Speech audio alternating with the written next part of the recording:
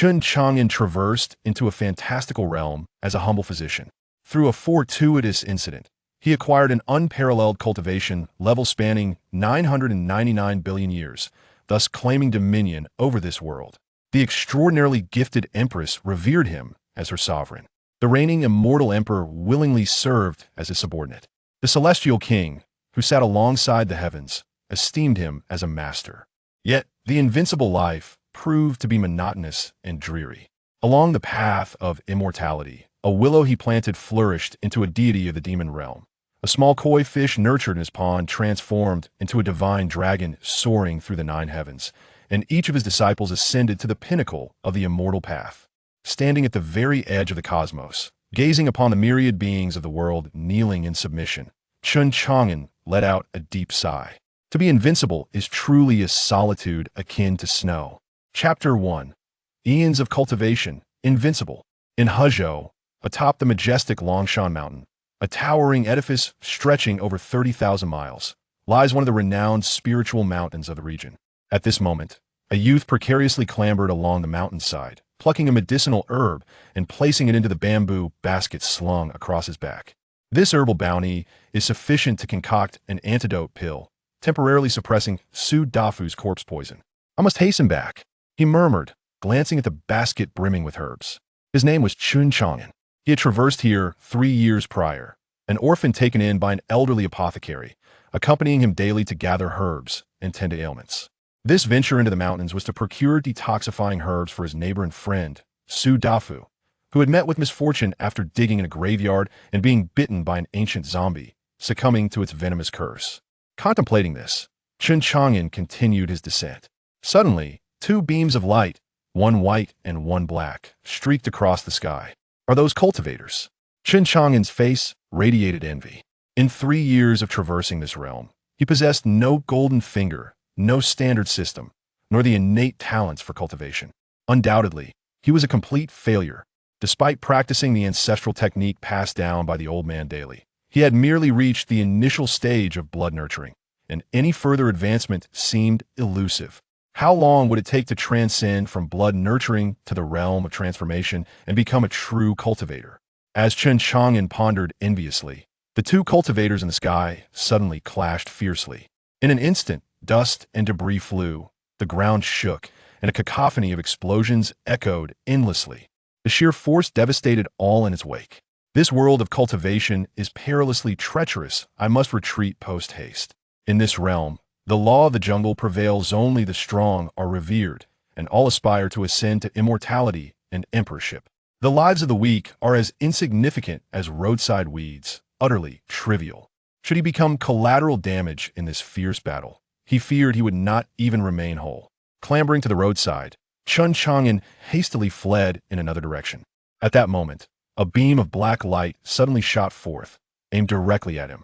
Turning back to witness this spectacle, a singular thought surged through his mind. "Forgive me for bringing disgrace to the ranks of the traversers." Just as he prepared to meet his demise, an attribute panel materialized before him, intercepting the oncoming light. Name: Chen Chang'an, 16 years old. Lifespan: 1666. Realm: initial stage of blood nourishment. Cultivation: 99.9 billion years. Invincible cultivation. Can be unsealed at any moment. Note: can choose to use any intensity of cultivation, but using strength beyond the physical body's capacity will shorten life. Warning: unsealing cultivation carries risks. The host's physical realm is too low. Should the host utilize power exceeding the physical limits, it will result in a reduction of lifespan. Upon reviewing this attribute interface, Chen Chang'an was overwhelmed with emotion, almost brought to tears. System: why have you only arrived now?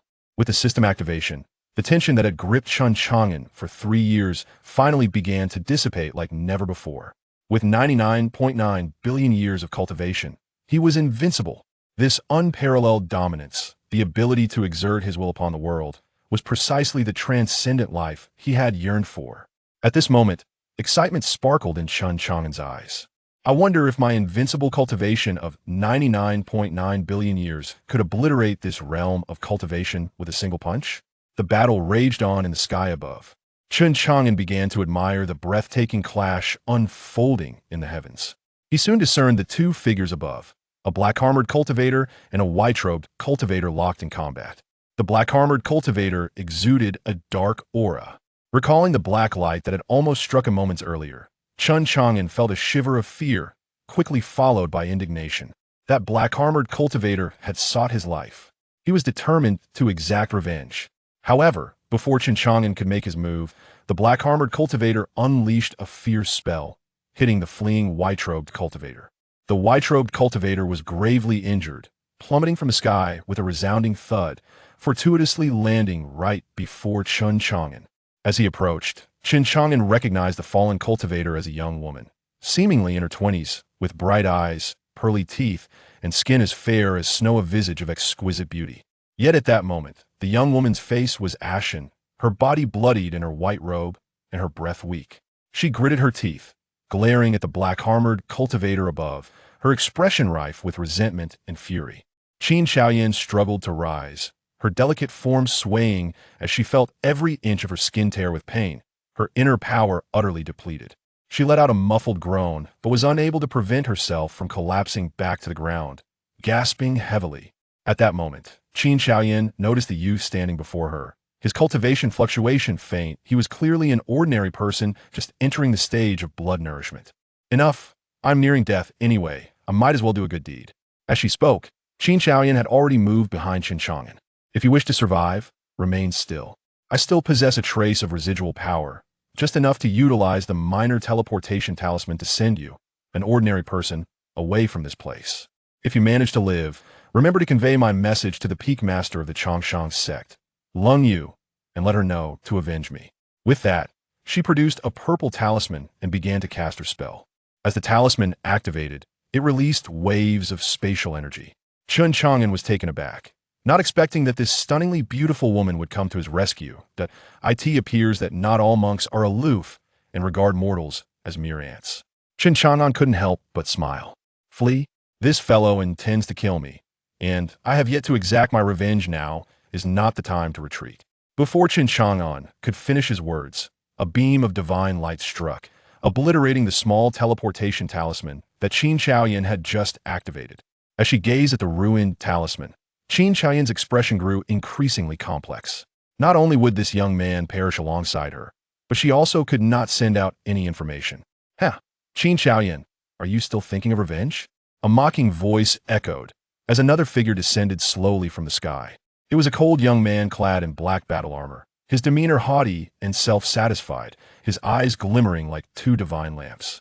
He looked down upon them, his gaze greedy and predatory. Ultimately, Shilong's attention fell upon Chen Chang'an. He was a bit taken aback. This insect showed no sign of fear or trepidation in his presence. A faint, chilling smile crept upon his lips. You sought me out for revenge? Chen Chang'an replied with a grin. Indeed. Upon hearing this, Shilong momentarily faltered before bursting into laughter. Without further ado, he raised his hand, prepared to slay Chen Chang'an. At that moment, Chen Chang'an had already exhausted her magical energy, utterly powerless. She could almost envision the tragic scene of Chen Chang'an's head being severed by Shilong. She felt a pang of regret and guilt, unable to bear the sight. Yet, Chen Chang'an remained undaunted, his expression brimming with eager anticipation. Chapter 2. A blade cutting across 30,000 miles, seeking immortality. Faced with Shilong's onslaught, Chen Chang'an stepped forward, silently uttering the word unseal in his heart. System prompt. The host's current cultivation far exceeds the physical limits of their body. The host is advised to exercise caution, otherwise it may lead to a reduction in lifespan. It is recommended that the host enhance their physical realm to better utilize their invincible prowess.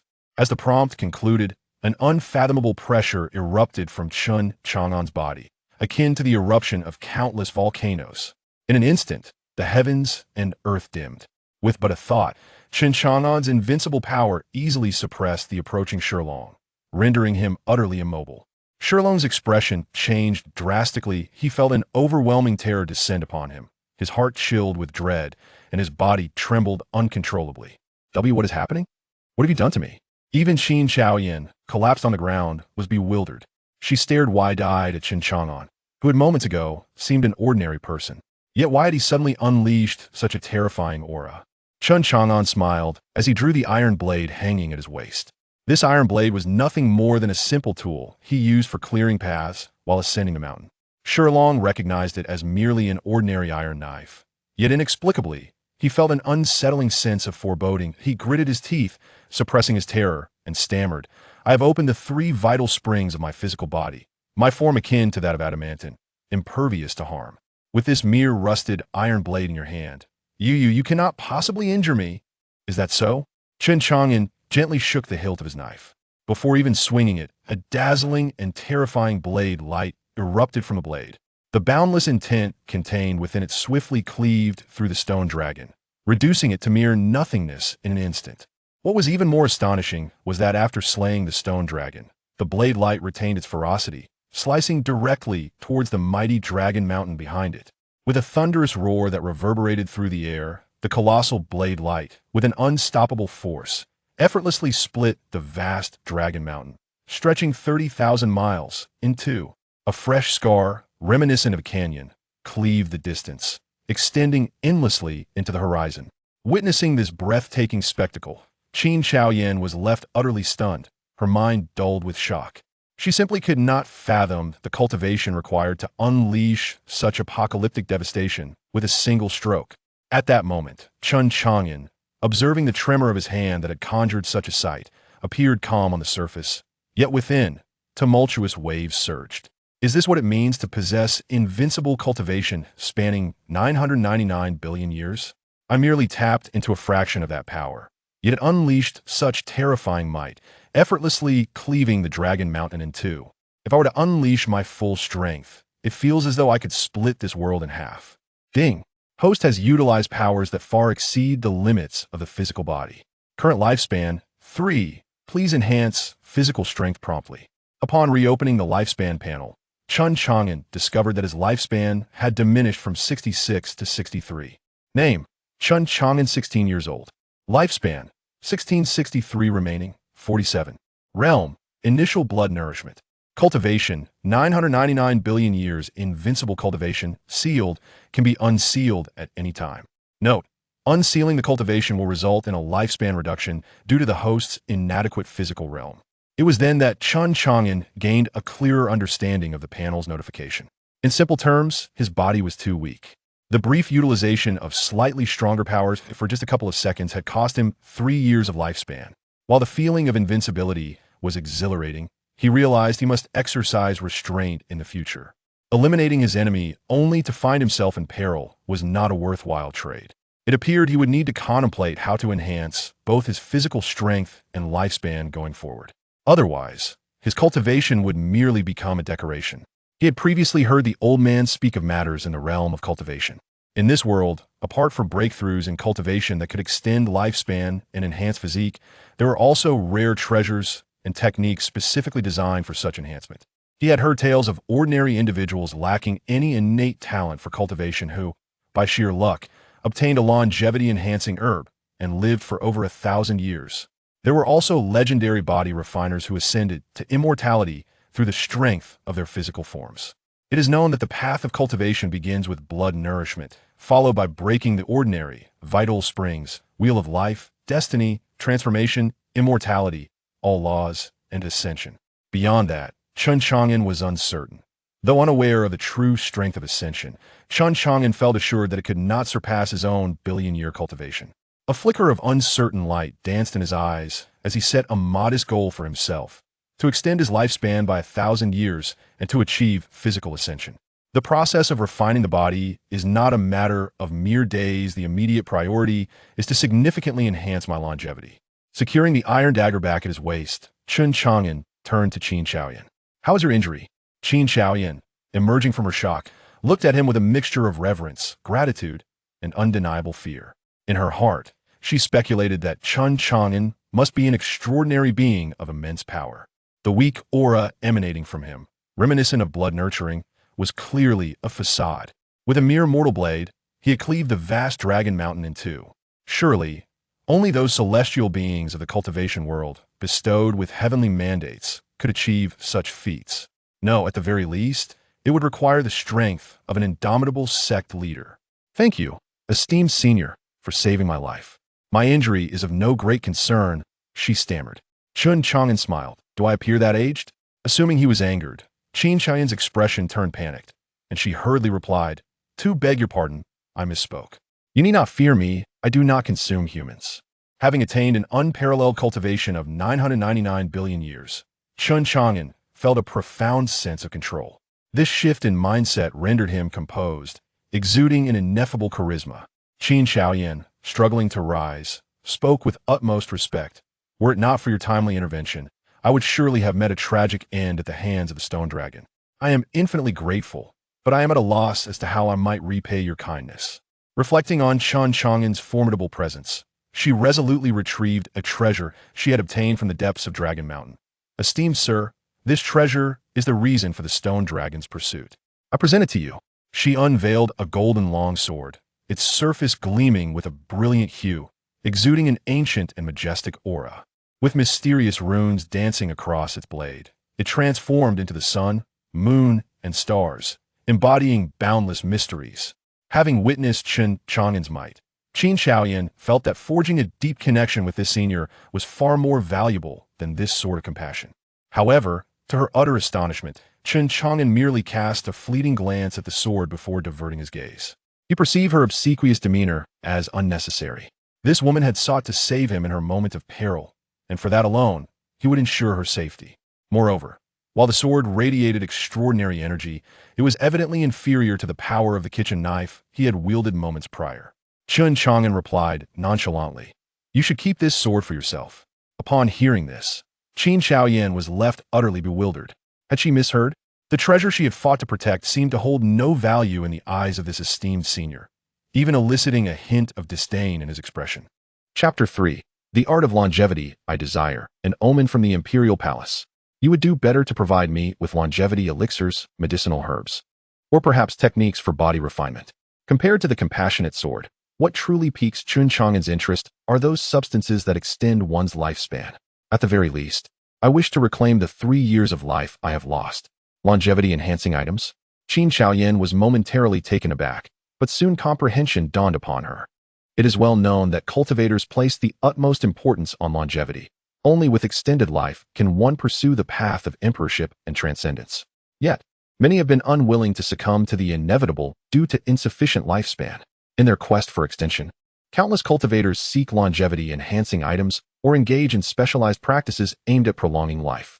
The elder, appearing youthful, must surely be an ancient being who has lived for an unfathomable duration. Naturally, only items that extend life would hold significance for one such as he. However, it seems that this body refinement technique is not particularly necessary for the elder's strength. Nevertheless, Qin Shaoyan refrained from further inquiries and responded respectfully. Young master, the lineage of body refinement has largely been severed, and I have no techniques for it here. However, within our sect, there exist some longevity herbs and a method that can extend life by 30 years. If you do not mind, I shall fetch it for you immediately. Upon hearing these words, Chen Chang'an's heart filled with joy. The methods of longevity are typically the fruits of research by cultivators nearing the end of their lifespan, and they have relatively low requirements regarding the practitioner's physique. However, due to their capacity for life extension, these techniques are often among the most coveted secrets of powerful factions. In the absence of body refinement techniques, this method proves to be the most suitable for Chen Chang'an. Moreover, an extension of 30 years is a tenfold return compared to the 3 years he has lost. Excellent. Truly excellent. Chen Chang'an nodded. That method of longevity is indeed useful to me. I shall take it. Does the young master require anything else? After a moment of contemplation, Chen Chang'an replied, I also need medicine for healing and detoxification. If you have such, please provide it as well. Reflecting on the poison from Su Dafu, he realized that the herbal concoctions he had prepared could only serve to suppress it.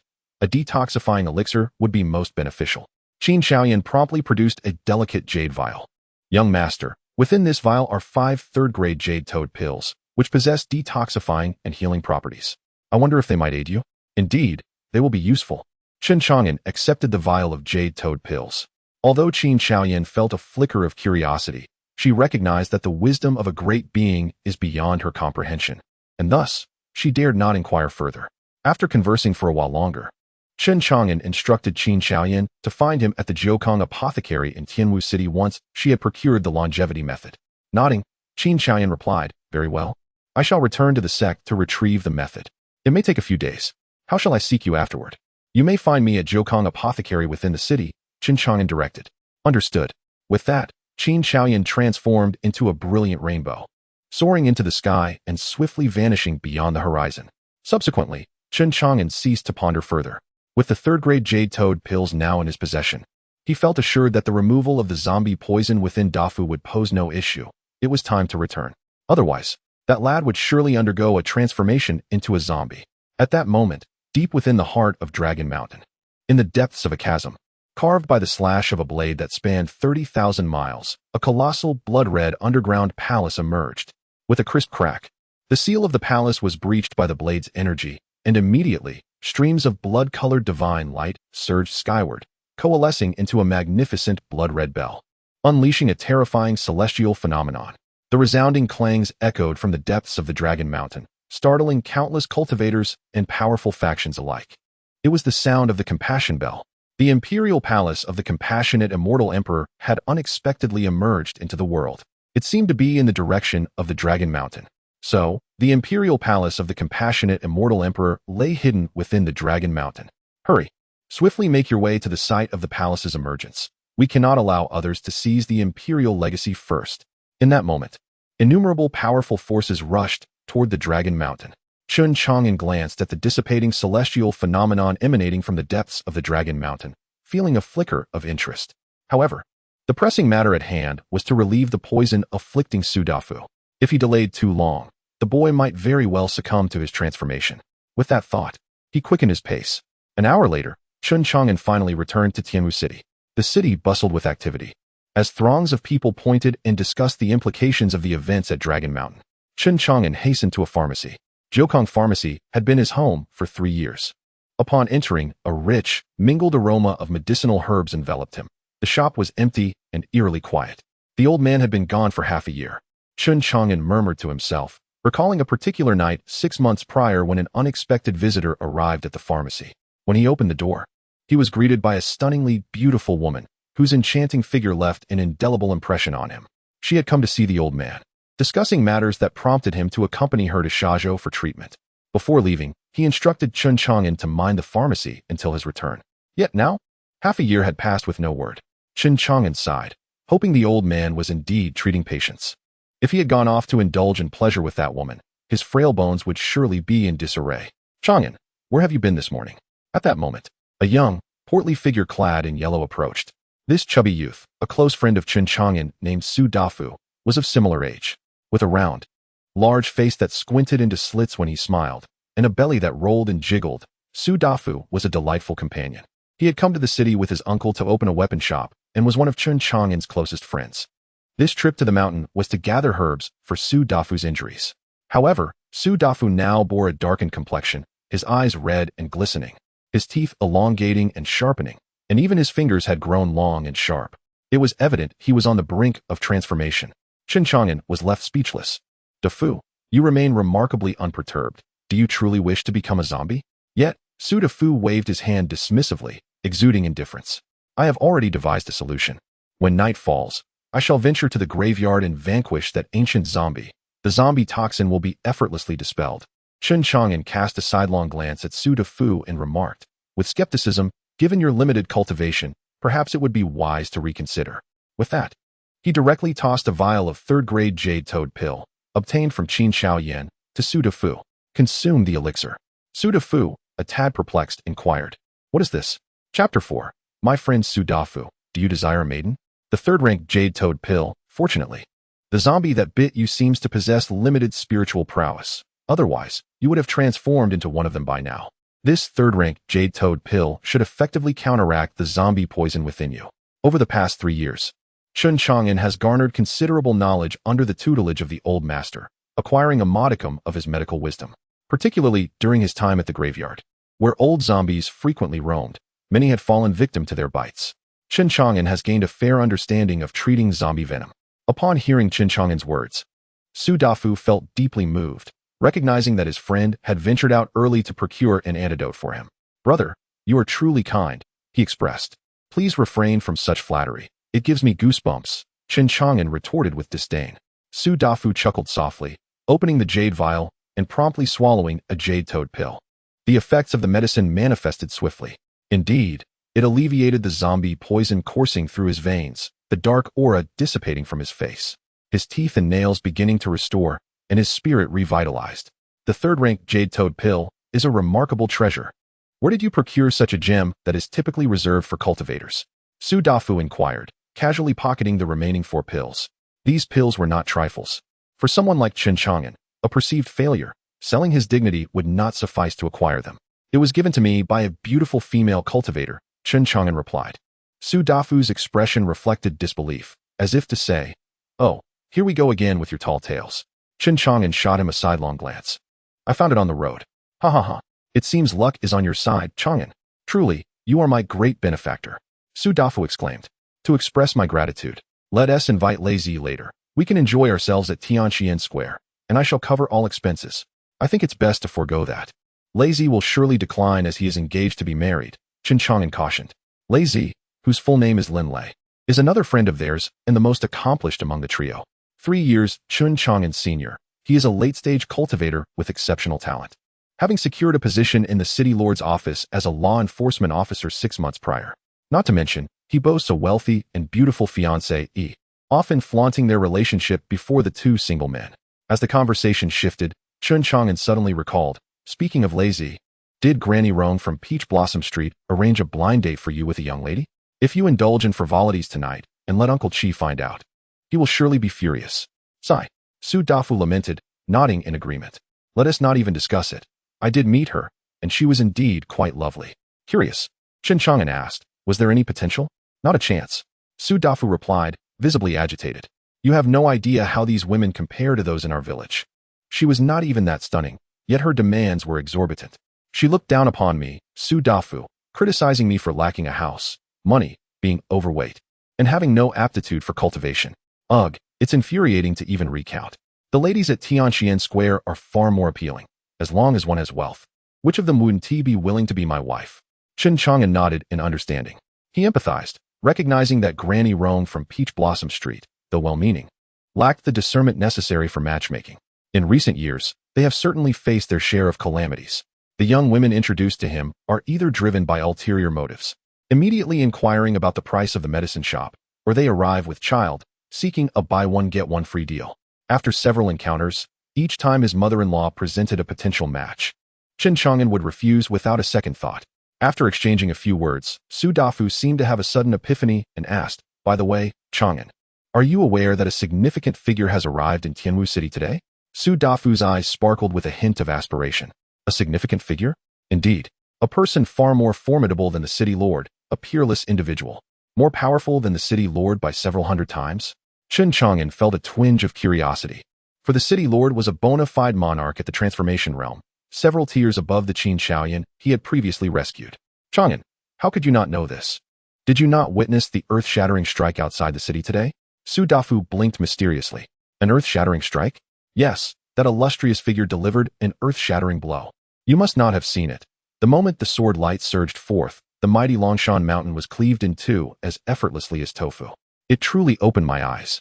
Upon hearing the name Longshan Mountain, Chen Chang'an immediately grasped the situation Su Dafu was referring to. "So it was merely this one noteworthy individual?" "What do you mean, merely this?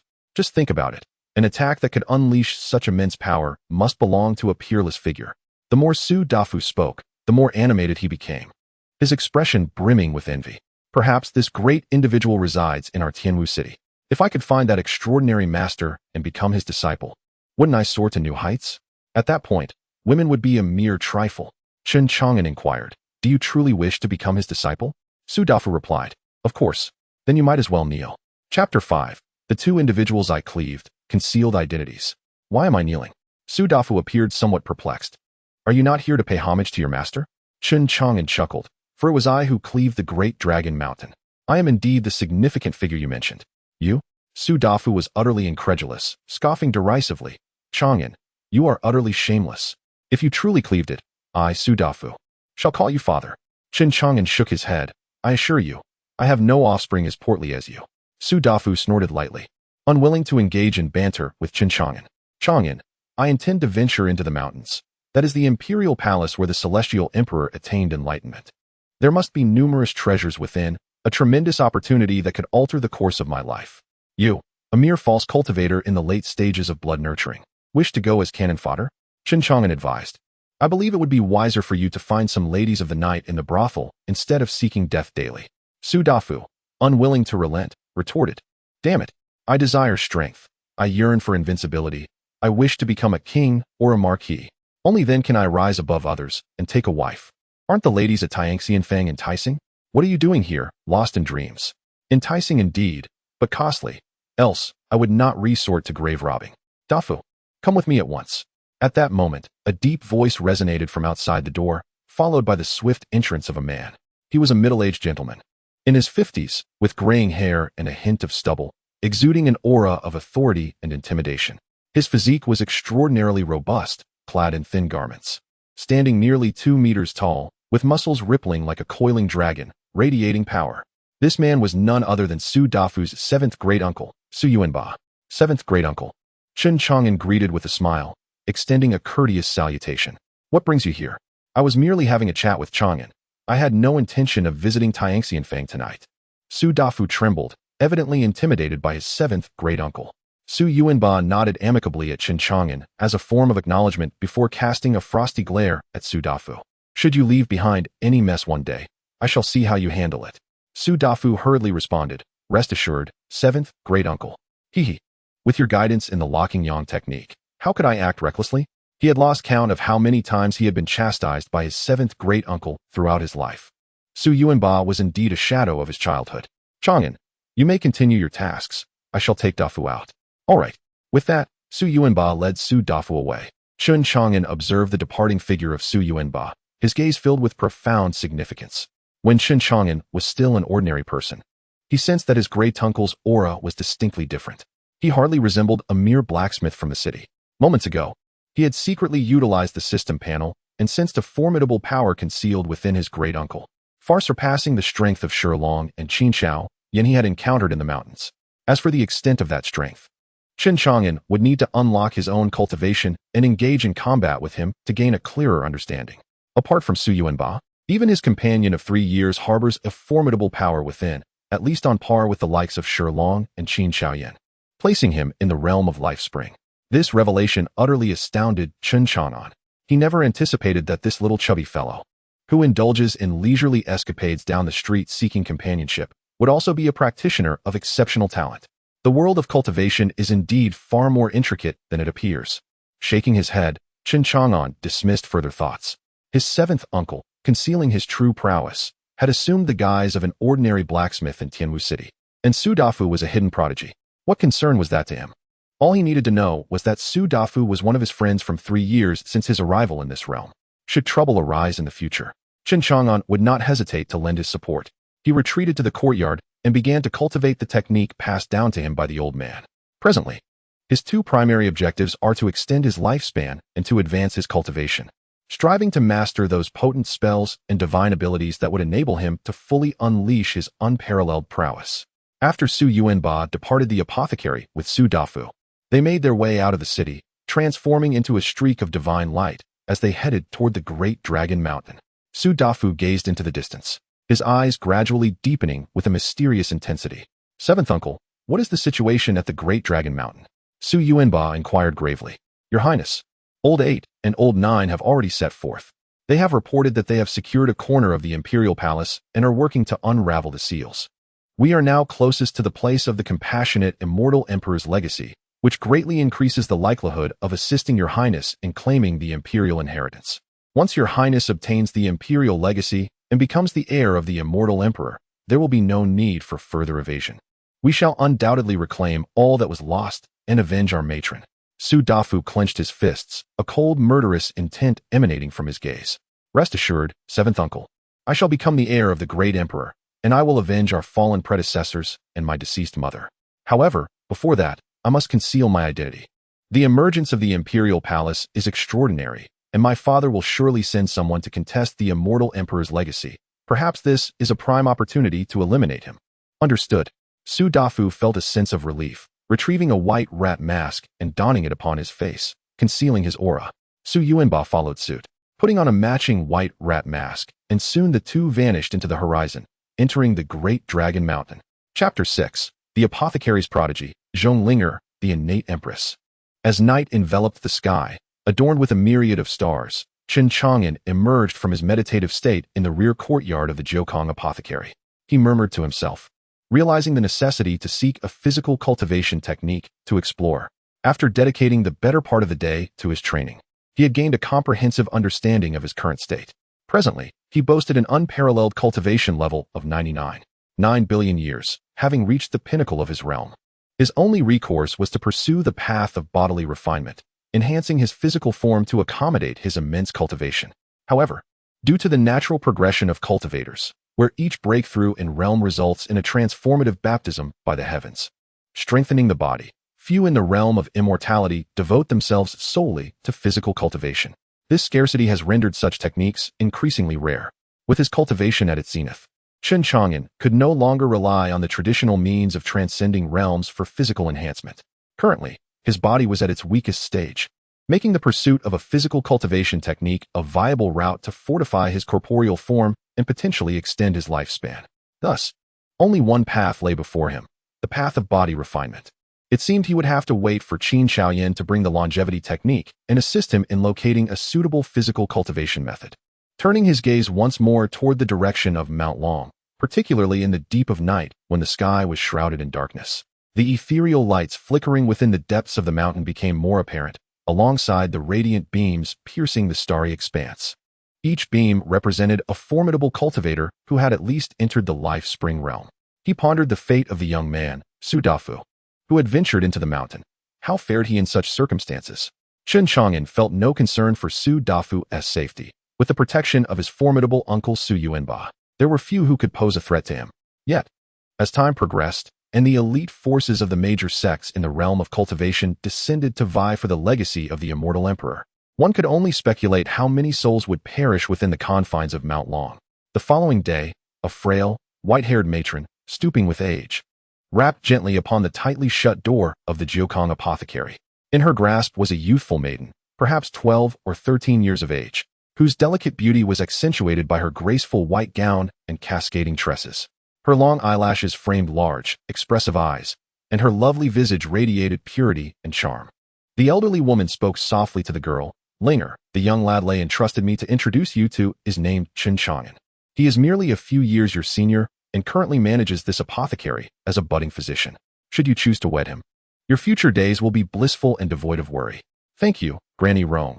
Zhonglinger expressed her heartfelt gratitude, her voice melodious and sweet. At that moment, the door swung open, revealing Chen Chang'an, still drowsy and yawning. He glanced at the kindly Granny Rong and the youthful maiden standing behind her. Granny Rong, it is quite early, yet your spirits are remarkably high, he remarked. Granny Rong smiled warmly and addressed Zhonglinger. Ling, this is the Chen Chang'an I mentioned. Do greet him as Brother Chang'an. Brother Chang'an, she chimed, her voice ringing with innocence.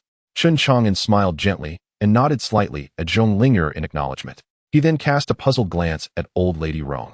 With a chuckle, she said, Chang'an, this girl is Zhonglinger. You two should get acquainted. Chen Chang'an was at a loss for words. Old lady Rong, have I not made it clear? I have no intention of marrying or starting a family at present. Humph, you are already 16. If you don't marry soon, do you intend to remain a bachelor for life? 16 is quite an age. Zhao Taidan from the neighboring street is of your age and already has a child. I've seen the little girl. She is delicate and charming. You must not dawdle. Chen Chang'an rubbed his forehead in exasperation, realizing that even after traversing realms, he could not escape the relentless pressure of marriage. Old lady Rong then leaned in closer and whispered in his ear, I heard from Lei that you prefer younger girls. This child is whom he suggested for you. Zhonglinger has just turned 12. Her parents were the lords of Zhongjia Fort outside the city, but they perished at the hands of the bandits from Black Wind Stronghold. By the time Lei arrived at Zhongjia Fort, all the family members were dead. He found her in a cellar. She is indeed a pitiful creature. Marrying her would impose no burden on you. Chen Chang'an sighed, realizing that Lei was indeed audacious in his words. That rascal Lei is spouting nonsense. Old lady Rong continued. Lei mentioned that Linger currently has no place to stay. As the saying goes, a man should marry and a woman should wed. If you give your consent, she will be yours. Just look at Linger. Her looks are not lacking. She is fresh and vibrant, and with her ample figure, she would bear children splendidly. Zhonglinger, overhearing this, could not help but lower her head in shyness. her cheeks flushed. Chen Chang'an glanced at her. Despite her youth, she possessed the undeniable charm of a beauty. He felt grateful that Lei was his good friend. Had he introduced such a fine girl to anyone else, there would be no chance left for him. One must understand that in the matchmaking market of Tianwu City, a girl of her beauty would undoubtedly be in high demand. That rascal Lei is speaking nonsense. When did I ever say I like younger girls? Old Lady Rong sighed. Chang'an, Linger is already quite remarkable. Do you still wish to marry a young lady from a prestigious family? You must have a clear understanding of your own situation. You are merely the owner of a small apothecary. If you do not wish to proceed, I shall have to introduce Linger to someone else. If I do so, she may unfortunately face considerable hardship. What if she encounters a villain who would sell her in the red light district? As a healer who saves lives, would you wish to see this innocent girl suffer such a fate? Hearing old Lady Rong mention the red light district, Zhong Linger trembled slightly, her expression turning fearful as she looked at Chen Chang'an with a pitiful gaze. Brother Chang'an, I am very capable. Faced with Zhong Linger's sorrowful eyes, Chen Chang'an found it difficult to refuse her. Upon witnessing this, the astute Granny Rong seized the moment and swiftly remarked, Chang'an, even if you do not intend to marry her, having her assist in the apothecary would be quite beneficial. It has been half a year since old Huang departed, and managing the shop single-handedly is rather taxing. You might consider taking on an apprentice to aid you with patient care and serve you tea. Having someone to assist is certainly advantageous. Chen Chang'an turned his gaze towards Zhong Linger.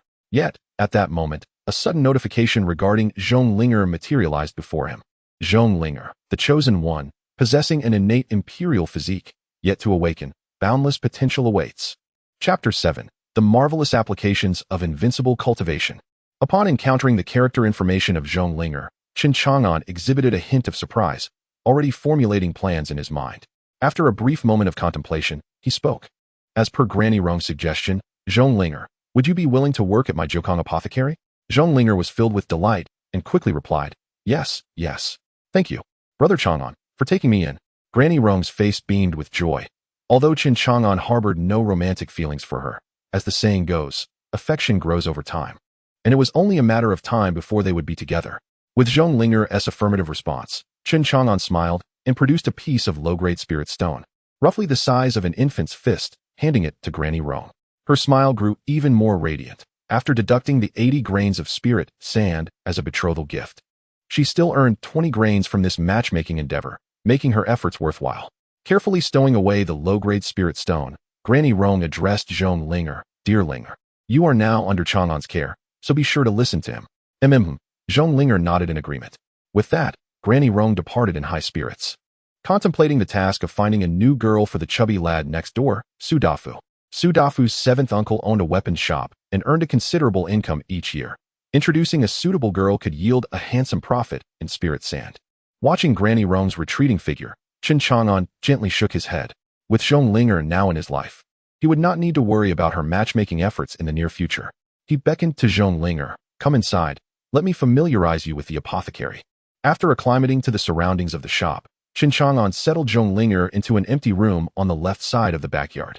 Despite her seemingly timid demeanor, she quickly adapted to the life at Jiukang Apothecary. She began tidying up the shop, categorizing the medicinal herbs, and even washing Chen Chang'an's clothes, becoming quite industrious. Clearly, she was accustomed to such a lifestyle. In the backyard, Chen Chang'an observed Zhong Linger as she busied herself and couldn't help but reflect. If not for the system, who would have imagined that this ordinary girl is the reincarnation of an empress? His gaze turned contemplative as he mused, regarding the Jinghong dynasty. I have heard nothing in the past 3 years. Perhaps it has long been extinguished. However, given that she was the empress 7,000 years ago, she might possess knowledge of advanced body refinement techniques or longevity practices. Only in the Fate Spring realm can one awaken memories of their past life. I wonder if she has any innate talent for cultivation? Linger, he called out as Zhong Linger paused her cleaning, her lovely eyes widening in curiosity. Brother Chang'an, what is it? Chen Chang'an inquired. Do you wish to cultivate immortality? Zhong Linger's beautiful eyes sparkled with disbelief as she hesitated. Brother Chang'an, can I really? Chen Chang'an smiled. Whether you can or not, we must try to find out. With that, he returned to his room and retrieved an ancient text, presenting it to Zhong Linger. This is the Fei Xian Jing, passed down to me by my master. Give it a try. Curious, Zhong Linger opened the Flying Immortal Classic. Her first encounter with the profound and intricate world of cultivation, which left her bewildered by its complexity. Chen Chang'an, having practiced for 3 years, possessed considerable insights into the text. With leisure on his hands, he took it upon himself to enlighten Zhonglinger. True to her nature as the reincarnation of a sovereign, she demonstrated an innate talent for cultivation, grasping the concepts with remarkable ease. Within a mere morning, she fully comprehended the blood-nourishing chapter and commenced her formal cultivation. An hour later, Zhonglinger sat cross-legged in the backyard, drawing spiritual energy into her body, initiating the refinement of her blood, which resonated with a subtle pulse akin to a heartbeat. This was the hallmark of stepping into the realm of blood nourishment. Chen Chang'an's expression was one of mixed emotions. Was this truly the chasm that separated genius from mediocrity? He recalled how, under the tutelage of an old master, he had to toil for an entire year to successfully draw spiritual energy into his body and refine his mundane blood. To his astonishment, Zhonglinger achieved the same feat in just an hour. Such prodigious talent was awe-inspiring. No longer focused on Zhonglinger's progress, Chen Chang'an resumed his exploration, seeking to comprehend the utilization of his unfathomable cultivation amassed over 9 billion years. He first attempted to unlock his invincible prowess, channeling it into his hands. With a gentle grasp towards the void, he unexpectedly tore open the fabric of space, revealing a terrifying rift that exuded a chilling aura of destruction. A glint of brilliance shone in Chen Chang'an's eyes. Who would have imagined that infusing his invincible power solely into his hands would lead to such a terrifying transformation? It was evident that integrating this power into other parts of his being would yield varied and extraordinary results. Although channeling this power into his hands would diminish his lifespan, the toll was significantly less than that of completely unleashing his invincible prowess throughout his entire body, remaining well within his limits. Subsequently, he infused his legs, eyes, and even his brain and various organs with this invincible energy. The transformation in these infused organs was nothing short of revolutionary, endowing them with astonishing capabilities. For instance, with his eyes infused with invincible power, Chen Chang'an could see through everything, perceiving scenes from miles away. The more energy he imbued, the further his vision extended. When he turned his gaze to the side, where Zhonglinger was cultivating, he could even see through her entire being, discerning the faint spiritual energy coursing through her blood, monitoring her cultivation progress, and identifying any issues she faced. Moreover, infusing his brain with invincible prowess significantly enhanced Chen Chang'an's mental acuity, allowing his thoughts to traverse the realms of the profound, transforming him into a genius. As he channeled more energy into his brain, his intelligence multiplied, birthing countless ideas in an instant, granting him a deeper understanding of the flying immortal classic. He even speculated that with a broader grasp of various cultivation techniques, he might effortlessly create his own body refinement method. In essence, the application of this invincible prowess was replete with mysteries yet to be unveiled. It was incumbent upon Chen Chang'an to further explore the myriad uses of this extraordinary power. Chapter 8. Transcendence, Father of the Stone Dragon. Brother Chang'an, it hurts so much, Zhonglinger exclaimed, her face contorted in pain, pallid and drenched in fragrant sweat. Endure a bit longer, it will pass soon. In the courtyard, Chen Chang'an placed his hand upon Zhonglinger's forehead, gradually infusing her with the formidable energy of his invincible cultivation. His gaze, deep and penetrating, radiated divine light, allowing him to perceive all with clarity. At this moment, he observed the astonishing transformations occurring within Zhonglinger's body. As he explored the depths of his invincible cultivation, he gradually uncovered its myriad applications. Currently, he was employing this power to assist Zhonglinger in refining her essence, cleansing her entire being, facilitating her complete metamorphosis. Time seemed to slip away unnoticed, and soon, every impurity within Zhonglinger had been meticulously distilled, her skin now as white as snow, glistening with a captivating radiance akin to precious jade. She appeared even more beautiful, ethereal, and transcendent. In the next moment, her delicate form trembled, and she unexpectedly broke through to the mid-stage of blood nurturing. Zhonglinger was astonished. I have actually broken through? Just 3 days prior, she had only begun her cultivation, stepping into the initial stage of blood nurturing. Yet, in the span of merely 3 days, she had ascended to the mid-stage. It was worth noting that Chen Chang'an had spent 2 years without achieving such a breakthrough. The disparity was indeed staggering. Zhonglinger's rapid advancement could be described as extraordinary, enough to astound countless cultivators across the realms. Naturally, her breakthrough was significantly aided by Chen Chang'an's purification of her essence and the refinement of her entire being with his invincible cultivation. With a satisfied smile, Chen Chang'an withdrew his hand. Linger, your body is now pristine and flawless, as exquisite as jade. Your future cultivation will be unfettered. His divine vision revealed that Zhong Linger's body was absorbing the spiritual energy of heaven and earth at a rate several times greater than before, her blood coursing through her meridians like a flowing river. Divine vision was the name he bestowed upon the skill acquired through his invincible cultivation, which granted his eyes remarkable changes for ease of reference. Besides divine vision, he also possessed divine hand, divine mind, and others. Thank you, Brother Chang'an. If it weren't for Chen Chang'an's kindness in taking her in, she might have been sold to a brothel, subjected to daily humiliation. Now, she had attained cultivation and perhaps one day could become a cultivator herself. All of this was thanks to Chen Chang'an. She cherished this gift deeply and was filled with gratitude towards him. Such immense kindness, aside from offering herself in return. She was at a loss as to how to repay it. However, being alone, she had already become Brother Chang'an's. As she pondered this, Zhong Linger couldn't help but feel a rush of warmth to her cheeks, a hint of shyness creeping in as she asked, Brother Chang'an, what would you like for lunch? The goose breast you made yesterday was delightful. Let us have that again. As for the rest, you can decide. Feel free to take the money from the counter for the ingredients. Zhong Linger nodded, her face alight with joy as she departed from the Jiukong apothecary. Watching her retreating figure, Chen Chang'an smiled to himself, murmuring, having Linger as an apprentice is quite beneficial. Even my daily meals are now taken care of, allowing me to enjoy a more leisurely and carefree existence. Subsequently, Chen Chang'an directed his gaze towards the Great Dragon Mountain. Fatty Su had been at the Great Dragon Mountain for 3 days. One wondered how he fared now. After a moment's contemplation, Chen Chang'an once again invoked the divine eye. Under its scrutiny, he beheld the depths of the Great Dragon Mountain. A corner of an ancient, majestic imperial palace came into view, where hundreds of cultivators were fervently assaulting the ceiling array that encased the palace, desperately attempting to breach it and gain entry. Outside the palace, chaos reigned, with corpses strewn about, clearly indicating that countless battles had erupted over the past 3 days. Suddenly, under the relentless onslaught of the cultivators, a breach appeared in the palace's seal, and a brilliant light shot forth from within, igniting a fierce scramble among the cultivators, leading to yet another clash. Chen Chang'an soon spotted Su Dafu and Su Yuanba. However, they were not engaged in the struggle for the radiant treasure. Instead, they occupied a strategic position at the entrance of the imperial palace. Once the seal was fully broken, they would undoubtedly be among the first to enter. Besides Su Dafu, another faction had also taken a favorable stance at the palace entrance, namely the lord of Tianwu City, Chu Yongtian, and his daughter, Chu Wushuang.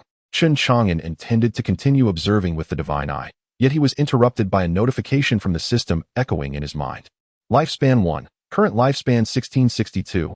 Reluctantly, Chen Chang'an abandoned the use of the divine eye, allowing his gaze to return to normal. Since Su Dafu was unharmed, there was no pressing need to concern himself further, though he had discovered various remarkable applications of his invincible cultivation over these 3 days. He was astonished to find that it had cost him a year of lifespan. If this continued, relying on his invincible prowess would only become increasingly burdensome. He could not merely wait for Chen Chang'an to return from the longevity sect with methods to extend his life. He needed to actively seek out items and techniques for longevity himself. However, his knowledge regarding the extension of lifespan through cultivation remained woefully inadequate, primarily gleaned from tales told by the old man. It seemed he must seek someone to inquire for further guidance. At the edge of the Great Dragon Mountain, at the sight of Shilong's demise, a gray-robed cultivator arrived.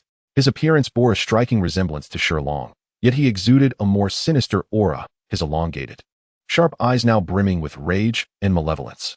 This man was none other than Shilong's father, Shiyu, a formidable elder of the corpse cart sect, known by the title of Marquis, with a fearsome reputation in Hezhou. 3 days prior, while in seclusion for cultivation, he had discovered that Shilong's soul lamp had extinguished. Enraged, he utilized his bloodline's secret techniques and pursued the trail to the Great Dragon Mountain. Beholding the terrifying sight of the Great Dragon Mountain cleaved in two, along with the anomaly erupting from the imperial palace, he felt no interest whatsoever. His sole desire was to find the murderer of his son, whoever it may be. For slaying my child, I shall ensure your dismemberment. With gritted teeth, Shiyu formed hand seals and once again employed his bloodline's secret techniques. Under his command, wisps of faint blood energy rose from the ground, drifting towards Tianwu City. So it was here. Shiyu's gaze turned increasingly fierce, transforming into a divine rainbow as he charged directly towards Tianwu City. Chapter 9. The Massacre of the City, crushing the nobles with a single hand. Within the span of a single incense stick's burning time, Shiryu had arrived at Tianwu City. The bloodline secret technique that had drawn forth the scent of bloodlust dissipated at this moment. With a cold gaze, Shiryu surveyed the imposing city before him, his eyes icy and filled with murderous intent. It appeared that the perpetrator resided within this very city. Without a hint of hesitation, an overwhelming pressure emanated from Shiryu, reminiscent of a torrential flood, sweeping towards Tianwu City. Simultaneously, he raised his hand and cast several blood-red flags, meticulously arranging them around him to form a grand formation that sealed the entire city, ensuring not even a fly could escape. At this moment, countless cultivators and mortals within the city were stirred by Shiryu's oppressive aura, feeling an intense chill that heralded the arrival of profound dread. Such a terrifying pressure could only belong to a being of the divine transformation realm, a noble recognized by the heavens. Surely, he had been drawn here by the anomaly at the imperial palace. But why had he come to Tianwu City? An inexplicable sense of unease enveloped me, as though a monumental event was imminent. Within the city, throngs of people gazed upwards, their eyes fixed on the figure standing in the sky. Looking down with a cold and menacing expression, Shiryu. He regarded the cultivators below as insignificant as ants, and with a voice laced with chilling malice, he declared, "The one who murdered my son, I know you are hiding within this city. Come forth at once. Today, I, Shiryu, shall reduce you to ashes and ensure you have no place to rest in death." Upon hearing Shiryu's words, the crowd was struck with astonishment.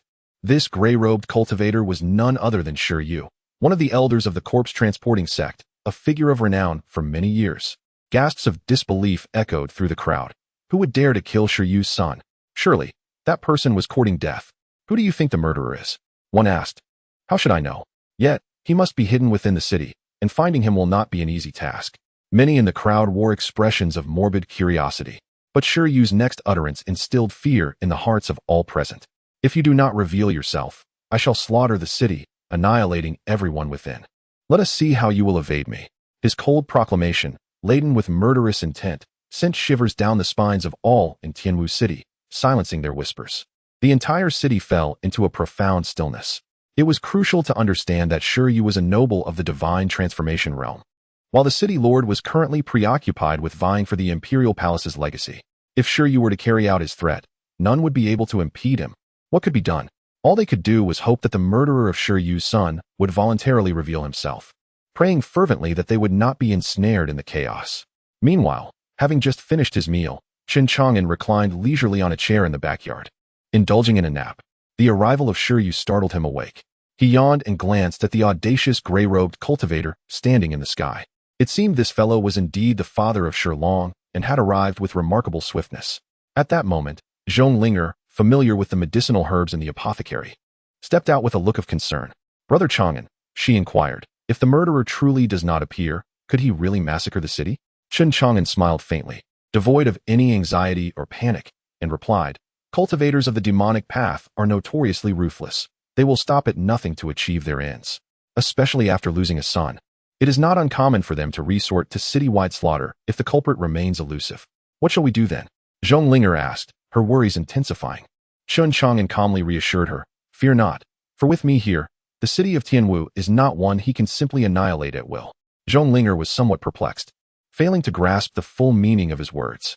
At that moment, Shiryu, sensing the eerie stillness within the city, glared fiercely as his magical power surged. Let me spill rivers of blood. Let us see how long this coward can hide. With that, Shiryu commenced his rampage. Suddenly, a colossal hand emerged from the heavens, descending upon Shiryu with the intent to seize him. Poor Shiryu could not even muster a defense. With a sickening pop, he was obliterated into a mist of blood. A formidable figure of nobility met his demise before the watchful eyes of countless cultivators in the city. Everyone stood in shock, their expressions akin to that of having seen a ghost. What had they just witnessed? They had witnessed a powerful noble being crushed to death by an enormous hand that had materialized from the southern part of the city. The entire event transpired with such swiftness that the multitude of cultivators remained utterly unresponsive. Amid their astonishment, curiosity swelled within them. Who had the strength to slay Shiryu? They had certainly not anticipated the presence of such a formidable figure concealed within Tianwu City. Meanwhile, in the backyard of the Jiukong apothecary, Zhonglinger stared, wide-eyed, as Chen Chang'an wiped the blood from his hands.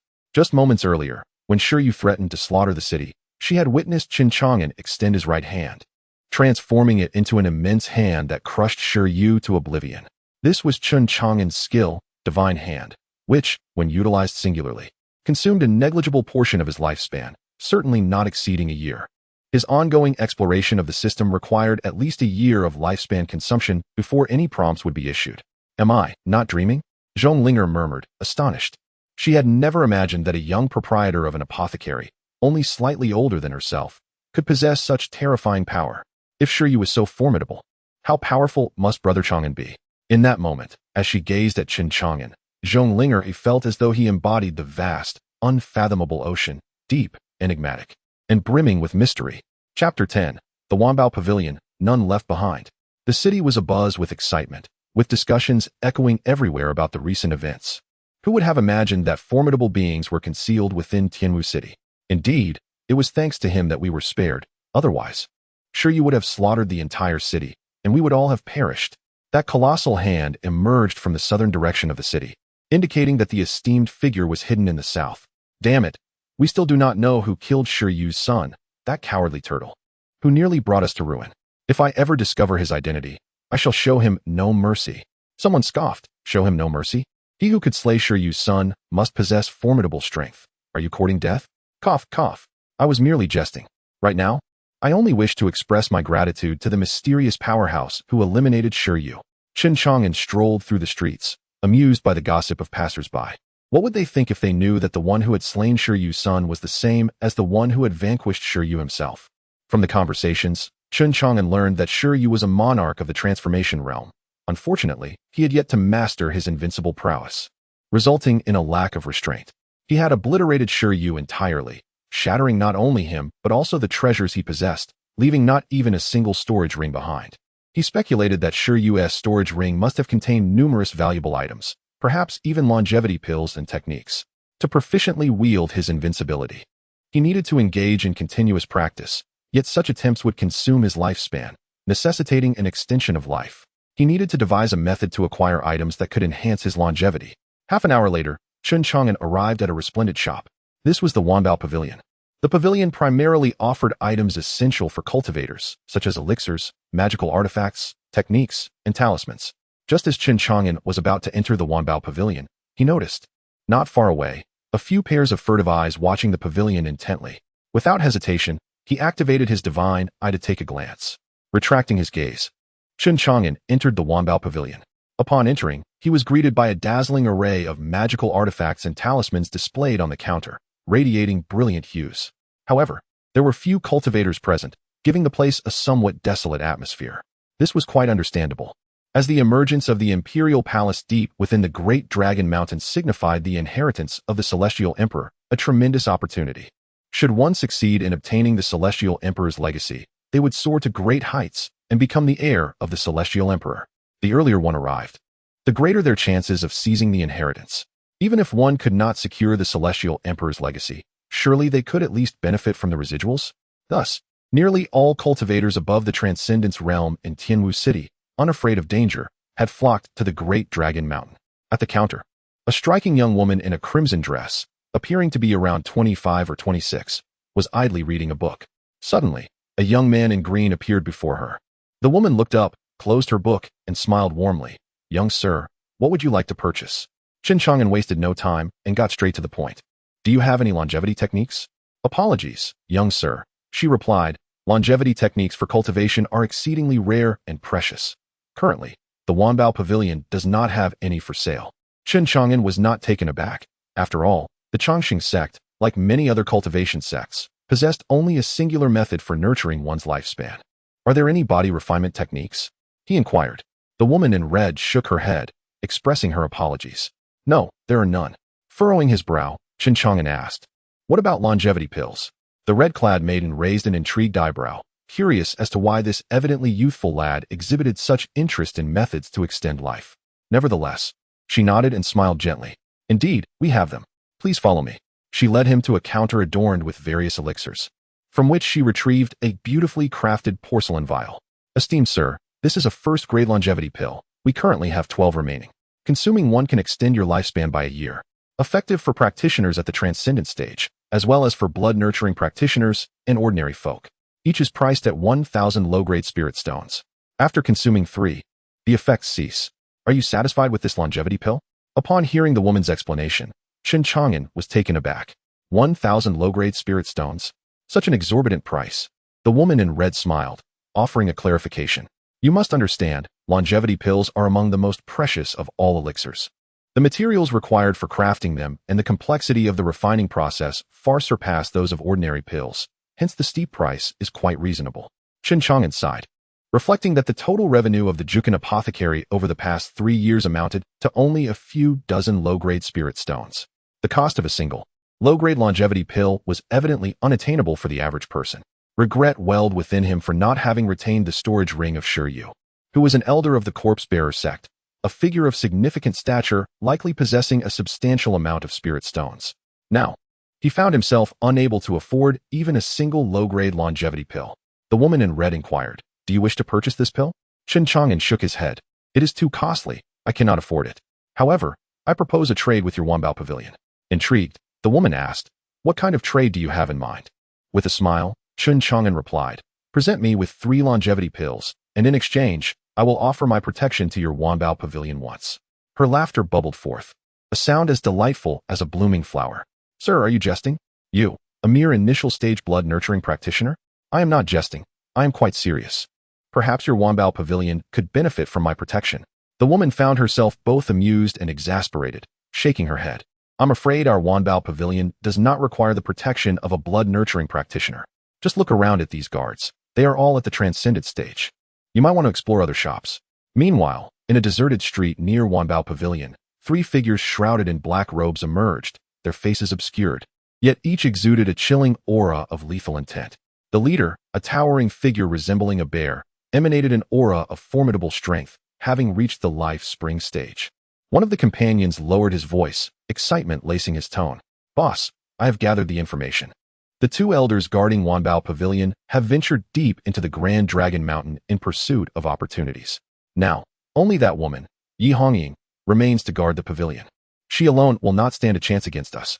The burly cultivator, known as the boss, listened intently, his eyes gleaming with a fierce light as he exclaimed with great delight. "Excellent. In Tianwu City, apart from that mysterious powerhouse in the southern part of the city, there are no other formidable foes.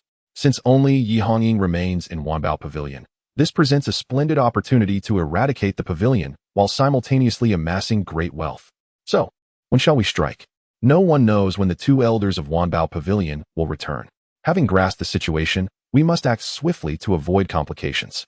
With that, the burly cultivator led the other 2 cultivators into Wanbao Pavilion. Their unusual behavior naturally attracted the attention of the 2 guards stationed outside the pavilion, who promptly obstructed their path. "Halt! Who are you, and why do you conceal your true identities?" The burly cultivator snorted coldly, raising his hand to seize 2 bloody heads that fell to the ground. Thud! Thud! 2 headless corpses collapsed as the trio stepped over the bodies, entering the pavilion.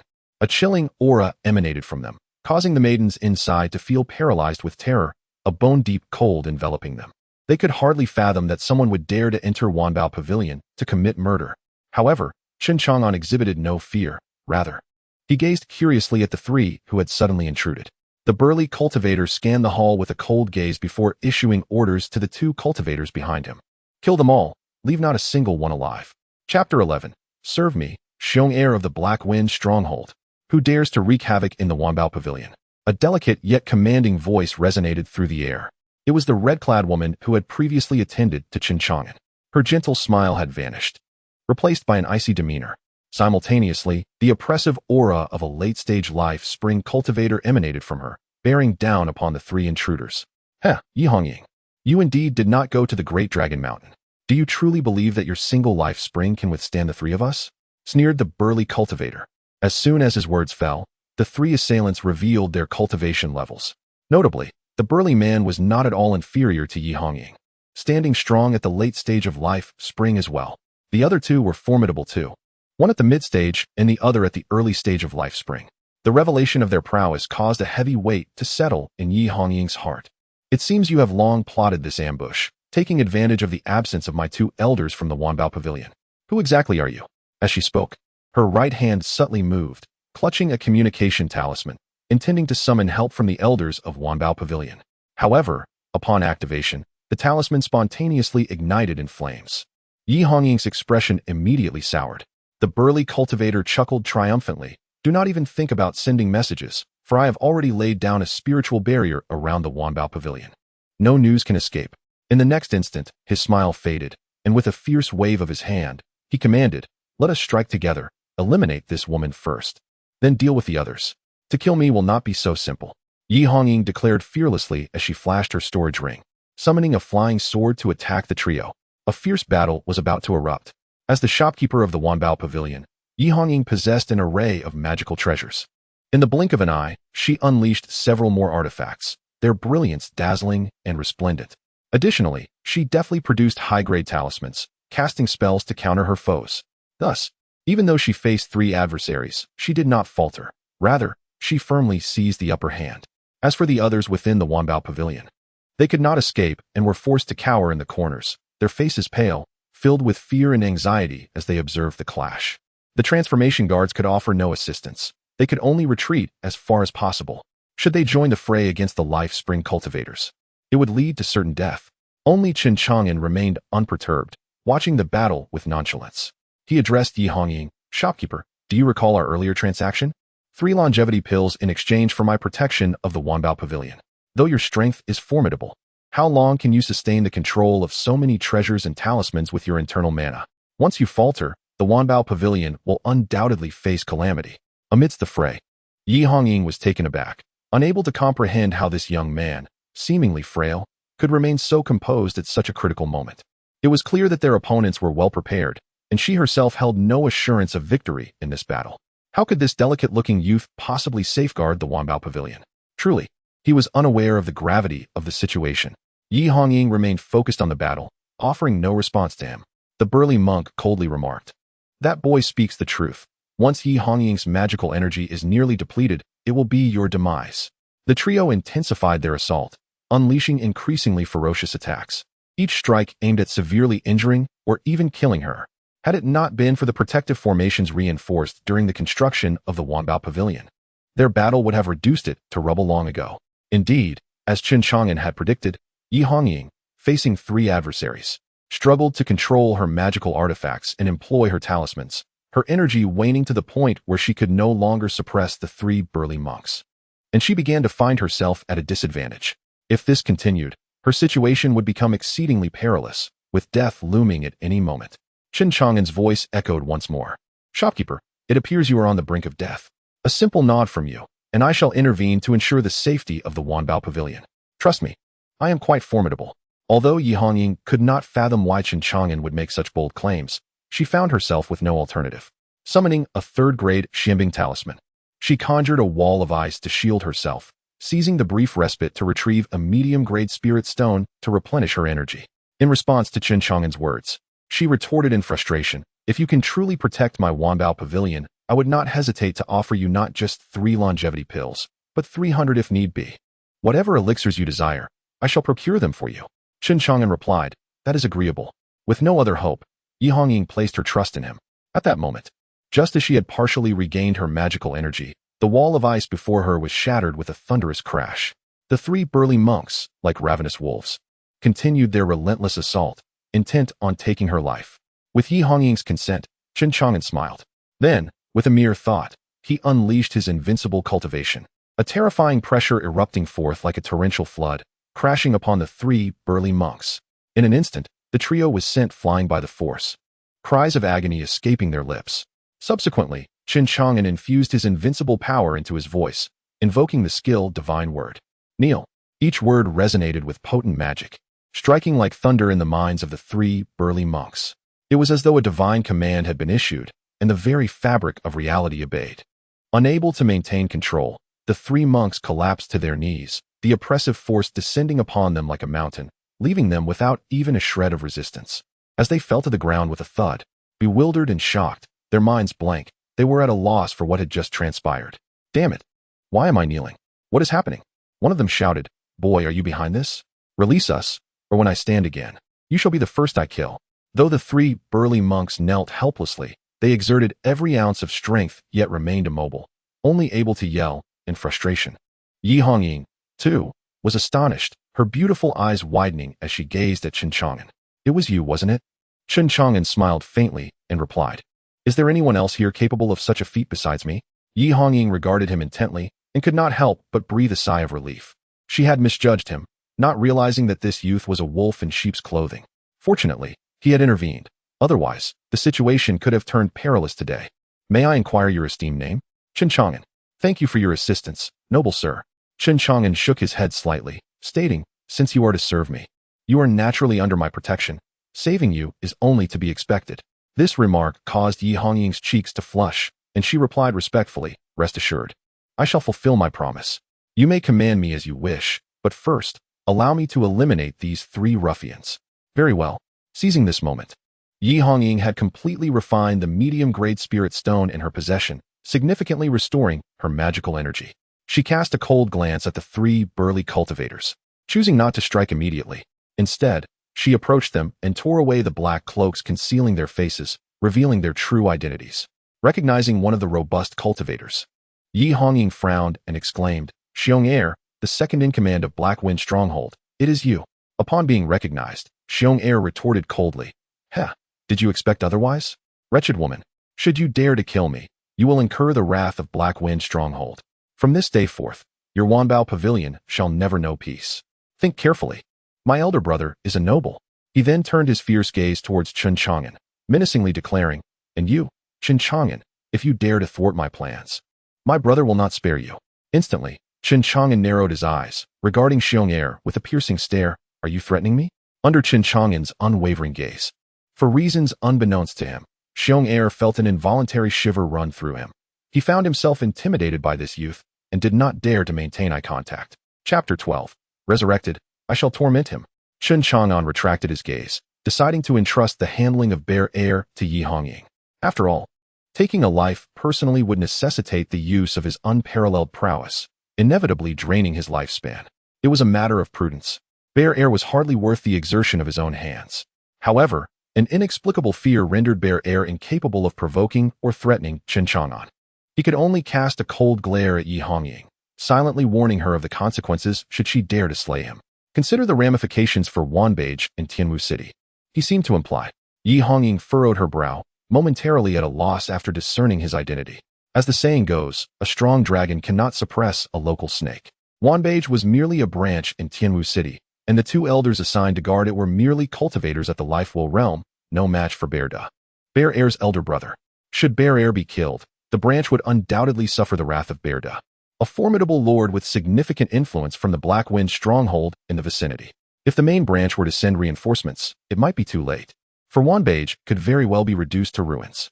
If her tenure as steward resulted in the destruction of Wanbage, she would surely fail the evaluation set by the main branch.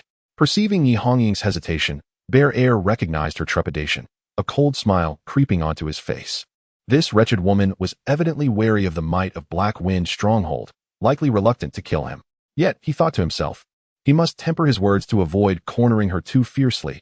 A more diplomatic approach was necessary to secure his escape, with plans to settle the score later. As for Chen Chang'an, he was uncertain of the arcane arts he wielded, but he would ensure that his elder brother dealt with him in due time. Thus, Bear Air softened his tone, pleading, "Fair Lady Yi, I implore you, for the sake of my elder brother, spare us this time. Upon my return, I shall ensure that the brothers in the stronghold never trouble the merchant caravans of Wanbage again, nor will we target Wanbage in the future." Yi Hongying scoffed, well aware of Bear Air's true nature. As the second-in-command of Black Wind Stronghold, he wielded his elder brother's influence to commit countless acts of murder and plunder. His heart was as ruthless as they come, with no fewer than 800 lives lost at his hands. To release him now would be akin to setting a tiger back into the mountains, inviting endless trouble. Wanbage was a prized asset, one that Black Wind Stronghold had long coveted but refrained from assaulting due to fear of the main branch. Now, with the Imperial Palace's emergence, and the 2 guarding elders having abandoned their posts, had it not been for Chen Chang'an's presence, Bear Air might have succeeded. As the steward of Wanbage, she bore significant responsibility, and Bear Air's presence imposed considerable pressure on her. To kill was not an option, however. Refraining from doing so left Wanbage unable to contend with Black Wind Stronghold's might. Chen Chang'an, perceiving Yi Hongying's unease, spoke, "Yi Hongying, you need not fear trouble from Black Wind Stronghold. Even if his elder brother is merely a lord, as long as you serve me. Should he dare to cause you distress, I shall deal with him. Moreover, I harbor certain grievances against Black Wind Stronghold, and I shall inevitably pay them a visit one day." The mundane words were imbued with an air of arrogance and dominance. As for the animosity between him and the Black Wind Stronghold, it was as Elder Rong had recounted. The Zhong family fortress, where Zhong Linger hailed from, had been annihilated by the Black Wind Stronghold. Now that Zhong Linger was part of his Jiukang apothecary, he felt compelled to support her. Yi Hongying was taken aback by Chen Chang'an's words. Could it be that he too was a noble? A noble? Merely a trifle. Xiong Er's expression shifted dramatically as he shouted, "Chen Chang'an, do not be arrogant and spout nonsense. You have no idea how formidable my elder brother is. If you dare to kill me, my brother will not let you off." Chen Chang'an shrugged nonchalantly. "Then I shall await his arrival, hoping he comes swiftly to avenge you." Xiong Er's face turned a kaleidoscope of colors, green, red, and pale.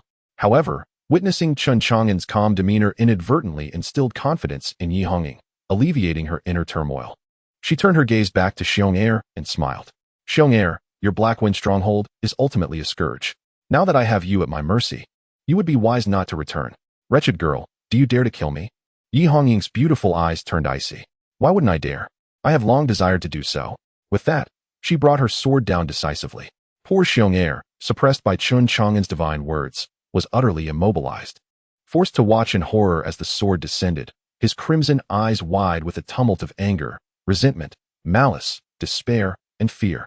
The next moment, as the sword struck, a head fell to the ground, and blood gushed from Xiong Er's severed neck like a crimson fountain, spraying several meters away. Even the head rolled twice on the ground. Such is the ruthlessness of the immortal cultivation world. Once conflict arises, one is either killed or becomes the killer, showing no mercy whatsoever. Chen Chang'an observed, his heart resonating with a sigh.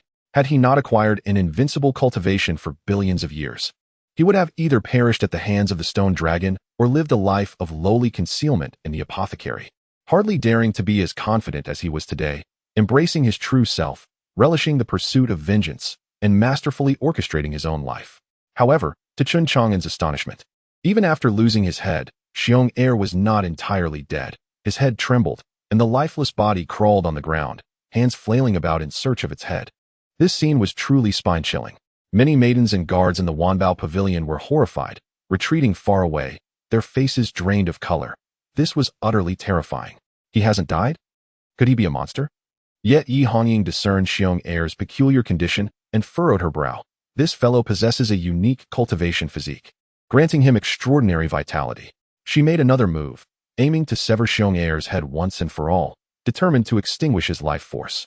But this time, a crescent-shaped mark suddenly appeared on Xiong Er's forehead, followed by a dazzling array of light that erupted forth with immense power, directly forcing Yi Hongying's sword away.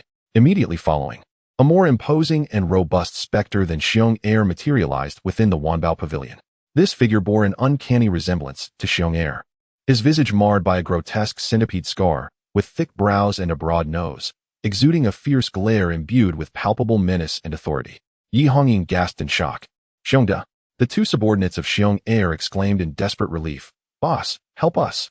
This wretch has slain our second-in-command. You must avenge him. They have gone too far." With a fierce glare, Xiongda fixed his eyes on Yi Hongying, bellowing, "Yi Hongying, you dare to slay my brother? I shall sever your head and feast upon your flesh." This was a sovereign of the divine transformation realm, endowed with formidable power and vast supernatural abilities. Even as a mere apparition, his strength was enough to subdue Yi Hongying, rendering her nearly immobile, her complexion pale. Gritting her teeth, she retorted, "Xiongda, what if you are a sovereign? My Wanbao Pavilion fears you not.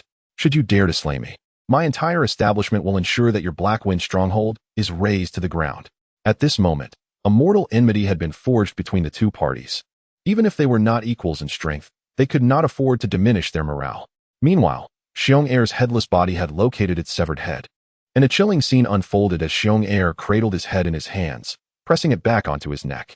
Blood began to flow in thin strands, twisting and writhing like worms. Xiong Er emitted a groan of agony as his head gradually reattached, his eyes fluttering open, his face pallid, and his breath feeble. Upon seeing his brother's silhouette, he breathed a sigh of relief, only to be overtaken by a vengeful glare. "Brother, I nearly perished at the hands of this wretch. You must avenge me. And that lad over there, he is the one who thwarted my plans." The Wanbao Pavilion was already within my grasp. Do not kill him. Instead, help me cripple his limbs and his cultivation. I wish to torment him slowly, so he understands that not everyone dares to challenge the Black Wind stronghold. Chapter 13. Kneel down and seize your chance. As the ethereal figure of Bear dematerialized, a chilling aura of lethal intent enveloped the Wanbao Pavilion, causing a shiver to run through all present, instilling fear in their hearts. Empowered by the presence of his brother, Bear grew emboldened, wearing an arrogant and sinister expression. He turned to Chen Chang'an, boasting, "Now you witness the terror of a noble, don't you? While my brother has yet to strike, you should kneel and beg for mercy. I will grant you a swift death." Chen Chang'an chuckled softly. "Were it not for my single hand crushing a noble, I too might have been unaware of their true terror. As for kneeling," his voice paused, his gaze turning icy. "No one in this world possesses the qualification to make me kneel. You are unworthy." With that, he stepped forward, uttering 2 words, "Kneel." An overwhelming pressure erupted, akin to an immense mountain descending upon Bear's shoulders. He screamed, unable to muster even a semblance of resistance, and with a thud, his knees hit the ground. In disbelief, anger surged through him as he gritted his teeth. "Brother, kill him." Bear's icy gaze fell upon Chen Chang'an. "Daring to bully my brother, you shall die?" He formed a spell with one hand, conjuring a demonic blade aimed at Chen Chang'an. The sheer force of the blade unleashed a terrifying wave of energy, stirring the surroundings. Yi Hongying's face turned pale. Should that blade be directed at her, her demise would be certain. She was deeply concerned for Chen Chang'an's safety. Bear, meanwhile, wore a malicious grin, envisioning the scene of Chen Chang'an being cleaved in 2 by his brother's ethereal attack. Under the watchful eyes of the crowd, Chen Chang'an calmly raised his right hand. An astonishing spectacle unfolded. All eyes widened in disbelief. What? How is this possible? He had indeed caught the demonic blade with just 2 fingers. It turned out that he had spoken not in vain. He could truly contend with a noble of the transformation realm. Yi Hongying exhaled in relief, her fears of Chen Chang'an being slain by Bear's ethereal figure dissipating. He indeed possessed the strength to rival a noble. With the crowd's gaze fixed upon him, Chen Chang'an effortlessly pinched the demonic blade between his index and middle fingers, then brought them together, shattering the blade into fragments. Bear's expression turned grim and serious. He had managed to thwart my attack. Who are you? Although this was merely a protective soul imprint he had left within his brother, it could still manifest half of his strength. The ease with which Chen Chang'an blocked it indicated he might be a noble himself. What right does a mere noble have to know my name? Never had Beardo encountered such audacity, and was about to erupt in fury when Chen Chang'an pointed his finger, instantly annihilating Bear's ethereal figure. In that moment, the entire venue fell into a profound silence, the sound of a needle dropping echoing clearly. Bear's face turned ashen, his expression one of sheer terror. He believed that summoning the illusion of his elder brother would turn the tide of battle and enable him to slay Chen Chang'an. However, he was utterly astonished when the illusion was effortlessly pierced by a single finger from Chen Chang'an. How could this be possible? How could this be possible? The once arrogant Xiong was now bereft of confidence, retreating step by step. Chen Chang'an commanded Yi Hongying, "If not now, when shall we strike?" Yi Hongying's face lit up with excitement. Realizing Chen Chang'an's formidable strength, he must certainly be of noble descent. No longer concerned about Xiong Da's potential retaliation, she drew forth her sword once more and charged at Xiong. Xiong stumbled and crawled towards the exit of the Wanbao Pavilion. Yet, having faced death once, he was too weak to evade Yi Hongying's relentless pursuit. With a chilling scream, Xiong was completely obliterated by Yi Hongying, his life extinguished. Even with his extraordinary constitution, resurrection was no longer within reach. The other 2 cultivators from the Black Wind gang, gripped by terror and despair, pleaded for mercy from Yi Hongying. She showed no mercy, and with a swift stroke of her sword, their heads fell to the ground. "Bring the bodies outside and burn them," Yi Hongying commanded the guards of the Wanbao Pavilion. Soon, the 3 corpses were dragged away, and the blood on the floor was meticulously wiped clean. Yi Hongying turned her gaze towards Chen Chang'an. This boy, appearing no older than 16 or 17, was a hidden powerhouse. Were it not for him, the Wanbao Pavilion would have faced calamity today, and she might have even perished at the hands of Xiong. She respectfully bowed, expressing her gratitude for his life-saving intervention. Then, she retrieved all 12 longevity pills from the counter and presented them with both hands. "The pills you requested, my lord." Chen Chang'an initially intended to accept 3, but, considering the little girl Zhonglinger, he took a few more. "That should suffice. Keep the remaining longevity pills for yourself." Yi Hongying nodded and then remarked, "However, with Xiong now dead, you have incurred the wrath of Xiongda." Chen Chang'an replied resolutely, If Xiongda seeks vengeance, I shall undoubtedly slay him. Yi Hongying chuckled wryly. Your prowess is truly astounding, my lord. Had it not been for your proactive reveal, I would have believed you to be merely a humble cultivator of blood nurturing. I prefer to remain low-key, Chen Chang'an said, feeling quite pleased. With 3 longevity pills, his lifespan could be extended by 3 years, which was quite satisfactory. Regrettably, one could consume a maximum of 3. Any more would nullify the effects of the longevity medicine. Nevertheless, this outing proved fruitful, as it reinforced the need to actively seek out longevity-enhancing substances. Chen Chang'an inquired, Hongying, does Wanbao Pavilion possess any other longevity pills aside from these? Yi Hongying shook her head. My lord, you must understand that while longevity pills are indeed precious, they are not overly difficult to procure, as the materials for their crafting are not exceedingly rare. Various prominent families and sects cultivate them. In contrast, other longevity-enhancing pills are vastly different. The materials required to produce them are challenging to gather, and when one such pill becomes available, it is swiftly acquired by the elder generation of those top-tier families and sections. At present, within the Wanbao Pavilion of Tianwu City, apart from the longevity elixir, no other longevity potions are available for purchase. Should one desire additional longevity elixirs, one must submit a request to the main store. Is your need for the longevity elixir particularly pressing? Chen Chang'an inquired candidly.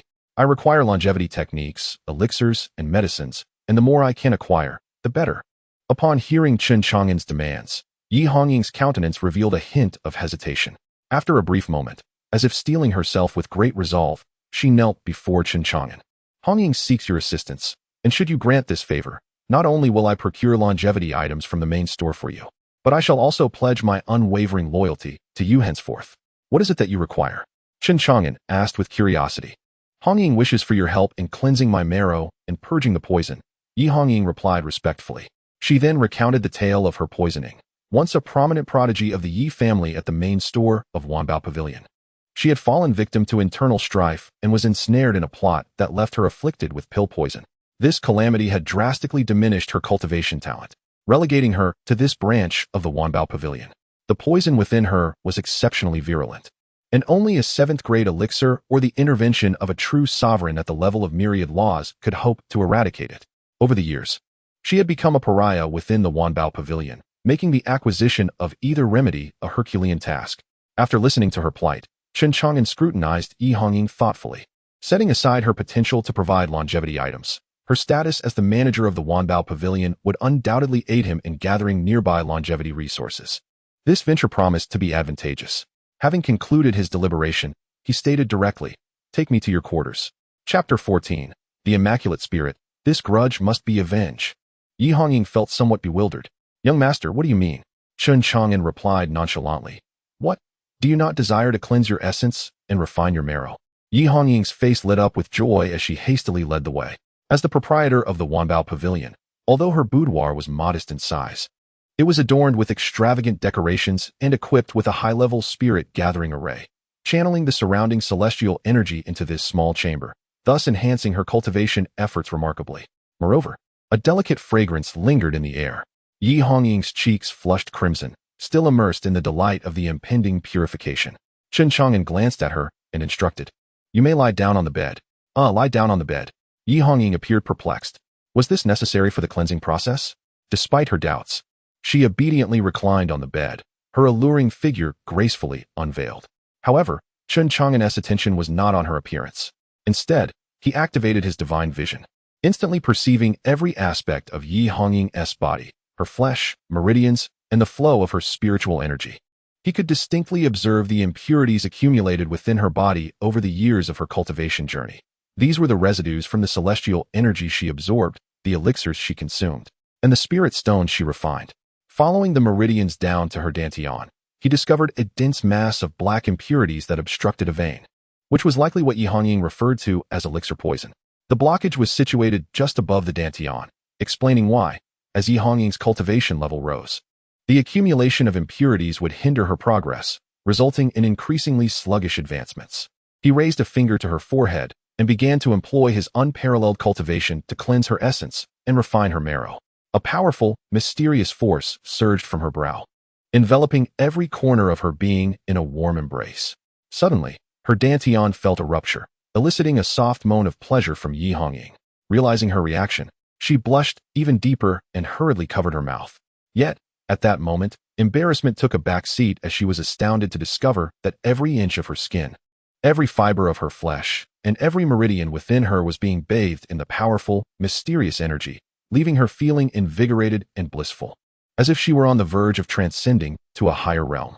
Furthermore, an incessant flow of impurities was expelled from her body, akin to grime, releasing an unpleasant odor. In merely the span of half a stick of incense, Chen Chang'an completely eradicated Yi Hongying's elixir poison and thoroughly refined her inside and out. On the surface, her skin appeared even more radiant and translucent, exuding a lustrous glow, while her beautiful visage shone with vitality and brilliance. Most astonishingly, Yi Hongying realized that her absorption rate of celestial energy had accelerated exponentially, and the operation of her cultivation technique flowed smoothly, without the previous dryness and difficulty. As if it were a natural occurrence, she felt as though she had undergone a complete metamorphosis, akin to a newborn infant, untouched by the taint of the world, pure and unblemished, transformed into a naturally pristine spiritual entity. Her path in the realm of cultivation would surely be smooth sailing from henceforth. At the very least, she would find it effortless to ascend from the Fate Spring realm to the Longevity Wheel realm, and even the Destiny realm would pose little challenge. Overwhelmed with disbelief and elation, she realized that even the so-called creation pill, renowned for its ability to assist cultivators in cleansing their meridians and breaking through their cultivation bottlenecks, could not achieve such a feat. The creation pill, a rare and precious 7th-tier elixir, was coveted even by the most powerful leaders of top-tier immortal sects and ancient clans, all yearning to obtain one to purify their tainted physical forms. Yet, Chen Chang'an had effortlessly facilitated her bodily purification, allowing her to become this immaculate spiritual being, leaving her in a dreamlike state. In that moment, Chen Chang'an's image in Yi Hongying's heart grew increasingly enigmatic, shrouded in mist, rendering him inscrutable and irresistibly alluring. Without hesitation, Yi Hongying knelt upon the ground, expressing her gratitude. "Thank you, my lord, for bestowing upon me this rebirth and granting me a pure spiritual form."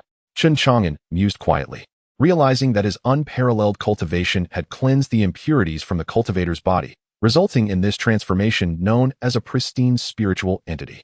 However, he understood that this pure spiritual form held little significance for himself. He had learned from Linger that this form merely expedited the cultivation process without enhancing the physical body. And what he truly lacked was not cultivation. Observing Yi Hongying's reaction, Chen Chang'an maintained a calm demeanor. "This was my promise to you. The poison has now been dispelled. The next step depends on your own efforts." Yi Hongying nodded earnestly, confident that now, with her meridians unblocked, she could easily cultivate to the divine transformation realm and inevitably attain a status of nobility bestowed by the heavens. "Rest assured, my lord, I shall diligently seek out longevity-enhancing treasures for you. If any relevant information arises, come directly to the Jiukong Apothecary in the southern part of the city to find me." With that, Chen Chang'an chose not to linger any longer at the Wanbao Pavilion and prepared to depart. As for Yi Hongying, with the impurities expelled from her body, she found the lingering odor unpleasant and hastily went to bathe, determined to cleanse herself thoroughly. 100 miles outside Tianwu City stood a mountain known as Heifeng Mountain. Upon it was constructed a stronghold named Heifeng Stronghold. Inside, a large bed capable of accommodating several individuals lay in the center. At that moment, a brawny man was indulging in the attentions of 7 women, all bare and adorned with delicate beauty, attending to him with utmost care and tenderness. Such a scene was indeed enviable. This imposing figure was none other than the leader of Heifeng Stronghold, Xiongda, the elder brother of Xiong'er. Suddenly, Xiongda's body convulsed, his face drained of color, and he let out a horrifying scream, spitting out a mouthful of blood. The 7 women were struck with panic, their faces pale with fear. "My lord, what has happened to you? Are you all right, dear brother? Get out, all of you." The 7 women hurriedly fled, leaving Xiongda alone in the room. Xiongda's countenance was icy, radiating an aura of menace. He absorbed the memories returned from the obliteration of his soul imprint, gritting his teeth in fury. Particularly, that soul imprint was a fragment of his very essence, a source of his life force, and its destruction inflicted considerable harm upon him. Just then, a voice echoed from outside. "Boss, Chang has returned from gathering information about the Imperial Palace at Long Mountain." Xiongda could only suppress the murderous intent and rage within him, and spoke in a low voice. "Let him in." Soon, a gaunt figure entered the room, clad in black attire, with a shaved head. Despite his emaciated appearance, his eyes shone with a keen intelligence. Xiongda inquired, "A Chang, What news do you bring regarding the Imperial Palace at Long Mountain? Chapter 15. Journey to Mount Dalong. Extending life by 3 years. My esteemed leader. Mount Dalong has been cleaved in twain by a mysterious, formidable entity, inadvertently unveiling a fissure in the ancient seal of the Imperial Palace hidden deep within the mountain's depths, thereby invoking a celestial phenomenon. From my observations over the past few days, the Imperial Palace has yet to be truly unlocked. After all, this seal was established by a former immortal emperor and is exceedingly robust. Even with the seal breached, ordinary cultivators are utterly incapable of shattering it to gain entry into the Imperial Palace. It seems we must await the arrival of the most powerful individuals from the esteemed celestial sects and ancient clans to see if they can unlock the seal. Xiong furrowed his brow, pondering whether there would be any inheritance left for him should those supreme beings from the celestial sects arrive. Brother Chang stated solemnly, "Do not fret, my leader. The remote location of Mount Dalong spans several states, making it unlikely that those supreme beings will arrive promptly.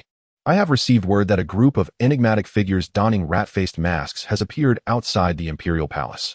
They wield an Imperial artifact and are seeking alliances with noble lords." "What does seeking noble lords for collaboration entail?" Xiong inquired.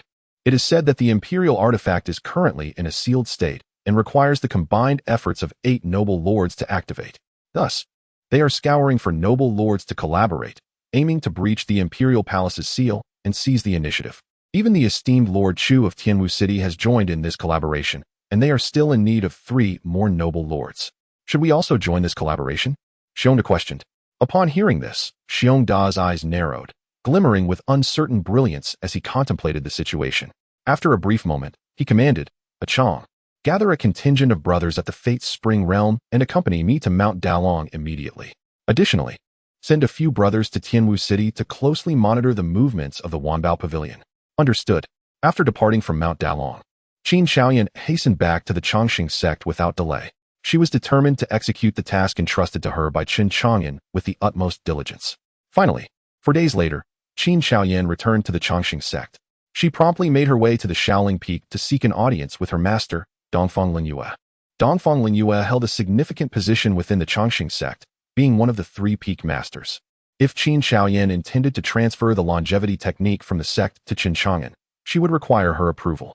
Otherwise, even her status as a core disciple would not permit her to take the longevity technique out of the Chongqing sect. Dongfang Linyue possessed breathtaking beauty, with cascading silken hair flowing like a waterfall. Clad in a flowing white garment, her demeanor was serene and dignified, embodying the archetype of a refined beauty. Renowned throughout Hezhou, she was affectionately dubbed the Fairy of Linyue, adored and pursued by countless cultivators. At this moment, in a tranquil bamboo grove on Shaoling Peak, Dongfang Linyue gazed in astonishment at the Imperial artifact, the Sword of Compassion, presented by Chen Chang'an. Despite her extensive knowledge and experience, she was taken aback, filled with awe. Sensing the overwhelming pressure of the immortal emperor emanating from the Sword of Compassion, she was both startled and exhilarated. Indeed, it is an artifact of the emperor. Could this Sword of Compassion have been procured from the Imperial Palace of Mount Dalong? Chen Chang'an nodded, affirming, "Yes, master. In my endeavor to fulfill the task assigned by the sect, I ventured to Mount Dalong to acquire the requisite items and inadvertently entered the Imperial Palace, where I obtained this Sword of Compassion. However, it was a close call. The compassionate sword was nearly seized by Long, the son of Elder Yu from the corpse-carrying sect. Even my disciple was at the brink of death at Long's hands. Fortunately, a mysterious and formidable entity intervened, slaying Long and rescuing my disciple." "A mysterious entity?" Dongfang Linyue pondered, her brow furrowing in confusion. "Chaoyan, if the enigmatic figure you mentioned saved you, why do you still possess the compassionate sword?" Chen Chaoyan's expression was intricate. He did not claim it, but merely cast a glance, as if it were mere refuse, returning it to me. At this revelation, Dongfang Linyue was taken aback. This was an Imperial artifact, exceedingly precious.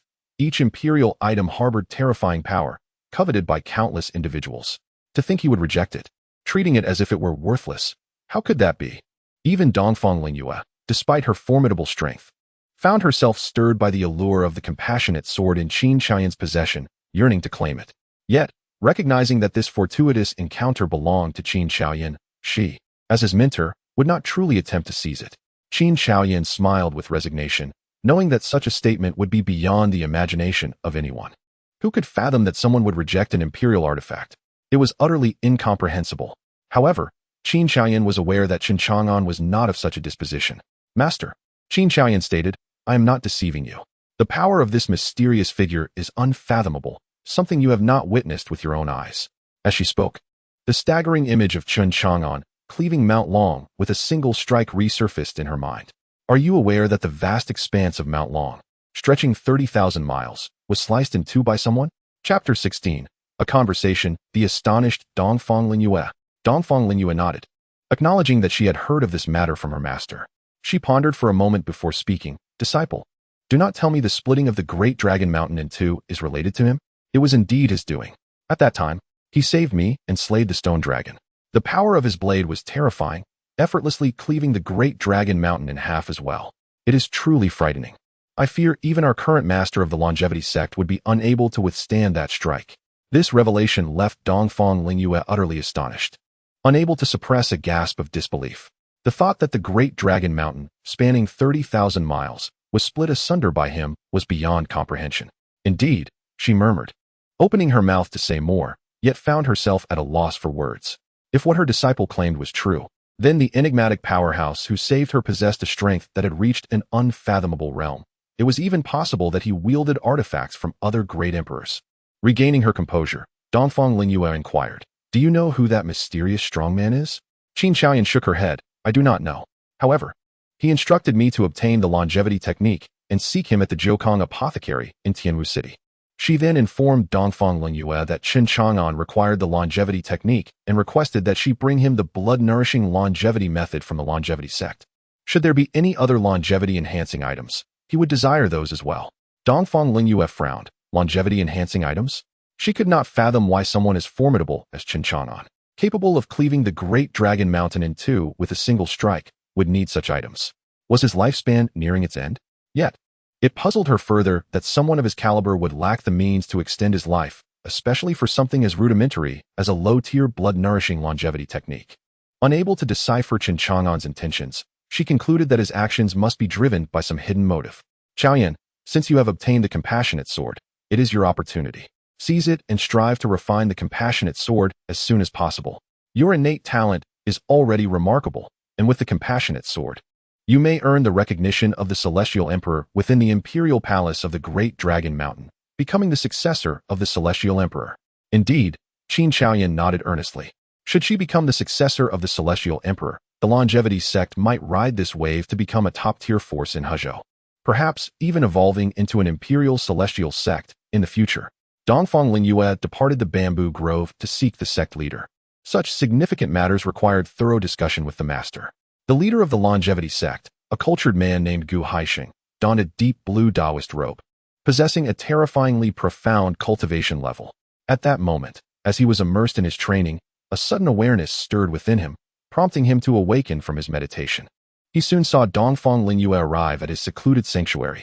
Noticing her grave expression, Gu Haixing smiled and asked, Junior sister, what troubles you? My disciple has obtained one of the imperial artifacts wielded by the compassionate celestial emperor, the compassionate sword. Understanding his junior sister's character, which was never prone to frivolous talk, Gu Haixing's countenance shifted dramatically upon hearing her words, disbelief flooding his features. What on earth is happening? Dongfang Linyue nodded and recounted the events. After listening, Gu Haixing fell into a brief contemplation. I too was perplexed by the thoughts of this esteemed elder and his intentions. However, his act of returning the compassion sword to Chaoyan signified that he was bestowing a significant opportunity upon our Chongqing sect. Although this longevity technique is indeed precious, if he desires it, it shall be granted to him. Dongfang Linyue remarked, I share the same sentiment, senior brother. There are still 200 longevity pills in the treasury, originally intended for the Grand Elder's use. Yet, since he seeks items that prolong life, I believe we can present one to him. Should he truly possess the formidable strength my disciple speaks of, cultivating a favorable relationship with him may yield benefits for us. Very well, junior sister, you shall accompany me. It would be prudent for you to oversee the competition at the Imperial Palace. Gu Haixing's eyes blazed with fervor, tinged with excitement. Initially, I held little hope for contending for the legacy of the Celestial Emperor, given the gravity of the matter and the involvement of numerous powerful factions. Our Chongqing sect's attempt to seize this opportunity would be akin to snatching food from a tiger's mouth. Yet, with Chaoyan's seemingly destined acquisition of the compassion sword, perhaps this is indeed a chance. If Chaoyan were to become the celestial emperor's successor, our sect would soar to unimaginable heights. Do not waste time. Hasten your journey. I shall proceed to the forbidden grounds at once to awaken the Grand Elder and escort him to the Imperial Palace to safeguard Chaoyan. Understood. Dongfang Linyue departed directly to the treasure vault to retrieve the longevity technique, then made a brief stop to procure a precious 100 longevity pill before swiftly returning to Shaoling Peak. At that moment, Qin Shaoyan was still engaged in refining the compassion sword. However, being an imperial artifact imbued with the aura of the celestial emperor, it was no simple task to assimilate. Upon seeing Dongfang Linyue's return, Qin Shaoyan sighed. Master, I fear I may not be able to refine the compassion sword in the short term. Dongfang Linyue smiled. After all, it is an imperial artifact, not an ordinary treasure. It will not yield so easily. There is no need for you to rush. Take your time with the refinement. I have brought the longevity technique and 100 longevity pill. Now, let us proceed to Tianwu City. With that, Dongfang Linyue and Qin Shaoyan transformed into two radiant streaks of light, swiftly making their way toward Tianwu City. Meanwhile, on another front, Chen Chang'an, after departing from the Wanbao Pavilion, leisurely strolled around the city. Discussions regarding the mysterious powerful figure who crushed the protective stone of the Shirtua sect were still fervent throughout the streets.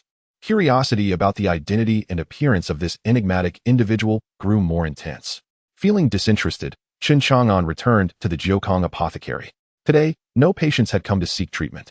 Zhong Linger was stationed at the counter, diligently memorizing the medicinal herbs, while simultaneously practicing the Feishan Sutra to absorb the spiritual essence of heaven and earth for her cultivation. Like Yi Hongying, Zhong Linger had also benefited from Chen Chang'an's assistance, possessing an immaculate spiritual body that accelerated her training.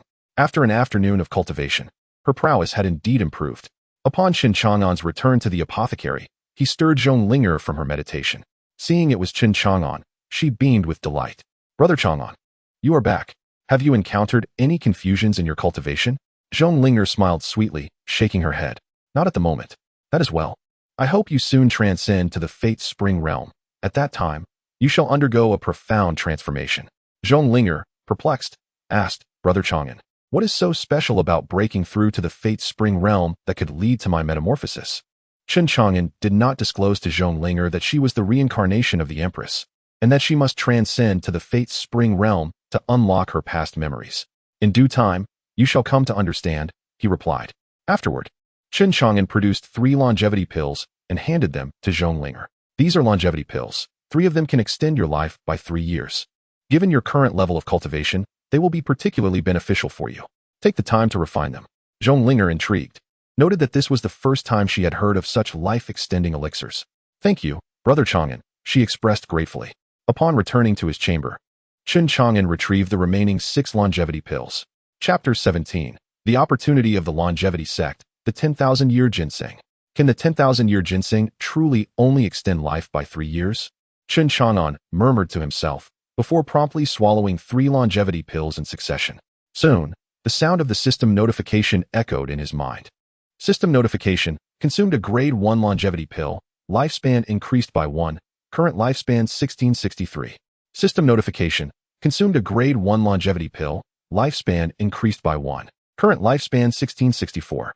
System notification, consumed a grade 1 longevity pill, lifespan increased by 1, current lifespan 1665. Chen Chang'an could not help but feel elated. The longevity pill indeed extended his life by 1 year. He then attempted to consume 3 more longevity pills to see if they would similarly enhance his lifespan. Unfortunately, no notification resounded in his mind, and his lifespan did not increase.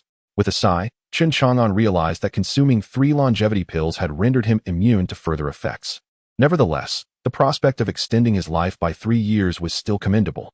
He pondered whether Qin Xiaoyan had returned to the longevity sect to bring him the techniques for longevity. At this moment, his greatest anticipation lay solely in the longevity technique that Qin Xiaoyan might provide, which could extend life by 30 years. At Wanbao Pavilion, Yi Hongying quietly absorbed the information gathered by the guards regarding Jiukong Pharmacy and Chen Chang'an. She sighed in astonishment, realizing that such a prominent figure had concealed himself in Tianwu City for 3 years. Had he not chosen to reveal himself, she might have assumed he was merely an ordinary physician. Yi Hongying could not help but recall Elder Shi Yu of the Corpse Carriage sect, a noble at the Transformation realm, who had come to Tianwu City in a frenzy, threatening to massacre the city, only to be crushed by an unforeseen titanic hand. Initially, she had been curious about the identity of the powerful individual responsible. Now, with the news at hand, she learned that the hand had manifested from the south of the city, while Jiukong Pharmacy was also situated in the southern region. The connection between the two sparked an astonishing conjecture in Yi Hongying's mind. Could it be that Shiryu was slain by this gentleman? If that were the case, then the gentleman's prowess must surely have surpassed that of a noble. Was he a master-level figure of the undying realm, or perhaps a true monarch wielding the laws of the myriad realms? As Yi Hongying absorbed the truth of this revelation, she felt an overwhelming sense of awe. To suddenly be allied with such an unparalleled powerhouse left her feeling surreal. It was no wonder that Chen Chang'an had shown such disdain towards the leader of the Black Wind stronghold, Xiongda. If even a noble elder of the corpse carriage sect could be effortlessly crushed, then eliminating a mere mountain stronghold's noble would pose no challenge at all. Yi Hongying took a deep breath to steady her racing heart, silently vowing to diligently serve Chen Chang'an and steadfastly hold onto his coattails. At that moment, a thought crossed Yi Hongying's mind as she retrieved a communication talisman. The talisman flickered with radiant light. Yi Hongying snorted in displeasure. These two old codgers had left their posts without her consent, venturing to Great Dragon Mountain in pursuit of treasures, nearly allowing nefarious schemes to thwart Wanbao Pavilion. She had yet to hold them accountable, but she intended to send this information back to the main branch to ensure these two old fools received their due reprimand. Yi Hongying was dispatched by the general store, and although she held the position of manager, she had long been suppressed by two entrenched elders who monopolized resources. If she could not achieve notable results, she feared she would be confined to Tianwu City for the rest of her life. Yi Hongying felt a deep sense of frustration, yet found herself powerless. However, with the presence of the young master, she recognized this as a pivotal opportunity for her redemption, one she must seize. Despite her discontent, Yi Hongying pressed the communication talisman to her forehead, eager to discover what news those two old geezers had sent back to her. Soon enough, she received word from the two elders who had ventured to Dragon Mountain. Astonishingly, it was about a millennium-old spirit ginseng. A specimen had escaped from the Imperial Palace's seal, evading the clutches of several princes, and was now hidden in Dragon Mountain. The two elders commanded Yi Hongying to swiftly take the treasure-hunting mice cultivated by the Wanbao Pavilion to Dragon Mountain to locate that millennium-old spirit ginseng. Upon receiving this news, Yi Hongying was overwhelmed with joy. This was the elixir of longevity that the young master desired. She had been troubled about where to procure such a rare and precious item for Chen Chang'an, for longevity elixirs were exceedingly scarce. Even with her status as the manager of the Wanbao Pavilion and a vast network of connections, acquiring even one or two longevity items was no simple feat. She never expected to receive news of such an elixir so swiftly. Indeed, this millennium-old spirit ginseng was a life-extending herb, possessing the efficacy to prolong life. The urgency in the message from the two elders was palpable, clearly indicating their desire to obtain the ginseng to enhance their lifespan, thus instructing Yi Hongying to seek it out in Dragon Mountain. This was precisely what Chen Chang'an needed. Without hesitation, she took the treasure-hunting mice and set off for Dragon Mountain. She vowed that if she found the ginseng, it would be for the young master alone, and not for those two old geezers. With the young master backing her, she was certain those two elders would think twice before daring to cross her. Chapter 18. I desire fish. Chen Chang'an reclined leisurely in the backyard, basking in the afternoon sun's warm embrace. Meanwhile, Zhong Linger tenderly massaged his shoulders, her tiny fists gently tapping his back. Brother Chang'an, is the pressure just right? Indeed, Linger, your touch is quite soothing. Please, focus a bit more on my lower back. I've been lying down for too long these past few days, and it's rather sore. Encouraged by Chen Chang'an's approval, Zhong Linger beamed with a sweet smile. It had been 3 days since Chen Chang'an returned from the Wanbao Pavilion. During this time, he had not been idle. He diligently honed his unparalleled cultivation, exploring its applications.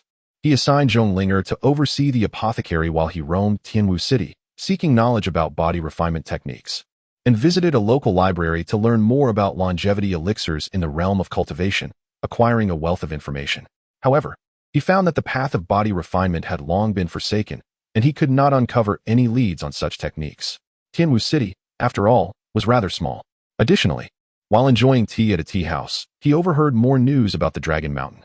An increasing number of cultivators from surrounding areas were attempting to breach the Imperial Palace's seal to gain access to the legacy of the Celestial Emperor. Yet all had met with failure. Even 8 noble lords had joined forces, employing an Imperial artifact in their efforts to shatter the palace's seal, but to no avail. The palace remained closed. Among these 8 lords was none other than Xiongda, the leader of the Black Wind Gang.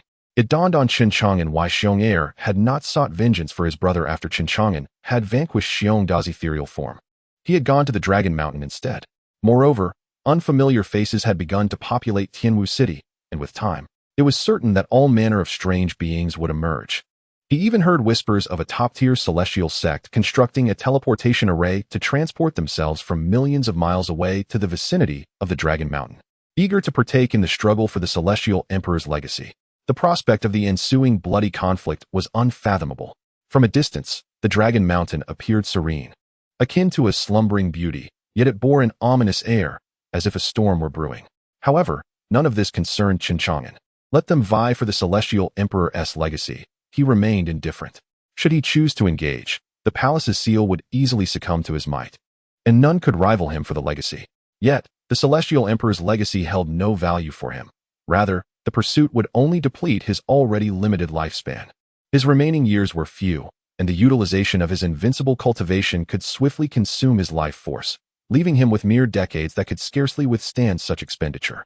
Of course, if there were indeed longevity-enhancing treasures within the imperial palace, Chen Chang'an would not sit idly by. Matters of life and death compelled him to participate. Nevertheless, he felt no urgency. He would allow the situation to unfold. This was a time for him to conserve his energy. With several decades of life still remaining, he had already enlisted Yi Hongying from the Wanbao Pavilion to search for longevity treasures. Particularly, in recent days, he had received encouraging news from Yi Hongying regarding the discovery of a longevity treasure. This filled Chen Chang'an's heart with satisfaction and joy. Indeed, having Yi Hongying as his subordinate proved to be of great utility, as she swiftly gathered information regarding the longevity elixir. At that moment, Granny Rong arrived at Jiukong Pharmacy and encountered Chen Chang'an and Zhong Linger in the courtyard. With a benevolent smile, she called out, "Chang'an, Chang'an." "Granny Rong, what brings you here?" Chen Chang'an inquired. "Granny," Zhong Linger exclaimed, surprised. If Zhong Linger were to express her gratitude, it would naturally be directed towards Chen Chang'an and Lin Lei. The third person deserving of her appreciation would be Granny Rong, who had introduced her to Chen Chang'an. Had it not been for Granny Rong, she might not have had the fortune to remain by Chen Chang'an's side. Here, she had not faced any mistreatment. Rather, her life was splendid, free from the scoldings of her aunt, and she had even attained mid-stage blood nourishment cultivation. As Granny Rong approached the courtyard, her smile grew even more radiant as she surveyed Chen Chang'an and Zhong Linger. "Chang'an, you should consider having children soon." Chen Chang'an coughed lightly, feeling rather speechless at Granny Rong's incessant remarks about procreation.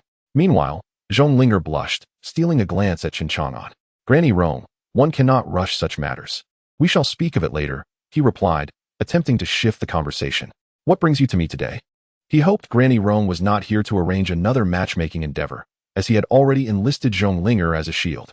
It would be utterly excessive to introduce him to another potential partner. Granny Rong replied, "I've been experiencing some lower back pain and came to ask you for some medicine." "That's simple enough," Chen Chang'an said, moving to the medicine counter to gather some herbs for qi regulation and blood circulation, such as shirting and chuanqiong safflower, to alleviate her discomfort. As he was preparing the herbs, Granny Rong suddenly inquired, "Chang'an, what about the Su blacksmith's family next door? I noticed their shop has been closed for several days." Chen Chang'an shook his head. "I'm not certain, Granny. Is there something you need from them?" "Oh, it's nothing serious. I have a distant cousin's daughter who is currently seeking a suitor, and I thought the Su family might be a suitable match, given their decent living. I intended to introduce her to Su Dafu, but I haven't seen them around lately. I believe Su Dafu would certainly be fond of her." Granny Rong spoke animatedly, gesturing enthusiastically as she extolled the virtues of the prospective match. Chen Chang'an replied, Once Dafu returns, I shall mention it to him." "Very well," Granny Rong said before taking her leave. After her departure, Chen Chang'an smiled, feeling a sense of anticipation for Su Dafu's matchmaking prospects. Once Granny Rong was gone, Chen Chang'an activated his divine sight, wishing to check on Su Dafu's situation in the Great Dragon Mountain.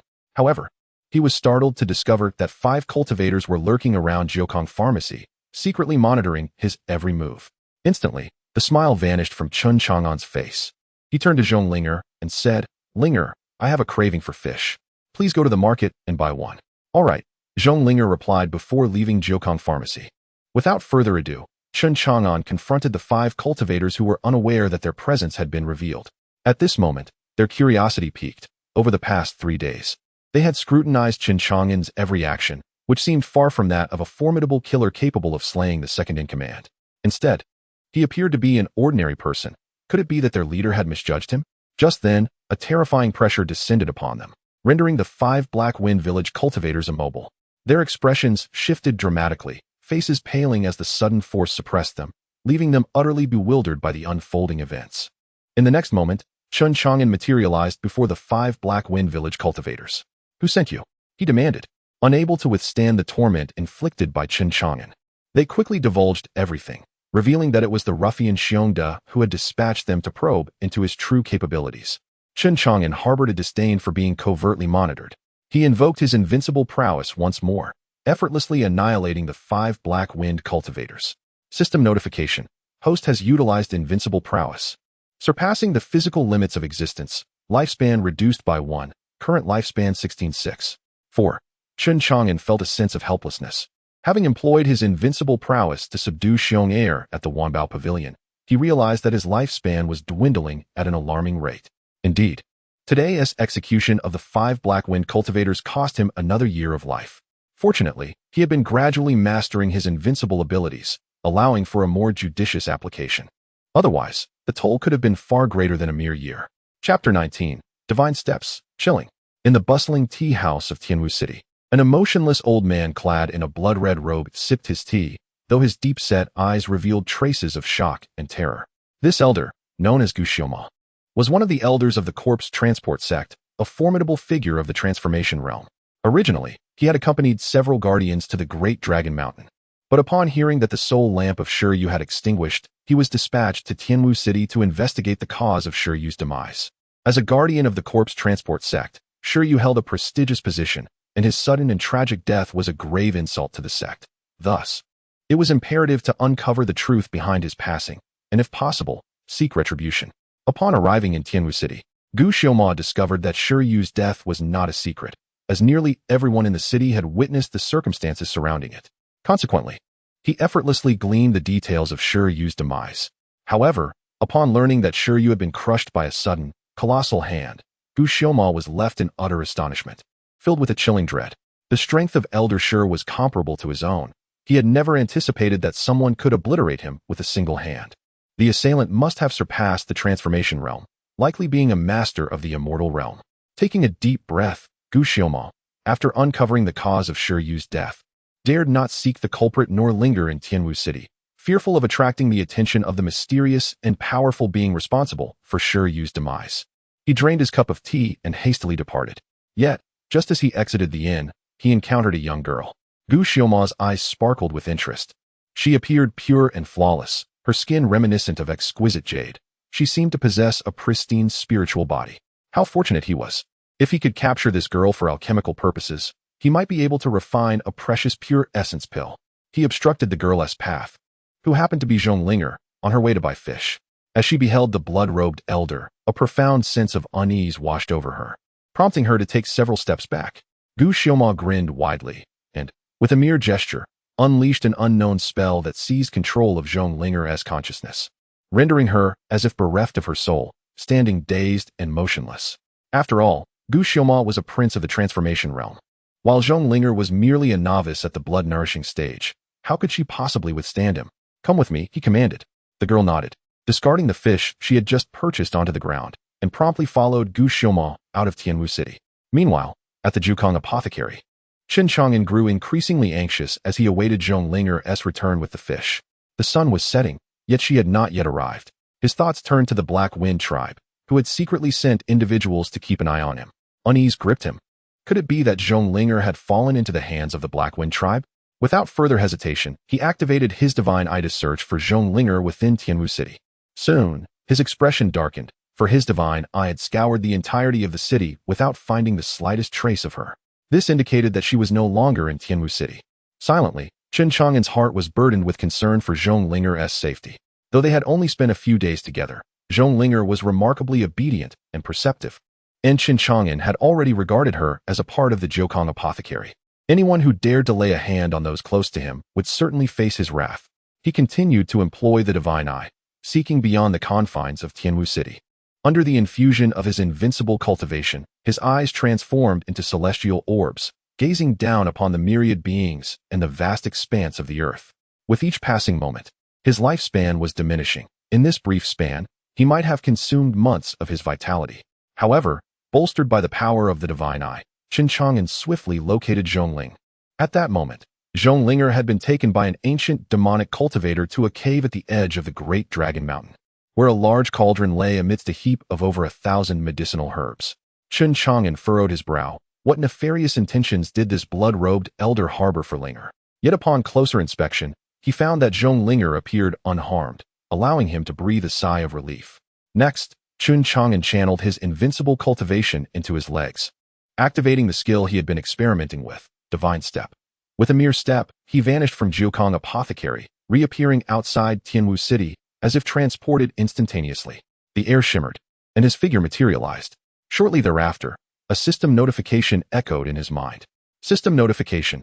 Host has utilized invincible cultivation, surpassing the physical limits of the body. Lifespan 1. Current lifespan 1663. It was evident that Divine Step consumed even more of his lifespan than Divine Eye. However, he could not afford to dwell on such matters. Once more, he employed Divine Step and hastened towards the Great Dragon Mountain. Inside the cave, Zhonglinger's complexion was ashen. She had regained her senses, and, witnessing the ancient demonic cultivator preparing to concoct alchemical pills, felt a surge of fear for her tender age of merely 12. Who are you? Why have you brought me here? The ancient demonic cultivator lifted his gaze upon hearing her voice, a satisfied smile spreading across his face. Truly remarkable, an immaculate spirit body. And you've recovered your wits so swiftly. He then grinned, exposing a mouth full of yellowed teeth. Do not be afraid, little girl. I merely intend to refine you into an immaculate treasure pill, to assist me in purifying the impurities accumulated in my body throughout my years of cultivation. It is rare to find a spirit body like yours. Over the years, I have used numerous newborns to create these treasure pills, but all have ended in failure. I had almost given up, only to unexpectedly encounter you. Hearing this, Zhonglinger's face paled further as she realized that this old man was a sinister fiend who slaughtered infants. What should she do? Zhonglinger's mind raced, desperately seeking a way to escape. The ancient demonic cultivator, sensing her thoughts, sneered, Little girl, do not harbor any illusions of escape. As a mere blood-nourishing false cultivator, you stand no chance of fleeing from the grasp of a noble lord. With these words, Zhonglinger was engulfed in disbelief, swiftly followed by despair. This old wretch was indeed a noble lord. She was unaware of the full extent of a noble lord's power, but she recalled that Shi Yu, who had threatened to massacre the city, was indeed a noble lord. Although Shi Yu had been crushed by her brother Chang'an with a mere gesture, it did not diminish his formidable strength. Zhonglinger bit her lip, unwilling to accept her fate of being transformed into a pill. What of your noble status? Before my brother Chang'an, you are nothing. He could crush you with a mere gesture. Her words struck a chord within Gu Xiaomo, who was aware that Shi Yu had met a similar demise at the hands of a single hand. Could this Chang'an brother she spoke of be linked to her fate? Furrowing his brow, Gu Xiaomo decided to cast a soul-searching spell on Zhonglinger. However, as he delved into her memories, he was suddenly struck by a terrifying image, causing his previously composed countenance to pale as if he had encountered a specter. He staggered back, collapsing to the ground, utterly devoid of his noble demeanor. Chen Chang'an, it is him. Gu Xiaomo's voice trembled with fear, for he had just glimpsed an image from Zhonglinger's memory, a youth clad in green, seated in a courtyard, displaying a calm demeanor. With a mere extension of his right hand, he conjured a colossal hand that obliterated Shi Yu, his longtime companion at the corpse-bearer sect, into a torrential downpour of blood. The girl he had captured was, by sheer coincidence, someone closely associated with Chen Chang'an. Steeling himself against the surge of terror, Gu Xiaomo regarded Zhonglinger, his eyes flickering with uncertain emotions. What should he do with her? Should he continue to refine her into a pill? Or should he release her? Ultimately, his gaze turned icy and fierce as he resolved, muttering to himself. Chen Chang'an has no idea that I have taken this girl and am secretly refining her into a pill, undetected and unknown. Is that so? A chilling voice suddenly echoed through the quiet cave. Gu Xiaomo felt a surge of dread. Who goes there? As he turned towards the entrance, a youth clad in green slowly approached. Upon seeing him, Gu Xiaomo's pupils constricted, an icy terror coursing through him from his feet to the crown of his head. Chen Chang'an. Chapter 20. A snap of the fingers, the divine mind, and the 1,000-year elixir. The ancient demon, Gu Xiaomo, was utterly terrified. He could never have anticipated that after employing the soul-searching technique on Zhongling, he would come to know of the formidable figure that was Chen Chang'an. In the blink of an eye, Chen Chang'an materialized right before him. He swallowed hard, an overwhelming sense of dread washing over him. It was crucial to understand that the Chen Chang'an before him was a ruthless character capable of crushing princes with a mere hand. Faced with him, Gu Xiaoma felt he had no chance whatsoever. Without a second thought, he seized Zhongling and attempted to threaten Chen Chang'an. "See, Chen Chang'an, release me, and I shall return this girl to you." Yet, his voice quivered with trepidation. How could he not fear someone who could annihilate a prince with a single hand? Upon seeing Chen Chang'an suddenly appear before her, Zhongling's heart, once filled with despair, now brimmed with joy. She had believed her fate was sealed, destined to be transformed into a medicinal pill by the old demon, yet she never expected Chen Chang'an to show up here. "Brother Chang'an, what brings you here?" she called out. Chen Chang'an smiled gently at her. "If I were not to come, who would attend to my needs? Who would wash my clothes and prepare my meals? Should I seek out Granny Rome for another young lady?" Listening to Chen Chang'an's jest, Zhongling felt her cheeks flush, but her anxiety dissipated completely. Even though she found herself threatened by the old demon, she was certain that Brother Chang'an would rescue her. Chen Chang'an turned his icy gaze upon Gu Xiaoma. "You dare to lay your hands on my person? Old fool, it seems you have grown weary of life." He continued, "Do you think that by capturing my companion, you can instill fear in me?" Gu Xiaoma replied in a grave tone, "I was unaware that this girl was associated with you. If you could show mercy and release me, I would not harm her. However, should you choose to kill me, do not blame me for dragging her down with me." Chen Chang'an sneered. "Drag her down with you?" He summoned his unparalleled power, and with a mere thought, an overwhelming pressure surged forth, suppressing Gu Xiaoma. Gu Xiaoma stood frozen, as if ensnared by a binding spell. Even the flow of his internal energy came to a halt. The notion of harming Zhongling or taking her down with him was utterly impossible. Terror gripped Gu Xiaoma as despair engulfed his heart. "What have you done to me?" The oppressive force was beyond terrifying, and he swore he had never encountered a cultivator with such might. To be subdued solely by pressure, how powerful could he truly be? Gu Xiaoma now realized the absurdity of threatening Chen Chang'an with Zhongling To Chen Chang'an, he was merely an insignificant insect, easily crushed at will. "Spare me, Senior, I beg you, grant me my life, and I promise I shall never dare again." Gu Xiaoma, rendered immobile, could only humbly plead for mercy. Had he been able to move, he would have surely prostrated himself before Chen Chang'an.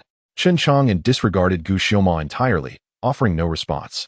He gently assured Zhongling, "It's all right now." Indeed, Zhongling discovered that her bindings had vanished, granting her freedom. Overjoyed, she hurriedly returned to Chen Chang'an's side. Chen Chang'an gently ruffled Zhongling's hair. "How do you wish to handle this old fellow?" Zhongling replied sweetly, "I will follow your lead." "Very well." Chen Chang'an snapped his fingers. The ancient demon, begging for mercy, felt an overwhelming force descend upon him. He barely had time to scream before he exploded into a mist of blood, his defensive artifacts instantly reduced to dust, leaving only his storage ring intact. From the moment Chen Chang'an appeared to the demise of the ancient demon, the sequence unfolded with astonishing swiftness. So rapid was the event that the demon did not even have the opportunity to summon the corpses behind him to intimidate Chen Chang'an before his life was extinguished. This was the sheer might of Chen Chang'an wielding his invincible prowess. However, accompanied by this display of power, a system notification echoed in his mind. System notification. The host has activated invincible prowess, surpassing the physical limits of endurance. Lifespan decreased by 1, current lifespan 1662. Once again, he had lost 2 years of his lifespan. It seemed imperative to expedite his search for methods to extend his life. "Linger, we shall spend the night in this cave and return tomorrow." Soon, Zhongling kindled a fire, illuminating the cave while the roars of ferocious beasts echoed outside. She nestled beside Chen Chang'an, feeling warmth and security. Wherever he was, she feared nothing. "Brother Chang'an, it seems we won't have fish tonight." Chen Chang'an chuckled, "Tomorrow will suffice." He then began to inspect the ancient demon's storage ring, having deliberately preserved it to discover what treasures a noble's storage might contain. To his astonishment, it held millions of low-grade spirit stones, along with some mid-grade and high-grade ones. Chen Chang'an gasped. He had never seen such a fortune before. No longer would he feel financially constrained as he had at the Wanbao Pavilion, unable to afford even a longevity pill. Besides the spirit stones, there were a few magical artifacts, a demon-devouring banner, a serpent bone whip, and the blood-red alchemical furnace outside. Most plentiful were the medicinal materials, various rare herbs and treasures, exuding a rich herbal fragrance. Each type of herb was precious, with many being hundreds of years old. Finally, there was a collection of alchemical books and some treasured formulas. Chen Chang'an was astounded. It appeared that this old fellow was an alchemist. He retrieved the stack of alchemical texts and began to peruse them. Utilizing the skill divine mind, with his invincible cultivation, he rapidly sifted through each book, committing the alchemical knowledge to memory, achieving enlightenment and mastery with remarkable speed. After merely half an hour of study, he realized that if he could read even faster, he might grasp the material in the time it takes to burn half a stick of incense. Indeed, the speed of his reading was solely a reflection of how rapidly he could learn, highlighting the extraordinary capabilities of divine mind. Beside him, Zhonglinger watched in bewilderment as Chen Chang'an flipped through the books at such a pace. Could he truly comprehend them so quickly?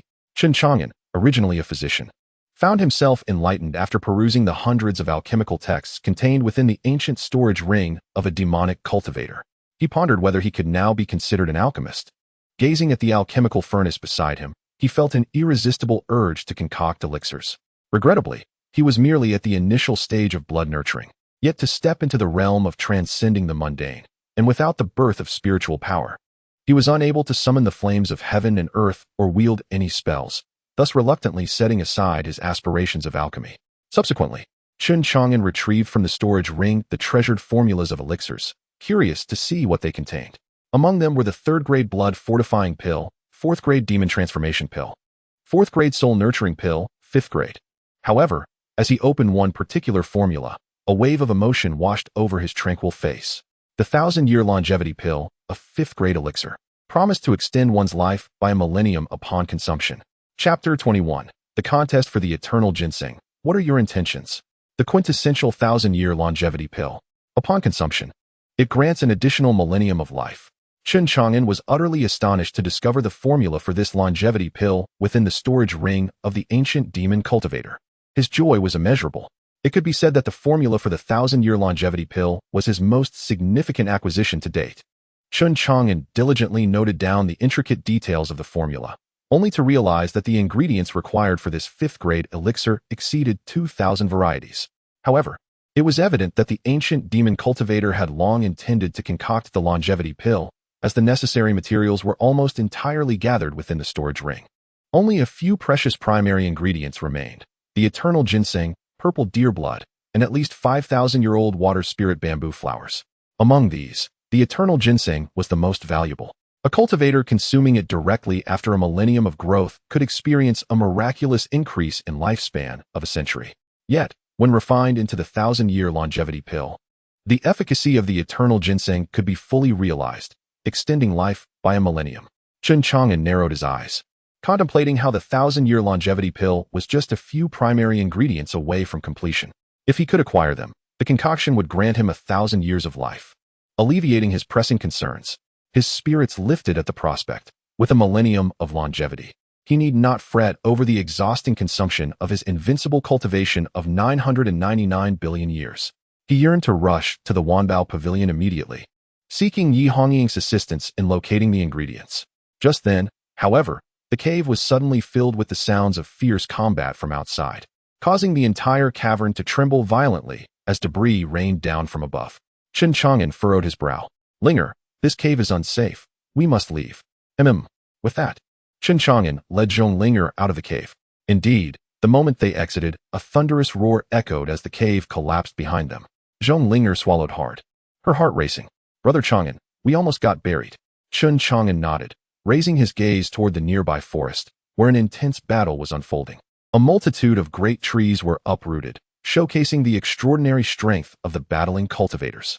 Let us take a look. With that, he and Zhonglinger made their way toward the forest. In his view, encountering powerful combatants was advantageous. After all, formidable cultivators possessed vast knowledge and might provide valuable information regarding the 3 principal ingredients required for the 1,000-year longevity pill. In the forest, Yi Hongying cradled the trembling treasure-seeking mouse in her arms, coldly observing the 3 combatants engaged in battle, her eyes sparkling with contemplation. In her right hand, she held the eternal ginseng. This ginseng, with its robust and gnarled roots, resembled the arms of an infant and emanated a rich, aromatic essence. Having developed a hint of spiritual awareness, struggling in Yi Hongying's grasp, yet she swiftly enclosed the eternal ginseng with a talisman, sealing it to prevent its escape. Those 2 guardian elders are insufferable, Yi Hongying was incensed after receiving news about the eternal ginseng from the two guardian elders. She had immediately brought the treasure-seeking mouse to Longshan, searching high and low for the whereabouts of the ginseng. After 3 arduous days, Yi Hongying finally discovered a hidden millennium ginseng in a secluded mountain valley tonight. Overwhelmed with joy, she quietly set up a magical array and successfully captured the ginseng. Rather than handing it over to the guarding elders, she resolved to present it to Chen Chang'an. Under the cover of darkness, she stealthily departed from the depths of Dalong Mountain. However, she was unexpectedly intercepted at the mountain's edge by the 2 vigilant elders, who compelled her to surrender the ginseng. Reluctant to comply, Yi Hongying engaged in a standoff with them, when fortuitously, a peak-level elder from the longevity realm happened to pass by. Without hesitation, she revealed the millennium ginseng, which indeed captivated the elder's attention. Aware of its significance, the elder sought to extend his already limited lifespan. Consequently, he launched a fierce attack against the 2 guarding elders, igniting a fierce battle. Although the conflict afforded Yi Hongying a momentary respite, she dared not flee, as both the elders and the elder's consciousness remained fixated on her. Should she attempt to escape with the ginseng, it was certain that the 3 would cease their fighting and turn their wrath upon her.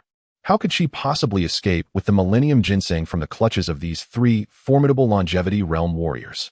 Yi Hongying pondered despairingly, unable to conceive a viable plan.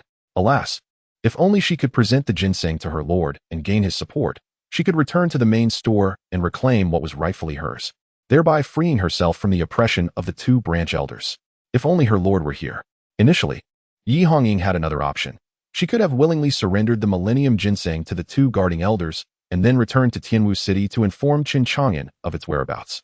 With his intervention, the elders would have no choice but to relinquish the ginseng. However, such an action would fail to demonstrate her capabilities, making it exceedingly difficult for her to earn Chen Chang'an's favor in the future. Currently, she found herself in the Wanbao Pavilion with an uncertain future, shrouded in darkness, likely facing a lifetime of obscurity. She had a strong intuition that if she could secure Chen Chang'an's support, her circumstances would surely transform. Resolute, Yi Hongying clenched her teeth. After all, she was a member of the Yi family. Even if she was not valued, she was still a disciple of the family. The 2 guarding elders harbored reservations and would not dare to kill her. As for the elder, his desire to seize the millennium ginseng would not be fulfilled with the elder's protection. If she could return to Tianwu City and meet her lord, she would be safe. Taking a deep breath, Yi Hongying placed the millennium ginseng into her storage ring and gently patted the treasure-seeking mouse in her possession. With a squeak, she placed the mouse into her spirit beast pouch, summoned 2 speed-enhancing wind pursuit talismans, and affixed them to her legs. As the talismans glowed, Yi Hongying felt herself transform into a gust of wind, racing swiftly toward the outskirts of Dalong Mountain. Indeed, her movement instantly drew the attention of the 2 guarding elders and the elder. Enraged, the 2 elders shouted, "Yi Hongying, where do you intend to take the millennium ginseng?" The old man coldly commanded, "You may leave, but first, you must leave the ancient ginseng behind." The 3 assailants simultaneously lunged towards Yi Hongying. Without hesitation, Yi Hongying hastily fled, with the trio of longevity realm experts relentlessly pursuing her, bellowing for her to halt. However, at that moment, as she fled, Yi Hongying spotted 2 figures ahead. Upon recognizing them, her heart leaped with joy. "Young master." These 2 were none other than Chen Chang'an and Zhong Linger. Yi Hongying was thrilled, never expecting to encounter Chen Chang'an at Mount Long. She was finally saved. Chen Chang'an, astonished, also recognized the fleeing Yi Hongying. "Hongying, what are you doing here?" Before she could respond, the 2 elder guardians and the old man had already caught up, surrounding Chen Chang'an, Zhong Linger, and Yi Hongying completely. The 3 gazed at Yi Hongying, their eyes brimming with murderous intent. Chen Chang'an narrowed his eyes, sensing the gravity of the situation. He extended his hand, shielding Yi Hongying behind him, and calmly inquired, "What are your intentions, gentlemen?" Chapter 22, Acquiring the Millennium Spiritual Ginseng and Slaying 3. The 2 elder guardians and the old man cast cold, disdainful glances at Chen Chang'an. "Youngster, if you wish to keep your life, you'd best distance yourself. This is not the tale of a hero rescuing a damsel in distress.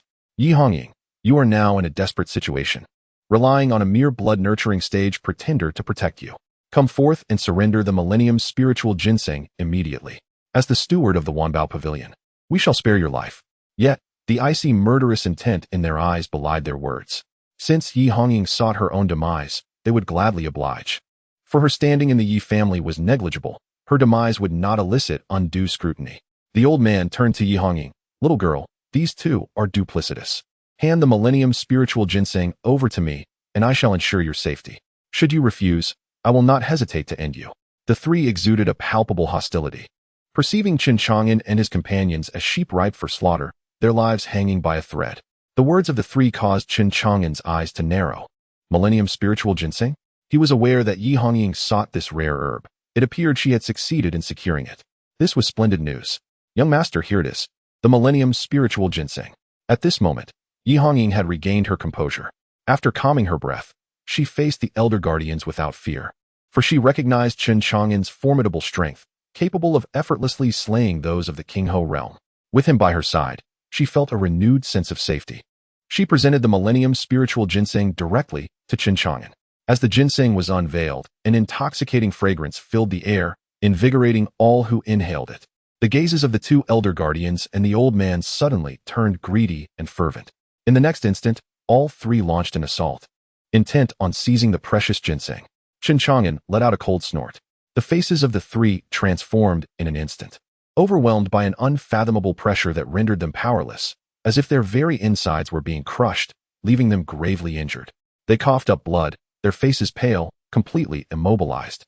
Chen Chang'an regarded them with disdain, hardly sparing them a glance as he accepted the millennium spiritual ginseng from Yi Hongying's hands. Feeling the abundant and pure life essence within, he could not help but feel elated. With this ginseng in hand, only the purple deer blood and the 5,000-year-old water spirit bamboo flower remained to concoct the 1,000 longevity pill. Well done, Hongying. Yi Hongying respectfully replied, this is what I ought to do. Had you not appeared, my life would surely have been forfeit. Chen Chang'an tucked the millennium spiritual ginseng away and addressed Yi Hongying. These three pursued you, and now I have subdued them. It is for you to decide their fate. Thank you, young master. The two elder guardians, now keenly aware of Chen Chang'an's true power, which far surpassed their initial perceptions, were filled with terror. They quickly implored, Yi Hongying, no, Yi Steward, we are the elder guardians of the Wanbao Pavilion. For the sake of our shared history, grant us mercy. Yi, the shopkeeper, ought to have disclosed that the millennium spiritual ginseng was intended for a senior. Had we been informed earlier, this unnecessary conflict could have been averted. Esteemed senior, we had no intention of seizing your precious ginseng. We humbly ask for your forgiveness and understanding.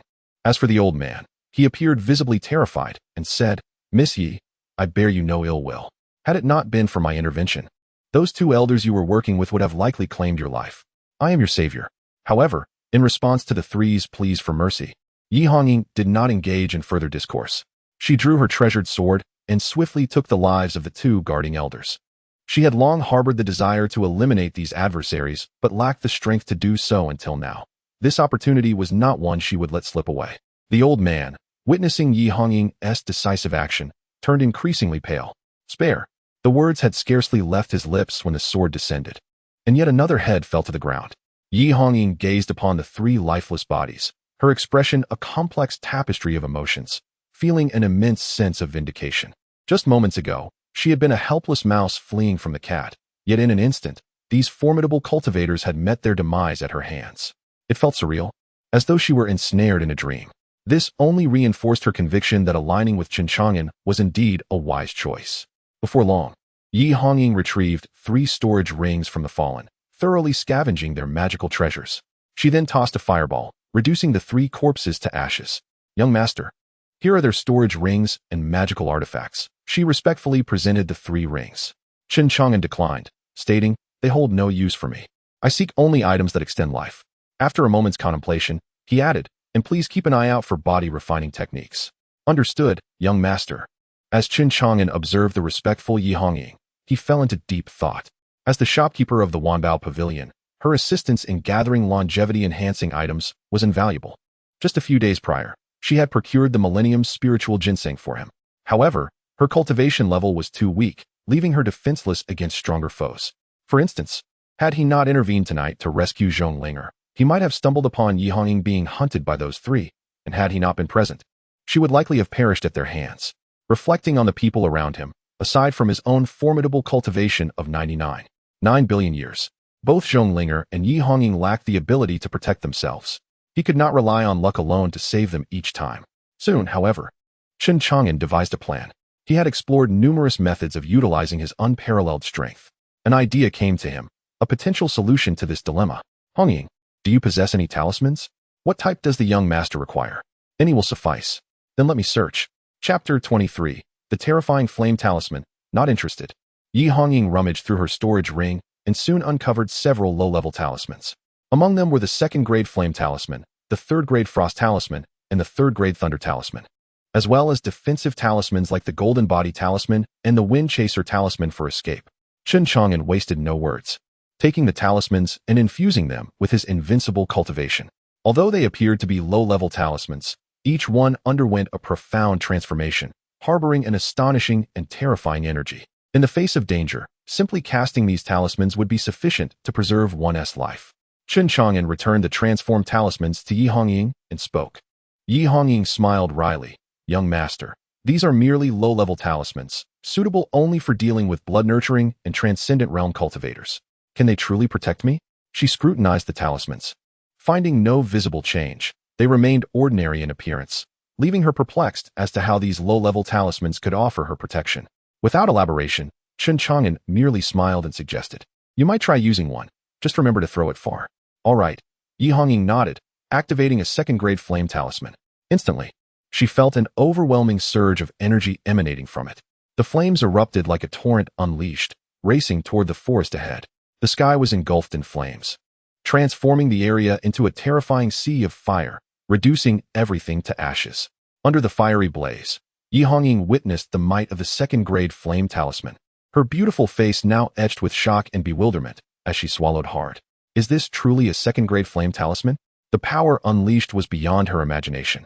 Such a catastrophic force would be challenging for even a deity-level noble to withstand, let alone survive. No wonder Chen Chang'an claimed these talismans could save her life.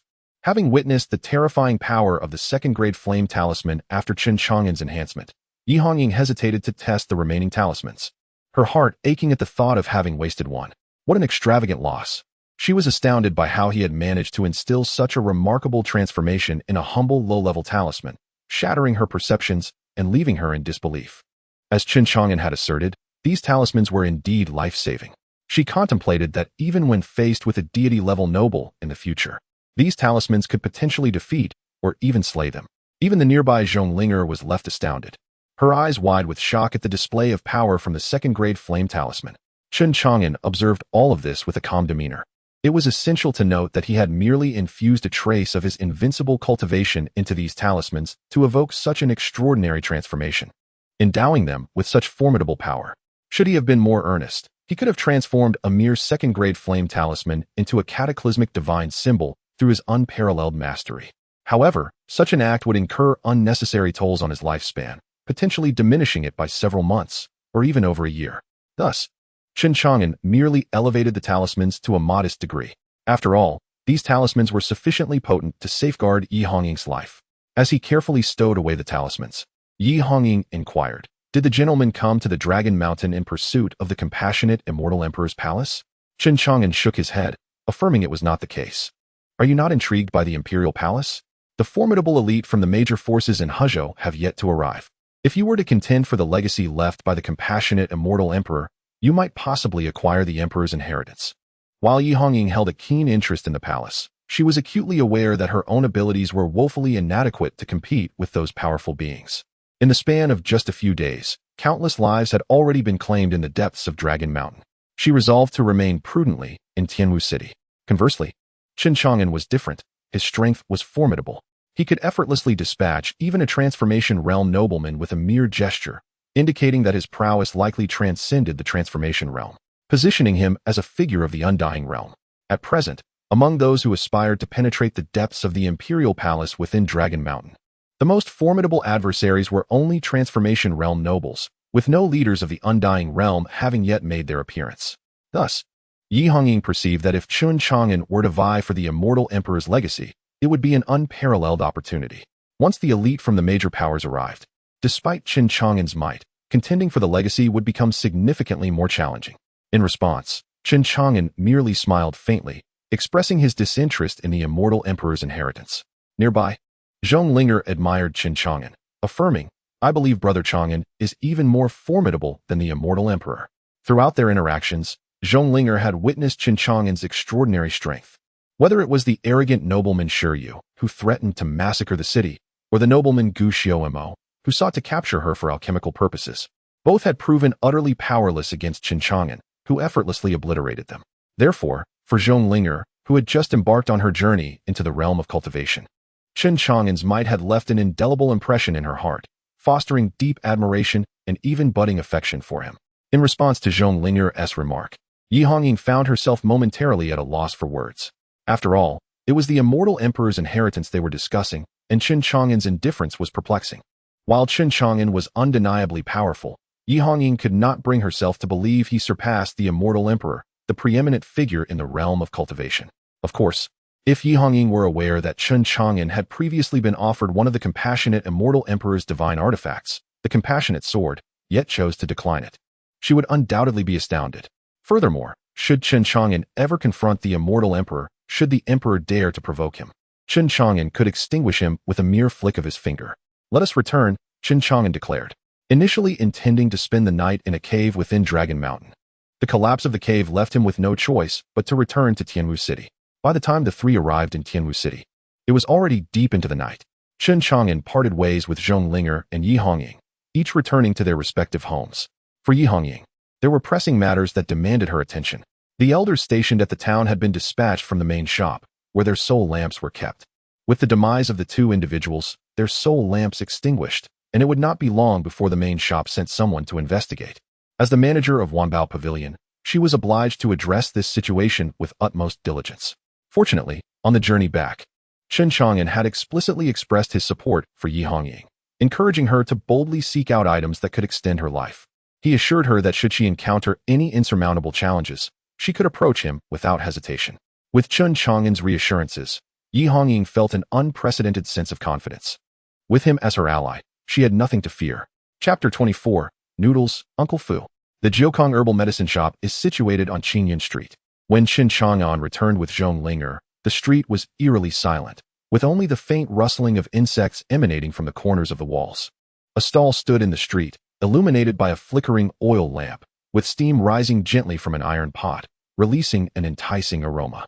An old man, clad in coarse fabric and sporting white hair, yawned and appeared on the verge of slumber. Upon noticing Chen Chang'an's approach, the old man perked up, greeting him with a warm smile. "Chang'an, why are you back so late? Would you care for a bowl of steaming noodles?" Zhonglinger politely acknowledged him. "Hello, Uncle Fu." Since being taken in by Chen Chang'an, she had ventured beyond her confines and become acquainted with some of the neighbors on Qingyun Street, including the noodle vendor, Uncle Fu. Uncle Fu smiled and nodded at her. "Well, this girl has been in our Qingyun Street for a few days now and has yet to try my noodles. Would you like to give them a taste?" At that moment, Zhonglinger's stomach audibly grumbled, causing her cheeks to flush with embarrassment. Chen Chang'an chuckled and affectionately ruffled her hair. He was not the only one feeling hunger. He too had not eaten since Zhonglinger was taken by the ancient demon. "It has indeed been some time since I savored Uncle Fu's noodles. Could we trouble you for 2 bowls?" With that, Chen Chang'an led Zhonglinger into the stall, taking a seat at a table as he continued. "In the past, when I played with Da Fu and Lazy until midnight, our stomachs would be growling, and we would always seek out Uncle Fu for a warm bowl of noodles. You will understand once you try them, Linger." "Yes, yes," she replied, nodding in agreement. Hearing Chen Chang'an's praise, Uncle Fu beamed with pride. "I, Zhang Fu, have been running this noodle stall since my youth. Now at 62, who in Qingyun Street, or even in other streets, hasn't he heard of the Zhang family noodle brand?" As Zhang Fu skillfully cooked the noodles and prepared the seasonings, his expression shifted to one of concern as he spoke of recent events. "Chang'an, it has been quite tumultuous in Tianwu City lately. Since that imperial palace emerged from deep within the great Dragon Mountain, many immortals have come. Have you heard the news?" Chen Chang'an replied, "This is indeed significant. I have heard it has stirred the entire cultivation realm. How could I be unaware? What troubles you, Uncle Fu?" "Alas, this is not a good omen. The rumors surrounding the imperial palace have spread like wildfire, inciting panic among the populace. When immortals clash, we mortals bear the brunt of it. If we inadvertently attract the ire of these immortals, Tianwu City may suffer greatly. I have heard that the death toll from the Great Dragon Mountain has nearly reached a mountain of bodies. Do you remember that immortal from a few days ago? They say he was an elder from some horrifying sect, and he was intent on slaughtering the city. Were it not for the intervention of an immortal within the city, Tianwu City would have faced annihilation." Chen Chang'an reassured him. Uncle Fu, you need not worry. The presence of immortals in the city ensures that such threats will not go unchecked. You can rest easy. Zhong Linger chimed in. Brother Chang'an is right. Uncle Fu, you need not fret. On this day in Wuqing, Chen Chang'an had been there for 3 years, and having developed feelings, he would not allow them to be extinguished so easily. Regarding Chen Chang'an's safety, Zhang Fu said nothing, instead shaking his head in resignation with a sigh. At that moment, the noodles were ready, sprinkled with chopped green onions, and Zhang Fu served them to Chen Chang'an and Zhong Linger at the table. The noodles emitted an enticing aroma, and the two, with hungry bellies, began to slurp them down heartily. Zhang Fu smiled, asking, "How does it taste, my dear?" It's delicious," came Chen Chang'an's quick reply as he polished off a bowl in no time, yet still yearning for more. "Uncle Fu, may I have another bowl? You still have quite the appetite, young man. I'll get you another one right away." Chen Chang'an chuckled. "What can I say? I'm still young." "Indeed, but Chang'an, you should also consider starting a family. When old Huang returns, it would be quite the surprise," Zhang Fu remarked, glancing meaningfully at Zhong Linger. Chen Chang'an shot Zhang Fu a look. "Linger is only 12. She is merely my apprentice." Meanwhile, Zhong Linger's cheeks flushed as she focused intently on her bowl of noodles. Soon, Zhang Fu returned with a second bowl for Chen Chang'an and resumed their conversation. "Things have been rather unsettled lately. I plan to move to Orchid Village in a couple of days until the situation calms down. You both need to be cautious. If possible, avoid going out, especially be careful not to offend any immortals." Chen Chang'an nodded, aware that Zhang Fu had a son named Zhang Yoning, a hunter who had married a woman from Orchid Village as introduced by Granny Rong. Chen Chang'an had even accompanied the old man to the wedding feast. However, due to the high cost of living in the city, Zhang Yoning and his wife chose to reside in Orchid Village, which also facilitated his hunting trips. He would occasionally bring back game to the city, spending time with his father, while Zhang Fu's earnings from the noodle shop would occasionally support the young couple. After working hard for most of his life, Zhang Fu deserved some leisure. Orchid Village was indeed a splendid place for relaxation. "If anything arises during this time, don't hesitate to come find me at Jiukong Pharmacy," Chen Chang'an offered. All right, Zhang Fu replied with a smile as Chen Chang'an continued to enjoy his noodles. Before long, he finished yet another large bowl, feeling thoroughly satisfied. "Linger, are you full?" "Yes, I am." After settling the bill, Chen Chang'an said, "Uncle Fu, we shall take our leave now. Please rest early." Zhang Fu nodded with a smile, watching the departing figures of Chen Chang'an and Zhong Linger. And he couldn't help but reflect, Chang'an is quite a fine young man. Old Huang has certainly taken on a good apprentice. Chapter 25, The Life and Death Talisman. A bold idea. As night fell, silence enveloped the surroundings. The following day, Chen Chang'an awoke, emerging from his chamber and stretching languidly. He had slept soundly until nearly noon, feeling remarkably refreshed. "Good morning, Brother Chang'an." In the courtyard, Zhong Linger was engaged in her cultivation, inhaling the essence of heaven and earth, her body resonating with the thunderous sounds of vital energy. It seemed her cultivation at the mid-stage of blood nurturing had achieved a solid enhancement. Soon after, she ceased her practice and brought forth the breakfast she had prepared from the kitchen. "Brother Chang'an, it's time for breakfast." "Thank you, you've worked hard." Zhong Linger smiled gently, shaking her head. "Not at all, it's no trouble." Chen Chang'an affectionately ruffled Zhong Linger's hair. With her presence, his life had become much more comfortable. The feeling of having someone to care for him was truly delightful. After their meal, he beckoned Zhong Linger closer. "Linger, due to your unique constitution, you were captured by the demonic cultivators yesterday. To prevent any unforeseen circumstances, I need to seal a power within you, which you can utilize to safeguard your life in times of danger." With a thought, Chen Chang'an activated his unparalleled cultivation. He pointed a finger, and in the void, a golden talisman coalesced. The talisman gleamed with radiant golden light, exuding an aura of immense power that caused the surrounding space to tremble. This was a concept Chen Chang'an had devised late into the night, inspired by the talismans of Yi Hongying. He had condensed his invincible cultivation into a power talisman, embedding it within the one being protected. They could invoke this power talisman at any moment, whether for self-preservation or to temporarily enhance their combat prowess. Chen Chang'an named this talisman the Life and Death Talisman, for, should he desire, he could even use it to claim a life directly. However, the cost of manifesting this life and death talisman was not insignificant. It had consumed 2 years of his lifespan, leaving him with 16 out of 60 years remaining. Zhong Linger gazed curiously at the floating life and death talisman. Chen Chang'an pointed, and the talisman vanished into her forehead, disappearing from sight. Immediately, Zhong Linger felt a golden talisman now residing within her sea of consciousness. Brother Chang'an, what is this? Whenever you wish, you can summon this life and death talisman, but currently, you may only use it twice. Once the power is exhausted, the talisman will dissipate on its own. Now, shall we test its might? Though Chen Chang'an had created the life and death talisman, he remained uncertain of its true power. All right. Zhongling attempted to invoke the life and death talisman, and in an instant, an overwhelming and terrifying aura erupted from within her, akin to a volcano in eruption, swiftly enveloping the entirety of Tianwu City and startling countless cultivators within. Each one felt as if an eminent power had descended upon Tianwu City. This aura was formidable, not at all inferior to the two elder demons encountered previously. In fact, it was significantly stronger. Chen Chang'an contemplated. It seems that for every year I expend from my lifespan, the refined life and death talisman can at least grant others a temporary prowess rivaling that of nobility. Zhongling, astonished, felt an overwhelming and boundless power surging within her. She sensed an exhilarating strength coursing through her veins. A profound intuition whispered to her that even if she were to encounter the same peril as the night before, facing the ancient demonic cultivator, she could undoubtedly vanquish him with this newfound force. Put it away, Chen Chang'an instructed. Zhongling relinquished the power, and the life and death talisman slipped into a dormant state. Its radiant glow dimmed slightly, yet this initial attempt to harness its energy did not significantly deplete its essence, nor did it affect the number of uses. Linger, I have now infused the life and death talisman into your being. Should you ever face malevolent adversaries again, you may utilize it to safeguard yourself. If the talisman's uses are exhausted, simply seek me out for replenishment. Thank you, Brother Chang'an, Zhongling exclaimed joyfully. To be candid, she did not prioritize the talisman's ability to preserve her life. Rather, it was Chen Chang'an's concern for her that warmed her heart.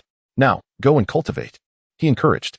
Zhongling nodded and resumed her training, while Chen Chang'an pondered the implications of expending 5 or even 10 years of his lifespan to augment the talisman's potency. However, with 644 years remaining, time was of the essence, and he needed to proceed with caution. After all, the adversaries encountered thus far were merely those at the divine transformation stage, and even a single year of lifespan lost felt considerable. Yet, should the challenges become more formidable, Chen Chang'an might find himself overwhelmed. Furthermore, he must prepare for the possibility of encountering even stronger cultivators in the future, which would necessitate even greater sacrifices of his lifespan. He had to consider the future. Moreover, regarding Yi Hongying, it appeared that he should bestow upon her a life and death talisman as well. Chen Chang'an held high hopes for her, particularly after she had surprised him with the acquisition of the Millennium Ginseng. This Millennium Ginseng, if consumed directly, could extend one's life by a century. If refined into a 1,000 longevity pill, it could potentially add a millennium to one's lifespan. It was entirely feasible for him to consume the Millennium Ginseng now and increase his lifespan by a century without issue. Chen Chang'an retrieved the Millennium Ginseng, enveloped and sealed by spiritual symbols, and examined it closely. Each tendril of the ginseng seemed almost sentient, gently swaying.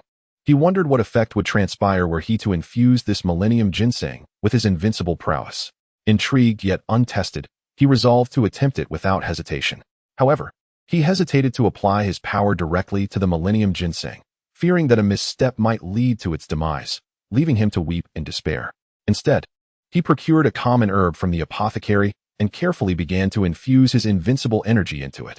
An astonishing scene unfolded before his eyes.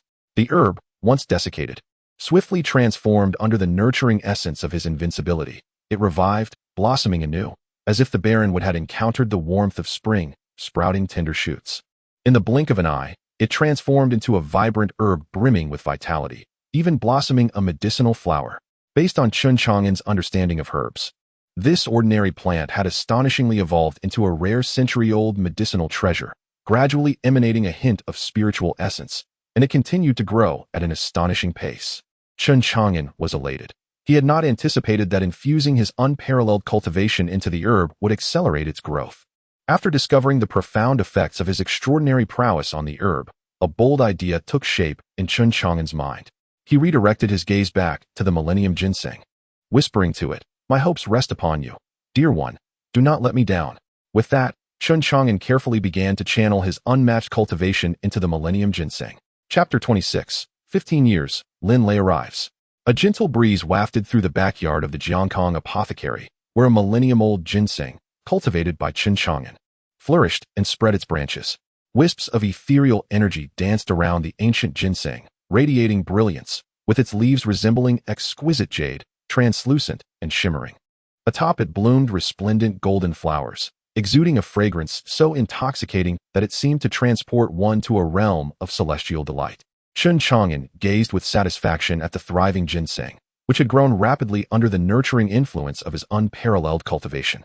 Upon realizing the effectiveness of his formidable prowess in nurturing the ginseng, he did not hesitate to sacrifice 5 years of his lifespan to nourish this extraordinary plant, his most significant consumption of life force thus far. Presently, he had 1655 years of life remaining, but every moment spent was deemed worthwhile.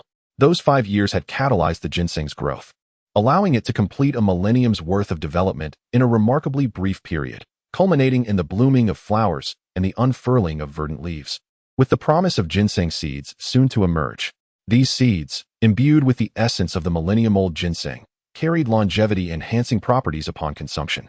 Regrettably, Chen Chang'an could only expend 5 years of his lifespan for nurturing, had he been able to further extend his sacrifices. Allowing the ginseng to mature to 30,000 or even 100,000 years, the effects on longevity would have been truly miraculous. At present, the ginseng could only withstand the nurturing of 5 years of his life force, and he keenly sensed that any additional attempts to nurture it would result in the gradual loss of its vitality, leading to desiccation. Startled, Chen Chang'an promptly ceased his efforts. Recognizing the limitations of his unparalleled cultivation in nourishing spiritual herbs, only if the ginseng could fully absorb the power he had imparted could he consider further nurturing. He watched with contentment as the ginseng swayed in the breeze, flourishing under his unmatched prowess, soon to yield its precious seeds. In quiet anticipation, he awaited the moment of harvest.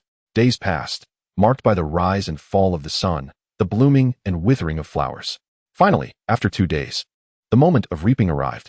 The millennium-old ginseng had successfully condensed 5 seeds, each the size of a longan, radiant and golden, emanating a powerful essence and rich spiritual aroma. Zhonglinger, observing the 5 seeds, inquired with curiosity, "Brother Chang'an, are these the ginseng seeds?" Chen Chang'an nodded with a smile as he collected the 5 seeds. Noting the somewhat meager quantity, ancient texts on alchemy had recorded that once the ginseng reached a millennium in age, it would bear fruit every 1,000 years. The condensed seeds were a boon for cultivators, capable of extending life and enhancing physical strength. For the time being, he intended to use the ginseng to concoct the 1,000 longevity pill, delaying immediate consumption of the seeds, although taking one for longevity enhancement was also appealing. Without hesitation, Chen Chang'an consumed 1 ginseng seed. System notification: consuming the millennium ginseng seed grants 3 years of life. Current lifespan 1658. Chen Chang'an's eyes sparkled with delight. The spirit ginseng seeds indeed possess remarkable properties, capable of extending one's lifespan by 3 years with just a single seed. However, one may wonder how many can be consumed. Consequently, Chen Chang'an presented a seed to Zhonglinger for her to taste. She gently shook her head. Perceiving the significance Chen Chang'an placed on the ancient ginseng and these seeds, clearly of great value to him, she could not bring herself to consume it. "Brother Chang'an, you should partake. I shall abstain." Very well, Chen Chang'an acquiesced without insistence. He could nurture the ancient ginseng to maturity with his unparalleled cultivation. And once the ginseng absorbed the essence from his initial nourishment, he could provide it with a second round of sustenance, allowing it to blossom and yield more seeds. Thus, he was in no rush to have her consume it. He consumed another seed himself. System notification: consuming ancient ginseng seed grants an increase in lifespan by 3. Current lifespan 1661. After devouring all 5 seeds, Chen Chang'an felt a significant enhancement in his vitality. He glanced at the system panel to check his lifespan. 1670. He was quite pleased and mused. It appears the ancient ginseng seeds have an impressive effect on longevity. They have granted me an extension of 15 years. If I could allow the ancient ginseng to mature for another millennium, would it yield further benefits to my lifespan? He hoped that these seeds would continuously augment his years. Yet, he understood that the likelihood of this was minimal. Soon after, Chen Chang'an gazed towards the backyard, deep in thought. In the realm of cultivation, there existed numerous rare herbs capable of prolonging life, such as the legendary peach trees, ancient fairy mushrooms, and ageless earth spirits. If he could locate these longevity-enhancing herbs and nurture them with his unparalleled cultivation to accelerate their growth, his lifespan would undoubtedly see a significant increase.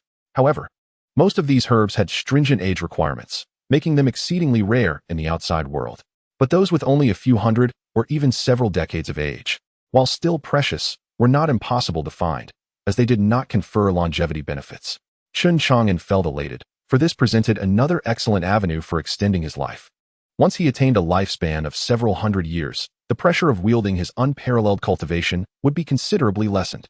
The apothecary was still modest in size, and the backyard lacked sufficient space for cultivating longevity herbs. It seemed that he would need to expand the Jiukang apothecary in due time. Rubbing his chin thoughtfully, he contemplated the adjacent butcher shop owned by Wang. Perhaps he could inquire if he would be willing to sell it. Linger, keep an eye on the apothecary. I shall visit next door. All right, she replied. However, just as he stepped out of the apothecary, a young man clad in a dark blue patterned enforcement uniform approached briskly. Upon seeing Chen Chang'an, the youth's face lit up with a smile as he greeted him. Chang'an. Chen Chang'an was momentarily taken aback. Lazy, what brings you here? Lin Lei, the sturdy young man with a sun-kissed complexion serving in the enforcement, approached with an air of authority, his eyes glinting with a hint of sternness. He strode confidently, his tall frame resembling a galloping steed, exuding an imposing presence. Lin Lei playfully punched Chen Chang'an's chest, chuckling, I missed you. Is it so strange that I come to see you? Then, his gaze shifted towards the apothecary, and he winked at Chen Chang'an. I heard from Granny Rong that Linger is currently assisting you at Jiukang Pharmacy. How has your relationship developed? Chen Chang'an shot him a glance. Remarking that Linger is merely 12 years old. Are you suggesting that I am a beast? Lin Lei chuckled, referring to her as a child bride. Do you understand? Chen Chang'an cast him another look, noting that it seems Lord Enforcement is quite intrigued by the concept of child brides. Perhaps I shall introduce you to one at a later time. Lin Lei hurriedly pleaded for mercy, exclaiming that if his little Lu knew, she would undoubtedly flay him alive. Chen Chang'an was left speechless, pondering the notion of being flayed alive, suspecting that Lin Lei was merely boasting. Lin Lei chuckled once more, but his demeanor shifted to one of seriousness. Chang'an, I need your assistance with a matter. Chen Chang'an, perplexed, inquired, what kind of matter? Let us discuss it inside. Lin Lei suggested, surveying their surroundings with his spiritual sense before leading Chen Chang'an back to Jiukang Pharmacy. Chapter 27. Conversation at the Lord's Manor. Within the confines of the Jiukang Apothecary, Chen Chang'an and Lin Lei took their seats. In the courtyard, Zhong Linger spotted them and hurriedly served tea to the two. Glancing at Zhong Linger, Lin Lei teased, Sister, are you still finding it comfortable here? Brother Chang'an treats me exceptionally well. He continued with a playful smirk. Has Chang'an sneaked into your room at night to bully you? Ah, no. Not at all, Zhong Linger replied, her cheeks flushed, shaking her head vigorously. Suddenly, Lin Lei noticed something, his expression turning to one of astonishment. Sister, when did you become a false cultivator? Lin Lei, having reached the late stage of the transformation realm, easily discerned that her cultivation was at the mid-stage of blood nourishing. This revelation left him utterly shocked. Just half a month prior, Zhong Linger was clearly an ordinary person without a trace of cultivation. How could she have achieved the mid-stage of blood nourishing in such a short span? The speed of her advancement was simply astonishing. He even rubbed his eyes, doubting his own vision. Yet the truth was undeniable. Chen Chang'an smiled and explained. Linger possesses remarkable talent for cultivation, so I imparted to her the ancestral techniques taught to me by the old man. Lin Lei laughed heartily. I see. You've struck quite the fortune, haven't you? He expressed envy. How wonderful it would be if I had a sister with such cultivation talent. Then, Lin Lei continued his jest. But why are you still stuck in the early stage of blood nourishing? Even the newly initiated sister surpasses you. How embarrassing. Chen Chang'an shot Lin Lei a glare. You know my talent well enough. Perhaps I should search for physical cultivation techniques. I intend to pursue the path of body cultivation. Zhong Linger, overhearing Lin Lei's teasing, felt puzzled. Brother Chang'an's cultivation is only at the early stage of blood nourishing? He is capable of crushing nobles with a mere gesture. She thought to herself. It's fortunate that you are a friend of Brother Chang'an. Otherwise, be careful lest he swats you down for mocking him. However, seeing that Chen Chang'an offered no explanation, Zhong Linger remained silent, standing obediently by, filled with gratitude toward Lin Lei. If it weren't for him, she might never have met Brother Chang'an. Have you lost your mind? In this day and age, who still pursues body cultivation? Lin Lei looked at Chen Chang'an incredulously after hearing his words. Chen Chang'an merely smiled, not offering any further clarification, and curiously inquired, let us not forget the matter at hand. Quickly, tell me what you need my help with. Lin Lei nodded, his expression turning serious. The night before last, it was reported that the lord of the city, in alliance with other powerful figures, attempted to breach the imperial palace's seal. Inadvertently, they triggered a prohibition set by the benevolent immortal emperor, resulting in a foreboding rain of blood.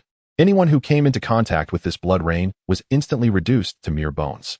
The Lord's daughter, Chu Wushuang, accidentally touched a drop of the blood rain.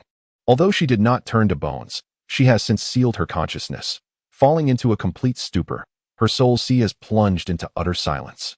And no one understands the cause of this calamity. In the dead of night, the lord of the city brought Chu Wushuang back to Tianwu City, seeking the expertise of an alchemist to cure her ailment. However, no progress was made. Chang'an, you have inherited the medical skills of the esteemed Elder Huang. Perhaps you might succeed where others have failed? If you manage to awaken Chu Wushuang, you shall become the benefactor of the city lord, and together, we shall ascend to great heights. Chen Chang'an sipped his tea, rendered speechless. If even the esteemed alchemist cannot revive Chu Wushuang, what use am I? Moreover, my skills are but a pale imitation of the old man's. Lin Lei lowered his voice. I recall a year ago, when I was possessed and lost my senses. It was Elder Huang's technique, known as purifying the soul, that saved me. Given Chu Wushuang's current state, I suspect she may have encountered a similar affliction. You should give it a try. Even if you fail, the city lord has decreed that anyone who attempts to treat her, regardless of their qualifications, shall be rewarded with 100 low-grade spirit stones. Furrowing his brow, Chen Chang'an surmised that the city lord was at a loss and resorting to desperate measures. You should go. Even if you cannot cure her, the reward is worth it. 100 low-grade spirit stones. We can split them evenly, with no risk involved. Many renowned physicians have already been summoned and have received their share of the stones. As an enforcer, I can recommend you. Come on, brother. Don't hesitate. You must help me. If we can share those 50 low-grade spirit stones, I will be well on my way to affording a bride price for Xiao Lu. After a moment of contemplation, Chen Chang'an nodded. Very well, since you plead so earnestly, I shall make an attempt. Lin Lei's face lit up with joy, and he playfully thumped Chen Chang'an's chest. Good brother. Chen Chang'an smiled. I merely wish to witness your marriage to Xiao Lu and celebrate with you both. Absolutely. When shall we depart? The sooner, the better. Securing those spirit stones is of utmost importance. It is worth mentioning that after slaying the ancient demon, Chen Chang'an had amassed over 1 million spirit stones within his storage ring. Should Lin Lei require them, he could easily part with such a fortune. However, since Lin Lei was not seeking a loan, there was no reason for him to offer assistance. Lin Lei's character was sometimes rather proud. Should one offer him spirit stones directly, he might perceive it as an insult, unlike Su Dafu, who was unabashed in his demands. Were one to gift Su Dafu 1 million spirit stones, he would gladly kneel and worship them as a father figure. Upon reflecting on Su Dafu, Chen Chang'an found himself concerned for the rotund fellow. He wondered if he had managed to avoid the ominous blood rain that had descended from the imperial palace. With a thought, Chen Chang'an activated his divine eye and peered deep into the Dragon Mountain. The situation within the mountain had grown increasingly complex, littered with corpses. Yet, this did not deter the cultivators. Rather, more powerful practitioners surged towards the imperial palace. Soon, Chen Chang'an spotted Su Dafu, appearing lively as he engaged in combat with a young cultivator. With a smile, he dispelled the divine eye. Lin Lei, puzzled, inquired, "What brings you to smile?" Chen Chang'an replied, "I was just pondering where Su Dafu has wandered off to. That fellow is likely off seeking companionship on a certain street." Lin Lei did not dwell on it, and casually responded, "He certainly remains unaware that Su Dafu is a concealed practitioner of the Fate Spring realm, surpassing him in strength. Currently delving into the depths of Longshan Mountain in pursuit of the Celestial Emperor's legacy. If he were to learn of this, one can only imagine the tumult of emotions he would experience." Chapter 28. Chu Yongtian, are you a physician? Half an hour later, as they strolled and conversed, Chen Chang'an and Lin Lei arrived at the grand entrance of the city lord's mansion. Outside the gate stood 2 imposing guards. Lin Lei approached and stated their purpose. The guards cast a glance at Chen Chang'an before opening a side door, allowing them entry. "Thank you," they expressed as they entered the mansion. They traversed a winding path until Lin Lei led Chen Chang'an to a magnificent hall. Inside, a gathering of over a dozen individuals awaited. Chen Chang'an surveyed the room. Noting that most were renowned physicians from Tianwu City, albeit all advanced in age, their hair a stark white, and their faces marked by the passage of time. Notably absent were any youthful physicians, and the elder practitioners regarded Chen Chang'an with barely concealed disdain, likely presuming he sought the reward of 100 spirit stones. "Lin Lei, do you think I might be too young for this?" Chen Chang'an inquired. Lin Lei glanced at the elderly physicians within the hall and nodded affirmatively. "They are seasoned physicians, while you are a budding one. As long as you are a physician, that suffices. Moreover, you possess the genuine teachings of Elder Huang, which are no less than theirs." Lin Lei held a firm belief in Chen Chang'an's medical skills. A year prior, he had encountered a bandit ambush, emerging victorious but gravely injured, teetering on the brink of death. It was Chen Chang'an who intervened, reviving him, and within a mere fortnight, he was restored to vibrant health. Ultimately, Chen Chang'an was indeed a bona fide physician. Though he desired the reward, he had not resorted to deceit. After all, as a mere subordinate of the law enforcement, he did not possess the audacity to engage in trickery. At that moment, others were summoned to enter the inner hall in succession to attend to Chu Wushuang's ailment. These physicians entered with great confidence, but soon emerged from the back hall, shaking their heads in despair, proclaiming their inability to cure her. Fortunately, despite their lack of success, they received the promised 100 spirit stones as compensation for their efforts, their faces betraying unmistakable joy. For these ordinary physicians, devoid of cultivation, earning 100 spirit stones was no small feat, and merely examining a patient felt akin to receiving a windfall. The other physicians, witnessing the bounty, could hardly contain their delight and eagerly anticipated their turn to enter the inner hall. Lin Lei whispered, "Did you see that? 100 spirit stones, not a ruse. I assure you." Chen Chang'an shrugged. "For me, spirit stones have lost their significance. I can acquire as many as I desire." Before long, the physicians in the hall had dwindled significantly, leaving only Chen Chang'an. The steward wore a frown as he observed the remaining young man, seemingly no more than a teenager, still unblemished by the trials of life. "You're a physician?" he inquired, his tone laced with skepticism as he directed his gaze towards Lin Lei.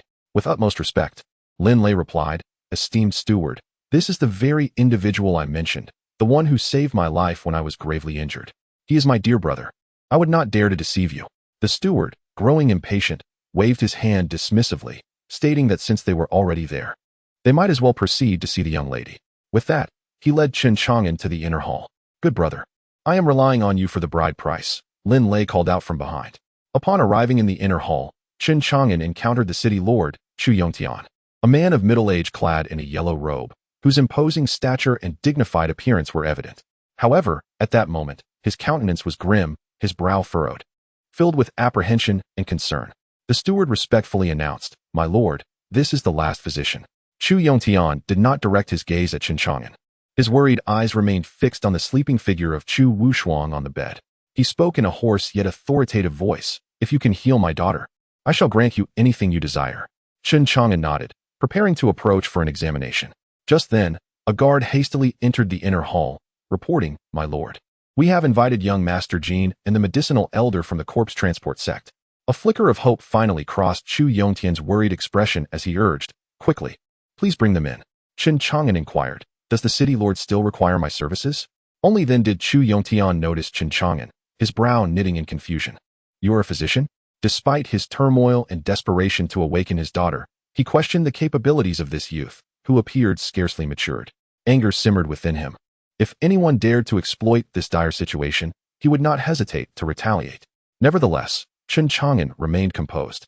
Though Chu Yongtian was a formidable figure in the transformation realm, Chen had already vanquished 2 of the corpse transport sect's esteemed figures. He held no fear of this city lord.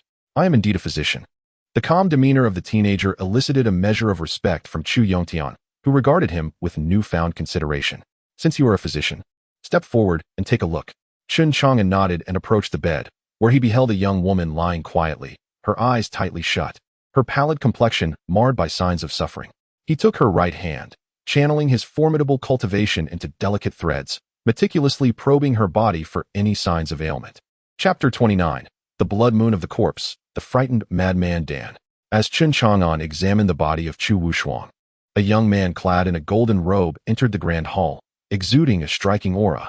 Beside him stood an elderly man in gray robes, stooped and hunchbacked, yet radiating a powerful presence. His piercing eyes revealed that he was a noble figure of the transformation realm. Chu Yongtian had long awaited in the hall. Upon seeing the golden-robed youth and the gray-robed elder, he hurried forward. "Young Master Jean, Taoist Dan, you have finally arrived." Jin Yang clasped his hands together. "Upon hearing of Wushuang's injury, I rushed here from the Jin family. Lord Chu, what is her current condition?" Chu Yongtian sighed and shook his head. "This girl has been struck by the ominous blood rain that fell from the imperial palace and has yet to awaken. I can only entrust her to you, young Master Jean and Taoist Dan." The madman Dan responded nonchalantly, "I shall do my utmost. Let me assess the situation of your esteemed daughter before drawing any conclusions." The gray-robed elder, known as the Madman Dan, was a highly esteemed alchemist of the corpse-carrying sect, possessing a remarkable 6th-grade rank, while Jin Yang, a disciple of the prestigious Jin family, was only a 3rd-grade alchemist but held great promise. In this moment, Chu Yongtian could only place his hopes on these two individuals. "Come with me to the rear hall," Chu Yongtian instructed, leading Jin Yang and the Madman Dan to the back, where they found Chen Chang'an diligently examining Chu Wushuang's condition. Jin Yang frowned as he observed Chen Chang'an grasping Chu Wushuang's arm. "Lord Chu, who is that young man?" With a hint of exasperation, Chu Yongtian replied, "He is the physician of the city whom I summoned to treat Wushuang. The other physicians have all come, but none have succeeded." The Madman Dan remarked coolly, "My friend, your concern for your beloved daughter is understandable. In desperate times, one seeks any remedy.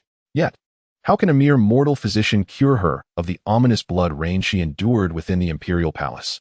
Jin Yang nodded, feeling a strong aversion to Chen Chang'an's hold on Chu Wushuang. It was well known that the Jin and Chu families shared a close bond. Jin Yang had known Chu Wushuang since childhood. As she matured into a graceful and beautiful woman, Jin Yang's feelings deepened, fueling his desire to marry her. Unfortunately, Chu Wushuang did not reciprocate his affections. However, Jin Yang believed that if he could heal her this time, he might win her favor and increase his chances of marrying her. "This matter does not concern you. You may leave," Jin Yang declared, attempting to dismiss him. At that moment, Chen Chang'an, having utilized his formidable powers, had thoroughly examined Chu Wushuang and employed his divine eye to identify the root of her affliction. He discovered that her sea of consciousness was currently enveloped and eroded by a mass of ominous blood energy, draining her vitality. In his mind, Chen Chang'an speculated that to awaken Chu Wushuang, he would likely need to dispel the ominous blood energy surrounding her sea of consciousness. However, just as he was about to employ his unparalleled powers to address this malevolent force, Jin Yang interrupted him. He glanced at Jin Yang, then turned to Chu Yongtian. "Lord Chu, I have nearly pinpointed the cause of her condition. Shall I proceed with treatment?"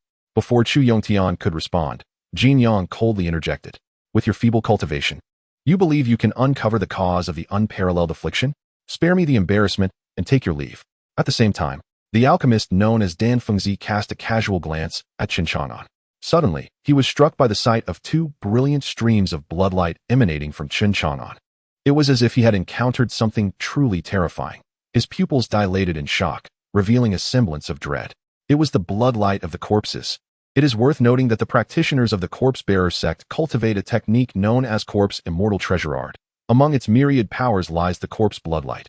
Once a practitioner of the corpse-bearer sect is slain, their bloodlight taints the killer. The resplendent and astonishing bloodlight radiating from Chen Chang'an indicated that this seemingly unremarkable youth had likely claimed the lives of two esteemed elders of the sect who practiced the corpse immortal treasure art. Recalling the recent spate of deaths among the esteemed elders of the corpse-bearer sect, Dan Fengzi could not help but wonder if this fragile-looking youth was the perpetrator. A chill ran down his spine, causing him to stagger backward, his complexion paling. To be capable of slaying two esteemed elders of the corpse-bearer sect, this youth must possess formidable strength. Could he be an enemy of the sect? Was his presence here intended for their demise? The thoughts raced through Dan Fengzi's mind, each one more terrifying than the last. After all, why would a being powerful enough to kill nobles linger in the city lord's estate, pretending to heal the sick? Dan Fengzi longed to flee, to escape to the farthest reaches possible. Yet, the next words spoken by Jin Yang nearly sent him into a state of panic. "Elder Dan, though this lad possesses inferior cultivation, I perceive a robust vitality and abundant life force within him. He must have recently consumed something extraordinary. You might as well capture him for alchemical refinement. The results would rival that of a millennium-old spiritual herb." Chen Chang'an turned his gaze towards Dan Fengzi, his eyes narrowing slightly. This old man seemed to be affiliated with the corpse-bearer sect. The last practitioner from their sect had attempted to refine the spirit of Zhongling. Now, this fellow appeared to harbor similar intentions. Did he wish for an early demise? A flicker of murderous intent flashed in Chen Chang'an's eyes, causing Dan Fengzi to tremble and feel a chilling sense of impending death. He barked angrily at Jin Yang. "What nonsense are you spouting? I, Dan Fengzi, have cultivated for 370 years and have never contemplated blood sacrifices for alchemical purposes." Both Jin Yang and Chu Yongtian were taken aback. Jin Yang appeared bewildered and innocent. Wasn't he at the alchemists of the corpse-bearer sect who reveled in using practitioners as living sacrifices for their potions? Why was he being scolded? After chastising Jin Yang, Dan Fengzi turned his gaze back to Chen Chang'an, cupping his hands in respect, his demeanor imbued with deference and humility. I am Dan Fengzi, an elder of the corpse-bearer sect. It is my honor to meet you, esteemed one. Upon closer inspection, one could even see that Dan Fengzi's hands trembled slightly as he bowed. Jinyang's eyes widened in disbelief. What did I just hear? Even Chu Yongtian was left in a state of confusion. Dan Fengzi, an elder of the corpse-bearer sect and a sixth-grade alchemist of noble status. Why was he showing such profound respect to Chen Chang'an? In the presence of Chu Yongtian and the alchemist, Chen Chang'an found himself engulfed in uncertainty. How was it that this eccentric alchemist recognized him? Had he unwittingly revealed himself during a confrontation? Or perhaps the residual aura from his vanquished foes from the corpse transport sect had been detected by this peculiar individual? It was perplexing. Why else would the alchemist display such deference towards him? Choosing to ignore the eccentricity of the alchemist, Chen Chang'an deemed it unnecessary to engage him unless provoked. To eliminate him would yield no advantage. Turning once more to Chu Yongtian, he inquired, "Will your daughter's ailment be treated?" Chu Yongtian, jolted from his reverie, observed Jinyang, who remained in a state of bewilderment and shock. His gaze then shifted to the alchemist, who appeared visibly relieved, as if he had narrowly escaped a calamity. A sense of intrigue stirred within him. This youth was merely a blood-nurturing practitioner. Why did a high-ranking elder from the corpse transport sect regard him with such trepidation? Even addressing him as sir? Did he perhaps harbor a concealed identity, one that transcended that of an ordinary city physician? Particularly, observing Chen Chang'an's demeanor, so serene and unperturbed, one could not help but wonder, could he truly restore his daughter to health? Chu Yongtian dismissed his speculations and nodded, saying, "I humbly beseech you, noble sir, to lend your aid and revive my beloved daughter." His voice carried a newfound respect, tinged with reverence, as he could no longer afford to underestimate the situation. Chapter 30. You are unworthy, a drop of lifeblood. The Lord of Chu, he is merely a petty blood-nurturing pretender. I refuse to believe he can cure Wushuang. Allow me to give it a try. The voice of Jinyang resounded once more, his countenance shifting between shadows and light, revealing a deeply troubled demeanor. Whoever manages to awaken Chu Wushuang shall be her savior. Perhaps this would even win her favor. How could he possibly relinquish such a golden opportunity? Regardless of whether Chen Chang'an harbored a concealed identity or the reason behind the alchemist's apprehension towards him, Jinyang remained undeterred. He was a scion of the Jin family. Could any formidable background rival his own? Moreover, this individual was ultimately just a mere blood-nurturing pretender. A surge of murderous intent welled up within him. Should he provoke him? He could always enlist someone to assassinate him. Who would know it was he who orchestrated it? The alchemist silently gave Jinyang a thumbs up in his mind, reflecting that this young man was indeed a hidden powerhouse, having already slain 2 elder nobles of the corpse-transporting sect. And yet, this lad dared to confront him, truly. He was unafraid of death. Of course, as long as Chen Chang'an did not trouble him, he was more than willing to relish the spectacle. However, the alchemist was puzzled.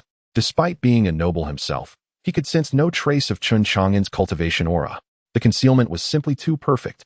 Moreover, with the death of 2 noble elders, the sect was in an uproar, actively seeking the murderer. Once he safely departed, he would relay Chen Chang'an's information back to the sect, and their esteemed elders would come to claim his life. The alchemist found himself intrigued, quietly observing Chen Chang'an. Would he retaliate against Jinyang's provocation? Yet, Chen Chang'an remained unperturbed, choosing not to retaliate. Since you are confident, then proceed to try. Chen Chang'an felt at ease. For resolving the ominous blood energy in Chu Wushuang's sea of consciousness would require invincible prowess. Although the consumption of his lifespan this time was minimal, he preferred to conserve it. As the saying goes, frugality is a virtue. Even if Chen Chang'an's lifespan had recently surged to 70 years, he would still practice thrift. You possess a modicum of self-awareness. Jinyang cast a haughty glance at Chen Chang'an before approaching Chu Wushuang, gazing upon her pale, exquisite visage. A flicker of greedy flame ignited in his eyes. If he could awaken her, he would become her savior. Winning her affection would be but a simple task. Jinyang grasped her delicate, smooth hand, his heart racing. If it weren't for Lord Chu, the alchemist, and Chen Chang'an's presence, he would truly relish the opportunity to indulge himself.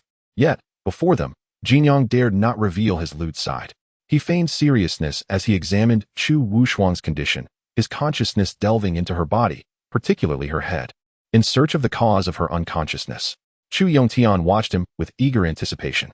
Gradually, Jinyang's expression shifted from confident to furrowed brows, engulfed in perplexity. It is known that an alchemist's consciousness is significantly more potent than that of an ordinary cultivator, highly sensitive. He meticulously examined every inch of Chu Wushuang, particularly her sea of consciousness, yet discovered nothing. In other words, he had come up empty-handed. Certainly, it is quite natural that Chen Chang'an can perceive the ominous blood energy enveloping Chu Wushuang's consciousness. His formidable powers, augmented by unparalleled cultivation, render him far superior to this mere third-tier alchemist, Jin Yang. How about it, young Master Jin? Do you have any confidence? Inquired Chu Yongtian, his anxiety palpable. Jin Yang remained silent, conducting yet another examination of Chu Wushuang, but still found himself at a loss. He despondently released her delicate hand. How could this be? He sighed. Lord Chu, I have yet to identify the cause of Wushuang's faintness and currently lack a remedy, but grant me some time. Jin Yang added. Perhaps Elder Dan, being a sixth-tier alchemist, might discover something. Chu Yongtian turned his hopeful gaze towards the eccentric alchemist. The eccentric alchemist promptly shook his head. My friend Chu, did this esteemed individual not claim he could heal your daughter? You should let him attempt it. I shall refrain from intruding. Chu Yongtian looked at Chen Chang'an with a flattering expression. However, Chen Chang'an merely replied coolly, there is no rush, let him try. He then addressed the eccentric alchemist. Her consciousness is shrouded in a malevolent blood energy. If you can dispel this ominous force, she should awaken. Jin Yang furrowed his brow. Where did this malevolent blood energy in Wushuang's consciousness come from? I have seen nothing of the sort. Do not spread such nonsense. Chen Chang'an chose not to respond. Jin Yang's ire intensified as he realized that this insignificant blood-boosting cultivator regarded him as inconsequential. Murderous intent began to rise within him. The eccentric alchemist, seeing Chen Chang'an's unwavering demeanor, no longer hesitated and cleared his throat. Ahem, then I shall give it a try. The eccentric alchemist stepped forward to attend to Chu Wushuang. Before long, he concluded his examination with a look of confusion and helplessness. Alchemist, what? What is the verdict? Asked Chu Yongtian. I have no clues. I cannot discern the cause of her faintness. It appears only the esteemed one can intervene. Chu Yongtian's face paled.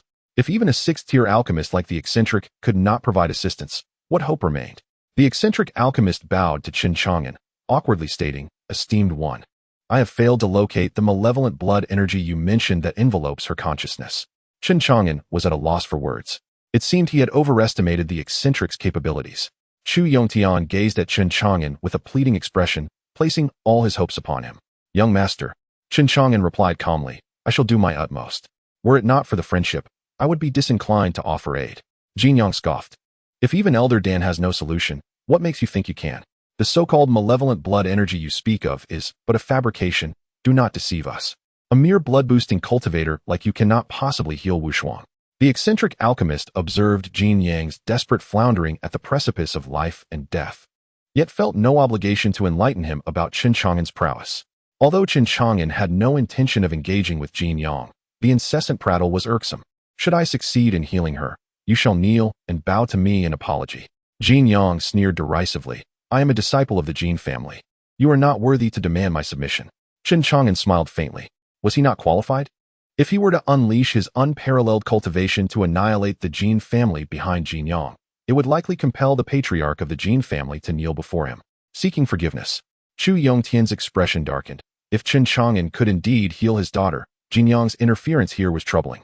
What if he angered Chen Chang'an and the healing did not occur? Chu Yongtian spoke. Young Master Jin, please refrain from further comments. Simply observe from the sidelines. A flicker of rage crossed Jin Yang's eyes. How could this old man side with that feigned healer instead of him? He snorted coldly, choosing silence. Yet his murderous intent towards Chen Chang'an intensified.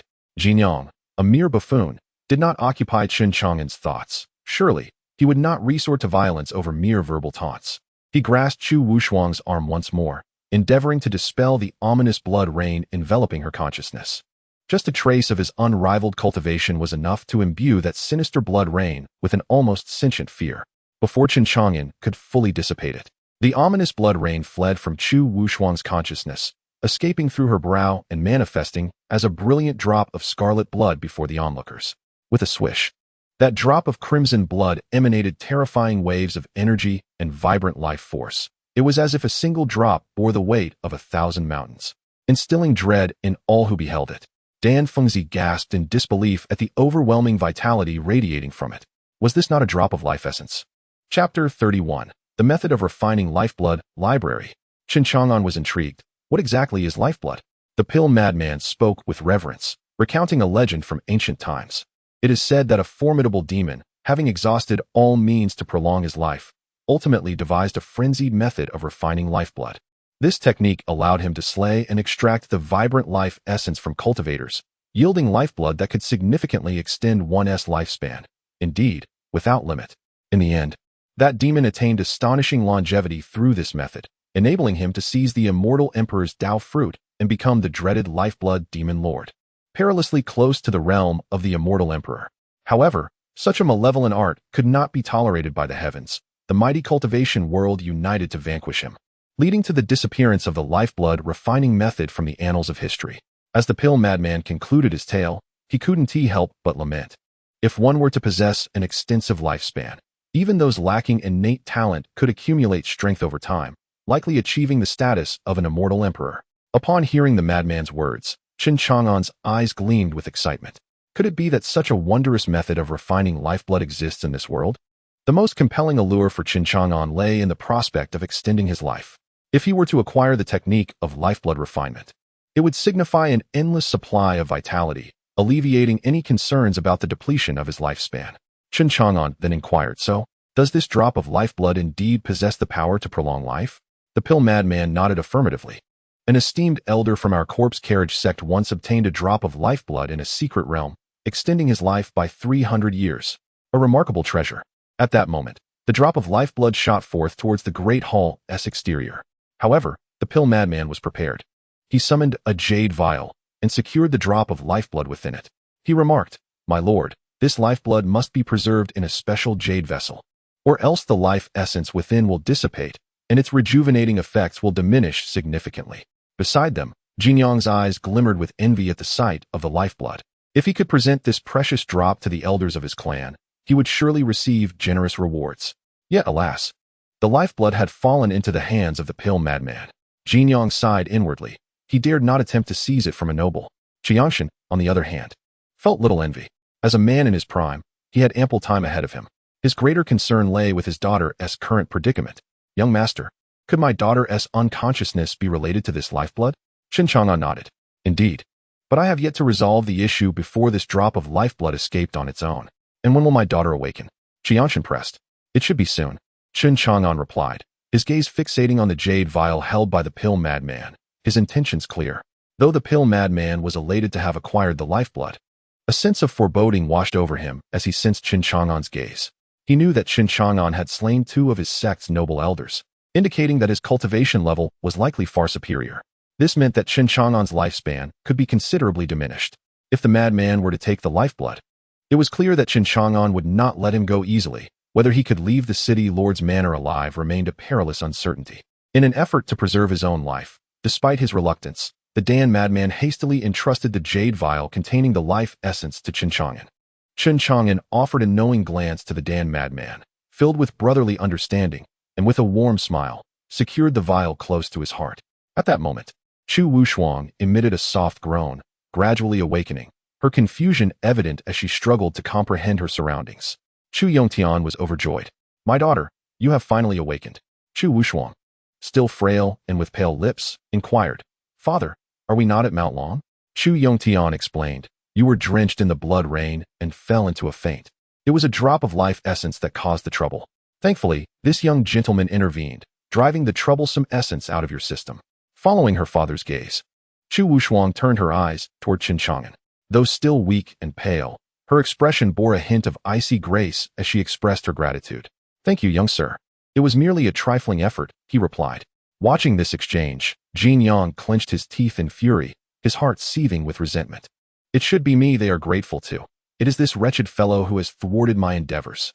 Chu Yongtian, filled with respect, asked, "Young sir, having saved my beloved daughter, what reward do you seek?" "I assure you, I will not neglect your due," Chen Chang'an replied, "aside from the customary spirit stones. I hope Lord Chu will grant me access to the city lord's library." "Access to the library?" Chu Yongtian was taken aback, surprised that this was the request. For Chen Chang'an, his knowledge of the cultivation world was still quite limited. As the lord of Tianwu City, Chu Yongtian must possess a wealth of texts, potentially holding the information he sought. Even Chu Wushuang couldn't help but regard him with renewed interest. "Young sir, your life-saving grace is greatly appreciated. Beyond the library, If there is anything else you desire, please do not hesitate to ask. My father will fulfill your requests.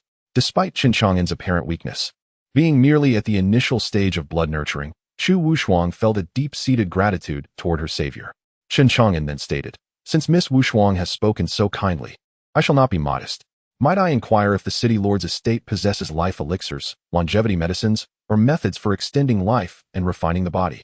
The mention of life elixirs, longevity medicines, and such techniques left both Chu Wushuang and Chu Yongtian in an awkward position. Life elixirs and longevity medicines were exceedingly rare and difficult to procure. Although they possessed methods for extending life, such knowledge was a family secret, not to be shared with outsiders. As for techniques for body refinement, who would bother to gather such seemingly useless items? Ahem. I regret to inform you that I likely do not possess what you seek. The methods for extending life are a family inheritance and cannot be disclosed. I apologize, Chu Yongtian said apologetically. Do you require anything else? Chu Wushuang inquired. Chen Chang'an shook his head. Never mind. Allow me to spend some time in the library. By the way, if there is a need, the city lord might consider promoting my friend Lin Lei of the law enforcement guard, as it was he who brought me to attend to your daughter. Lin Lei, understood. I will remember that, Chu Yongtian noted, mentally acknowledging Lin Lei's crucial role in bringing Chen Chang'an to his daughter. He resolved to reward Lin Lei generously for his efforts. Similarly, Chu Yongtian discerned the extraordinary nature of Chen Chang'an. Despite his relatively modest cultivation, he exhibited neither servility nor arrogance in the presence of these noble lords, suggesting a potentially significant background. This piqued Chu Yongtian's curiosity regarding Chen Chang'an's origins. It seemed prudent to inquire with his friend, Dan, as the latter's profound respect for Chen Chang'an likely indicated some insight. Dan, the eccentric, remarked, "Since your beloved daughter has awakened, I must take my leave." With that, he performed a respectful gesture toward Chen Chang'an. "Esteemed sir, I shall depart now." Although outwardly composed, Dan was internally apprehensive, uncertain whether Chen Chang'an would permit his exit. Fortunately, Chen Chang'an merely nodded in acknowledgement, refraining from imposing any difficulties upon him. This alleviated Dan's anxiety, prompting him to hastily exit the lord's residence. Jin Yang said nothing, merely casting a cold glance at Chen Chang'an before bidding farewell to Chu Yongtian and Chu Wushuang, subsequently turning to leave. After the departure of Jin Yang and Dan, Chu Yongtian instructed Chu Wushuang to ensure that the maidservants attended to her rest, then turned to Chen Chang'an and said, "Young master, I shall escort you to the library." Very well. Chapter 32. The subtlety of the law enforcement deputy commander Lin Lei had been waiting in the grand hall for quite some time, pacing back and forth anxiously. He had yet to see Chen Chang'an return from the rear hall. Why was he so different from the other physicians? Those physicians had emerged promptly, yet Chang'an had been inside for quite a while. What if he was too young, and the lord of the city did not believe he was a physician, deeming him a fraud? What if the lord of the city had struck him down? If the lord of the city had slain Chang'an, would I be next? Lin Lei's legs trembled with unease, particularly in light of the lord's recent foul mood due to Chu Wushuang. Just as Lin Lei's thoughts spiraled into uncertainty, he caught sight of Chu Yongtian, who wore a smile as he respectfully escorted Chen Chang'an out. Lin Lei was taken aback. Why was the lord of the city in such high spirits? And why was he showing such deference to Chang'an? He hurried forward. "Chang'an, how did it go?" With a gentle smile, Chu Yongtian replied, "Young master, this is your esteemed friend, Lin Lei, whom you mentioned." Lin Lei was flabbergasted. A mere law enforcement officer. Yet the exalted lord of the city knew his name? This was a figure of the divine realm, addressing him as a little brother. It made Lin Lei feel quite elated, a distinction worthy of boasting about. "Did you hear? The lord of the city called me little brother. It is he, lazy. I shall visit the library and return shortly," Chen Chang'an said, patting Lin Lei on the shoulder. "Oh, all right," Lin Lei stammered, bewildered by the unfolding events. Chu Yongtian instructed the steward behind him, "The arrangements for young master Lin Lei shall be entrusted to you." "At your command, my lord," the steward replied. Once Chu Yongtian departed the grand hall with Chen Chang'an, Lin Lei turned to the steward. "My lord, what is happening here?" The steward smiled. Had it been before, he would never have deigned to respond to a mere law enforcement officer. However, circumstances had changed. The friend Lin Lei brought had healed the young lady, and Chen Chang'an was now the benefactor of the lord of the city. The steward, not daring to offend Lin Lei, said, "This young master has cured the young lady." Upon hearing this, Lin Lei's eyes widened in shock, as though struck by lightning. "What? Chang'an cured the young lady? Surely I heard incorrectly?" The steward assured him, "You heard correctly. Even the talented alchemist of the Jin family and the 6th-rank alchemist elder from the corpse-carrying sect were unable to heal her. Yet this young master achieved it effortlessly. I had no idea that Brother Lin was acquainted with such a skilled physician. After the initial shock, Lin Lei's expression grew complex. He had merely intended for Chen Chang'an to provide a cursory treatment to earn the reward of 100 spirit stones. Little did he know that Chen Chang'an had indeed inherited the true teachings of the old master. Lin Lei cleared his throat and boldly addressed the steward. As the enforcer of the Lord's estate, the affairs of the Lord are inherently my own. Concerned for the safety of his beloved daughter, the Lord has summoned a trusted friend. Although he maintains a low profile within the city, his medical prowess is evident, and I am assured of the young lady's recovery. The steward remarked, having an enforcer like you, who is so dedicated to the Lord's estate, is indeed a stroke of fortune for our Lord. He has decreed that from today onwards, your position as enforcer shall be elevated to deputy commander, with a monthly stipend of 20 spirit stones. Furthermore, for successfully healing the young lady, you are additionally rewarded with 5,000 low-grade spirit stones. Lin Lei's eyes widened in astonishment. This delightful surprise truly comes in waves. Am I dreaming? The steward chuckled. Dreaming? Certainly not. This is all thanks to your remarkable friend. Beneath the steward's words lay an unmistakable hint of envy. 5,000 low-grade spirit stones represent a substantial fortune. With such wealth, Lin Lei would be considered affluent within Tianwu City. Indeed, I owe this windfall to my exceptional friend. Lin Lei's lips curled into an uncontrollable smile. The joy bestowed upon him by Chen Chang'an was overwhelming. Had it not been for Chen Chang'an's visit to the library, Lin Lei would have been tempted to lift him in a joyful embrace. Wolf has arrived. Wolf has arrived. Deputy Commander, let us proceed. I shall escort you to your post as enforcer, and then to the treasury to collect your spirit stones. Yes, yes, yes. Lin Lei was elated. He had been troubled about how to win the heart of the woman he adored. But now, with these 5,000 spirit stones, he could present them to his future father-in-law and see whether there would still be any objections. Moreover, he now held the esteemed title of deputy commander of the enforcement team. The library was nestled within a tranquil garden of the Lord's estate, a grand 7-story building that exuded an air of magnificence. Young master, this is the library, Chu Yongtian announced. Feel free to explore whatever you desire. Of course, it would not be a simple task for the young master to peruse the entire collection of the Lord's library in a short span of time. Should he not finish today, he is welcome to return at his convenience. I have other matters to attend to, so I shall leave you to your exploration, he concluded. Chen Chang'an nodded and strode confidently into the library. After his entry, Chu Yongtian pondered for a moment and retrieved a communication talisman to send a message to the previously departed Dan Madman of the Corpse Cart sect. Upon encountering Chen Chang'an, Dan Madman's behavior had been exceedingly peculiar and hurried. Chu Yongtian could even sense, albeit faintly, a hint of trepidation emanating from Dan Madman regarding Chen Chang'an. While traversing the path, Chu Yongtian promptly received a message back from Dan Madman. After reading it, even as a dignified prince of the transformation stage, he could not help but be struck with astonishment. He had slain the 2 esteemed elders, Shi Yu and Gu Xiao-mo, of the Corpse Cart sect. This revelation left Chu Yongtian momentarily speechless, gasping in disbelief. He had not anticipated such profound concealment of power. He understood that the grand techniques of the corpse transport sect could pinpoint the murderer through the bloodlight of the deceased, which explained why the mad alchemist, upon entering the city lord's mansion and catching sight of Chen Chang'an for the first time, sensed something amiss. It was undoubtedly due to the bloodlight emanating from him. The realization that this seemingly ordinary youth was, in fact, a formidable entity capable of slaying nobles sent a shiver down his spine. He felt a wave of relief for not having offended this young master. After all, prior to Chu Yongtian's return with Chu Wushuang, he had received intelligence regarding an unparalleled powerhouse residing in Tianwu City. The elder Shi Yu of the corpse transport sect had sought to raise the city, disturbing a mysterious strongman within, who effortlessly crushed him with a mere hand. When he first heard this news, Chu Yongtian was taken aback, further intrigued by the identity of the enigmatic figure concealed within Tianwu City. Now, he surmised that it was likely this very youth. Chapter 33. The Tomb of the Mighty Martial Sage, Astonishing Lin Lei. Within the repository of tomes, Lin Lei meticulously arranged an extensive collection of books.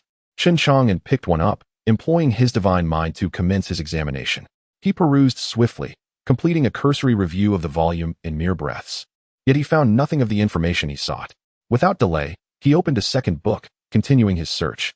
Half an hour elapsed, and Chen Chang'an had perused a third of the vast collection within the repository. He exhaled softly, closing the book in his hands. As anticipated, The path of cultivating immortality and refining the body had long since waned, with scant records even in the city lord's library. Conversely, through his exploration of these tomes on the cultivation of immortality, Chen Chang'an gleaned a wealth of knowledge regarding various aspects of the craft, from divine abilities and spells to talismans, formations, and alchemy, broadening his horizons significantly. Certain foundational spells he grasped effortlessly through his divine mind. Alas, his current cultivation level was merely at the initial stage of blood nurturing, with no magical power manifested. Even the simplest of spells eluded his grasp, leaving him in a state of lament. He yearned to cast a spell, even the most basic fireball technique. Subsequently, Chen Chang'an immersed himself wholeheartedly into the vast ocean of literature within the repository. As dusk approached, he finally completed his exploration. Stretching his weary limbs, he felt a profound fatigue settle in. However, fortune smiled upon him, for he did unearth some valuable insights amidst the sparse records concerning body cultivation. Fortune favored the diligent. In an ancient text, he stumbled upon information dating back a millennium. It spoke of a legendary martial sage named Bajie. The title of martial sage was conferred upon those who had reached an extraordinary level in the path of body cultivation, a sanctified title from the heavens. It was said that a martial sage possessed an immensely formidable physique, longevity that defied time, and even a single drop of their blood held tremendous power, capable of obliterating mountains, with the potential for terrifying abilities such as blood reincarnation. The ancient text recounted that a millennium ago, in the land of Tianwu City, it was rumored that after the passing of martial sage Bajie, he concealed his tomb within this very territory. Whoever could locate the tomb would inherit his legacy and soar to great heights. Regrettably, after millennia, no one had successfully discovered the tomb, and many had forgotten Bajie's south resting place, leaving only fragments of clues within ancient records. Chen Chang'an mused to himself, if I could locate Bajie's martial sage tomb, I might uncover an ancient method of body cultivation, lacking the innate talent for immortality cultivation. And with a staggering 999 billion years of invincible prowess, his realm had reached its zenith, rendering further advancement unnecessary. This hindered his ability to cultivate spells and enhance his longevity. Thus, he found himself placing his hopes solely on the path of body cultivation. He earnestly wished not to be disappointed. He resolved to seek out Yi Hongying, hoping she might possess clues regarding the martial sage tomb. When Chen Chang'an emerged, he encountered Lin Lei, who was dressed in a striking Kirin outfit. Lazy, what brings you here? Lin Lei replied, Chang'an, you fool. You have healed Chu Wushuang, which is a monumental achievement. Why would you ask for something so trivial? What is there of interest in the library? Seeing Chen Chang'an come out, Lin Lei chastised him with a tone of exasperation. Chen Chang'an simply smiled and remarked, you look quite handsome in that attire. Lin Lei chuckled and puffed out his chest. Isn't it?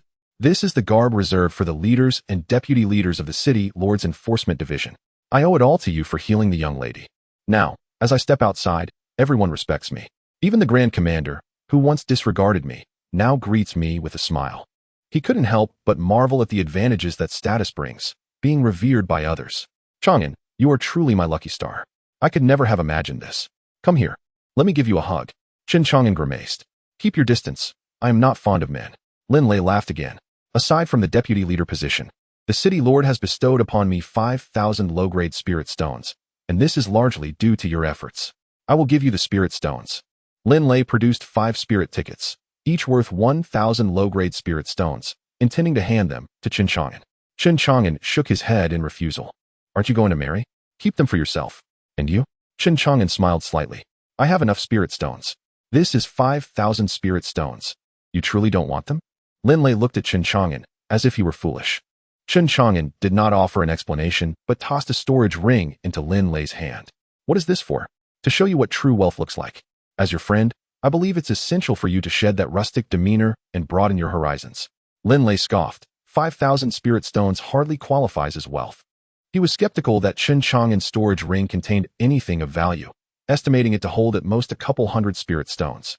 However, upon probing into the storage ring with his spiritual sense, he was astounded to find it brimming with spirit stones, glittering and radiating an enchanting glow. Lin Lei was left speechless, his eyes wide with disbelief. What on earth? Chang'an, where did you acquire such an abundance of spirit stones? He estimated the number to be in the hundreds of thousands, with even medium-grade and high-grade spirit stones present. Lin Lei was astonished, swallowing hard. Chen Chang'an replied, I obtained them from slaying an elder of the Shirtua sect. Lin Lei's face contorted in disbelief. You? a mere initial stage blood cultivator. And you killed an elder of the Shirtua sect? Do you realize that the Shirtua sect is a top-tier demonic force in Huzhou? Those who become elders are typically at the transformation stage, on par with the city lord. Honestly, where did you really get this storage ring? You didn't just stumble upon it, did you? Goodness, your luck is remarkable. Where did you find this? Listening to Lin Lei's continuous speculations, Chen Chang'an found himself at a loss, for the truth seemed hard to believe. With a light chuckle, Chen Chang'an replied, I picked it up by the roadside. Lin Lei sighed. I knew my guess was correct. Then, he hurriedly inquired, with so many spirit stones, how do you plan to handle them? I'll give them to you. Do you want them? Chen Chang'an offered. However, without a moment's hesitation, Lin Lei shook his head, insisting, no, this is yours. Besides, the fact that you found so many spirit stones is your fortune, since you possess such wealth. I shall not take the 5,000 spirit stones I initially intended to give you. Lin Lei accepted only the 5,000 spirit stones. Though he was astonished by the over 1 million spirit stones within Chen Chang'an's storage ring, he remained unmoved and returned them to Chen Chang'an. Chang'an, with this abundance of spirit stones, you can acquire numerous cultivation resources. I believe your cultivation will advance swiftly, and you will soon catch up with me. Let us hope so, Chen Chang'an replied. Since I've come into such unexpected wealth today and been promoted to vice commander, let us celebrate with a fine meal tonight. Invite Sister Linger, and I will call my dear Lu. Let us go to the renowned Drunken Immortal Pavilion in the city, as Lu and I have been longing to dine there for quite some time. Absolutely. Drunken Immortal Pavilion it is, then. Let us meet there. Chapter 34. A Wisp of Remnant Soul. I am the Blood Demon Sovereign. After departing from the city lord's manor, Chen Chang'an and Lin Lei returned home separately, planning to reconvene at the Drunken Immortal Pavilion. As for Chu Yongtian, he never emerged to meet Chen Chang'an again. However, he silently observed Chen Chang'an's retreating figure, absorbing the intelligence gathered by his subordinates regarding Chen Chang'an. In South City South Qingyun Street, the proprietor of the Jiukong Apothecary, aside from his appearance in Tianwu City 3 years ago, where he took an old man named Huang as his mentor, there was no other information available. Little did I expect that a formidable being was concealed within Tianwu City. To be candid, Chu Yongtian was quite eager to forge an acquaintance with Chen Chang'an. However, the latter had slain 2 elder nobles of the Shirtua sect. This was a grave matter, and the Shirtua sect would undoubtedly seek vengeance. Although Chen Chang'an was powerful, the Shirtua sect, as a premier demonic force in Huzhou, was teeming with strong warriors. Alone, he could not possibly contend with them. Thus, should the Shirtua sect come seeking retribution, Chen Chang'an would be doomed. Naturally, even though Chen Chang'an had rescued his daughter, Chu Yongtian dared not draw closer to him for fear of entanglement in the ensuing chaos. Yet, Chu Yongtian pondered why Chen Chang'an did not hastily depart Tianwu City and why he had chosen to release the alchemist madman who was privy to his identity. Did he not fear the Shirtua sect's vengeance? However, this fleeting thought was swiftly extinguished by Chu Yongtian. No matter how strong Chen Chang'an might be, could he truly rival a top-tier demonic power? Casting aside thoughts of Chen Chang'an, he recognized that he could offer no assistance and preferred to remain uninvolved. He lifted his gaze towards the imposing Dragon Mountain. To his astonishment, the Imperial Palace's seal was alarmingly robust. Even the combined efforts of numerous powerful beings could not breach its defenses. Would they truly have to wait for those elite celestial sects to arrive before any chance to dismantle the seal materialized? Yet, even if the seal were broken, it was likely that they would glean no substantial benefits within the Imperial Palace. Chu Yongtian felt a pang of dissatisfaction. It was frustrating to know that the Imperial Palace was situated near his jurisdiction in Tianwu City. If all the rewards were reaped by others, it would indeed be a lamentable loss. He also wondered how his daughter was faring. He had heard that the Shirtua sect and the Changxing sect, both paramount celestial factions, were due to arrive at Dragon Mountain in the coming days. He hoped to seize that opportunity to enter the Imperial Palace. As he walked along the path, Chen Chang'an scrutinized the jade vial in his hand. Inside, a single drop of longevity blood lay quietly, radiating a resplendent crimson light and exuding a mysterious and astonishing aura. Chen Chang'an smiled, feeling quite pleased. This drop of longevity blood could be considered the most significant boon from his visit to the city lord's manor. According to the alchemist madman, individuals from the Shirtua sect had once obtained a drop of longevity blood that extended their life by 300 years. He wondered how many years this drop in his possession might grant him. Chen Chang'an felt a surge of anticipation. He was not greedy.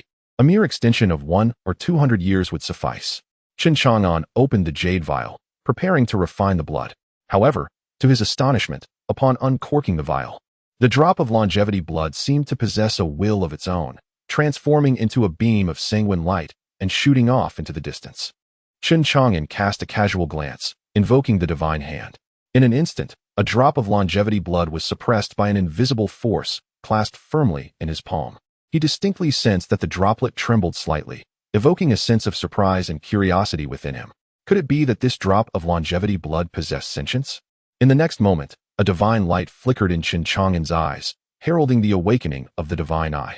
He pierced through the essence of the longevity blood, revealing a faint, slumbering remnant soul concealed within. Even the most ephemeral remnant soul could not escape detection under the scrutiny of Chen Chang'an's unparalleled cultivation. The revelation of a remnant soul hidden within astonished Chen Chang'an even more. He had heard from Lin Lei that this drop of longevity blood was sourced from the imperial palace. Given that the compassionate immortal emperor had perished tens of thousands of years ago, the existence of this remnant soul was indeed remarkable. Who dared to pry into the essence of the true self? As Chen Chang'an observed the sleeping remnant soul through his divine eye, he inadvertently awakened it. And a voice like a thunderclap resonated within his consciousness. Who are you?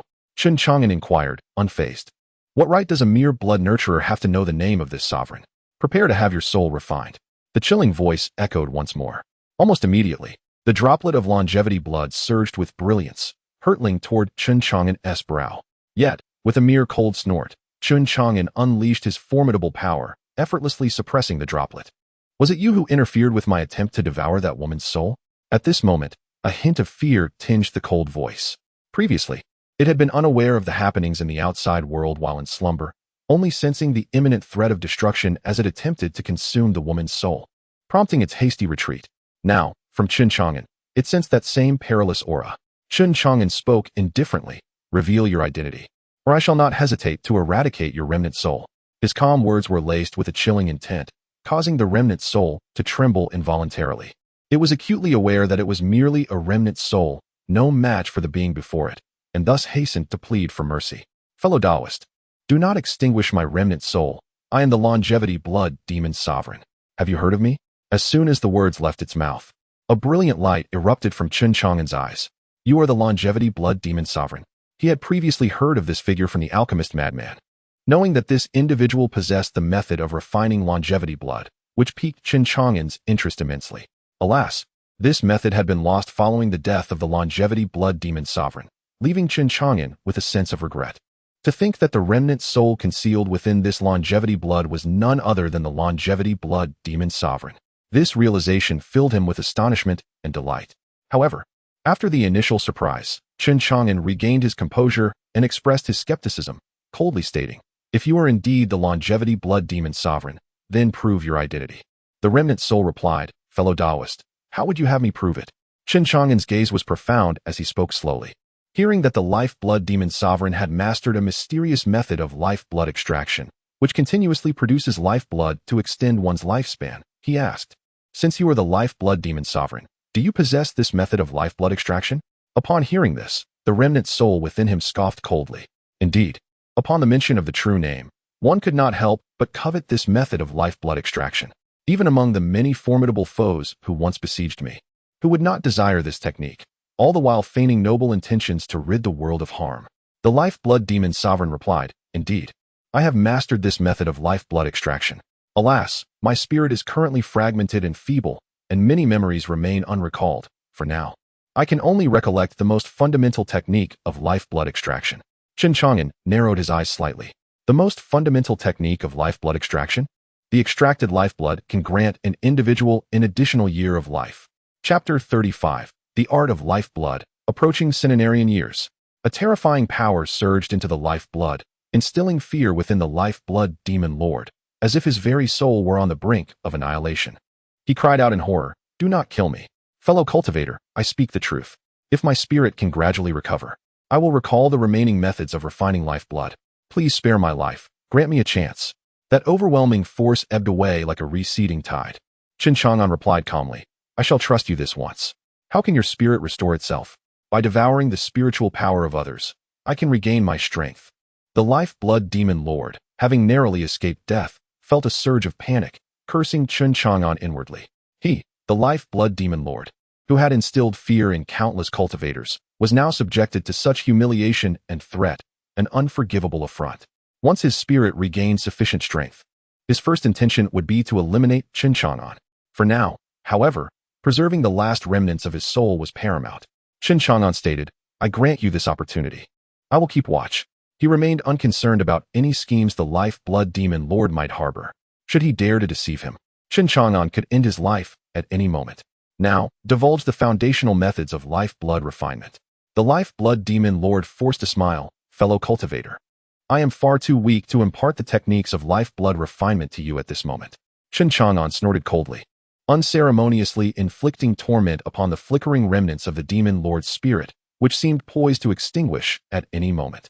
"I truly cannot teach you now. Spare me. Once I regain some strength, I will promptly share what I know about the basic methods of life-blood refinement. Please, do not continue this torment." Yet, Chen Chang'an feigned ignorance, persisting in his assault on the life-blood demon lord. The demon lord, fearful that Chen Chang'an might inadvertently shatter his soul, pleaded, "Please, stop. I can make an effort to try. Just cease this torture." Chen Chang'an remained unyielding. The remnants of the demon lord's spirit not only failed to recover, but grew even weaker. In abject fear, he hastily relayed the foundational methods of life-blood refinement to Chen Chang'an. Only then did Chen Chang'an cease his torment.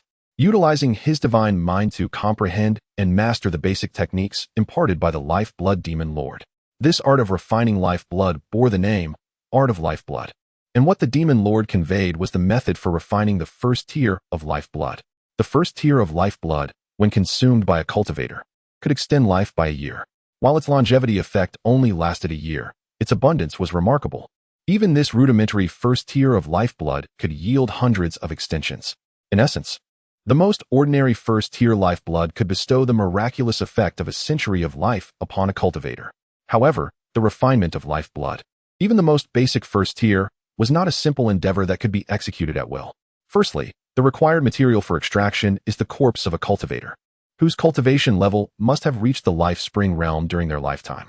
Additionally, their death should not have occurred too long ago. In other words, it must be fresh. Moreover, the stronger the cultivator, the more potent and robust the vitality they possessed in life, resulting in a greater yield of longevity essence.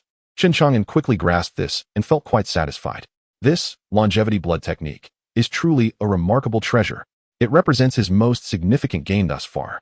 However, he lamented that the longevity blood demon lord could only recall the method for refining the first level of longevity blood. The longevity blood demon lord cautiously remarked, "Fellow cultivator, have you mastered this longevity blood technique? I assure you, I have not deceived you." He was acutely aware of the complexity of the longevity blood technique. Mastering its extraction methods is no simple feat. Even he had spent decades successfully acquiring the technique to refine first-level longevity blood after eliminating over 100 small cultivators at the life spring realm, ultimately yielding a single drop of first-level longevity blood. In such a short time, the longevity blood demon lord naturally did not anticipate that Chen Chang'an had already mastered the method, but rather feared that Chen Chang'an might struggle to comprehend the longevity blood technique, suspecting it to be a ruse, and might resort to torturing him again. Chen Chang'an replied nonchalantly, "I have already mastered it." "Have you truly mastered it?" The longevity blood demon lord expressed disbelief. Chen Chang'an refrained from elaborating further and inquired, "What level is the drop of longevity blood you are currently concealing?" The longevity blood demon lord pondered for a moment before responding. "It seems to be a drop of 7th level longevity blood, capable of extending life by 3,000 years. However, after such a lengthy period, the vitality within has likely diminished significantly, and it may only extend life by a few decades now. If I refine this drop of longevity blood, will it affect your residual soul?" Chen Chang'an asked. The longevity blood demon lord shook his head. "No effect, fellow cultivator. You merely need to provide me with another soul-nourishing object." Chen Chang'an retrieved a piece of low-grade spirit stone. The longevity blood demon lord felt exasperated. "Fellow cultivator, it would be best to provide me with something that truly nourishes the soul. If it can attach a soul, do not insist on trivial matters." Anger simmered within the longevity blood demon lord, but he dared not defy Chen Chang'an, as his very life was at the mercy of Chen Chang'an. He sighed deeply, reflecting on how he, the once mighty longevity blood demon lord, had fallen to such a humiliating state, subjected to bullying. How infuriating. He fell silent. quietly emerging from the drop of longevity blood to attach himself to the inconspicuous low-grade spirit stone. Chen Chang'an carefully placed the spirit stone into a specific compartment of his storage ring. Subsequently, he returned his gaze to the drop of longevity blood, narrowing his eyes before swallowing it and refining it. Soon, a system notification echoed within his mind. System notification: consumed 1 drop of longevity blood, extending lifespan by 12 years. Current lifespan, 1685. The prospect of finally surpassing the century mark in lifespan brought Chen Chang'an great joy. This longevity blood is indeed a remarkable substance. Regrettably, after such a long duration, only this minuscule amount of energy remained, extending his life by a mere 12 years. Nevertheless, keeping the longevity blood demon lord was still beneficial, for he could obtain more longevity blood. Chen Chang'an planned to assist him in restoring some of his soul power, thus acquiring a method for refining higher-level longevity blood, ultimately extending his lifespan significantly. This is a significant project for sustainable development that deserves our utmost attention. Chapter 36. A Sudden Threat, a Dilemma. At the drunken immortal pavilion, Chen Chang'an and Zhong Linger had just arrived when they heard Lin Lei's voice emanating from the second floor. "Chang'an, Linger, come here." Lin Lei waved his hand, beckoning the two. Upon reaching the second floor, Chen Chang'an beheld a graceful young woman beside Lin Lei, who appeared to be of similar age. Clad in a delicate green dress, she was tall with fair skin and wore a gentle smile. She was none other than Han Xiaolu, the object of Lin Lei's affections. Zhong Linger sweetly greeted her. "Sister Xiaolu." "Chang'an, it's been a while." "Linger, are you still comfortable at the Jiukang Apothecary?" "I am indeed." Lin Lei invited Chen Chang'an and Zhong Linger to take a seat. "Today, thanks to Chang'an, I have come into a windfall. Linger, order whatever you desire. Don't hold back on my account." Chen Chang'an chuckled. "Linger, since Lei is being generous for once, order more and let us indulge him." Zhong Linger nodded in agreement. Soon, a grand feast was laid out before them.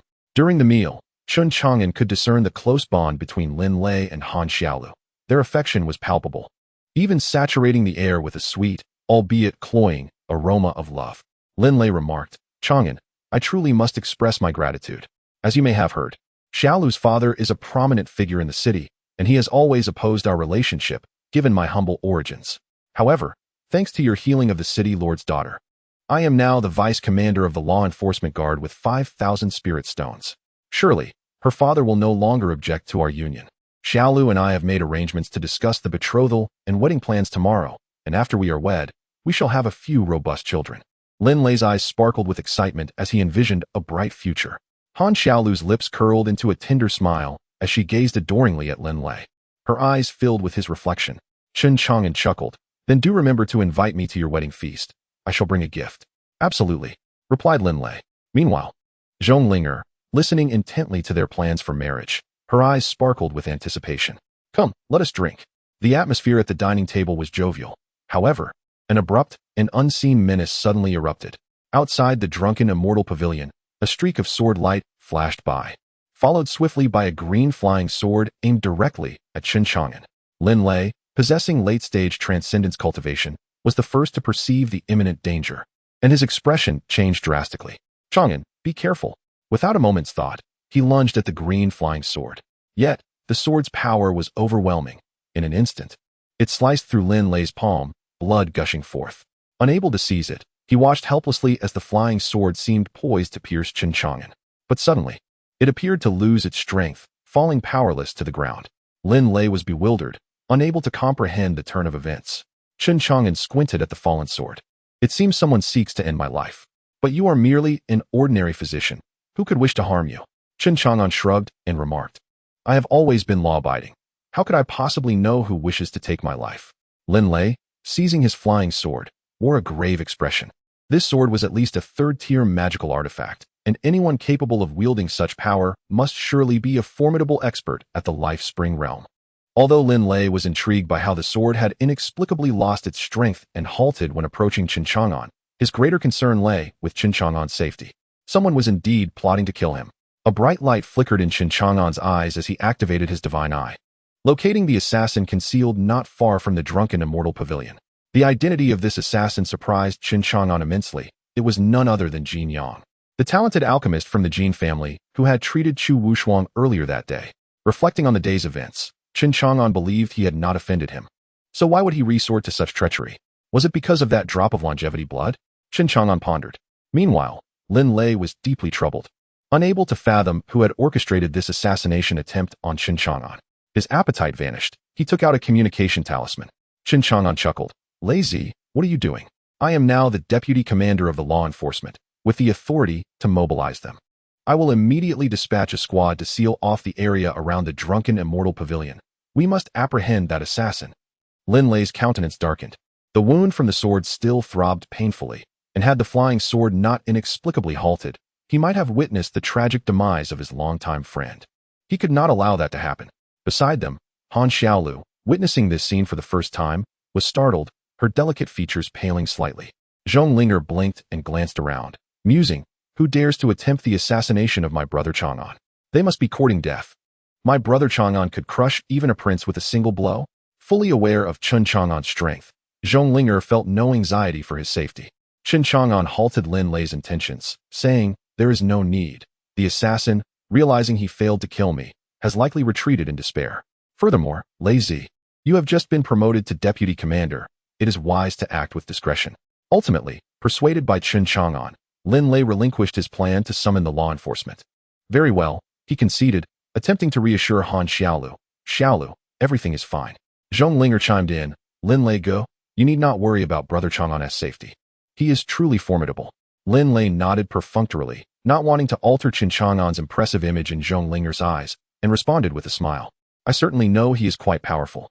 Lin Lei then earnestly advised, Chang'an, you are now wealthy, and I cannot remain by your side to protect you indefinitely. My own cultivation has diminished somewhat, so even if I wish to safeguard you, I may be powerless. It would be best to acquire some protective and life-preserving artifacts. I've heard that Wanbao Pavilion is the largest shop in Tianwu City, and they possess numerous magical artifacts. You should consider visiting there. Chen Chang'an nodded in agreement. Indeed, he ought to pay a visit to Wanbao Pavilion to seek out Yi Hongying.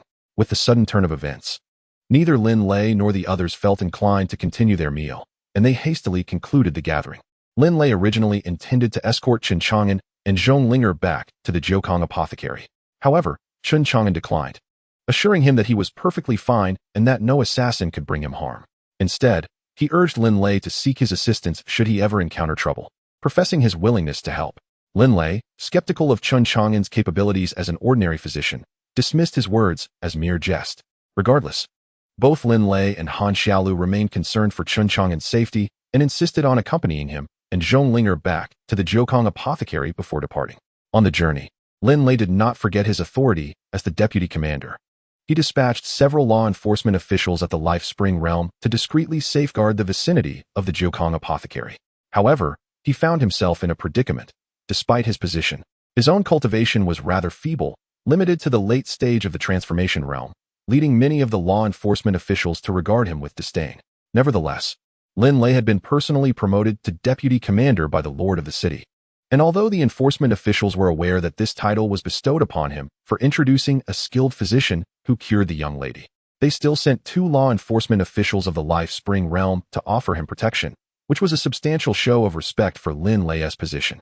Aware of his limitations, Lin Lei resolved to strive diligently to enhance his cultivation in the future. Chapter 37. The Death Token No One Can Protect. Outside the drunken immortal pavilion, Jin Yang stealthily wielded his third-grade Qingguang sword to launch a surprise attack on Chen Chang'an. In Jin Yang's estimation, Chen Chang'an was merely a feeble pretender of the initial blood-nourishing stage, and he believed that eliminating him would be a matter of effortless ease. Although the alchemist madman appeared to harbor a considerable apprehension towards Chen Chang'an, Jin Yang remained undeterred. As a prodigious alchemist of the Jin family, he held a prestigious status, and his family's influence in Hezhou surpassed even that of the corpse cart sect. Thus, Jin Yang's demeanor was marked by arrogance and hubris, but more so by self-deception. His motives for the assassination were twofold. Firstly, Chen Chang'an had overshadowed him while treating Chu Wushuang at the city lord's residence, and secondly, the alchemist madman had bestowed a drop of longevity blood upon Chen Chang'an. Jin Yang yearned to eliminate Chen Chang'an and seize the longevity blood for himself. He even believed that if he struck covertly, no one would ever discover that he was the culprit behind Chen Chang'an's demise. Regardless of how formidable Chen Chang'an's background might be, he believed it would pose no threat to him. However, to his astonishment, the assassination attempt failed. Confusion clouded his mind as he pondered the inexplicable circumstances. The third-grade Qinguang sword had displayed formidable power, and he was confident that the transformation practitioner beside Chen Chang'an could not have withstood his assault. Logically, his strike should have been sufficient to sever Chen Chang'an's head from his shoulders. Yet, inexplicably, the Qinguang sword had lost all connection to him. Unable to comprehend the situation and apprehensive about acting recklessly again, Jin Yang chose to follow Chen Chang'an, waiting for a more opportune moment. Currently, Jin Yang lurked in a shadowy corner outside the Jiukong apothecary, observing quietly, intent on making another move.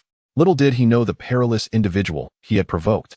Inside the Jiukong apothecary, Chen Chang'an's eyes radiated a profound brilliance as he scrutinized Jin Yang's every move. "Linger, you should rest early. I shall be stepping out," he instructed. Understanding his intent, Zhong Linger nodded obediently. Upon exiting the Jiukong apothecary, Chen Chang'an drew the attention of the law enforcers dispatched by Lin Lei to covertly protect him. The two enforcers exchanged curious glances, wondering what Chen Chang'an was up to in the dead of night. Yet, in the next moment, as Chen Chang'an took a step forth, he seemed to vanish from their sight in an instant. The enforcers widened their eyes in disbelief. What the heck? Where did he go? They rubbed their eyes vigorously, questioning whether they were dreaming. Meanwhile, Jin Yang, upon noticing Chen Chang'an's emergence from the apothecary, realized that the lad was utterly unfazed by the earlier assassination attempt. A cold smirk crept across Jin Yang's face as murderous intent flickered in his eyes, ready to strike Chen Chang'an. However, just then, Chen Chang'an's figure abruptly vanished from his view. Jin Yang was bewildered. Where is he? Suddenly, he felt a blur before his eyes, and a youth clad in azure robes materialized before him, causing Jin Yang to stumble back in shock. How are you here? Jin Yang was momentarily at a loss for words. Chen Chang'an replied nonchalantly, "Why would I not be here? This inquiry ought to have originated from me." Jin Yang, for reasons unbeknownst to him, felt an inexplicable sense of trepidation towards Chen Chang'an. He hastily concealed the turmoil in his eyes, quickly regaining his composure, and sneered. "This street does not belong to you. My presence here is of no consequence to you. The moon tonight is particularly full. Is it not permissible for me to admire it here?" Without engaging in further discourse, Chen Chang'an brandished his Qinguang sword, waving it before Jin Yang. "Is this flying sword not yours?" "Certainly not mine," Jin Yang vehemently denied. However, scarcely had the words left his lips when he suddenly erupted with fury, his gaze turning menacing as he charged at Chen Chang'an. With a swift motion, he executed a spell, summoning a ferocious fire python from behind. Roaring as it lunged toward Chen Chang'an, its massive jaws poised to devour him whole. "Die!" In the face of Jin Yang's sudden assault, Chen Chang'an maintained an air of tranquility, devoid of joy or sorrow. He merely elevated the Qinguang sword. In an instant, a dazzling and sharp beam of azure light cleaved through the inky night sky. With unmatched sword might, it severed the fire python and, astonishingly, Jin Yang himself, into two halves. Yet, the anticipated scene of blood splattering did not unfold. Instead, Jin Yang's bisected form transformed into two halves of a talisman. His true self had already been transported 100 meters away. Jin Yang gazed in horror towards the direction of the Jiukong apothecary, his voice trembling with fear. "This fellow is a wolf in sheep's clothing. He is not merely a feigned cultivator of blood nurturing. He effortlessly dispatched me, a practitioner of the life spring realm, with a single strike. He must possess power at least at the wheel of life realm, if not the destiny realm. Curse it, I have stumbled into treachery. Fortunately, I possess a death replacement talisman bestowed by an elder of my clan. Otherwise, I would have already become a soul beneath his sword." A shiver ran down Jin Yang's spine as he abandoned any thoughts of confronting Chen Chang'an, channeling every ounce of his strength to flee. Meanwhile, on Qingyan Street, Chen Chang'an observed in astonishment as the severed talisman ignited into ashes. He recalled a powerful talisman, the death replacement talisman, documented in a tome within the library. This talisman, imbued with a fragment of law's power, could shield its user from a singular life-threatening crisis and was exceedingly difficult to forge, rendering it quite precious. To his surprise, this individual possessed such a talisman. Truly, he was a scion of a prestigious family. Chen Chang'an murmured, activating his divine eye to scrutinize Jin Yang's escape. Before him, Jin Yang's attempt to flee was futile. Confronted by someone intent on his demise, Chen Chang'an would never show leniency. He sheathed his Qinguang sword and, employing divine steps, pursued Jin Yang at a leisurely pace, akin to a cat chasing a mouse, ultimately witnessing the rodent scurry into the city lord's estate. It appeared he recognized that escape from Tianwu City was impossible and sought refuge under the protection of Lord Chu Yongtian. Chen Chang'an snorted coldly. No one could shield those he intended to kill. Chapter 38. What are you, a threat? Young Master Jin, what brings you back? The arrival of Jin Yang at the city lord's mansion startled the father-daughter duo, Chu Yongtian and Chu Wushuang. Observing the anxious expression on Jin Yang's face, they were filled with confusion. Jin Yang, his complexion pale, spoke, Lord Chu, someone seeks to take my life. So I have come here to seek refuge for the time being. I have already sent a distress signal to my family, and until they send someone to assist me, I hope you can offer me your protection. Upon hearing this, an unsettling feeling gripped Chu Yongtian, and he furrowed his brow, inquiring, who wishes to kill you? Young Master Jin? It is that young man who treated Wushuang today. Jin Yang's face turned ashen, filled with bitterness. He had not anticipated such an outcome. The thought of the life-saving talisman he had used filled him with anguish. It was a precious item that could have preserved his life, now squandered. Once his family dispatched a powerful ally, he vowed to make Chen Chang'an pay with his life. Now that he had arrived at the city lord's mansion, his heart, once filled with trepidation, began to find solace. In Jin Yang's eyes, he was now safe within the walls of the mansion. Chen Chang'an, no matter how formidable, could he truly surpass Chu Yongtian? After all, Chu Yongtian was a lord at the transformation realm. If Chen Chang'an dared to come to the city lord's mansion to kill him, Chu Yongtian would surely teach him a lesson. As a talented alchemist of the Jin family, there was no way Chu Yongtian would turn a blind eye to his plight. However, he was unprepared for the drastic change in Chu Yongtian's demeanor upon revealing that it was Chen Chang'an who sought his life. You have provoked that young Master Chen? The transformation in Chu Yongtian's expression filled Jin Yang's heart with an ominous premonition. He spoke in a grave tone, what is the matter? Even Chu Wushuang, standing nearby, could not help but feel intrigued, as it was rare to witness her father's composure falter. Chu Yongtian regarded Jin Yang as though he were gazing upon a corpse, his tone heavy with gravity. What exactly transpired? Why would young Master Chen wish to kill you? Initially reluctant to divulge the details, Jin Yang could no longer conceal the truth under the piercing gaze of Chu Yongtian. Our Jin family has an elder whose lifespan is nearing its end, and unexpectedly, I came across a drop of life essence. Chu Yongtian replied, so, you intended to kill that young Master Chen to seize the life essence? Jin Yang nodded, bewildered. Indeed. What of it? He continued, I had assumed he was merely a cultivator at the initial stage of blood nurturing, yet I did not realize he concealed his true strength. I am uncertain whether he is at the life will realm or the fate realm, and I nearly lost my life at his hands. Fortunately, I escaped to the city lord's mansion, where Lord Chu protects me. He would not dare harm me here. Chu Wushuang was astonished. He is that powerful? She had perceived Chen Chang'an as merely a youth in his teens, yet how could he possess such profound cultivation? Was he perhaps a prodigy of the immortal realm? Jin Yang remarked, Lord Chu, your expression shifts when I mention that fellow. Who exactly is he? The question elicited a wry smile from Chu Yongtian. Young Master Jin, why did you provoke someone so formidable? Even if you were to seek refuge within the Lord's manor, should he wish to take your life, I would be powerless to protect you. Upon hearing these words, Jin Yang was left in a state of bewilderment, while Chu Wushuang wore a face full of confusion. A ruthless individual? Father, why is it that even you cannot shield me from him? What is it about him that instills such trepidation in you? Jin Yang turned to look at Chu Yongtian, eager to uncover the truth. Chu Yongtian replied, Young Master Jin, during the day, you must have observed the alchemist from the corpse transport sect treating him with both reverence and fear. Do you comprehend the reason behind this? A sense of unease crept deeper into Jin Yang's heart, and after a moment's hesitation, he voiced his concerns. His origins are extraordinary. Could it be that such formidable prowess stems from a dominant celestial sect in Hezhou? Chu Yongtian shook his head. Incorrect. Then what is the reason? Jin Yang pressed on anxiously. With a profound gaze, Chu Yongtian solemnly explained, it is because the alchemist discerned 2 strands of corpse blood light emanating from him. Recently, 2 elder nobles from the corpse transport sect met with a gruesome demise. One elder attempted to slaughter the city while I ventured deep into the Dragon Mountain, only to be crushed effortlessly by a mysterious powerhouse within the city. The other elder, the alchemist claims, also perished near Tianwu City. Chu Wushuang's beautiful eyes widened in shock. Could the mysterious powerhouse be him? Jin Yang's expression shifted dramatically, disbelief etched across his face. How can this be?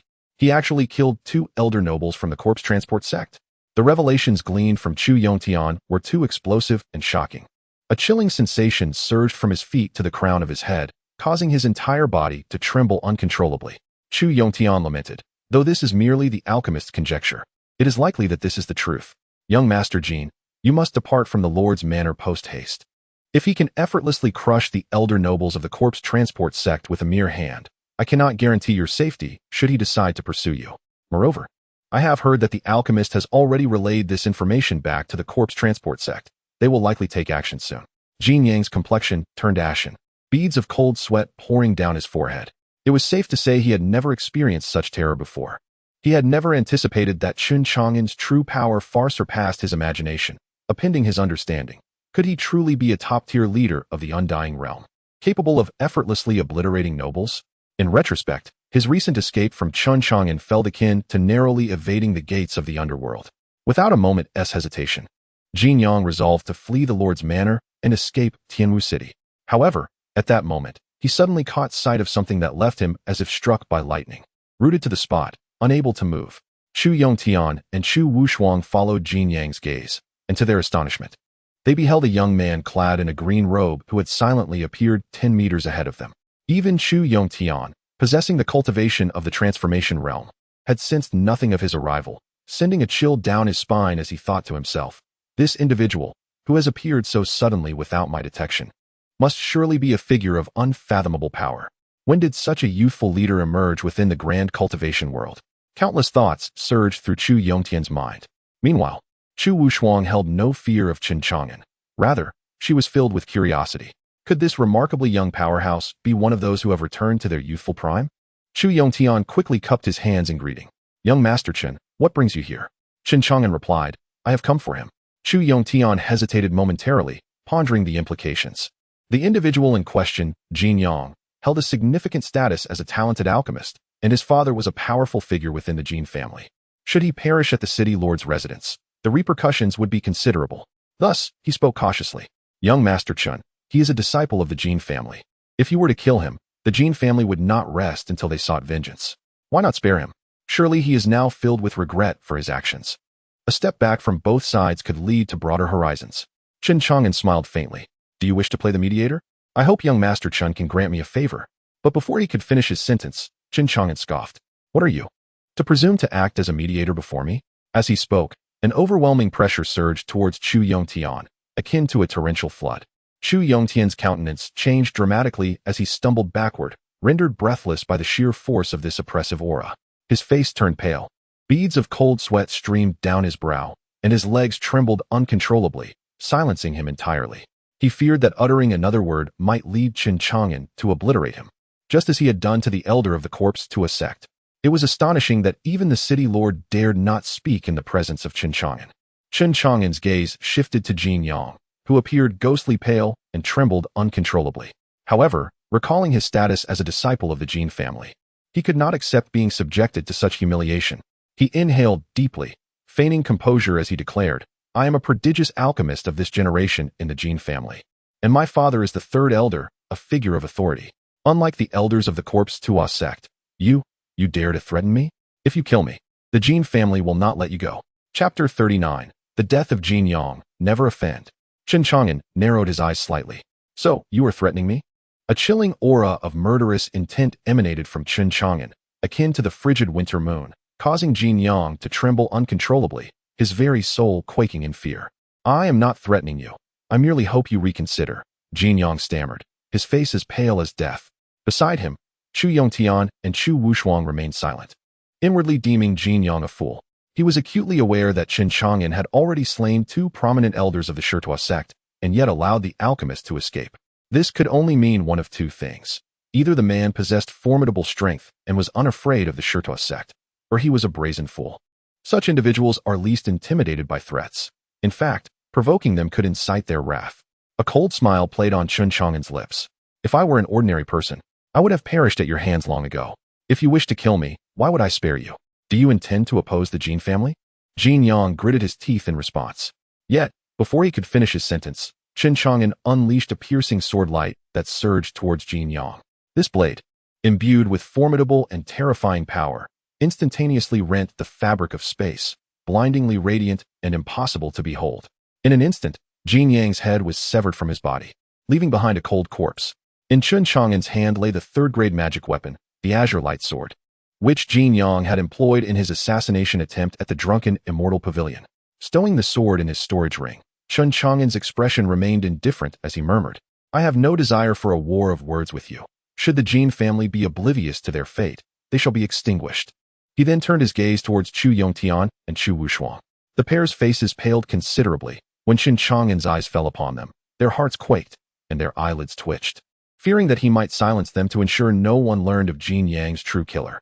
This was crucial, for Chen Chang'an could effortlessly crush the elders of the Shirtua sect with but a single hand. It stood to reason that eliminating the two of them would pose no challenge at all. Chu Yongtian swallowed hard, feigning calmness as he forced a smile. Master Chen, rest assured, I will not disclose that you were the one who killed Jin Yang. Chen Chang'an replied with a smile, there is no need for you to fear. Master Chu, I am not a bloodthirsty person, especially since you and I bear no grudges. Chu Yongtian felt slightly reassured but couldn't help but worry about Chen Chang'an's standing with the Jin family. As for the Jin family, it matters not. Inform them if you wish, Chen Chang'an interjected. Chu Yongtian was quite taken aback. It was important to note that the Jin family was no ordinary sect of cultivators. They had a legacy spanning over 10,000 years in Hezhou, with several figures at the unending realm and even true ancestors of the 10,000 laws realm. Chen Chang'an had slain this genius alchemist of the Jin family, and it was certain they would not let this transgression go unpunished. Was he truly unafraid? He hoped he would not find himself fleeing in panic when the Jin family came to settle the score. Though Chen Chang'an was indeed powerful, Chu Yongtian speculated that his cultivation was likely limited to the unending realm, unable to surpass it. In the realm of transcendent beings, each formidable figure is a prominent presence in the grand revival of the immortal world, renowned across the state. Yet, Chen Chang'an is a name I have neither encountered nor heard of within the confines of Hezhou. After a moment of contemplation, Chu Yongtian respectfully remarked, Young master, the situation in Tianwu City has grown tumultuous of late, with two elders from the corpse transport sect arriving. Have you heard of this? Chu Yongtian intended to subtly indicate to Chen Chang'an that the sect sought retribution. However, Chen Chang'an, unabashed, replied, I was the one who eliminated those two elders from the corpse transport sect. What of it?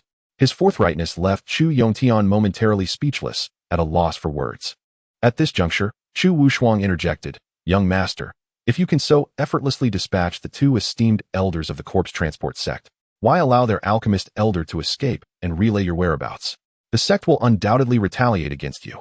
Chen Chang'an responded nonchalantly, When the soldiers come, I shall meet them. When the waters rise, I shall dam them. As I have said, the mad alchemist bears me no grudge. He did not strike against me.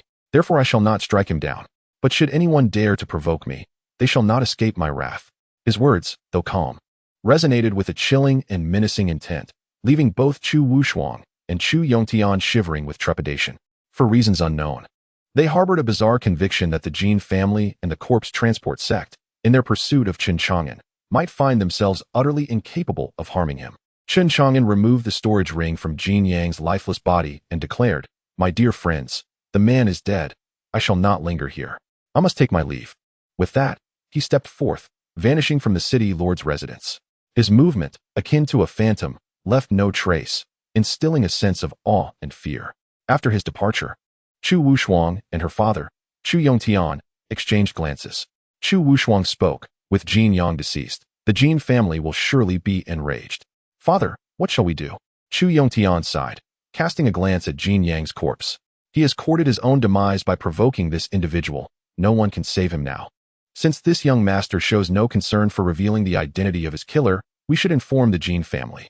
Otherwise, if they assign blame to me for Jin Yang's death in the city lord's residence, I would be unjustly implicated. Then, as if struck by a sudden realization, Chu Yongtian summoned the steward and instructed earnestly, Lin Lei, the deputy commander of the enforcement guard, must be promoted and treated with utmost respect. Ensure his salary is elevated to that of a commander. Understood. The steward departed. Chapter 40 Jin Xuanfeng, unheard of. The clouds roiled as a magnificent treasure ship swiftly sliced through the skies, traversing mountains and rivers. At the bow of the vessel stood two women, Dongfang Lingyue and Qin Xiaoyan, who had recently departed from the Changxing sect. Throughout their journey, Qin Xiaoyan diligently sought to refine the compassionate sword, managing to establish a faint connection with it, allowing her to exert a modicum of control over the blade. Observing this progress, Dongfang Lingyue was filled with elation. Xiaoyan, having forged a bond with the imperial artifact of the compassionate immortal emperor, it seems our expedition to the imperial palace will surely secure a place for our Changxing sect. The reports from Mount Long indicate that the palace's seals are impenetrable, yet I sense that you may hold the key to unlocking it with the compassionate sword. Chen Chang'an replied respectfully, as a disciple, I shall strive diligently to live up to the expectations of my master and the Changxing sect. Dongfang Lingyue gazed into the boundless sea of clouds, her hair flowing in the wind. Disciple, we are nearing Tianwu City. Pray, recount once more the astounding feats of that esteemed elder. It is said he cleaved Mount Long in twain with but a single strike of an ordinary iron blade. Such prowess is surely beyond even that of our esteemed ancestors. To what terrifying realm has this elder ascended? At that moment, a golden treasure ship approached from a distance, its hull adorned with a grand sun banner flapping triumphantly in the breeze. Dongfang Lingyue raised an eyebrow. It is the Jin family's treasure ship. It appears they too have sent representatives to vie for the immortal emperor's legacy. Soon, the two vessels drew near. At the helm of the Jin ship stood a portly man clad in golden robes. Dongfang Lingyue recognized him as Jin Chuanfeng, the second in command of the Jin family, renowned for 6 centuries and one of the 3 esteemed leaders of the clan. The Jin family wielded immense influence in Hezhou, openly boasting 3 leaders: the current patriarch Jin Chuanxiong, the second in command Jin Chuanfeng, and the third in command Jin Chuan'ai. Jin Chuanfeng exchanged pleasantries with Dongfang Lingyue. I did not expect the Jin family to send you. It seems you are determined to claim the immortal emperor's legacy, she remarked. Jin Chuanfeng shook his head. Fairy Lingyue, you overestimate my family. The emergence of the immortal emperor's legacy has stirred the cultivation world. A mere small clan like ours would be fortunate to partake in the aftermath. The legacy is a matter of fate, not to be forced. We must allow things to unfold naturally. I am here on more pressing business. Dongfang Lingyue inquired. What other matter does your family attend to, aside from the pursuit of the immortal emperor's legacy? A glimmer of malice flickered in Jin Chuanfeng's eyes. Last night, one of our most outstanding young alchemists met a tragic end in Tianwu City. I have come to address this issue. Dongfang Lingyue was taken aback. Is there someone bold enough in Hezhou to slay a prodigy of the Jin family? Do you know who it was? Jin Chuanfeng's expression grew grave. According to the news relayed by the city lord Chu Yongtian, the assailant is Chen Chang'an. It is said that he possesses formidable strength, capable of effortlessly crushing noble elders with a mere hand. He is likely of the same caliber as us, a leader of the sect. Chen Chang'an. This individual is unfamiliar to me, remarked Dongfang Lingyue, shaking her head. Beside her, Chen Chang'an also had not heard of Chen Chang'an. Little did they know that this very Chen Chang'an was the enigmatic powerhouse they were to visit in Tianwu City. At that time, Chen Chang'an had not inquired about Chen Chang'an's name. She only knew he had instructed her to seek him at the Jiukong Pharmacy in Tianwu City. Dongfang Lingyue spoke. Friend Jin, considering the other party is also a leader of a sect, it may prove challenging for you to confront him alone. Jin Chuanfeng replied. My elder brother and third brother are already en route. After all, it was the son of my third brother who perished. If we were to let this matter slide, would that not render us a laughingstock among the cultivators of Hezhou? Dongfang Lingyue expressed her confusion. 3 leaders confronting a single sect master should not pose much difficulty. But do you truly believe that Chen Chang'an would be foolish enough to await your revenge in Tianwu City? Jin Chuanfeng scoffed. This individual is arrogant and has disregarded my Jin family. It is said he remains in Tianwu City, carefree and untroubled. I am keen to discover what emboldens him. I have already sent word to the Shirtua sect. He has slain 2 esteemed elders of the sect, and they will certainly not let this transgression go unpunished. With my Jin family aligning with the Shirtua sect, even if he is a sect master, he shall meet his demise in Tianwu City. Dongfang Lingyue was left speechless. This man truly makes enemies everywhere, exhibiting a brazen demeanor. Meanwhile, Chen Chang'an nodded in agreement, reflecting on how low-key and humble the mysterious powerhouse was who had rescued her on that day at Dalong Mountain. Had he not intervened, she might have mistakenly believed him to be merely a feeble practitioner of blood nurturing. Chapter 41. It turns out to be an elder, a rivalry unresolved. Dongfang Lingyue and Jin Chuanfeng continued their conversation for a while longer. In Jin Chuanfeng's words, there was an unmistakable vehemence directed toward Chen Chang'an, a desire for vengeance that could not be overlooked. Otherwise, the Jin family would become the subject of ridicule among the cultivators of the world. Dongfang Lingyue refrained from elaborating, recognizing that this was a matter belonging to the Jin family and thus not her concern. Subsequently, the 2 magnificent vessels sailed together toward Tianwu City, exchanging intelligence regarding the benevolent immortal emperor and the imperial palace along the way.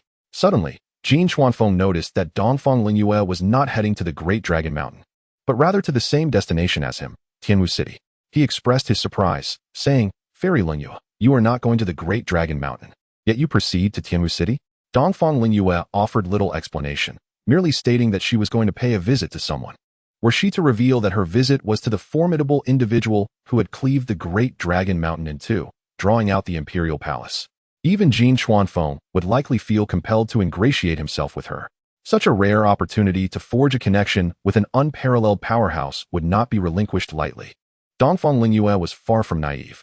Observing that Dongfang Lingyue was not inclined to divulge whom she was visiting in Tianwu City, Jin Chuanfeng chose not to press further. Approximately an hour later, the two vessels finally reached the outskirts of Tianwu City, where they could see the astonishing sight of the Great Dragon Mountain, split in two. The Jin family's ship did not enter Tianwu City immediately. Instead, they awaited the arrival of two other prominent figures from the Jin family before proceeding together to settle accounts with Chen Chang'an. Simultaneously, they were anticipating the arrival of representatives from the corpse-bearer sect.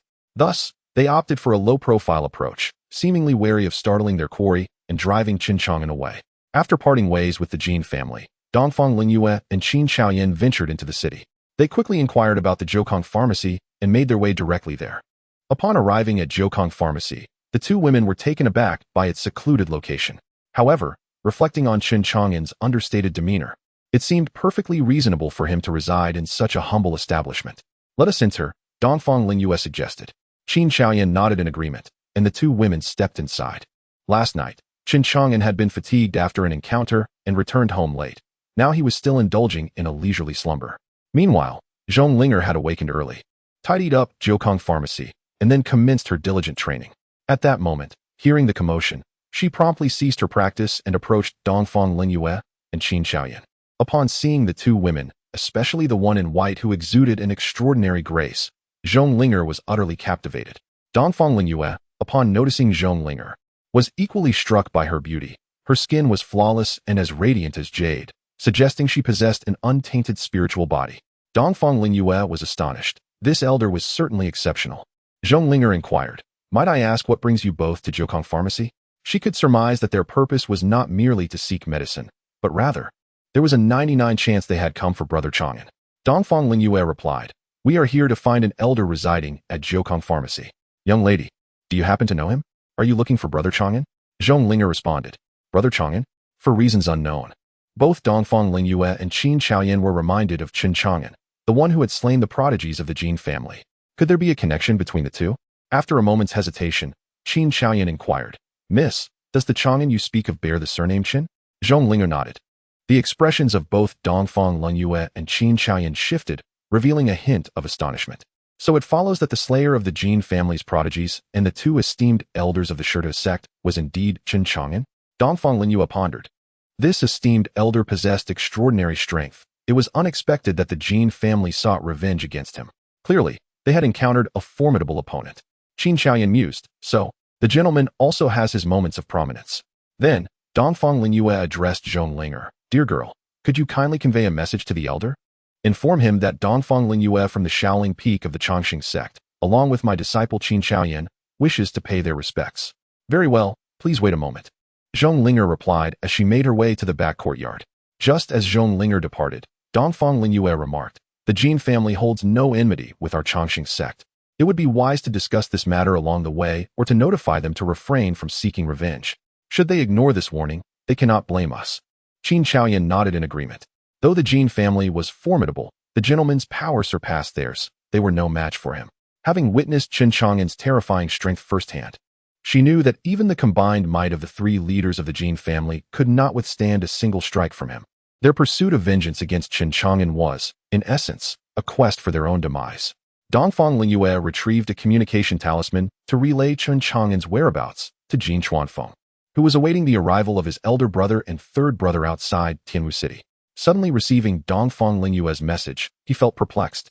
Upon reading its contents, his expression changed drastically. How can this be?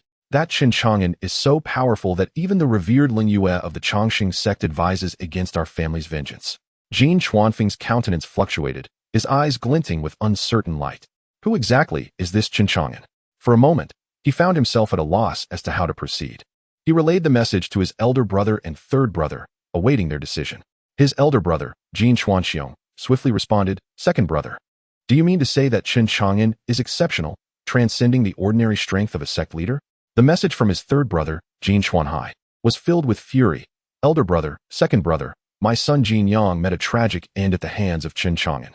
This man is arrogant and disdainful, utterly brazen. Should we allow him to roam freely like this? In my view, Ling Yue is merely acquainted with Chen Chang'an and seeks to intercede on his behalf. I refuse to believe that the three of us cannot eliminate him.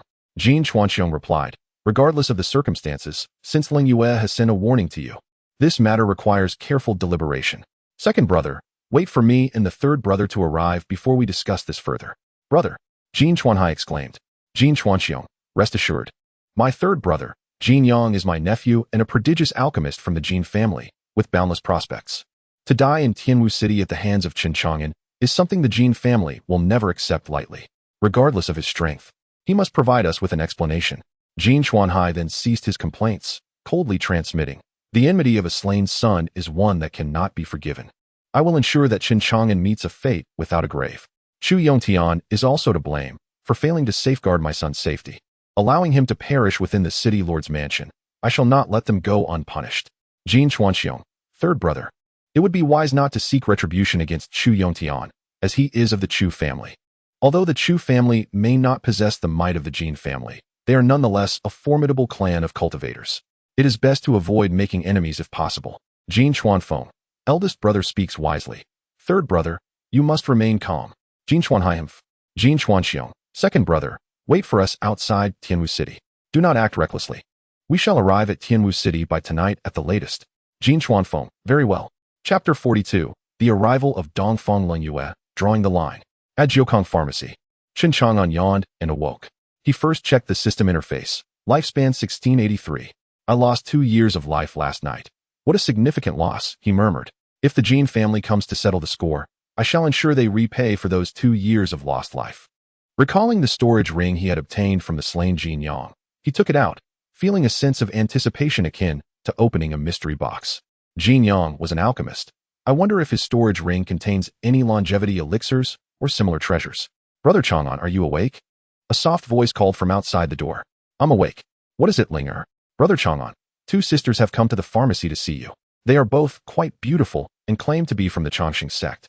One is named Dongfang Ling Yue and the other, Qin Xiaoyan. Chen Chang'an's eyes lit up. She has finally arrived.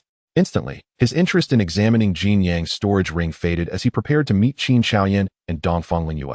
Dongfang Ling Yue and Qin Xiaoyan remained composed within the pharmacy, behaving with utmost decorum, scarcely daring to glance around. Regardless of how the Jin family would handle matters, they had already done their part. If the Jin family foolishly sought trouble with Chen Chang'an, any ensuing consequences would have no bearing on them. At that moment, from the back courtyard, Chen Chang'an approached with Zhongling.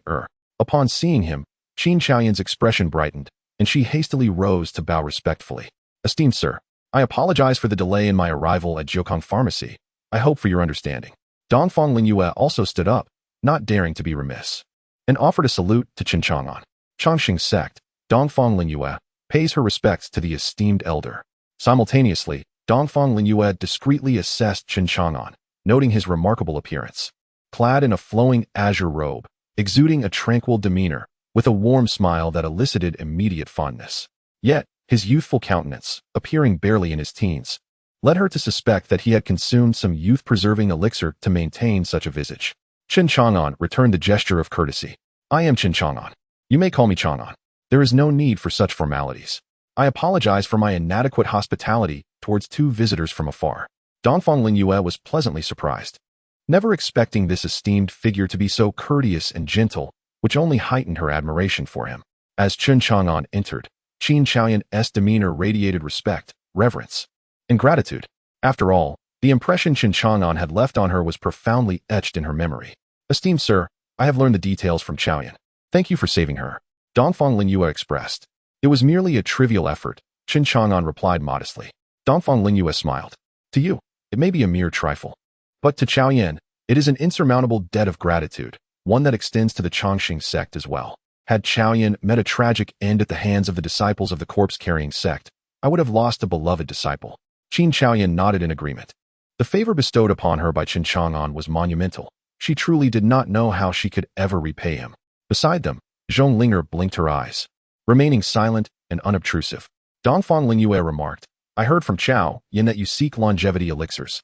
Our Longxing sect possesses a unique cultivation method for nourishing the blood, known as the Feiyue longevity technique. I have brought both the technique and its visualization diagram. With that, Dongfang Lingyue produced the Feiyue longevity technique and the visualization diagram, handing them to Chen Chang'an. Without hesitation, Chen Chang'an accepted them, his heart filled with joy. With the Feiyue longevity technique, upon its successful cultivation, he could extend his life by 30 years. Next, Dongfang Lingyue retrieved a jade box. Curious, Chen Chang'an inquired, what is this? Dongfang Lingyue smiled warmly. This is a 4th grade 100 longevity pill, sent by our sect leader for you. Since you require a longevity item, this pill should prove beneficial. Upon hearing this, Chen Chang'an's eyes gleamed.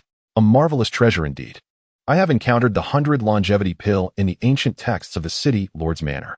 Consuming it grants an extension of 100 years of life. Though it cannot compare to the 1000 longevity pill, it remains an exceedingly rare elixir. Acknowledging its usefulness, he declared, since it is a gift from your Longxing sect, I shall accept it. He further stated, should the Longxing sect ever need assistance in the future, do not hesitate to call upon me. I owe you a favor. Dongfang Lingyue shook her head. You do not owe our sect a debt of gratitude. The gift of the 100 longevity pill is merely a token of appreciation for your life-saving efforts. Very well, she continued. There is one more matter I must convey to you. What is it? Chen Chang'an inquired. You have slain the genius alchemist of the Jin family, and they shall not take this lightly. Chen Chang'an was taken aback. How do you know of this? He had not anticipated that news of his killing Jin Yang the previous night would reach Dongfang Lingyue so swiftly. With a resigned smile, she explained. On my journey to Tianwu City, I happened to encounter members of the Jin family and exchanged a few words, thus learning of the incident. Chen Chang'an, however, felt no fear. It matters not. Jin Yang's demise was warranted. He attempted to assassinate me. It is unfortunate for him that he provoked the wrong individual. Should the Jin family seek vengeance, I shall not show them mercy. His calm words resonated with unwavering confidence. Dongfang Lingyue refrained from further discussion, stating, the compassionate sword has now been refined by Chao Yan. We shall not disturb your rest further. We must venture deep into the great dragon mountain to contend for the inheritance of the immortal emperor. Chen Chang'an nodded. With Chao Yan in possession of one of the Empyrean artifacts belonging to the compassionate immortal emperor, they would hold a significant advantage in the struggle for the emperor's legacy. Chao Yan nodded in agreement. I shall heed your guidance and strive diligently. Go forth, Chen Chang'an encouraged. Dongfang Lingyue led Chao Yan out of the Jiukong pharmacy. Upon exiting the city, they encountered Jin Chuanfeng of the Jin family, who had been waiting patiently. Fairy Lingyue, how much do you know about that Chen Chang'an? He inquired. Dongfang Lingyue replied, today is my first encounter with him. His strength is unfathomable. Should your Jin family seek revenge, think carefully before proceeding. Jin Chuanfeng chuckled bitterly, remarking that he never anticipated Chen Chang'an to be so wary of the Cold Moon Fairy. However, his third brother was currently in a fit of anger, and resolving this matter would not be straightforward. Dongfang Lingyue shook her head, choosing not to elaborate further, and departed with Qin Xiaoyan towards the Great Dragon Mountain, leaving Jin Chuanfeng staring blankly. Why did this woman's demeanor shift as capriciously as the heavens? He had hoped to gather more information regarding Chen Chang'an. The journey had begun with pleasant exchanges, yet it suddenly took a turn towards estrangement. Jin Chuanfeng was perplexed, for the Jin family had not wronged her. Unbeknownst to him, Jin Yang had provoked Chen Chang'an and was subsequently killed. Should the Jin family seek vengeance, it would irrevocably offend Chen Chang'an. Having encountered Chen Chang'an earlier, Dongfang Lingyue, though uncertain of his true prowess, was struck by his exceptional eloquence and unique demeanor. Sensing that Chen Chang'an's strength was unfathomable, she realized that it would be unwise to provoke him. Cultivating a friendship with him would be the prudent course of action. If the Jin family were to harbor enmity towards Chen Chang'an, Dongfang Lingyue would need to reconsider the resource exchanges between the Eternal Life sect and the Jin family, striving to maintain distance and delineate clear boundaries. Chapter 43. A smooth path to cultivating longevity. Chen Chang'an opened the jade box, carefully examining the emerald-hued elixir nestled within. This was none other than the famed 100 longevity pill, resembling a dragon's eye in size, its surface smooth and lustrous like a precious green gemstone, exuding a captivating fragrance with 4 spiraling Dan patterns. To unexpectedly acquire a 100 longevity pill was indeed a stroke of serendipity. Beside him, Zhong Linger voiced her concerns. Brother Chang'an, I've noticed you are always in search of longevity-enhancing substances. Is it that your lifespan is? Chen Chang'an chuckled. Linger, may I ask you, What is the ultimate pursuit of mortals in their quest for immortality? Zhong Ling'er blinked. To ascend and become an immortal. To grow powerful and avoid being bullied? Chen Chang'an shook his head. In the end, all worldly affairs have their limits. Fleeting beauty is but an illusion. When the music ends and the crowd disperses, both flowers and life fade into oblivion. The true aspiration of those who cultivate is invariably longevity. Only through the attainment of everlasting life can one achieve immortality. Strengthening oneself is often merely a means to safeguard against death. In this world, where mortals live but a mere few decades, how can one fully appreciate the splendor of life? Therefore, I am resolutely committed to pursuing longevity, making lifespan of paramount importance. Zhong Ling'er, puzzled, inquired, so, does Brother Chang'an fear death? Chen Chang'an felt his cheeks flush. At that moment, Lin Lei unexpectedly entered the apothecary. What are you discussing? What brings you here? Chen Chang'an responded. I came to check on you. I couldn't sleep well last night after hearing about an assassination attempt on you at the drunken immortal pavilion. Now that I see you are well, I can finally relax. Lin Lei chuckled. I certainly don't wish to come to collect your corpse. Chen Chang'an shot Lin Lei a glance. Appreciating the concern of a good friend. Since you're alive, I shall take my leave. I've made plans with Xiao Lu to visit her father today. As the new deputy commander of the law enforcement guard, I am quite curious to see his reaction upon meeting me. Lin Lei's dark complexion was lit with curiosity, displaying a sense of triumph. Chen Chang'an remarked with disdain, you are quite the opportunist. Do not forget that you are merely riding on my brother's good fortune. Just wait for the wedding feast, After exchanging a few more words, Lin Lei departed. Chen Chang'an shook his head. Does this fellow not realize that marriage is akin to a tomb? With Xiao Lu in charge, he'll hardly find the freedom to revel as he did with me and to foo at the Celestial Pavilion. Brother Chang'an, I have heard of the Celestial Pavilion. They say the maidens there are enchanting, capable of luring one's very essence. How could you possibly indulge in revelry there? Zhong Ling'er, innocent and naive, inquired with wide eyes. Chen Chang'an pinched Zhong Ling'er's cheek. Matters of adults are not for children to meddle in. You should focus on your cultivation. Zhong Ling'er pouted, muttering. I am not a child. Chen Chang'an scoffed. I am quite curious as to what makes you feel like an adult. Zhong Ling'er lowered her gaze to her flat chest, envisioning the beautiful and curvaceous Hong Ying from the Wanbao Pavilion. With a sigh, she fell silent, not uttering another word. In her thoughts, she mused, Brother Chang'an must surely prefer those with ample bosoms. With my modest endowment, he is unlikely to be fond of me. Granny Rong had mentioned that men are drawn to fuller figures. Alas, what shall I do? After a moment of silence, Zhong Ling'er finally inquired, Brother Chang'an, do you think there is a possibility for me to grow? Chen Chang'an was momentarily taken aback, not anticipating such a question from her. He glanced at the splendid horizon of her chest, and, with a sympathetic tone, replied, You are still young. Anything is possible. Perhaps when you mature, you will blossom. Zhong Ling'er's eyes sparkled brightly, akin to the twinkling stars above. Yet, this brilliance was fleeting as a thought struck her, causing her cheeks to flush and her gaze to drop. Though still innocent and naive, she understood that becoming an adult required more than her singular efforts. It necessitated the cooperation of another. The only individual she considered for such collaboration was Chen Chang'an. Playfully, Chen Chang'an delivered a gentle tap on Zhong Ling'er's head, eliciting a tender touch as she rubbed her scalp. He admonished, at your tender age, do not indulge in fanciful thoughts. With a pout of indignation, Zhong Ling'er acquiesced. I understand. I shall focus on my training. I am so weak that anyone could easily defeat me. With a determined nod, she set off to practice. Chen Chang'an then directed his attention to the peerless shofa bestowed by the eastern cold moon. To cultivate this longevity technique, one must visualize the longevity diagram and condense the longevity pearl. Both elements are indispensable. Thus, the more precious the longevity technique, the rarer the diagram. Often hidden within the celestial gates, unattainable by outsiders. Naturally, if one's innate talent is woefully inadequate, even possessing the longevity method and visualization diagram would render the attempt to cultivate futile.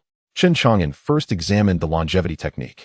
This method was intended for the blood-nourishing realm, and he found it rather comprehensible. Then, he opened the longevity diagram to begin his visualization.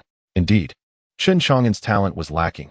After a prolonged effort, he could not conjure the essential longevity seal required for cultivation. In exasperation, he resorted to his skill, divine mind. Instantly, clarity dawned upon him, and his spirit brightened. In a mere moment, he successfully condensed a flying moon-shaped longevity pearl within his sea of consciousness through the visualization diagram. With the longevity pearl in hand, Chen Chang'an was poised to cultivate the peerless shofa. accumulating vital life essence within it. Once the pearl gathered sufficient energy, it would radiate a resplendent golden hue, shatter spontaneously, and release life essence throughout his being, thereby extending his lifespan by 30 years. Chapter 44. The Great Sun Dynasty. After condensing the longevity pearl, Chen Chang'an attempted to cultivate the Feyue longevity method. As he began his cultivation, he could sense the longevity pearl within him, drawing mysterious energy from the heavens and earth. The pearl shimmered, transforming into resplendent golden longevity liquid. Chen Chang'an estimated that if he refrained from eating or drinking, he could fill the pearl within 2 or 3 months at most, and ultimately shatter it to extend his lifespan by 30 years. Subsequently, Chen Chang'an passed the Feyue longevity method to Zhonglinger, encouraging her to practice and visualize the longevity diagram. True to her innate royal physique and extraordinary talent, Zhonglinger, although slower than him in condensing the longevity pearl through the use of his skill, divine mind, displayed remarkable prowess. Within just half an hour, she successfully condensed her own longevity pearl and could cultivate the Feyue longevity method. Chen Chang'an felt somewhat disheartened, realizing his own inadequacies. With the longevity method secured, Chen Chang'an now sought a physical cultivation method. However, such methods for refining the body were exceedingly rare, even scarcer than longevity-enhancing substances, making them difficult to procure. Fortunately, he possessed a millennium ginseng to sustain his life, alleviating his urgency to find a physical cultivation technique. He decided to take his time. If only he could locate the legendary martial saint's tomb of Ba Jia as recorded in ancient texts, that would be magnificent. Yet, he understood that such a tomb was not easily found. If it were, it would not have remained undiscovered until now. Next, Chen Chang'an visited the millennium ginseng. Nourished by his formidable cultivation, the ginseng thrived splendidly, branching out and emanating brilliant spiritual light. Its life essence was immensely potent, and the fragrance wafting from the ginseng instilled in him a sense of transcendence, invigorating his spirit. Frankly, the millennium ginseng appeared to him like an enchanting beauty lying in repose, tempting him to consume it. Nevertheless, Chen Chang'an resisted the urge. Now was not the time for indulgence, as doing so would be a tremendous waste. He steeled himself against temptation. Then, employing his unparalleled cultivation, he nurtured the millennium ginseng. Unfortunately, after a year of nourishing it with his formidable essence, the ginseng could no longer withstand the influx of energy. It was reaching its limit and threatening to spoil. Lifespan, 1682. After entrusting the apothecary to Zhonglinger, Chen Chang'an made his way to the Wanbao Pavilion. Upon his arrival, Yi Hongying greeted him with great joy. With the demise of the 2 guarding elders at Longshan Mountain, there was no one to interfere, allowing her to manage the entire pavilion. However, news had come from the main shop, inquiring about the circumstances surrounding the shattering of the guarding elders' tokens. Yi Hongying claimed ignorance, stating that the 2 elders had gone to Longshan Mountain and were unaware of who had slain them. The main shop indicated that they would soon dispatch an elder of the princely realm to investigate the matter. Yi Hongying remained unperturbed. She was now the beloved of the young master, whose strength was unparalleled, capable of crushing a prince with a mere flick of his hand. Even if the main shop sent an elder from the princely realm, they would find themselves powerless against her young master. Moreover, Yi Hongying possessed several remarkable talismans in her grasp. The memory of the terrifying power unleashed by that rudimentary talisman at Dragon Mountain felt like a dream to her. In her heart, Chen Chang'an was not only unfathomable, but also shrouded in mystery, capable of endowing ordinary talismans with extraordinary might, transforming the mundane into the miraculous. Leaving her in awe, now, she held within her hands several enchanted talismans imbued with formidable power by Chen Chang'an, granting her a measure of self-defense. All she needed to do was patiently wait and bide her time. One day she would return to the main shop and reclaim all that rightfully belonged to her. My lord, I intended to seek you out. Today I received news of a body refinement method.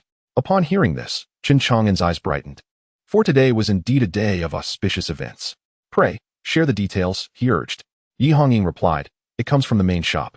The dominant force in Hezhou, the Daylight Dynasty, has completed the construction of their teleportation platform and will soon arrive at Dragon Mountain. It is said that the crown prince, Su Teng, will come to contend for the legacy of the immortal emperor. Su Teng is a true paragon of the heavens, rumored to have been born cradling a golden sun, his brilliance illuminating the vast lands of the Daylight Dynasty. He is said to possess the legendary Daylight divine body, and at the tender age of 16, he has already attained the realm of lifespan wheel. In addition to cultivating immortality, he also practices a mysterious ancient body refinement technique, having endured 3 heavenly tribulations. rendering his physique robust and impervious to myriad attacks. He has established a collaboration with the main shop in hopes of borrowing the top-tier artifact, the Seeking Immortal Mirror. I wonder if we can seize this opportunity to help you obtain that ancient body refinement technique from him. Very well. But acquiring his body refinement method from a prince of the dynasty may not be so simple. Here's what we shall do. When Su Tung arrives at Dragon Mountain, inform me, and I shall seek him out. Indeed. Yi Hongying added, if you require assistance from Wanbage, do not hesitate to reach out. I came today with a matter to discuss. What is it? Yi Hongying inquired, puzzled. Without uttering a word, Chen Chang'an raised his finger. A golden light flashed at his fingertip, and a talisman materialized. In the next moment, the golden talisman merged into Yi Hongying's brow. She perceived a golden talisman manifesting in her sea of consciousness, emanating a terrifying aura that astonished and intrigued her. Chen Chang'an stated, as you are my ally, bestowing upon you a few protective talismans is merely a duty I fulfill. Moreover, you have risked your life to procure the Millennium's spiritual ginseng for me, and I have yet to reward you. This is the life and death talisman. You may activate it to temporarily attain the prowess of a noble, with 2 opportunities for use. Cherish it well. At these words, Yi Hongying's eyes widened in disbelief, and she gasped. By activating this talisman, I shall possess the cultivation of a noble? Indeed. Thank you, my lord, for bestowing the life and death talisman. I shall wholeheartedly serve you henceforth. Chen Chang'an smiled. You are quite capable. Yi Hongying blushed at his praise. After exchanging a few more words, Chen Chang'an departed from Wanbage. On his way, he encountered Granny Rong and greeted her with a smile. Granny Rong, where are you off to? Granny Rong chuckled heartily. In Chang'an, one might wonder, why is there such joy? Has a child arrived? Chen Chang'an, with a hint of helplessness, replied, oh, dear wife, I was merely jesting. He turned to Grandma Rong and implored, could we refrain from discussing children? Grandma Rong rolled her eyes, asserting, you are already 16. It is time for you to consider starting a family. Just imagine the liveliness a child would bring. She continued, as for Linger, that girl is quite admirable. You ought to cultivate a closer bond with her. What did you say? Chen Chang'an coughed lightly and clarified, I mentioned that I have a friend named Qin Shou.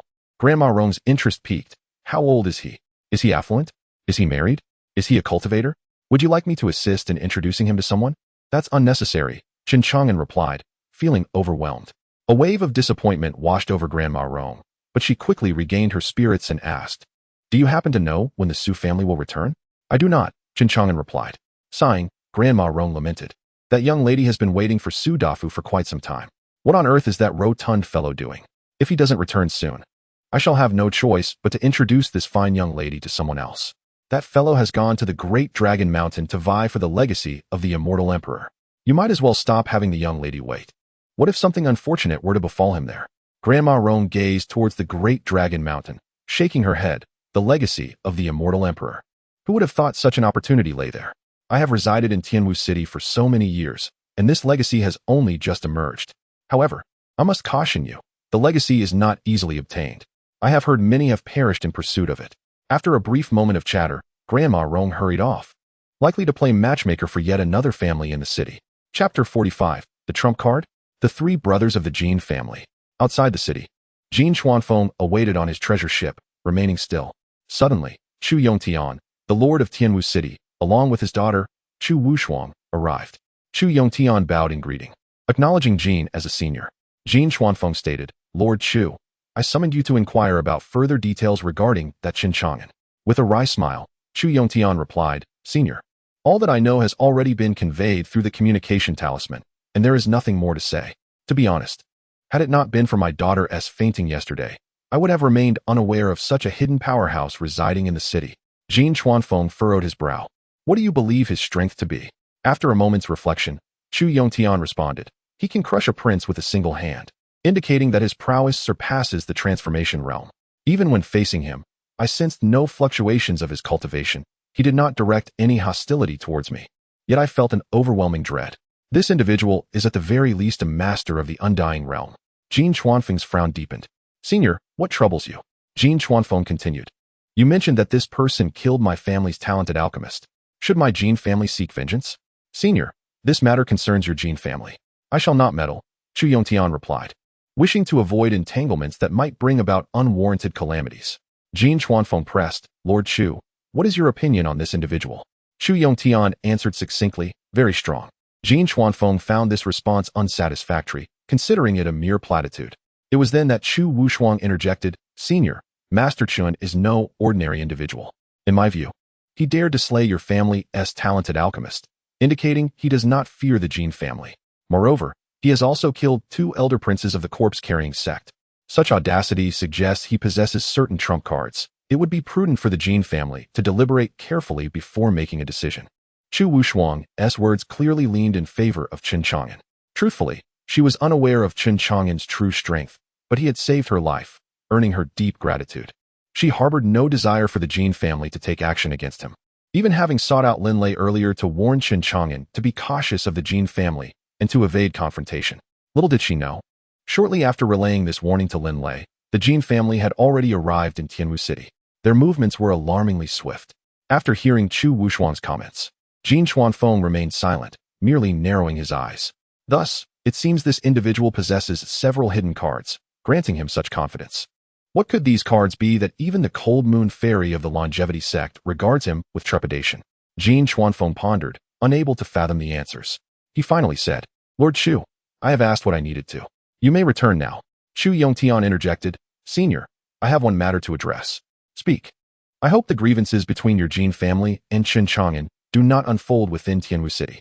After all, this city is under my jurisdiction, and should any troubles arise, it would be challenging for me to account for it to the Chu family. Moreover, within the city reside numerous mortals. Should unwarranted slaughter ensue, it would tarnish the reputation of your esteemed Jin family." Jin Chuanfeng replied, "Understood. My Jin family has no desire to offend your Chu family without cause. After all, as a distinguished lineage, we would never thoughtlessly slay innocents and invite the scorn of the world. Thank you, esteemed elder." With this, Chu Yongtian felt reassured and departed with Chu Wushuang. Shortly after their departure, a disciple of the Jin family, dispatched to gather intelligence, returned. "What did you uncover?" Jin Chuanfeng inquired. 3 years ago, Chen Chang'an became a disciple of an elderly physician surnamed Huang. The master and disciple operate a modest pharmacy named Jiukong, maintaining a low profile. The locals remain oblivious to Chen Chang'an's status as a concealed powerhouse. Jin Chuanfeng probed further. Who is Chen Chang'an's master? He mused. Given Chen Chang'an's formidable prowess, his master must surely be an extraordinary figure as well. However, it was discovered that 6 months prior, his master had abruptly departed Tianwu City and has yet to return, leaving only the knowledge of his surname, Huang, and nothing more. Presently, the Jiukong pharmacy is solely managed by Chen Chang'an, along with a prospective match introduced by a matchmaker named Zhong Linger. Is there anything else? No further information has been obtained for now. You may withdraw. A flicker of uncertain cold light glimmered in Jin Chuanfeng's eyes. What is it about Chen Chang'an that incites the apprehension of the Cold Moon Fairy? Infuriating. At that moment, the communication talisman illuminated with a radiant glow. Upon activating the talisman, Jin Chuanfeng's eyes brightened as he gazed into the distance. He beheld a magnificent ship swiftly approaching, emanating 2 powerful auras that surged like a roaring mountain torrent, rendering one breathless. Jin Chuanfeng recognized that it was his elder brother, Jin Chuanxiong, and his third brother, Jin Chuanhai, arriving. It was time to deliberate on strategies to deal with Chen Chang'an. Chapter 46. The 5 Great Leaders. Uncle Fu seeks assistance. Brother, third brother, you have arrived, Jin Chuanfeng greeted as he stepped forward. Aboard the ship, Jin Chuanxiong and Jin Chuanhai made their appearance. Jin Chuanxiong wore an impassive expression, his eyes glimmering with an enigmatic light, rendering him inscrutable to those around him. In stark contrast, Jin Chuanhai's countenance was frigid and exceedingly grim, as if the world owed him 1,000,000 spirit stones, his face a mask of fury, exuding an overwhelming aura of murderous intent. Upon seeing Jin Chuanfeng, Jin Chuanhai wasted no time with pleasantries and cut straight to the chase. Second brother, where is the murderer of my son? Where is he now? We must go and eliminate him at once. He has slain my son, and I shall ensure he pays with his blood. Jin Chuanfeng sighed. Third brother, Jin Yang, is already deceased. I hope you can find solace in this tragedy. Now that you are here, we should discuss how to deal with Chen Chang'an. Jin Chuanhai gritted his teeth. What is there to deliberate regarding that Chen Chang'an? We 3 brothers are leaders of our sect, our powers unmatched. United, we should easily be able to confront him. At that moment, the eldest brother, Jin Chuanxiong, finally spoke. Third brother, you must remain composed. Consider the Cold Moon Fairy of the Eternal Life sect. Her wariness of Chen Chang'an suggests he possesses something formidable. If we act recklessly, even we, as leaders, may find ourselves in peril. Jin Chuanhai sneered. What could he possibly possess that warrants such fear? If we, the three brothers, deem him worthy of our consideration, I refuse to believe he rivals the ancestor-level true sovereigns. In my view, we should strike now. Eldest brother, second brother, Jin Yang was my only son, and he is also your nephew. If you do not avenge him, how desolate he must feel in the underworld upon learning of this. His words rendered Jin Chuanxiong and Jin Chuanfeng speechless. Jin Chuanhai continued, furthermore, based solely on the words of the cold moon of the east, we are rendered this apprehensive, without even knowing the truth of her claims. If we allow her mere insinuations to sow doubt among us, it will only invite ridicule from others. As Jin Chuanhai spoke, Jin Chuanxiong's communication talisman glowed with light. Upon inspection, he discovered it was a message from the corpse transport sect. His expression shifted to one of delight. Eldest brother, who sent this message? Jin Chuanfeng inquired. It is from the corpse transport sect. They have dispatched 2 peak masters to deal with Chen Chang'an, seeking vengeance for the deceased elder. They have arrived at Tianwu City and inquire about our location, wishing to collaborate with us. Jin Chuanhai stated, since they are peak masters, they must be of similar standing to us, bringing our number to 5 leaders. Should we combine forces, we could surely annihilate even a first-rate cultivation faction. In that case, I cannot believe we cannot eliminate that Chen Chang'an. Jin Chuanfeng remarked, there is some merit in the words of our third brother. The words of the Cold Moon Fairy have left us hesitant and indecisive. However, with the arrival of the Shirtua sect and the alliance of the 5 great sect leaders, why should we fear Chen Chang'an alone? Jin Chuanxiong made his decision, stating, then let us wait for the arrival of the Shirtua sect before we make our move. He conveyed the message to the Shirtua sect. After a short while, 2 radiant figures shot towards Jin Chuanxiong and his treasure ship at an astonishing speed. Upon closer inspection, the trio recognized them as the 2 peak masters of the Shirtua sect. After a brief exchange, they reached an agreement. The 2 peak masters, the master of Tsangma Peak and the master of Tiandao Peak, emanated a formidable aura, rivaling that of the Jin brothers. Without further delay, the 5 of them set off directly for Tianwu City. In Tianwu City, after a visit to the Wanbao Pavilion, Chen Chang'an returned to Jiukong Pharmacy. On his way, he retrieved a low-grade spirit stone containing a fragment of the soul of the blood demon sovereign. After some contemplation, he decided to let that fragment of the soul attach itself to his storage ring, allowing him to consult it whenever necessary. Unfortunately, the fragment was too frail and had fallen into a deep slumber. When Chen Chang'an called out to it, there was no response. He dismissed the matter, as the blood demon sovereign's fragment held little utility for him at present, merely imparting the first-level method of refining longevity blood from the longevity blood art. Before he realized it, Chen Chang'an had returned to Jiukong Pharmacy. Upon his arrival, he encountered Fu Bo, whom he had not seen for several days. He was surprised to find Fu Bo at Jiukong Pharmacy, as he had gone to seek refuge with his son, Zhang Yoning, after that fateful night. Fu Bo's expression was grave, tears streaming down his face, and he appeared deeply troubled. Zhong Linger was comforting him, indicating that something distressing had occurred. When Zhong Linger saw Chen Chang'an return, she reassured Fu Bo, do not worry, Fu Bo. Brother Yoning's injury. Brother Chang'an will surely have a way to help him now that he is back. Fu Bo raised his head to see Chen Chang'an enter, a flicker of hope illuminating his features. Without a moment's hesitation, he knelt before Chen Chang'an, exclaiming, Chang'an, you must save my son. If he dies, I have no desire to live. Chen Chang'an quickly helped Fu Bo to his feet and inquired, Fu Bo, what has happened to Brother Yoning? Please, tell me everything. If I can assist, I will certainly do so. With a heavy sigh, Fu Bo replied, these days, Tianwu City has been restless. I went to Orchid Village to seek shelter for a while, but I did not know that my son went hunting in the mountains and has not returned for several days. Yesterday, I was worried for his safety, so I ventured into the mountains to search for him. I found him in a ravine, but by the time I reached him, he was a bloody mess, barely clinging to life, as if he had 1 foot in the realm of the dead. Fu Bo's aged, wrinkled hands grasped Chen Chang'an tightly, trembling uncontrollably. Chang'an, he is my only son, and you are the only physician I trust. You must save him. Upon hearing Fu Bo's words, Chen Chang'an furrowed his brow and declared, as long as he is not dead, there is still a glimmer of hope. Fu Bo, take me to him at once. Yes, yes, yes, Fu Bo replied eagerly.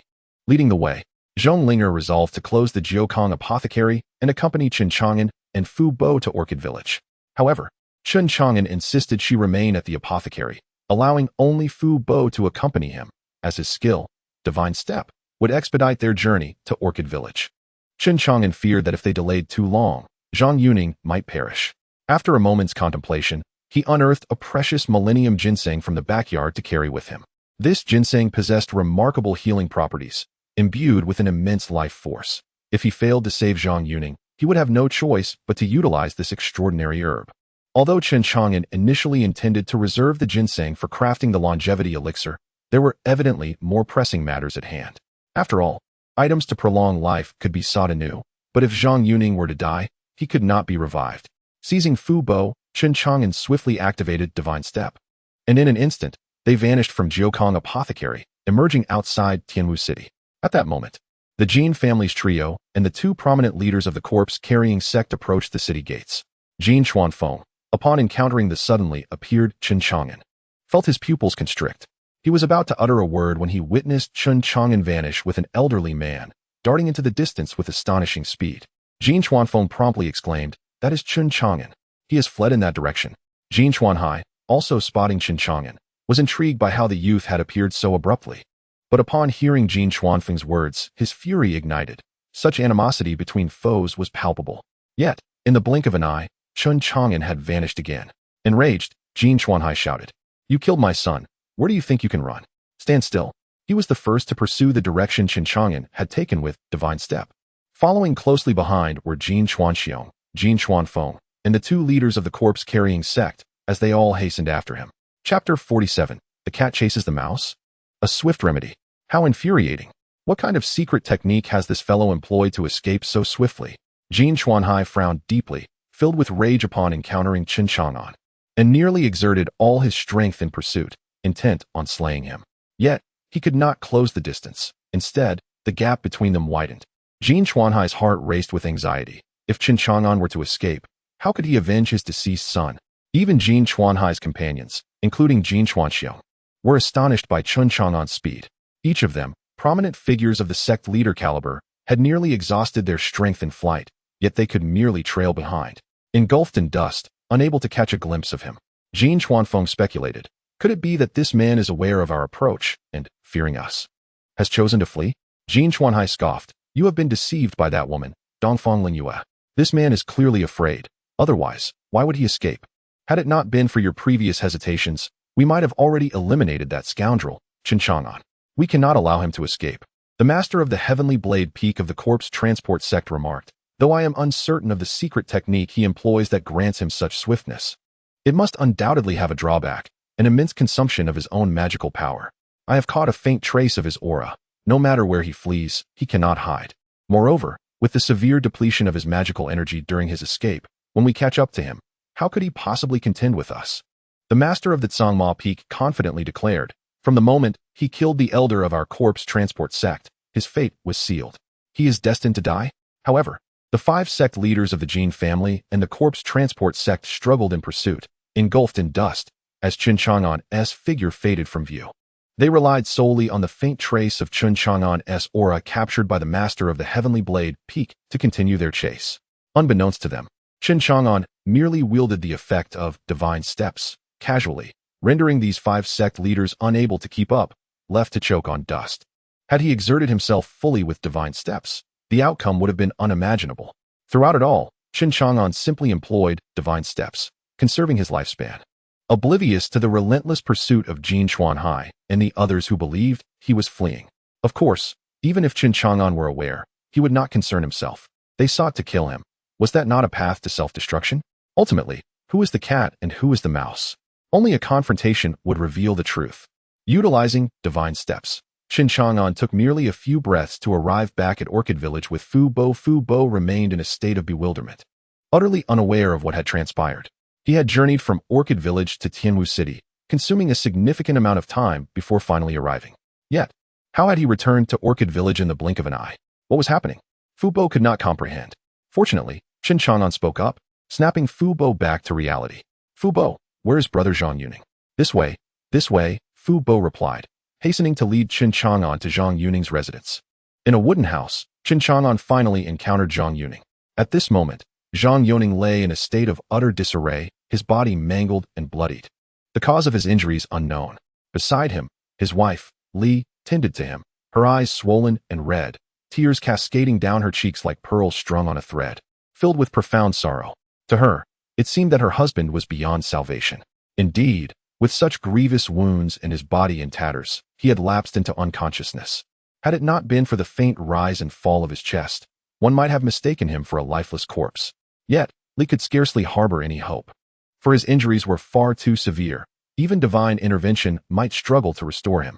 His father had gone to Tianwu City in search of a physician, but he had not yet returned, perhaps just having arrived in the city, and even if he found a doctor, it was likely that assistance would not come until the morrow. With a heavy heart, Li sighed, fearing that her husband would not survive until her father's return. The thought brought forth a fresh torrent of tears, overwhelming her with grief.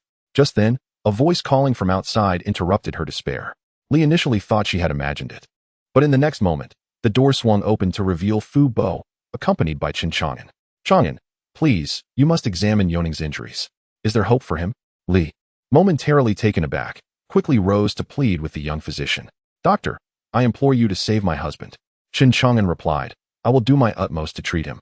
Let me first assess his wounds. Li hurriedly stepped aside as Chen Chang'an approached the bedside. There lay Zhang Yoning, once a robust hunter, now a hulking figure marred by grievous injuries. Chen Chang'an frowned at the sight, his concern deepening as he activated his divine perception, revealing that the vital essence within Zhang had nearly vanished. If they delayed any longer, he would surely perish. Fu Bo, his eyes red with anxiety, asked Chang'an, is there any hope for Yoning? He could feel the weight of worry pressing upon him, his heart suspended in uncertainty. The gravity of Chen Chang'an's forthcoming words would determine Zhang Yoning's fate. So tense was he that he found it difficult to breathe, nearly collapsing under the strain. Li quickly supported Fu Bo. Chen Chang'an reassured him. Fu Bo, as long as he still breathes, there remains a possibility for survival. Whether he can be treated is yet uncertain. Allow me to try. Recognizing that conventional methods would prove ineffective in Zhang Yoning's dire condition, Chen Chang'an wasted no time and retrieved a rare 1,000-year ginseng. The fate of Zhang Yoning would indeed hinge upon this extraordinary herb. Chapter 48. The Killer, Prepare for Death. Chen Chang'an extracted the ancient spiritual ginseng, instantly filling the room with its fragrant aroma. He refrained from administering the ginseng directly to Zhang Yoning, for this was a miraculous herb of a millennium, possessing such potent effects that even some cultivators could not withstand it, leading to their untimely demise. Zhang Yoning, being merely an ordinary hunter and not a practitioner, stood at greater risk. A moment's carelessness could turn this precious ginseng from a life-saving remedy into a source of peril. Therefore, Chen Chang'an carefully sliced off a small piece of the ginseng, instructing Zhang Yoning to hold it in his mouth. Before long, the essence of the ancient ginseng began to take effect. A faint vitality gradually surged within Zhang Yoning, as the herb's medicinal power coursed through his body, mending his injuries and momentarily sustaining his fragile existence. With the piece of ginseng in his mouth, Zhang Yoning's life was preserved, allowing Chen Chang'an to breathe a sigh of relief. Uncle Fu, please fetch a large bucket, Chen Chang'an instructed. A large bucket? Uncle Fu echoed. The injuries are severe. His body is a gruesome sight.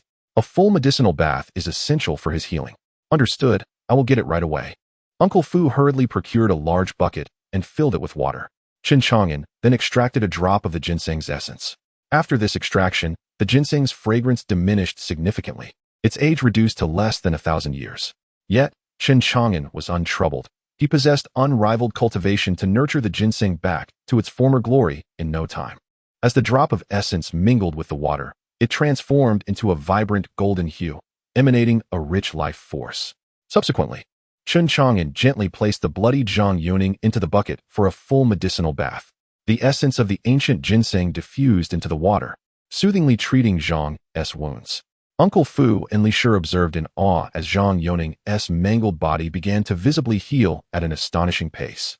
The grotesque flesh gradually sloughed off, giving way to fresh tissue. His life essence became increasingly vigorous. Witnessing this transformation, both Uncle Fu and Li Shi were overcome with joy, their eyes brimming with tears of happiness. Without hesitation, they knelt before Chen Chang'an, bowing in gratitude. Chang'an, thank you. Had it not been for you, I would surely have met the king of hell by now. Thank you, thank you. I am eternally grateful for your life-saving grace. Chen Chang'an quickly helped the ecstatic Uncle Fu and Li Shi to their feet, smiling wryly. Uncle Fu, we have known each other for many years. How could I stand by and watch you suffer? Moreover, as a physician, it is my duty to save lives and alleviate suffering. This is simply what I am meant to do. Just as Chen Chang'an was attending to Zhang Yoning's medicinal bath, Jin Chuanfeng and his companions finally arrived at Orchid Village.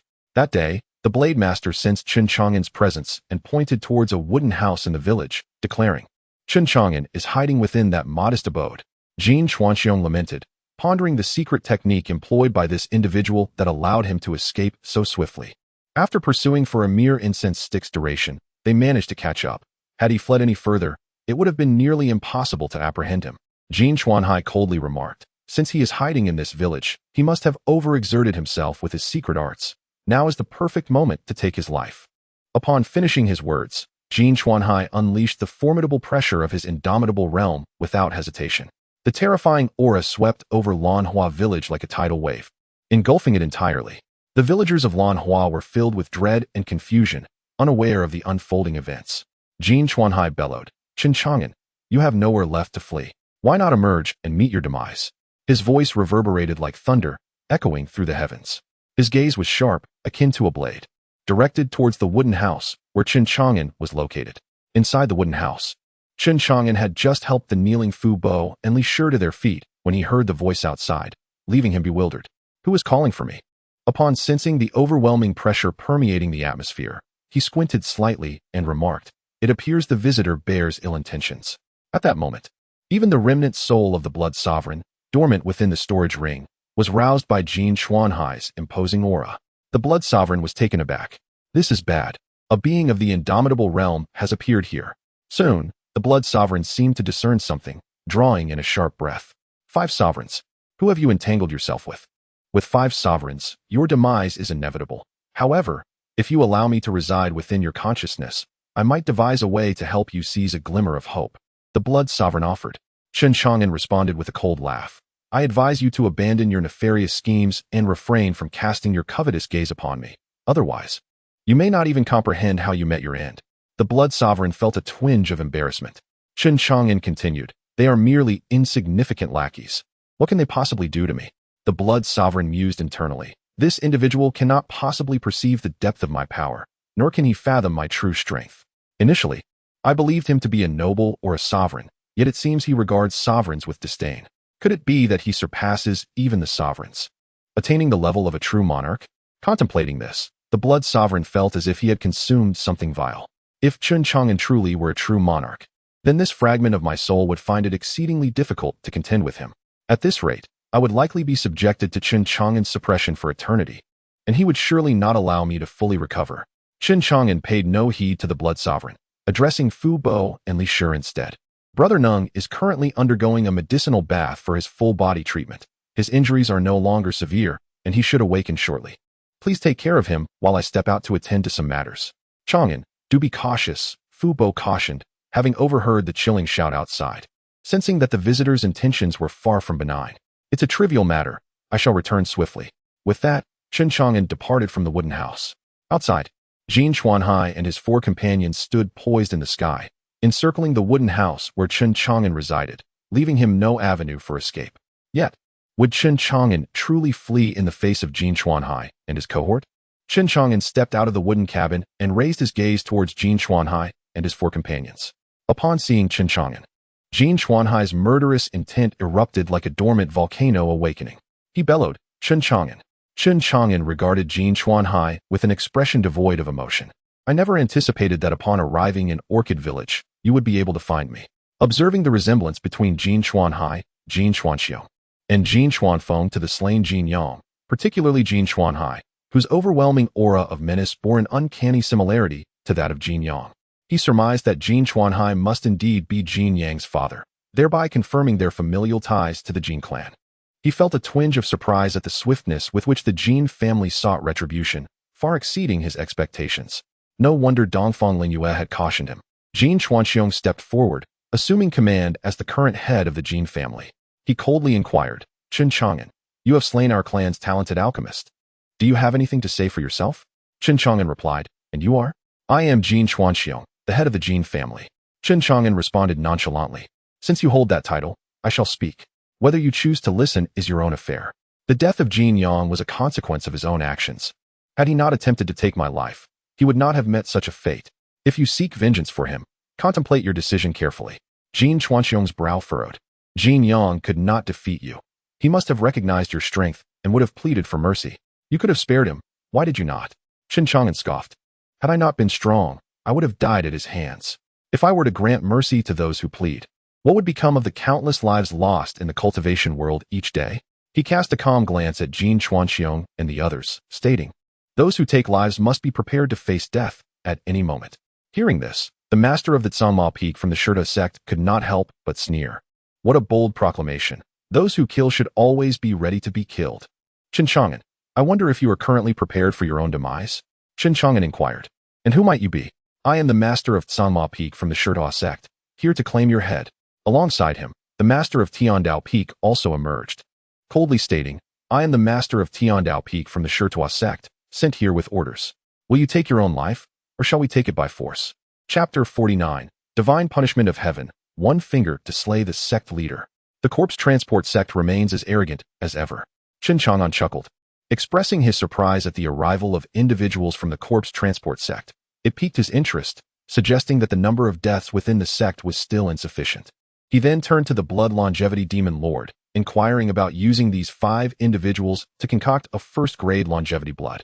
The Blood Longevity Demon Lord, concealed within a storage ring, dared not reveal even the slightest aura before the 5 sect leaders of the corpse transport sect and the Jin family.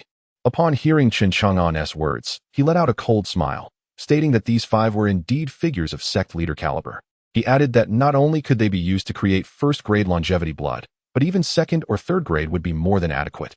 However, such individuals had long been sanctioned by the heavens, and should Chen Chang'an attempt to employ the longevity blood technique on them, he would likely provoke heavenly wrath and incur divine punishment, leaving no refuge for him in the great cultivation world. Chen Chang'an, taken aback, remarked that it was the first time he had heard such words from the Blood Longevity Demon Lord. Why would there be no refuge for me? He inquired. The Demon Lord replied, the longevity blood technique is intolerable to the heavens. Extracting life contravenes the rules of the heavenly path. If this were not the case, I would have secretly prolonged my life for thousands of years and perhaps attained the fruit of the immortal emperor, living freely and without care. Instead, I am besieged by countless formidable foes. Each attempt I make to extract longevity blood from those sanctioned by the heavens alerts the celestial will, invoking divine punishment. Although I rely on longevity blood for my extended life, I am forced to scurry and hide like a rat. Understanding now, the Blood Longevity Demon Lord sneered. If you do not wish to meet an untimely demise, I advise against using such powerful beings for longevity blood extraction. Should the longevity blood technique come to light, it would surely create a tumult in the great cultivation world, perhaps even greater than the commotion caused by the emergence of the compassionate immortal emperor's palace. At that point, you would be like a rat scurrying through the streets, reviled by all. Even I, the esteemed demon lord, would face perilous downfall. You cannot compare your strength to my former self. You may not even live long enough to see your ambitions fulfilled. Chen Chang'an replied coolly, I am unlike you. I seek everlasting life, spanning countless epochs, and no one can slay me or impede my path. The Blood Longevity Demon Lord snorted in disbelief. He had once been on the verge of the immortal emperor realm, but alas, a divine punishment had left him grievously wounded and vulnerable to relentless enemies. Otherwise, he would not have met such an easy demise. His caution in speaking to Chen Chang'an stemmed from a fear of exposure, for if that happened, the remnant of his soul, which he had painstakingly preserved, would be extinguished, an outcome he dreaded. For the Blood Longevity Demon Lord, the present moment was all about finding a quiet place to survive and develop in secrecy. As for Chen Chang'an's audacious declarations, the Demon Lord dismissed them. In his view, Chen Chang'an had yet to grasp the terror of divine punishment. Once he did, he would surely come to recognize his own insignificance and reconsider his hubris. The 5 from Jin Chuanhai, unaware of Chen Chang'an's conversation, wore grim expressions, their murderous intent palpable. They could not fathom why Chen Chang'an, clearly in peril himself, would dare to divide his attention, as if he had not regarded them as a threat at all. Jin Chuanxiong coldly remarked, what an arrogant fool. Today, I shall slay you to avenge my kin from the Jin family. No one shall save you. Chen Chang'an replied, whether I kill Jin Yang or the 2 elders of the corpse transport sect, they sought their own demise. I bear no enmity with your Jin family or the sect, but should you insist on avenging them, I shall not hinder you. Bear the consequences as you will. No sooner had he spoken than Jin Chuanhai could no longer contain himself, charging at Chen Chang'an like a bolt from a crossbow. Truly, as a figure of leadership, his initial strike unleashed a terrifying onslaught. The forces of nature surged forth, dazzling in their brilliance, as the heavens erupted in a tempest of lightning. weaving a dense net of thunder that enveloped Orchid Village, instilling dread. The thunder roared and crackled, not merely aimed at Chen Chang'an, but threatening to obliterate the entire village. At that moment, it seemed that no soul in Orchid Village would survive. Chen Chang'an's gaze turned icy. This was a conflict between us, unrelated to the villagers of Orchid Village. Yet, you wish to slaughter them all. It appears your Jin family is not virtuous either. Jin Chuanhai retorted coldly. A mere swarm of insignificant ants. To perish beneath my thunderous might is their honor. Blame yourself for fleeing here and endangering them. Die. With that, Jin Chuanhai raised his hand to strike down. The thunder descended with cataclysmic force, as if to annihilate the very heavens and earth. Chen Chang'an scoffed. You say I fled here? He remained calm and unperturbed, standing outside the wooden house, facing the impending storm. With a deep inhalation, he drew in the raging lightning, consuming it as if it were a mere meal, to the point of feeling slightly sated, even letting out a burp. This scene caused the expressions of Jin Chuanhai and his companions to shift dramatically. He actually devoured my sea of thunder. They realized this individual was indeed remarkable. Why did he conceal his prowess? That act of swallowing lightning appeared so effortless, it was impossible to discern the depth of his strength. The five of them dared not underestimate him. Chen Chang'an's enigmatic nature rendered them grave, and they each summoned their most potent treasures. These artifacts, stone bells, swords, and great cauldrons, radiated resplendent light in the sky, a dazzling spectacle. As figures of leadership, they were already formidable within Huzhou, exuding an overwhelming aura that shattered the surrounding landscape. The earth trembled beneath their might, inciting panic among the villagers of Orchid Village, who fell to their knees in fear, believing deities had descended, utterly bewildered. Yet, the terrifying aura of the five did not suppress Chen Chang'an. He stood resolute against their combined might, though he could not halt the depletion of his lifespan. Otherwise, the mere presence of their power would suffocate every innocent villager in Orchid Village. In his mind, the system's alerts echoed persistently, indicating that to eliminate these five, he would need to sacrifice some of his life force today. Life force -1. Life force -1. Chen Chang'an strode toward the five, his demeanor cold. I warned you that should you lay hands upon me, you would bear the consequences. Since you have forced my hand, this village shall be stained with the blood of the five leaders. Jin Chuanhai snorted disdainfully. Chen Chang'an, cease your arrogance. Even if you kneel and beg for mercy today, your fate is sealed. The leader of the Heavenly Blade Peak declared, from the moment you offended my corpse-carrying sect, your death was inevitable. Your head shall be claimed by us. Silently, Chen Chang'an raised his right hand, his index finger pointing forth. From the tip of his finger, a brilliant golden beam of light shot forth, piercing the heavens and the earth, creating a vast chasm. A splatter of vibrant crimson blood erupted into the air. The stone bell conjured by Jin Chuanhai shattered into pieces, and with a scream of despair, Jin Chuanhai was obliterated by that resplendent golden light, his essence and form annihilated, leaving behind not even a trace of his corporeal existence. Chen Chang'an furrowed his brow. He had underestimated the situation. He had not fully controlled his power, and the force had been somewhat excessive. He had merely intended to kill Jin Chuanhai and preserve his physical form for the extraction of longevity blood. Little did he know that his overwhelming prowess had led to the complete destruction of Jin Chuanhai. It appeared he must continue to master his invincible abilities. However, what Chen Chang'an remained unaware of was the profound shock his casual strike had instigated among the remaining four. They could hardly fathom that the formidable Jin Chuanhai, a prominent figure of the indestructible realm, could be effortlessly obliterated by a mere flick of Chen Chang'an's finger, with not a shred of resistance afforded to him. Following their initial astonishment, a chilling dread surged from their feet to their hearts, leaving them paralyzed with terror, their spines icy, and their souls trembling in fear. Initially, they had believed that no matter how powerful Chen Chang'an was, he could never rival the combined might of the five of them. Their victory had seemed assured, their confidence unwavering. Yet, in a mere exchange, they had witnessed the terrifying might of Chen Chang'an. In a single move, Jin Chuanhai had perished, as if he were nothing more than an ant being crushed. One finger to slay a sect leader. How could this be possible? Were they dreaming? Chapter 50. The Master-Level Self-Detonation, Devouring Souls. With a mere finger, Chen Chang'an obliterated the soul of Jin Chuanhai, leaving him filled with remorse. He resolved to exercise restraint with the remaining four, opting for a gentler approach. However, as he cast his gaze upon Jin Chuanxiong, the master of Tiandao Peak, and the master of Tsangma Peak, their faces blanched in an instant, devoid of any color. They trembled uncontrollably, their souls quaking in terror, nearly fleeing in unison toward the horizon. By the heavens, who claimed that Chen Chang'an was merely a master-level figure. With a casual flick of his finger, he had extinguished a master-level being. He was likely an ancestor from one of the celestial clans, a supreme elder wielding the celestial laws as an unparalleled true monarch. Flee. Had they known that Chen Chang'an was a supreme true monarch, they would never have dared to seek vengeance against him. The shadow of death loomed over Jin Xuanfeng. Jin Xuanxiong, the master of Tiandao Peak and the master of Tsangma Peak, an inescapable presence. Watching the four masters retreat, Chen Chang'an remarked coolly, "Weren't you quite arrogant just a moment ago? Why flee? Let us play together." With that, he struck once more. A colossal golden hand materialized from the void, and with a resounding smack, it shattered the corporeal form of the master of Tiandao Peak. Yet, he was not slain by that single blow, for Chen Chang'an had slightly tempered his unparalleled prowess. Furrowing his brow, Chen Chang'an pondered the complexities of mastering such invincible strength. Too much force could obliterate a foe entirely, leaving no chance of survival, while too little would render him unable to slay them. Clearly, he needed to employ it more frequently to hone his control. The master of Tiandao Peak, grievously wounded, fell to the ground, desperately pleading for mercy. "Spare me, esteemed senior. Spare me," Chen Chang'an replied. "Did you not claim my head was already yours?" With a swift motion of his fingertip, the head of the kneeling master of Tiandao Peak rolled away. Another master had met their demise.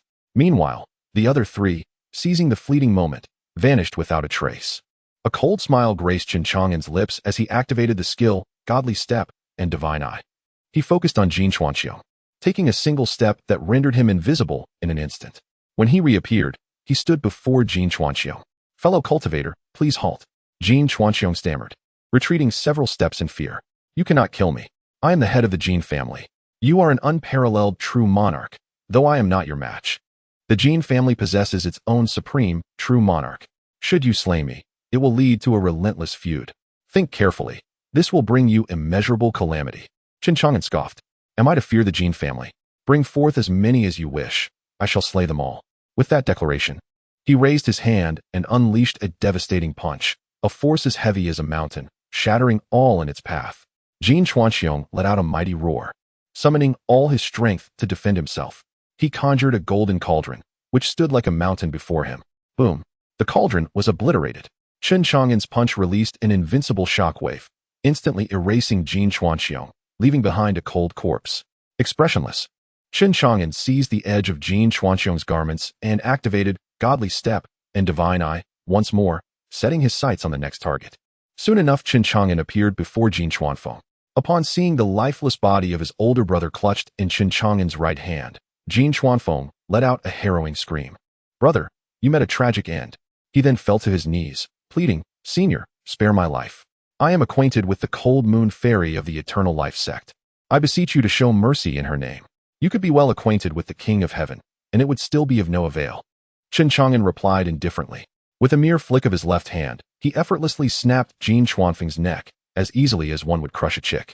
Following this, he seized Jin Xuanfeng's corpse and vanished from the spot, reappearing before the leader of the corpse transport sect. The leader of the corpse transport sect was struck with terror upon witnessing Chen Chang'an's arrival, resembling a god of death. With Jin Xuanfeng's body in his left hand and Jin Xuanxiong's in his right, he was drenched in cold sweat. Chen Chang'an declared, "You are the last one remaining." Fully aware of his inevitable demise, the leader remained silent, gritting his teeth and summoning all his strength to confront Chen Chang'an. His fingers trembled as he unleashed thousands of resplendent divine rays that pierced the heavens and the earth, obliterating mountains and rivers, causing the very void to collapse and the ground to be riddled with wounds. Yet, no matter his efforts, he was unable to inflict even the slightest harm upon Chen Chang'an, who strode forward as if untouched by all techniques, deflecting the divine rays that surged forth from his presence. In a state of sheer panic, the leader of the corpse transport sect retreated, quietly casting a spell to leave a final message for the sect.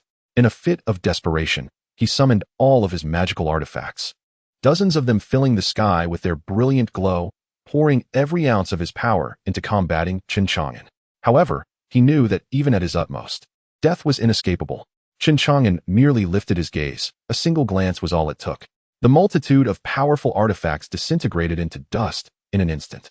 A display of power that could indeed shake the heavens and move the spirits. Despair engulfed the leader completely, and with a deafening roar, he chose to self-destruct. A cataclysmic sound reverberated, as if the very fabric of the world were being torn asunder annihilating all in its wake. Chen Chang'an, caught off guard by the self-detonation of such a high-ranking figure, furrowed his brow and instinctively consumed the terrifying energy unleashed. As he surveyed the landscape, he found desolation stretching for miles, devoid of all life. Had he not absorbed the explosive energy in time, the aftermath would have transformed the land into a hellish wasteland. This was the true nature of a leader's self-destruction. Chen Chang'an murmured to himself, "I was indeed careless. I have lost yet another body.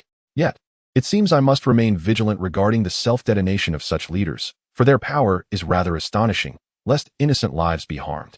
Meanwhile, the Blood Demon Lord, trapped within the storage ring, would have displayed a most remarkable expression had anyone been able to witness it. He could never have anticipated that this battle would conclude in such a one-sided massacre. Even as a mere remnant of a soul, he could sense Chen Chang'an's terrifying prowess. However, what instilled greater fear within him was the fact that he could not gauge Chen Chang'an's true cultivation level. He could not discern the depths of his strength. Was Chen Chang'an an unparalleled true monarch of the myriad laws, or perhaps something even more formidable, a saint of the ascended realm bestowed with a divine title by the heavens?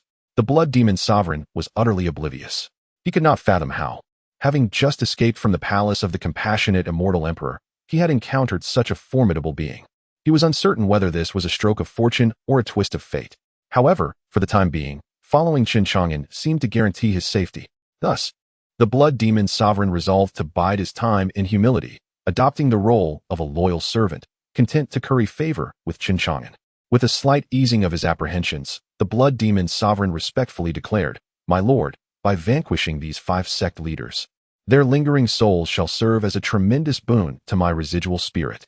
Should I consume them, it may rekindle my knowledge of the secondary refinement technique of the blood of longevity." Very well, Chen Chang'an nodded in agreement. The Blood Demon Sovereign then summoned from his storage ring a faint crimson glimmer. Subsequently, he cast a spell to absorb the spiritual essence of Jin Chuan Feng and Jin Chuan Xiu. Regrettably, Jin Chuan Hai was obliterated, and the self-detonation of the hidden demon sovereign resulted in his complete annihilation. Thus, the Blood Demon Sovereign could only absorb the spiritual essence of the other 3, yet he felt a profound sense of satisfaction. Upon consuming the spiritual essence from the 2, the Blood Demon Sovereign returned to his storage ring. Chen Chang'an, bearing the remains of Jin Chuan Feng and Jin Chuan Xiu, stepped forth from the desolate battleground and made his way back to Orchid Village, allowing the Blood Demon Sovereign to feast upon the spiritual essence of the Tian Daofeng Master. After absorbing the spiritual essence of the 3, the Blood Demon Sovereign informed Chen Chang'an that he would refine this essence and temporarily enter a deep slumber. Upon awakening, he would immediately convey to Chen Chang'an the revival of the second-level refinement technique of the blood of longevity. Chapter 51. The echo of the Jin family in the city of Liang. Within the esteemed Jin family lies the soul lamp chamber. Here, the soul lamps of important family members flicker with vibrant flames. Each blaze a testament to the vigorous life force of its owner. A member of the Jin family, as was customary, conducted a routine inspection of the chamber, casually brushing away the dust that had settled within. He ventured to the innermost depths of the chamber, where only a handful of soul lamps resided. The foremost lamps had dimmed, yet they emitted a terrifying spectral light, exuding an intangible aura of soul power that commanded respect. These lamps belonged to the venerable ancestors of the Jin family, who had succumbed to a deep slumber to conserve their life essence. Each lamp represented a priceless heritage of the Jin family, and the extinguishing of one would spell catastrophic loss. Further outward, 3 soul lamps blazed with unwavering flames. Alive and enduring, the Jin family member gazed upon these 3 lamps and mused, "Currently, our esteemed family boasts 3 prominent figures in the prime of life: the current head of the family, the eldest elder, and the second elder. Given time, they may ascend to the realm of myriad laws, grasping the principles of heaven and earth. At that time, the Jin family shall surely thrive, wielding power and influence in Huzhou, filled with hope and anticipation for the future of the Jin family." This member knew that the family's strength would translate into immense benefits for all its kin. Yet, as he indulged in these boundless aspirations, a gentle breeze wafted into the chamber. To his horror, the flames of the 3 burning soul lamps flickered violently before extinguishing without warning. The Jin family member felt as though struck by lightning, his eyes widening in disbelief. What was happening? His heart nearly ceased its rhythm. He beheld the soul lamps of the 3 leaders extinguished. How could this be possible? Desperately rubbing his eyes, he sought to dispel the illusion. The three leaders of the Jin family, so formidable and in their prime, how could they simultaneously extinguish their flames? Yet, no matter how fervently he rubbed his eyes, the grim reality remained. It was a cruel fate. Pale as a ghost, the Jin family member felt color drain from his face, a chill seeping into his limbs. What had transpired? Why had the sole lamps of the head of the family, the eldest elder, and the second elder all extinguished? Who could have wrought this calamity upon them? The demise of the three leaders was a grave matter that would surely reverberate throughout the Jin family. In a state of panic and urgency, he dashed to deliver the dreadful news. Overwhelmed by fear and shock, he stumbled and fell to the ground, yet swiftly regained his footing and fled from the soul lamp chamber. Moments later, the piercing clang of bells echoed throughout the Jin family estate, a sound so jarring it resonated across the entirety of Liang City. Whether among the diligent practitioners or the revelers of the esteemed Jin family, all were struck by the piercing resonance of the bell. They awakened from their meditations, and the merriment ceased abruptly, replaced by solemn expressions. For they understood the significance of that tolling sound. It heralded a momentous crisis within the Jin family, summoning all clan members to the plaza for urgent deliberations. Such a signal was never sounded lightly. Within a mere quarter of an hour, the entire Jin family had convened at the plaza, their faces grave and laughter absent. The Jin family, a venerable lineage of cultivation, had endured through the ages, and a glance across the assembly revealed a multitude of formidable individuals. The younger generation stood tall and poised, each a paragon of excellence, while the middle-aged members exhibited astonishing prowess, their spirits fierce as dragons. Remarkably, dozens of nobles at the transformation stage were also present. Despite the throngs gathered, an unusual silence enveloped the plaza. No whispers were exchanged as they awaited developments. Suddenly, from the forbidden grounds of the Jin family's rear mountain, erupted several overwhelming and fearsome auras, akin to surging waves or a volcanic eruption, transforming the very atmosphere. Under the blazing sun, 5 venerable figures emerged upon the plaza. The sight of these 5 ancestral elders sent shockwaves through the assembly, for they represented the pinnacle of the Jin family's strength. These were the 5 living ancestors, having traversed millennia, each possessing boundless cultivation, revered as supreme, true monarchs by the heavens. They were once titans in the realm of Huzhou, instrumental in the family's growth and prosperity. Logically, they should have remained in seclusion, so why had they appeared? The gravity of the situation dawned upon the gathered clan members. One of the ancestors, a gaunt elder, stepped forward. His eyes, though clouded, sparkled with immense vitality. Despite his frail appearance, he exuded a formidable presence, akin to a towering mountain that commanded respect. He was Jin Wuhui, one of the ancestors, honored as the true monarch Wuhui. Jin Wuhui spoke, his voice soft yet resonating throughout the plaza, clear to every ear present. Today, the soul lamps of 3 esteemed leaders of our clan have extinguished. They have perished, resulting in a grievous loss for the Jin family. At these words, the previously tranquil plaza erupted into chaos, as though a thunderclap had struck among the crowd, igniting unprecedented turmoil. What? This cannot be true. 3 leaders of the Jin family have perished? How could this happen? What could have caused their demise? Did they venture into some perilous abyss? No wonder the ancestors have revealed themselves. What a travesty! How did these 3 leaders meet their end? Jin Wuhui coldly declared, the 3 fallen patriarchs, Jin Chuanxiong, Jin Chuanfeng, and Jin Chuanhai, were the pride of the Jin family, destined to transcend the realm of true sovereigns. Our family has thrived in Huzhou for a millennium without encountering such a calamity. I vow to uncover the truth behind their demise. If they perished in a dire place, I shall not speak further of it. However, should they have fallen victim to nefarious hands, I shall ensure their tormentor is reduced to ashes and their very essence obliterated. Soon after, a member of the Jin clan reported, esteemed ancestor, it appears the 3 patriarchs have ventured to Dragon Mountain, where an imperial palace has emerged. We are uncertain if this is connected. Jin Wuhui's expression remained impassive. Immediately dispatch someone to Dragon Mountain and investigate. Understood. Chapter 52, 7 Years of Life Reduced. The Treasury of the 3-Headed Ghost Mouse. The extinguishing of the soul lamps of the Heavenly Blade Peak Master and the concealed demon Peak Master has caused a tremendous upheaval within the corpse-carrying sect. It is essential to recognize that such formidable beings, who command great respect in the realm of immortal cultivation, possess an array of hidden cards, making their demise anything but simple. Each master-level cultivator, whether from the esteemed sects or the most prestigious families, or even the imperial powers that dominate a state, represents a profound heritage and is of immense significance. The loss of two master-level powerhouses is a devastating blow to the corpse-carrying sect, akin to a grievous wound to its very foundation. The sect's elders were alarmed, prompting the sect leader to dispatch individuals to Tianwu City to investigate the circumstances. Previously, the sect leader's informant had relayed news of the perpetrator responsible for the deaths of Shiyu and Gu Xiaomo. Given the intelligence received at that time, it was highly probable that the assailant was a master-level powerhouse, for it would be inconceivable for anyone else to have slain Shiyu so effortlessly. Consequently, the corpse-carrying sect sent the two master-level cultivators, the Heavenly Blade Peak Master and the Concealed Demon Peak Master, to apprehend and subdue the murderer. Logically, the combined efforts of these two master-level cultivators should have made it a straightforward task to capture the culprit. Yet, it was utterly unforeseen that both would perish while on this mission. Upon hearing this news, the informant was left in utter shock. Was it that Chen Chang'an who had vanquished the two masters of the corpse-carrying sect? If he truly was the one to have subdued them, it suggested that he was no mere master-level cultivator, but perhaps a true monarch of the myriad laws. This notion sent a shiver of dread through the informant, who felt a wave of relief wash over him for not having provoked Chen Chang'an previously. Otherwise, he might have met a similar fate. The deaths of the master-level powerhouses sent ripples of alarm through both the corpse-carrying sect and the Jin family. Should this news reach Hezhou, it could unleash considerable turmoil. Unbeknownst to Chen Chang'an, the repercussions of his actions were significant for both the corpse-carrying sect and the Jin family, though he remained indifferent to such matters. At this moment, he returned to Orchid Village. The villagers, having witnessed Chen Chang'an's formidable prowess in dispatching two powerful cultivators, regarded him with a mix of fear and reverence.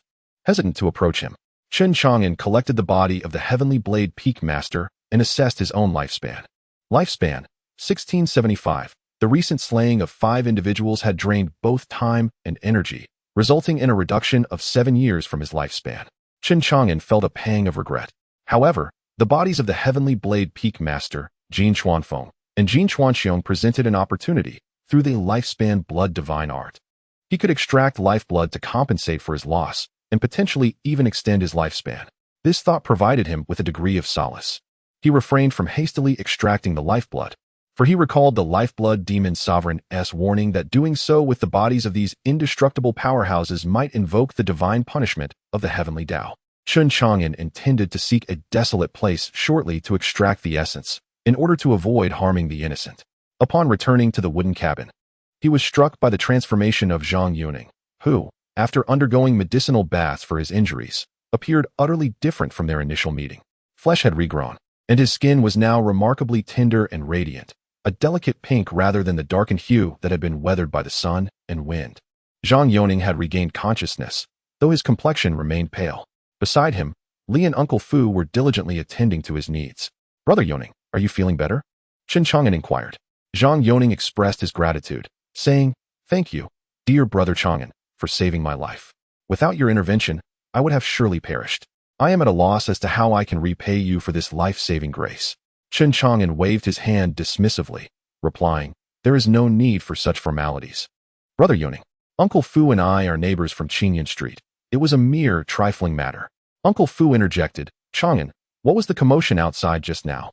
Chen Chang'an responded, "Just a minor inconvenience, which has now been resolved. Since Brother Yoning's injuries have nearly healed, I shall take my leave." He was eager to find a location to extract the longevity essence, as it was essential to work with the body while it was still warm. Otherwise, the vital energy would dissipate into the ether over time. Uncle Fu stopped him, retrieving a pouch wrapped in layers of cloth from his pocket. Upon opening it, he revealed dozens of spirit sands. "Chang'an, this is for Yoning's medical expenses. I hope it suffices," he said. Chen Chang'an shook his head in refusal. "Uncle Fu, please keep these spirit sands to purchase some nourishing food for Brother Yoning. We have known each other for 3 years. I cannot accept your money." It was worth noting that Chen Chang'an had vanquished powerful figures from the Jin family and the corpse transport sect, acquiring 3 storage rings in the process. It was highly likely that these rings contained a substantial amount of spirit stones. For someone of Chen Chang'an's unparalleled cultivation, the significance of spirit stones was minimal. "No, you must accept this. I cannot allow you to make a trip for nothing," Uncle Fu insisted stubbornly. Unable to decline further, Chen Chang'an acquiesced, accepting the spirit sands with the intention of discreetly leaving them behind later. Meanwhile, Li was caring for Zhang Yuning and inquired about the circumstances that led to his grievous injuries, noting that his condition did not appear to result from a beast's attack. Zhang Yoning felt a pang of fear at his wife's questioning, recalling the harrowing scene in the mountains. Terror flickered in his eyes, and his body trembled uncontrollably. I was pursuing a spirit deer when, inadvertently, I fell into a cave. It seemed as though the cave had been excavated by some force, and it was exceedingly deep. My curiosity led me deeper into its recesses, where I encountered a colossal rat with 3 heads of different colors sleeping. One of the blood-red heads continually exhaled crimson mist. I barely touched the mist, yet it caused my body to rot, compelling me to flee the cave in haste. Had I inhaled more of that red mist, I fear I would have been reduced to mere bones. Upon escaping the cave, I lost consciousness immediately. Chen Chang'an was taken aback. He had come across a similar account in an ancient tome within the city lord's library, describing a creature known as the 3-headed ghost rat, which was exceedingly rare. The 3-headed ghost rat is remarkably timid, yet possesses an extraordinary talent for treasure hunting, surpassing even the renowned treasure-seeking rats of the Wanbao Pavilion. It typically feeds on rare treasures and precious ores hidden within the mountains and earth, rendering its lair a veritable natural treasury, brimming with countless exquisite materials. Many cultivators yearn to capture such a 3-headed ghost rat to assist them in uncovering various precious resources. It is evident that wherever these creatures roam, treasures of great value are sure to be found. Chen Chang'an inquired of Zhang Yoning, aside from the 3-headed ghost rat, did you observe anything else? It turns out that it was indeed the 3-headed ghost rat. Zhang Yoning pondered earnestly before shaking his head. No. It seems the 3-headed ghost rat did not dig very deep. It was resting, exhausted. Chen Chang'an's eyes sparkled with intrigue. It appeared that the 3-headed ghost rat had stumbled upon something valuable. He mused that if he could capture this creature and venture into its lair, perhaps he might discover some life-extending treasures.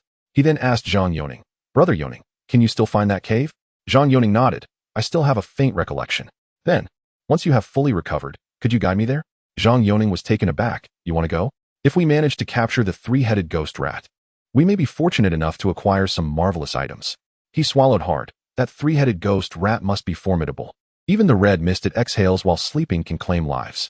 Who knows how terrifying it could be if awakened? Brother Chang'an, please exercise caution. It is of no concern. Chen Chang'an replied, when the time comes, you need only lead me to the entrance of the cave. There is no need for you to enter. This 3-headed ghost rat poses no threat to me. Chapter 53. The Refinement of Life-Blood, One Strike. Upon Zhang Yoning's agreement to lead him into the cave, Chen Chang'an was filled with elation. He had not anticipated such an unexpected boon during his visit to Orchid Village for healing. Subsequently, Chen Chang'an bid farewell to Uncle Fu and his companions, departed from Orchid Village, and embarked on his journey to refine the lifeblood, utilizing the divine steps. He traversed mountains and rivers, eventually arriving at a desolate and remote mountain deep within the wilderness. He then retrieved the corpses of Tian Daofeng's master, Jin Chuanxiu, and Jin Chuanfeng. Although Chen Chang'an had obliterated their souls, the vast reservoir of vital energy contained within their remains had not yet entirely dissipated into the cosmos. Even in death, their bodies exuded an astonishing power, radiating a terrifying and indomitable pressure that sent shivers down one's spine. Without further ado, Chen Chang'an invoked the life-blood divine art and commenced the refinement of the 3 corpses. Under this technique, he swiftly extracted the first drop of lifeblood. This drop floated in midair, emanating a brilliant crimson light. Chen Chang'an was overjoyed. Was this the first level of lifeblood? However, at that moment, the previously clear sky turned ominous and dark, and fierce winds began to howl, causing the trees in the mountain to rustle ominously. Thunder rumbled, dark clouds gathered, and lightning flickered. As soon as the lifeblood was refined, a terrifying phenomenon of heavenly tribulation manifested in the skies. The oppressive force of the heavens erupting like a volcanic explosion, sweeping across the land. A colossal shadow of lightning emerged, resembling a deity, humanoid in form, as if it were the very embodiment of the heavenly Tao. In that instant, the deep recesses of Dragon Mountain and the cultivators of Tianwu City were stirred. Although Chen Chang'an had chosen a remote mountain location, it was still several hundred miles from Dragon Mountain and Tianwu City. He had not anticipated that this overwhelming pressure of the heavenly Tao would extend to those distant places. From afar, they could perceive the terrifying humanoid shadow woven from lightning in the sky, feeling the dreadful aura of destruction. It seemed akin to the legendary divine retribution of the heavenly Tao. What was transpiring there? That it defied the will of the heavens and summoned divine punishment. The crowd was abuzz with speculation, unaware of the events unfolding, completely oblivious to the resurrection of the life-blood divine art, which had been silent for over 10,000 years. Chen Chang'an calmly observed the lightning figure in the sky, continuing his refinement of life-blood using the life-blood divine art. In no time, he had extracted 3 drops of life-blood, each one suspended before him, their sanguine light intertwining in a dazzling display. Yet, his actions seemed to have enraged the heavenly Tao. The aura of divine retribution intensified, heralding the approach of imminent danger. Even the life-blood demon lord, who had consumed the souls of 3 indomitable beings and succumbed to slumber, awakened abruptly upon sensing this terrifying aura of divine punishment. Upon seeing the lightning figure in the sky, he was seized with horror, his soul trembling in fear. Divine punishment from the heavenly Tao. How could this be possible? It is well known that the life-blood demon lord harbored the greatest fear of this very divine retribution. Every time one attempts to refine the life-blood, they are met with the wrath of the heavenly Tao, often teetering on the brink of death beneath its divine punishment. You have actually mastered the life-blood divine art? The life-blood demon lord was utterly astonished upon discovering that Chen Chang'an had managed to extract 3 drops of life-blood. Chen Chang'an chose not to respond. The life-blood demon lord, however, urged anxiously, "You have attracted the heavenly Tao's retribution. Now is not the time to refine the lifeblood. While the power of this divine punishment has yet to fully coalesce and erupt, you must cease immediately and flee. Otherwise, you will surely perish beneath its wrath." The lifeblood demon lord spoke from experience. In his past endeavors, each time he refined the lifeblood, he would hastily abandon the process at the first sign of heavenly Tao's punishment, retreating swiftly. Though he still suffered severe injuries from the divine wrath, he managed to preserve his life. To behave as Chen Chang'an did, defiantly refining the lifeblood under the very gaze of the heavenly Tao as punishment, was akin to courting death. Should Chen Chang'an meet his demise, the lifeblood demon lord would be in grave peril as well. Fear gripped the demon lord's heart, his anxiety palpable. Yet, Chen Chang'an disregarded his warnings and had already refined 5 drops of lifeblood. Each drop promised an extension of life by a year. Thus, the 5 drops would grant him an additional 5 years of vitality. At that moment, however, the heavenly Tao's retribution had reached its zenith, and the thunderous figure raised its colossal hand. A gargantuan thunderclap, shrouded in unimaginable might, descended upon Chen Chang'an, seemingly intent on obliterating him into dust. The life-blood demon lord could not contain a pained cry, trembling beneath the oppressive force of the heavenly Tao. "Hurry, hurry, flee," he implored Chen Chang'an in terror. Chen Chang'an furrowed his brow in irritation and retorted, "Silence." With that, he lifted his gaze and directed a sword-like finger towards the descending thunderous hand. In a breathtaking turn of events, that hand, imbued with terrifying power, was cleaved in 2 by Chen Chang'an's gesture, disintegrating instantaneously in the celestial expanse. The lifeblood demon lord's eyes widened in disbelief. This, Chen Chang'an then turned his attention to the thunderous figure, snorting disdainfully before unleashing a punch. Though seemingly unremarkable, that fist harbored unfathomable strength. The manifestation of the heavenly Tao's retribution could not withstand Chen Chang'an's blow, being obliterated in an instant. And even the ominous clouds and thunder that had shrouded the sky were shattered by his strike, revealing a clear blue expanse once more.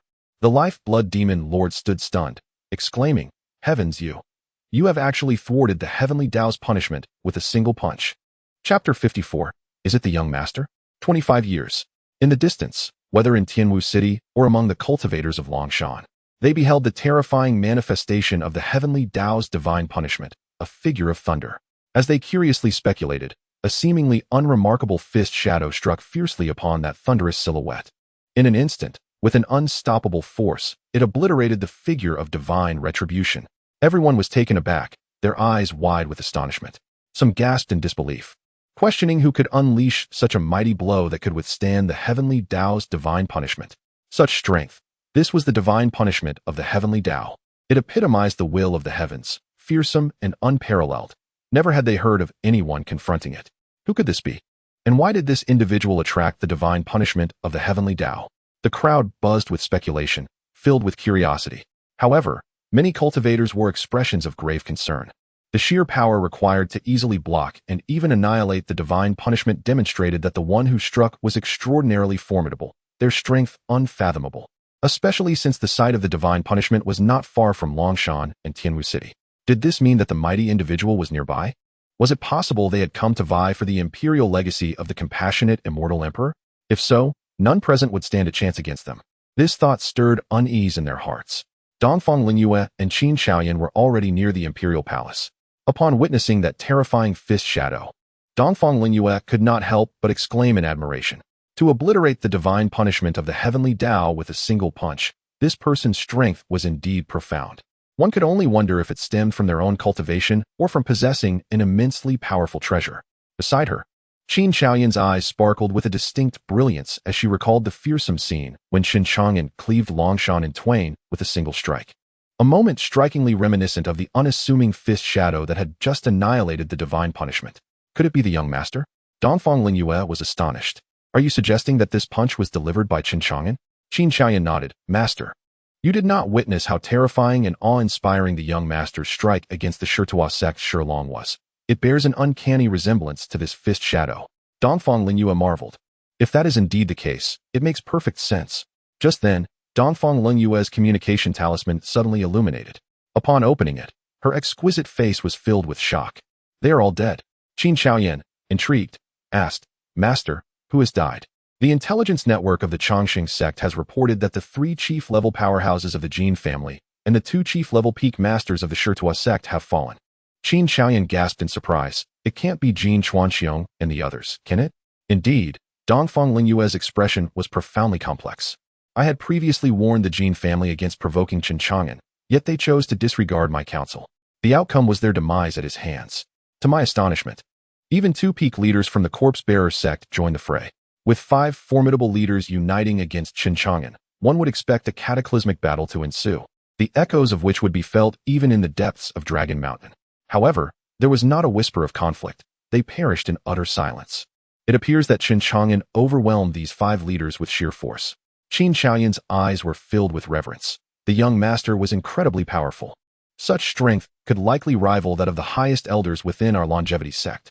We must cultivate a cordial relationship with him and never provoke his ire. The consequences would be dire.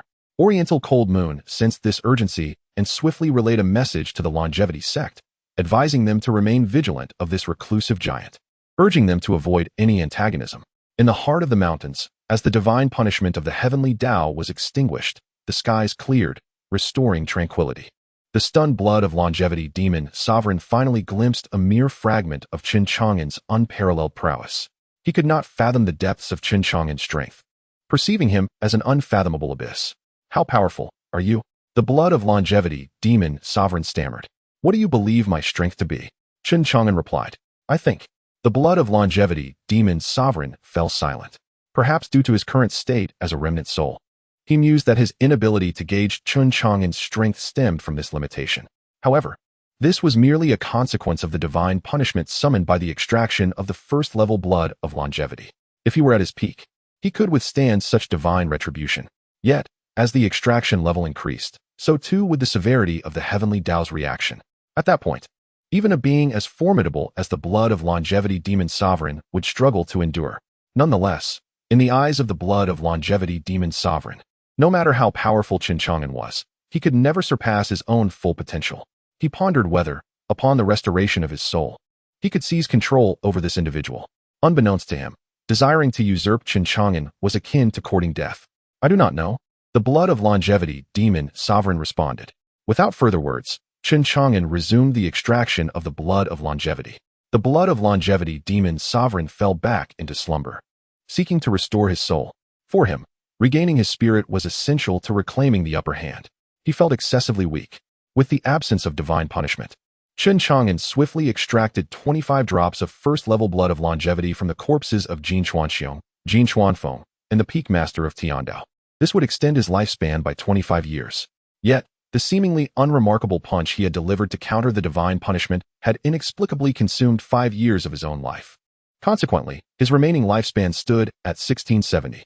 By refining these 25 drops of blood of longevity, he could only restore it to 1695, nearing the century mark in total lifespan. It is indeed a waste to disregard the remains of these 3 powerful leaders. Their physical forms possess the innate ability to extract superior longevity essence, thereby extending life significantly. Unfortunately, Chen Chang'an has not mastered the advanced extraction techniques of longevity essence from the longevity blood demon. Upon consuming 25 drops of first-level longevity essence, he immediately heard the system notification in his mind. System notification. Consumed 1 drop of first-level longevity essence. Lifespan increased by 1. Current lifespan 1671. System notification. Consumed 1 drop of first-level longevity essence. Lifespan increased by 1. Current lifespan 1672. System notification. Consumed 1 drop of first-level longevity essence. Lifespan increased by 1. Current lifespan 1695. Chen Chang'an felt his vitality surging, a smile gracing his lips. Overall, the confrontation with the 5 leaders, along with the lifespan lost to the divine retribution from the heavenly path, has been entirely compensated through this extraction of longevity essence. He even gained over a decade of additional lifespan, a profitable endeavor. He can still extract first-level longevity essence 75 more times, granting him an additional 75 years. Chen Chang'an could not help but marvel at the formidable prowess of the longevity blood demon and his longevity essence technique. Merely the first-level longevity essence can bestow centuries of life, rivaling the rare and precious 4th-grade longevity pills. The higher the extracted grade of longevity essence, the more profound the effect on lifespan extension. He holds great expectations for this longevity essence technique. Now, he merely awaits the recovery of the longevity blood demon to obtain more advanced extraction techniques. Having completed the extraction of longevity essence, Chen Chang'an did not linger. He activated his divine steps to depart. With his increased lifespan, he felt emboldened to utilize his invincible cultivation, becoming somewhat more extravagant. He did not seek out Zhang Yoning in Orchid Village to embark on a quest for the 3 ghostly rats, deciding instead to wait for Zhang Yoning's full recovery. Knowing the whereabouts of those 3 ghostly rats, they could not escape his grasp. In other words, the treasure trove accumulated by those 3 ghostly rats over the years has now become his own possession. Presently, he had more pressing matters to attend to. He must return to the apothecary to replant the Millennium Ginseng and nurture it diligently. After all, this Millennium Ginseng is crucial for the refinement of the 1,000-year longevity pill, which can instantly extend life by a millennium, along with subsequent longevity ginseng seeds that can further prolong life. Chen Chang'an is quite eager about this. He cannot afford to let this Millennium Ginseng perish. If it dies, he would have much to lament.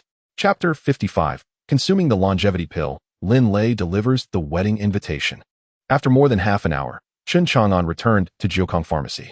Zhong Ling'er was diligently practicing the flying immortal scripture.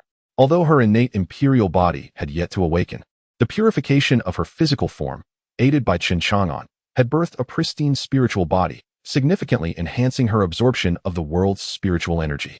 It would not be long before she would successfully transcend the late stage of blood nurturing. However, within Zhong Ling'er's heart lay a silent desire for vengeance. The Zhong family fortress had been annihilated by the Black Wind Bandit's stronghold, and she yearned to grow stronger to avenge her deceased parents and the clan members of Zhong family fortress. Although Chen Chang'an was formidable and could easily obliterate the Black Wind Bandits if she requested his assistance, Zhong Ling'er was resolute. She wished to rely on her own strength. It was said that the leader of the Black Wind Bandits, Xiongda, was a lord of the transformation realm. Hence Zhong Ling'er's current aspiration was to cultivate herself to that realm and become a lord sanctioned by the heavens. Seeing Zhong Ling'er toil earnestly in her training, Chen Chang'an, being a mere waste in terms of cultivation, could not relate to her struggles. He refrained from interrupting her practice and focused on his own tasks. First, he replanted the Millennium Ginseng, nurturing it with utmost care, using his unparalleled cultivation skills. Soon, the ginseng flourished once more, its branches and leaves abundant and thriving. Lifetime 3. Current lifetime 1692, having expended 3 years of his lifespan to save Zhang Yoning was a commendable trait. Even though Zhang Yoning was merely a mortal, for Chen Chang'an, a physician, every effort was worthwhile. Next, Chen Chang'an retrieved the longevity pill presented to him by Dongfang Lingyue. This pill promised an increase of 100 years to one's lifespan. Without hesitation, he consumed it. System notification. Consumed 4th rank longevity pill, lifespan 100, current lifespan 16,192. In that instant, Chen Chang'an felt an unprecedented surge of vitality. His spirits lifted, and a smile graced his face. His lifespan was nearing the threshold of 200 years, quite splendid indeed. At that moment, Lin Lei arrived at Jiukong Pharmacy with Han Xiaolu, both radiating joy and happiness. Chang'an, Chang'an, they called out. Chen Chang'an responded with a smile. Lei Zi, Xiaolu, what brings you both here? Lin Lei, as usual, inquired about Chen Chang'an's well-being over the past few days and whether he had encountered any assassination attempts. As the vice commander of the City Lord's Enforcement Guard, Lin Lei had garnered favor with the City Lord, and thus, he had discreetly assigned several capable guards to vigilantly protect Chen Chang'an's safety in Qingyun Street. Naturally, all of this did not escape Chen Chang'an's keen perception. With a smile, he remarked, "I am merely a small figure running a pharmacy. Who would be so idle as to attempt an assassination on me? You may send those guards away." Lin Lei was astonished, having been discovered. In recent days, the streets of Qingyun have witnessed an influx of individuals, striding with an air of distinction that marks them as anything but ordinary. Moreover, the patrols by the law enforcement guard in Qingyun have notably intensified. Aside from yourself, who else tends to the affairs of Qingyun? Haha, Chang'an. It seems that nothing escapes your keen perception. Why withdraw? I am now a deputy commander and must make the most of these resources. Then, Lin Lei leaned closer to Chen Chang'an's ear and lowered his voice. Chang'an, fortune has favored me of late. Seeing the flush of excitement on Lin Lei's face, Chen Chang'an inquired, "What kind of fortune?" With a grin that could hardly contain his joy, Lin Lei replied, "I never imagined I would receive the esteemed City Lord's favor. He has bestowed upon me 10 bottles of the common spirit elixir. Though it is of the second tier, this elixir is an essential high-quality potion for cultivators in the mortal transcendence realm. Each bottle worth a considerable sum, valued at 1,000 low-grade spirit stones each, amounting to a total of 10,000 low-grade spirit stones. In addition to these 10 bottles, the City Lord has granted me another significant treasure. Do you know what it is?" Curious, Chen Chang'an asked, "What is it?" Lin Lei chuckled, his eyes sparkling with uncontainable delight and pride. "A high-tier cultivation technique. The previous technique was too feeble, only sufficient to support my cultivation to the life spring realm.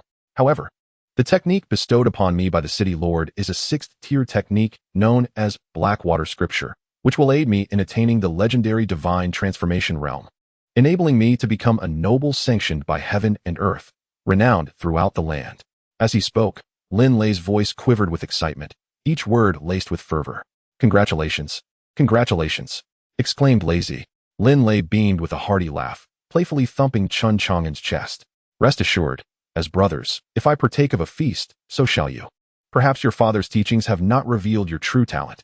I have discreetly inscribed the 6th-tier Blackwater Scripture that the City Lord imparted to me onto this jade tablet for you to cultivate."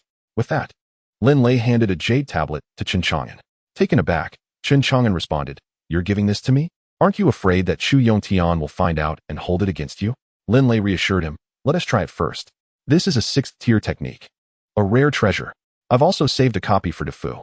With this technique, it should be no challenge for him to break through the mortal transcendence realm.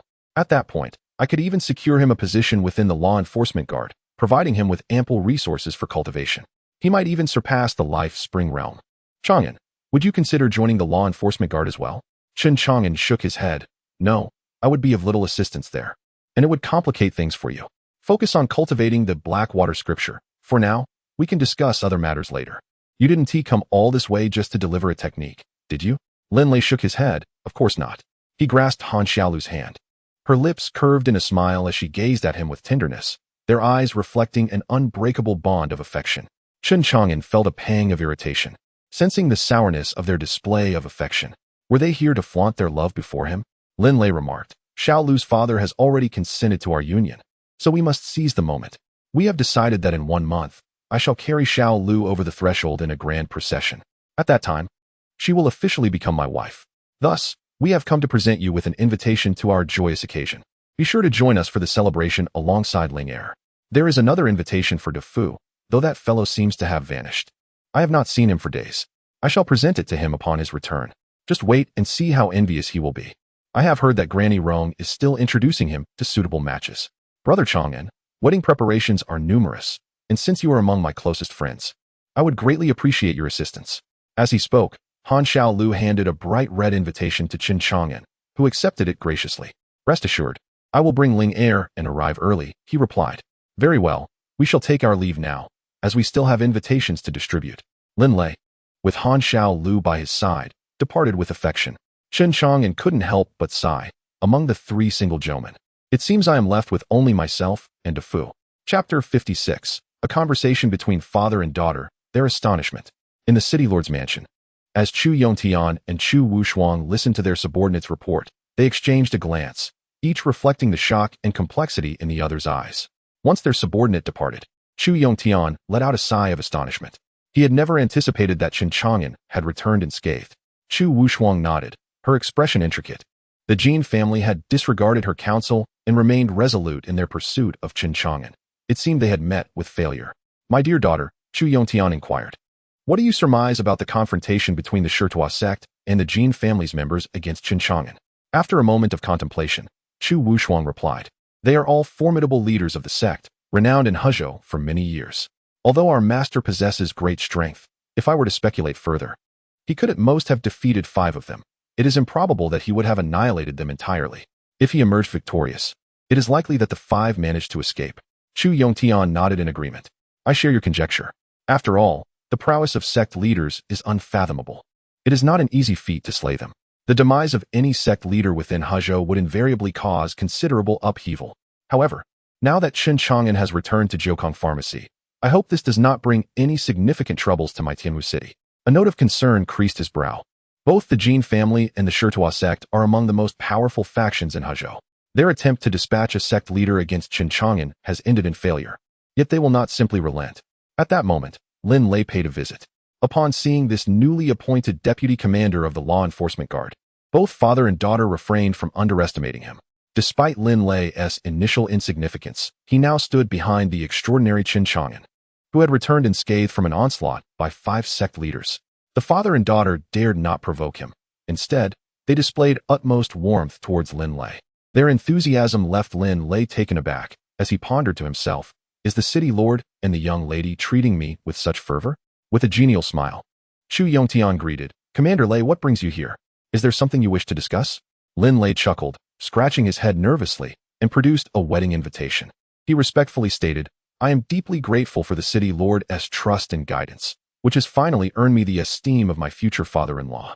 In a month's time, I shall marry my beloved, and I sincerely hope that the city lord and the young lady will grace us with your presence to celebrate and partake in the festivities.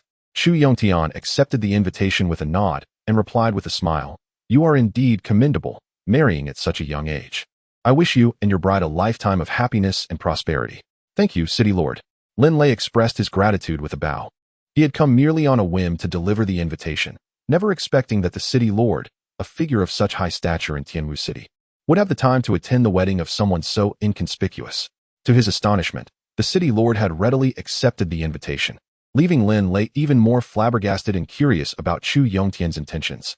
Why am I receiving such favor from the city lord? He grants me elixirs and bestows high-tier magical artifacts. What does he appreciate in me? Is it my talent in cultivation? Yet, my abilities pale in comparison to his daughter's. Could it be the life-saving grace Chen Chang'an extended to her that has garnered such recognition? That does seem plausible. Yet Lin Lei felt an inexplicable sensation akin to a sudden windfall that left him somewhat dazed. Unbeknownst to him, Chu Yongtian valued him highly out of respect for Chen Chang'an. For Chu Yongtian, merely a noble of the transformation realm, dared not offend Chen Chang'an. As the saying goes, when one person ascends, their entire household benefits. The multitude of advantages Lin Lei currently enjoyed was undoubtedly the result of Chen Chang'an's unseen assistance. How have you been grasping the Blackwater Heavenly Scripture?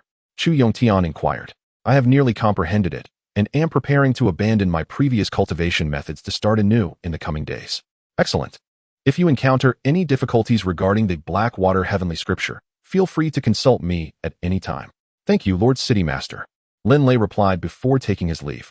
Once Lin Lei had departed, Chu Yongtian turned to his daughter, Chu Wushuang, and said, My dear, the Blackwater Heavenly Scripture is a 6th grade technique. I have not passed it on to our family, yet I have entrusted it to this lad, which is somewhat difficult for me to part with. Chu Wushuang smiled gently. Father, the young master has saved my life and has not asked for anything in return. Bestowing the Blackwater Heavenly Scripture upon Lin Lei can be seen as a reciprocation of his kindness. Moreover, I cannot shake the feeling that he is no ordinary person. Although he has offended the Jin family and the corpse-carrying sect, it is still worthwhile to cultivate a good relationship with him. By befriending Lin Lei, who is a friend of the young master, we effectively establish ties with the young master himself, thereby not incurring the animosity of the Jin family and the corpse-carrying sect. Chu Yongtian's eyes flickered with uncertainty as he asked, My dear daughter, why do you hold Chen Chang'an in such high regard? Chu Wushuang gently shook her head. I cannot explain it.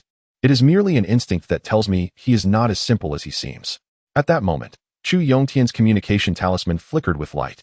Upon opening it, he discovered a message from the Chu family. As he absorbed the information, his eyes widened in astonishment, and his pupils constricted in disbelief, prompting an involuntary exclamation. How could this be possible? Father, what is it? Chu Wushuang asked, puzzled. Without answering, Chu Yongtian closed his eyes, slowly calming his shocked heart, and spoke in a grave tone. My dear daughter, it appears you were indeed correct. Chen Chang'an is far from ordinary. Chu Wushuang was bewildered. The news from the Chu family reveals that the soul lamps of the three esteemed leaders of the Jin family, Jin Chuanfeng, Jin Chuanxiong, and Jin Chuanhai, have extinguished, indicating their demise.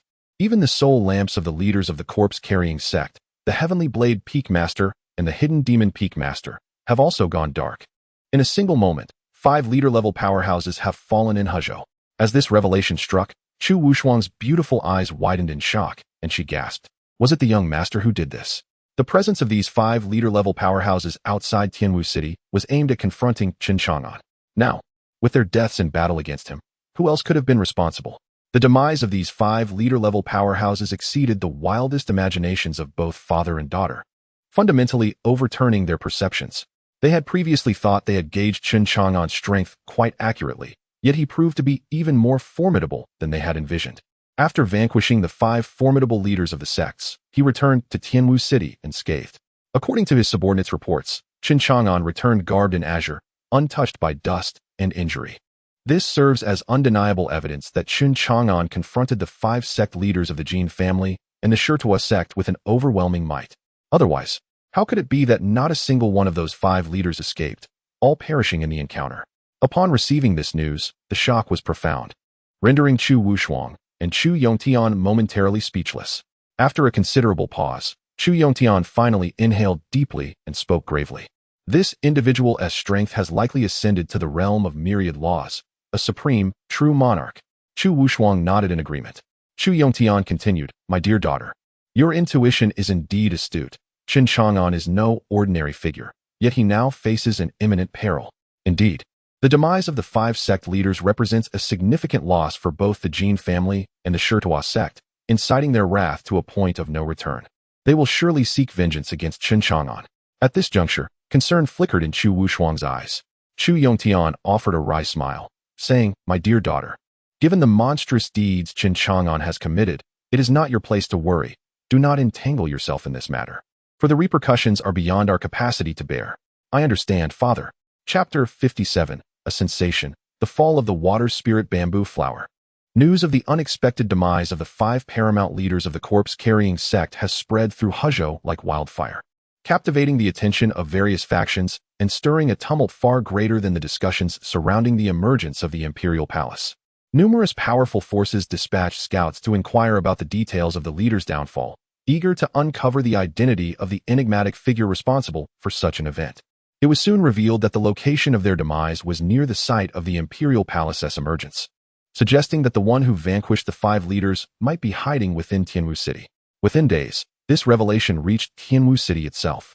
In a bustling tea house, many formidable cultivators, who had journeyed from distant lands to seek opportunities within the imperial palace, engaged in fervent discussions about this significant occurrence. Had it not been for a friend of mine employed by the corpse-carrying sect, I would never have believed that the slayer of the Jin family and the 5 leaders could be right here in Tianwu City. It's utterly outrageous. I had expected a cataclysmic battle when the 5 leaders confronted that mysterious powerhouse, yet the past few days have been eerily tranquil, devoid of any signs of conflict or upheaval. Who could have imagined that all 5 leaders met their end so silently? Is this news truly authentic? The ability to eliminate 5 leaders without a sound suggests that the assailant is likely a true monarch of the 10,000 Laws realm. Does anyone know the origins of this mysterious figure? The answer remains elusive, but it is clear that both the Jin family and the corpse-carrying sect are seething with rage and will likely seek out this enigmatic powerhouse before long. By the way, have you heard? A cultivator discovered a desolate expanse spanning 100 miles near Orchid Village. After thorough examination by a noble, it was concluded that this barren land was the result of a powerful individual's self-detonation. Such devastation could only be wrought by a leader-level powerhouse. I wonder if it bears any relation to the 5 fallen leaders? This remains uncertain. In fact, several notable events have transpired in the vicinity of Tianwu City in recent days. For instance, the appearance of a thunderous figure, a manifestation of heavenly punishment, in the distant firmament, a clear indication that someone has acted against the will of the heavens. only to be shattered by a single blow. Indeed, this demonstrates extraordinary prowess. Such a feat could only be accomplished by a top-tier individual. This is no trivial matter. Alas, with the emergence of the Imperial Palace, an increasing number of powerful beings have flocked to this area, creating an atmosphere of unrest. We, the humble practitioners, must maintain a low profile to avoid attracting the attention of significant figures, lest we find ourselves facing an untimely demise. Within the tea house, the discussions among the cultivators continued. While in a quiet corner, a young man clad in green leisurely sipped his tea, attentively listening to the conversations. Little did they know that this seemingly ordinary youth was none other than Chen Chang'an, the architect of the downfall of the 5 leaders. Chen Chang'an silently mused. Little did he anticipate that the demise of the leaders of the corpse-toad sect and the Jin family would provoke such a considerable uproar. However, he remained indifferent to any potential retaliation from the corpse-toad sect and the Jin family. If they dared to come, their fate was sealed. Death awaited them. With nearly 200 years of lifespan at his disposal, Chen Chang'an was utterly unconcerned about the consumption of his longevity due to the exertion of his unparalleled cultivation. As fate would have it, he was still in need of materials to concoct level 1 longevity elixirs. After finishing his tea, Chen Chang'an departed from the inn. The streets were increasingly crowded, teeming with cultivators. Although most of them concealed their cultivation levels, a mere flicker of his divine eye allowed Chen Chang'an to perceive numerous practitioners at the Life Spring realm, some even at the Longevity Wheel and Destiny realm. However, he did not encounter any from the Transformation realm. They likely had ventured to the Dragon Mountain. In truth, the number of cultivators in Tianwu City was relatively sparse, as many formidable practitioners had long since headed deep into the Dragon Mountain's Imperial Palace. The cultivators there were formidable, exhibiting astonishing strength. Even the Transformation realm nobles and Indestructible realm leaders were plentiful. Occasionally, resounding booms could be heard from the direction of Dragon Mountain, a testament to the combined efforts of many cultivators assaulting the Imperial Palace's seal. Regrettably, the seal of the Imperial Palace was exceedingly robust. Despite the relentless onslaught over several days, it remained unbroken. This predicament consequently drew a continuous influx of cultivators from other regions of Huzhou to Dragon Mountain, leading to an ever-growing crowd.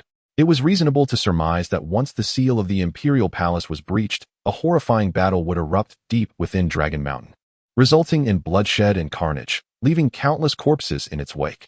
Chen Chang'an found himself at a loss for words. These cultivators seemed rather feeble, as they had failed to breach the Imperial Palace's seal after such a prolonged effort. Of course, the emergence of the Imperial Palace was of no concern to him. He held no interest in the legacy of the Celestial Emperor. Before long, Chen Chang'an arrived at the Wanbao Pavilion. The atmosphere was bustling, as it stood as one of the premier trading establishments within the grand cultivation world, offering a diverse array of cultivation-related items at fair prices. Given the multitude of cultivators in Tianwu City, most chose to procure elixirs, talismans, and magical artifacts from Wanbao Pavilion. Upon his arrival, a maid respectfully guided Chen Chang'an to the 2nd floor, where Yi Hongying greeted him with deference. "Young master, you have arrived," she said. "Hongying, you mentioned you had news regarding the water spirit bamboo flower?" he inquired. The water spirit bamboo flower was one of the 3 essential ingredients for crafting the 5th-tier Qianshou pill, requiring a maturity of at least 5,000 years. Alongside the 5,000-year-old water spirit bamboo flower, there was also the blood of the purple deer. Chen Chang'an had previously instructed Yi Hongying to seek out these 2 vital materials. During these past few days, with little to occupy his time, Chen Chang'an had been diligently cultivating the Fei Yu longevity method bestowed upon him by Dongfang Linyue at the Jiukong Apothecary, accumulating some longevity liquid within the longevity pearl inside him. It was then that he received word from Yi Hongying about the water spirit bamboo flower. Yi Hongying nodded. "Young master, I have been inquiring about the water spirit bamboo flower and the blood of the purple deer through the intelligence network of Wanbao Pavilion, and I have finally obtained information regarding the Jin family's spiritual herb garden. The Jin family, a lineage steeped in the art of cultivation, boasts a legacy spanning 13 millennia. 6,000 years ago, an esteemed ancestor of the Jin clan faced the twilight of life and dispatched emissaries to procure the ingredients necessary for the creation of the 1,000 longevity pill. This endeavor proved successful, extending the ancestor's life. And it is said that a few delicate shoots of the water spirit bamboo flower were planted in the Jin family's medicinal garden. Recently, it seems the Jin family intends to forge the 1,000 longevity pill once more, sending individuals to the main hall to inquire about the whereabouts of purple deer blood and 10,000-year ginseng. Thus, I can confidently ascertain that the Jin family must possess the water spirit bamboo flower." Chen Chang'an expressed some surprise. The Jin family? Yi Hongying nodded, indeed. The very same family that has recently clashed with you.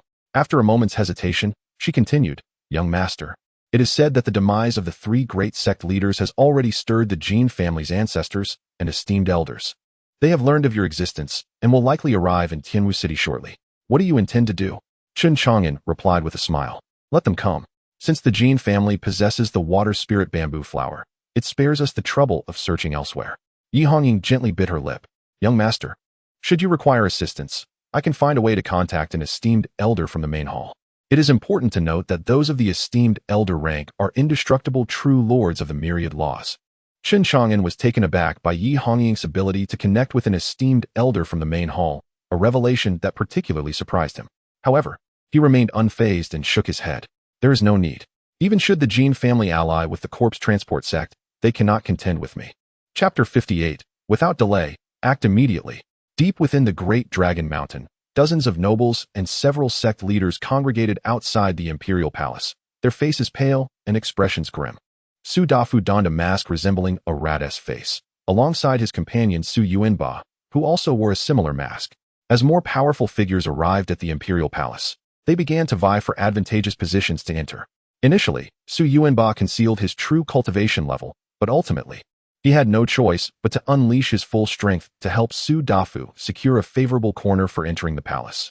At that moment, he radiated a formidable and terrifying pressure, evoking fear. He was indeed a leader of the undying realm. Clearly, this was Su Yuanba's true cultivation level. Su Dafu gazed longingly at the imperial palace, gritting his teeth in frustration. This is infuriating. The seal on the palace is far too robust. Despite the passage of time and the efforts of so many, we cannot breach this seal. Su Yuanba sighed. Your Highness, this seal was established by the compassionate immortal emperor during his lifetime. Infused with the emperor's formidable power, it is not easily shattered. However, I sense that the strength of the seal has diminished significantly over this period. It won't be long before we can break the seal and seize the immortal emperor's legacy. Su Dafu replied, Uncle Seven, we have squandered too much time. By then, the people of the Daylight Dynasty will have already constructed a teleportation array to arrive here. In these past 2 days, more and more cultivators have come, including vanguard cultivators dispatched by the top-tier forces of Hezhou. Look at the Chongqing sect. Even their leader has come in person. They have sent the most formidable of their ranks, making our quest for the immortal emperor's legacy even more challenging.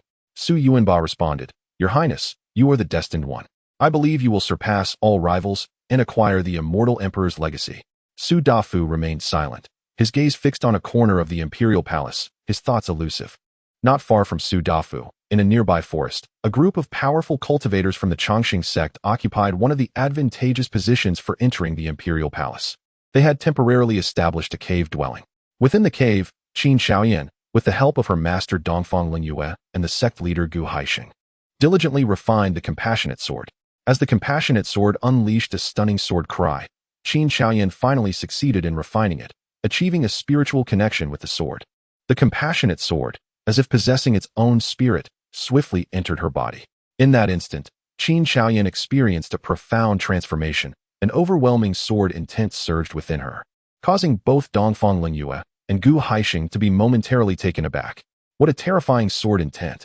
Could it be that my disciple has obtained a fragment of the immortal emperor's sword path legacy? The two stood vigilantly, awaiting her awakening. After about an hour, Qin Shaoyan finally regained consciousness, a fleeting sharp glimmer evident in her eyes. She rejoiced, Master, sect leader, I have finally refined the compassionate sword. Dongfang Lingyue smiled. Our efforts were not in vain. Gu Haixing inquired eagerly, Shaoyan, does the compassion sword contain the swordsmanship legacy of the compassion immortal emperor? Qin Shaoyan nodded affirmatively. Master, sect leader, indeed, the compassion sword harbors a fragment of the swordsmanship legacy left by the compassion immortal emperor. However, the complete legacy resides within the imperial palace, and I can sense it through the compassion sword. She continued, Master, sect leader, my spirit is now in harmony with the compassion sword. Perhaps I can utilize it to break the seal of the imperial palace and gain entry. Upon hearing this, both men were elated. Excellent. This way, while other factions are merely dispatching vanguard cultivators, we can seize this opportunity to unlock the imperial palace's seal and secure the immortal emperor's legacy for you. There is no time to waste. Let us act immediately. Chapter 59. The ominous signs re-emerge. Do you seek the legacy of the Celestial Emperor? After refining the compassion sword, Chen Chang'an emerged from her makeshift cave and directed her gaze towards the seal of the imperial palace. Summoning the compassion sword, it instantly erupted in a dazzling beam of sword light, accompanied by an overwhelming and terrifying imperial might that surged forth like a torrential flood, engulfing the surroundings. The cultivators in the vicinity of the imperial palace were all stirred, turning their attention to Chen Chang'an. She is a disciple of the everlasting sect. That sword. Some gasped in astonishment. It seemed to be the compassion sword, one of the imperial artifacts wielded by the compassionate celestial emperor. How could it have fallen into the hands of a disciple from the everlasting sect? Such formidable imperial might. It appeared she had completely refined the sword. Exclamations of disbelief filled the air. Did the everlasting sect intend to utilize this sword to breach the seal of the imperial palace? Amidst the fervent discussions, several powerful auras erupted, charging towards Chen Chang'an, intent on seizing the compassion sword from her grasp. However, the everlasting sect would not permit such an intrusion. Gu Haisheng, Dongfang Lingyue, and a host of elders from the everlasting sect sprang into action, intercepting the few cultivators who sought to claim the compassion sword. The sky erupted in a tremendous clash. With a solemn expression, Chen Chang'an, having summoned the compassion sword, struck fiercely at the seal of the imperial palace. Boom! Accompanied by earth-shattering tremors, the seal of the imperial palace was riddled with countless cracks under the force of her blow. In an instant, the seal shattered, revealing an opening that led into the depths of the imperial palace. From this breach surged blood-red divine light, soaring into the heavens, coalescing into a massive blood-red bell that unleashed a terrifying celestial phenomenon. Ding! Ding! Ding! The resonating sound of the compassion bell was monumental, echoing throughout the world. Witnessing this spectacle, the crowd was momentarily stunned, only to be swiftly filled with elation. The seal of the imperial palace had been breached. Quickly, let us rush into the imperial palace. I must seize the legacy of the celestial emperor. Charge! Upon seeing the opening of the imperial palace, countless cultivators, their eyes ablaze with fervor, surged forward like famished wolves that had been starved for days, madly rushing towards the breach. Even those formidable cultivators who had been vying for the compassion sword ceased their battles against Dongfang Lingyue and others, redirecting their efforts towards the imperial palace. At the forefront, naturally, was Chen Chang'an, wielding the compassion sword, leading the charge alongside the disciples of the everlasting sect, followed closely by Su Dafu and Su Yuanba. A multitude of powerful beings surged into the breach of the imperial palace, all eager to contest for the legendary legacy of the celestial emperor. In Tianwu City, countless cultivators heard the resounding chimes of the bell and looked up at the celestial phenomenon. It was the compassion bell. Had the seal of the imperial palace truly been broken? In disbelief, they exclaimed, "Finally, after such a long wait, it has been shattered. Hurry, hurry!" Streams of radiant light shot forth from Tianwu City, racing towards the Great Dragon Mountain. Even Chu Yongtian and his daughter, Chu Wushuang, who had just returned to the city lord's mansion, quickly regrouped and set off towards the Great Dragon Mountain. At this moment, the imperial palace deep within the majestic Dragon Mountain appeared as an enchanting beauty, captivating and irresistible, drawing countless cultivators to its allure. On Peach Blossom Street, Granny Rome was casually gossiping with her neighbor while munching on sunflower seeds when she suddenly spotted the celestial phenomenon erupting from the direction of Dragon Mountain. She paused in surprise, her expression shifting to one of gravity, and ceased her seed snacking. "Young lady, I have some matters to attend to, so I must take my leave. But do remember to help my unambitious son find a suitable match. I assure you, the matchmaking fee will be generous." "Of course, no problem at all. I will definitely introduce any suitable young lady," replied the neighbor. Granny Rong hurriedly departed from Peach Blossom Street, leaving no one aware of her destination. In the back courtyard of the Jiukong Apothecary, Chen Chang'an was diligently practicing the Feiyue longevity technique, while Zhong Linger was equally engrossed in her training. Both were startled by the resonant chime of the compassion bell. Zhong Linger widened her expressive eyes. "Brother Chang'an, it seems the imperial palace on Dragon Mountain has manifested an extraordinary phenomenon." Chen Chang'an nodded, recalling the celestial event that had occurred on the day he first received the system. They bore a striking resemblance. He activated his divine vision, piercing through the vast landscape. The scene deep within Dragon Mountain unfolded before him. He beheld that the seal of the imperial palace had been shattered, revealing a breach where countless cultivators were pouring in. Yet, beneath it all, he sensed an undercurrent of peril emanating from the depths of the palace. With a flicker of his divine sight, he peered directly into the palace's interior, frowning as he observed the unfolding chaos. Inside, An ancient city loomed, suffused with a chilling, deathly aura. Teeming with spectral soldiers engaged in fierce combat against the intruding cultivators, their cries of battle echoing through the streets, littered with the fallen. Chen Chang'an was taken aback by the perilous nature of the imperial palace. He contemplated utilizing his divine vision to probe further into the palace's innermost sanctum, but realized that doing so would require a greater expenditure of his formidable cultivation. In that fleeting moment, information from the system surfaced in his mind. Life. 1. Current life. 16,191. He promptly ceased the use of his divine sight. Never mind. Delving deeper holds little significance for me and would merely squander my lifespan. His radiant eyes returned to their former state. So, the seal of the imperial palace has indeed been broken, he mused. Zhonglinger suddenly comprehended. I see now. A thought struck her, and she curiously inquired, Brother Chang'an, you are so powerful. Since the seal of the imperial palace is broken, why not seize the chance to claim the legacy of the immortal emperor? I've heard that obtaining such a legacy offers the opportunity to ascend to the immortal emperor realm and become the strongest in the world. Chen Chang'an smiled, gently ruffling Zhonglinger's hair. And what of the immortal emperor? I have no need for that. Then, he posed a question to Zhongling. Do you desire the immortal emperor's legacy? If so, I shall retrieve it from the depths of the imperial palace and present it to you. Chen Chang'an's words were unremarkable, as he casually mentioned that he would seize the inheritance of the immortal emperor to bestow it upon Zhonglinger, as if he were discussing a trivial matter of little significance. Chapter 60. The Letter from Chu Wushuang, Preparing for the Future. Zhonglinger gently shook her head. To remain by her elder brother Chen Chang'an's side was sufficient for her. She did not yearn for the legacy of the celestial emperor. As Zhonglinger ventured into the realm of cultivation, she remained unaware of the true significance of the celestial emperor's inheritance, yet she recognized its rarity. Countless formidable figures vied for the celestial emperor's legacy, and although she held unwavering faith in Chen Chang'an, believing him to be the strongest, she feared for his safety amidst the competition. After all, she had often heard the people of the city speak of the imperial palace, where battles erupted at a moment's notice, leaving countless casualties and rivers of blood. She could only imagine how many lives had been lost. Even if Chen Chang'an were to secure the celestial emperor's inheritance for her, Zhonglinger wished not to see him harmed on her behalf. Chen Chang'an smiled gently, affectionately ruffling Zhonglinger's hair. Even without the celestial emperor's legacy, you will one day achieve the status of an emperor. He possessed the confidence to nurture Zhonglinger into a celestial emperor, especially considering her innate imperial physique. Yet, how to awaken this natural imperial body eluded him, and he found no useful information within the library. Subsequently, Chen Chang'an and Zhonglinger resumed their respective practices, with Chen Chang'an continuing to cultivate his longevity techniques. However, before long, Lin Lei arrived once more. Lin Lei, why do you keep abandoning your little darling to come here? At this moment, Lin Lei was brimming with youthful vigor and exuberance, having advanced to the pinnacle of the transcendent stage through the mastery of the 6th grade technique, the Blackwater Heavenly Scripture. His cultivation had reached the peak of transcendence, and the next step was to break through to the Fate's Spring realm.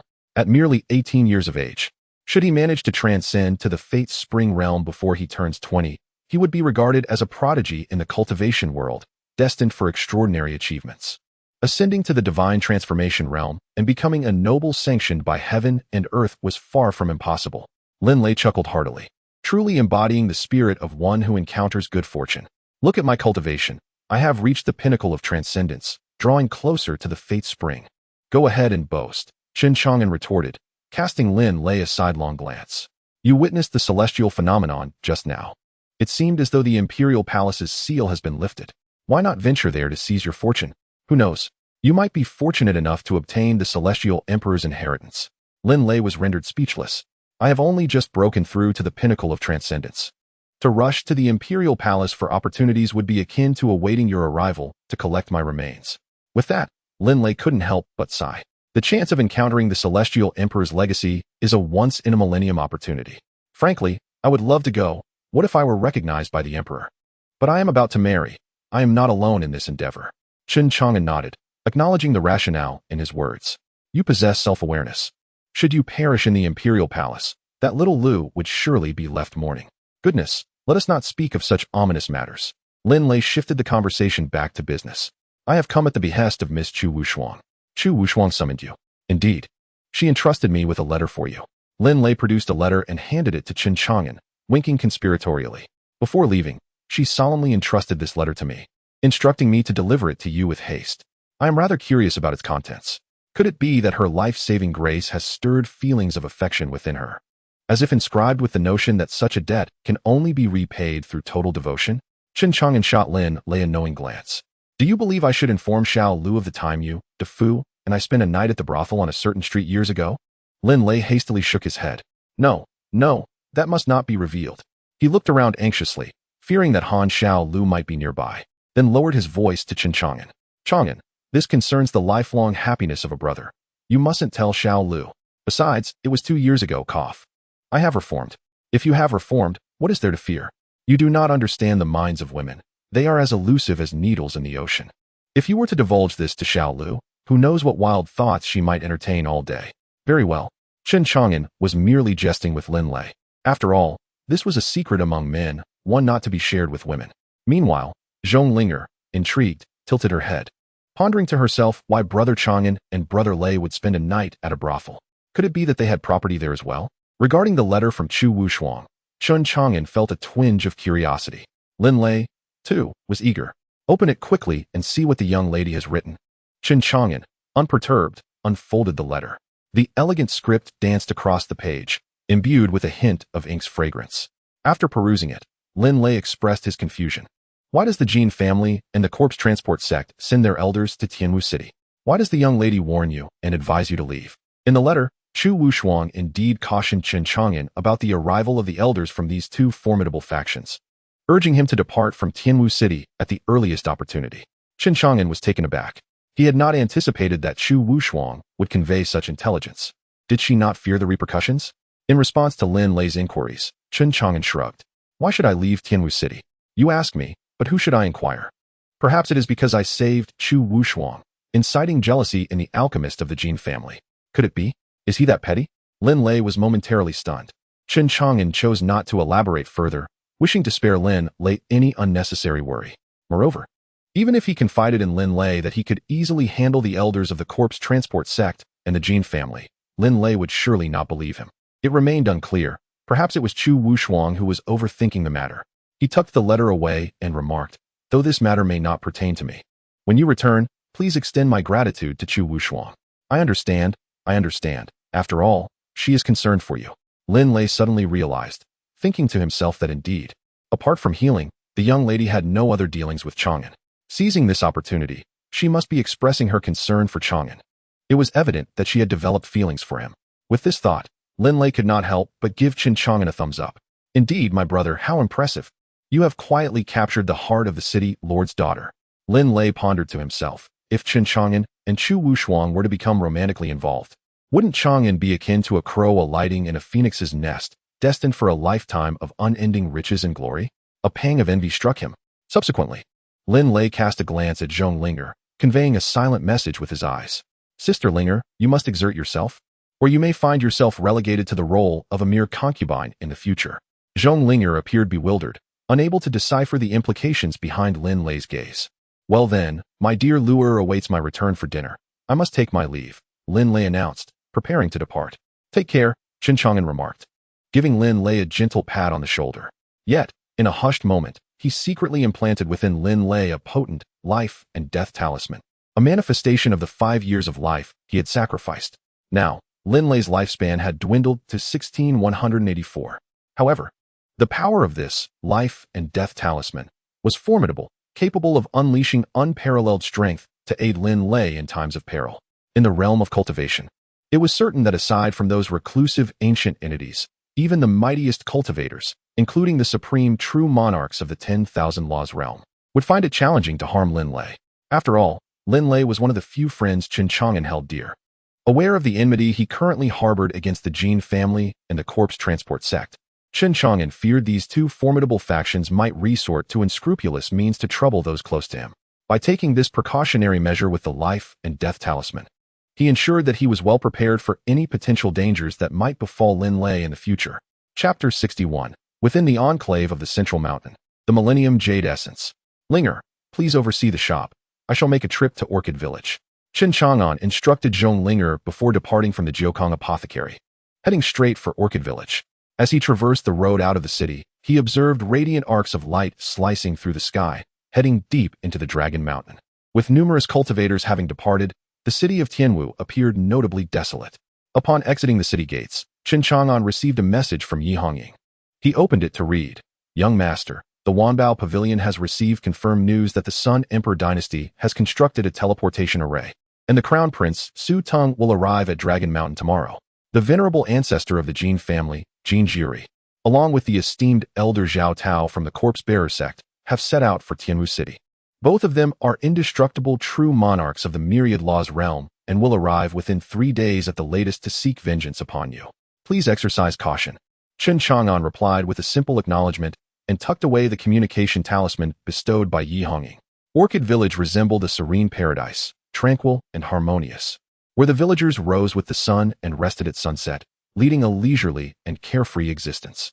Upon his arrival, the villagers gazed upon him with a mixture of reverence and trepidation, recalling how they had witnessed him decisively vanquish formidable cultivators. Why had he returned? Unperturbed by their stares, Chen Chang'an made his way to Uncle Fu's residence. Upon seeing him, Uncle Fu hurriedly approached, exclaiming, "My lord, you have arrived." The respect in Uncle Fu's demeanor was palpable. Having heard of Chen Chang'an's exploits in the village, including his lethal confrontation with celestial beings, the image of the humble apothecary had been utterly shattered. He was no mere mortal, but one of those exalted immortals. This revelation had completely taken Uncle Fu by surprise, especially since Chen Chang'an was also the savior of his son. Naturally, Uncle Fu refrained from speaking to Chen Chang'an as casually as before. Chen Chang'an noted this shift with a heavy heart, understanding that the revelation of his true strength would indeed alter many relationships. He pondered how Lei Zi and De Fu would interact with him now, in light of his transformation. A smile graced his lips as he addressed Uncle Fu. "Please, continue to call me Chang'an as you always have." "Very well," Uncle Fu acquiesced. "How is Yunning faring now?" Chen Chang'an inquired. Uncle Fu replied, "Yunning has nearly fully recovered." At that moment, Zhang Yuneng and his wife, Li Shi, emerged upon hearing their conversation. Indeed, Zhang Yuneng appeared revitalized, showing no signs of injury, thanks to the formidable life essence of the Millennium Ginseng. Otherwise, Chen Chang'an might not have been able to heal him. "Benefactor, you have come." Zhang Yuneng and Li Shi expressed their respect, bowing deeply, no longer daring to refer to Chen Chang'an as Brother Chang'an as they once did. Chen Chang'an smiled and remarked, "Yuneng, it seems you are in fine spirits. You have completely recovered." Zhang Yuneng inquired, "Are you intending to venture into the mountains in search of the 3 ghost mice?" Chen Chang'an nodded in affirmation. Zhang Yuneng continued, "Very well, I shall accompany you forthwith." Previously, Chen Chang'an had requested Zhang Yuneng to guide him into the mountains to locate the lair of the 3 ghost mice. At that time, Zhang Yuneng was unaware of Chen Chang'an's formidable capabilities and harbored concerns for his safety. However, now that he had gleaned the extent of Chen Chang'an's prowess from the villagers, he felt reassured that Chen Chang'an could handle the ghost mice without his needless worry. Soon, Zhang Yuneng prepared himself and led Chen Chang'an towards the ancient mountain not far from Orchid Village. This mountain, known to the villagers as Zhongliang Mountain, although not as vast and grand as Dalong Mountain, extended nearly 10,000 miles. Within its depths roamed fierce beasts and malevolent spirits. Any ordinary cultivator who dared to venture too far into its interior could find themselves in mortal peril. As a mere mortal hunter, Zhang Yuneng naturally refrained from hunting in the mountain's depths, confining himself to the safer periphery where he would hunt smaller game. Navigating through the dense, shadowy forest and treacherous valleys, Zhang Yuneng skillfully led Chen Chang'an into the mountain. After several hours, drenched in sweat, he finally brought Chen Chang'an to a secluded ravine. "There, my benefactor, is the cave." He pointed towards a thicket of lush vines. Swallowing hard, he recalled the harrowing experience he had endured 3 days prior and trembled at the memory of the terrifying red mist exhaled by the 3 ghost mice. His survival then had been nothing short of miraculous. As Chen Chang'an parted the vines, he indeed discovered a dark cave entrance. This cave was not a natural formation, but rather a hollowed-out space created by the sharp claws of the ghost mice, evident from the numerous claw marks etched into the stone walls. Chen Chang'an stated, "Very well, you may leave me here. My benefactor, please exercise caution." "I shall wait for you outside," Zhang Yuneng replied. Chen Chang'an shook his head. "There's no need for you to wait. I cannot predict how long I will be. If a beast should pass by, you would be in grave danger. Perhaps you should accompany me inside, or better yet, descend the mountain without waiting for me." Zhang Yuning's face paled, and he forced a smile. "My benefactor, let us not entertain the idea of my entering, having narrowly escaped death just recently." I am overwhelmed with fear. I shall return now. Very well, Chen Chang'an conceded, and Zhang Yuning hastily departed. Upon entering the cave, Chen Chang'an found it dark and cool, spacious enough for two adults to traverse side by side, so he did not feel cramped. He activated his divine vision, although the cave was shrouded in darkness. It illuminated under his gaze as if it were daylight. Soon, he spotted the three ghost mice at the deepest point of the cave, frantically digging with their sharp claws. Chen Chang'an smiled, dismissing his divine vision. It was fortunate that the three ghost mice remained within the cave. Otherwise, locating them again would require considerable effort. With a swift motion, Chen Chang'an employed the divine step and vanished from his original position. As it reappeared, it was already behind the three-headed demon rat. These colossal creatures, each measuring a staggering 2 meters in length, were cloaked in a coat of earthy gray fur. Their 3 heads, armed with sharp fangs, were diligently burrowing into the ground. And with the aid of their formidable claws, they excavated tunnels with astonishing speed. The arrival of Chen Chang'an did not disturb the industrious trio, who remained oblivious to his presence as he concealed his aura. He observed them intently, curious to uncover what treasures this trio might unearth within the depths of the mountain. His wait was not prolonged. Within just half an hour, the 3-headed demon rats suddenly exhibited signs of excitement. With fervent determination, they continued their excavation, and before long, a gem of exquisite beauty emerged from the earth, roughly the size of a newborn. This radiant jadeite emanated a rich spiritual energy. Chen Chang'an recognized it instantly. It was a millennium-old jade essence, a rare and precious treasure formed from the very essence of the mountain, containing an unparalleled purity of energy that would greatly aid in cultivation. Upon sighting this ancient jade essence, the 6 eyes of the 3-headed demon rat gleamed with fervor, emitting a series of high-pitched squeaks as they lunged toward it, unable to resist the temptation to devour it. One could easily imagine the thoughts racing through their minds. After laboring so diligently for so long, they had finally arrived at the moment of reward. What a hard-earned triumph. Chapter 62.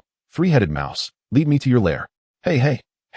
If you were to consume this millennium jade, wouldn't that be a gross misappropriation of nature's bounty?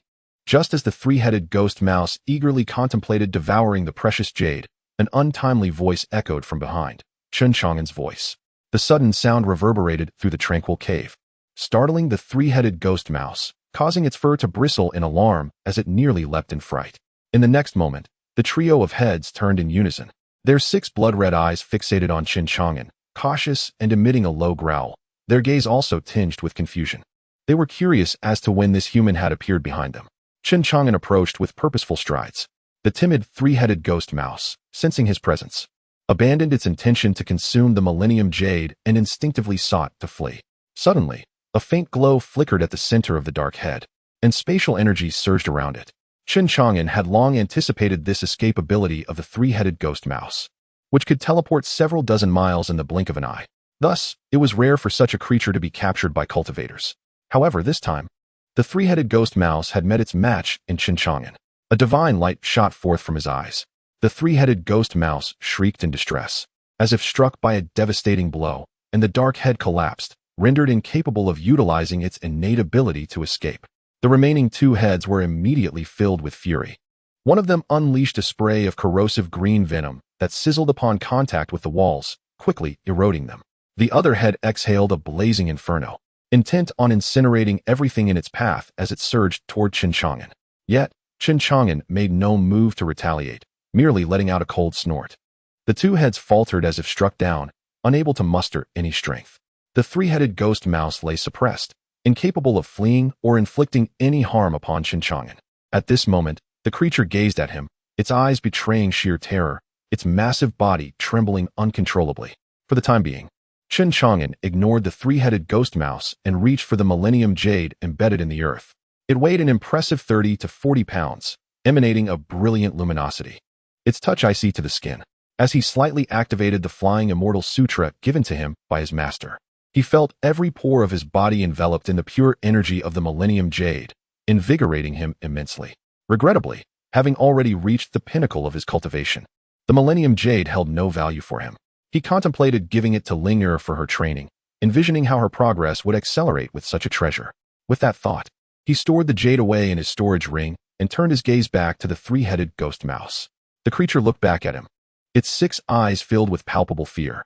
Soon after, A formidable and terrifying pressure emanated from Chen Chang'an, nearly compressing the three-headed ghost mouse into a mere mass of flesh. The three-headed ghost mouse was engulfed in dread. It was a valuable creature known for seeking rare treasures, and Chen Chang'an would not simply slay it. That would be an utter waste. Chen Chang'an infused a life and death talisman into the body of the three-headed ghost mouse. Instantly, the creature felt its existence bound. Engulfed by a profound terror at the hands of the man before it, Chen Chang'an subtly manipulated the life and death talisman within the three-headed ghost mouse, unleashing an overwhelming force that threatened to tear apart every inch of its flesh, amplifying its fear and dread. He declared, "Your life is now in my grasp. From this day forth, submit to me and acknowledge me as your master, or face death." The three-headed ghost mouse, already averse to the notion of demise, hastily bowed its heads in submission under Chen Chang'an's coercive presence. Observing this spectacle, Chen Chang'an mused, "Indeed, this three-headed ghost mouse is as the ancient texts describe, fearful of death. Capturing and subduing it shall be an effortless endeavor." Once the three-headed ghost mouse yielded, Chen Chang'an calmed the tumultuous life and death talisman within its being, dissipating the oppressive aura that loomed over it. Yet, the creature remained somewhat anxious, curling up in front of Chen Chang'an, trembling. With a smile, he remarked, "You possess 3 heads. From now on, I shall call you Mouse-san." The three-headed ghost mouse felt an innate discontent with this moniker and could not help but emit a couple of squeaks in protest. Chen Chang'an narrowed his eyes. Sensing its dissatisfaction, the mouse quivered, and all 3 heads vigorously nodded in agreement. "I am pleased you like it. Now, lead me to your lair," Chen Chang'an commanded. Chapter 63, The Thieving Rodent and a Hidden Abode. Having tamed 3 spectral rats, Chen Chang'an departed from the cavern. He made a brief return to Orchid Village to bid farewell to Uncle Fu and the others, before following the 3-headed rat to its lair. Interestingly, the lair was not located within the Zhongliang Mountain, but rather towards the direction of the Dalong Mountain. This indicated that the rat frequently ventured out in search of treasures. Chen Chang'an felt a twinge of curiosity about what celestial materials and earthly treasures might lie within its abode, though the 3-headed rat appeared to submit to Chen Chang'an. If it could articulate its thoughts, it would likely be cursing under its breath. After decades of unimpeded treasure hunting, it had suddenly encountered such misfortune. Once free and unencumbered, it now found itself with a master. Naturally, the rat was displeased. It was not foolish and had discerned Chen Chang'an's intentions. The human cultivator undoubtedly sought the treasures it had painstakingly collected over the years, leaving the rat to lament its plight. Upon reaching Dalong Mountain, it was already afternoon, and the sun blazed fiercely. However, the approach to the mountain was unusually lively. Rainbows of light pierced the clouds, entering Dalong Mountain, and occasionally, one could spot large flying artifacts transporting dozens of cultivators, alongside powerful practitioners riding rare beasts soaring through the sky, all entering the mountain. Not a single soul like Chen Chang'an, who walked to the mountain, was in sight. The 3-headed rat had never witnessed so many cultivators and trembled in fear, its heart racing uncontrollably. The 3 rat heads dared not even glance at the practitioners above, reflecting their extreme timidity. Soon, a seasoned cultivator from the Fate Spring realm recognized the 3-headed spectral rat accompanying Chen Chang'an and was filled with delight. It was, indeed, the rare 3-headed treasure rat. Initially intending to visit the imperial palace in hopes of fortune, he had not anticipated encountering such a creature. Compared to the elusive opportunities that lay within the palace, seizing this 3-headed treasure rat and following it to its lair could prove to be a genuine windfall. Without hesitation, the Fate Spring cultivator made his move. As for Chen Chang'an beside the rat, the cultivator had already assessed his prowess and regarded him with disdain. Believing that a mere blood-nurturing realm practitioner had come in search of the palace, essentially courting disaster. Naturally, he dismissed Chen Chang'an entirely. Seeing someone making a move against him, the 3-headed rat dared not flee and quickly scurried behind Chen Chang'an. The latter glanced at the Fate Spring cultivator without uttering a word, merely employing his divine sight. Upon locking eyes with the cultivator, the latter let out a blood-curdling scream as though struck by an invisible sword, his face draining of color and his insides feeling as if pierced. He plummeted from the sky, grievously injured and unconscious. This spectacle startled the other cultivators who recognized the 3-headed rat. Initially, they had intended to compete for the creature, but witnessing the Fate Spring cultivator's sudden and mysterious downfall left them in shock, utterly perplexed by how Chen Chang'an had executed his strike so silently. He defeated the fated monk with ease. The other monks cast wary glances at Chen Chang'an, hesitant to seize the 3-headed treasure mouse that nestled behind him. This trepidation was entirely justified. After all, If Chen Chang'an truly appeared as weak as he seemed, how could he have captured such a remarkable creature? It was evident that he concealed his true prowess. Nonetheless, there were still skeptics among the ranks. One formidable practitioner, on the cusp of the royal realm, scoffed and attempted to play tricks. With a flourish, he extended his right hand, summoning a colossal hand of celestial might that surged forth to grasp Chen Chang'an and the mouse. The force of this titanic hand was terrifying, imbued with lethal intent, not only aimed at seizing the treasure mouse, but also at extinguishing Chen Chang'an's life. The three-headed mouse trembled in fear. Chen Chang'an's gaze, however, turned frigid. He had no intention of showing mercy to such a ruthless adversary. He activated his divine sight. A cry of agony erupted from the peak realm practitioner as his soul was obliterated, leaving behind only a soulless shell. With a swift motion, Chen Chang'an collected the lifeless body into his storage ring, intending to use it as material for crafting first-level longevity blood. This decisive act of subjugation left all the other practitioners in stunned silence, their faces drained of color, brimming with terror and dread. How powerful! What realm had he truly attained? With just a glance, he had caused a peak-fated practitioner to lose his very essence. Such a feat was beyond the capability of a mere monarch in the transformation realm. Could he be a master of the indomitable realm? The onlookers whispered among themselves, their expressions a mixture of shock and horror. Chen Chang'an's gaze swept over the remaining practitioners, seemingly assessing who else might dare to challenge him for his precious pet. As his eyes passed over them, the monks were struck with fear, unable to meet his gaze. The three-headed mouse, with its 6 small eyes shimmering, remained quaking behind Chen Chang'an, yet it sensed that its master was indeed formidable.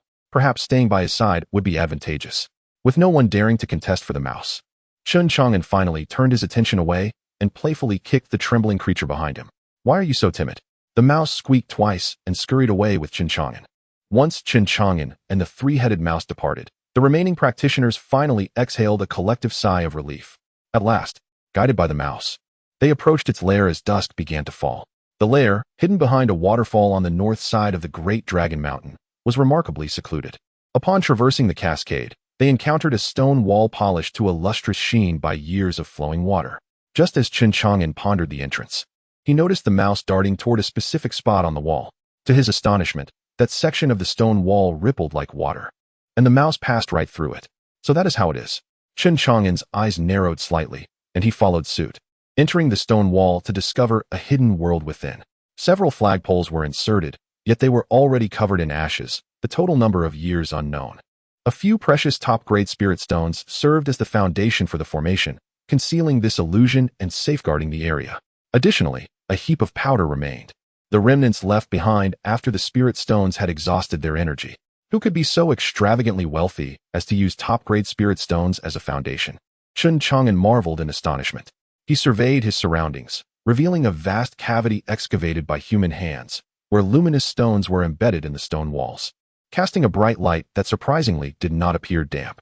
Chen Chang'an murmured to himself, "This seems to be a cave dwelling." Many cultivators, while comprehending the Tao of heaven and striving for breakthroughs, often establish such cave abodes to facilitate their ascension. This expansive cavity was unmistakably a cave dwelling. Chen Chang'an was taken aback to discover that the lair of the rat, San, was situated within a cave dwelling. The cavern led deeper into the earth. The rat turned back and let out a couple of squeaks before continuing further into the depths of the cave. Chen Chang'an followed closely behind. The cavern was profound, brimming with abundant spiritual energy, and at last, Chen Chang'an arrived at the site of the cave dwelling, following the rat San. Chapter 64. The Treasure of Shusan and the Terrifying Flesh. This is a spacious cavern, meticulously hewn to create 3 stone chambers and a vast stone hall, where a sophisticated spiritual gathering array has been arranged. The spiritual energy here is so dense that it almost takes on a tangible, mist-like form. Within the stone hall, myriad lights shimmer, intertwining in a riot of colors. All of these are the treasures that Shusan has amassed over the years. There are dozens of precious ores and materials, as well as various rare, celestial treasures. Upon merely casting a glance, Chen Chang'an could not help but reveal a look of astonishment. 9 patterned gold, dragon's tear bronze, purple phoenix wood, earth fire essence, 9 marvelous vermilion fruits. These are all exceedingly rare celestial materials recorded in the ancient texts Chen Chang'an had perused in the library, for he had seen their illustrations. Chen Chang'an, having utilized his divine mind to absorb the contents of those ancient tomes, had committed them to memory, thus recognizing them at a glance. However, Many he had not encountered in the texts, so he could not identify them. Yet, every celestial material and treasure collected by Xu San is far from ordinary, radiating a spectrum of colors, exuding an aura of mystery and rarity. It is important to note that these celestial materials are essential for refining top-tier magical artifacts, and some serve as scarce ingredients for concocting crucial elixirs. For instance, the 9 marvelous vermilion fruit is one of the primary ingredients required by sovereign cultivators in the transformation realm to break through to the undying realm, ascending to the ranks of master-level powerhouses. The purple phoenix wood, resembling purple blood, burns with a fierce brilliance, containing the essence of utmost yang, adorned with divine phoenix patterns. If an undying true monarch in the realm of 10,000 laws desires to refine a suitable pure yang magical artifact, this purple phoenix would serve as an excellent material for such endeavors. The earth fire essence, on the other hand, is a sacred elixir for body refinement, capable of enhancing the strength of the flesh, and is exceedingly rare. Squeak, squeak. Xu San gazed at Chen Chang'an with gleaming eyes, realizing that his collection might soon be at risk, feeling almost on the verge of tears. Chen Chang'an chuckled softly. No wonder so many cultivators sought to seize this 3-headed treasure mouse. It seems they are well aware of the precious treasures hidden within its lair. This has truly opened my eyes. The celestial materials and treasures were piled high like a mountain, and for the moment, Chen Chang'an could not discern what all was present. He was not in a hurry to plunder Shuzhen's treasures. Rather, he was intrigued by the cavern itself. To arrange such a high-level spiritual gathering array here, the owner of this cavern must possess formidable strength. I wonder if he is alive or dead. Upon hearing Chen Chang'an's musings, Xu San tugged at his pant leg, leading him into one of the stone chambers. Inside, Chen Chang'an beheld a corpse seated upon a spiritual bed. Astonishingly, this body had seemingly been dead for an indeterminate time, its garments reduced to ashes. Yet, the flesh remained intact, appearing remarkably lifelike, as if it were still alive. Upon closer examination, Chen Chang'an noted that this corporeal form still harbored an astonishing vitality, and he could faintly hear the sound of the ocean waves crashing against rocks. A booming resonance of life force. Approaching this corpse felt akin to standing before a roaring furnace, intensely blazing, as though it might turn Chen Chang'an to ashes at any moment. Chen Chang'an exerted a modicum of his invincible cultivation to withstand the terrifying heat of blood energy, gazing at the corpse while muttering to himself, "What an extraordinarily resilient physique." Even those esteemed monarchs and sect leaders, having undergone the baptism of the heavenly Tao, cannot compare to the strength of this very body before me. Judging by the state of this cave dwelling, it seems this individual has been in a state of meditation for many years, yet his physical form still harbors such formidable power. Who could this person be? Truly remarkable. Chapter 65. The Martial King, the Cloud Dragon, and the Art of Celestial Transformation. Mouse 3 dared not enter the stone chamber, instead opting to hide outside and observe furtively. Its instincts warned it of an overwhelming aura of danger emanating from the corpse within, leading it to avoid stepping inside, despite knowing of the presence of the body. In stark contrast, Chen Chang'an was unfazed. His formidable strength assured him that he could handle whatever lay ahead. Inside the stone chamber, Chen Chang'an examined the corpse, which showed no signs of decay even in death, suggesting it belonged to a formidable body cultivator. His gaze fell upon the storage ring adorning the corpse's right hand, speculating that it might contain body cultivation techniques. He reached out to retrieve it. Suddenly, the corpse stirred. It was imbued with an astonishing vitality, akin to a blazing furnace. Yet it exuded an unsettling chill rather than warmth. The lifeless eyes opened, revealing a pair of eerie crimson orbs fixed on Chen Chang'an, as a hand extended towards him. Though startled by the corpse's abrupt reanimation, Chen Chang'an remained undaunted, letting out a cold snort. His invincible prowess held the corpse firmly in place, rendering it immobile. A shrill, piercing scream erupted from the corpse. Chen Chang'an frowned. Legend spoke of powerful body cultivators whose physical forms remained incorruptible for millennia, their blood vitality immense, and in death, they could manifest strange life forces, becoming ominous. Thus, it was evident that this corpse, as Chen Chang'an had surmised, had once been a formidable practitioner. With a mere gesture, Chen Chang'an obliterated the corporeal form, leaving only the storage ring behind. Upon opening it, he found nothing but a violet treasure leaf. A transmission treasure leaf? Chen Chang'an marveled. Recognizing it from his studies in the library, it was an exceedingly rare and precious artifact for imparting teachings. He pressed the treasure leaf to his forehead, and with a brilliant burst of violet light, he felt his soul being drawn into an unknown, mystical realm. There, He beheld a robust middle-aged man standing atop a solitary peak, emanating a terrifying aura, his blood vitality as imposing as a mountain, suffocating in its intensity. This man was none other than the corpse from the stone chamber. The middle-aged man spoke. "I am the Cloud Dragon, originally drawn here for the martial sage's tomb. Yet I fell victim to a treacherous ambush and perished. Since you have acquired the transmission treasure leaf, you are my fated one. Today, I shall bestow upon you my legacy, hoping that should you encounter my enemies in the future, you will avenge me." With that, he gestured, and a torrent of immense memories flooded into Chen Chang'an's consciousness. He began to absorb this legacy. After an hour, Chen Chang'an finally assimilated the entirety of the Cloud Dragon's memories. The transmission treasure leaf upon his brow turned to ash as he awakened, his eyes sparkling with radiant brilliance. "The art of celestial transformation," Chen Chang'an murmured. This was the ancient body cultivation technique bequeathed to him by the middle-aged man. The heaven and earth creation secret is divided into 3 layers, encompassing a myriad of concepts, including methods for body refinement and detailed accounts of various mystical arts and secrets pertinent to different cultivation realms. However, the cloud-dwelling dragon has only mastered the first layer of this secret, limiting his cultivation to the transformation of spirit realm, thereby becoming a martial king. This cloud-dwelling dragon, a formidable peak martial king, ventured into the Huzhou territory in search of the tomb of the martial saint. The reason for his quest lies in the possession of the second layer of the heaven and earth creation secret by the martial saint, Bajie, which would allow one to ascend from the martial king to the martial saint realm. Alas, the cloud-dwelling dragon was ill-fated, encountering enemies and ultimately perishing without locating the tomb. Chen Chang'an murmured to himself, "Situ Wukong, I shall remember your foe. Should I cross paths with him, I will avenge you, as a means to repay your kindness in imparting the teachings." Yet, Chen Chang'an pondered that the cloud-dwelling dragon must have perished several millennia ago, and his adversary was likely long gone from this world. A smile graced Chen Chang'an's face, his spirits lifted. Through the treasured leaf of transmission, he comprehended the essence of the teachings without needing to learn them in a conventional manner. He merely needed to cultivate. However, one source of vexation for Chen Chang'an was that each breakthrough in cultivation required the use of body-refining elixirs detailed in the heaven and earth creation secret. The higher the realm, the more precious the materials required for concocting these elixirs. At present, transitioning from the blood-nourishing realm to the transcending mortality realm necessitated a specific elixir known as the blood spirit pill, which demanded the gathering of 373 different medicinal ingredients. Fortunately, except for a few rare ones, most were not particularly hard to find. He planned to ask Hong Ing for assistance in gathering the materials to commence his alchemical endeavors and begin his cultivation. The path of law cultivation had reached its zenith due to the invincible prowess he possessed. Chen Chang'an eagerly anticipated the alternate path of body cultivation, hoping it would not disappoint him.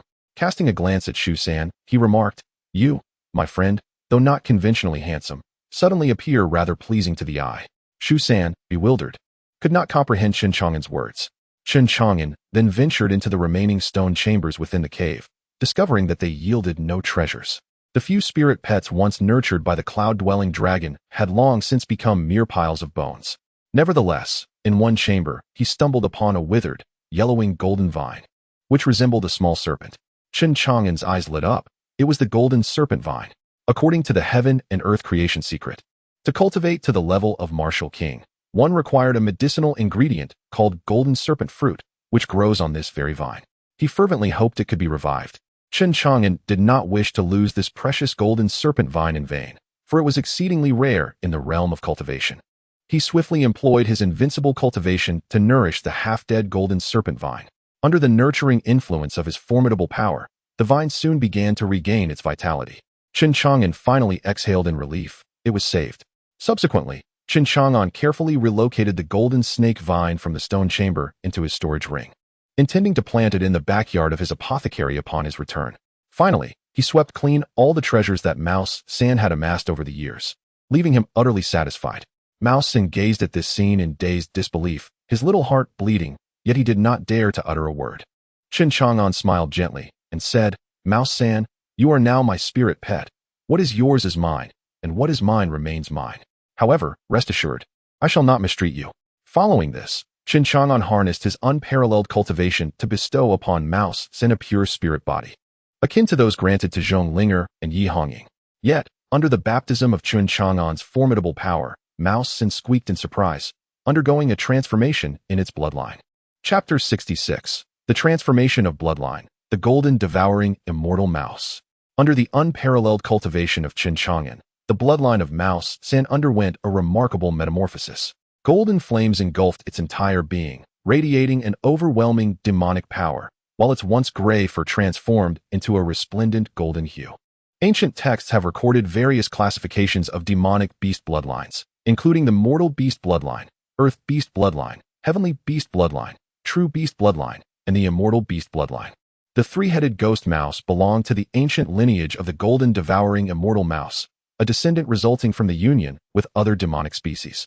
Over the years, the essence of its immortal bloodline had become exceedingly rare, nearly extinguished. Yet, it still possessed an extraordinarily scarce heavenly beast bloodline within the realm of cultivation. However, due to Chen Chang'an's unparalleled prowess, a serendipitous event allowed it to reclaim the ancestral bloodline of the golden devouring immortal mouse. Witnessing this transformation, Chen Chang'an continued to bestow his blessings upon Mouse San, facilitating its ultimate evolution. After a span of 3 full hours, the metamorphosis of its bloodline finally culminated. Its physical form had diminished considerably, adorned with intricate golden demonic patterns, particularly highlighted by the 3 radiant celestial inscriptions atop its 3 heads. Its 6 cunning eyes blazed with golden flames, presenting an extraordinary spectacle, significantly different from its former appearance. Chen Chang'an was filled with elation. The sudden transformation of his spirit pet into one possessing the immortal bloodline promised extraordinary potential, allowing it to touch the threshold of the Demon Emperor level in the future. Should a beast with an immortal bloodline manifest within the cultivation community, it would undoubtedly incite tremendous upheaval, attracting countless formidable powers vying for its allegiance. Furthermore, Chen Chang'an discerned an invaluable aspect of his unparalleled cultivation, the ability to assist demonic beasts in reclaiming their ancestral bloodlines. He designated this significant function as bloodline transformation. Yet, aiding Mouse San in attaining the pinnacle of the immortal bloodline came at a considerable cost, consuming a decade of his lifespan. His remaining lifespan now stood at 16,184. Nevertheless, this sacrifice was deemed worthwhile. It was rumored that the golden devouring immortal mouse possessed a true talent for treasure hunting. Even the weakest among them, at the blood-nourishing realm, could effortlessly detect various heavenly materials and precious ores within a radius of hundreds of miles. If one were to reach the level of a demon emperor, they could potentially scour an entire region for treasures. However, the golden devouring immortal mouse was more inclined towards supportive functions and lacked formidable combat prowess. This was precisely what Chen Chang'an required. Matters of combat were inconsequential, for he was already invincible. Upon realizing its transformation into a golden devouring immortal mouse, Mouse San could not contain its excitement, squeaking joyfully in gratitude. "Thank you, Master, for your grace." Following the transformation, it astonishingly found itself capable of human speech. It is essential to note that for a demonic beast to articulate human language, it must attain the destiny realm. Upon reaching the spirit transformation realm, a demonic beast could choose to morph into a formidable demon king. Mouse San, however, was still merely a beast of the Fate Spring realm, with 2 significant realms remaining before achieving the destiny realm. Chen Chang'an addressed it, "Mouse San, as my spirit pet, you shall not be wronged. Henceforth, you must diligently employ your innate talents to assist me. Do you understand?" Mouse San acknowledged this with a firm nod, having already savored the sweetness of its newfound position under Chen Chang'an's care. It had never crossed its mind that one day it would undergo a transformation of its bloodline, becoming a golden-eating celestial mouse, akin to its ancestors. It was filled with astonishment and gratitude. Although initially unwilling to be forcefully subjugated by Chen Chang'an, the mouse, known as Shu San, now felt a profound sense of relief that it had been chosen as a spirit pet by this formidable human. Otherwise, it would have spent its entire life without the hope of evolving into a golden-eating celestial mouse. Particularly, as Chen Chang'an aided it in its bloodline transformation, Shu San could deeply sense the unfathomable depths of Chen Chang'an. The power surging within him was akin to an immense and boundless ocean, vast, immeasurable, and awe-inspiring. Following Chen Chang'an might lead to a life of indulgence and abundance. Next, Chen Chang'an seamlessly infused the rare materials required for each realm of the first layer of the heaven and earth transformation technique directly into Shu San's consciousness. "Shu San, I require these precious materials. Utilize your innate gifts and abilities to seek them out for me." "At your command, Master." Shu San nodded earnestly. Following this, Chen Chang'an departed from the cave, not allowing Shu San to accompany him, instructing it to scour the surroundings for the desired materials. He was concerned about Shu San's current weakness. What if it encountered danger while searching for the precious items? Before leaving, Chen Chang'an imbued Shu San with a life and death talisman, sufficient to protect its life. Moreover, with Shu San's transformation into a golden-eating celestial mouse, its escape abilities had significantly improved. After Chen Chang'an left, Shu San gazed at the cave before it, no longer lingering, and set off as well. Its next task was to diligently seek out the precious materials required by its master. When Chen Chang'an emerged from the cave, night had already fallen. He did not linger on Dragon Mountain, but headed straight back to Tianwu City. On the way, he sent a message to Yi Hongying using a communication talisman. Upon his return, Yi Hongying was already waiting for him at the Jiukong apothecary. "Young master, you have returned," she greeted. Chen Chang'an inquired, "How did it go with the alchemical materials I asked you to find?" Yi Hongying produced a storage pouch. "All the materials are inside. They are not particularly rare, so gathering them was not difficult." "Thank you for your efforts," Chen Chang'an replied, opening the pouch and revealing a splendid array of alchemical materials, which prompted a satisfied smile to grace his face. "Serving you is my duty, young master," she responded graciously. Chapter 67. Bestowing Millennia of Jade Essence. Am I dreaming? Subsequently, Chen Chang'an compiled a list that detailed nearly tens of thousands of celestial materials and treasures, alongside various precious herbs. Upon gazing at the densely packed items on the list, Yi Hongying felt a shiver run down her spine and swallowed hard. "My lord, please keep an eye out for me. I require them all." Yi Hongying nodded. "I shall do my utmost." I noticed many celestial materials on the list, such as the dragon flame lotus, which is said to have been extinct in the realm of cultivation for millennia. It may prove exceedingly difficult to acquire. Do your best, but do not force it. Understood, my lord. Chen Chang'an looked at Yi Hongying and inquired, "Hongying, what is your current cultivation level?" Yi Hongying replied, "Thanks to your assistance in manifesting my pure spirit body, I have recently advanced to the pinnacle of the Fate Spring realm. I am but a step away from reaching the Life Will realm, and I believe that within a year, I shall ascend." As she spoke, a smile graced Yi Hongying's lips, evidently delighted. "Take this. It should aid you in breaking through to the Life Will realm." Chen Chang'an produced 5 pieces of Millennia Jade Essence and presented them to Yi Hongying.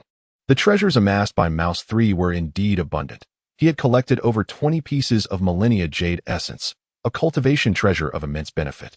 When Yi Hongying beheld Chen Chang'an nonchalantly retrieve 5 pieces of Millennia Jade Essence, she was taken aback. "Is that Millennia Jade Essence?" 5 pieces, nonetheless. Her beautiful eyes brimmed with astonishment. It is well known that Millennia Jade Essence belongs to the category of celestial materials and treasures, being exceptionally rare, concealed within spiritual mountains, and cultivated through thousands of years of earthly energy. It significantly aids in cultivation, reducing the time required for breakthroughs. For someone like Yi Hongying, who stood at the pinnacle of the Fate Spring realm and possessed remarkable talent, a year was typically needed to transition into the Life Will realm. However, with the refinement of Millennia Jade Essence, she might only require a month to achieve that breakthrough. What is more, such cultivation treasures are seldom encountered. One might only find them at auctions once every few decades or centuries. To her astonishment, Chen Chang'an had casually produced 5 pieces and gifted them to her. Yi Hongying was both flattered and astonished. "My lord, is this truly for me?" "Of course. It is far too precious. I cannot accept this," Chen Chang'an replied. "You have performed a service for me. This is merely a token of reward, a trifle." "A trifle? Worthless?" His words caused Yi Hongying's lips to twitch slightly. "Is this the world of the elite? If you find that insufficient, I have more." Saying this, Chen Chang'an produced over 10 additional pieces of Millennia Jade Essence, each emanating a pure and formidable energy radiance, akin to individual treasures. Yi Hongying stared, her eyes wide with awe, and gasped. "Indeed, there are so many." Chen Chang'an sighed. "Indeed. The mouse has indeed presented him with a remarkable gift. Among the treasures, many are of little use to him, but hold great value for those around him, making them excellent rewards. After all, it is illogical to allow a rabbit to run while denying it the grass to graze. Only when it is well fed can it muster the strength to diligently serve him." Chen Chang'an initially intended to gift Yi Hongying several pieces of Millennium Jade, yet she quickly interjected, "Enough, enough, my lord. These 5 pieces of Millennium Jade are sufficient for my cultivation for quite some time." Although Yi Hongying yearned to claim all the dozen pieces for herself, she refrained. For she was not a greedy person. 5 pieces were more than enough to satisfy her. She vowed to diligently seek out the various materials listed for Chen Chang'an upon her return. After discussing a few more matters with Yi Hongying, she took her leave. Subsequently, Chen Chang'an extracted 6 pieces from the remaining 18 to bestow upon the cultivating Zhonglinger. With these 6 pieces, her cultivation speed would undoubtedly see a significant enhancement, propelling her progress swiftly.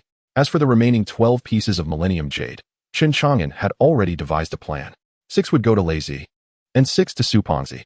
Standing in the backyard, Chen Chang'an raised his hand and tossed the 6 pieces of Millennium Jade into the night, where they gracefully cut through the darkness, landing precisely in the courtyard of Lin Lei, who was asleep, cradling Han Xiaolu. The sound of the 6 pieces striking the ground jolted Lin Lei awake. Yawning, he checked the situation outside and was immediately greeted by the sight of the 6 pieces of Millennium Jade, their brilliance dazzling. Lin Lei's drowsiness vanished in an instant. His eyes widened in bewilderment as he rubbed them. Goodness, is that Millennium Jade? Am I dreaming? Chapter 68. The first level of body refinement and Yi Xian's killing intent in the room. Chen Chang'an carefully retrieved various materials required for concocting the blood spirit pill, which Yi Hongying had brought for him from his storage bag. Finally, he produced an alchemical furnace, also prepared by Yi Hongying. The blood spirit pill could merely be classified as a first-grade elixir. Chen Chang'an had acquired some fundamental alchemical techniques from the ancient texts in the storage ring of a past cultivator. Today, he would endeavor to see if he could successfully refine the blood spirit pill. Lacking the foundational spells to conjure alchemical flames, he resorted to the simplest method, igniting flame stones to create the necessary fire. Following this, he meticulously measured the herbal ingredients, adding them to the furnace to extract their essence, adhering strictly to the order dictated by the properties of the materials. As the night wore on and dawn broke outside, Chen Chang'an finally completed the final step of condensing the elixir.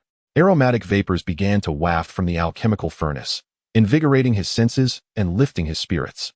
Upon unveiling the furnace, he found 6 perfectly rounded and plump blood spirit pills, each the size of a longan, radiating a crimson glow. Success! Chen Chang'an was immensely pleased. Having refined a first-grade elixir officially designated him as an alchemist. The process of alchemy proved to be far simpler than he had anticipated, primarily due to the techniques he mastered through the divine mind. Although he had never physically practiced the art of alchemy, he had already perfected the methods in theory, leading to his successful creation of the blood spirit pill on the very first attempt.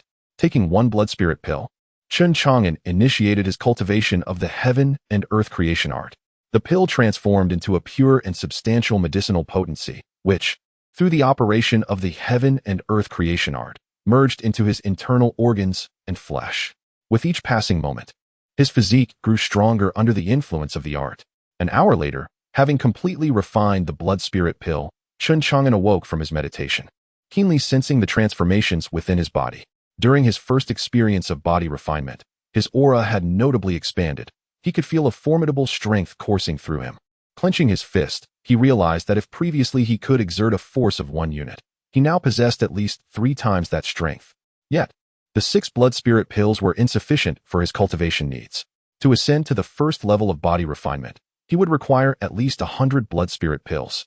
The first level of body refinement corresponded to the blood-nourishing realm in spiritual cultivation. The terminology of body refinement was refreshingly straightforward, devoid of any ostentation. The progression from 1st to 5th levels of body refinement aligned with the blood-nourishing realm up to the fate realm, beyond which lay the realms of martial kings and great martial kings, corresponding to the ranks of noble lords and sect leaders among spiritual cultivators. Subsequently, Chen Chang'an refined 3 more blood spirit pills, finally stepping into the world of body refinement, emerging as a novice practitioner of the first level. System prompt. The host has broken through the first level of body cultivation, lifespan 20, current lifespan 16,204. Chen Chang'an opened his eyes, revealing a look of delight. After the breakthrough, he indeed gained an extension of life. It is said that in the realm of body cultivation, the higher the level, the more robust the vitality and life essence, incomparable to any equal-level method of cultivation. At long last, Chen Chang'an took his first step. The path of body cultivation is indeed viable. For the time being, he had no intention of venturing out. He set a goal for himself, to swiftly advance from the first to the second level. Once he breaks through to the second level of body cultivation, a qualitative transformation will occur, allowing him to convert the vitality within him into elemental spiritual energy. By consuming this vitality, he could unleash a variety of magical abilities. This was precisely what Chen Chang'an required, to wield invincible prowess and perform various spells. Even some lower-tier spells would unleash unparalleled terror in his hands. thus facilitating the utilization of his unmatched capabilities. At Wanbao Pavilion, Yi Hongying gazed at the densely packed list of materials and couldn't help but feel troubled. She sighed softly. The materials requested by the young master were indeed a headache. Where could she possibly find them? Soon after, Yi Hongying took out the Millennium Jade essence that Chen Chang'an had given her and resumed her cultivation. Upon receiving this precious jade essence, she had eagerly returned to Wanbao Pavilion to begin her practice. Through a night of cultivation, she absorbed the pure energy within the Millennium Jade essence, her progress skyrocketing. Within a month, she was bound to break through to the lifespan cycle realm. However, at that moment, a middle-aged man, elegantly dressed and tall and thin, appeared in her room. Upon seeing him, Yi Hongying's expression changed, and she instinctively sought to hide the jade essence. But it was too late. The middle-aged man, upon noticing the Millennium Jade essence in Yi Hongying's hand, immediately displayed a glimmer of interest in his eyes and coldly inquired, "Yi Hongying, where did you acquire these 5 pieces of Millennium Jade essence?" Realizing that there was no point in hiding, Yi Hongying responded, "Uncle, what concern is it of yours where this jade essence comes from? Moreover, you barged into my room without so much as a greeting. Did you even consider asking me?" Her gaze was icy. Although she addressed the middle-aged man as her uncle, there was no hint of warmth in their exchange. Yi Xian let out a scoff. "Yi Hongying, as the manager of Wanbao Pavilion, it seems these 5 pieces of jade essence were acquired by the pavilion. How dare you keep them hidden? You were fortunate I discovered it, and now you dare to retort?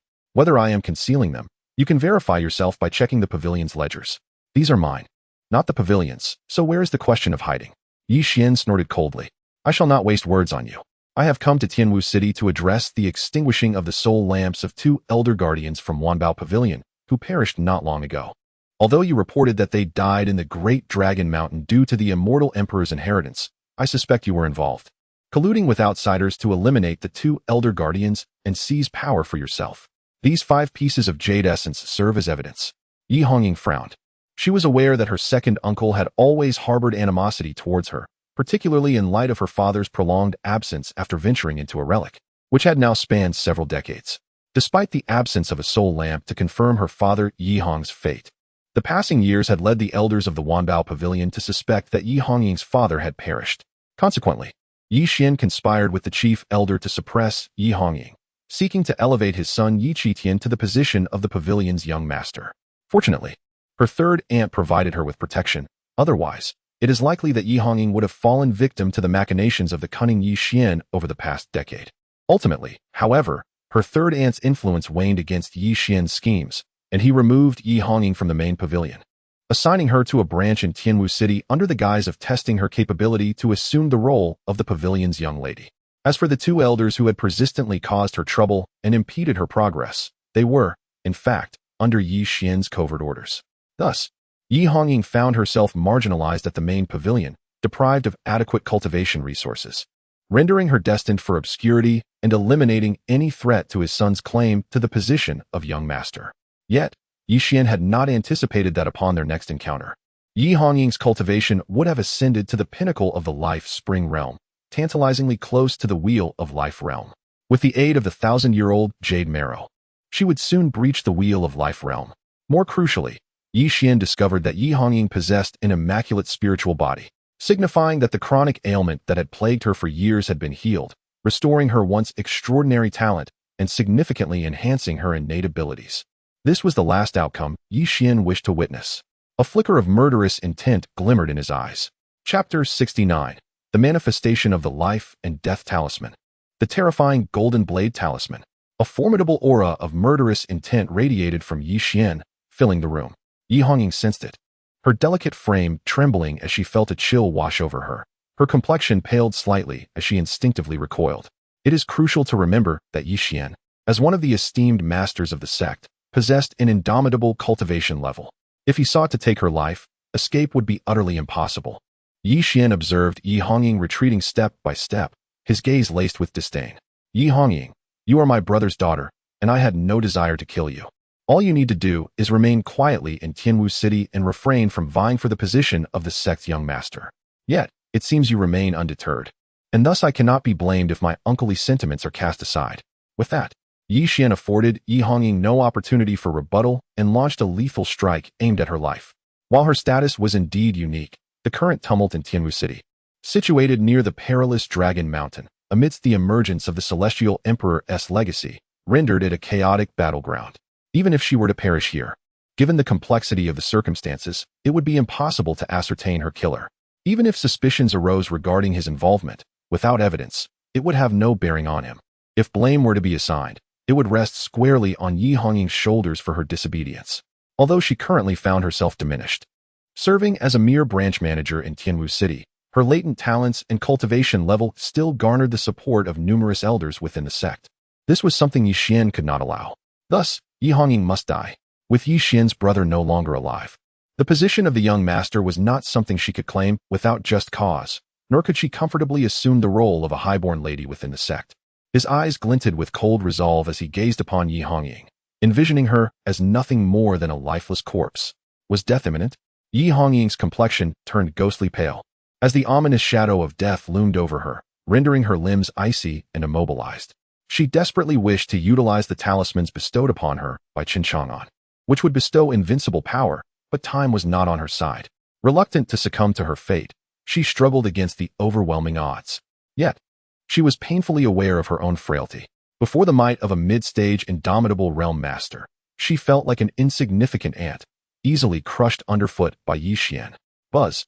Just as Yi Hongying appeared on the brink of death, a dormant talisman within her consciousness suddenly erupted into a brilliant radiance.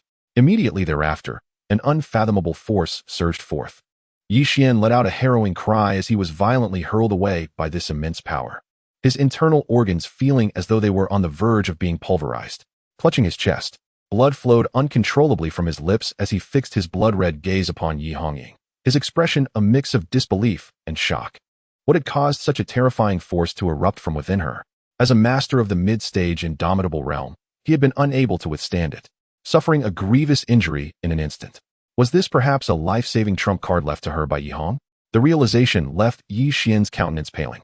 Overtaken by a profound fear, he dreaded the thought of what would become of him should she be able to harness this unfathomable power. Death.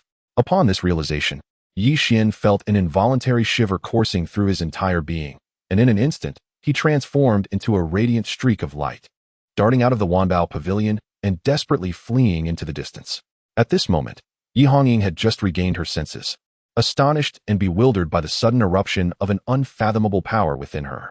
However, she soon remembered that this was the life and death talisman that Chen Chang'an had deliberately implanted within her, which was said to preserve her life. Hastily, she turned her gaze inward, where the talisman shimmered with a dazzling brilliance, illuminating her entire sea of consciousness and instantly warming her previously cold and desolate soul. Indeed, it was the precious talisman given to her by the young master that had saved her life. Had it not been for today's perilous crisis, she might have forgotten about it altogether, never believing that this talisman alone could withstand the onslaught of the cult leader. Yet, to her astonishment, the talisman's power exceeded her expectations, not only thwarting Yi Xian's lethal strike, but also inflicting a grievous wound upon him.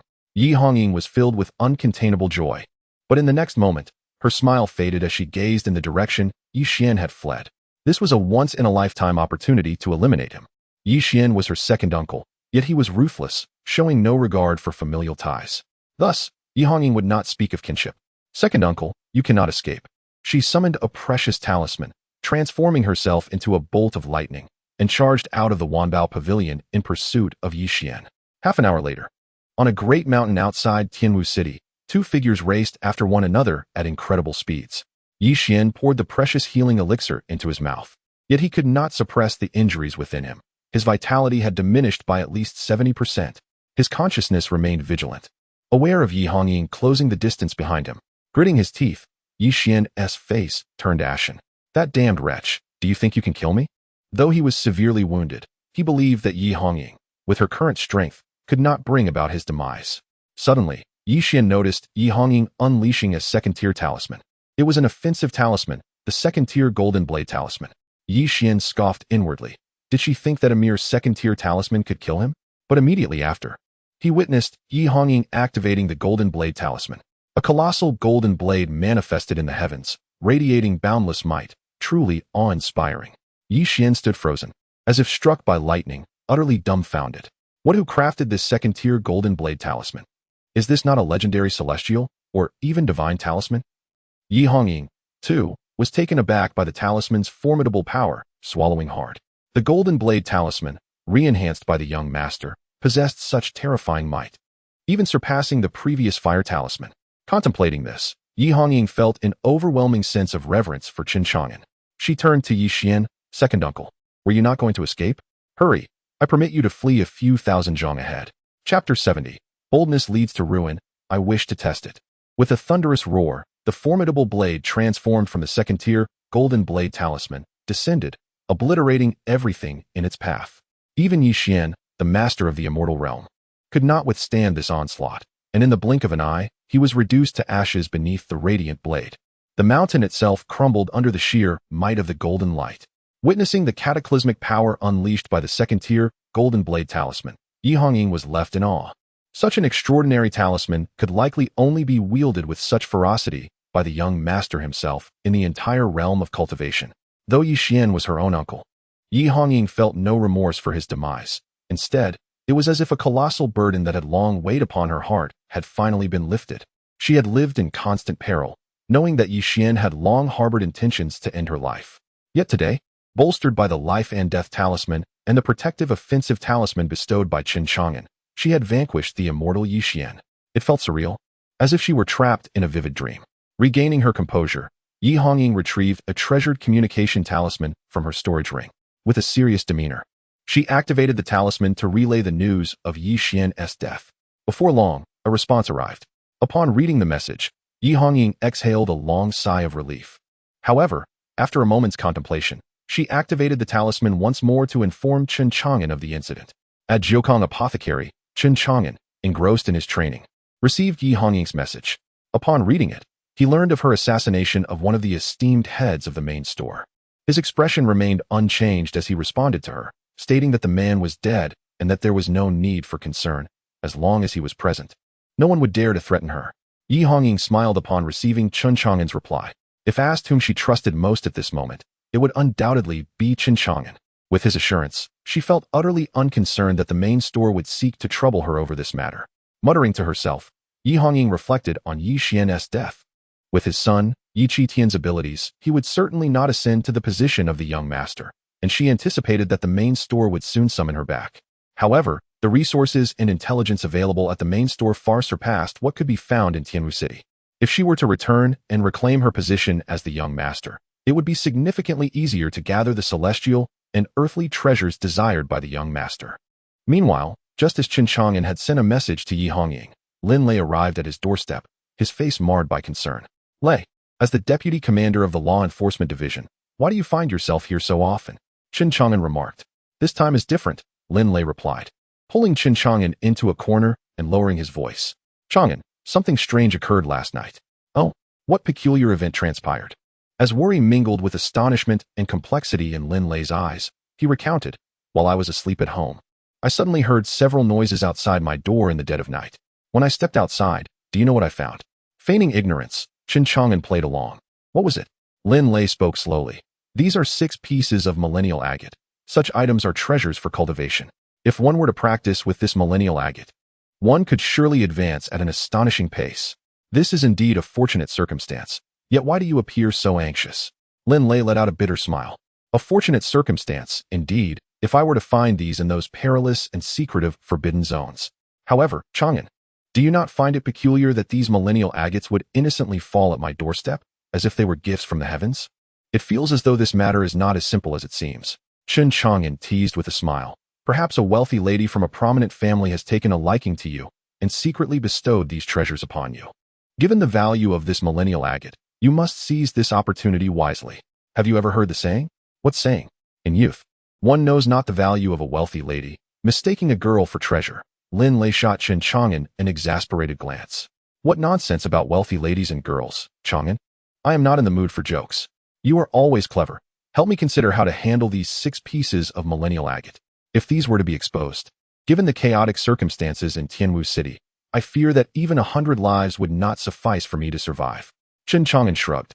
If you are afraid, you can choose to discard them. Lin Lei stared in disbelief. These are treasures. How could I possibly discard them? Chen Chang'an replied, since you won't discard them, keep them close and utilize them for cultivation. With these 6 pieces of millennial agate, with your talent. You could surely break through to the transformation god realm and become a noble like Chu Yongtian. Since these 6 pieces of millennial agate have come to your home, it is your fortuitous opportunity. You must cherish it. Lin Lei pondered for a moment and nodded earnestly. Chang'an, what you say holds merit. Regardless of how these 6 pieces of millennial agate came to be, since they have landed at my doorstep, they are my fortune. I cannot cowardly let this opportunity slip away. Afterward, Lin Lei took out 3 pieces of millennial agate. Chang'an, take these 3. With the millennial agate, you will surely break through to blood nurturing swiftly. Chen Chang'an shook his head. I do not want them. Why not? These are treasures for cultivation. Even if your aptitude is somewhat lacking, they would still be of great benefit. Lin Lei furrowed his brow. I sense that your cultivation aura has not progressed at all recently. Have you truly given up on cultivating? He earnestly advised. Chang'an, cultivation is not an easy endeavor. You must not abandon it. If you forsake cultivation, your life will be ruined. Chen Chang'an responded. I never said I would give up. I have simply found a path that suits me better. A path that suits you better? Lin Lei asked, puzzled. The path of physical cultivation, Chen Chang'an revealed slowly. Lin Lei was astonished. You possess a method for physical cultivation? By chance, came the reply. Lin Lei grew worried again. I have heard that the path of physical cultivation is exceedingly difficult to break through, far more so than the path of spiritual cultivation. It requires enduring the trials of refining one's bones and flesh, suffering through countless hardships. While the path of spiritual cultivation merely requires breakthroughs to receive the cleansing of heaven and earth, strengthening the body without any pain. Are you truly determined to take such a challenging path? Chen Chang'an smiled. I wish to give it a try. Chapter 71. The Turmoil of the Imperial Palace. Su Ting arrives. Lin Lei observed Chen Chang'an with unwavering determination in his eyes, clearly resolute in his decision to pursue this path to the very end. He sighed inwardly and ceased his attempts at persuasion. Indeed, as Chen Chang'an had articulated, if the path of legal cultivation proved arduous, the path of physical cultivation could serve as an alternative. Yet, this route is fraught with challenges.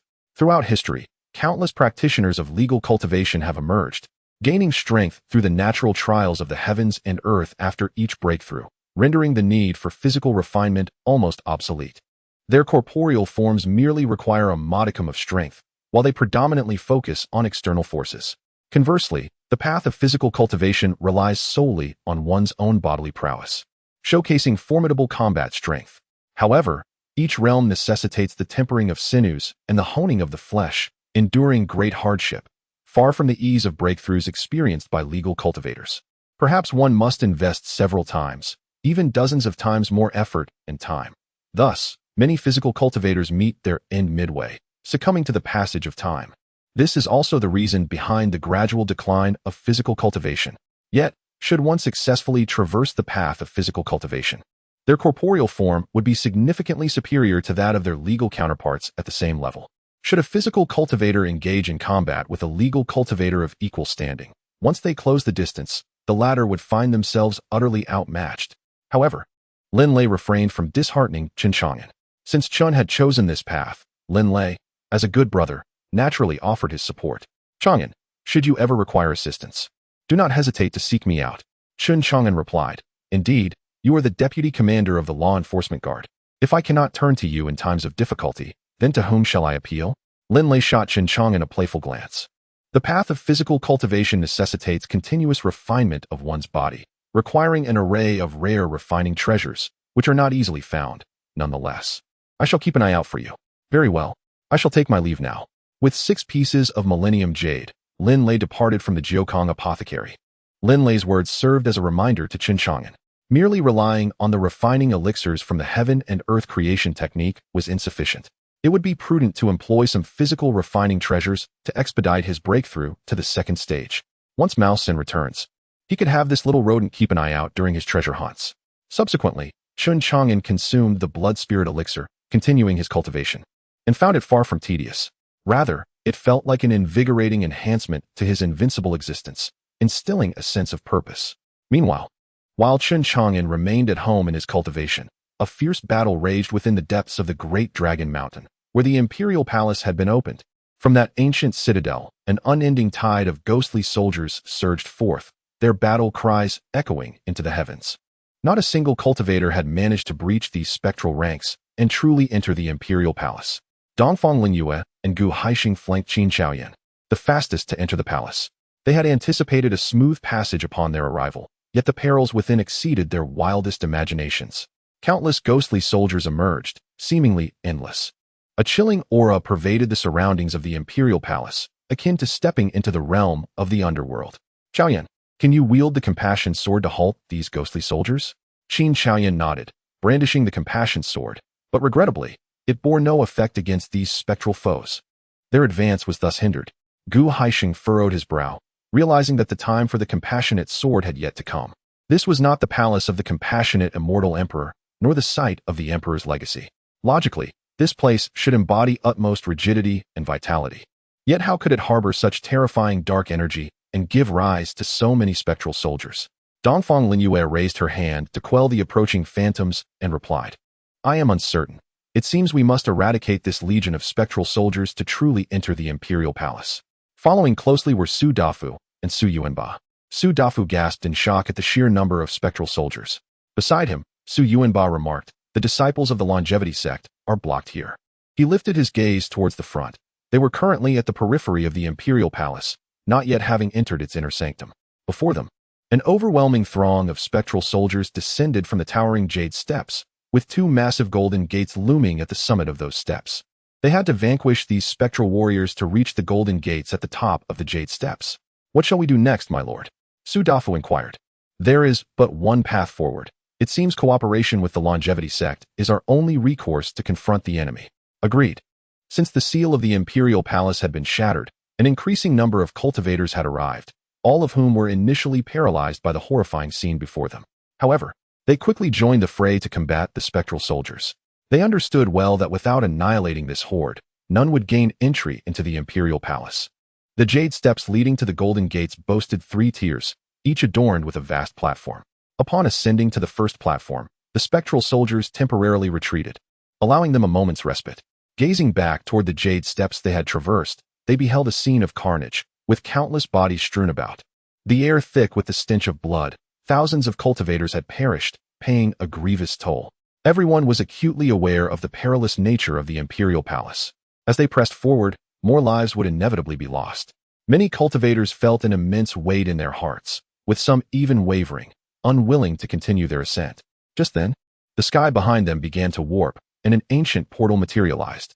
As the portal opened, a thunderous roar erupted, and 12 bronze war chariots surged forth, soaring through the clouds and arriving at Dragon Mountain. A formidable aura emanated from the bronze chariots, causing all on the first platform to change countenance. It was the forces of the Daylight Dynasty, the most formidable power in Hezhou, undoubtedly possessing an astonishing foundation. They had constructed this temporary teleportation array to dispatch their elite. Who would dare challenge them? Dongfang Linyue frowned. The Daylight Dynasty has indeed arrived. Gu Haisheng spoke with a bitter tone, with the Daylight Dynasty joining the fray. While our entry into the imperial palace may become easier, it is likely that Chang'an's pursuit of the immortal emperor's legacy will not be so straightforward. Dongfang Linyue replied, ultimately, it presents an opportunity. With Chang'an wielding the compassionate sword, we have already seized the initiative in the contest for the emperor's legacy. Su Dafu, peering through his rodent-masked face, coldly fixed his gaze upon the 12 bronze war chariots in the sky. Su Yuanba exclaimed, Your Highness, the individuals from the Sun Dynasty have arrived. We must conceal ourselves to prevent our identities from being discerned. Su Dafu remained silent, his gaze fixated on the leading bronze war chariot. Upon it stood a young man clad in a python robe, his dark hair billowing, bearing an expression of indifference. His deep-set eyes exuded an extraordinary aura. Su Dafu stared intently at this young man in the python robe. Indeed, he had come. This individual was none other than Su Teng, the crown prince of the Sun Dynasty. A paragon of both martial and spiritual prowess, Su Teng was renowned as one of the most formidable prodigies in Hezhou, his strength and talent rendering countless others breathless in comparison. Su Teng's perception was exceptionally keen. He seemed to sense Su Dafu's gaze, looking down from his elevated position with a cool demeanor. Su Dafu and Su Yuanba felt as though they were facing a formidable adversary and swiftly reined in their energies to avoid detection by Su Teng. However, Su Teng spoke with a calmness that belied the tension. Brother, so you are hiding here. With those words, a palpable murderous intent surged forth. From the bronze war chariot, a powerful figure of the dynasty made a move, causing the very heavens to shift in color, intent on intercepting Su Yuanba and Su Dafu. Two cultivators donned in rat-faced masks also sprang into action, unleashing a comparable level of power, presenting an intimidating stance to obstruct the imperial figure. Just as it seemed that a fierce battle would erupt in the skies, the masked cultivators executed a single move before decisively retreating. Let us go. In that fleeting moment, Su Yuanba seized Su Dafu and fled in the same direction. The imperial figure sought to pursue them, but Su Teng interjected. Securing the immortal emperor's legacy is of greater importance. These two clowns are inconsequential and can be dealt with later. At your command. Chapter 72, The Abyssal Gate.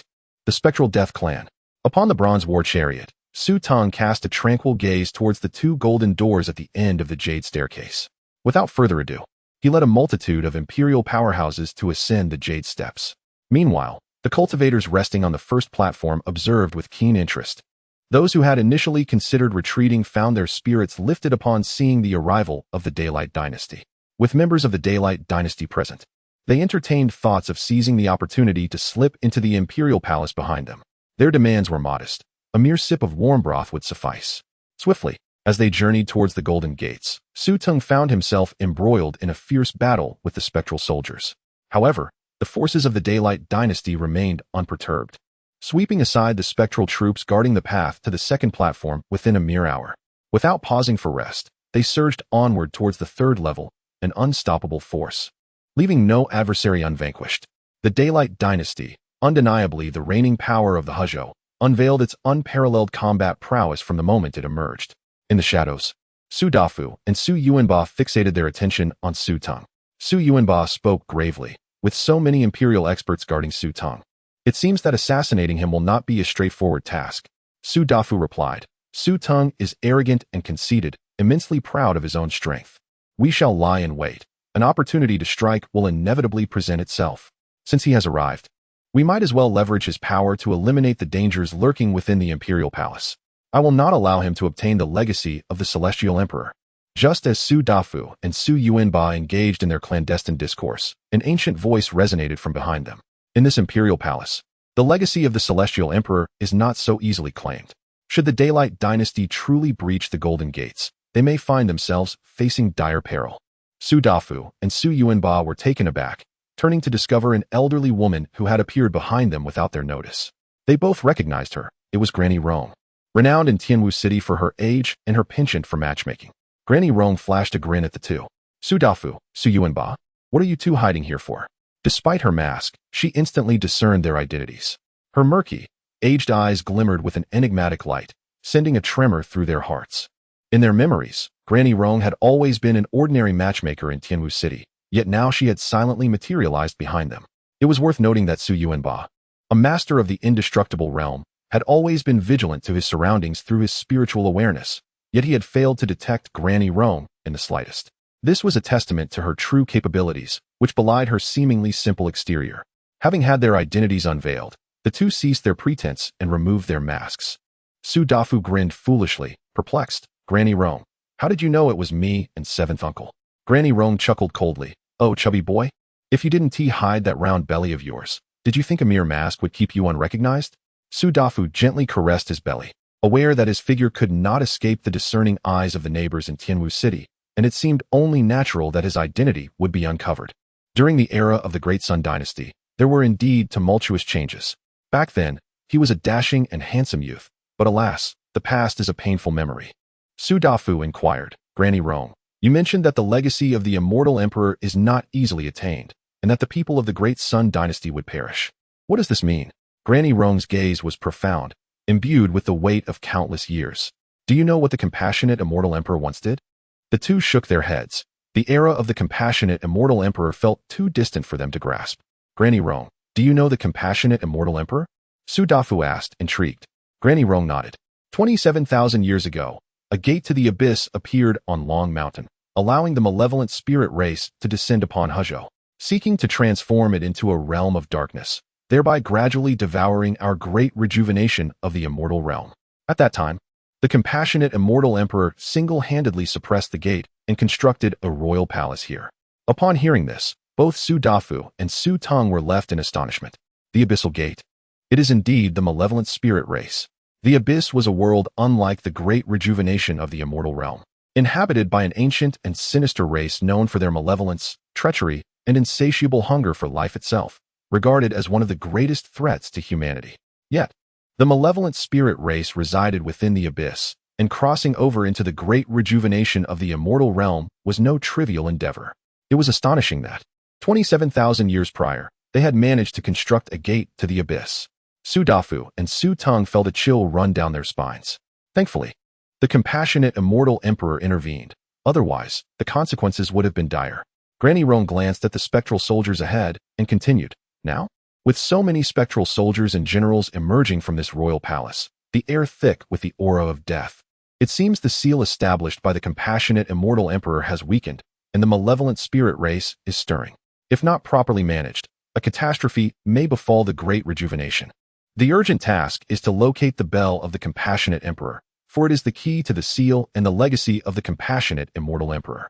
I have faith in you." Upon hearing Granny Rong's words, Su Dafu's expression shifted.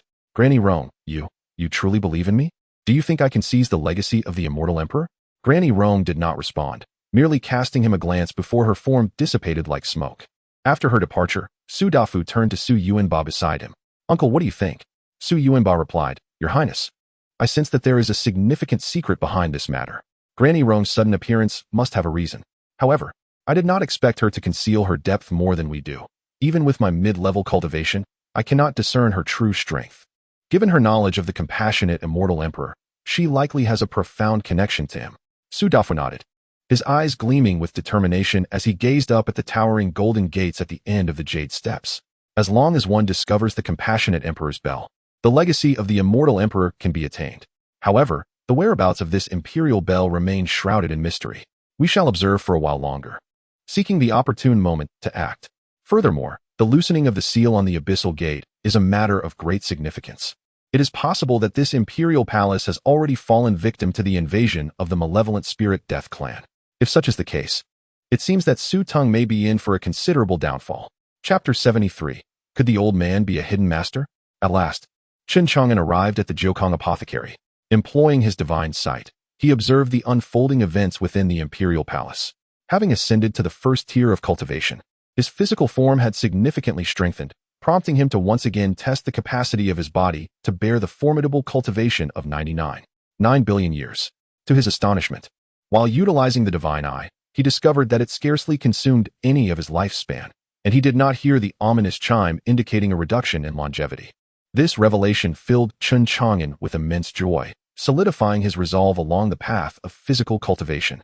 As long as he continued to refine his body and enhance his strength, he could endure even greater spans of that unmatched cultivation without fear of exhausting his lifespan, simultaneously gaining substantial longevity with each breakthrough. After all, relying solely on longevity-enhancing substances was ultimately not a sustainable strategy. By a fortunate turn of events, while employing the divine eye to assess his body's endurance of the unparalleled cultivation, Chen Chang'an unexpectedly witnessed the arrival of the Great Sun Dynasty.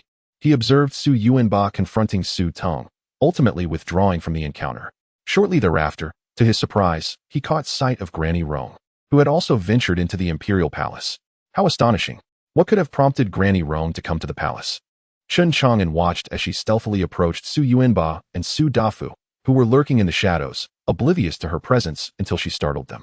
As Chen Chang'an narrowed his eyes, he realized that the cultivation of his seventh granduncle was no trifling matter. Granny Rong's ability to appear so silently indicated that her prowess must surpass even that of his granduncle, a fact he had previously overlooked. Chen Chang'an was momentarily speechless. Were it not for today's experiment with the divine eye post-first-tier physical cultivation, he would have remained ignorant of Granny Rong's identity as a concealed powerhouse, despite her persistent matchmaking efforts on his behalf. Subsequently, he focused the divine eye on her, revealing a tremendous force concealed within her frail and aged body. The revelation was startling. He had been unaware until now. Soon after, he observed Granny Rong engaging in conversation with Su Dafu. Although he could see, he could not hear. Yet, this was no obstacle for Chen Chang'an, as he possessed the wind-listening ear. This was a further application of his unrivaled cultivation, granting him abilities akin to the mythic wind-listening ear. In truth, the divine eye shared a remarkable affinity with the thousand-mile eye. Under the blessings of the divine eye and divine ear, Chen Chang'an felt as if he were donning a VR device from a past life. experiencing an exhilarating sense of immersion. During their discourse, he overheard mentions of the Abyssal Gate and the Een Spirit Death Clan. Once Granny Rong departed, Chen Chang'an ceased his use of the unparalleled cultivation, his senses returning to their normal state. He had not anticipated that this imperial palace was constructed upon the seal of the compassionate immortal emperor, guarding the Abyssal Gate. Should this gate be opened, Tianwu City, being closest to the Great Dragon Mountain, would undoubtedly be the first to face the ensuing turmoil. Reflecting on the old man's previous remarks about the compassionate immortal emperor being a tragic figure, Chen Chang'an pondered whether there was a connection to the Abyssal Gate.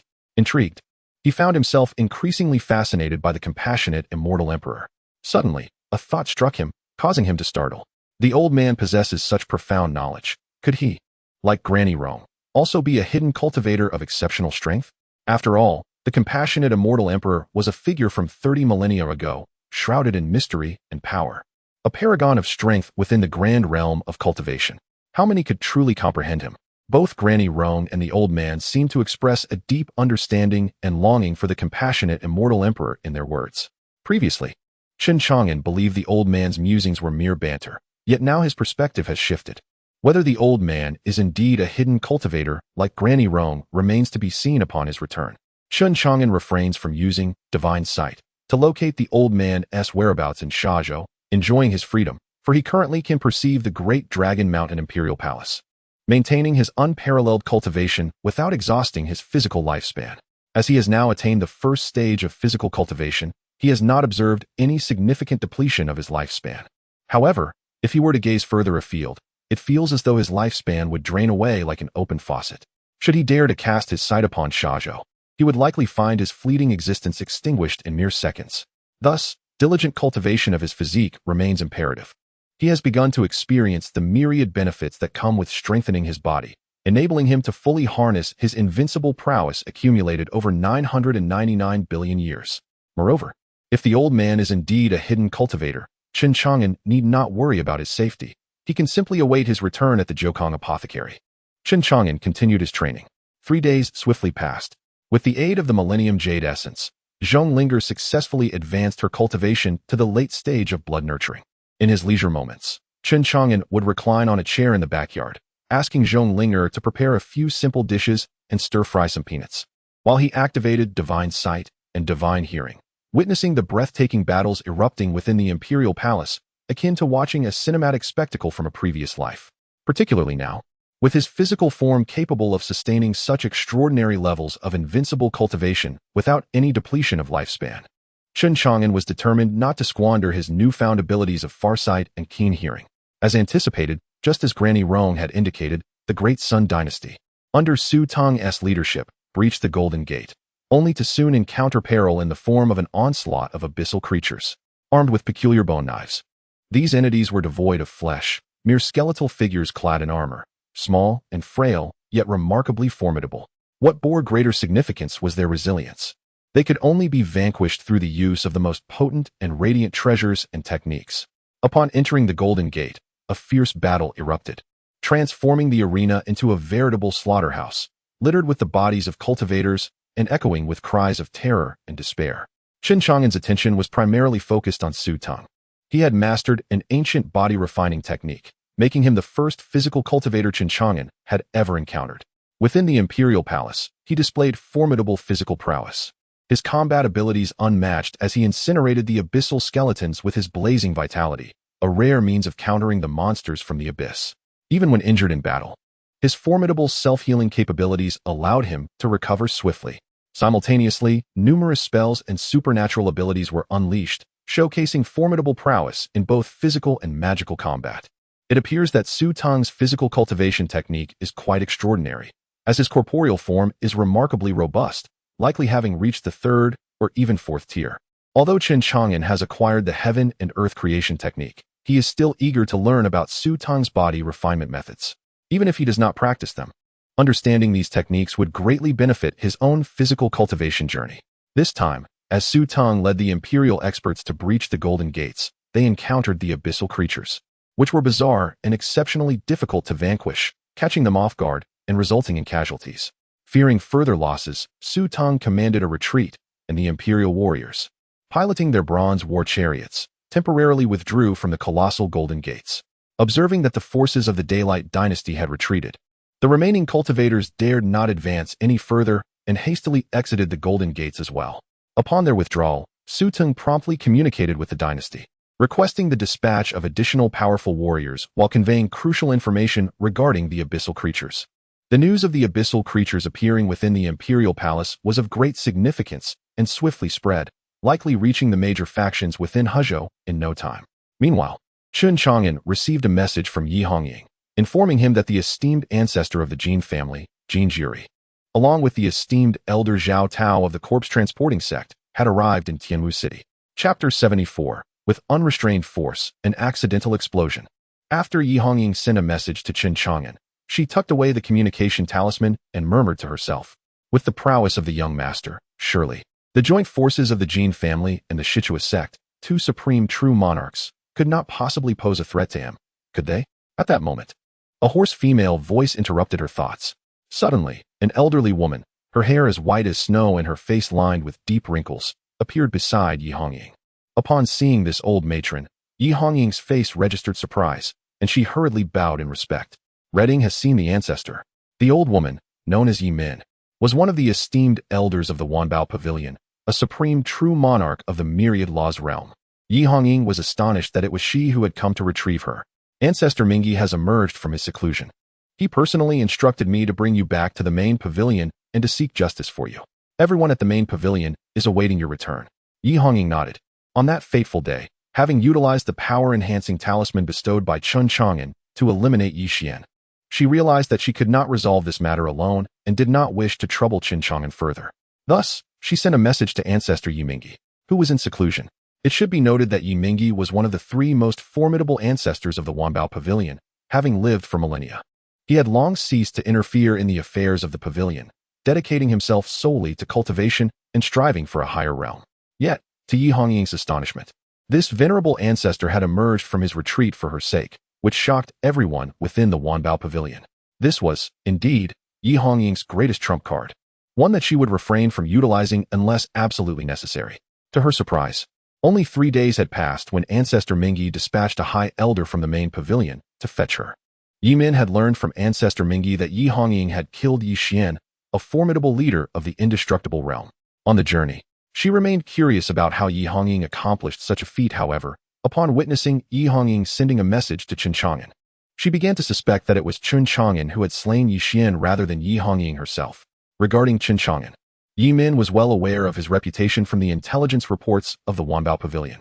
He was a reclusive and powerful figure, having slain both the kings of the Shichua sect and 2 of its leaders, as well as 3 leaders from the Jin family, suspected to be a supreme, true monarch himself. Nevertheless, Yi Min did not hold him in high regard. After all, cultivators who could ascend to the realm of supreme, true monarchs were not to be underestimated. Alone, Chen Chang'an could hardly contend with the combined might of 2 true monarchs. The fact that he remained in Tianwu City today made him a likely candidate for demise. Yi Hongying, Yi Min stated, you are a member of the Wanbao Pavilion. With the pavilion as your support, you need not rely on anyone else. Furthermore, with Ancestor Mingyi personally intervening, no one within the pavilion would dare to bully you. Henceforth, it would be prudent to sever ties with individuals like Chen Chang'an. As her words fell, Yi Min sensed something amiss, casting her gaze towards the distant horizon. The supreme true monarchs of the Shichua sect and the Jin family have arrived. Do you truly believe Chen Chang'an can triumph over them? Without a moment's hesitation, Yi Hongying responded resolutely, he can. Yi Min shook his head, declaring, no, he will lose. At our level, it is utterly impossible for one to contend against 2. He will either flee or perish, and since he has not fled, his fate is already sealed. Yi Hongying interjected, that is because you underestimate how formidable our young master truly is. Yi Min replied, to offend 2 major sects of cultivation, there is no way he will have a favorable outcome. Yi Hongying, disinterested in further debate, stated, after witnessing this battle, I shall return with you to the Wanbao Pavilion. Old ancestor, your conclusions are drawn too hastily. Yi Min furrowed his brows, pondering why Yi Hongying held such unwavering confidence in Chen Chang'an. In the distance, a red-robed elder and a black-clad elder sliced through the sky, surrounded by a divine aura, soaring toward Tianwu City. Soon, they hovered above the city, their garments billowing in the wind, gazing down upon the fortress below. Their piercing gazes were so sharp, they seemed capable of penetrating flesh. exuding a formidable presence that instilled dread. These two were none other than the ancestors of the Jin family, Jin Jiri, and the supreme elder of the Shurta sect, Zhao Tao, who had come to settle accounts with Chen Chang'an. They emanated an overwhelmingly powerful aura, both being supreme, true monarchs of the myriad laws. Those who have reached such heights are undoubtedly renowned figures of great repute. To illustrate the might of a supreme, true monarch, a mere wave of their hand could obliterate an entire city. With a single strike, they could annihilate all within Tianwu City, summoning the very forces of nature and mastering the laws of the cosmos. Had Chen Chang'an not dispatched numerous indomitable sect leaders from the Jin family and the Shurta sect, these two supreme true monarchs would not have personally descended. With a mere thought, their divine senses enveloped Tianwu City, swiftly locating Chen Chang'an, who was polishing an iron bow in the Jiukang apothecary. In their aged eyes, a cold, murderous intent glimmered like a blade drawn from its sheath, sending shivers down the spine. Indeed, he remains here, offending both my Jin family and your Shurta sect. This day shall see his demise. A first-tier body cultivator. At the initial stage of blood nurturing, why can I not discern his true cultivation level? Jin Jiri pondered. Zhao Tao scoffed dismissively, merely a ruse. I suspect he possesses a treasure that conceals his true aura. Brother Jin, be careful not to harm his soul. I intend to use it to refine a treasure. Ensuring his death holds value. Then Zhao Tao inquired, when shall we strike? But before he could finish, an ordinary-looking iron arrow suddenly shot forth from Jiukang apothecary like a bolt of lightning. The arrow pierced the sky with blinding speed, nearly transforming into a beam of light, catching both Zhao Tao and Jin Jiri completely off guard. The arrow struck Zhao Tao's body directly, unleashing a terrifying force that obliterated him before he could even utter a cry. With a resounding boom, the man who had just been speaking was reduced to a shower of blood and flesh, splattering Jin Jiri, who stood nearby, completely drenched in gore. Jin Jiri stared in shock as he witnessed the living man beside him be annihilated by a single arrow. His eyes widened, his mind momentarily blank, as he struggled to comprehend the situation. It was clear they had agreed to join forces to commit murder. Brother Zhao, why were you struck down by a single arrow?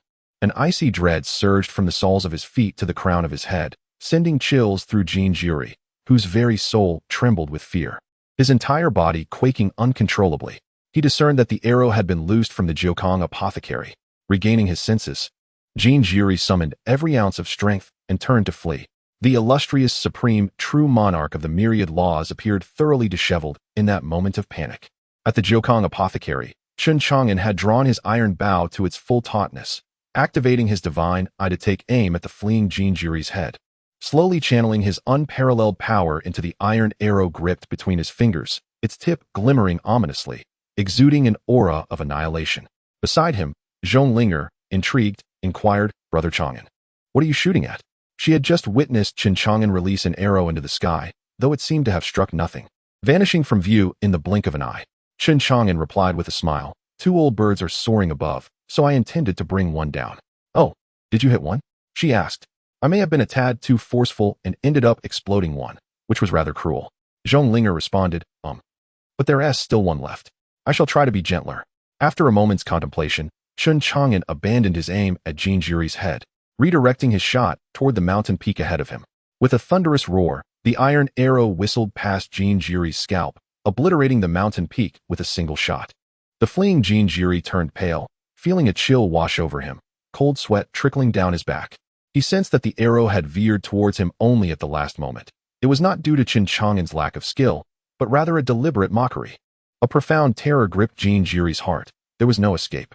He could do nothing but kneel in the direction of Tianwu City, bowing his head repeatedly, weeping bitterly. Spare me, Senior. Please, spare me. I shall never dare again. I beseech you to show mercy and grant this humble one a chance at life. Chapter 75. The Shock of Yi Min, the 6 Realms of All Laws. Jin Jiri knelt on the ground, bowing his head in terror, trembling all over, weeping profusely. The illustrious supreme true monarch of the realm of all laws, a prominent figure in Hezhou, found himself in such a pitiful and humble state. If others were to witness this, they would surely be left in utter disbelief. Meanwhile, within the confines of the Wanbao Pavilion, the esteemed elder Yi Min utilized a precious mirror to observe the unfolding events. This mirror, known as the Mirror of Flower and Water, revealed the scene of Zhao Tao, the supreme elder of the corpse transport sect, being struck down by a single arrow. Jin Jiri fled in panic. Yet every arrow shot by Chen Chang'an sliced through the air with precision, shattering mountain peaks in an astonishing display. The mirror ultimately captured the moment when Jin Jiri's psychological defenses crumbled, as he knelt, bowed his head, and begged for mercy with tears streaming down his face. Witnessing this, Yi Hongying felt a profound reverence and admiration. The prowess of her master was indeed boundless and terrifying. Though she had speculated that the alliance of Jin Jiri and Zhao Tao, both supreme true monarchs, would pose a challenge, she could never have anticipated such a devastating outcome. Remarkably, these two formidable figures had not even engaged in battle with Chen Chang'an, yet were effortlessly overwhelmed by his invincible presence. The arrows that shattered the mountains and obliterated Zhao Tao were, in fact, mere iron arrows. Yet, in his hands, they unleashed an unimaginable divine might. Such formidable strength emanating from Chen Chang'an instilled in Yi Hongying an overwhelming sense of security. Clinging to his leg, who would dare to bully her? A smile crept upon her lips as she gazed at her elder. Only those who had witnessed Chen Chang'an's prowess firsthand could truly comprehend the extent of his terrifying strength. What thoughts occupied the elder's mind at this moment? At that instant, Yi Min stared blankly at the image of Jin Jiri, pleading for mercy and weeping. Her mind a void, she struggled to find words to articulate the astonishing spectacle she had just witnessed. How could it be possible that a single arrow could annihilate the supreme elder of the corpse transport sect? Yi Min stammered, her aged visage reflecting sheer terror, as she swallowed hard, feeling stripped of her authoritative presence as an elder. Although Chen Chang'an's arrows were not aimed at her, they instilled within her an overwhelming fear, rendering her limbs cold and trembling. She couldn't help but ponder whether she could withstand an arrow launched by Chen Chang'an. The answer was unequivocally negative. She too would be obliterated by a single shot. The visual impact of that annihilation left an indelible mark on Yi Min's consciousness, far surpassing any prior experience. In a moment of desperation, Yi Min turned to Yi Hongying, asking, "Hongying, how can this senior regard even the supreme, true monarchs as mere ants? Effortlessly slaying them with a single arrow? Just how powerful is he?" Her words were laced with awe for Chen Chang'an, no longer laced with the disdainful tone she had previously adopted. Even towards Yi Hongying, whom she had regarded as a mere junior, she had shown a degree of disdain, considering herself above her. However, in this moment, witnessing the formidable man behind Yi Hongying, her demeanor softened, her voice adopting a gentle and tender tone, as if her aged visage longed to convey a benevolent smile akin to that of a blooming chrysanthemum. In her heart, Yi Hongying scoffed. Now, having acknowledged the power of her master, those who dared to underestimate him would soon find themselves trembling in fear. Of course, Yi Hongying had her own plans. Allowing Yi Min to witness Chen Chang'an's prowess before returning to the main store, intending to convey that she had a formidable ally and should not be trifled with. While the ancestor Mingyi would assist her, the other two ancestors might not offer her the same protection. Ultimately, it was Chen Chang'an who provided her with a sense of security, and she placed her trust in him more than anyone else. At present, upon witnessing Chen Chang'an's strength, Yi Min would undoubtedly report back to the old fellows at the main store. If they sought revenge for the deceased Yi Xian, they would need to consider whether Chen Chang'an was someone they could dare to provoke. Yi Hongying replied, "Ancestor, I am not entirely certain of my master's strength. What do you think?" Yi Min swallowed hard. The supreme true monarch of the myriad laws, according to the laws of the realms, had varying levels of strength. The minor true monarch, the major true monarch, the earthly true monarch, and the heavenly true monarch, culminating in the supreme true monarch. With 6 distinct titles of heavenly decrees, each realm's power differed vastly. A true monarch had comprehended the essence of immortality, capable of rebirth as long as a single breath remained. They forged their own laws and domains, mastering all within and continuously refining their heavenly laws. As far as I know, Jin Jiri and Zhao Tao are still merely minor true monarchs. However, the elder could effortlessly obliterate Zhao Tao, indicating he is likely an earthly true monarch or perhaps even a heavenly true monarch. Yi Min looked at Yi Hongying, his eyes betraying a mix of admiration and complexity. Yi Hongying, once a high-ranking member of the Wanbao Pavilion, found her status precarious due to her father's prolonged absence, leading to oppression from her uncle Yi Xian and her demotion to a small manager at the Tianwu City branch. Little did she expect to encounter such a tremendous opportunity. Now, standing behind Yi Hongying was a being suspected to be a heavenly true monarch who would dare to bully her in the Wanbao Pavilion henceforth. As far as Yi Min knew, the Wanbao Pavilion currently had 3 of the most powerful ancestors, including Yi Mingyi, whose cultivation had stagnated at the great true monarch of the myriad laws for nearly a millennium. with none managing to fully comprehend additional heavenly laws to ascend to the earthly true monarch. It is evident how challenging each breakthrough in the myriad laws realm can be. Even she, having remained a minor true monarch for over 2 centuries, now faced a lifespan of merely 100 years left, making it unlikely for her to achieve the rank of great true monarch in this lifetime. Alas, furthermore, within the current Huzhou, according to the intelligence network of the Wanbao Pavilion, over the last 5,000 years, among the millions of cultivators, only a handful had reached the great true monarch and earthly true monarch ranks, each being an unparalleled powerhouse renowned throughout the land. In addition, there may be great true monarchs unknown to the Wanbao Pavilion's intelligence network, but they would surely be few in number. If the ally Yi Hongying had found were indeed an earthly true monarch or even a heavenly true monarch, the value of such an association is self-evident. Even Yi Min could not help but seek to curry favor with Yi Hongying, aiming to establish a connection with the esteemed Chen Chang'an. Yi Hongying contemplated, this young master possesses remarkable prowess. Perhaps, as our ancestor suggested, I could assist him. This is indeed a significant opportunity for me, and I must seize it to achieve something noteworthy. Accompanying Yi Min back to the main establishment, she believed that the personnel there would not dare to treat her with disdain. Instead, she could leverage this opportunity to utilize the resources of the establishment to aid in procuring the items desired by the young master, determined not to disappoint him.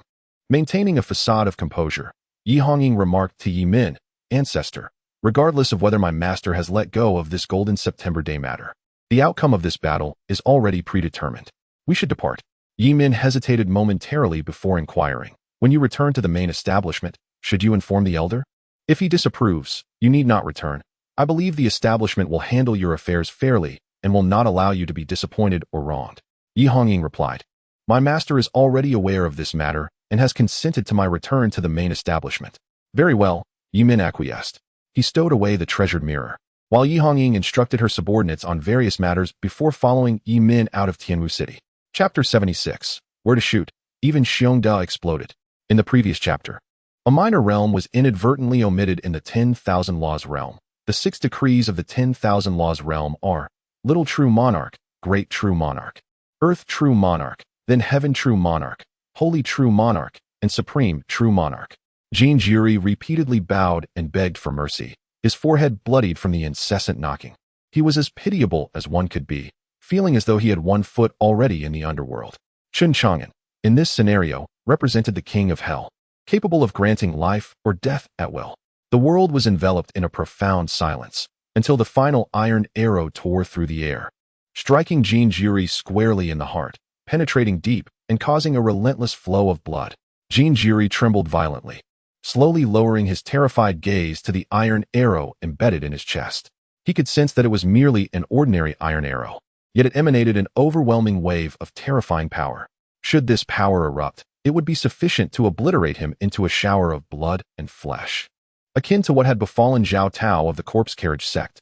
However, this force remained contained, evidently conveying to Jin Jiri, "I could take your life at any moment, but today I shall spare you."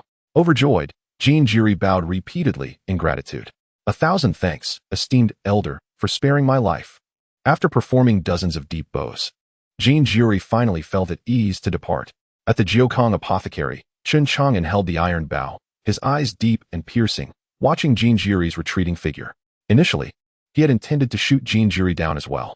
However, after some contemplation, he chose to let him go. The conflict between these 2 major cultivation factions had become tiresome, with every skirmish draining his lifespan unnecessarily. Although Chen Chang'an could directly annihilate the Jin family and the corpse carriage sect, it was essential to recognize that the land of Huzhou was merely a single state, yet its expanse was vast and boundless. The Jin family and the corpse carriage sect were separated by hundreds of thousands of miles from Tianwu City. The Great Sun Dynasty lay nearly 1,000,000 miles away from Tianwu City, having constructed a temporary teleportation array specifically to reach the imperial palace. Otherwise, even with the most extraordinary treasures, a true monarch from the 10,000 Laws realm would require at least 2 to 3 months to arrive. Of course, Chen Chang'an could remain in his abode, commanding the Buddhist realm at his fingertips, and obliterate the Great Sun Dynasty, the Jin family, and the corpse carriage sect from 1,000,000 miles away. However, his physical body was too frail, currently only having reached the first-tier realm, rendering him incapable of wielding invincible powers without sacrificing his lifespan. Any action would inevitably consume his vitality. Furthermore, such a means of annihilating cultivation factions hundreds of thousands of miles away would demand a formidable expenditure of power, surely depleting a considerable amount of his lifespan, which was simply not worth it. Therefore, when the cost of action outweighed the potential gains, Chen Chang'an opted for a more judicious approach, recognizing that not every situation required total annihilation. By choosing to spare one life this time while taking another, Chen Chang'an aimed for a lasting resolution. He sought to intimidate both major cultivation factions, granting them a chance at survival. Those who understood would naturally comprehend, should they remain ungrateful and disturb his peace. Chen Chang'an would not hesitate to expend a portion of his lifespan to eradicate the Jin family and the corpse carriage sect without mercy. Chen Chang'an then assessed his own lifespan situation. Lifespan, 186 years, quite satisfactory. Next, I shall devote myself to diligent study and self-improvement, striving to attain the second tier at the earliest opportunity. Additionally, I must also cultivate the longevity technique to accumulate life essence for the longevity pearl, which could extend my life by another 30 years. Furthermore, there is the 1,000 longevity pill. Having spared Jean Jire's life this time, if the Jean family possesses any sense, they should graciously offer the necessary medicinal materials.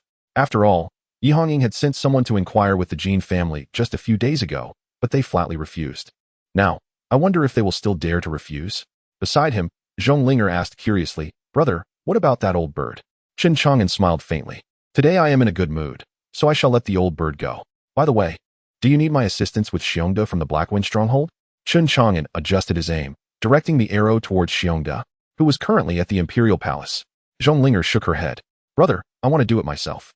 Chen Chang'an handed the iron bow to Zhong Linger. She blinked her innocent, wide eyes, gazing at Chen Chang'an with a dazed expression. "You don't know how to shoot?" Chen Chang'an asked. "It's all right, I'll teach you." Linger was somewhat perplexed. Chen Chang'an stood behind her, guiding her on how to draw the bow and nock the arrow. "Brother, where should I aim?" "You will know very soon." MHM. Zhong Linger's cheeks flushed slightly as Chen Chang'an embraced her while instructing her on archery. The warmth of his breath brushed against her skin, causing a tingling sensation, and her ears turned crimson, glistening and tempting enough to make one wish to take a bite. Suddenly, Zhong Linger noticed something. Her body trembled in surprise, and she exclaimed, her beautiful eyes widening in disbelief. Although she was in the Jiukang apothecary, her gaze pierced through mountains and rivers, reaching the depths of the Imperial Palace in the Great Dragon Mountain. On the platform outside the Golden Giant Gate, countless cultivators were gathered, some meditating to restore their mana, others tending to their injuries. Some missing limbs cried out in agony, while others engaged in conversation. Eventually, Zhong Linger spotted Xiongda from the Black Wind stronghold, the very enemy who had destroyed her Zhong family fortress. At that moment, Xiongda was conversing with a bald man beside him, his expression rather grim, marked by several injuries after breaching the Golden Giant Gate. Upon seeing Xiongda, a flicker of murderous intent appeared in Zhong Linger's eyes. Yet, witnessing him felt as if he stood right before her, leaving her utterly astounded. She understood that this was undoubtedly her brother's doing. "Did you see that?" Chen Chang'an asked gently. "I saw it," Zhong Linger replied, taking a deep breath. Although she was inexperienced with the bow, this did not hinder her aim to kill Xiongda. Thanks to Chen Chang'an's assistance with divine sight, despite being separated by thousands of miles, drawing the bow felt as though she was aiming at someone right in front of her, rendering any chance of error impossible. Chen Chang'an infused the terrifying power of his invincible cultivation into the iron arrow, ensuring Zhong Linger could slay Xiongda with a single shot. Taking a deep breath, Zhong Linger released the arrow. In an instant, the iron arrow shot forth like a wild stallion breaking free from its reins, soaring through the celestial city of Tianwu, traversing the Grand River, crossing hundreds of mountain peaks, and racing across the vast expanse of the earth. At the Imperial Palace, outside the magnificent Golden Gates, thousands of cultivators had gathered on the platform. Suddenly, one of them noticed something, letting out a startled exclamation as he pointed towards the distant sky. "Look, what is that?" The crowd raised their eyes, witnessing a streak of light approaching them at a speed beyond the grasp of any cultivator's gaze. What could this be? A shooting star? Should we make a wish? It somewhat resembles a magical artifact. Xiongda also heard the murmurs of the crowd, lifted his gaze, and then scoffed. A magical artifact? You all are blind. That thing appears to be an arrow. Good heavens, who shot this arrow? It seems to have come from a great distance. How is that even possible? Someone wondered curiously. Xiongda snorted dismissively. What does it matter who it aims to kill? It's none of my concern. Just let me rest in peace. Yet, Scarcely had the words left his lips when the arrow struck him with unerring precision. A terrifying force erupted from the iron arrow, and before Xiongde could comprehend what had occurred, let alone utter a cry of anguish, he was obliterated into a shower of blood and flesh. On the platform, the gathered cultivators, numbering in the thousands, were startled by the sudden explosion of gore, turning their gazes towards the spot where Xiongde had stood. When they beheld the Lord of the Black Wind stronghold reduced to a crimson mist, a profound silence enveloped the entire square. Chapter 77. The Rising Phoenix Cloud. The Alliance of Zhenyuan. It turned out that the arrow was aimed at Xiongde. He is a nobleman, and yet he was struck down by a single arrow. One wonders what kind of formidable figure he has provoked. This is truly terrifying, and it is unclear from where the shot was fired. Provoking such a powerful individual would surely leave one sleepless each night. The crowd murmured among themselves. On the side of the Daylight Empire, Su Tong withdrew his gaze and inquired of the imperial expert beside him. Did you observe from where that arrow was launched? The imperial expert's expression was grave as he reported, Your Highness, I could discern nothing, and the speed of that arrow was exceedingly swift. Just a moment ago, we could see it from 1,000 miles away, yet it arrived in the blink of an eye. If it had been aimed at Your Highness, I fear it would have been exceedingly difficult to defend against. Upon hearing this, Su Tong furrowed his brow. He had not anticipated that such a powerful being lurked within the lowly terrain of Longshan. Perhaps they had been drawn here by the imperial palace.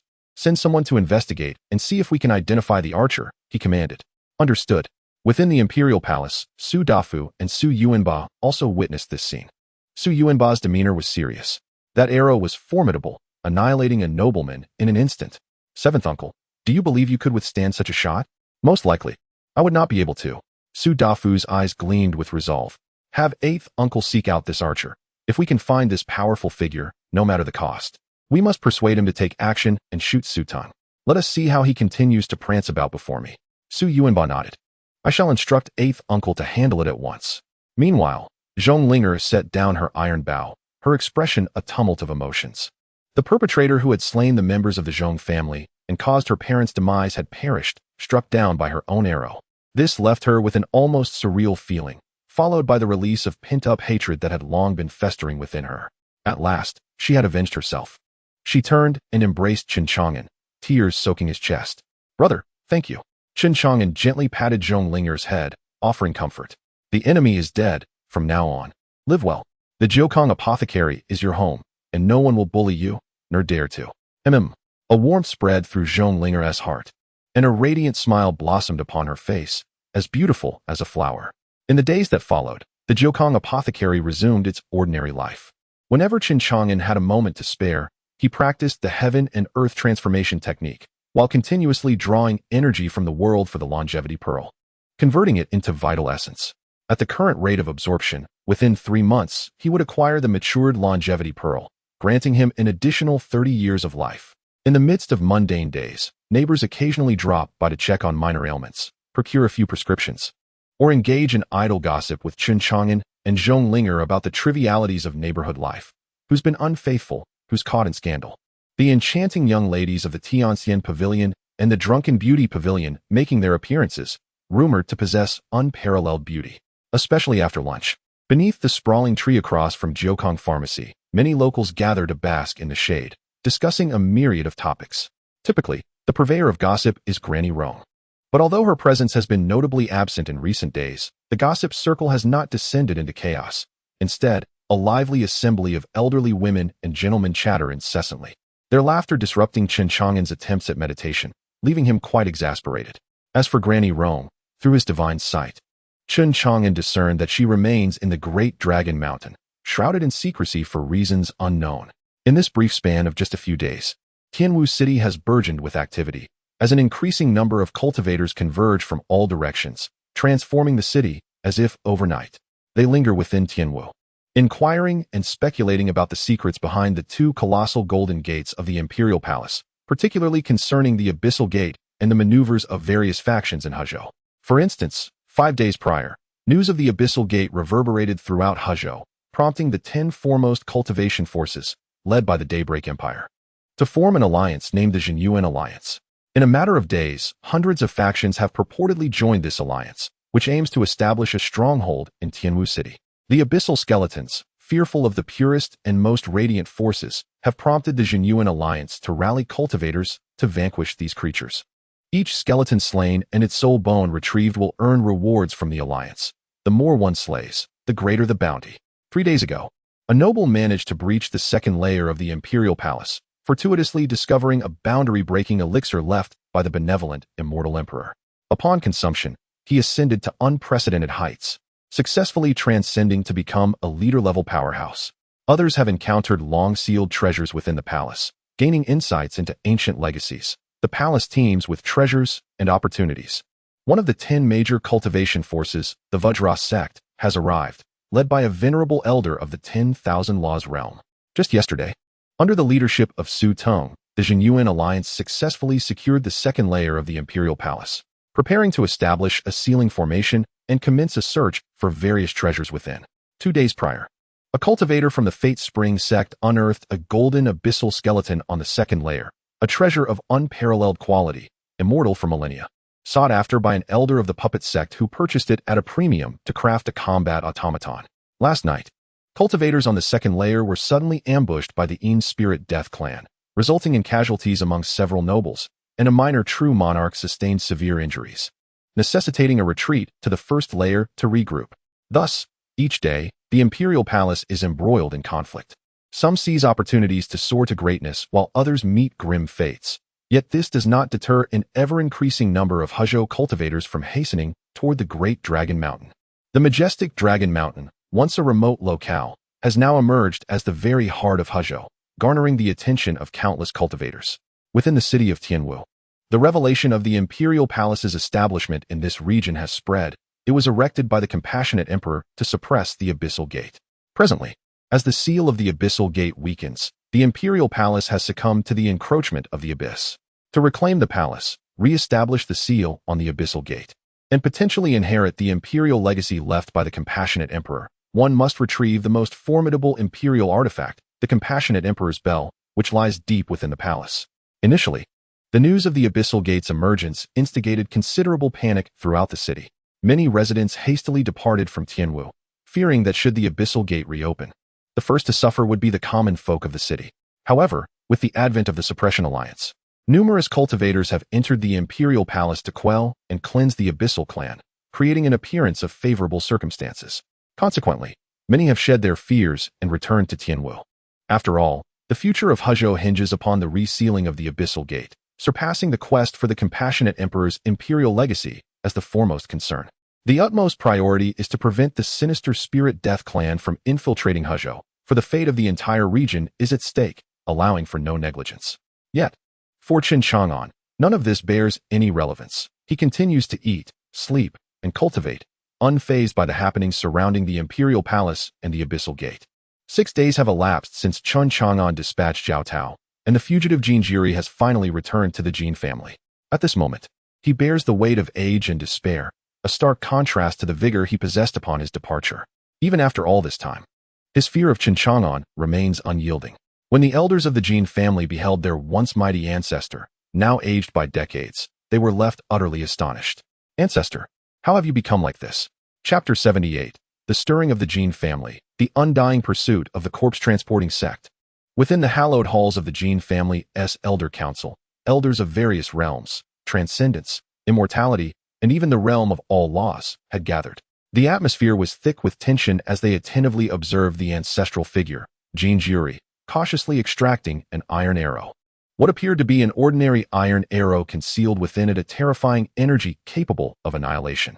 Even the slightest leak of its dreadful aura sent shivers down the spines of all present. Jin Jiri's face was marked by an indelible fear that had lingered for days. As he recounted the harrowing events that transpired when he and Zhao Tao of the corpse-transporting sect arrived in Tianwu City. Zhao Tao had been obliterated by a single arrow from Chen Chang'an, while Jin Jiri himself had been toyed with like an insect. Fortunate to have been spared by Chen Chang'an in the end.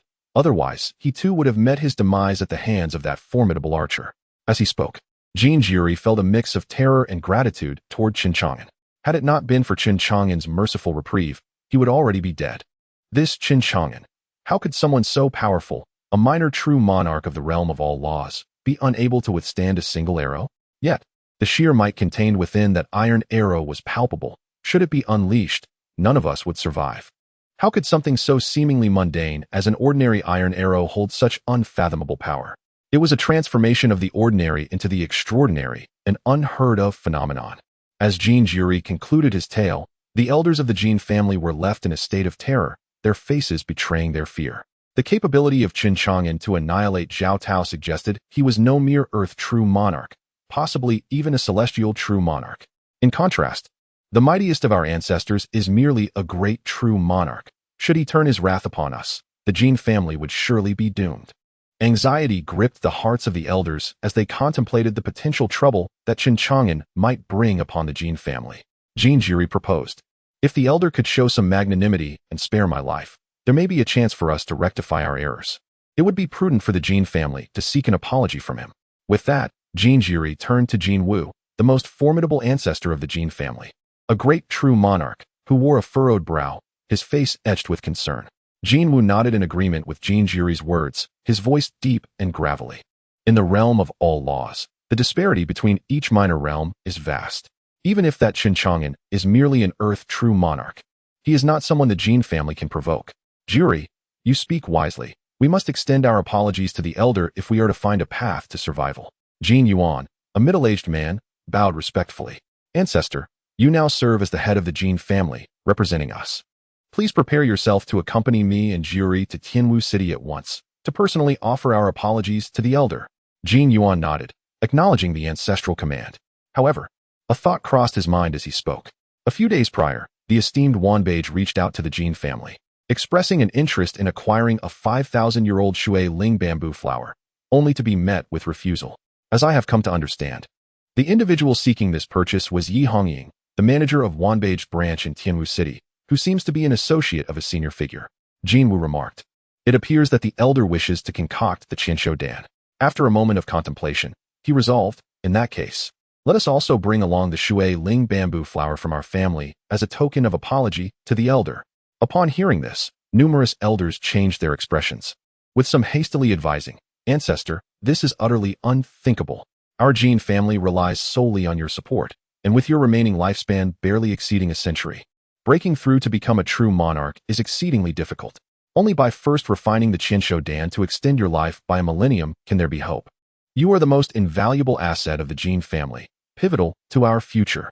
Indeed, ancestor, please reconsider. Jin Wu snorted coldly. "My life pales in comparison to that of the Jin family. At this moment, we must prioritize the family above all else. If I cannot break through to become a true monarch within this century, then so be it.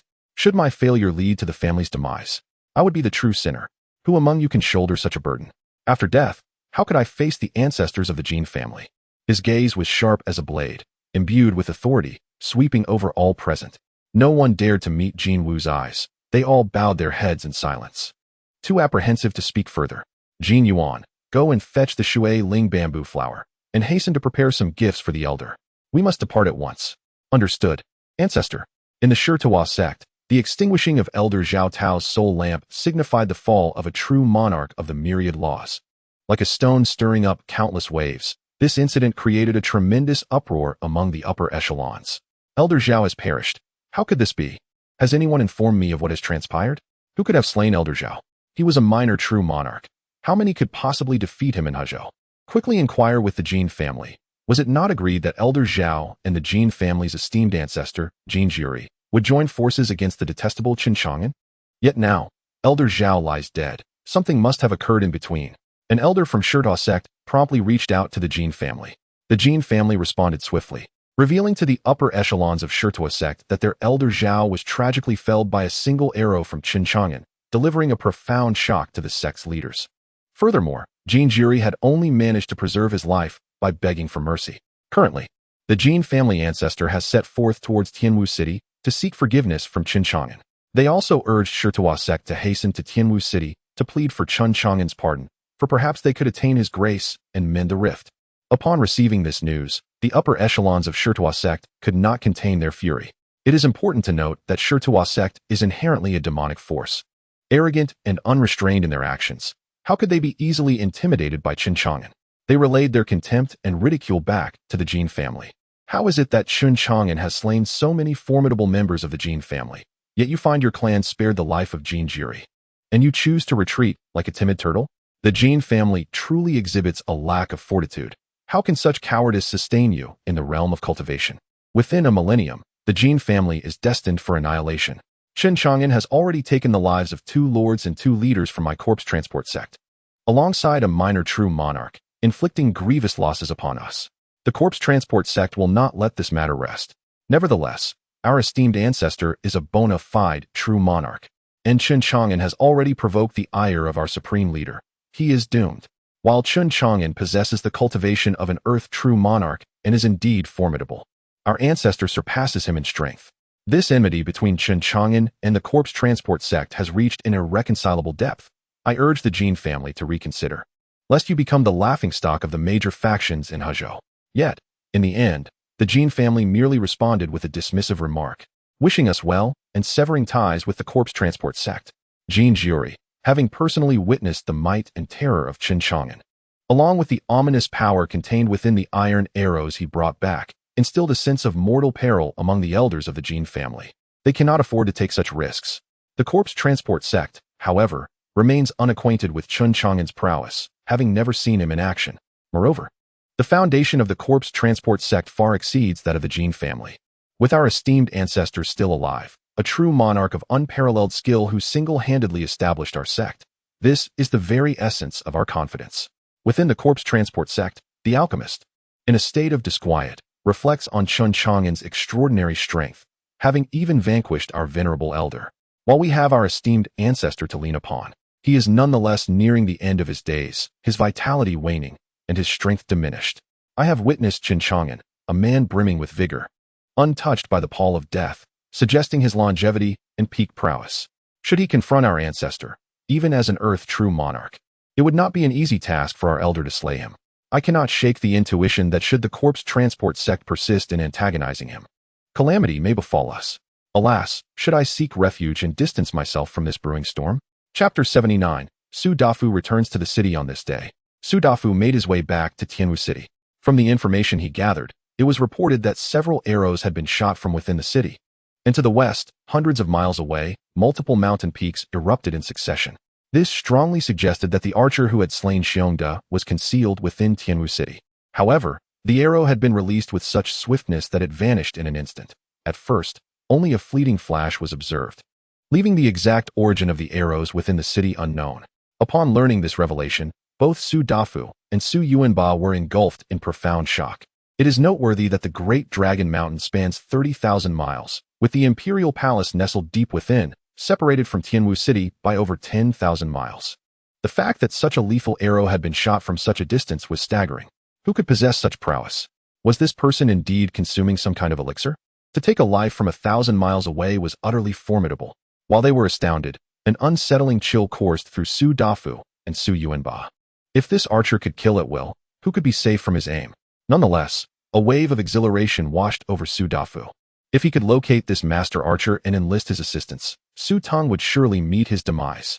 Given the current peculiar circumstances surrounding the Imperial Palace, with the emergence of the Abyssal Gate and the ensuing corruption, it was evident that the Imperial legacy would not be easily obtained. Thus, Su Dafu resolved to return to Tianwu City, hoping to chance upon this extraordinary archer. However, he found no trace of the archer along the way. Instead, he encountered Lin Lei. Su Dafu was taken aback by Lin Lei, who was adorned in striking judicial commander-s armor, his small eyes widening in astonishment.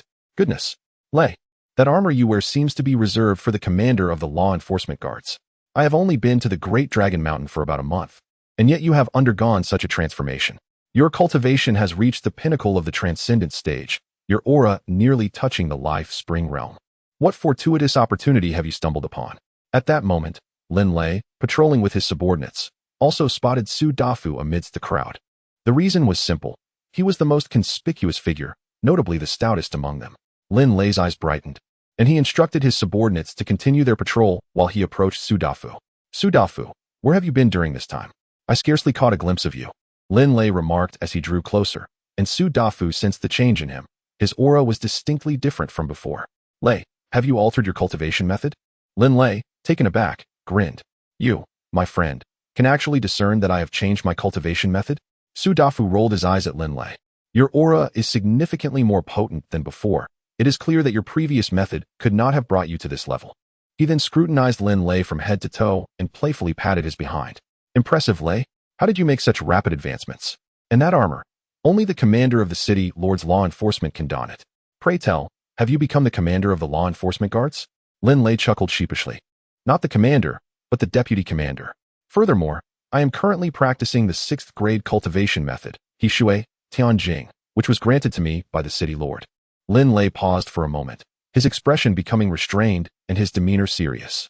Observing Lin Lei's countenance, Su Dafu felt perplexed. What more could there be? After all, I am now the vice commander. I would appreciate some decorum and not be chastised publicly, as it would tarnish my dignified image. Su Dafu cast a sidelong glance at Lin Lei, conceding, fine, fine. By the way, how has Chu Yongtian been so generous towards you? Su Dafu inquired with intrigue. Lin Lei responded, this is largely thanks to Chang'an. Su Dafu, puzzled, asked, what does Chang'an have to do with this? Not long ago, the daughter of the city lord met with misfortune at the imperial palace and remained in a coma, impervious to the healing skills of even the illustrious alchemist Jin Yang from the Jin family or the high-ranking alchemists of the corpse-carrying sect. Ultimately, it was Chang'an's miraculous hands that restored her health. Su Dafu recalled witnessing Chu Wushuang injured on Mount Long, followed by the breaking of the imperial palace's seal, after which Chu Yongtian brought a revitalized Chu Wushuang back to the imperial palace. It turned out that Chang'an had healed her. Who would have thought Chang'an possessed such remarkable medical prowess?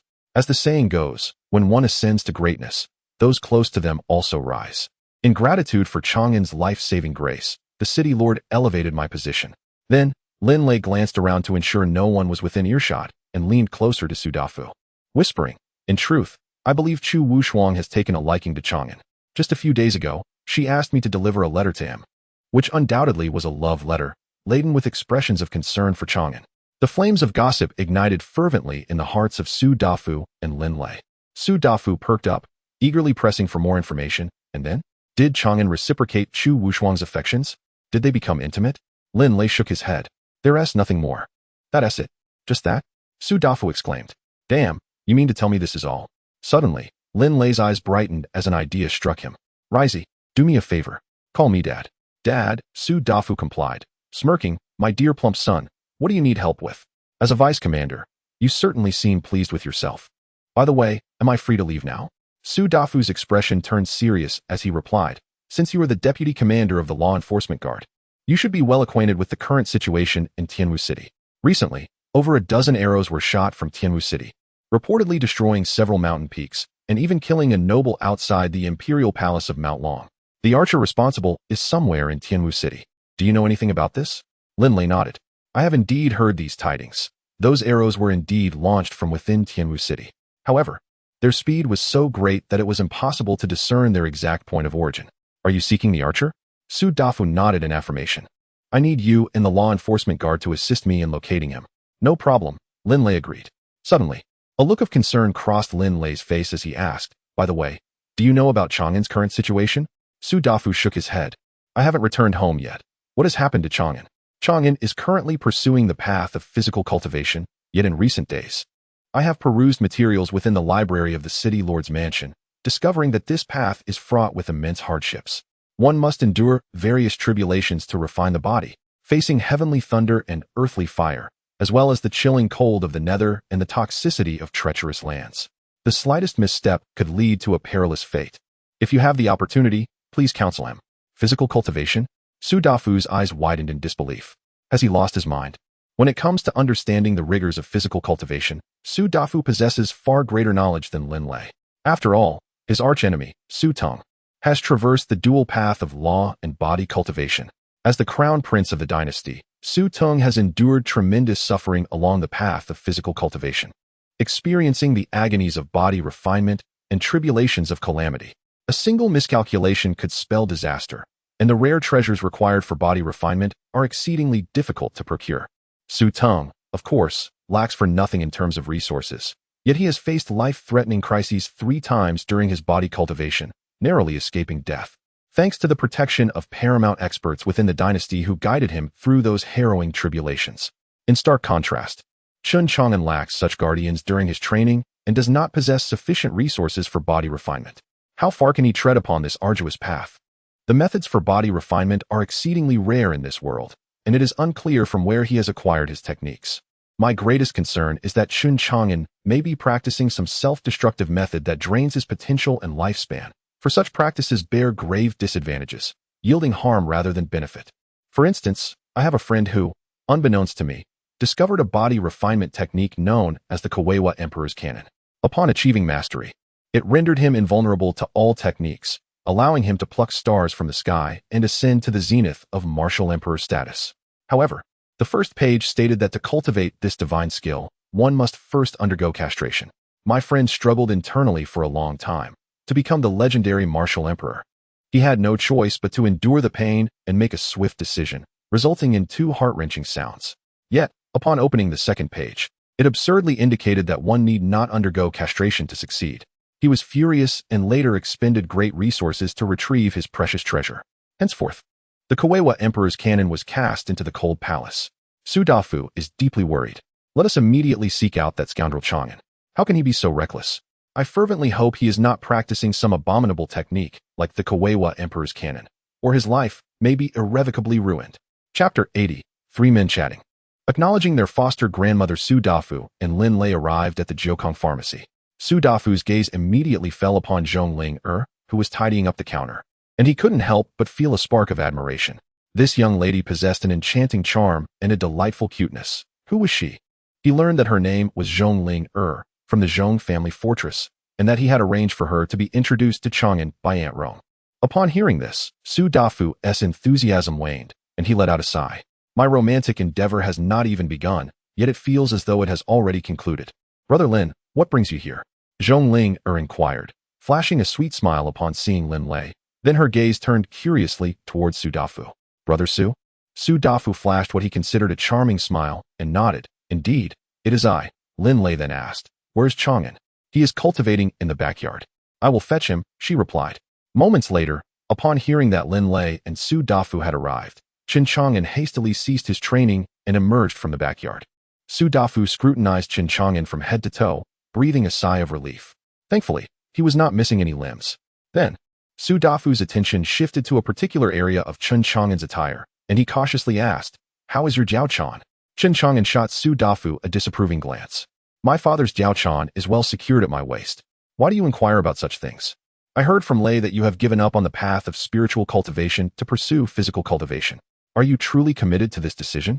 Su Dafu observed that Chen Chang'an's aura had significantly strengthened. His vitality was robust, and he had evidently entered the threshold of first-tier cultivation, which surprised him. Naturally, I am resolute. I find this path suits me quite well. Su Dafu's expression turned serious. Are you aware that the journey of physical cultivation is fraught with immense suffering and tribulations? You will face the trials of wind, thunder, and fire, and even endure the heavenly tribulation that forces its way into your body for refinement. A moment's carelessness could cost you your life. Chen Chang'an replied nonchalantly, it matters not. I will manage. Damn, you really are putting on a brave front. Don't let your recent swift advancement to first-tier physical cultivation deceive you into thinking this path is easy. The road of physical cultivation is a perilous ascent, where every step could lead to an abyss. Moreover, those who dare tread this path often have a protector by their side. Do you have one? A protector seems unnecessary for me. Su Dafu realized that Chen Chang'an was not grasping the gravity of the situation and rubbed his forehead. Now that you have embarked on physical cultivation, you should understand how rare the resources required for it are. They are far scarcer than those needed for other forms of cultivation. Perhaps the resources needed for first-tier physical cultivation are somewhat common, but those required later are exceedingly precious. Where will you procure them? Earth fire, dragon rock water, frost dew. These are all essential for further cultivation, and each can fetch astronomical prices at auctions, often ranging from hundreds of thousands to millions of spirit stones. Heed my advice. The depths of physical cultivation are treacherous, and Chang'an, you may not be able to navigate them. Beside him, Lin Lei wore a worried expression, contemplating the words of Su Dafu, which held a semblance of truth. Have you considered it further? Chen Chang'an smiled lightly, fully aware that both Lin Lei and Su Dafu were genuinely concerned for his well-being, and this heartfelt care touched him deeply. Fatty, allow me to give it a try first. If it proves unfeasible, I can always abandon it later. As he had been persuaded earlier by Lin Lei, determination radiated from Chen Chang'an's gaze. He would not surrender. After all, This path was one that Chen Chang'an must traverse. He possessed an unparalleled cultivation of 999 billion years, and only through physical training could he strengthen his corporeal form, enabling him to bear greater levels of invincibility and mitigate the impact on his lifespan. Su Dafu, unwilling to relent, earnestly tried to dissuade him for quite some time. After all, Chen Chang'an was one of his few brothers, and Su Dafu did not wish for Chen Chang'an's body training to lead to his own demise. Meanwhile, Zhong Linger observed the concern Lin Lei and Su Dafu exhibited towards Chen Chang'an and couldn't help but smile softly. If only Brother Lin and Brother Su knew just how formidable her brother truly was, they might be taken aback. Naturally, Zhong Linger refrained from revealing Chen Chang'an's strength to them. She recognized that Lin Lei and Su Dafu were her brother's best friends, and every word they spoke exuded care and camaraderie. However, should her brother unveil his actual prowess, the situation would undoubtedly change.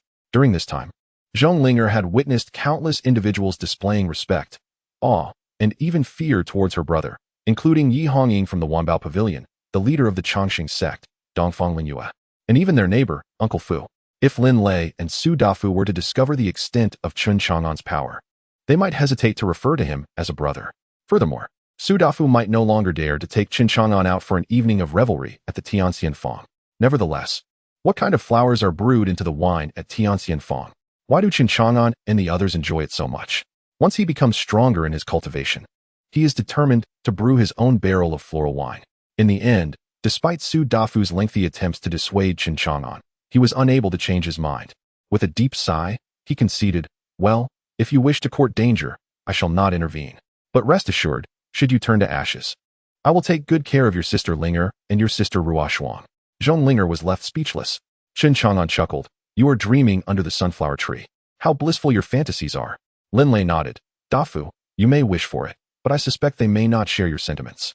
Did I not hear Granny Rome mention she has found a match for you? You should hurry to inquire about it when you return." Granny Rome? Su Dafu blinked.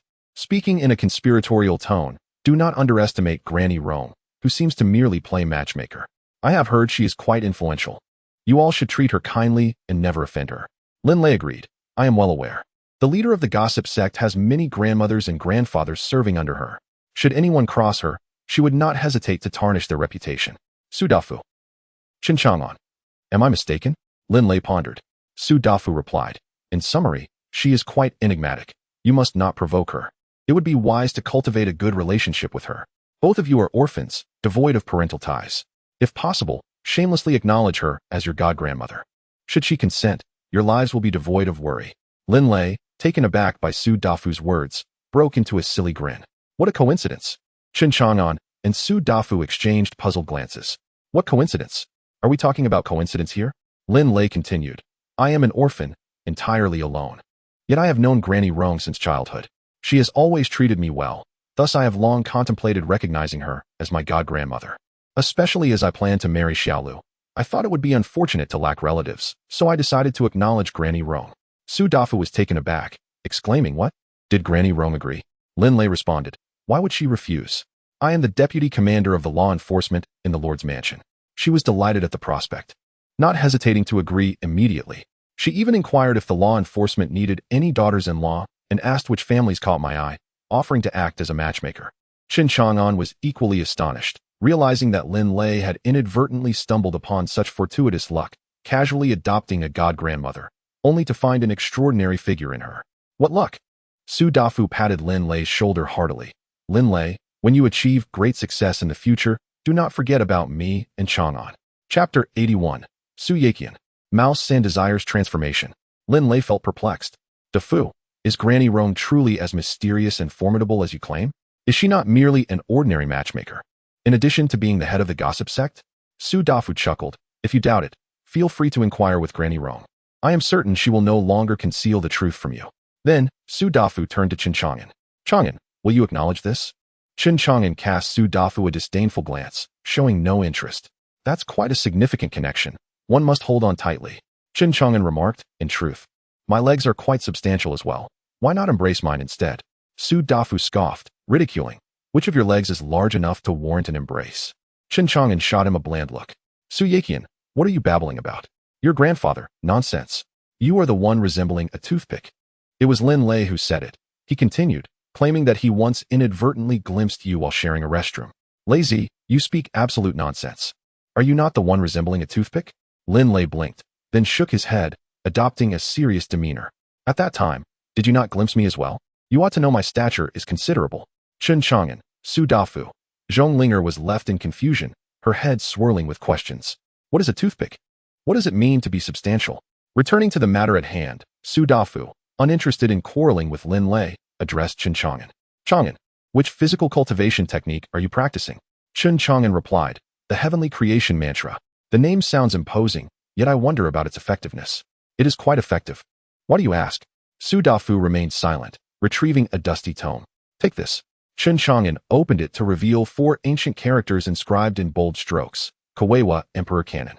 Upon turning to the first page, he read, this is an unparalleled method of physical cultivation. Those who attain great mastery may pluck stars and seize the sun and moon, cleave the heavens and split the earth to capture true dragons, and ascend to the rank of martial emperor, unmatched in the world. Is the Kawewa Emperor Canon truly this powerful? Chen Chang'an exclaimed in astonishment. But then, 8 more characters caught his eye. To practice this skill, one must first undergo castration. Chen Chang'an's expression froze as he gazed at Su Dafu. You wish for me to become a eunuch? Su Dafu, anticipating his reaction, smirked. Why the haste? Turn to the second page. Do not be like a friend of mine who, in his eagerness, ruined his treasure upon seeing the first page. Chen Chang'an felt a sense of familiarity with the phrase a friend of mine, but still cautiously turned to the second page. There. 8 more characters appeared. Castration is not required for success. Chen Chang'an sighed in relief, realizing the creator of this technique had a sense of humor. Should some fool act impulsively and ruin themselves upon seeing the first page, they would surely weep upon reaching the second. Su Dafu. Meanwhile, Lin Lei inquired of Su Dafu. Dafu, do you think castration would be painful? Su Dafu pondered for a moment, then returned to reality, looking bewildered. Why are you asking me? How would I know? I merely inquired about your friend. After all, it is your acquaintance, not yours, so you are, of course, unaware. Lin Lei chuckled innocently. Su Dafu's lips twitched, and I presumed he must be in considerable pain. Suddenly, Su Dafu regretted having brought forth the Kawaii Emperor's classic for Chen Chang'an to cultivate. He hastily shifted the conversation. Addressing Chen Chang'an, surely my body refining technique is superior to your heaven and earth transformation technique. You should take a closer look. If you find it more suitable for cultivation than your heaven and earth transformation technique, considering you have just embarked on the path of body refinement, it would not be too late to switch. Very well, Chen Chang'an expressed a keen interest in the Kawaii Emperor's classic. During this period, he had employed his divine mind to thoroughly comprehend and explore the heaven and earth transformation technique. He discovered that while the heaven and earth transformation technique was indeed formidable, it possessed several shortcomings, such as slow progress in cultivation and the difficulty in sourcing specific materials required for certain body refining elixirs. Utilizing his divine mind, Chen Chang'an endeavored to rectify the deficiencies in the heaven and earth transformation technique, and even attempted to theorize its subsequent techniques. However, being limited to just the heaven and earth transformation technique, it was somewhat challenging for him to continually derive and perfect a flawless body refining technique. He needed to draw from other body refining techniques, extracting their essence and discarding the dross to integrate into the heaven and earth transformation technique. Very well. Since you are occupied, I shall take my leave. Su Dafu prepared to depart with Lin Lei. But at that moment, the ground of the apothecary shop before them began to bulge slightly upwards. Su Dafu and Lin Lei were intrigued by this phenomenon. In the next instant, a large golden-furred rat emerged from the ground, exuding a remarkable aura. Lin Lei gasped, what a massive rat. Yet Su Dafu's pupils constricted in disbelief as he exclaimed, heavens! Could it be the legendary golden-eating immortal rat that possesses a celestial bloodline? But in the next heartbeat, Chen Chang'an had already kicked the large rat away. With a resounding thud, the golden-eating immortal rat collided against the wall, dazed and disoriented. Su Dafu was flabbergasted, anxiously saying, Chang'an, what are you doing? This is a golden-eating immortal rat. It is quite precious. What if your kick injures it? Chen Chang'an replied, it's not that easy to injure it. Rat 3. Who permitted you to burrow in my apothecary? Hurry and fill in the hole. My apologies, master. This is my first time digging in Tianwu City. I will fill it immediately. The golden-eating immortal rat darted back into the hole, laboriously excavating the earth, and soon restored the ground to its original state, even leaping up to stamp a few times. Su Dafu stared dumbfounded at the scene, swallowing hard. Chang'an, you mean this golden-eating immortal rat is your spirit pet? Chen Chang'an inquired with confusion. Is there a problem? Zhonglinger's eyes sparkled with excitement. Brother, may I pet it? Feel free. Zhonglinger caressed the furry coat of the golden-eating immortal rat, which resembled a cute groundhog, adorably allowing her to stroke it. In Chang'an, this is indeed the golden-devouring immortal mouse. Where did you acquire it? Last time, I caught it unexpectedly while searching for medicinal herbs on the mountain near Orchid Village, which I later presented to Uncle Fu's son, Zhang. Su Dafu, filled with envy, exclaimed, "What extraordinary luck you possess to encounter a golden-devouring immortal mouse." Meanwhile, Lin Lei, intrigued, inquired, "What exactly is a golden-devouring immortal mouse?" Su Dafu explained, "Among the demon race, the golden-devouring immortal mouse boasts the most prestigious celestial bloodline, brimming with potential. Furthermore, this creature possesses an exceptional talent for treasure hunting. It can perceive more than 90% of the rare herbs and treasures hidden within this world. In the realm of cultivation, the golden-devouring immortal mouse is akin to a living treasure trove. Across the vast landscape of the cultivation world, every practitioner aspires to capture a golden-devouring immortal mouse as a familiar to seek out resources. However, it is said that these beings have become extinct. To think that there is still one here in Chang'an."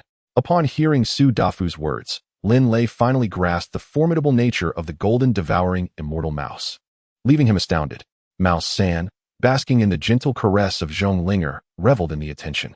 Modesty, it articulated, the golden-devouring immortal mouse is of little significance. I am merely a humble spirit pet under my master's command. Yet, the pride in its small eyes was unmistakable. Ever since Mouse San had become a golden-devouring immortal mouse, it had mingled among the demon race, assisting Chen Chang'an in the quest for rare herbs and treasures. Countless female demons had sought to engage with it, but alas, as Mouse San had yet to transform, it could only politely decline, awaiting the day it could interact freely. Of course, it also encountered certain powerful demons intent on capturing it. However, under the protection of Chen Chang'an's life and death talisman, none of those demon warriors posed any threat, allowing Mouse San to escape with ease. In a short span, it had already garnered some fame within the demon community. Chapter 82. What a glorious-looking mouse, the Dragon Flame Gem.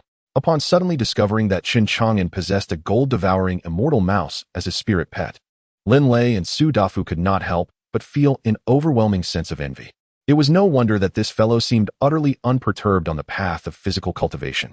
With such a creature assisting him in sourcing the rare herbs and treasures necessary for body refinement, he had no need to fret over resources.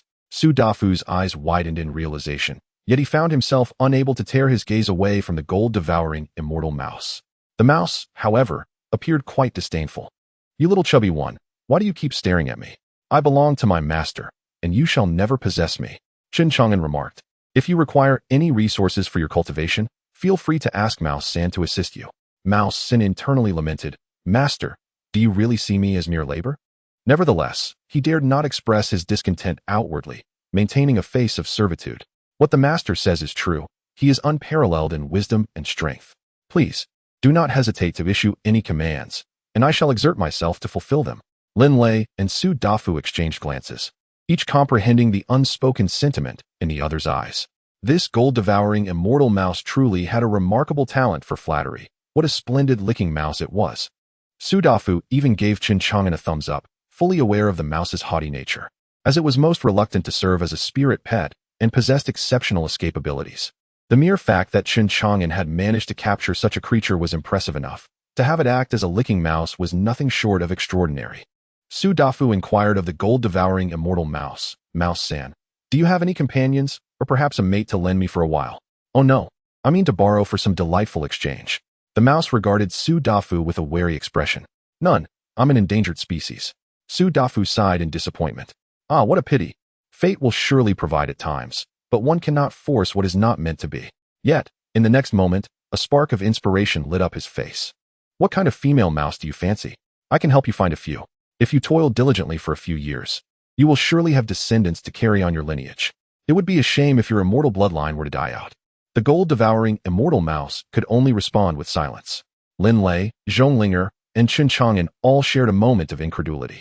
Meanwhile, Mouse San internally cursed, "This wretched fellow. If it weren't for the presence of my master, I would certainly scold him for treating me like a breeding mouse. I am a noble gold-devouring immortal mouse." If word got out that I had become a breeding mouse, the women of the demon clan would surely mock me. Chang'an, what do you think of my proposal? Mouse Sin gazed pitifully at Chen Chang'an. Chen Chang'an, puzzled, replied, Little chubby, are you not pleased with the idea of finding you a female mouse? Mouse Sin dared not refuse, only managing a sorrowful expression while affirming, I am most willing. At that moment, Chen Chang'an questioned Mouse San about the 2 additional heads it supposedly possessed. Where are the other 2 heads? Mouse San explained, one day, while I was asleep, those 2 heads simply ran away. Your other heads can just run off? Chen Chang'an was astonished. Mouse 3 shook his head, expressing his uncertainty. Ever since I awakened the celestial demon bloodline, it seems that those 2 heads have developed their own consciousness. However, having just 1 head left is quite satisfactory. At this moment, Lin Lei finally caught on. He turned his gaze toward Chen Chang'an, his face etched with skepticism. Chang'an, that Millennium Jade Marrow you mentioned. You didn't secretly leave it at my doorstep, did you? With such a formidable spirit companion, it appeared that acquiring this Millennium Jade Marrow would be no great challenge for Chen Chang'an. Apart from him, Lin Lei could scarcely think of anyone else who could bestow such a precious gift. Indeed, it was I, Chen Chang'an replied. Since the golden-eating immortal mouse had appeared, there was no need for concealment. It really is you. Lin Lei felt a surge of gratitude. What a true brother, preparing such a valuable cultivation treasure for him. Beside them, Su Dafu inquired, Chang'an, what about me? Of course, you are not forgotten. Chen Chang'an produced 6 pieces of Millennium Jade Marrow for Su Dafu, encouraging him to cultivate diligently, for it would bring joy to all if they grew stronger together. 6 pieces of Millennium Jade Marrow. My goodness. Su Dafu was taken aback. But upon recalling the prowess of the golden-eating immortal mouse, it seemed entirely reasonable. However, Chang'an, you must exercise caution. The news of the golden-eating immortal mouse must not leak, or you will find yourself in grave peril. After all, in the vast realm of cultivation, how many factions could withstand the temptation of this mouse? Understood. Chen Chang'an then asked, Mouse 3, have you come to inform me about the whereabouts of those rare materials? Mouse 3 nodded, and, opening his mouth, expelled a fist-sized crimson stone that shimmered like a ruby, adorned with mystical dragon-shaped patterns. More importantly, as Mouse 3 released it, an incredibly intense heat surged forth from the crimson stone, incinerating everything in its vicinity. It was as if a blazing sun had suddenly appeared in the room, enveloping everyone in what felt like a furnace. Master, this is the body-refining treasure you sought, the dragon flame gem. Su Dafu recognized it immediately. He recalled that at an auction, a similar dragon flame gem had fetched over 16 million low-grade spirit stones, and it was said that body cultivators preferred such gems for refining their bodies. With this dragon flame gem, Chang'an, you can hone your physical form and accelerate your breakthrough. Mouse 3 cast a glance at Su Dafu, thinking to himself, this little chubby fellow knows quite a bit. He then expelled more treasures. His stomach was peculiar, containing a space of its own, albeit small, sufficient for storing various treasures. Soon after, dozens of rare materials were laid out before them, though regrettably, none were longevity-enhancing medicines, which were notoriously hard to find. Master, these are the rare materials I have located around Tianwu City. There are none left in this vicinity. I shall need to venture further to seek out more. Chen Chang'an nodded in acknowledgement. Very well, you have worked hard. Serving my master is never a burden. Mouse 3 replied, his enthusiasm unwavering. Chen Chang'an smiled gently, placing his hand upon Shuzhen's head. This seemingly ordinary gesture concealed an extraordinarily formidable and invincible energy that surged into Shuzhen's body, revitalizing the life and death talisman that had already expended some of its invincible essence. Shuzhen was of great importance. He could not perish outside or fall into the hands of other cultivators. After offering these precious materials, Shuzhen excavated a hole in the corner of the backyard and made his departure. With a resounding clatter, Chen Chang'an proceeded to pour out the treasures he had acquired from Shuzhen's hoard, a myriad of extraordinary items cascading before Lin Lei and Su Dafu. The treasures shimmered with a kaleidoscope of colors, dazzling in their brilliance, leaving Lin Lei and Su Dafu utterly entranced. The sheer volume of these rare materials was staggering. If all of them were to be sold, one could only imagine the immense fortune they would yield. The 2 men swallowed hard. Never having witnessed such an abundance of treasures before, their astonishment palpable as they stammered, resembling country bumpkins stepping into the city. Chen Chang'an remarked, I am on the path of body cultivation, and many of these treasures hold little value for me. Feel free to take whatever you desire. What is mine is yours. Do not hesitate. Chapter 83. The Treasure of the Moonlight Ancient Clan, Shadows of Death. Su Dafu gazed longingly at the rare celestial treasures before him, saliva pooling in his mouth. Chang'an, since you have mentioned it, I shall not hold back. With that, he selected several invaluable treasures for himself, each of which would greatly benefit his current cultivation. Though this fellow was shameless, he was not greedy. Chen Chang'an turned to Lin Lei. Lazy, why are you still standing there in a daze? Lin Lei hesitated. I have enough with the 6 pieces of millennia jade you gifted me. Chang'an, keep these for yourself to exchange for body refining resources in the future. Feigning anger, Chen Chang'an replied. What? Do you not consider me a brother? Of course not. Lin Lei retorted. I need not trouble you regarding body refining resources. With the golden devouring immortal rat, I have no worries. Su Dafu interjected. Lazy, do not let Chang'an's goodwill go to waste. Besides, when we grow stronger, we can also seek body refining resources for him in return. I understand now. Lin Lei, no longer hesitant, decisively selected several treasures needed for his cultivation. With these celestial resources, reaching the God transformation realm and becoming a noble of heaven and earth would be well within his grasp. Su Dafu chuckled heartily, his smile radiating brilliance as he mused. With these cultivation resources, the gap between me and that scoundrel Su Teng should narrow significantly. Even without the help of an archery master, I will eventually crush him. After some more idle chatter, Lin Lei and Su Dafu chose not to disturb Chen Chang'an's cultivation and departed for their own matters. Lin Lei handed Su Dafu a wedding invitation, saying, You've been elusive lately. My joyous day is only 20 days away. You must not forget. Su Dafu tucked the invitation away, assuring him, Rest assured, no one can take my place or Chang'an's at the event. I will certainly uphold your honor. Also, remember to help me find that archery master. No problem. Following this, Su Dafu wandered around the city once more. However, he found no further information regarding the elusive archery master. As dusk fell, he muttered to himself, This archery master is truly elusive. It seems I cannot find him. Never mind. I shall return to avoid worrying Seventh Uncle. Yet, as Su Dafu departed from Tianwu City, he had not ventured far when a formidable figure from the Daylight Dynasty suddenly appeared before him, blocking his path. Su Dafu's expression shifted dramatically, and he turned to flee. At that moment, he heard Su Teng's icy voice echoing, My dear brother, where do you think you are scurrying off to this time? In the sky above, a bronze war chariot materialized, with Su Teng perched atop it, surveying him from a position of superiority. Behind him stood 12 elite warriors of the dynasty, forming an imposing array. Su Teng, looking down with eyes sharp as swords, regarded Su Dafu with a glimmer of mockery.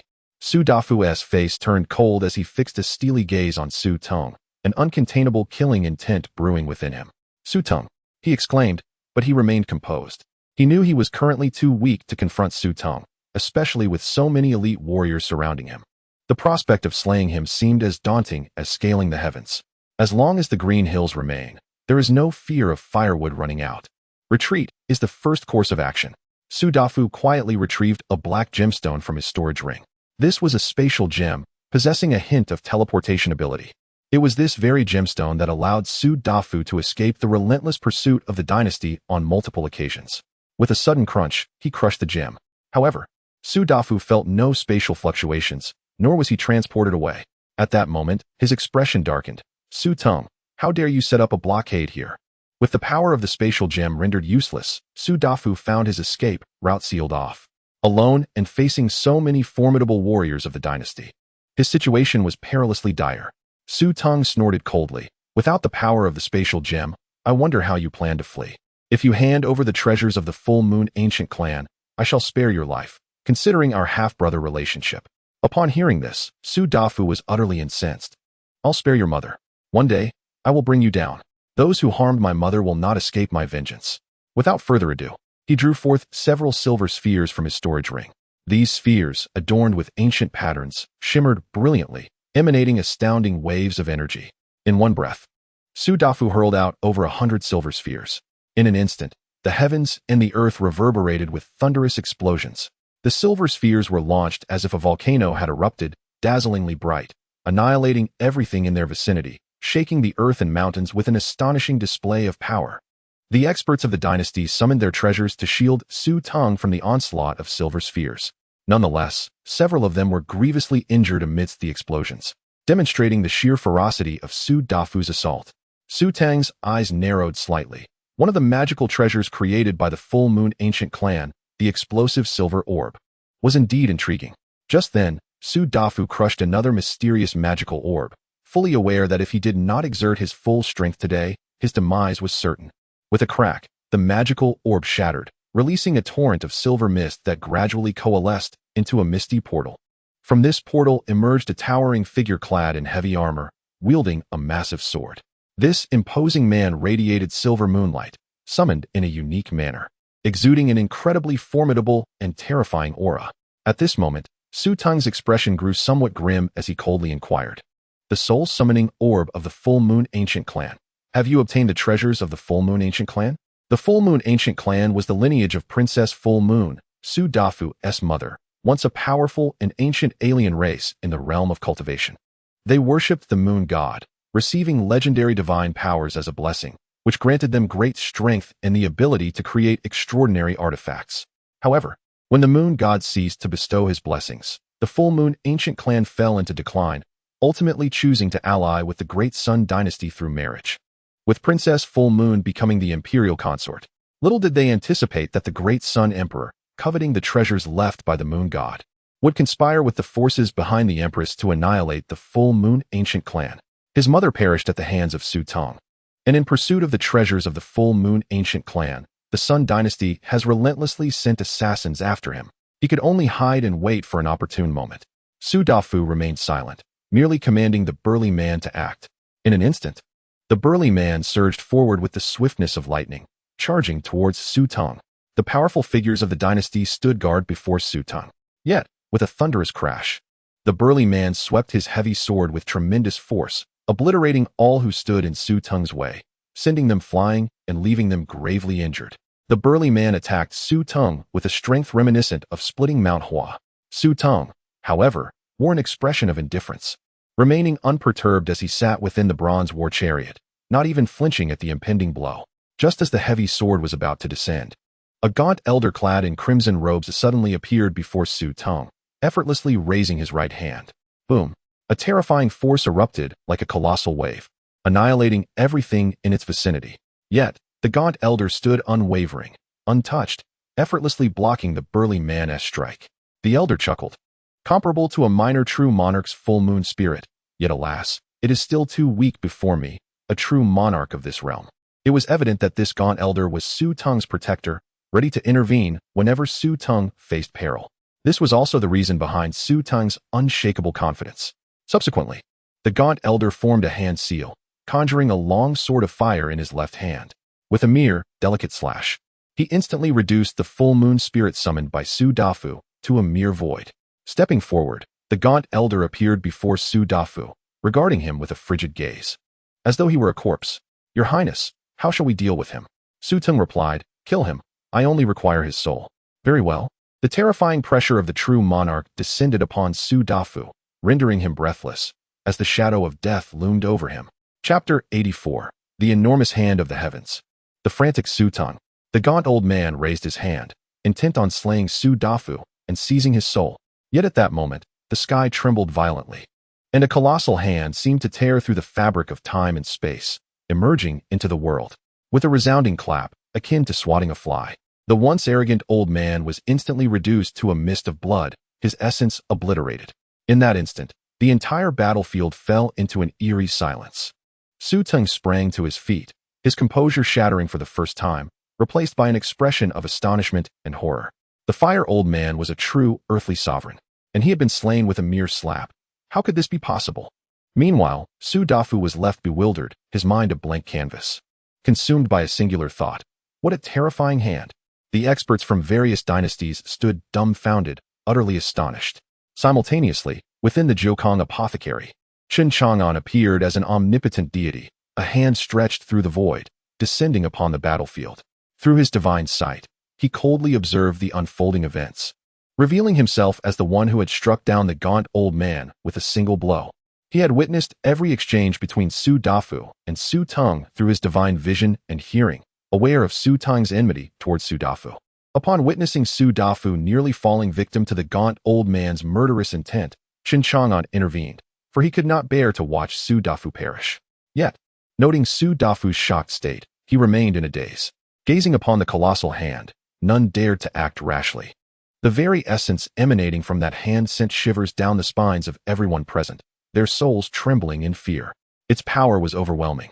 Having obliterated their mightiest sovereign with a single strike, it was clear that none among them could withstand its wrath. No one knew the origin of this celestial hand, nor the identity of the unparalleled being behind it. Chen Chang'an observed with a calm demeanor as the immense hand exuded an incomprehensible pressure, rendering all the experts of the dynasties, including Su Tong, breathless, as if they were being crushed beneath the weight of towering mountains, utterly immobilized. Chen Chang'an chose not to pursue any other members of the Radiant Sun dynasty, since they were enemies of Su Dafu. It was a matter he would allow Su Dafu to handle himself. Yet Su Dafu remained in a state of shock, still reeling from the sight of the earthly sovereign being dispatched before him, a visual impact far too intense to process. When Su Dafu finally regained his senses, devoid of the earthly sovereign's threat, his instinct was to retrieve the spatial gem and flee. However, he quickly realized something was amiss. The colossal hand loomed above him, akin to an insurmountable mountain, majestic and immovable. Su Tong and the other sovereigns were left pale-faced, oppressed by the aura of the colossal hand, unable to stir. It seemed as though they were being subdued by this divine hand.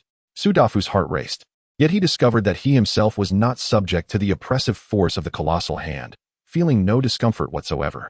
Upon witnessing this spectacle, Su Dafu burst into hearty laughter. Truly, heaven has favored me. He then expressed his gratitude with a deep bow towards the colossal hand that obscured the sky. Though he remained unaware of the identity of this mysterious benefactor. 1,000 thanks are owed for your life-saving grace, esteemed senior. Su Tong, pale and distressed, felt an inexplicable dread towards the immense hand that had appeared. Observing Su Dafu bowing in reverence, he was perplexed by the situation. Why was Su Dafu unaffected? At that moment, after completing his gesture of homage, Su Dafu cast a glance at Su Tong before redirecting his focus towards the imperial powerhouses surrounding them. He unleashed a barrage of explosive silver beads, systematically eliminating the imperial warriors near Su Tong. Su Tong could only watch in horror, his expression a ghastly shade of blue. Eventually, Su Dafu approached Su Tong, and without uttering a word, severed his head. Yet, Su Tong did not perish. His severed head lay on the ground. Coldly regarding Su Dafu, were it not for that mysterious hand's intervention, you would have long been a lost soul. Let us see if you are granted such fortune again. Su Dafu, witnessing this scene, was not taken aback. It became clear that Su Tong had cultivated an external body, which explained his audacity. After all, Su Tong was the prince of the empire, possessing numerous hidden cards. He would not recklessly venture into the imperial palace to seek death. The external body, a formidable power achievable only through the fourth tier of body cultivation, was documented in the Kiteflower Imperial Canon, which detailed the existence of a split soul occupying 1/3 of the main body's spirit. Mastering the external body essentially granted one an additional life. However, the external body shared a psychic connection with the main body. Thus, if the external body were to be destroyed, the main body would suffer severe repercussions, leading to a damaged soul and diminished realm, adversely affecting future cultivation. Consequently, Su Dafu wasted no time in employing his mystical abilities to annihilate Su Tong's split soul, silencing him at last. In this confrontation, Su Dafu single-handedly triumphed over Su Tong and his entourage, which imbued him with immense confidence. Subsequently, Su Dafu bowed once more to the colossal hand, expressing his gratitude. As a gust of wind swept through, he pillaged the spoils from the fallen imperial experts, particularly eyeing the storage ring worn by Su Tong's external body. Upon inspection, he found it filled with valuable treasures, causing his eyes to gleam with excitement. He gazed towards the colossal hand. Esteemed senior, do you desire these items? Yet, the hand remained unresponsive. With a sly grin, Su Dafu pocketed the spoils and, after completing his tasks, hastily departed. In Tianwu City, countless cultivators beheld the magnificent sight of the colossal hand emerging just beyond the city limits, resembling a towering mountain, creating a breathtaking scene that stirred great commotion within the city. They were awestruck by the terrifying aura emanating from the hand, which instilled fear even from such a distance. Meanwhile, the ordinary citizens of the city, witnessing this phenomenon, mistook it for a divine miracle and hurriedly knelt in prayer, making wishes towards the celestial hand. At Jiukong Apothecary, Chen Chang'an smiled upon seeing Su Dafu safe and sound, retracting his hand from the spatial rift before him. The colossal hand that had appeared outside the city vanished from sight, as if it had never been there at all. In the sacred realm of the Dairi divine dynasty, within the confines of a royal palace, a young man clad in golden garments was engrossed in his cultivation. This individual was none other than Su Tong's true form. Suddenly, Su Tong's body convulsed violently, and a piercing scream escaped his lips. He felt his soul being torn apart, overwhelmed by an unprecedented and excruciating pain that contorted his features into a grimace. Who could it be? That colossal hand. Whose could it possibly be? Su Dafu, brace yourself. I shall not let you escape my wrath. Meanwhile, millions of miles away, Su Dafu had just returned to Su Yuanba's side, animatedly recounting the tale of how he was rescued today by an enormous hand that obscured the sky. I wonder if Uncle Chi has ever heard of a palm technique that descends from the heavens and crushes its victims? Uncle Chi could not have witnessed the sheer ferocity of that strike. Had it not been for that towering hand, Uncle Chi, you might never have seen me again. Su Yuanba listened, his heart pounding with trepidation. Thankfully, the prince had emerged unscathed. It remains a mystery which esteemed elder intervened. For Su Teng's protector was indeed a true monarch of the earth. It is somewhat regrettable that he could not be vanquished with a single blow. Suddenly, Su Dafu sneezed, a smug smile creeping across his face. It must be that wretched Su Teng cursing me. His soul fragment has been extinguished. I hope it was not too painful for him. Chapter 85. The Wrath of the Dynasty. Expansion of the Apothecary. The external embodiment of Su Teng was slain, and all the elite warriors dispatched by the dynasty were annihilated. Even the esteemed Earth True Monarch, who was tasked with safeguarding Su Teng's external self, met a tragic end. This event is of monumental significance to the Daylight Dynasty. It is imperative to understand that Su Teng's external embodiment holds immense importance. In the later stages of cultivation, it would merge with his true self, facilitating a qualitative leap in his prowess. However, with the demise of his external self, Su Teng has effectively severed a third of his foundational strength, incurring a grievous cost. It is unfathomable how much time, effort, and resources will be required to bridge this gap. The architect of this calamity is none other than the master of the colossal hand that obscured the heavens. Who is the mysterious wielder of this titanic hand? This act is a direct affront to the authority of the Daylight Dynasty, bringing shame and humiliation upon it. The dynasty is seething with rage, vowing to unearth the identity of the enigmatic figure behind this attack, regardless of the cost, and to exact vengeance. Within a mere 3 days, the Daylight Dynasty dispatched another contingent of its elite warriors, utilizing a hastily constructed teleportation array to return to Tianwu City. The sight of so many powerful figures from the dynasty sent shockwaves through the ranks of cultivators in the city, inciting considerable commotion. They appeared to be the fiery divine generals of the Daylight Dynasty. Gasps of astonishment filled the air. It is said that each of these fiery generals is a formidable force at the 10,000 Laws realm, and the deployment of 12 at once suggests a concerted effort to ally with the Jinyuan alliance to sweep through the imperial palace and subdue the abyssal gate. Some cultivators, having just arrived from distant lands, were unaware of the events that transpired 3 days prior. A fellow cultivator explained, "Could it be they are here to confront the abyssal gate within the imperial palace? I heard that a mysterious powerhouse struck down the external embodiment of the Daylight Dynasty's prince in Tianwu City, slaying numerous elite warriors and even causing the fall of an Earth True Monarch. They are here for retribution." Who could this mysterious figure be? Daring enough to slay the external embodiment of the Daylight Dynasty's prince? Surely, they must be fearless. Yet, it seems this mysterious powerhouse is undeterred by the Daylight Dynasty. One need only recall the terrifying titanic hand that descended from the heavens. Its mere presence unleashed an aura so chilling that it instilled dread and trepidation. It appears the Daylight Dynasty will not rest until it exacts its revenge. We are on the cusp of a thrilling spectacle. In Tianwu City, discussions abounded. The arrival of the fiery divine generals created quite a stir, followed by meticulous searches of the battlefield where the colossal hand had manifested. Yet not a single clue was uncovered. It seems that locating this mysterious powerhouse will not be a simple endeavor. Meanwhile, Su Dafu has taken refuge alongside Su Yuanba, remaining vigilant in the wake of the titanic hand's intervention that spared his life by eliminating Su Teng's guardian. Therefore, Su Dafu is exercising utmost caution, ensuring that he leaves no opportunity for the Daylight Dynasty to discover his whereabouts.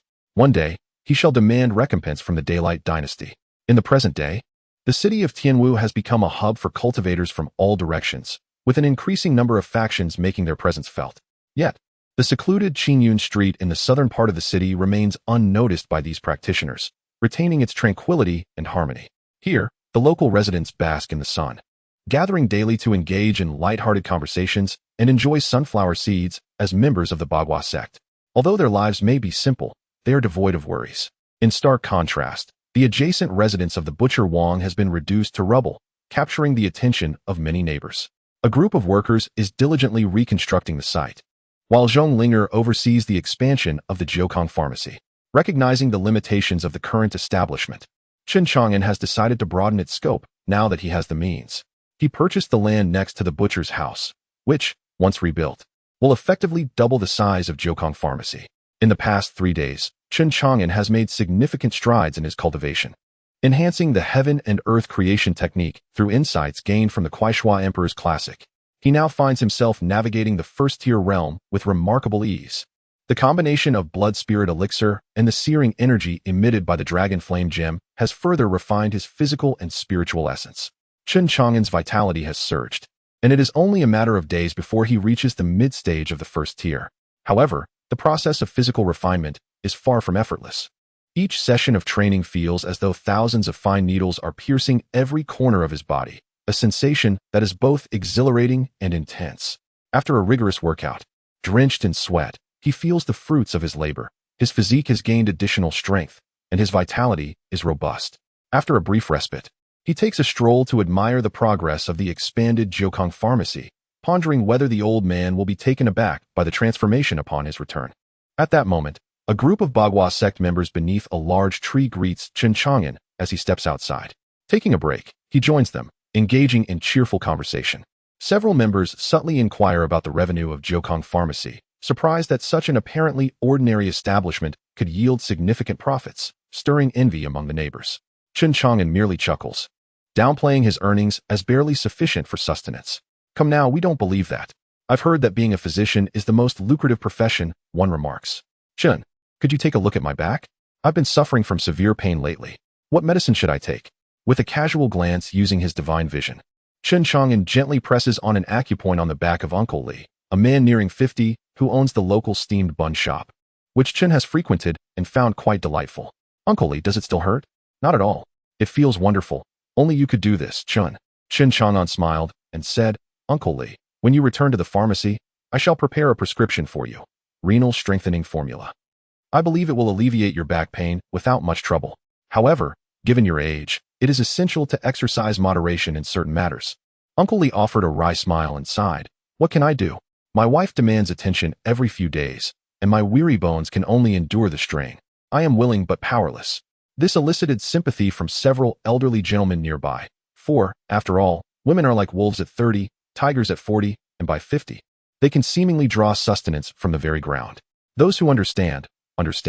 They are all seasoned individuals. Chen Chang'an continued, then I shall prescribe you Ascendant Yang powder. Take it 3 times daily, morning, noon, and night, and we shall observe the results. Very well, Dr. Chen, Uncle Li responded eagerly. Shortly thereafter, several neighbors approached Chen Chang'an to inquire about minor ailments.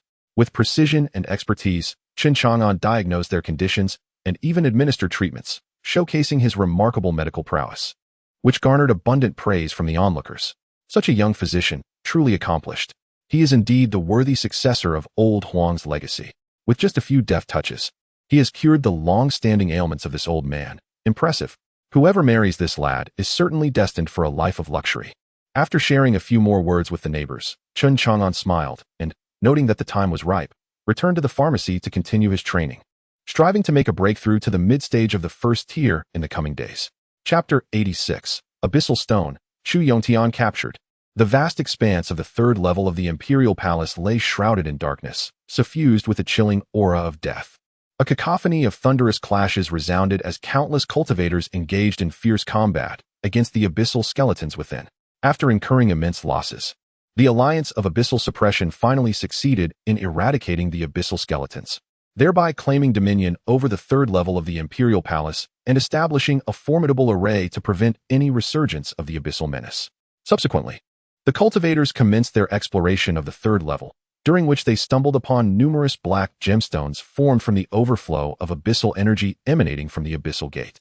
These gemstones, known as abyssal stones, are crystallizations of abyssal power. In the grand realm of cultivation, these abyssal stones are also referred to as stones of cultivation, aptly named for their purpose. The potency of the abyssal stone is formidable, possessing the ability to directly elevate a cultivator's realm of cultivation. The more refined the energy contained within, the higher the quality, rendering it increasingly beneficial for cultivators at elevated realms to achieve breakthroughs. even for nobles of the transformation realm, leaders of the indestructible realm, or true lords of the 10,000 laws realm. Attaining breakthroughs in their respective minor realms becomes exceedingly arduous once they reach such heights of cultivation. However, should they manage to procure sufficient abyssal stones for their training, transcending to higher realms would no longer pose a challenge. Thus, upon the discovery of abyssal stones during their exploration of the third level, countless cultivators were overcome with astonishment, elation, and even madness. The very existence of abyssal stones was a revelation. Oh heavens! An elderly cultivator was so overwhelmed with emotion that tears streamed down his face, his body trembling in excitement. My life is nearing its end. I have journeyed thousands of miles to seek a chance in the Imperial Palace to break through my realm and extend my path of immortality. It seems I have wagered correctly this time. If I can find a few abyssal stones, I shall surely transcend my current realm and prolong my life. Logically, abyssal stones are products of the abyss, yet their appearance in the Imperial Palace is perplexing. Undoubtedly, however, the presence of these abyssal stones has brought immense delight to all cultivators. They are eager to scour the Imperial Palace, turning it upside down in search of every last abyssal stone. In the third level, countless cultivators scoured for the abyssal stones, leading to conflicts and, regrettably, the demise of many. Yet, such internal strife could not persist. With the looming threat of the abyssal gate, how could they afford to squabble amongst themselves and provide amusement to the lurking abyssal clan? In the end, it was the Alliance of Abyssal Suppression that intervened to restore order, issuing a decree for the Imperial Palace. All cultivators, regardless of their faction, must obey the Alliance upon entering the Imperial Palace, forbidding any internal conflict or battle. Whoever discovers an abyssal stone shall claim it as their own, and any attempts at theft would result in merciless punishment. The Alliance of Abyssal Suppression, a formidable coalition of the major forces of Huzhou, commanded great authority, and no one dared to defy this decree. All cultivators complied, understanding that any abyssal stone found would rightfully belong to its discoverer. Of course, there were still those foolish enough to be driven by greed, daring to venture into the fourth level in search of abyssal stones. In the fourth level, Chu Yongtian and Chu Wushuang appeared pale, their eyes filled with terror as they swiftly navigated through the dense, swirling black mist, fleeing towards the third level. Just a short distance behind them, a series of eerie, piercing cries echoed through the air, as 5 strange shadows raced swiftly through the dark mist, rapidly approaching Chu Yongtian and Chu Wushuang. Suddenly, countless grotesque vines pierced through the murky haze, advancing towards Chu Wushuang. Chu Yongtian hurriedly shielded Chu Wushuang, brandishing a treasured sword to slash at the sinister tendrils. When the blade struck the vines, sparks flew, accompanied by a resounding clash. However, before long, the sword's brilliance dimmed, eroded by an enigmatic force, losing its spiritual essence. In the next moment, a vine, resembling a spear, swiftly pierced through Chu Yongtian's body, causing a spray of crimson blood to erupt. He let out a heart-wrenching scream. The myriad of grotesque vines coiled around him like serpents, enveloping him in a cocoon. Father, daughter, do not concern yourself with me. Flee at once. Chu Yongtian uttered his final words, succumbing to silence within the vine cocoon.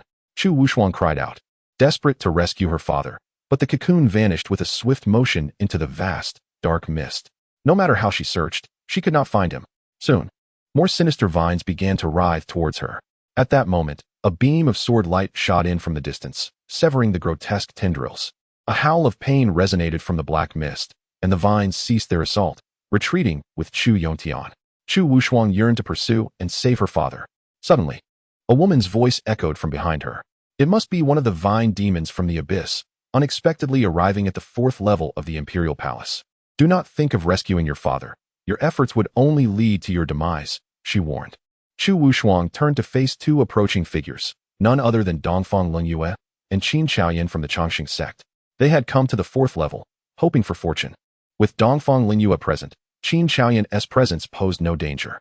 Recognizing them, Chu Wushuang's eyes brimmed with tears as she knelt and implored, Fairy Lingyue, I beseech you to save my father. Dongfang Lingyue sighed. The fourth level is teeming with vine demons. Even I dare not venture too far within. Your father, a mere noble, has delved too deeply. His audacity is alarming. We must wait for the Jinyuan Alliance to clear the fourth level. If fortune smiles upon you, perhaps your father may yet find a sliver of hope. Dongfang Lingyue would never risk her own life to save a stranger. Her intervention to rescue Chu Wushuang was already beyond her limits. Had she hesitated any longer, Chu Wushuang might have also fallen victim to the vine demons.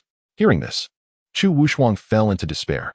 The Zhenyuan alliance had only just secured the third level, with all efforts focused on scavenging for abyssal stones. How could they possibly reach the fourth level in such a short time? Observing Chu Wushuang's desolation, Chen Chang'an felt a pang of sympathy and addressed her gently.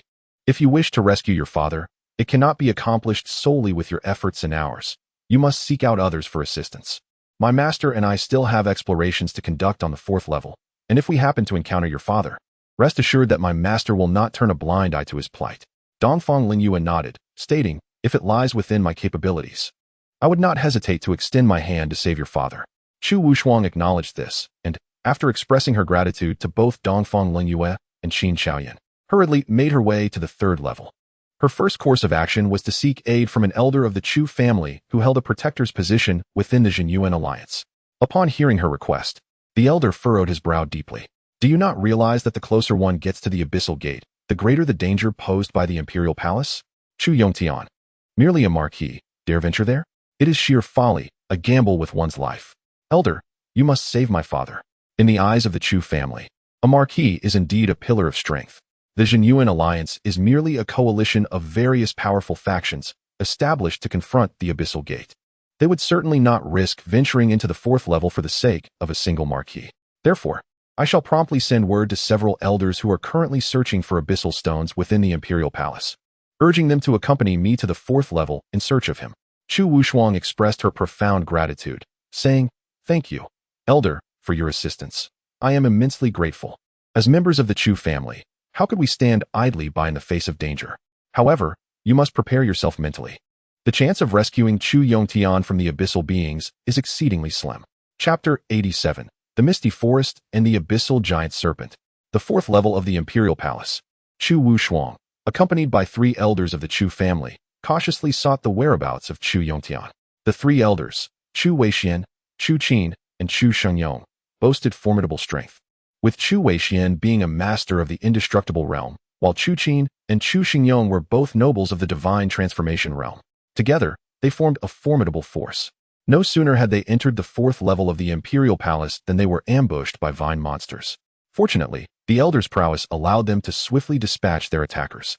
With Chu Wushuang leading the way, the quartet delved deeper into the palace. An hour later, they arrived at the periphery of a dimly lit misty forest. Chu Weixian extended his consciousness, only to find himself ensnared in a quagmire, unable to probe further, his brow furrowing in concern. This place is peculiar. Tread carefully, he warned. The aura of the abyss here is quite potent. It is highly likely that we are approaching a gathering place for the vine monsters. If Chu Yongtian is still alive, he must be within this misty forest. Chu Qin and Chu Shengyong exchanged grave glances, acutely sensing the imminent danger lurking within the fog. Nevertheless, they resolved to enter the forest, determined to rescue their kin. The dense mist swirled around them, accompanied by an unusual fragrance that permeated the air, limiting visibility to a mere 4 or 5 meters. The forest lay in eerie silence, devoid of any sounds. Suddenly, Chu Weixian, who was at the forefront, halted and raised his hand in a signal. The others turned to see 2 vine monsters sleeping soundly against a tree. He gestured for silence, implying they should proceed cautiously. The 4 suppressed their presence and continued deeper into the misty forest without disturbing the slumbering vine monsters. As they ventured further, they encountered an increasing number of these creatures, most still asleep, sprawled haphazardly. Fortunately, they noted that while there were many vine monsters, the majority lacked formidable strength. Only one vine monster exuded a powerful aura, comparable to that of the 3 elders. As they pressed on, the vine monsters grew increasingly formidable, heightening their vigilance and concern, rendering them unable to even breathe audibly. The potential consequences of awakening such a multitude of vine monsters were unfathomable. Through their diligent exploration, they eventually discovered Chu Yongtian, ensconced in a cocoon of vines, suspended from an ominous tree. A glance revealed over a dozen such cocoons, each representing a captured cultivator who had foolishly ventured to the fourth level in pursuit of abyssal stones. Miraculously, the cultivators within the cocoons still exhibited signs of life, which brought a faint sense of relief to Chu Weixian. Clearly, he was still alive. I will go rescue him, he declared. Chu Weixian's figure flickered as he silently approached the great tree, swiftly slaying the vine demons guarding its base with a single stroke of his sword. With another deft swing, he severed the 13 hanging cocoons, liberating Chu Yongtian and the others trapped within. Overwhelmed with joy, they expressed their heartfelt gratitude. "Thank you, esteemed elder, for your life-saving grace." "Elder Wei Xian, what brings you here?" Chu Wei Xian replied in a grave tone, "Your daughter summoned me to rescue you. This place is perilous. We must not linger. We must leave at once." As he spoke, Elder Chu Wei and the other 3 elders shielded the rescued individuals, intending to depart. However, at that moment, an unexpected turn of events occurred.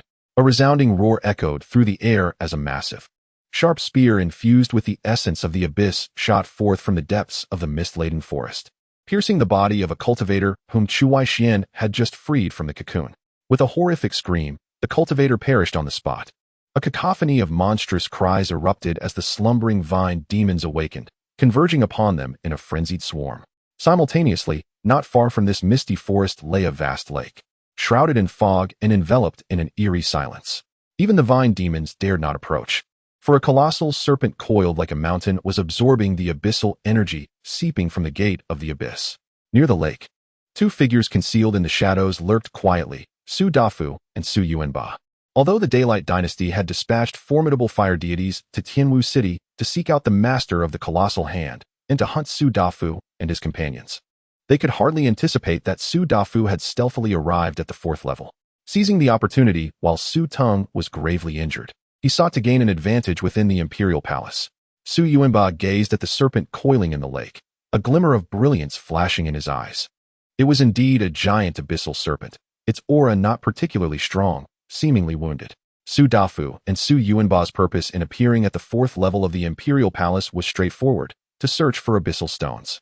These stones could directly aid cultivators in enhancing their cultivation, and the more, the better. With Su Yuanba's protection, Su Dafu encountered no peril, and they swiftly discovered a dozen abyssal stones in the 4th level. Should Su Dafu be able to find enough abyssal stones within the imperial palace to cultivate, he might very well catch up to Su Teng in a short time. At that point, Su Dafu was confident he could subdue Su Teng. Su Dafu narrowed his eyes, contemplating. 7th uncle, this abyssal giant serpent is a treasure trove in itself. Especially with its colossal form, the abyssal power it has absorbed must be staggering. It is highly likely that it harbors high-grade abyssal stones within, not to mention the remarkable refining effects of its serpent blood and gallbladder. I could certainly make use of those. Abyssal stones are classified by grade. The higher the grade, the more pure and concentrated the abyssal energy they contain, thus providing greater assistance to cultivators.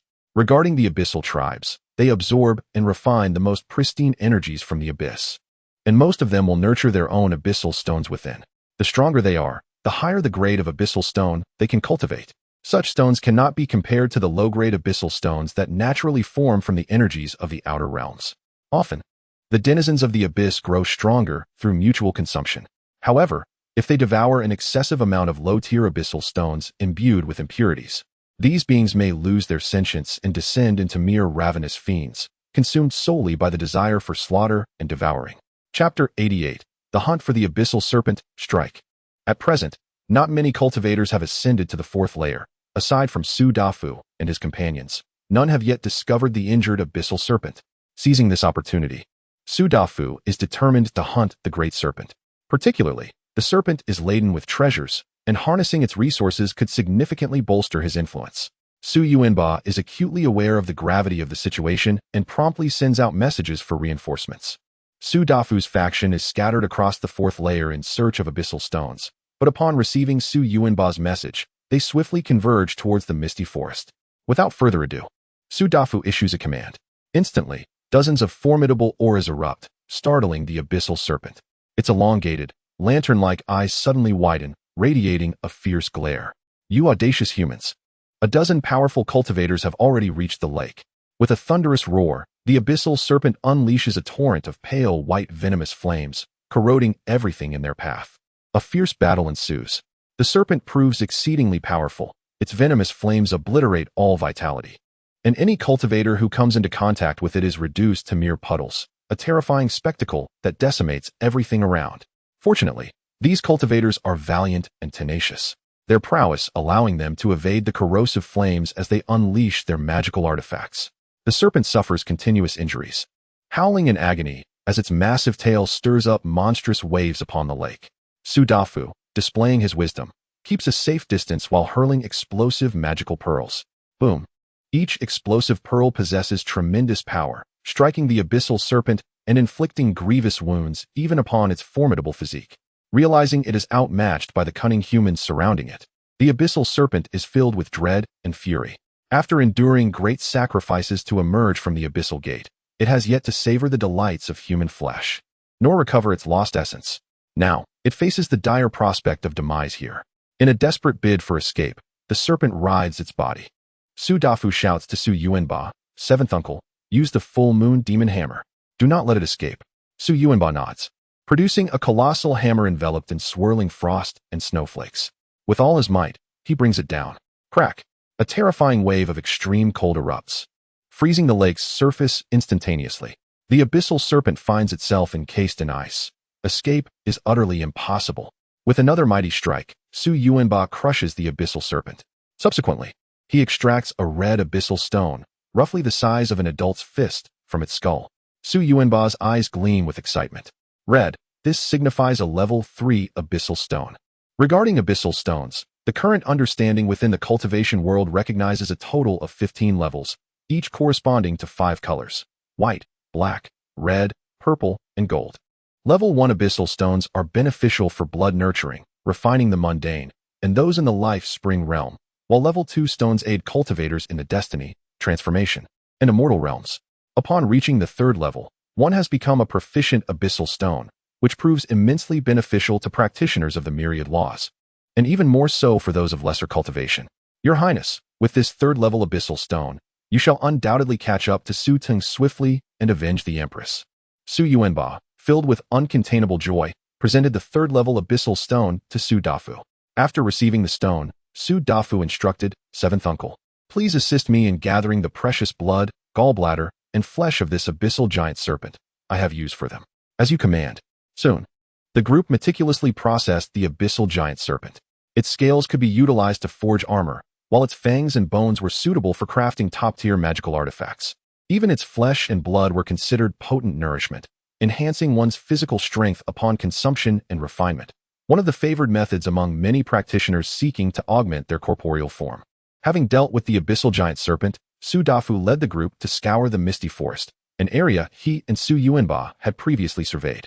Aside from the serpent, no significant threats had been detected, allowing them to thoroughly pillage the abyssal stones within the forest and amass a fortune. However, as they were engaged in this endeavor, distant sounds of combat suddenly reached their ears. Su Dafu remarked, let us investigate. He led the group toward the source of the ruckus and encountered a host of vine demons surrounding a group of practitioners. The latter struggled to break free from the encirclement, suffering casualties among their ranks. Meanwhile, a vine giant in the distance hurled sharp, imposing spears, launching covert attacks. Should the situation persist, it seemed likely that these practitioners would meet their demise at the hands of the vine demons. Suddenly, Su Dafu spotted a woman among the besieged practitioners. He furrowed his brow in astonishment. Chu Wushuang. With the imperial palace's emergence, he recognized that she had accompanied Chu Yongtian to the palace. He knew of this woman, who could be deemed a prodigy. Yet, he had not paid much attention to her until 3 days prior, when he returned to Tianwu City. From Lin Lei, he learned that the city lord, Chu Yongtian, had taken a liking to Lin Lei, bestowing upon him the cultivation manual Blackwater Heavenly Scriptures and appointing him as the deputy commander of the law enforcement guard. More significantly, Lin Lei mentioned that Chu Wushuang had penned a heartfelt letter to Chen Chang'an, brimming with concern. There was a strong possibility that a romantic connection existed between Chu Wushuang and his good friend Chang'an. It seemed both of these individuals had ties to his brothers. Today, witnessing her plight, how could he stand idly by? Seventh uncle, eliminate these vine demons and rescue them. As you command. Su Yuanba, along with the practitioners, charged forth. They struck the vine demons unawares, causing them to flee in disarray. Su Dafu, watching as Chu Wushuang was saved, silently reflected, Chang'an, oh Chang'an, how fortunate I am to have encountered this today. Otherwise, your beloved might have perished here. However, my dear friend, having a sister Linger is not enough. You also have a sister Ruoshuang. I wonder if your good brother is still single? Chu Weixian and others, having been rescued, appeared pale but relieved, exhaling a sigh of relief. Overcome with joy at having escaped death, they hurried forward to express their gratitude to Su Yuanba and the others with a respectful gesture. Thank you, fellow Taoists, for saving our lives. Su Yuanba replied, these vine demons are the common enemies of our human cultivators, and they must be eradicated. Upon witnessing your suffering, how could we stand idly by? Su Dafu approached and said, "This young lady Ruo Shuang." Chu Wushuang looked at the young, plump man with curiosity. Although he wore a rat-faced mask, obscuring his features, his physique was strikingly noticeable, marking him as one of the factions that had recently emerged from the imperial palace and occupied a favorable position at its entrance. Chu Wushuang had a faint recollection of them. Grateful for the life-saving assistance, she inquired, "May I ask what brings you, sir?" Su Dafu produced a storage ring, containing the blood and gallbladder of the abyssal giant serpent they had just slain, both valuable resources for body refinement. With the Daylight Dynasty actively searching for him and even dispatching the Flame Divine General, Su Dafu feared that his movements might be exposed. He was reluctant to send his subordinates, especially after his previous encounter where he was unaware of when he had been compromised, concerned that it might endanger Lin Lei and Chang'an. Thus, during this period before Lin Lei's wedding, he intended to remain away from Tianwu City. Serendipitously, with Chu Wushuang's arrival, Su Dafu planned to have her deliver these precious body refinement items to Chang'an to aid in his cultivation. "Please, could you help me deliver this to the Jiukong Pharmacy?" Chapter 89. The ancestor of the corpse bearers emerges, taking his dog's life. After handing over the storage ring to Chu Wushuang, Su Dafu urged them to depart from the fourth layer of the imperial palace as soon as possible, relying solely on their numbers. It was perilous to navigate the fourth layer. Although they had been rescued this time, there was no guarantee of salvation in the future. Chu Weixian and the others nodded, fully aware of the dangers within the imperial palace. Today, they had nearly lost their lives while attempting to save Chu Yongtian, and it was thanks to Su Dafu's intervention that they were spared. Had it not been for his timely assistance, they would have become mere cold corpses. Once Chu Wushuang and her companions had left, Su Yuanba inquired, "Your Highness." The storage ring contained the blood and gallbladder of the abyssal giant serpent, both excellent materials for body refinement and physical enhancement. Why bestow them upon Chen Chang'an instead of utilizing them for yourself? Su Dafu replied, "Chang'an possesses limited talent in spell cultivation. As he now pursues a path in body refinement, I am uncertain how far he can progress, but I shall endeavor to support him." Su Yuanba remarked, "Your Highness's concern for Chen Chang'an is indeed a blessing for him." Su Dafu shook his head. "Uncle Qi, you are mistaken. I regard him as a brother. It is only natural for me to care for him. How could that be considered a blessing? Moreover, Chang'an has treated me well, whether it was in searching for the antidote to my curse or providing me with training resources. Is it not evident that he cares for me as well? While navigating through various challenges, I find joy in having Chang'an and Lazy as my steadfast brothers. In my view, that is a true blessing for Su Dafu. However, Lazy is set to marry Han Xiaolu in just over 20 days. If the group of Flame Divine Generals from the Daybreak Dynasty does not depart, it could become quite troublesome. Su Yuanba reassured him, "Your Highness, do not worry. Those Flame Divine Generals, unable to locate that mysterious benefactor or yourself, will naturally leave Tianwu City. Indeed, there remains ample time before their wedding. Let us continue our exploration of the fourth layer and strive to acquire more abyssal stones. If we could obtain a few more high-grade abyssal stones, it would be most advantageous. Once I enhance my strength and return to the Full Moon Royal Clan, I shall certainly secure the treasures left by the clan. At that point, I will possess the means to contend with Su Teng and the Daybreak Dynasty." Meanwhile, on the way back with Chu Wushuang and her group, Chu Weixian spoke up. "Wushuang, why did he request you to deliver that storage ring to the Jiukong apothecary?" Chu Wushuang shook her head. "I am uncertain. I suspect he might be acquainted with the young master of Jiukong apothecary." Chu Weixian, puzzled, asked, "Which young master?" Chu Yongtian interjected, "Chen Chang'an, a formidable and mysterious figure who has been in seclusion in Tianwu City. Recently, there have been numerous fatalities involving the Jin family and the corpse bearers. Elder Weixian, you must have heard about this." "Indeed, I have heard that several leaders have perished, particularly from the corpse bearers, including a minor true monarch. However, it remains unclear who is responsible, as neither the Jin family nor the corpse bearers have released much information." As he spoke, Chu Weishuan's expression turned grave. Could all of this be connected to Chen Chang'an? Chu Wushuang and Chu Yongtian nodded in affirmation. "We happen to know the reasons behind these events." Chu Weixian and the elders of the Chu family, Chu Qin and Chu Xingyong, could not help but gasp in astonishment. They had not anticipated that such a concealed master existed in Tianwu City, capable of slaying a minor true monarch, indicating that he must be at least a major true monarch, if not a earth true monarch. After recovering from their shock, Chu Weixian inquired, "Are you acquainted with that esteemed elder?" Chu Yongtian replied, "My daughter was injured in the imperial palace, and it was that distinguished individual who intervened to provide medical assistance." thus saving her life. As he spoke, Chu Yongtian's expression grew complex. The group they had just encountered surely knew that great figure from Jiukong Apothecary. Whether our rescue was due to that elder's influence remains uncertain, Chu Weixin stated, regardless of any connection to that individual. He is a true monarch of the 10,000 Laws realm, with formidable strength. It is imperative that we do not offend him. Since this benefactor has instructed you to deliver the storage ring to the esteemed person at Jiukong Apothecary, there is no time to waste. You must return to Tianwu City at once. Yes, he affirmed. The Shizhua sect.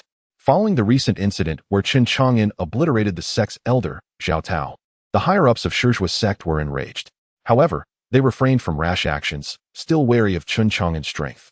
Especially upon hearing that the Jin family had conceded to Chen Chang'an, they scoffed at the notion, deriding the Jin family as timid turtles, a pack of worthless cowards. Nonetheless, the Shizhua sect had yet to act. They were merely biding their time for their grand ancestor to emerge and personally subdue Chen Chang'an. What if he could obliterate a minor true monarch? Our grand ancestor is a celestial true monarch and can still suppress a minor true monarch with a mere gesture. Anyone who offends the Shizhua sect will meet a dire fate. No one shall escape. As the higher-ups of Shizhua sect awaited anxiously, an overwhelmingly potent aura suddenly erupted within the sect, startling all. The leaders of Shizhua sect rejoiced. It is the aura of our ancestor. The ancestor has emerged. It seemed that the ancestor had awakened with the intent to deal with Chen Chang'an, determined to reduce him to ashes, leaving no trace behind. Indeed, we are one of the foremost demonic forces in Hezhou. If we remain silent, it would only invite ridicule, leading others to believe that Shizhua sect has fallen into decline. In a grand hall, upon hearing the grievances of the Shizhua sect's leaders, the ancestor opened his eyes, emanating a fierce and cold glint. To dare to slay a minor true monarch of Shizhua sect, this individual is exceedingly arrogant. I shall ensure he pays the price. Ancestor, only you can intervene, otherwise. Will any true monarch from the 10,000 Laws realm feel free to tread upon Shizhua sect without consequence? We cannot allow Hezhou cultivators to laugh at our misfortune. The ancestor snorted coldly. To dare to challenge Shizhua sect, let us see how long he can survive. Regardless of whether Chen Chang'an is a major true monarch, an earth true monarch, or even a celestial true monarch, he must perish. I have received news from two close friends, who mentioned that there seems to be abyssal stones within the imperial palace. If I can obtain them, perhaps I shall still have hope for a breakthrough to the sacred true monarch in this lifetime. In but 2 days, my esteemed friend shall arrive at the corpse-treading sect. At that time, I will summon 2 of my closest allies to venture to the imperial palace in pursuit of opportunity, and, in the process, eliminate this individual, demonstrating to the cultivators of Hezhou that our sect is not to be trifled with. Any who dare provoke the corpse-treading sect shall meet but one fate, death. The senior members of the corpse-treading sect were stirred with fervor upon hearing this declaration.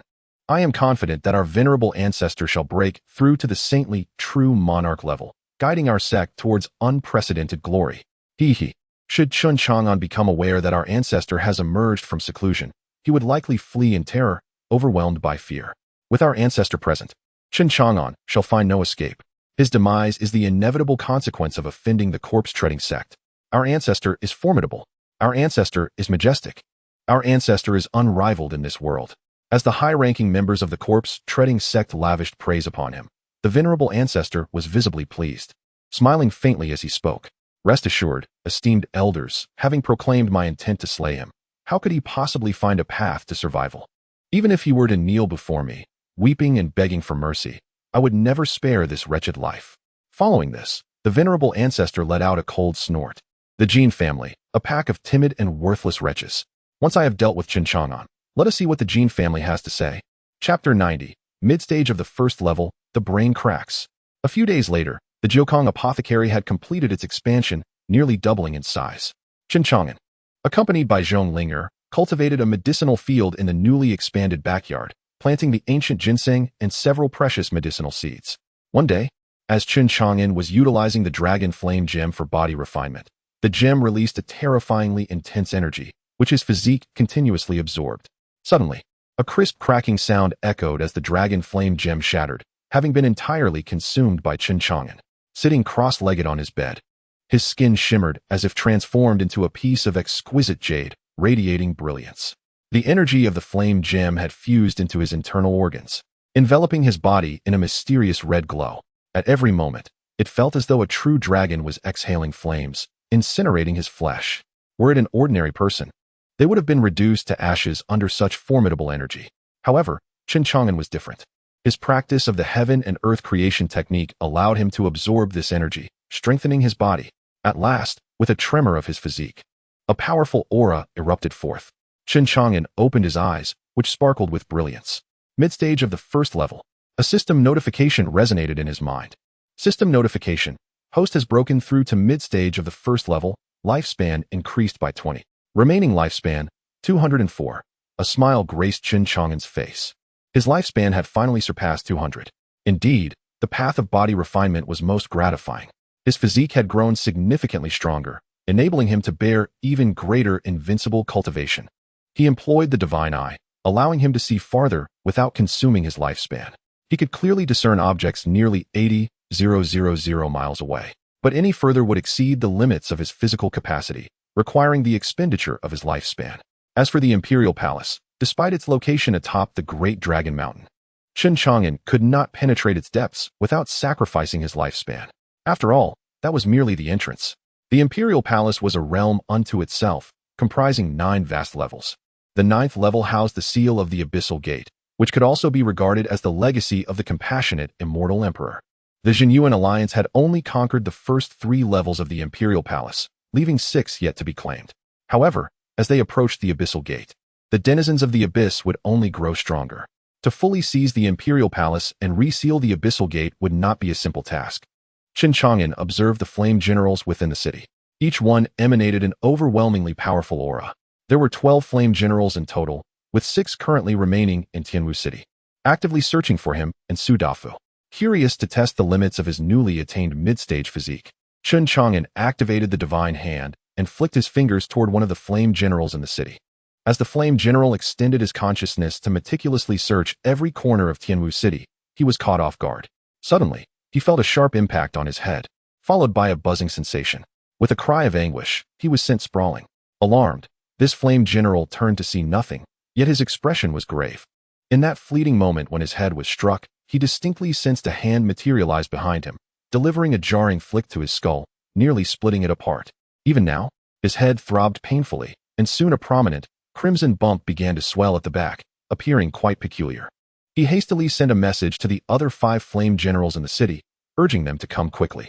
Before long, the remaining 5 flame generals rushed to his side. Upon seeing the sizable bump on their companion's head, they were filled with curiosity. Old 7, what have you discovered? What happened to your head? Did you bump it somewhere? For one to have caused such a lump on a grand true monarch's head, it must have been a formidable artifact. The flame general, referred to as Old 7, rubbed the swollen area, his demeanor serious as he recounted the recent events. While I was searching for clues about the traitor and the mysterious hand's master, a hand suddenly appeared behind me and flicked my head, nearly causing a catastrophic injury. I suspect the hand I encountered may be linked to the enigmatic giant hand that targeted His Highness the Prince.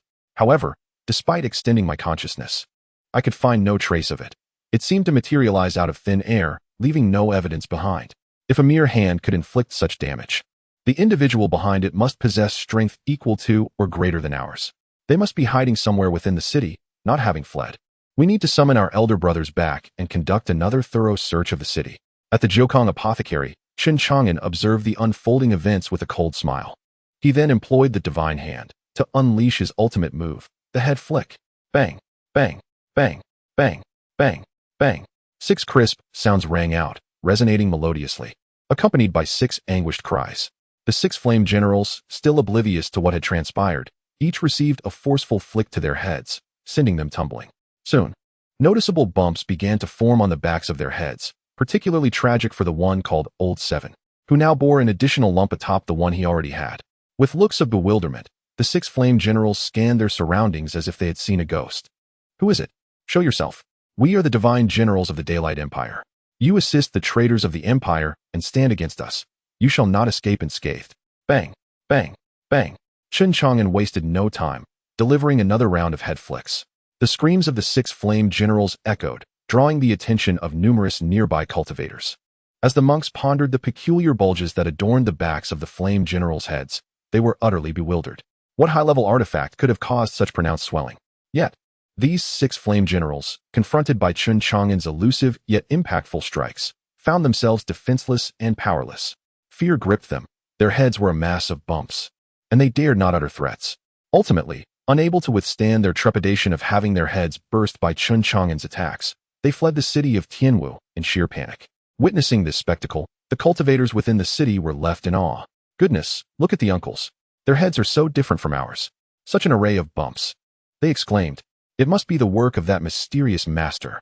How fierce he is, frightening off this group of flame generals even before revealing himself. He is certainly striking the face of the great Sun Empire with such audacity. How brazen! Yet, I find his arrogance delightful. I truly wish to behold the visage of this enigmatic powerhouse." Chen Chang'an observed the retreating flame generals with a detached gaze. He contemplated his current physical strength at the mid-stage of the first level, which had seen considerable enhancement, allowing him to wield even greater invincible prowess.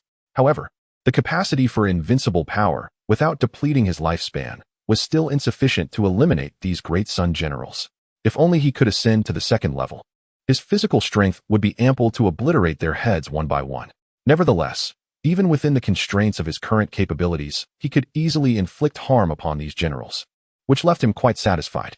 Yet, the audacity of the great Sun Empire, daring to intrude upon Tianwu City in such a brazen manner, warranted a lesson to be imparted. Chen Chang'an extended his right hand, once more employing the divine hand. This time, he resolved not to toy with the flame generals, but to unleash a greater measure of invincible power against them. He wondered how much of his lifespan would be consumed should he choose to vanquish this group.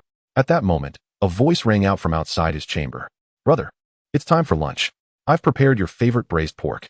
Chen Chang'an's eyes brightened at the mention of the dish. With the flame generals having already retreated beyond the city limits, he dismissed them with a casual slap, indifferent to how many he might have dispatched.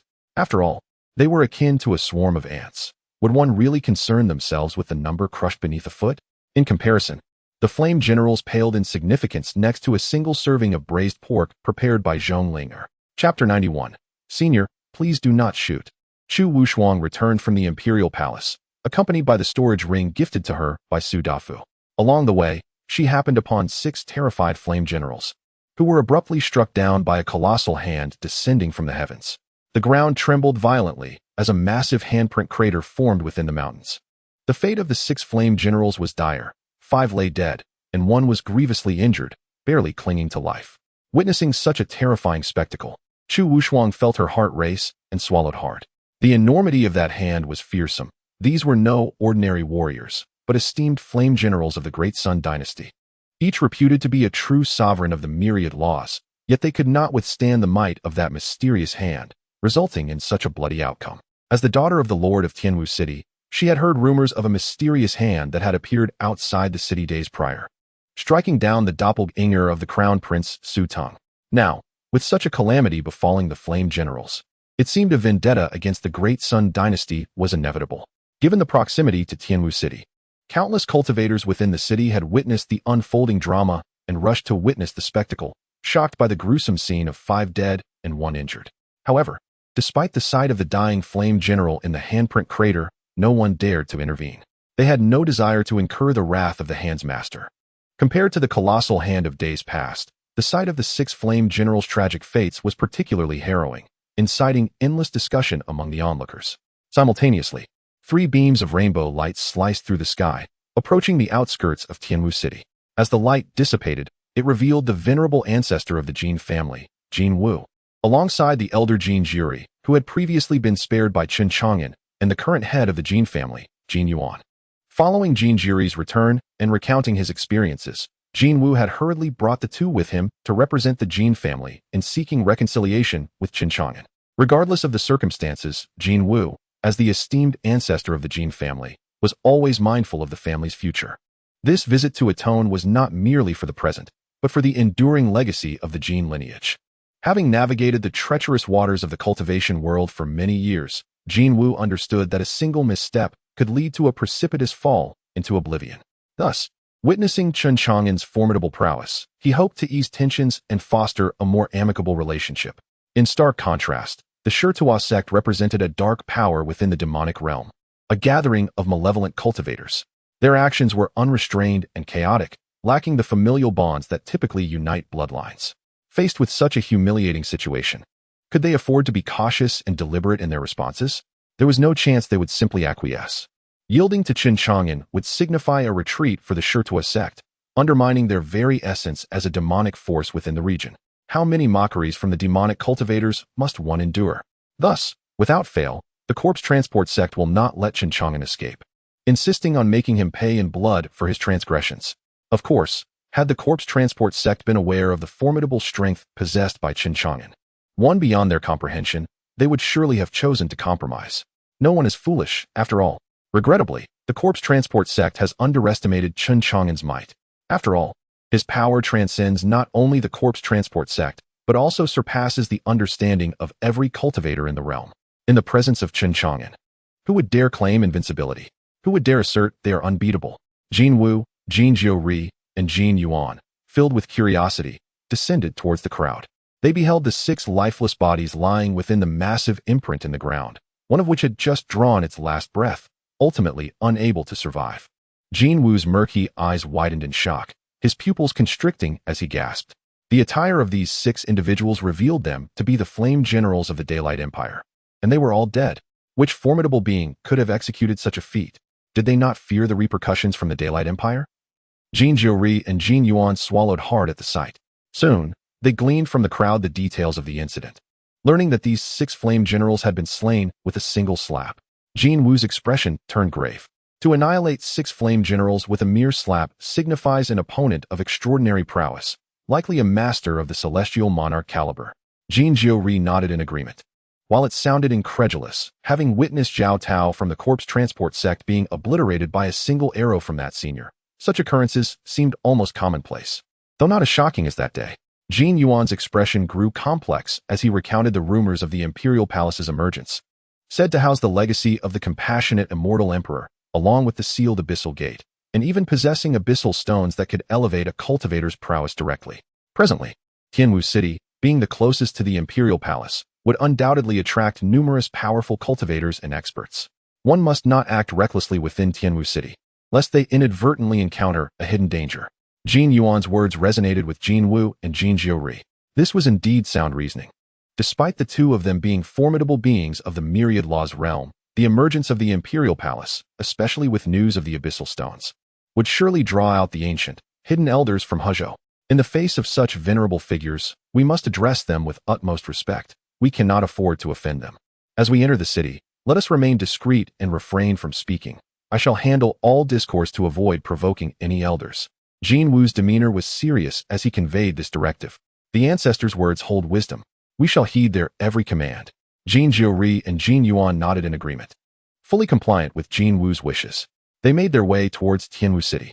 Jin Jiuri paused at the city gate, his expression complex. He recalled how just days prior, he had arrived in a state of bravado, intent on avenging his kin. Yet, before he could even step foot into Tianwu City, he had witnessed Zhao Tao being obliterated by an arrow, prompting him to flee in terror. At last, he knelt in supplication, devoid of dignity, pleading for mercy, almost uttering a cry for paternal solace, only to receive the benevolence of his elder, who spared his life. Today he returned once more, following the ancestral path to admit his faults, his heart still tinged with trepidation, fearful of the elder's wrath. Oh, esteemed elder, please, I implore you, do not unleash your fury upon me.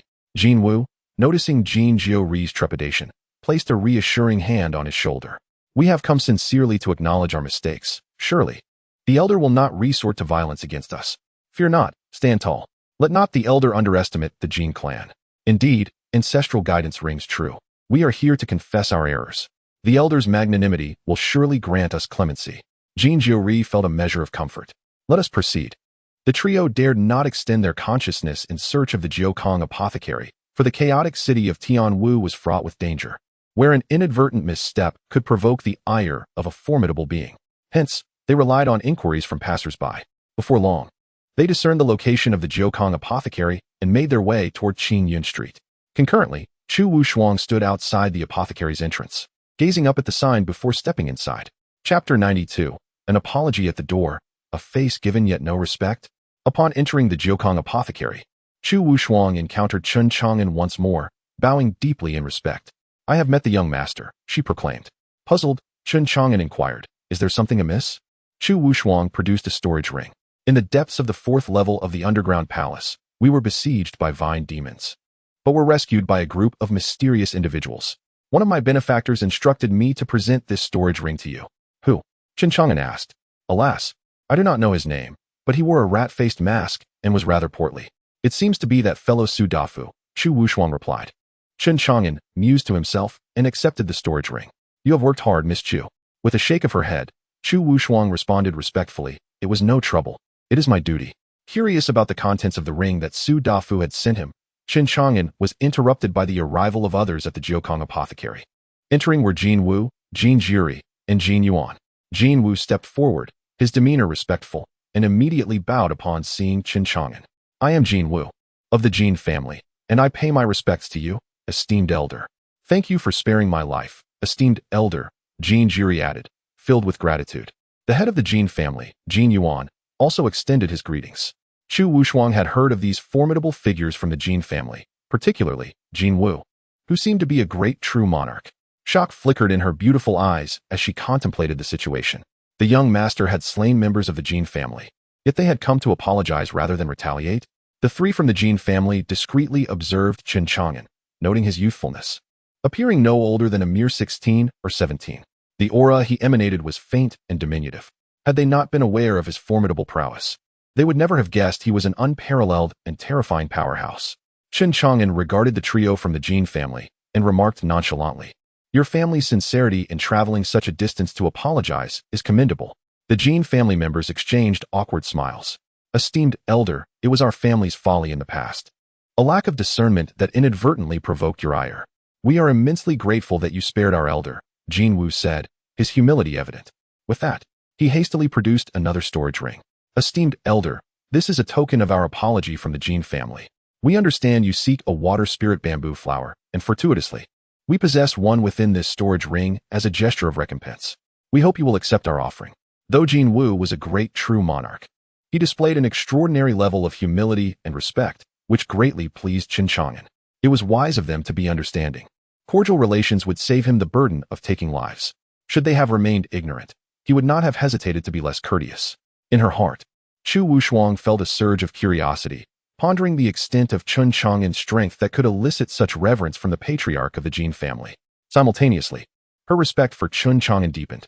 Such a powerful figure commanded deference, even from the Jin family, who approached him with smiles and humility. The Chu and Jin families possess comparable strength in Hezhou. It is likely that the Chu family would respond similarly when faced with Chen Chang'an. Chu Wushuang pondered. Fortunate that there exists no animosity between my Chu family and the young master.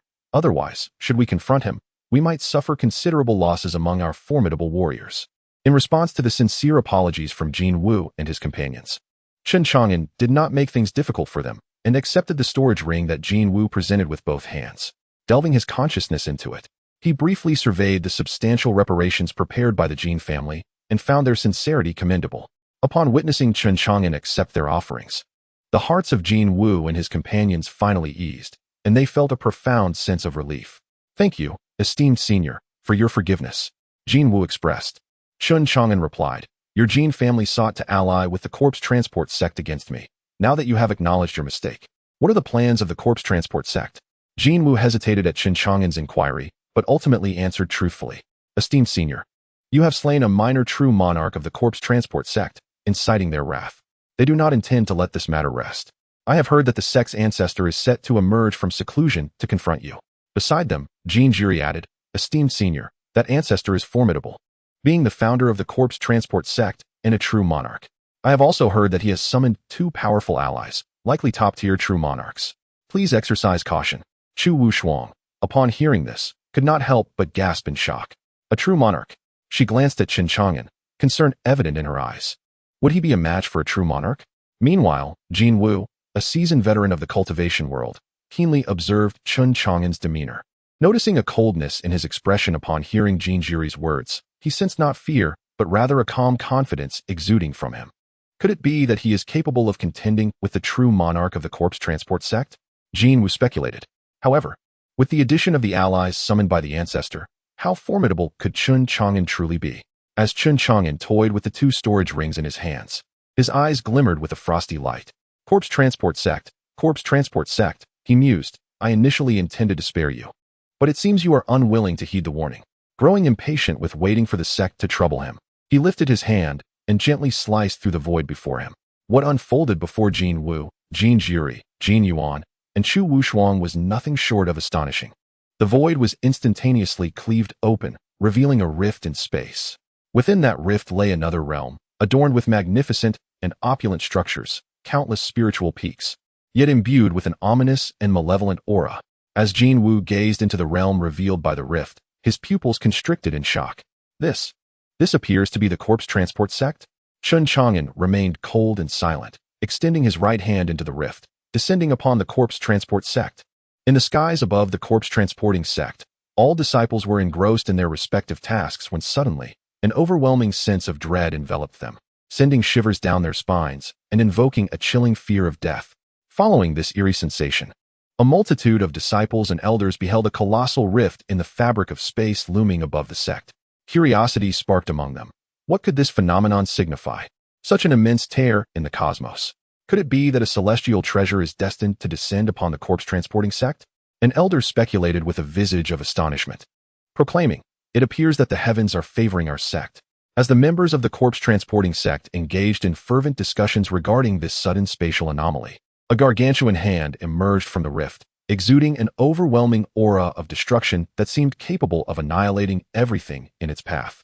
The hand was so immense that it blotted out the radiant sun, plunging the sect into an abyss of darkness. Eyes widened in disbelief. Everyone gazed in shock at this titanic hand. What a colossal appendage! Could this truly be a celestial artifact? Is this genuinely a divine treasure? Yet, a sense of foreboding gnawed at my heart. Chapter 93. The Inescapable Five-Finger Mountain, the Demise of the Corpse-Treading Sect. Thunderous roars echoed as a colossal hand pierced through the rift in space, emerging with an overwhelming presence. The heavens trembled and the earth quaked, casting shadows over the corpse-treading sect, stirring every practitioner into a state of alarm. Awestruck, they gazed upward with wide eyes, initially believing they were witnessing a celestial phenomenon heralding the arrival of a divine treasure. However, as the terrifying hand descended, dread seeped into their hearts, a chilling terror that made their souls shudder. As the immense hand gradually lowered, an unfathomable killing intent was unleashed, enveloping all in a frigid sense of impending doom. It became painfully clear that this was no celestial wonder nor the arrival of treasures. It was a harbinger of their destruction. Chaos erupted within the corpse-treading sect as panic consumed everyone. Flee. Quickly, flee now? This gigantic hand is here to annihilate us. Oh heavens, what fearsome entity have we? The corpse-treading sect, angered? At that moment, a dozen formidable leaders of the sect surged forth, standing resolutely beneath the vast sky. Yet, before the slowly advancing behemoth, they trembled uncontrollably, their voices filled with terror as they cried out, "Which esteemed elder graces us with their presence. We are unaware of how we have offended you, but we beseech your mercy." Alas, the colossal hand offered no reply, descending mercilessly. In an instant, the leaders were obliterated, reduced to mere crimson mist. There was no escape. No one could evade the grasp of Chen Chang'an's Five-Finger Mountain. The remaining practitioners of the corpse-treading sect were paralyzed with fear, their faces pale as parchment. That was our esteemed elder of the 10,000 Laws realm, crushed to oblivion with a single swipe. It's over, it's all over. This gigantic hand blotted out the sun, encompassing the entire sect. There was no escape. Today, I shall perish here.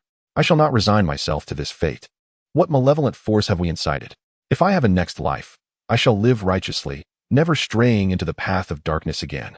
Mother, oh mother, save me. Faced with this titanic hand, the hearts of all within the corpse-treading sect were filled with profound helplessness and despair, leading them to utter nonsensical pleas. At last, amidst the anguished cries of countless disciples, the thunderous hand descended upon the corpse-treading sect. The earth shook violently, mountains crumbled, and clouds of dust billowed into the air. This scene resembled the wrath of a deity, unleashing divine retribution upon the world. It was a cataclysmic vista that inspired terror and awe. When that mighty hand retreated back into the rift, the once mighty structures of the corpse-treading sect, spanning thousands of miles, had been utterly obliterated, leaving behind a vast chasm. In the surrounding expanse, not a single soul from the corpse-treading sect remained alive. Everything had been extinguished, plunged into an eerie silence. All that could be seen was the imprint of a colossal hand, spanning thousands of miles. Nearby the territory of the Shirtiao sect, the cultivators stood in a daze, gazing at the remnants of the once mighty sect. It was gone. The vast Shirkiao sect had simply ceased to exist. Could that colossal hand that descended from the heavens be the hand of a celestial being? Surely, only legendary immortals possess the power to wield such extraordinary abilities. However, I am left curious as to what heinous deeds the Shirkiao sect committed to provoke the wrath of an immortal. A few cultivators, who had been on a mission and were returning to the Shirkiao sect, stumbled upon the aftermath and were struck by terror, their faces turning ashen as they collapsed to the ground, trembling uncontrollably. Fortunately, they were not within the sect at the time. Had they been, they would surely have met their demise beneath that gigantic hand, with no hope of a resting place. Aren't those disciples of the Shirkiao sect? It seems they've stepped in dog waste and narrowly escaped disaster, remarked one onlooker upon noticing the fallen disciples. Yet, there was no trace of the usual respect or fear in their tone, only a hint of scorn. For years, the Shirkiao sect had dominated this region, acting with tyranny and lawlessness, while the smaller factions survived by bowing to their might, unable to voice their grievances. But today, the sect had been obliterated by the strike of an immortal.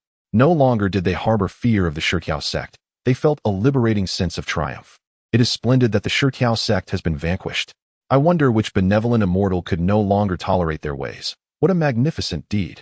As for the few Shirkiao sect disciples slumped on the ground, upon hearing the mocking remarks from those around them, they hastily stripped off their sect robes. The male disciple was left in mere shorts, while the female, well, she quickly followed suit. The Shirkiao sect had committed numerous atrocities over the years, and their downfall at the hands of the immortal was well-deserved. From this day forth, we shall stand in opposition to the Shirkiao sect. Indeed, junior sister, why are you still wearing the Shirkiao sect attire? Hurry and take it off, urged a male disciple clad only in shorts. Noticing his junior sister still dressed in sect garb, trembling with fear, she looked around at the other cultivators and cried, "Senior brother, can I not remove it?" The male disciple replied sternly, "Who is your senior brother?" "Fellow cultivator, I am but a wandering practitioner with no ties to the Shirkiao sect. Do not speak foolishly here." The onlookers chimed in, "Fellow cultivator, I advise you not to mislead yourself. Do you wish to be struck down by an immortal?" Upon hearing this, the junior sister's expression turned to one of sheer terror, her beautiful face paling as she wasted no time in hastily discarding her Shirkiao sect robes, leaving only her undergarments. Without the sect's attire, her fair skin and graceful figure became apparent, captivating the attention of many onlookers. What a splendid feat by the immortal! Who would have thought we mere mortals would be graced with such a view? Under normal circumstances, this woman would have cast a cold glare, condescendingly reprimanding the crowd, perhaps even eliminating a few to demonstrate her power. Yet now, she dared not act so boldly. Without her sect's protection, any such attempt would swiftly invite retribution. She could only bite her lip, inwardly cursing the crowd of onlookers with deep resentment. Then, with the swiftness unmatched in her lifetime, she donned a dress and, without a moment's hesitation, turned on her heel and departed. With the annihilation of the corpse-transporting sect, she found no further reason to remain tethered to it. From this day forth, she would be a wandering cultivator, a free spirit traversing the four seas. The corpse-transporting sect? What was that, anyway? She was utterly unfamiliar with it. Chapter 94. The Doubts of the Ancestor of Shirta, a Pie from the Sky?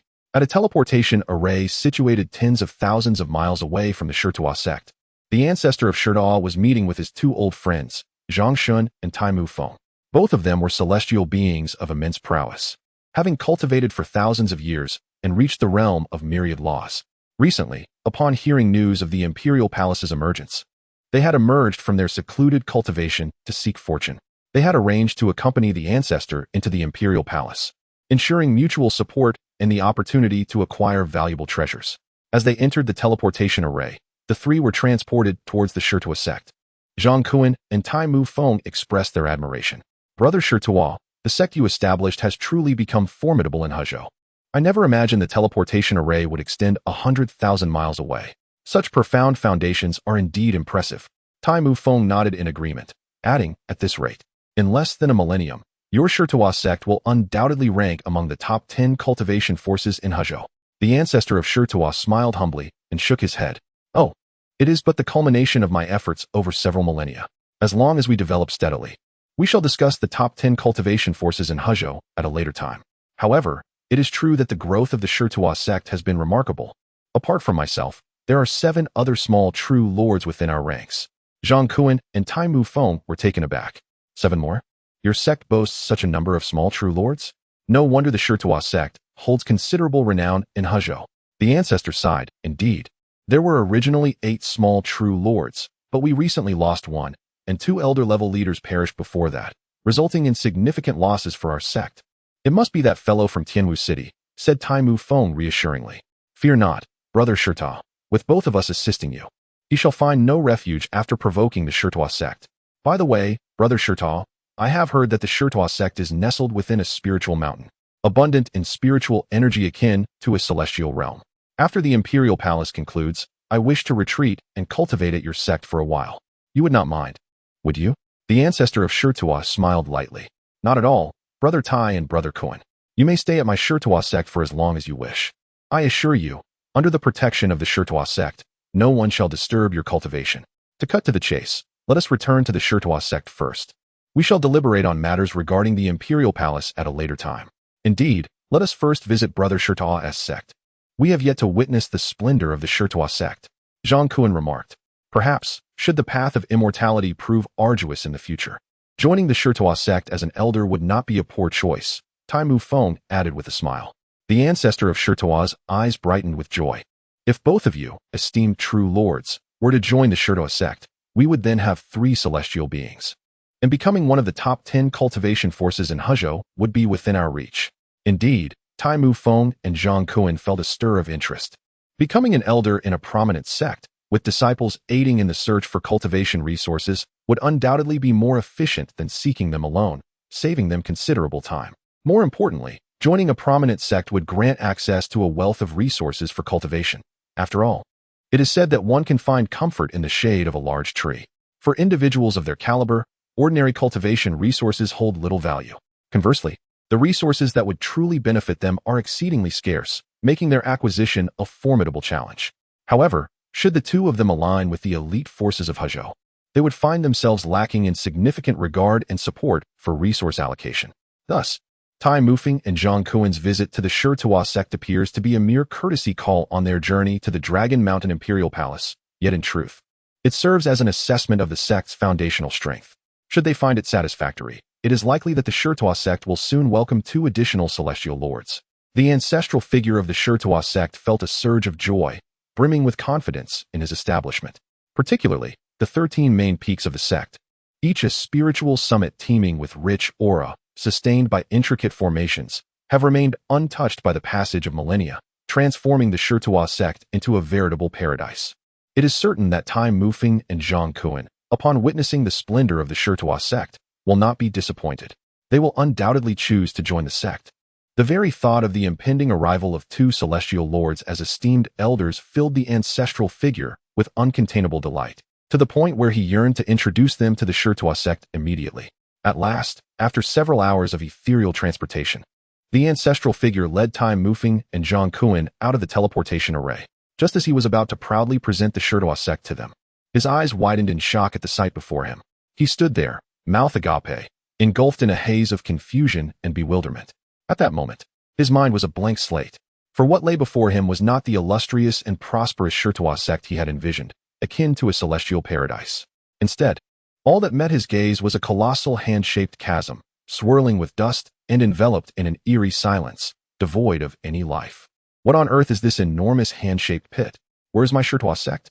Could it be that the teleportation array has malfunctioned? Where on earth have we arrived? At that moment, 100,000 questions plagued the ancestral figure's mind. He could scarcely believe that this vast hand-shaped pit could be the very site of the Shirtua sect he had painstakingly established. Behind him, Zhang Kuan and Tai Mufeng were equally astonished, gazing at the scene before them. Such a massive hand-shaped pit. Zhang Kuan's expression turned grave. The devastation wrought by a single hand was unfathomable. Not even the mightiest of Saint Lords could achieve such destruction, let alone mere celestial lords like themselves. Brother Shir, where are we? We cannot possibly have reached the Shirtua sect yet, can we? Tai Mufeng speculated, pondering if the peculiar terrain had distorted the spatial coordinates, leading to an erroneous teleportation. In response to Zhang Kuan and Tai Mufeng's inquiries, the ancestral figure remained silent, merely surveying the surroundings in a daze.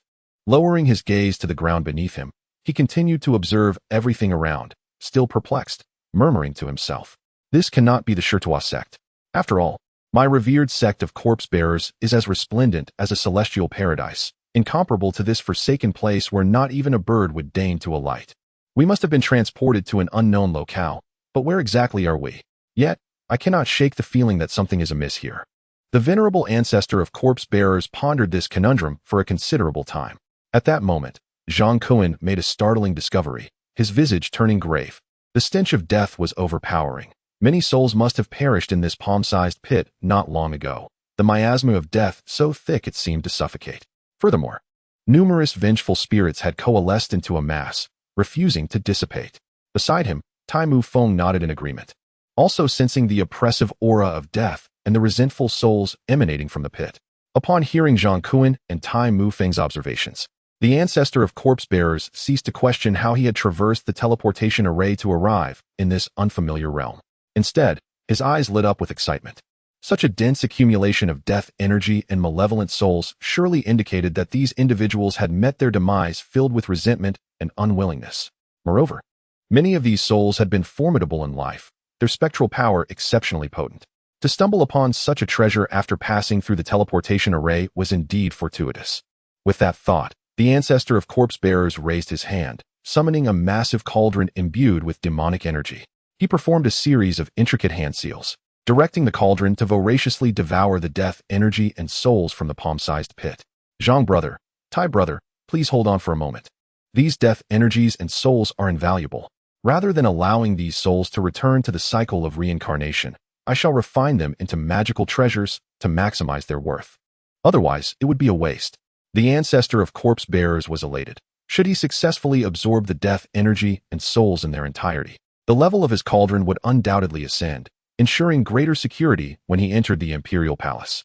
The sudden acquisition of such potent death energies and souls felt akin to a windfall from the heavens, and his aged face beamed with an irrepressible smile. Chapter 95, Blood Debts, Blood Repayment. Who do you think you are? As the ancestor of corpse transport diligently refined the lifeless energies and souls within the vast pit beneath his palm, a sudden radiant beam shot forth from the distant horizon towards his location. The ancestor raised his gaze, his expression devoid of emotion. These lifeless energies and souls were indeed valuable. Could this individual be intending to seize them? Should that be the case, he would not hesitate to respond with hostility. As the radiant light dissipated, it revealed the figures of two cultivators. To the ancestor's astonishment, one of them was familiar to him, the leader of the Ghostfire sect, a third-rate cultivation faction situated near the territory of the corpse transport sect. What could bring the Ghostfire sect leader to this place? The ancestor pondered. For the Ghostfire sect leader was not particularly formidable, merely a minor true monarch. He felt no fear of a potential attempt to claim the lifeless energies and souls. In contrast, the Ghostfire sect leader, upon witnessing the terrifying giant hand that had obliterated the corpse transport sect, flew over in awe. Utterly shaken by the sheer magnitude of destruction, harboring profound respect for the enigmatic powerhouse responsible. However, at that moment, he spotted three cultivators beside the immense hand-shaped pit, all of whom radiated formidable power. They were true monarchs. He instantly recognized the leading figure as the ancestor of corpse transport. The ancestor had somehow survived. The Ghostfire sect leader's heart raced in disbelief. Logically speaking, that fearsome giant hand, descending from the heavens, wielded the might to annihilate all. The ancestor, despite being a true monarch, should have perished beneath such a colossal force, reduced to mere ashes. It seemed the ancestor had fortuitously avoided disaster by not being present at the corpse transport sect during that cataclysm.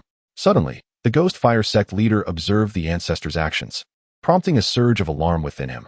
Truly, as a master of the demonic path, he was ruthless. His disciples and elders had perished. Yet he sought to refine their remains into artifacts. Daring not to dwell on these thoughts, the Ghostfire sect leader hastily descended from the sky and bowed in reverence, acknowledging the ancestor. The ancestor, however, immediately inquired as to why the Ghostfire sect leader was present. The Ghostfire sect leader detected no trace of sorrow or anger from the ancestor regarding the destruction of his sect. Instead, he appeared remarkably composed, as if the entire matter bore no significance to him. This peculiarity stirred confusion within the Ghostfire sect leader. With a wry smile, he replied, "That mysterious giant hand was terrifying. It obliterated the corpse transport sect with a single strike. I came to see if anyone had survived, hoping to save even one soul. Yet, as I traveled, I found only desolation. No one from the corpse transport sect remained. Seeing that you, ancestor, are unharmed brings me great relief." As long as you are here, the corpse transport sect has not truly perished, and I believe it will soon rise again. The Ghost Fire sect leader's words, once spoken, left the ancestor momentarily bewildered. What did he mean by the ancestor being unharmed? What did it mean for the ancestor's presence to ensure the corpse transport sect's survival? The ancestor found himself struggling to comprehend. Even Zhang Kuan and Tai Mu Feng, who stood nearby, shared a look of confusion. The corpse transport sect had been destroyed? They could hardly believe such a claim. After all, the corpse transport sect was considered a first-rate cultivation force in Huzhou. How could it have been so easily vanquished? Upon observing the bewildered expressions of the three individuals, the Lord of the Ghost Fire sect suddenly grasped the gravity of the situation. Elder, could it be that you are unaware that the palm-shaped pit before us marks the location of the corpse transporting sect? Gazing upon this desolate and lifeless expanse, it indeed proved difficult to reconcile it with the once glorious corpse transporting sect. Had he not witnessed it with his own eyes, even the Lord of the Ghost Fire sect would have found it hard to believe that a mysterious hand had obliterated the corpse transporting sect. The elder of the corpse transporting sect furrowed his brows, a profound sense of unease swelling within him. He hastily ceased the ritual of refining the dead energy and souls from this place into magical artifacts, speaking in a grave tone. You mean to say that this palm-shaped pit is precisely where my corpse transporting sect once stood? That we were annihilated by a mysterious hand? The Lord of the Ghost Fire sect nodded, his expression laden with helplessness. Indeed, Elder, how could you remain unaware of such a calamity? This event transpired only moments ago, witnessed by many cultivators in the vicinity of the corpse transporting sect. I would never deceive you. Following this, the Lord of the Ghost Fire sect unleashed a spell, transforming the staggering spectacle he had witnessed into a mirage, revealing it to the elder, Zhang Kuan, and Tai Mu Feng. Within this ethereal vision, a vast rift in space suddenly tore open above the distant corpse transporting sect. From this spatial fissure emerged a hand of unimaginable terror, exuding a power capable of annihilating all in its path. This dreadful hand obscured the sun, plunging the corpse transporting sect into an abyss of unending darkness.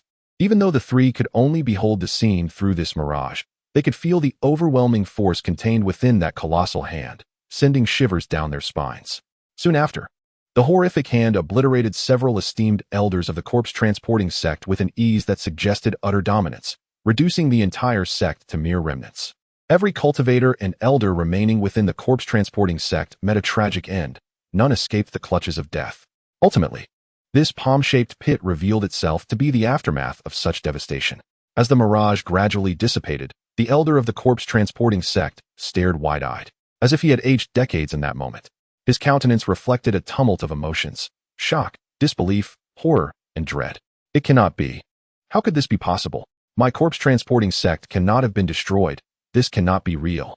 It simply cannot be. I refuse to believe it. I must be dreaming. I am surely dreaming. The elder, unable to fathom that the sect he had painstakingly founded and nurtured over the years had been extinguished with a mere swipe of a hand, appeared utterly deranged, muttering incoherently. Meanwhile, Zhang Kuan and Tai Mu Feng stood by, equally astonished and horrified, yet immensely relieved. They had intended to join the corpse transporting sect, and it was unimaginable what supreme being they had angered to cause such a catastrophic downfall. Had they joined the sect and remained in seclusion, their fates would have been sealed. Confronted by the terrifying descent of that colossal hand, both Zhang Kuan and Tai Mushing, despite being innocent sovereigns, were devoid of any confidence in their survival. They were certain they would be crushed by that dreadful appendage. Zhang Kuan and Tai Mushing swallowed hard. A hand pierced through the rift in space. Could such a divine ability be a legendary celestial technique? Surely, it surpassed the capabilities of any saint sovereign or even an exalted sovereign above our realm. Ancestor Shichua, whom have you provoked in your sect? Unbeknownst to them, the distance between Zhang Kuan, Tai Mushing, and Ancestor Shichua widened, as they dared not exhibit any closeness, fearful of being implicated. Ancestor Shichua's eyes were bloodshot, and having lost his composure, he now watched his life's work being obliterated, gritting his teeth in fury. How was I to know whom my sect had offended? Moreover, could my sect withstand the wrath of one capable of annihilating it with a mere slap? Zhang Kuan and Tai Mushing attempted to console him. Perhaps this was merely an undeserved calamity. Fortuitously, you were not within the sect. Otherwise, your life would surely be in jeopardy. Ancestor Shichua seethed. Regardless of who or what motivation led to the annihilation of my sect, I find it utterly intolerable. Let me not discover the identity of the perpetrator. Upon hearing this, Zhang Kuan, Tai Mushing, and the Lord of Ghostfire were taken aback. Ancestor Shichua, do you still harbor thoughts of vengeance? Such a method defies the heavens, and the individual behind it possesses an unfathomable strength, certainly beyond our capacity to contend with. Ancestor Shichua declared, 30 years in the east, 30 years in the west. Do not underestimate an old man. We shall see. Truly, the ancestor of the demonic path exhibited such audacity and fearlessness. Silence. If that esteemed individual hears your words, do you believe you will have any path to survival? Zhang Kuan, Tai Musheng, and the Lord of Ghostfire trembled in fear. Ancestor Shichua snorted. If he has the capability, let him extinguish me now. Do not grant me a chance to rise again, for I shall ensure he pays for his blood debts. However, scarcely had Ancestor Shichua's words fallen when a youthful, indifferent voice suddenly reverberated through the heavens, akin to thunderclaps, resounding deafeningly. Old fool, blood debts for blood debts. Who do you think you are? Chapter 96. A single step shatters, death with closed eyes. The sudden, cold voice of youth reverberated through the heavens, causing the expressions of the corpse-transporting ancestor, Zhang Kuan, Tai Musheng, and the Lord of Ghostfire sect to shift dramatically. Especially the corpse-transporting ancestor, who had just boasted about 30 years in the east, 30 years in the west. Do not underestimate my frailty, we shall see.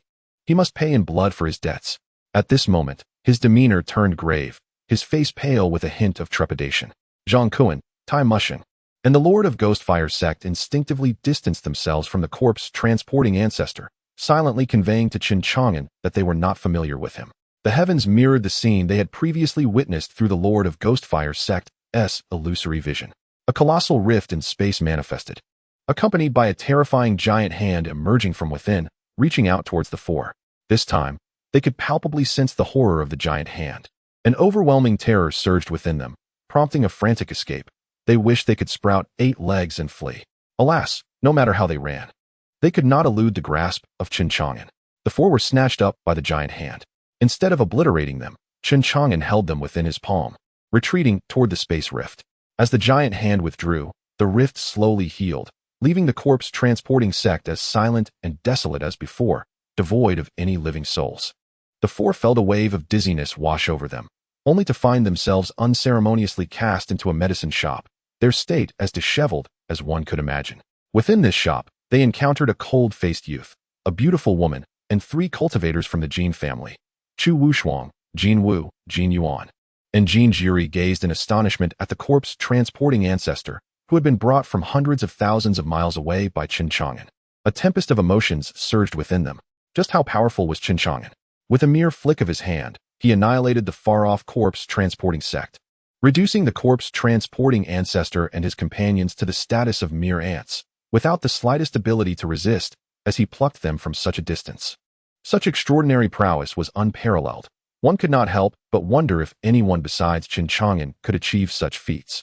Particularly, Jin Wu, Jin Yuan, and Jin Jiri were left breathless, drenched in cold sweat. Jin Yuan silently rejoiced, acknowledging, having an elder in the family is akin to possessing a treasure. Thanks to our ancestors' sagacious decision to travel a great distance to seek forgiveness from the elder, we received his pardon. Otherwise, the fate of the corpse-transporting sect would have befallen my Jin family. If the corpse-transporting sect could not withstand the elder's single hand, how could they? Jin Wu, still shaken, had only speculated that the elder's strength was formidable, never anticipating such overwhelming might. The corpse-transporting sect was extinguished at his whim, and the innocent were slain at his command. Seeking forgiveness from the elder was the wisest decision of my life. Amidst his lingering fears, Jin Wu also felt a sense of pride in acknowledging his missteps before Chen Chang'an. It can be said that he has saved the Jin family. Jin Jiri merely wishes to utter one phrase. Predecessor, you are formidable and majestic, unmatched in the world. As for Chu Wushuang, she gazed, wide-eyed, at the unfolding scene, rendered speechless by the profound shock within her heart. The 4 disciples of the corpse-carrier ancestor trembled in fear, while Chen Chang'an cast a cold, indifferent glance at them. His gaze bore an overwhelming pressure, as if countless volcanoes were erupting simultaneously, an intensity that the 4 could scarcely endure. Unable to withstand such force, they lacked even the courage to meet Chen Chang'an's eyes and fell to their knees, their faces paling to the utmost, engulfed in terror. Trembling, they looked upon the aloof youth, with Zhang Kuan, Tai Musheng, and the Lord of the Ghostfire sect pleading desperately, Predecessor, this matter has nothing to do with us. We are not familiar with the corpse-carrier ancestor at all. We implore you to spare our lives. Please, have mercy." The corpse carrier ancestor, his aged visage reflecting sheer terror, stammered, "Why you? Who are you? Has my sect wronged you in any way?" His voice trembled uncontrollably. Chen Chang'an's eyes opened and closed, emitting a chilling brilliance. Approaching the corpse carrier ancestor, he wasted no words, delivering a single kick that sent him crashing to the ground.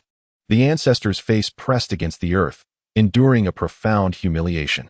Chen Chang'an looked down upon him from his elevated position, coldly stating, "Did you not intend to come to Tianwu City to kill me, yet you do not even know who I am?" Upon hearing this, the corpse carrier ancestor's pupils constricted in disbelief. Could it be, you are Chen Chang'an? The realization struck him like a thunderbolt, illuminating the reason behind the inexplicable annihilation of his sect. It was he. The ancestor was engulfed by despair and regret. Had he known of Chen Chang'an's formidable prowess, he would never have dared to provoke him. "Predecessor, please spare me. I now understand my wrongs. In light of your complete destruction of the corpse carrier sect, I beseech you to show mercy and grant me my life. I am willing to serve you like a beast." The corpse carrier ancestor, sensing the chilling murderous intent radiating from Chen Chang'an, hastily pleaded for mercy. Yet, Chen Chang'an remained impassive. Without a trace of hesitation, and pressed down slightly with his right foot upon the ancestor's head. With a sickening sound, akin to that of a crushed watermelon, the ancestor's head was obliterated by Chen Chang'an's foot, his soul shattered and dissipated into the void. Having provoked Chen Chang'an, he was denied even the opportunity to enter the cycle of reincarnation.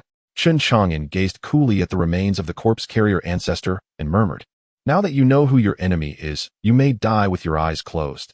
And in this, I extend to you my final act of mercy." This scene left Zhang Kuan, Tai Musheng, and the Lord of the Ghost Fire sect trembling with fear, their faces ashen, quaking in terror as they bowed repeatedly in supplication. Wishing to smash their heads against the ground, they harbored a deep-seated hatred for the corpse carrier ancestor. "He may perish, but let us not be implicated in this," they thought. "Is this truly mercy? With a single step, you have shattered it.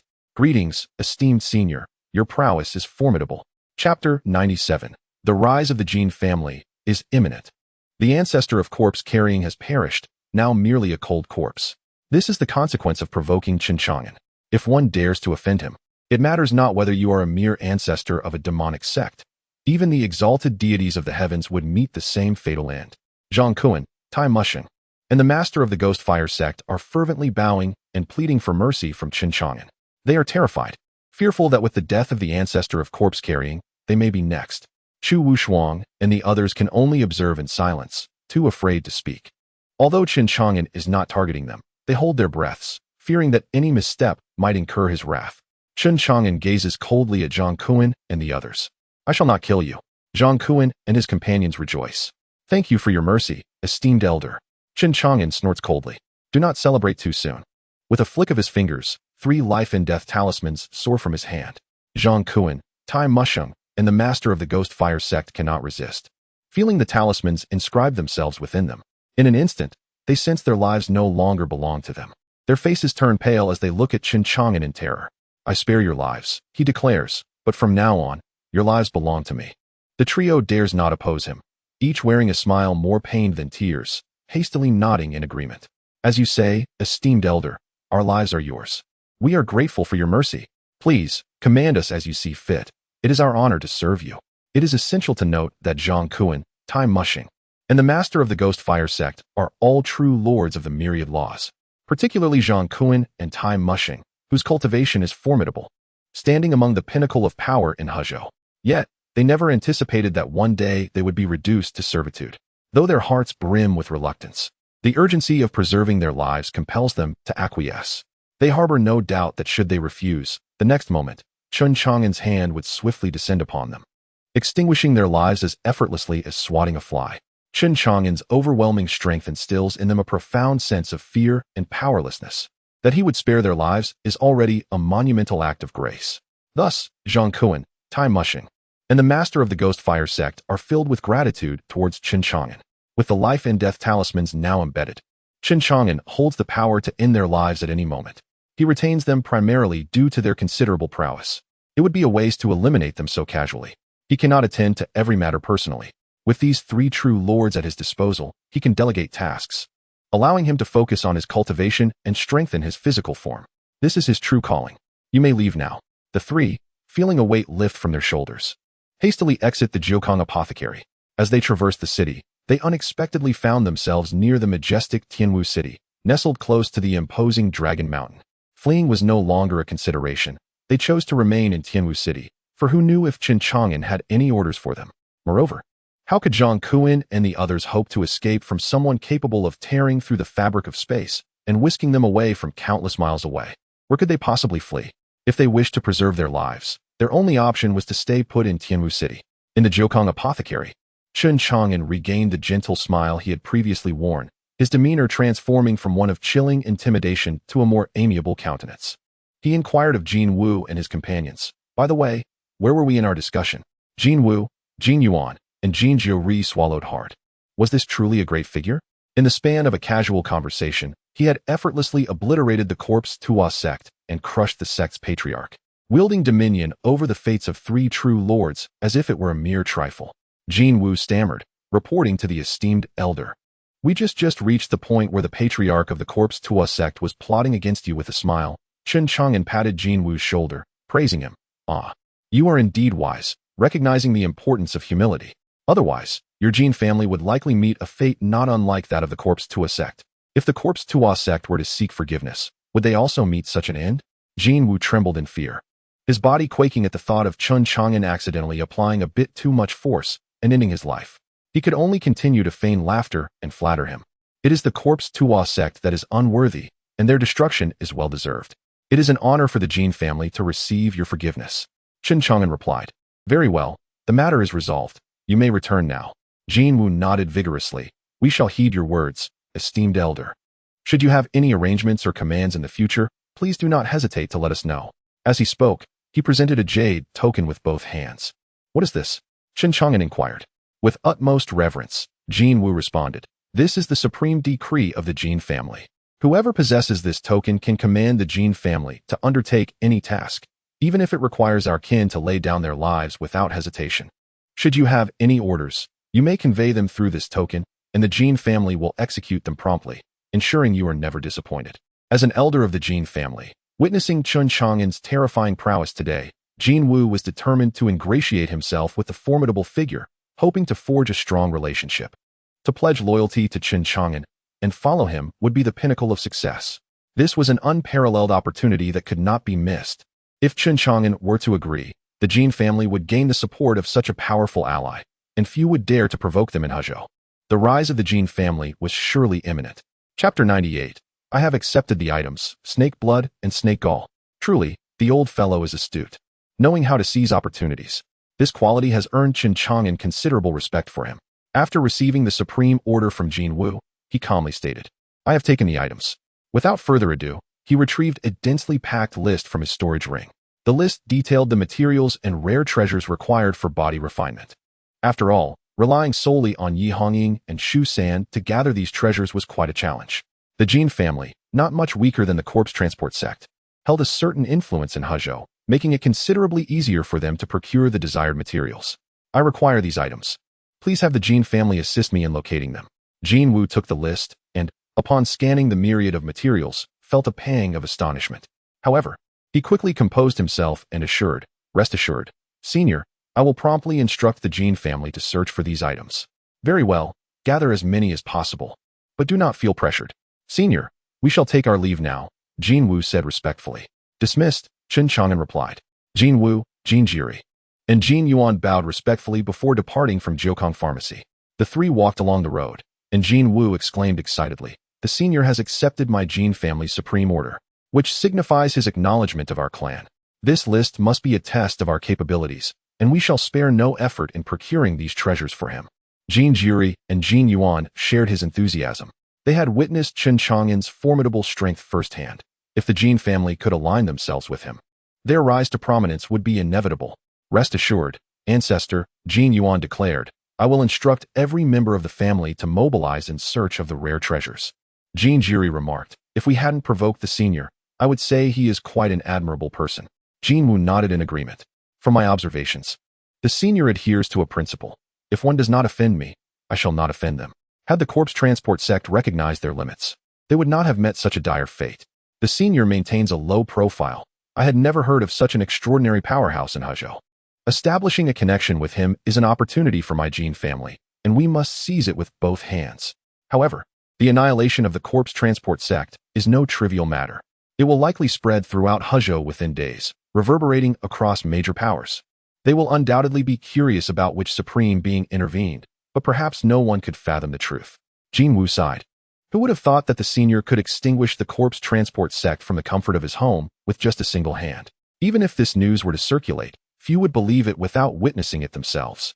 Indeed, Jin Jiri chuckled. How could we mere mortals comprehend the senior's unparalleled prowess? At Jiukong Pharmacy, only Chu Wushuang remained. Miss Chu, do you have any further matters? Chu Wushuang replied, no. Nothing else, senior. May I take my leave? Chen Chang'an said, you have no concerns, but I have a few matters to attend to. Chu Wushuang respectfully inquired, is there anything you command, senior? Lazy holds a position within your Lord Mayor's residence, and I sincerely hope that Miss Chu will extend her kindness towards him. Chu Wushuang promptly replied, you need not worry, for the Lord Mayor's residence would never dare to mistreat Commander Lin. With Chen Chang'an backing Lin Lei, it would be sheer folly for her to provoke him. Moreover, just as the Jin family seeks to curry favor with Chen Chang'an, Chu Wushuang mused, if the Lord Mayor's residence fosters a good relationship with Lin Lei, it would effectively be gaining favor with Chen Chang'an as well. She resolved to discuss this matter thoroughly with her father, contemplating the possibility of elevating Lin Lei's position.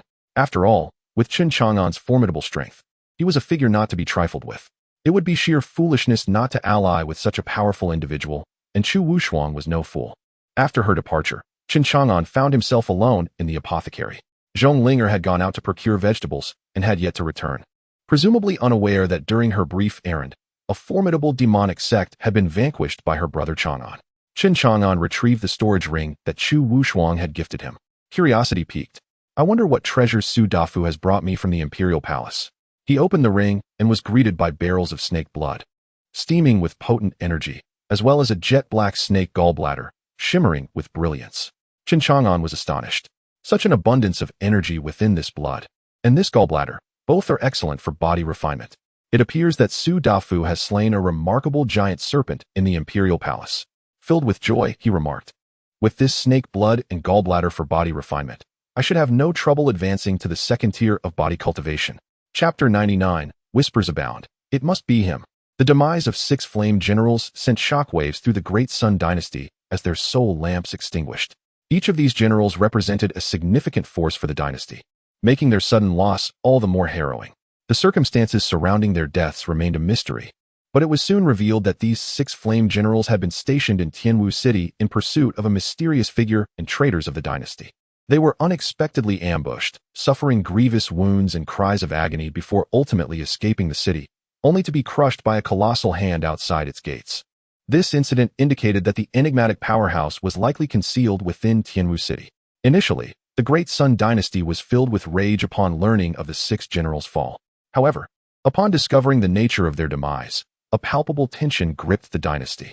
The prowess of this mysterious individual was evident. A formidable being capable of such swift and lethal action.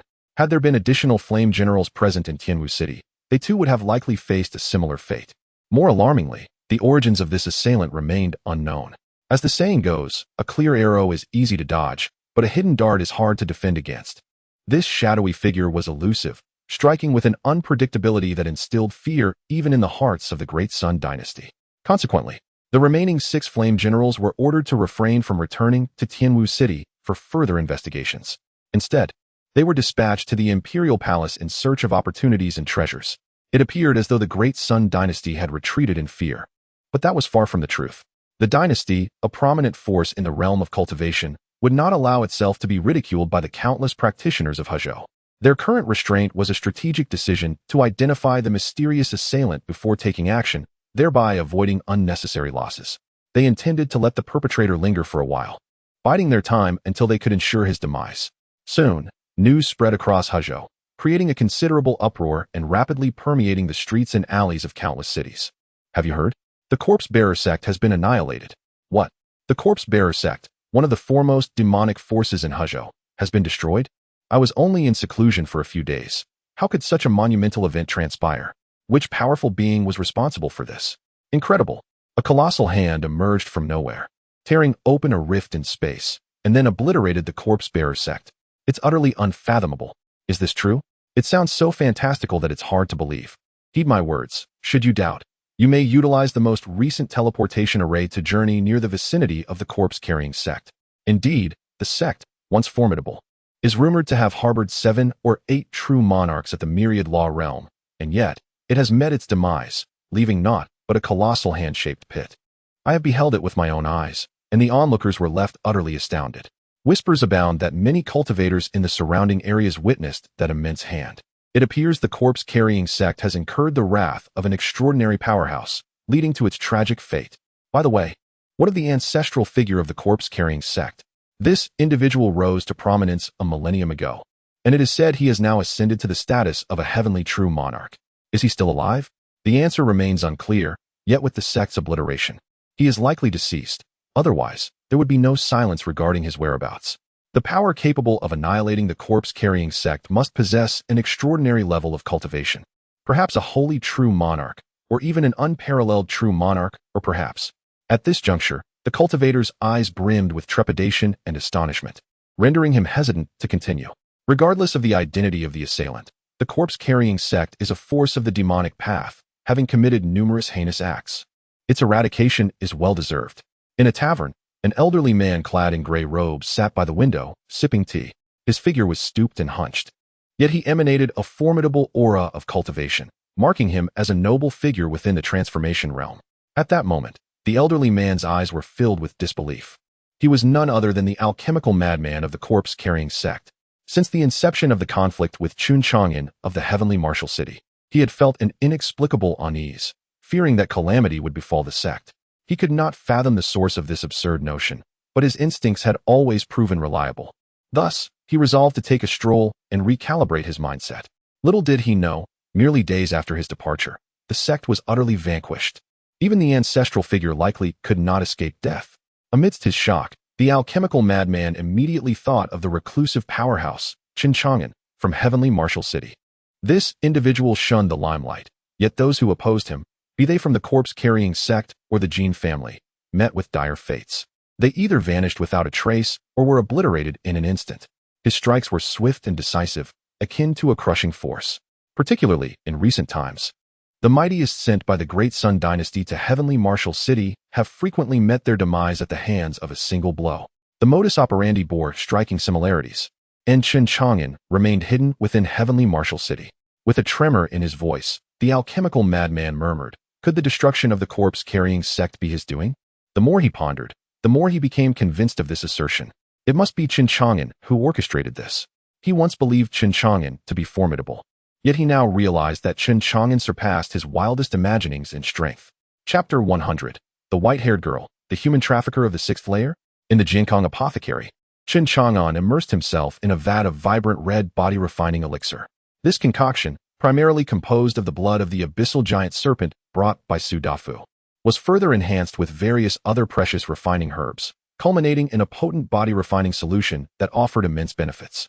As he submerged in this elixir, Chen Chang'an felt as though every inch of his flesh and bone was engulfed in searing magma, besieged by countless serpents gnawing at him, accompanied by excruciating, unbearable pain. Yet, he persevered, for only through such suffering could his physical form be tempered and his strength swiftly augmented, allowing him to transcend his current realm of body cultivation. After enduring for more than 2 hours, the once vibrant red elixir had transformed into a crystal-clear liquid, its energy fully absorbed by Chen Chang'an's body. He felt a marked enhancement in his physique and was quite satisfied with the evident results. He believed that after 4 or 5 more immersions, he would likely break through to the late stage of the first tier. Indeed, the serpent's blood brought by Su Dafu proved to be an exceptional refining agent. It was procured from the imperial palace, leaving Chen Chang'an pondering whether any serpents remained within. Employing his divine gaze, he cast his sight toward the imperial palace. To his astonishment, nothing could evade his perception. He discerned that the first, second, and third layers of the palace had been seized by the Jinyuan alliance. The fourth layer had also seen cultivators engaging in fierce combat with the vine monsters within, vying for territory and scavenging the abyssal stones. Among them, he spotted Su Dafu and Su Yuanba. At that moment, Su Dafu was in seclusion, diligently cultivating with the high-tier abyssal stones he had acquired. Disappointment washed over Chen Chang'an as he realized that the fourth layer held no serpents of interest. His divine gaze shifted to the fifth and sixth layers, ultimately shaking his head in dismay.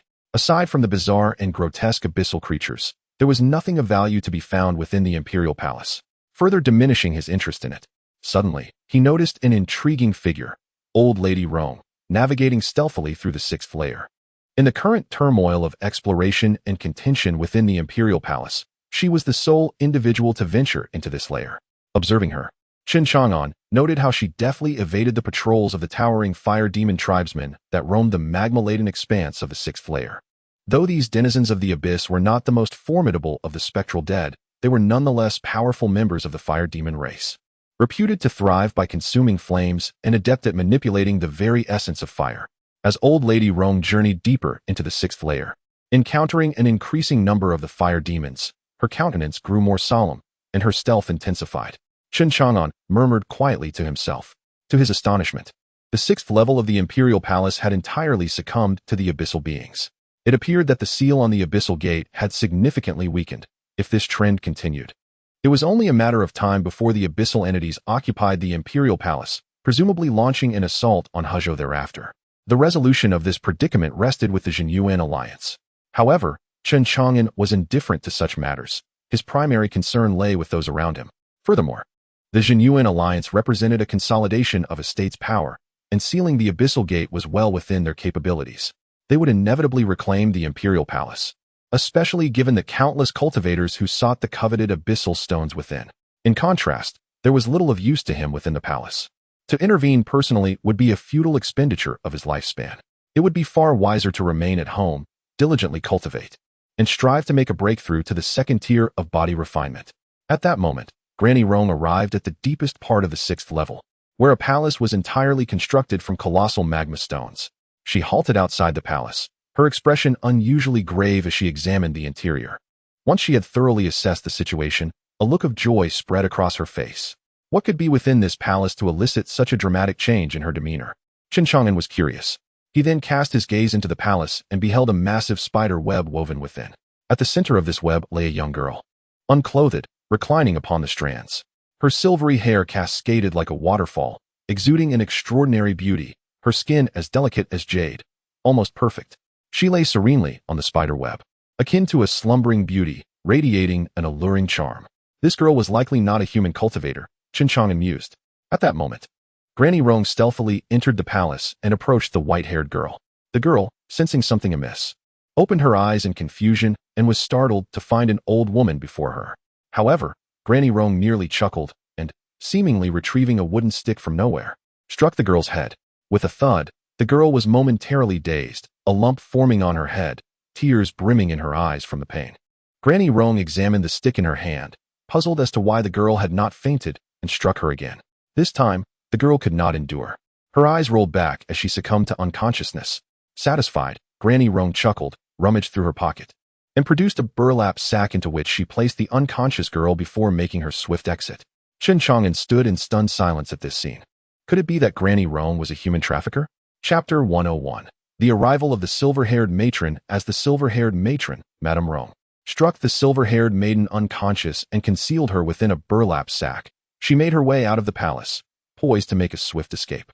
Suddenly, with a resounding roar that seemed to shake the very earth, a dozen grotesque fire serpents erupted from the molten depths, their gigantic forms stretching several yards.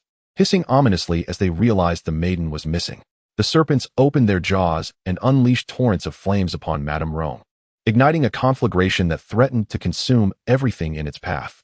Yet, despite her advanced age, Madame Rong exhibited agility akin to a specter, deftly maneuvering to evade the fiery onslaught as she fled further from the sixth level of the imperial palace. Chen Chang'an watched in trepidation as she danced perilously close to the brink of death.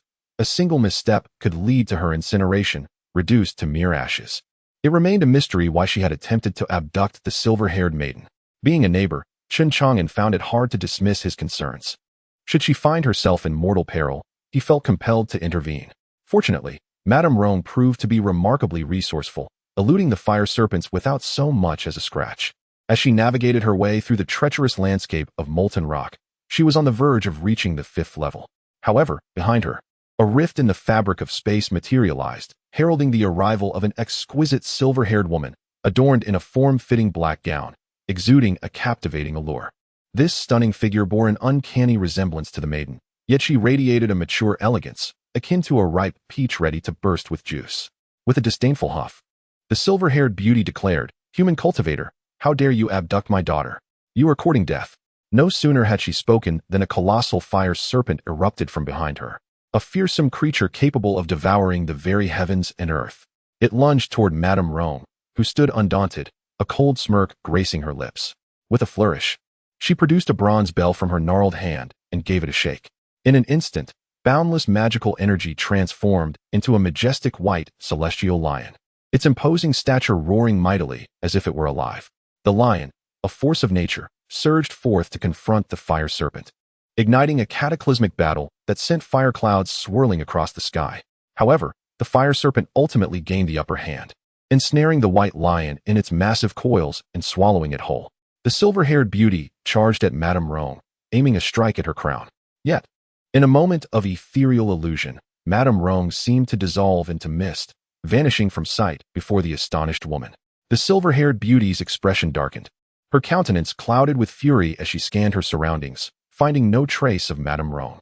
The cunning human cultivator had evaded her grasp. How infuriating!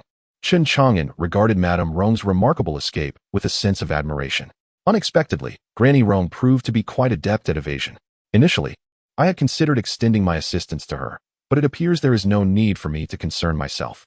Chen Chang'an withdrew his thoughts. Since Granny Rome had successfully escaped, there was no reason for him to worry. At that moment, Zhonglinger had prepared another barrel of body-refining medicinal liquid for Chen Chang'an. He embarked on yet another round of cultivation. A day swiftly passed. By the dawn of the next day, as the first light broke, Granny Rome knocked on the door of the Jiukong pharmacy. Zhonglinger, still drowsy, opened the door and, upon seeing Granny Rome waiting outside, her face lit up with joy. "Granny Rome, what brings you here?" Observing Zhonglinger in such vibrant spirits, Granny Rome felt a sense of delight. "Linger, you appear even more charming and adorable. It seems that this lad Chang'an treats you well." Zhonglinger nodded enthusiastically. "Yes, my brother is very kind to me." Granny Rome raised her eyebrows playfully. "How kind? Is it of the intimate kind?" "Granny, what do you mean by intimate?" Zhonglinger asked, puzzled. Leaning closer, Granny Rome whispered a few words into her ear. Upon hearing this, Zhonglinger blushed in realization, her delicate ears turning crimson. She replied softly, "Granny, my brother is not that kind of person." Yet, her expression turned somewhat downcast.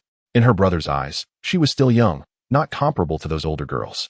Granny Rome, dissatisfied, exclaimed, "What do you mean by the early bird catches the worm? You must seize the moment. You are not lacking in maturity. Look around the city. Who at your age isn't marrying and starting families? If he does not take the initiative, you must be proactive. This lad Chang'an is quite decent. You should grasp this opportunity firmly and deepen your connection." Zhonglinger felt her cheeks flush with embarrassment. Granny Rome's words were rather direct and quite mortifying. "Granny, I truly appreciate your support," she said, feeling bashful and eager to change the subject. "Is there something you need at Jiukong Pharmacy?" Granny Rome sighed and replied, "I came to ask Chang'an for a small favor." "Is that lad awake?" "My brother is in his room cultivating. Let me inform him." In his room, as Chen Chang'an engaged in body refinement, he perked up at the mention of Granny Rome's arrival. His eyelids fluttered. Why had Granny Rome, who the day prior had ventured to the 6th floor of the imperial palace to abduct a silver-haired maiden, come seeking him today? He could not shake the feeling that her visit might somehow be connected to the girl he had heard about from the previous day's escapade. Chapter 102. The daughter of a distant relative, opium. Chen Chang'an rose from the wooden tub, observing the gradual strengthening of his physique through rigorous training, particularly the bare upper half of his body, which exuded a potent masculine aura that left Zhonglinger feeling quite flustered. The words of Granny Rome echoed in her mind. Her cheeks flushed with 2 shades of crimson as she cast her gaze downward, her eyes shimmering like stars, unable to meet his gaze. Amused by Zhonglinger's bashfulness, Chen Chang'an remarked, "You little girl, why have I never seen you so shy during my training sessions before? Did Granny Rome whisper something nonsensical to you?" Zhonglinger blushed even deeper, shaking her head vigorously. No, brother." Her innocent charm was utterly transparent to Chen Chang'an, who chose not to expose her secret thoughts, pondering. "My dear Linger is so naive. I must ensure Granny Rome doesn't lead her astray. Linger, please ask Granny Rome to wait a moment while I dress," he instructed. Zhonglinger stepped outside to speak with Granny Rong. The elderly woman nodded, unhurried, and affectionately took Zhonglinger's hand, engaging her in cheerful conversation. They lost track of their topic, causing Zhonglinger to flush a deep scarlet and pout playfully. Granny, please refrain from speaking nonsense, or I shall ignore you. Granny Rong chuckled warmly, covering Zhonglinger's delicate hand with her own, whispering, My dear, I only wish for your happiness. It is evident that you genuinely care for young Chang'an. Since he is not taking the initiative, perhaps you should. As someone who has lived through such matters, I can assure you that if a man pursues a woman, a mountain may stand in their way, but if a woman pursues a man, it is merely a veil between them. If you take the lead, how could Chang'an possibly resist your charm? With a rosy face and downcast eyes, Zhonglinger sparkled with newfound determination under Granny Rong's persuasive words. Just then, a gentle cough interrupted them. Granny Rong, what secrets are you and Linger whispering about? Pray, share them with me. Zhonglinger immediately panicked, her face resembling a perfectly ripe apple, tempting enough to provoke one to take a bite. Brother, we weren't saying anything. Had she been a few years older, she would have blossomed into a breathtaking beauty. Chen Chang'an merely smiled. Granny Rong's eyes lit up upon seeing Chen Chang'an. Chang'an, you look remarkably invigorated, so different from before. Have you been training your body? Chen Chang'an feigned surprise. Granny Rong, your keen observation has uncovered my secret. Indeed, I possess a certain discernment, she replied with a smile. But what prompted this sudden dedication to physical training? The path of body cultivation is fraught with challenges. Let us take it step by step. We shall address other matters once we encounter obstacles ahead. Physical training is beneficial for the body, Chen Chang'an suggested. Granny Rong, you have come to the apothecary once more, I presume, seeking remedies for some ailment? He inquired. Granny Rong shook her head. I am quite healthy. However, I did come to seek your assistance with a medical issue. What ailment do you require assistance with? Madame Rong sighed and said, This is not about treating me. I have a distant relative's daughter who has temporarily come to Tianwu City to seek refuge with me. However, she is utterly unaccustomed to her new surroundings and could not sleep at all last night. I gave her a few doses of the tranquilizing medicine that old Master Huang once prescribed, hoping she would have a good sleep. Little did I know, the girl took the tranquilizer and has yet to awaken even by noon today. Since you are old Master Huang's disciple, I had no choice but to seek your assistance. Tranquilizer? Chen Chang'an inquired, his curiosity piqued. He then observed Madame Rong produce a small pouch of medicine. Upon seeing the pouch, Chen Chang'an was taken aback. This was no ordinary tranquilizer. It was evidently a specially formulated sedative devised by the old man. This sedative was no trifling matter. Last year, while accompanying the old man to Delong Mountain, they procured a rare medicinal herb, which was zealously guarded by a formidable beast, towering at 3 meters in height and exceedingly fierce. The old man had employed this very sedative to subdue the beast, successfully obtaining the precious herb. Madame Rong was actually using this sedative on her so-called distant relative's daughter. Chen Chang'an mused to himself. This girl was likely not just any distant relative's daughter. She was probably the white-haired maiden who had been knocked unconscious and stuffed into a sack in the 6th level of the Imperial Palace last night. Nevertheless, to administer such a potent sedative to her was rather ruthless of you, Madame Rong, using a remedy meant for a monstrous creature on a mere girl. However, he quickly reconsidered. Given that the white-haired maiden had been seen among the abyssal beings in the 6th level of the Imperial Palace, she was likely no ordinary person. Chen Chang'an remarked, You must not administer this medicine recklessly, Madame Rong. Where is your distant relative's daughter? Please take me to see her. Excessive use of this sedative could be detrimental to her mind. Madame Rong was alarmed and insisted, We cannot allow her to suffer any damage to her mind. Quickly, Chang'an, come with me. We must ensure that the girl is treated. Chapter 103. Little White, take care for a few days. Chen Chang'an followed Granny Rong to her residence, where he indeed encountered the silver-haired maiden. At that moment, she lay on the bed, her eyes tightly shut. Child, awaken, awaken, Granny Rong attempted to rouse her. Yet the silver-haired girl slept as soundly as a log, impervious to all calls. Chang'an, this medicine was procured from Old Man Huang. We are relying on you now, Granny Rong stated. Chen Chang'an, at a loss for words, refrained from further discussion and approached the silver-haired girl, meticulously examining her condition. He discovered that a significant amount of the effects from the knockout drug still lingered within her system. To his astonishment, the potency of Old Man Huang's concoction was formidable, leaving even Granny Rong helpless. Chang'an, how is she? Granny Rong inquired. The drug's effects are quite strong and have yet to dissipate. I need to concoct an antidote, he replied. After a brief visit to the apothecary, he swiftly prepared the antidote for the knockout drug. He diluted it with water and administered it to the silver-haired maiden. At last, the effects of the drug were neutralized, and her long eyelashes fluttered as she gradually regained consciousness. Upon awakening, the silver-haired maiden stared blankly at Chen Chang'an before shifting her gaze to Granny Rong. "Child, you are awake," Granny Rong exclaimed with a radiant smile, filled with delight. The girl responded sweetly, addressing Granny Rong as Granny. At this utterance, Chen Chang'an felt a wave of astonishment wash over him.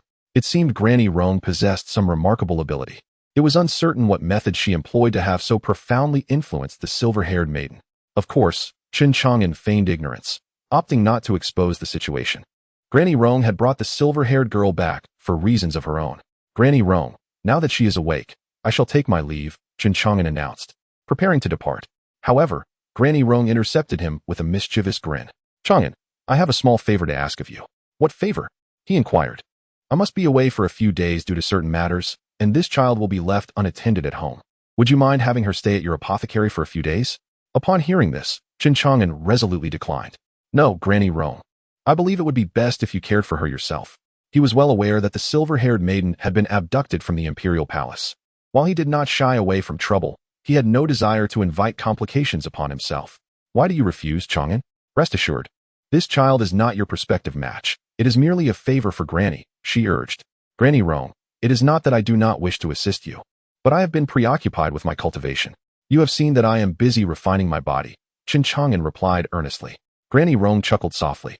"You are busy. Then let Linger take care of her. Look at how beautiful this girl is. Her looks are not inferior to Linger's. If entrusted to others, I would be uneasy. But if you care for her, I can rest assured. Furthermore, you need only attend to her daily meals. There is no need for you to fret about anything else. Longin, surely you cannot be so unwilling to assist with such a trivial task. Otherwise, I would have misjudged your character." Alas, Granny Rong wielded her eloquent tongue with great finesse, leaving Chen Longin utterly at a loss for words, unable to muster a retort. Ultimately, with no alternative, he acquiesced. "Very well, I shall care for her for a few days, but dear Granny, do return promptly. Should she go astray, you cannot hold me accountable." With Chen Longin's consent, Granny Rong was elated, nodding in affirmation. "I knew you were a man of honor, Longin. I did not misjudge you. Rest assured, I shall return in a few days." Then, Granny Rong took the still-dazed white-haired maiden by the hand, urging her to call out to her brother. The white-haired girl obediently echoed, "Brother." Her voice was melodious and lovely, akin to enchanting music, captivating those who heard it. Chen Longin smiled gently, ruffling the girl's hair, pondering that the name Xiao Bai was likely whimsically bestowed by Granny Rong. After a brief conversation, Granny Rong hurried off, and Chen Longin used his divine sight to observe her making her way directly to the imperial palace. "Come with me, Xiao Bai," Chen Longin said, taking her hand. Xiao Bai nodded, her small face often appearing dazed, seldom speaking. Most of the time, she remained silent. However, as they walked, he noticed her gazing around with wide, curious eyes. Chen Longin mused that Xiao Bai's appearance in the sixth tier of the imperial palace and the strong opposition from various abyssal beings against Granny Rong suggested her identity was likely extraordinary. Yet, he sensed no fluctuations of power emanating from Xiao Bai. She seemed as frail as an ordinary young girl, which struck him as peculiar. Unable to decipher this mystery, he decided not to dwell on it further. Soon, Chen Longin brought Xiao Bai to the Jiukong apothecary, where he met with Zhong Linger. "Linger, this is the daughter of a distant relative of Granny, named Xiao Bai. Granny has matters to attend to for the next few days, so I kindly ask you to look after her." Zhong Linger nodded, responding, "Of course, brother." With a warm smile, she took Xiao Bai's hand and led her aside to chat. The two quickly became acquainted, and witnessing this, Chen Longin felt satisfied. Realizing there was no need for him to worry further, instead, he would return to his physical training. Chapter 104. Elder Jiang and Yi Hongying return. The Great Sun Dynasty has plunged into silence since the demise of 5 flame divine generals, ceasing its pursuit of Su Dafu and Chen Chang'an. Instead, their focus has shifted entirely to the imperial palace. Through a hastily constructed teleportation array, the Great Sun Dynasty has dispatched numerous powerful figures into the imperial palace, thereby bolstering the strength of the Jinyuan alliance and further expanding its dominion over the palace.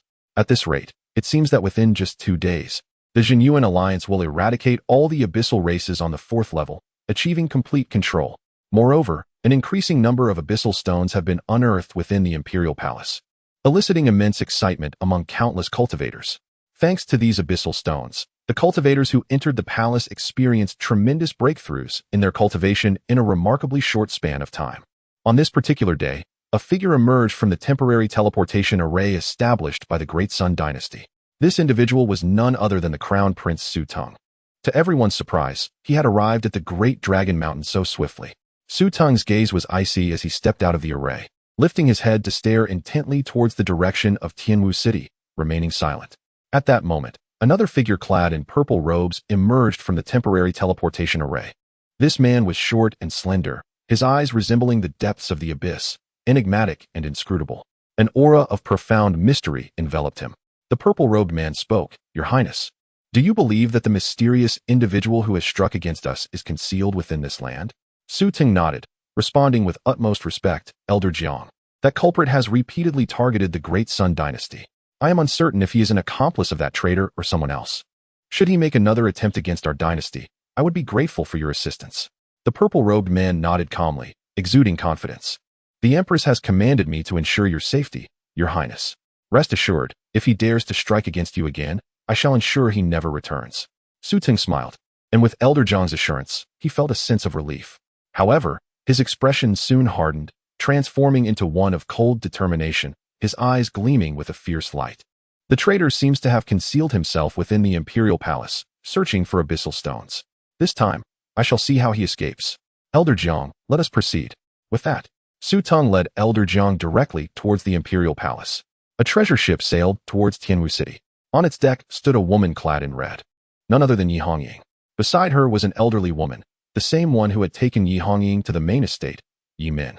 Although Yi Min was a minor true monarch at the 10,000 Laws realm, she exhibited profound respect in the presence of Yi Hongying, who only possessed cultivation at the Life Spring realm.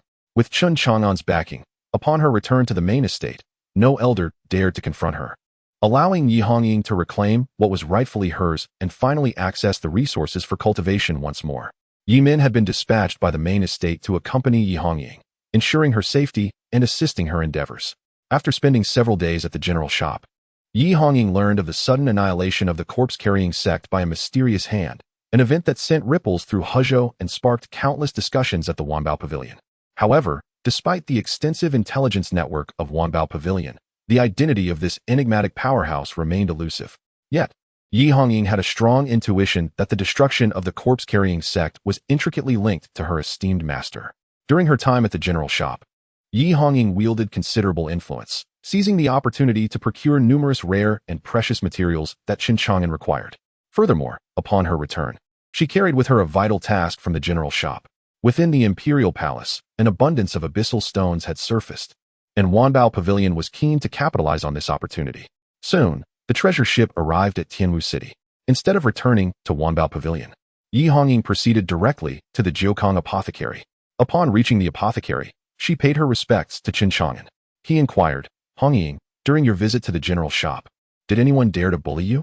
Beside Yi Hongying, Yi Min discreetly observed Chen Chang'an, recognizing him as the unparalleled warrior who had effortlessly obliterated the minor lord of the corpse-carrying sect with a single arrow.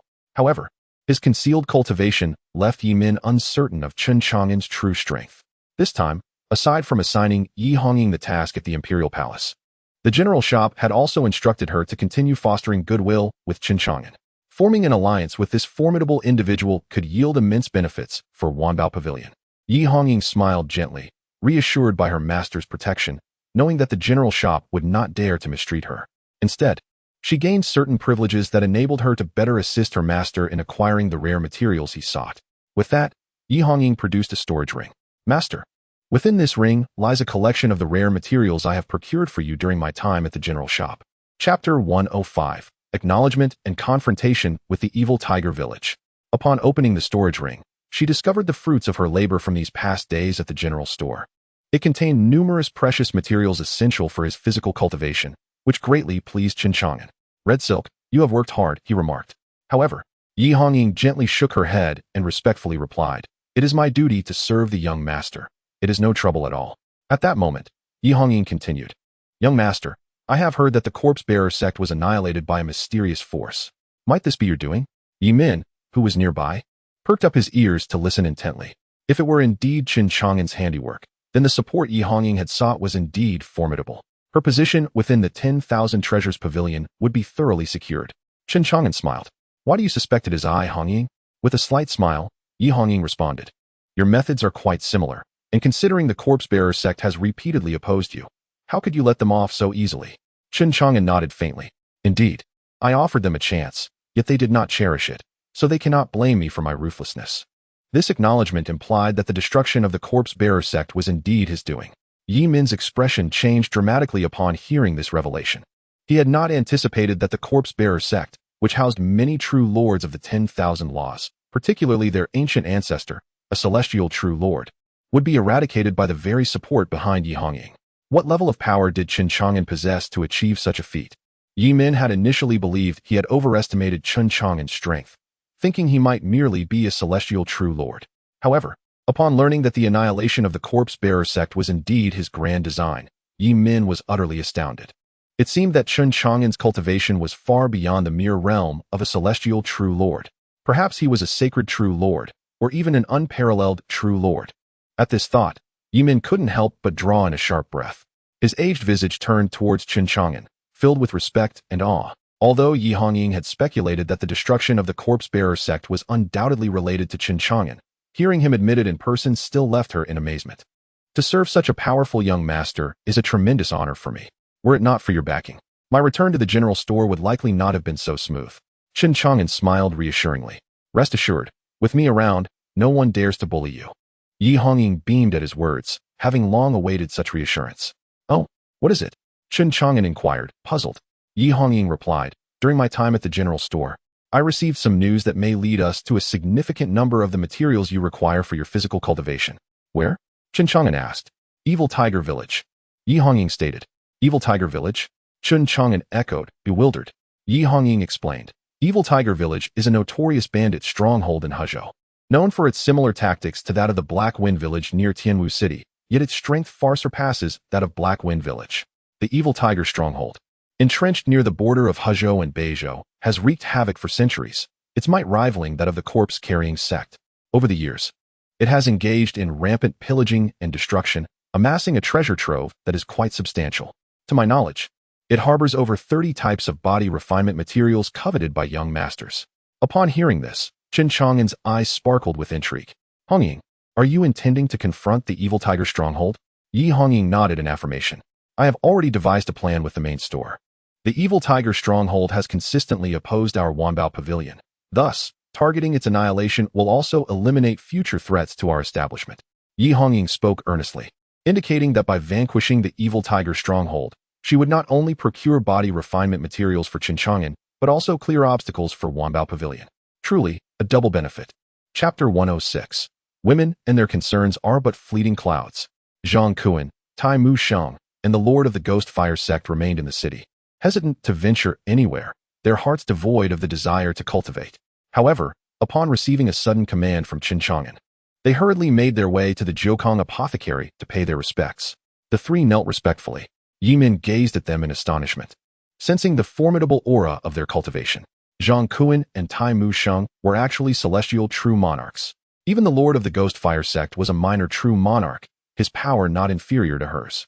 What shocked Yi Min the most was witnessing these three powerful beings kneel, without hesitation, and address Chen Chang'an as their master. These individuals were all formidable figures at the level of the myriad laws. In Hezhou, they were undoubtedly esteemed individuals, yet they willingly acknowledged Chen Chang'an's authority. This revelation left Yi Min breathless, instilling in her an even greater reverence for Chen Chang'an. With a calm demeanor, Chen Chang'an smiled and said, Hongying, since you intend to deal with the Evil Tiger Gang, I shall entrust these three to you to lend you their strength. You may command them as you wish. Zhang Kuan, from this day forth, you shall obey her orders. Should you dare to defy her commands or act insincerely, do not blame me for being unkind. His words, though delivered in a plain tone, were imbued with a chilling intent, causing Zhang Kuan, the Lord of the Ghost Fire sect, and Tai Mu Sheng to shudder in fear. They quickly responded, rest assured, Master, we shall do our utmost to serve Miss Yi. Even if we face peril, we will ensure that Miss Yi remains unharmed. Yi Hongying was elated. She had not anticipated that Chen Chang'an would summon three powerful allies to assist her. These three were all true monarchs, and especially Zhang Kuan and Tai Mu Sheng, who were celestial true monarchs. With their support, Yi Hongying felt a renewed confidence in confronting the evil tiger gang. Thank you, young master. I will surely destroy the evil tiger gang and bring back the treasures from their vault.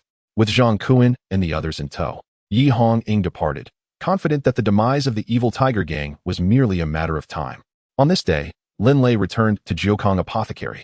Compared to previous visits, today he exuded an extraordinary charm, a joyful smile perpetually gracing his lips. Truly, it was said that joy invigorates the spirit. Upon noticing Lin Lei's demeanor, Chen Chang'an chuckled. Lazy, have you encountered some fortuitous event? Lin Lei chuckled in response. Chang'an, indeed, there is good news. You must congratulate me. What is it that warrants congratulations? Chen Chang'an inquired, puzzled. Lin Lei replied with a grin. I am unsure what prompted it, but upon my return, the young lady has elevated my position once more. The deputy has been removed from my title, and I now serve as the grand commander of the entire law enforcement team. It seemed that Chu Wushuang was quite astute, recognizing Chen Chang'an's formidable prowess and promoting Lin Lei to curry favor with him. After all, Chen Chang'an was a force to be reckoned with, having obliterated the corpse-carrying sect from tens of thousands of miles away with but a single hand. If she could seize this opportunity to align herself with Chen Chang'an, the rise of her Chu family would be assured, and who would dare to bully them then? You truly are rising through the ranks, doing quite well for yourself, Chen Chang'an remarked as he patted Lin Lei on the shoulder. However, Lin Lei responded with a playful punch, wearing an expression that suggested he understood. Chang'an, don't try to fool your brother here. Chen Chang'an looked puzzled. What do you mean by fooling? Lin Lei chuckled. I heard the first thing the young lady did upon returning from Mount Long was to visit your Jiukong pharmacy. Clearly, she has taken a liking to you. Otherwise, how could she have inexplicably promoted me? Be honest, how far have you two gone? Chen Chang'an shrugged. What do you mean by how far? My relationship with her is as pure as a blank sheet of paper. Lin Lei was taken aback. Could it be that you find her unappealing? Or do you think there's too much of a disparity between your statuses? Lin Lei advised, Chang'an, do not let arrogance cloud your judgment. Chu Wushuang is an enchanting woman, fair as jade and captivatingly beautiful. Moreover, she is a disciple of the Chu family, ruling over Tianwu City. If she fancies you, you could cultivate a relationship with her. She would undoubtedly be a significant asset on your path of physical cultivation. Chen Chang'an shot Lin Lei a glance. If Chu Wushuang is so exceptional, why don't you pursue her? Lin Lei scratched the back of his head and chuckled. I already have Xiaolu. Besides, even if I wished to, she would never look my way. I cannot compare to you, Chang'an. At least you possess some self-awareness. Chen Chang'an commented, patting Lin Lei on the shoulder. Lin Lei, however, preferred to steer the conversation away from that topic and inquired about Chen Chang'an's recent training. That rascal Su Dafu provided me with some snake blood for body refinement. My progress has been quite satisfactory. After a couple more immersions in snake blood, I should be able to break through to the late stage of the first tier. Lin Lei expressed his astonishment. It seems this path of physical cultivation suits you well. You're about to reach the late stage of the first tier after such a short time. Chen Chang'an smiled slightly. The path of physical cultivation differs from that of spell cultivation. As long as one possesses the resources for body refinement and can endure the hardships, breakthroughs become considerably easier. Lin Lei admired Chen Chang'an for his resilience. Just then, Zhonglinger and Xiao Bai returned hand in hand, their faces adorned with sweet smiles. Both young women were remarkably beautiful and exuded youthful vitality, forming a picturesque scene. Since bringing back Jiukong Pharmacy from Granny Rome, Zhonglinger and Xiao Bai had developed a close sisterly bond. Xiao Bai, for her part, showed great interest in everything related to Tianwu City. As Chen Chang'an focused on his body refinement, Zhonglinger, having completed her own training, refrained from interrupting him and happily chatted with Xiao Bai. They often explored the surroundings together, and it was evident that Xiao Bai wore a more frequent smile. Nevertheless, Chen Chang'an was acutely aware that he did not know how Granny Rong managed to erase Xiao Bai's memories. If she were to regain them, one could only wonder what kind of woman she would become. After all, this girl, known as Little White, is a mysterious entity from the abyssal races, and her origins are far more complex than they appear. Lin Lei encountered this maiden, scarcely in her teens, comparable in age to Zhonglinger, with brows resembling distant mountains and eyes akin to autumn waters, complemented by almond-shaped eyes and a delicate nose. She possessed an extraordinary beauty that instantly captivated him. Chang'an, you rascal. No wonder you are reluctant to be around Chu Wushuang. You seem to have a penchant for keeping a beauty hidden away. Chen Chang'an's expression darkened as he kicked Lin Lei. You brat, get lost. This girl is someone Granny Rong entrusted me to look after. Lin Lei, however, wore a knowing look, suggesting mutual understanding. With Linger by your side, is it not enough?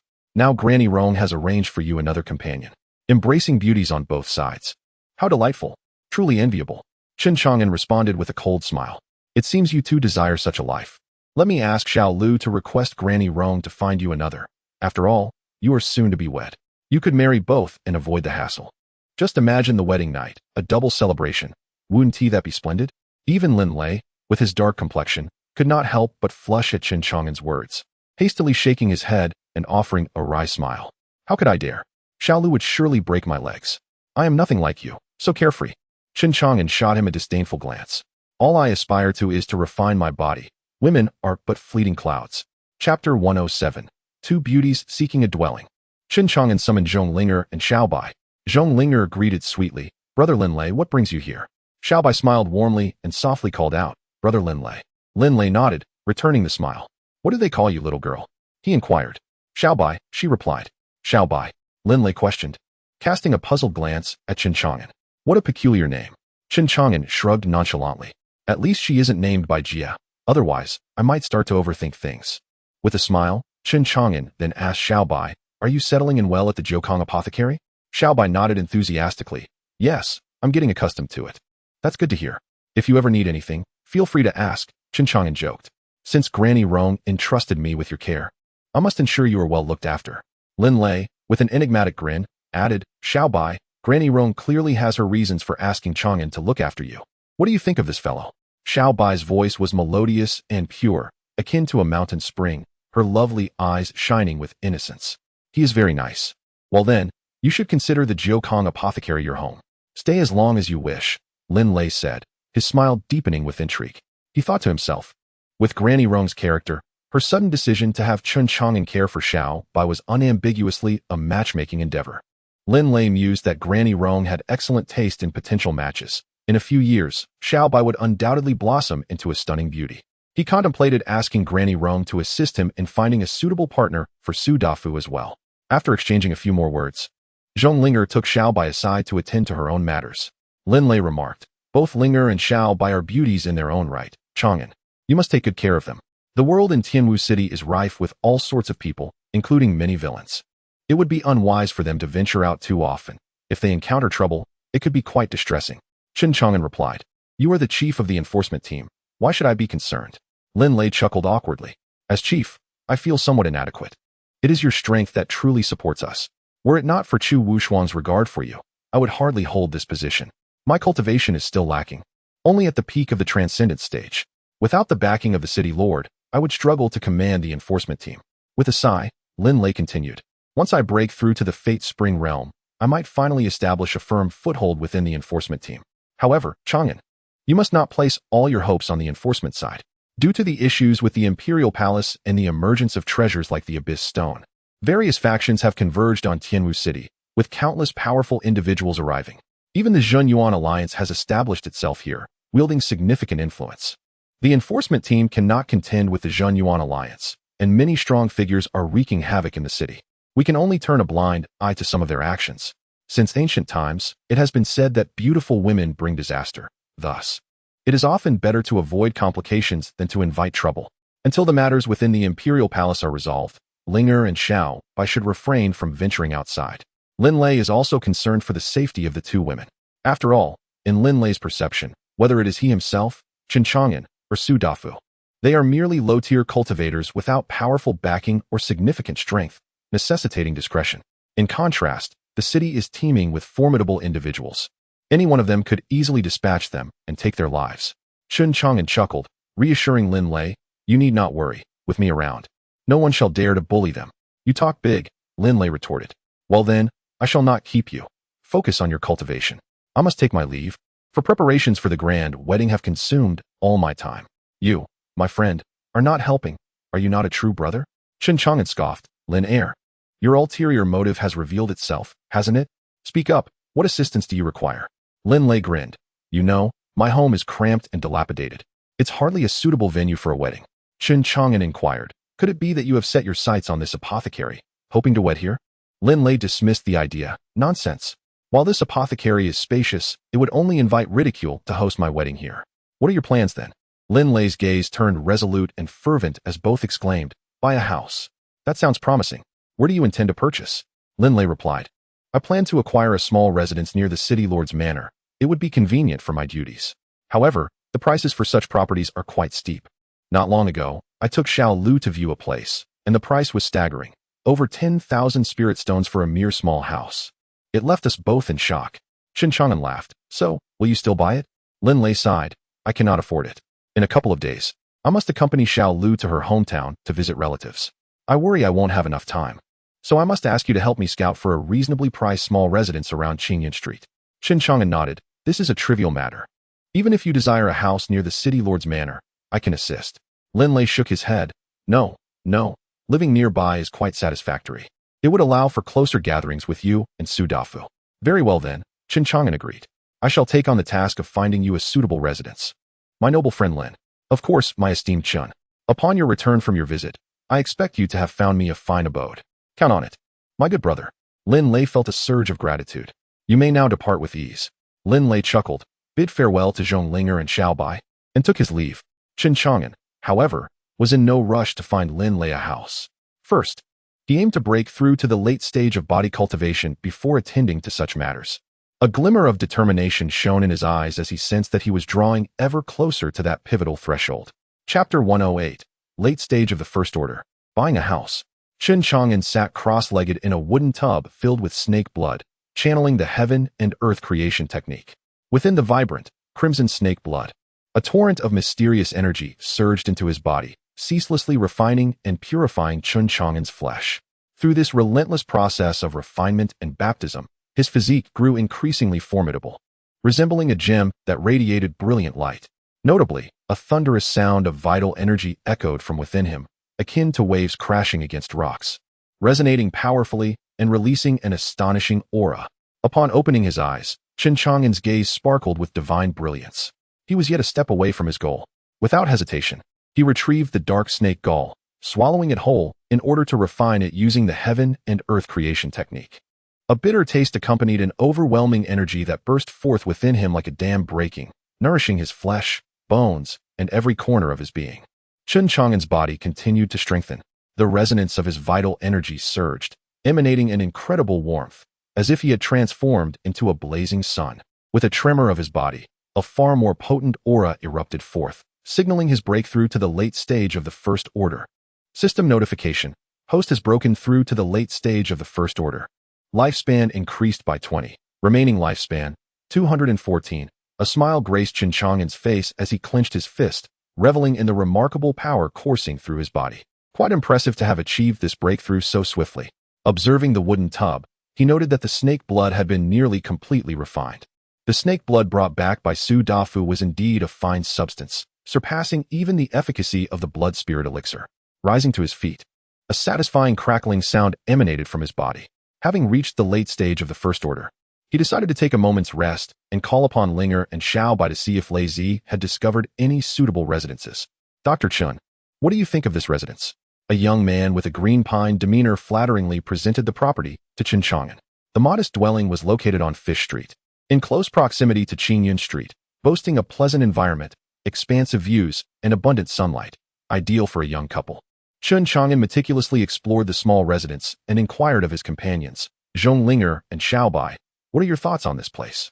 Zhonglinger replied, brother, it's quite nice. Xiaobai chimed in, yes. Chen Chang'an assessed, the layout and environment of this residence are quite satisfactory. Lei Zi should appreciate it. The young man, eager to please, interjected, it's quite good, isn't it, Dr. Chen? If you decide to purchase this residence, I assure you the lowest price.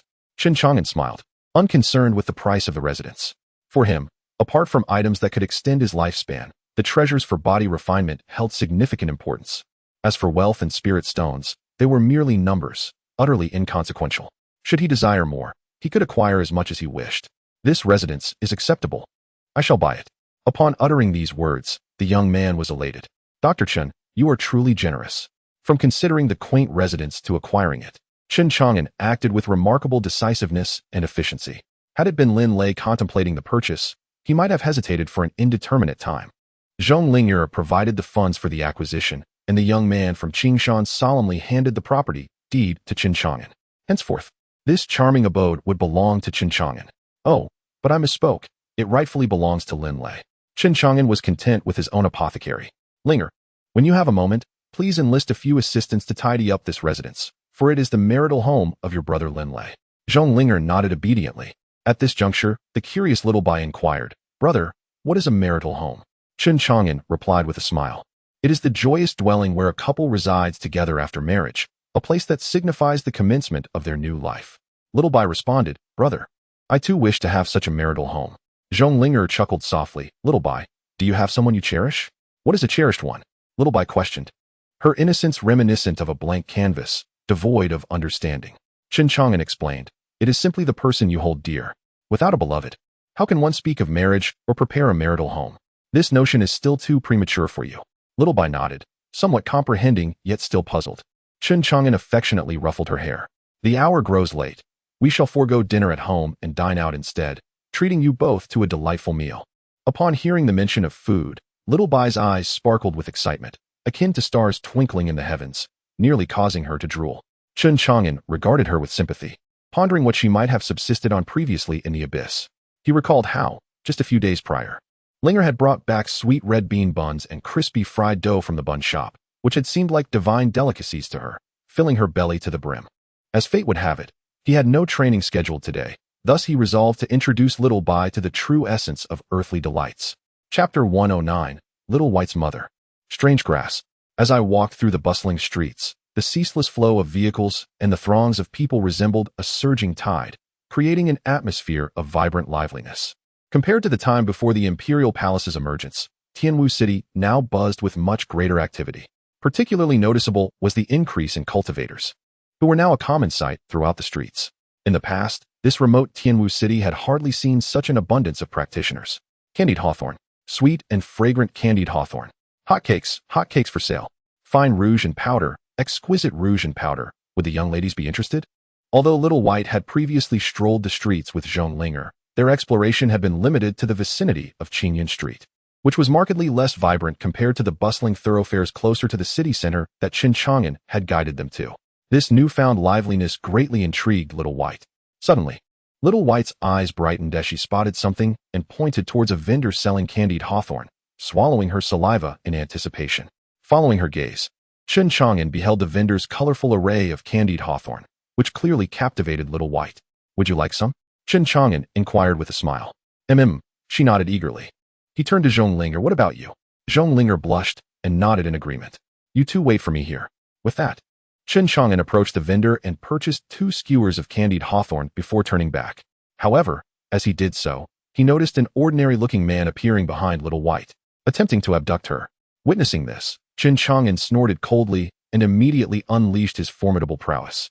As the man prepared to take Little White away, he suddenly felt an overwhelming pressure descend upon him, rendering him immobile. His expression changed drastically, filled with terror and confusion. At that moment, a chilling voice echoed in his ear. What do you intend to do with her? The man, startled by Chen Chang'an's sudden appearance, stammered. Who are you?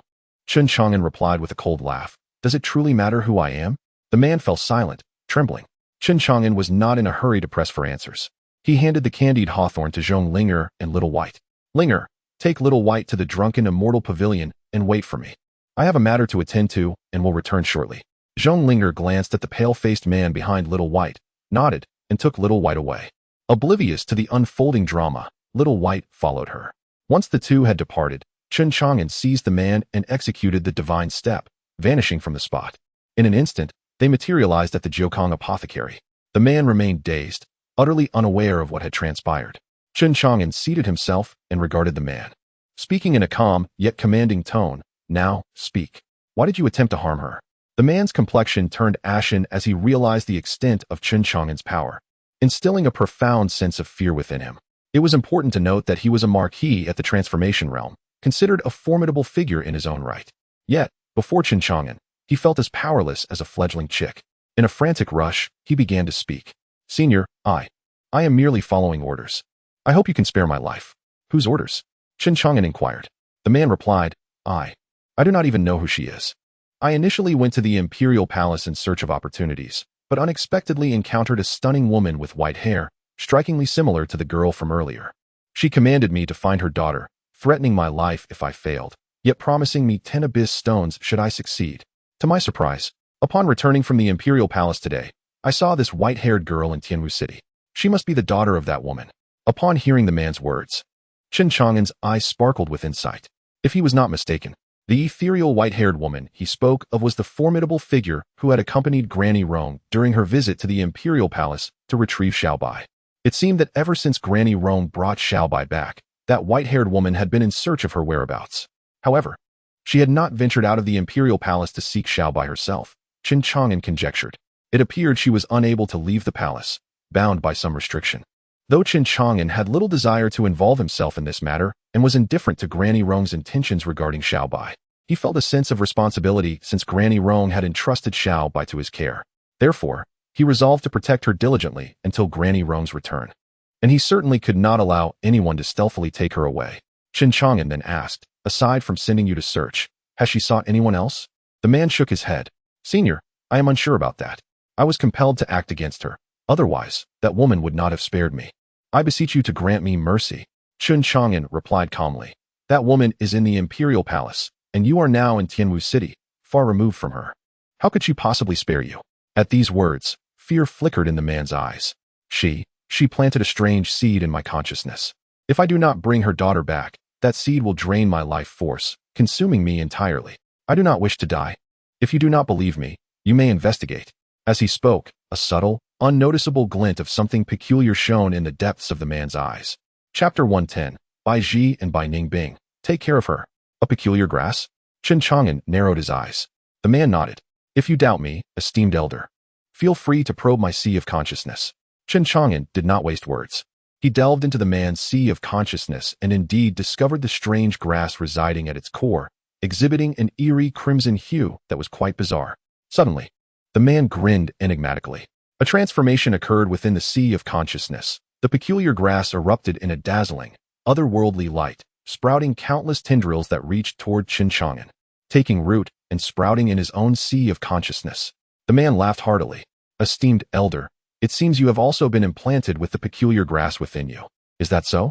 Chen Chang'an replied nonchalantly, showing little concern for the grass that had already taken root and sprouted within his consciousness. The man sneered. This grass hails from the abyss, known as the soul-controlling grass. The offspring obey the mother. What resides within you is indeed the offspring. Your life now lies in my grasp. Should I wish it, you shall live. Should I desire it, you shall perish. Thus, you would do well to heed my commands. Do not presume your strength grants you the right to be arrogant. The man felt a surge of exhilaration.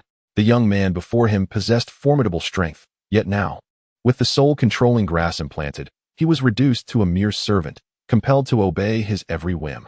Soon, he would retrieve the silver-haired maiden and obtain the abyssal stone bestowed by her mother. Ascending to the realm of myriad laws was a certainty. The man coldly regarded Chen Chang'an, who remained seated, and scoffed. Is this where you belong? Get up and bring that chair over to me. But Chen Chang'an merely gazed at him with indifference, unmoving in his seat. The man's brow furrowed, his gaze icy. It seemed he was unaware of the true power of the soul-controlling grass. He would not escape unscathed. He recalled the torment he endured when that ethereal silver-haired woman had planted the grass within him. Defying her had led to unimaginable suffering, a torment that left him feeling as if he were living in hell. Today, he would ensure this young man experienced the might of the soul-controlling grass. Only then would he learn to comply. Chen Chang'an replied calmly. If you believe a mere plant can control me, you underestimate the human spirit. Feel free to try. Furious, the man retorted, very well. Let us see how long you can remain so arrogant. With that, he summoned the soul-controlling grass from his sea of consciousness. In an instant, the offspring within Chen Chang'an responded to the call, sprouting countless sharp spikes like a porcupine. Yet these spikes did not torment the physical body. Instead, they pierced the soul. In that fleeting moment, Chen Chang'an felt his soul assailed by countless spikes, an excruciating pain enveloping him. His complexion turned pale, yet his eyes shimmered with delight. One must understand, for cultivators, the refinement of the body is essential, but the cultivation of the soul is far more arduous. To his astonishment, the soul-controlling grass possessed the capacity to refine the soul. As he practiced the heaven and earth creation technique, he endured the torment, continuously forging and tempering his soul. Chen Chang'an could sense a marked enhancement in his spiritual essence.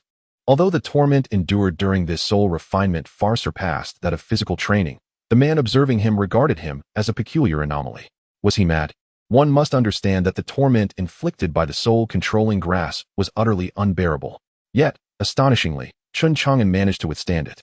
Witnessing this, the man's eyes glimmered with murderous intent. Very well, since it has come to this, do not blame me for my lack of courtesy. He sought to control the mother grass to command the offspring grass to devour Chen Chang'an's vitality, intending to seize his life. This, however, irked Chen Chang'an. He desired to refine his soul, yet this man sought to take his life. Truly a foolhardy endeavor. With a cold snort, Chen Chang'an ceased his soul refinement and, in an instant, suppressed the soul-controlling grass within his sea of consciousness. The man's expression shifted dramatically, as if he had seen a ghost. You can actually suppress the soul-controlling grass. Chen Chang'an replied nonchalantly. Is that so difficult? Realizing that the soul-controlling grass was of no use against Chen Chang'an, the man knew he posed no threat and hastily begged for mercy. Chen Chang'an did not respond. He merely pointed a finger, and the man was unable to resist, falling victim to Chen Chang'an's lethal gesture. At that moment, the soul-controlling grass emerged from the man's sea of consciousness, igniting and gradually coalescing into the form of a woman.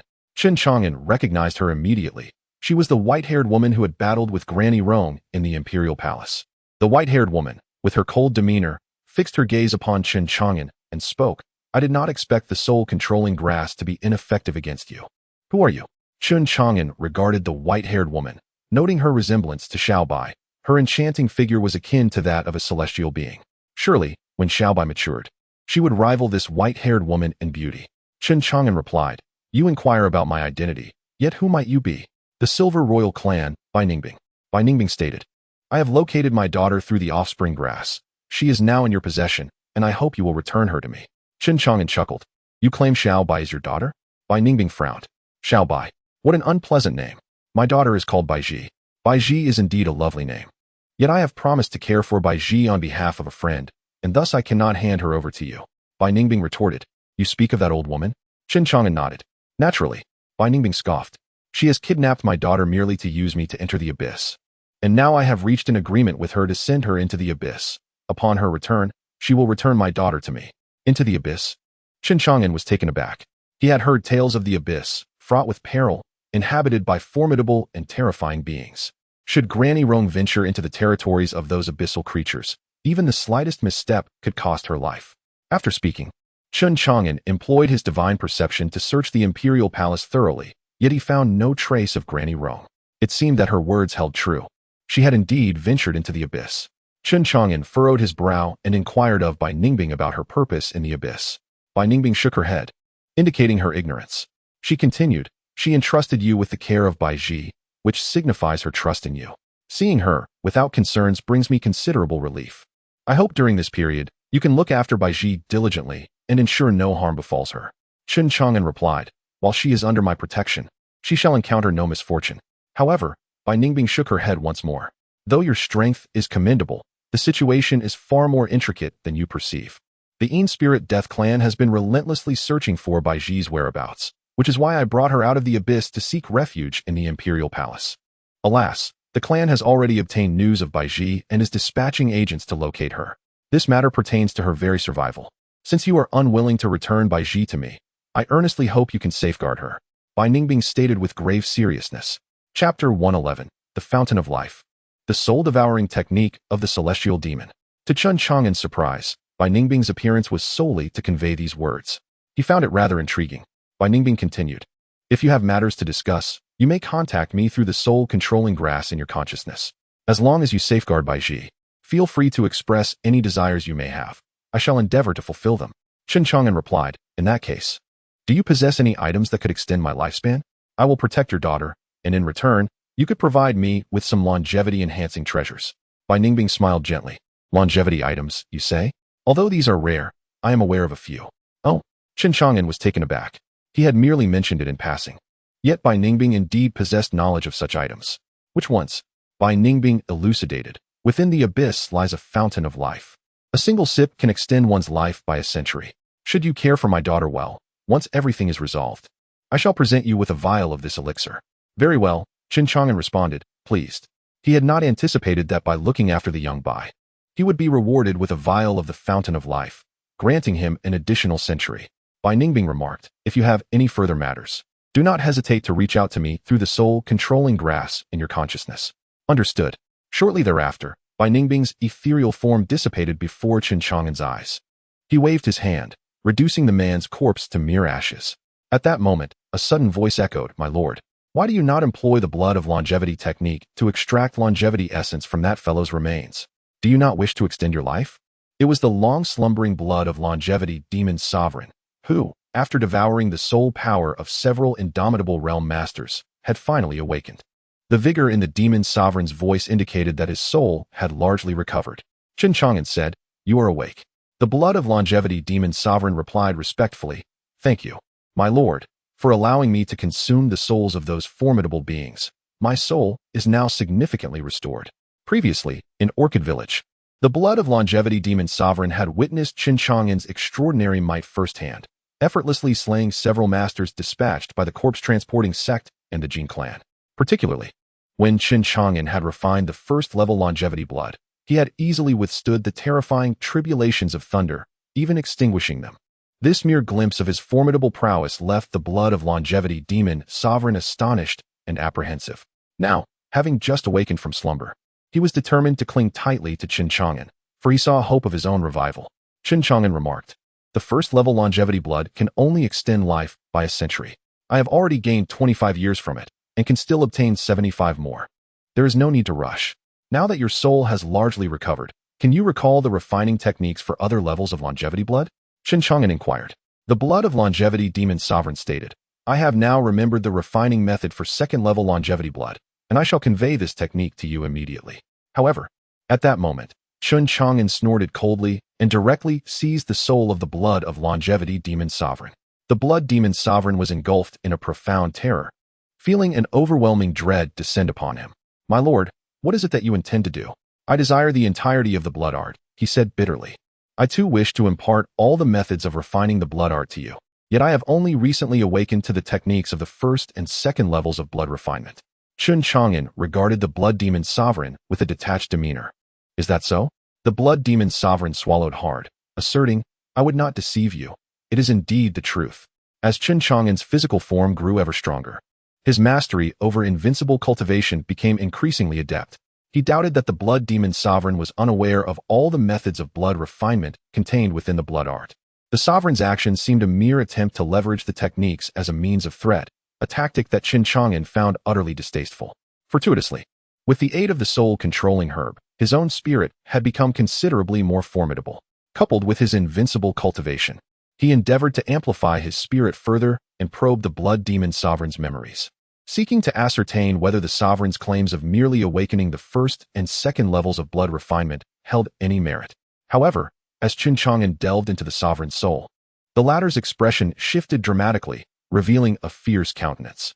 Suddenly, his spirit transformed into a radiant beam, surging towards Chen Chang'an's sea of consciousness. The blood demon sovereign harbored the audacity to attempt to seize control of Chen Chang'an's body. Yet, Chen Chang'an merely shook his head. "Though your spirit has indeed grown stronger. What of it? You failed to possess me last time, and you shall undoubtedly fail again." The blood demon sovereign snorted coldly, his voice laced with menace. "Last time, my spirit was feeble, and many of my methods were rendered ineffective. Today, my spirit has regained its strength, allowing me to wield various techniques. You force my hand. Witness my soul-devouring demon method." With that, the blood demon sovereign's spirit morphed into a monstrous maw, seeking to devour Chen Chang'an whole. Yet, Chen Chang'an remained unfazed, allowing the blood demon sovereign to make his futile last stand. As the sovereign attempted to engulf Chen Chang'an, he assumed a solemn posture within the apothecary, vainly aspiring to refine him. Chapter 112. Death, the complete longevity blood technique. However, despite the relentless efforts of the longevity blood demon lord to refine Chen Chang'an, he remained unyielding. Suddenly, with a flick of his finger, Chen Chang'an pierced through the demon lord's abdomen and stepped out. The longevity blood demon lord was struck with terror, realizing that even though his soul had regained some strength and he could employ various techniques, he was utterly powerless against Chen Chang'an. In a panic, the longevity blood demon lord turned to flee, but Chen Chang'an would not allow his escape. "Halt!"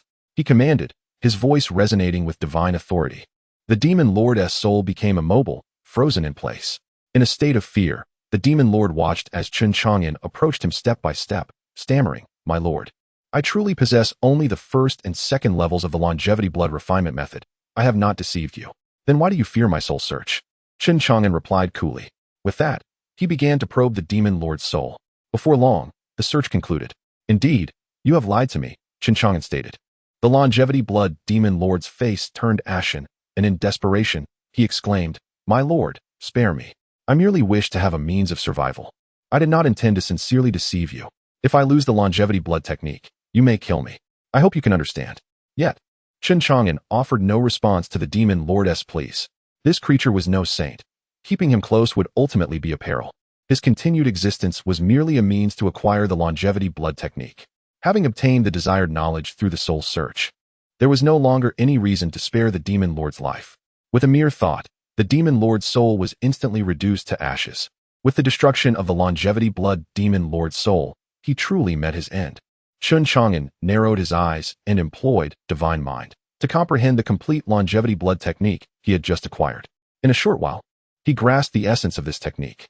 A glimmer of insight flashed in his eyes. No wonder I felt something amiss while exploring the first level of the longevity blood method with divine mind. This fellow had indeed harbored ill intentions. Refining longevity blood using a cultivator's vitality was merely the most rudimentary approach, which harmed the physical body. The true longevity blood technique, however, involved extracting the essence energy from the mountains and rivers of the world, yielding immense benefits without any detriment. It would be intriguing to experiment with the authentic methods of the longevity blood technique when the opportunity arises. Having accomplished this, Chen Chang'an activated divine steps and vanished from the Nine Kong apothecary. In the next moment, he appeared outside the drunken immortal pavilion. Upon entering, he found Zhonglinger and Xiao Bai patiently seated at a dining table, eagerly awaiting his arrival. Particularly, Xiao Bai was glancing around, her eyes widening at the delectable dishes being served by the waitstaff, their aromas tantalizing her senses, causing her mouth to water. Blushing slightly, she quickly wiped away the drool at the corner of her mouth and turned to Zhonglinger, asking, "Sister Linger, when will brother arrive?" Zhonglinger softly spoke. "Brother is occupied with some matters and will arrive shortly. If you are hungry, we can order some dishes in the meantime." Xiao Bai shook her head. "No, let us wait for brother to arrive before we dine together." At that moment, Chen Chang'an approached the table of the two young ladies. The beautiful eyes of Xiao Bai and Zhonglinger brightened. Chen Chang'an smiled. "Silly girl, why are you still in a daze? Feel free to order whatever you desire. Do not hold back." Yes, Xiao Bai and Zhonglinger, albeit somewhat reserved, selected a few items from the menu. Chen Chang'an remarked, "Is this enough for you both?" The two young ladies' pretty faces flushed once more.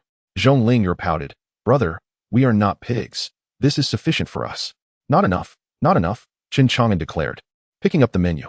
"Waiter, this one, and this one. Everything I order, please bring a portion." The waiter, startled by the sheer number of signature dishes Chen Chang'an ordered from the drunken immortal pavilion, was taken aback. This gentleman is quite affluent to order so much. And he respectfully advised, "Sir, if it's just the three of you dining, might these dishes be too plentiful? You may not be able to finish them." However, Chen Chang'an remained unfazed, especially since his current physical training had significantly increased his appetite. "If we cannot finish, we shall take it to go. Hurry up with the dishes. I am famished." "Understood. Please wait a moment," the waiter replied. While awaiting the dishes, Chen Chang'an inquired of Xiao Bai, "What do you remember?" Xiao Bai blinked, seemingly not comprehending his question. "Brother, what do you mean by what I remember?" It appeared she had yet to regain her memories. Chen Chang'an smiled and asked, "Do you remember your mother?" "Mother," Xiao Bai murmured, as if struggling to recall. Ultimately, she shook her head. "Brother, I do not know. I cannot seem to remember mother at all." Chen Chang'an sighed. Old Madame Rong's methods are indeed formidable. It seems she will not recall her identity anytime soon. I wonder what will happen when she eventually remembers everything. Chen Chang'an was also curious about the shadowy spirits from the Death Clan that Bai Ningbing mentioned. Who would they send to confront her? Chapter 113. The Spectre of the Bone Serpent, the Great Rock. Within the sixth layer of the Imperial Palace, surrounded by a sea of magma, Bai Ningbing opened her eyes, her gaze shimmering with brilliance as she murmured to herself. To her astonishment, even the soul controlling herb proved ineffective against him. To what realm of power has this individual ascended? However, the stronger he is, the better it is for Bai Ji. Initially, Bai Ningbing harbored concerns for Bai Ji, wishing to bring her back for her protection. Yet, through the soul controlling herb, she observed that Chen Chang'an treated Bai Ji well, and his own strength was formidable enough to safeguard her. Thus it seemed prudent to leave Bai Ji by his side. Perhaps she would be safer there than in her own company. At that moment, a tremendous roar reverberated from outside the palace. Following swiftly, a massive skeletal serpent surged through the fiery magma, approaching the palace. Bai Ningbing furrowed her brow, and in a flash, she appeared outside the palace. Her icy demeanor fixed upon the figure of a man clad in black atop the serpent. Injio. Bai Ningbing's expression turned grave. Injio chuckled maliciously. Bai Ningbing. So you were hiding here. It was easy to find you. As he spoke, his consciousness spread throughout the realm, and the smile on his face vanished, replaced by a chilling demand. Where have you hidden the saintess? Surrender her at once. Bai Ningbing's expression remained frosty. Never. Injio scoffed coldly. Though the saintess is your daughter, she bears the weight of the abyss's responsibilities. Do you intend to oppose the entire abyss? Bai Ningbing, filled with indignation and fury, responded with a mocking smile. What a noble responsibility of the abyss, yet you would use my daughter's life as a stepping stone. I assure you, that will not happen. Unyielding to reason, Injio declared, first, I shall suppress you, and then I will gradually track her down. She cannot escape. His voice dripped with icy malice. In an instant, an overwhelming aura of murderous intent erupted from Injio, akin to a cataclysmic force, sweeping across the sea of magma. His form radiated a sinister and piercing sword energy, manifesting as countless beams of light, dazzling yet deadly, surging toward Bai Ningbing. Refusing to cower, Bai Ningbing raised her right hand. There, in the palm of her smooth, jade-like hand, an ancient and intricate symbol coalesced, imbued with boundless sword intent. In a flash, this symbol erupted in a resplendent brilliance, giving birth to a jade-white flying sword. With the jade-white sword in hand, Bai Ningbing slashed through the air, unleashing an infinite wave of sword energy that collided with Injio's sword light, producing a cacophony of resounding explosions. The sword lights shot forth, annihilating all in their path, even demolishing the palace beneath them. To her surprise, Bai Ningbing's might was formidable. With every gesture, her murderous aura intensified, and her sword techniques were peerlessly sharp, illuminating the heavens with their brilliance, forcing Injio to retreat at every turn. Bai Ningbing remained unyielding. Do you truly believe you can suppress me? You dare harbor ill intentions toward my daughter. Today, I shall end you. With renewed ferocity, Bai Ningbing's strikes accelerated, each sword slash shattering the void. Her lethal intent surging forth like an unstoppable torrent. It seemed Injio's life was hanging by a thread. Suddenly, an eerie laughter echoed through the sky. Bai Ningbing's complexion shifted dramatically as she ceased her assault on Injio, retreating rather than advancing. With a voice laced with fury, she commanded, "Show yourself." She executed a hand gesture to conjure a spell. Soon, a yellow silhouette emerged from her consciousness, which upon closer inspection, revealed itself to be an eerie scarecrow devoid of facial features. The sight of this strange figure rendered Bai Ningbing's expression one of profound distress. She had never anticipated that this entity could stealthily conceal itself within her own mind. Had it not revealed itself, she would remain oblivious. Injio's face paled slightly, but he could not suppress a triumphant smirk, reveling in his cunning success. Bai Ningbing, did you ever foresee this? He taunted. He then inquired of the grotesque scarecrow. Ghost Scarecrow, can you ascertain the whereabouts of the saintess from her memories? The scarecrow replied, I have already found her. This ghost scarecrow belonged to the abyssal race of scaremen, known for their elusive movements and unique ability to infiltrate the minds of their adversaries. Injio pressed urgently. Where is she? Bai Ningbing's beautiful eyes widened in anger, her voice trembling as she hissed. Ghost Scarecrow, should you dare reveal it, I shall surely slay you and annihilate your kind. With that, Bai Ningbing transformed into a streak of white light, charging towards the ghost scarecrow. However, the scarecrow's uncanny agility allowed it to evade her lethal strike effortlessly. It then coldly laughed. Bai Ningbing, my kind is under the protection of the Spirit Death clan. Your silver race can do nothing against us. After this declaration, the ghost scarecrow informed Injio, I have delved into her memories. The saintess is no longer within the imperial palace. Upon hearing this, Injio furrowed his brow. If she is not in the imperial palace, then where could she be? Has she been secretly taken back to the abyss? The ghost scarecrow shook its head. The saintess is currently in the great rejuvenation immortal realm, in a city not far from the imperial palace, under the protection of a human cultivator. Injio's face changed drastically. The saintess has ventured into the great rejuvenation immortal realm, the laws of heaven there. However, as a realization dawned upon him, he began to understand. The saintess, unlike us, can indeed remain in the great rejuvenation immortal realm, but she likely cannot wield her powers from the abyss. Then, With a frown, Ingio remarked, by Ningbing. I never imagined you were astute enough to send the Saintess to the great rejuvenation immortal realm. But do you truly believe this renders the abyss powerless? You are far too naive. Bai Ningbing remained silent, her captivating eyes suddenly widening. Leave now. In an instant, an overwhelming aura of killing intent surged forth, permeating the entire expanse of heaven and earth. Strange blades of grass coalesced in the void, each emanating boundless malice, instilling a sense of suffocation in both Ingio and the ghost scarecrow. They cried out in terror, "This is not good. This woman intends to invoke the abyssal forbidden arts. Flee! Flee!" Both hastily summoned their utmost speed to escape, yet they were soon engulfed by the overwhelming aura of death. Just then, a voice, aged and rasping, echoed through the air. From the distance, a skeletal rock soared into view, unfurling its immense wings. With a single flap, a gale erupted, rescuing Ingio and the ghost scarecrow from their dire predicament. Bai Ningbing's expression shifted as she gazed upon the skeletal rock, a flicker of trepidation glimmering in her beautiful eyes. Reluctantly, she cast a resentful glance at Ingio and Gui Dao before turning away. The skeletal rock observed her departure but did not intervene. Surviving the ordeal, Ingio and Gui Dao knelt in reverence. We pay our respects to Lord Rock. We are profoundly grateful for your life-saving grace. The skeletal rock replied indifferently, Is there any news of the Saintess? Gui Dao hastily responded, Yes, indeed, Lord Rock.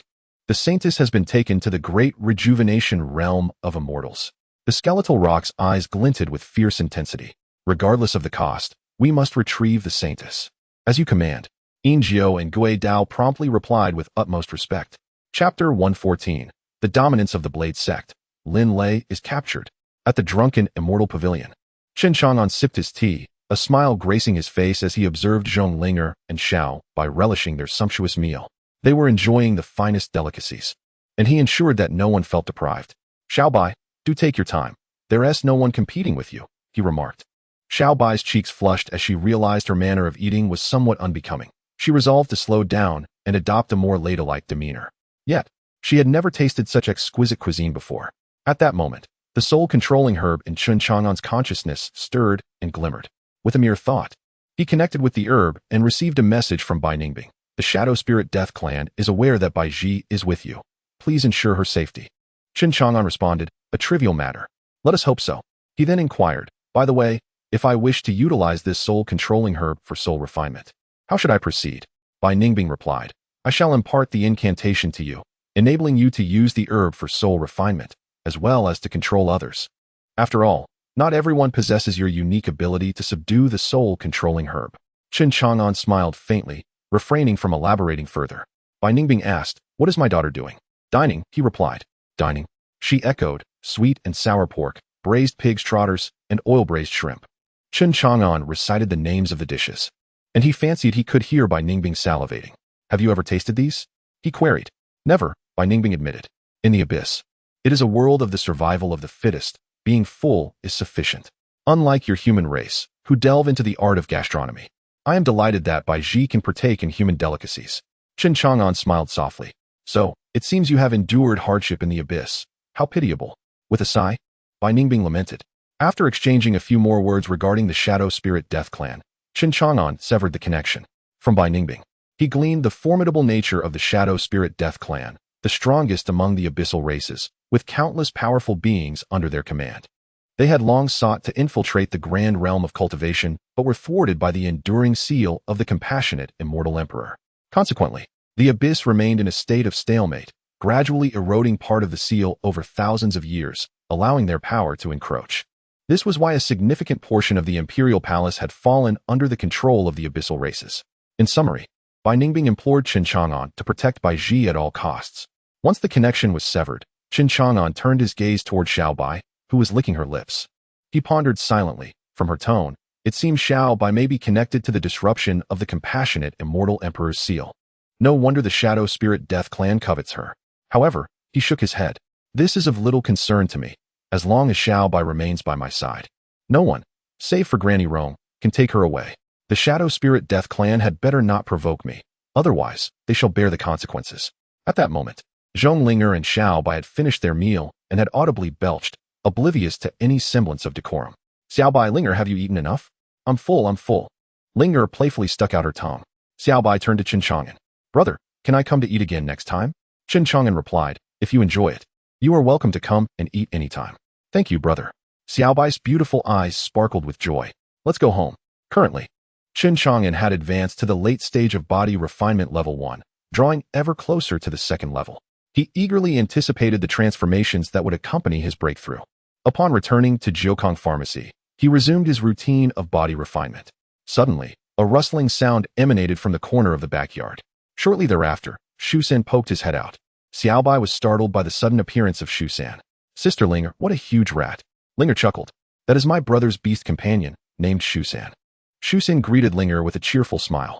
Miss Linger, it has been a while. You are becoming more beautiful. Oh, who is this lovely little sister beside you? Linger introduced. This is my sister Xiaobai. After exchanging greetings with Xiaobai, Shu San approached Chen Chang'an, who was engaged in body refinement, and respectfully said, Master, I have something to report. Chen Chang'an opened his eyes, looking at Shu San with curiosity. What is it? Speak. Shu San continued, Master, while treasure hunting in Wanhua City, I sensed a ripened earth dragon fruit within the treasure vault of the Blade sect. I wanted to retrieve it for you, but I encountered Lin Lei in the Blade sect's dungeon. At this revelation, Chen Chang'an's brow furrowed tightly. Wasn't Lin Lei visiting relatives? How could he be in the Blade sect's dungeon? What has transpired? Shu San shook his head. The Blade sect's dungeon is heavily guarded. I could not infiltrate it, and do not know what has happened. Chen Chang'an's gaze turned icy. The Blade sect, is it? He activated his divine sight.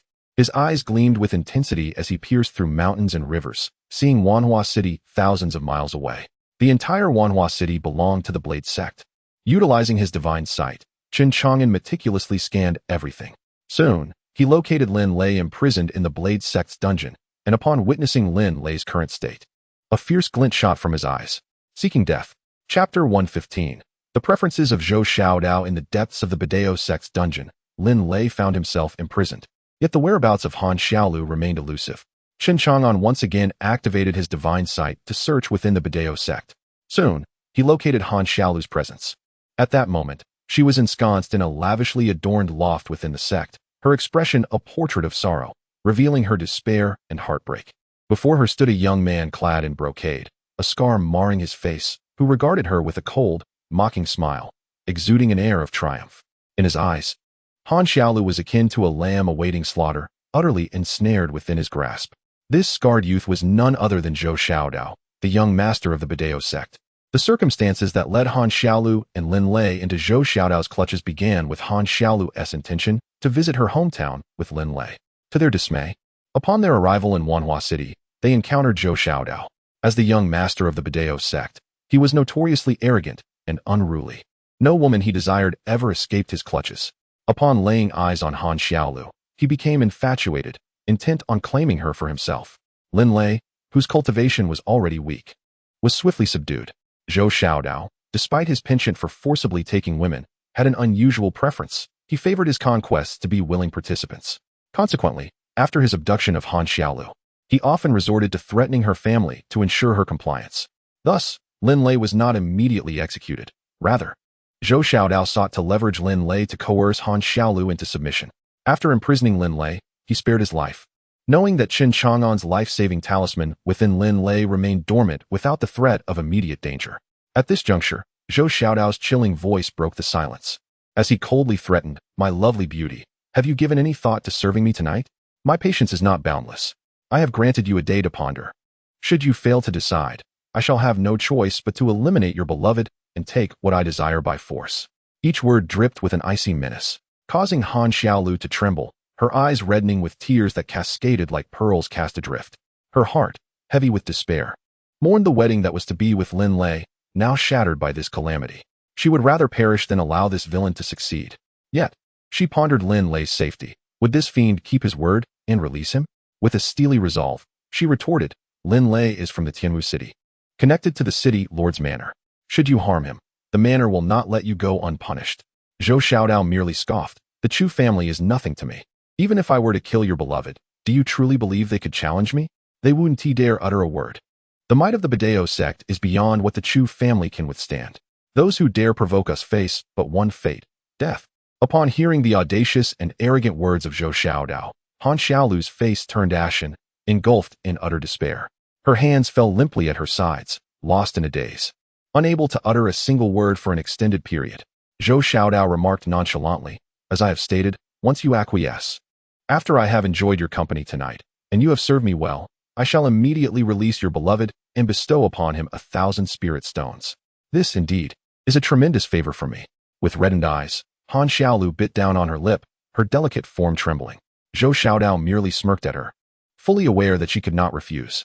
Utilizing her dearest person as leverage to coerce her compliance was a tactic he had employed with unerring success. Now, all Zhou Xiaodao needed to do was patiently await Han Xiaolu's nod of agreement. Meanwhile, thousands of miles away at the Jiukong apothecary, Chen Chang'an observed the entire scene with a cold demeanor. What a tyrannical sect the Blade of Tyranny is. Beside him, Shu Xin urged anxiously, "Master, we must hasten to Wanhua City at once. I fear it may be too late for Lin Lei, and his life could be in jeopardy." Chen Chang'an did not respond to Shu San, but turned to Zhong Linger, saying, "Linger, please look after Xiao Bai. I must step out for a while." With that, he raised a finger and swept it through the air before him. An astonishing spectacle unfurled, as the very fabric of space was cleaved open by Chen Chang'an's gesture. He stepped into the rift. Seeing this, Shu Sin hurriedly followed Chen Chang'an into the spatial tear. Before long, the rift vanished without a trace. Simultaneously, within the lavishly adorned loft of the Blade of Tyranny, the air trembled. Both Han Xiaolu and Zhou Xiaodao sensed this disturbance and turned towards the quivering void. Moments later, they beheld a figure, accompanied by a mouse, emerging from the spatial fissure. Upon recognizing the young man clad in a blue robe, Han Xiaolu was rendered speechless, her eyes wide with disbelief. Ch. Chang'an. Chapter 116. Guardian, just because of you? Chen Chang'an emerged from the rift in space, arriving in the loft, closely followed by Shu San. Upon realizing that he had materialized tens of thousands of miles away at the Ba Dao sect, Shu San was taken aback, inhaling sharply. The master's prowess is truly terrifying. A mere tear in space leads to such vast distances. Zhou Xiaodao, upon beholding Chen Chang'an's sudden appearance in the loft, furrowed his brow. "Who are you?" However, when he noticed Shu San trailing right behind Chen Chang'an, his eyes widened in disbelief. "Is that the golden-eating immortal rat?" As the master of the Ba Dao sect, Zhou Xiaodao was not devoid of knowledge. He recognized Shu San. In an instant, his expression transformed into one of avarice. It is well known that the golden-eating immortal rat possesses the most exquisite immortal demonic bloodline among the demon race, with immense potential. Furthermore, this rat is endowed with a potent treasure-seeking talent, capable of detecting over 90% of the rare materials and treasures in existence. In the realm of cultivation, the golden-eating immortal rat is akin to a living treasury. If the Ba Dao sect could obtain this golden-eating immortal rat, it would yield an inexhaustible supply of rare materials and treasures. Shu Sin was already accustomed to such covetous gazes from cultivators upon revealing his identity. However, he felt no fear. After all, he had an exceptionally powerful master. Think you can take him from my side? Not a chance. Thus, confronting Zhou Xiaodao's greedy stare, Shu Sin huffed and held his head high, as if to convey, "What are you staring at, you fool?" Zhou Xiaodao's eyes glinted coldly. How dare this creature gaze at him with such audacity? Seeking death, perhaps? Chen Chang'an's sudden appearance was akin to a stabilizing anchor amidst turbulence. Although Han Xiaolu knew Chen Chang'an was weak, for some inexplicable reason, he instilled a sense of security within her.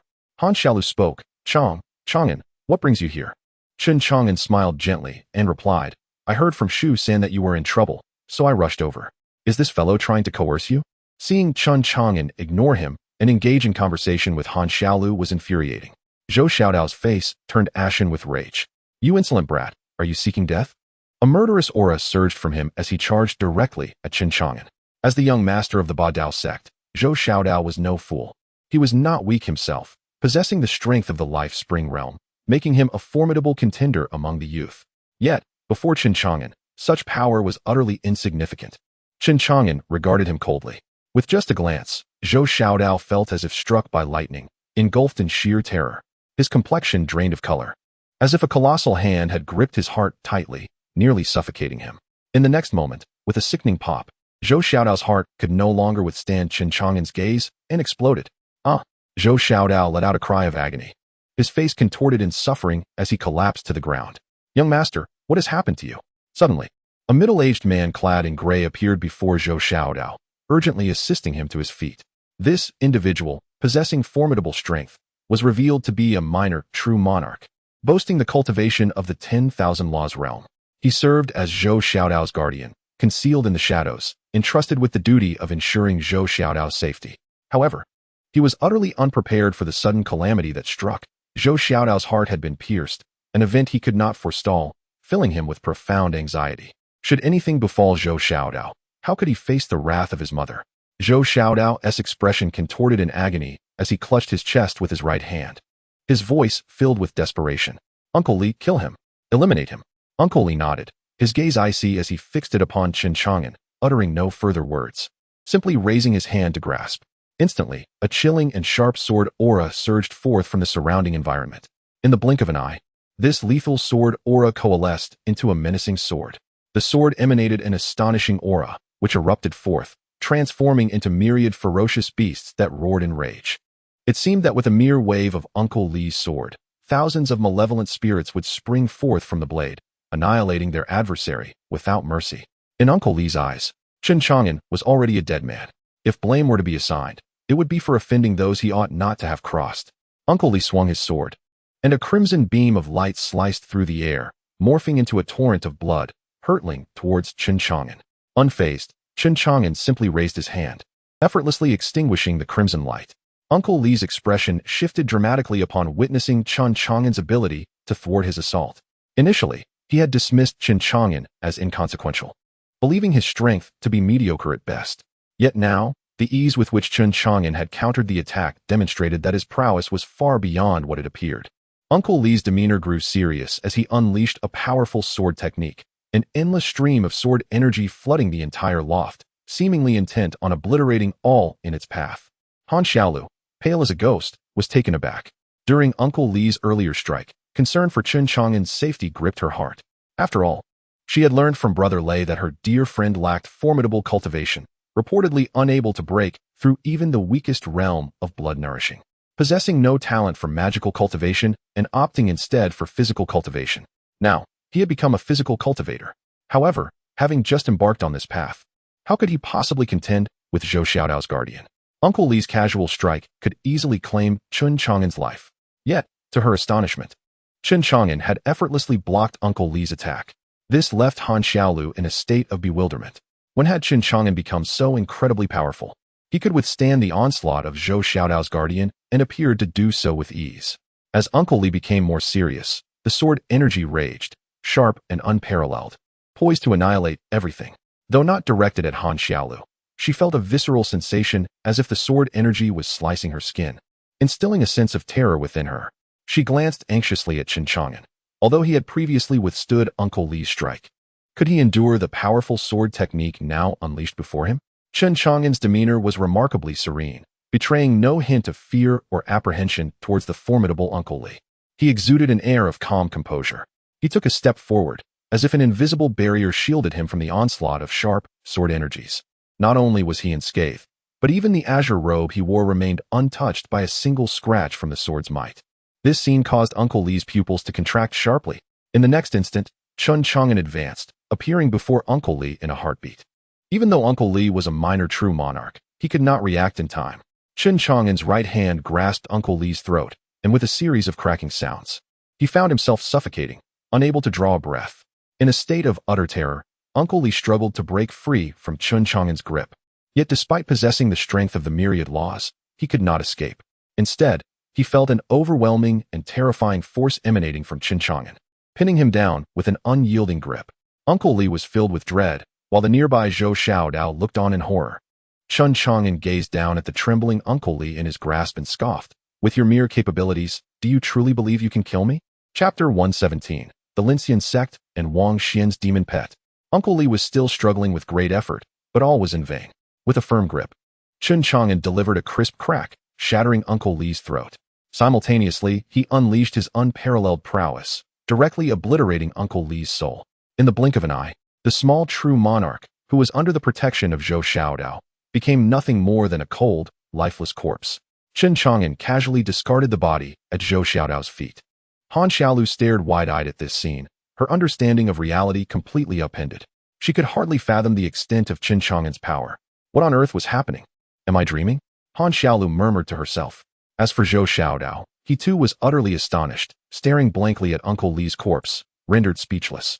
He had initially believed that Uncle Li would surely eliminate Chen Chang'an, but to his shock, it was Chen Chang'an who effortlessly dispatched Uncle Li.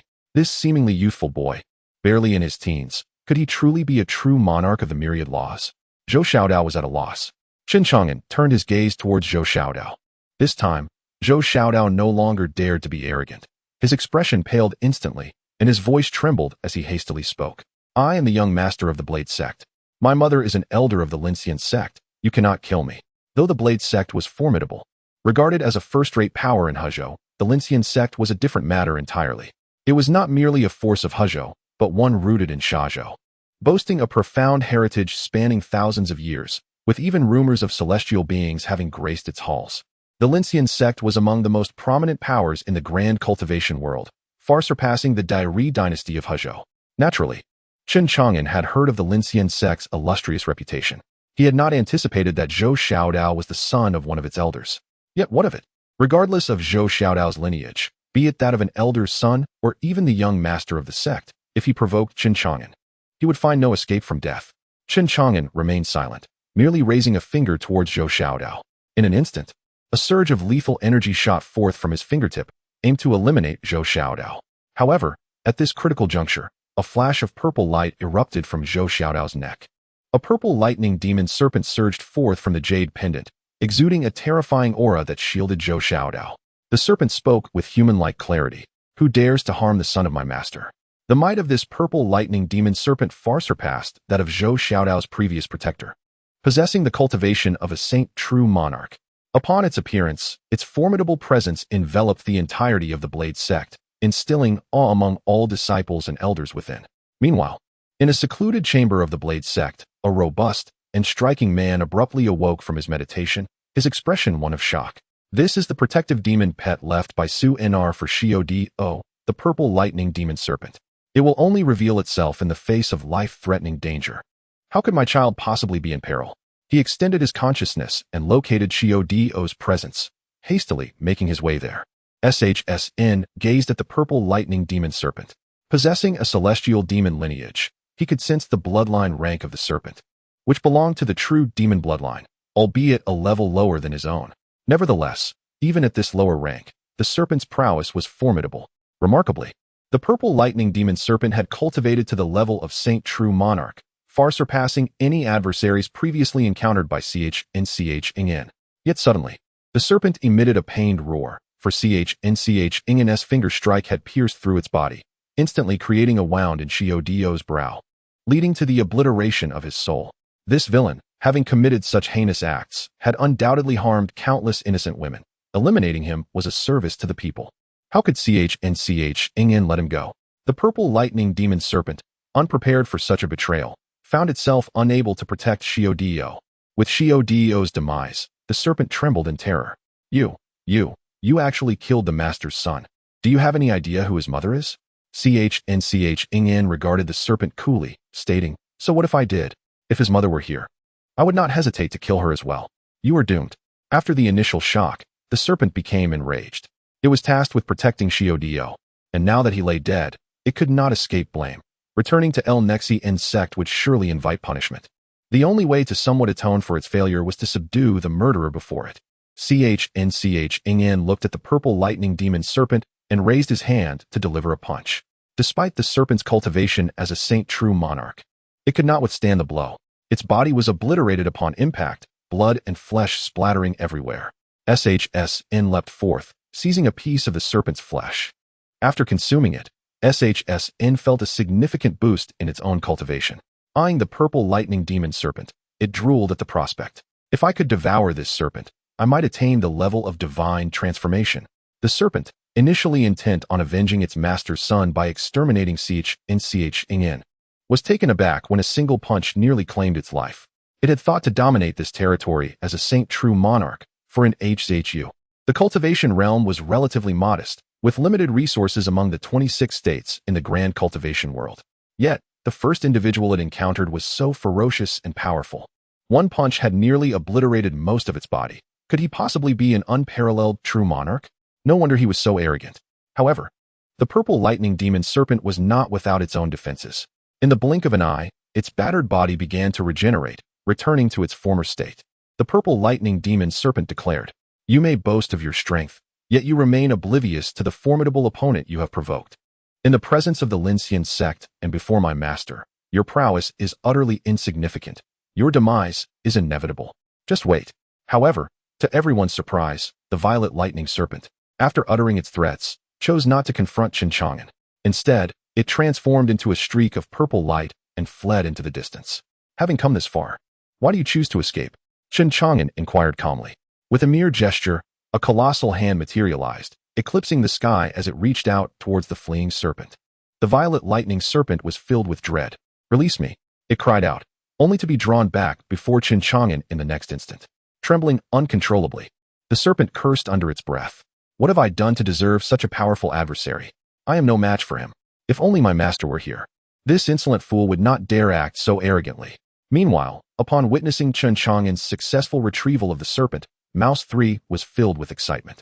"Serpent stew. Master, if you slay this serpent, Miss Linger can prepare a nourishing stew for us. What a delightful treat." "Serpent stew, you say? That does sound appealing," Chen Chang'an mused. At this, the violet lightning serpent shuddered and hurriedly protested.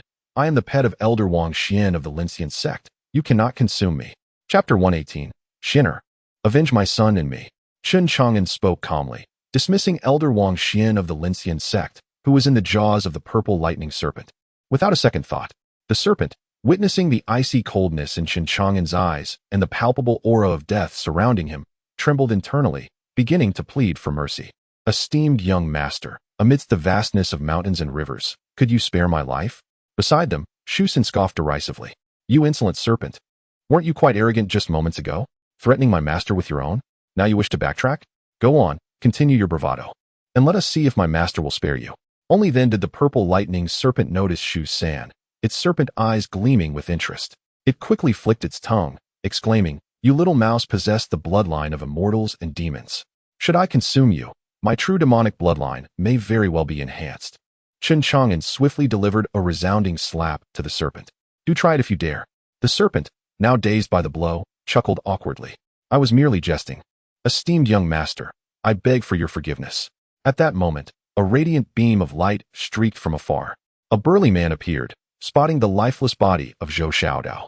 In an instant, his eyes turned bloodshot as he let out a heart-wrenching wail. "My son."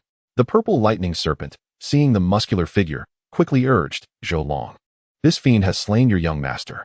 Do not hesitate to activate the protective formation of the Ba Dao sect to avenge him." Zhou Long glared fiercely at Chen Chang'an, his eyes wide with fury, as if they could emit flames. "You vile creature, dare you take my beloved son's life?" Though consumed by rage, Zhou Long retained his composure, realizing that even the formidable purple lightning serpent, bestowed with the powers of a saint true monarch, was no match for Chen Chang'an and was now at his mercy. He understood his own limitations. As a mere true monarch, he had yet to ascend to the ranks of a saint true monarch, thereby rendering him incapable of facing Chen Chang'an. Thus, Zhou Long promptly activated the protective formation of the Ba Dao sect. It is worth noting that this formation, crafted by his beloved Xianer, was known as the Annihilation 10 Kill Formation. This ancient array possessed terrifying lethality, capable of slaughtering powerful beings at the level of the 10,000 laws with ease. Not only was it a threat to Saint True monarchs, but even the most elite combatants of Hezhou would find themselves unable to escape death when confronted by the Annihilation 10 Kill Formation laid by Xianer. Zhou Long retrieved the formation talisman, gestured with his hands, and initiated the Annihilation 10 Kill Formation. Thunderous roars echoed as the earth trembled violently. Almost immediately, the skies above the Ba Dao sect darkened ominously, an expanse of endless thunder encompassing the area, transforming it into a veritable sea of lightning. In the center of this tempest, a colossal eye of thunder emerged, radiating an aura of annihilation, coldly fixated on Chen Chang'an. Under Zhou Long's command, countless bolts of lightning surged forth from the eye, striking with destructive ferocity that could obliterate the very fabric of reality, targeting Chen Chang'an with lethal intent. At this moment, in the dungeon of the Ba Dao sect, Lin Lei remained imprisoned. Through a diminutive skylight, he gazed at the commotion outside, instantly engulfed by shock. What a terrifying intent to kill! What calamity had befallen the blade door? Soon, a look of concern surfaced in Lin Lei's eyes. How is Xiao Lu faring? Lin Lei seethed with anger. He loathed his own weakness. If only he were stronger. He would not allow his beloved to fall into the clutches of that wretch from the blade door. His imprisonment rendered him utterly helpless to rescue her. At this moment, a seed of strength began to sprout in Lin Lei's heart. He resolved to grow stronger, to become immensely powerful, to protect those around him, ensuring they would suffer no harm. Xiaolu, you must not come to any harm. If anything befalls you, I shall exact a blood price from the blade door, regardless of the cost. Yet, upon uttering this vow, Lin Lei felt a twinge of absurdity. This was the lament of the weak, confined to the shadows to utter such fierce words. Had he been sufficiently strong, he would have already rescued Xiaolu from the clutches of the blade door. Meanwhile, within the extinction 10-kill formation, countless bolts of lightning shot forth from the thunder eye, aimed at Chen Chang'an. Meanwhile, the purple lightning serpent, held captive in Chen Chang'an's grasp, cursed vehemently. Zhoulong, for heaven's sake, be careful not to harm me. Zhoulong replied in a deep voice, rest assured. I have maneuvered the extinction 10-kill formation to avoid you. You shall not come to harm. This reassured the purple lightning serpent somewhat, and it scoffed at Chen Chang'an.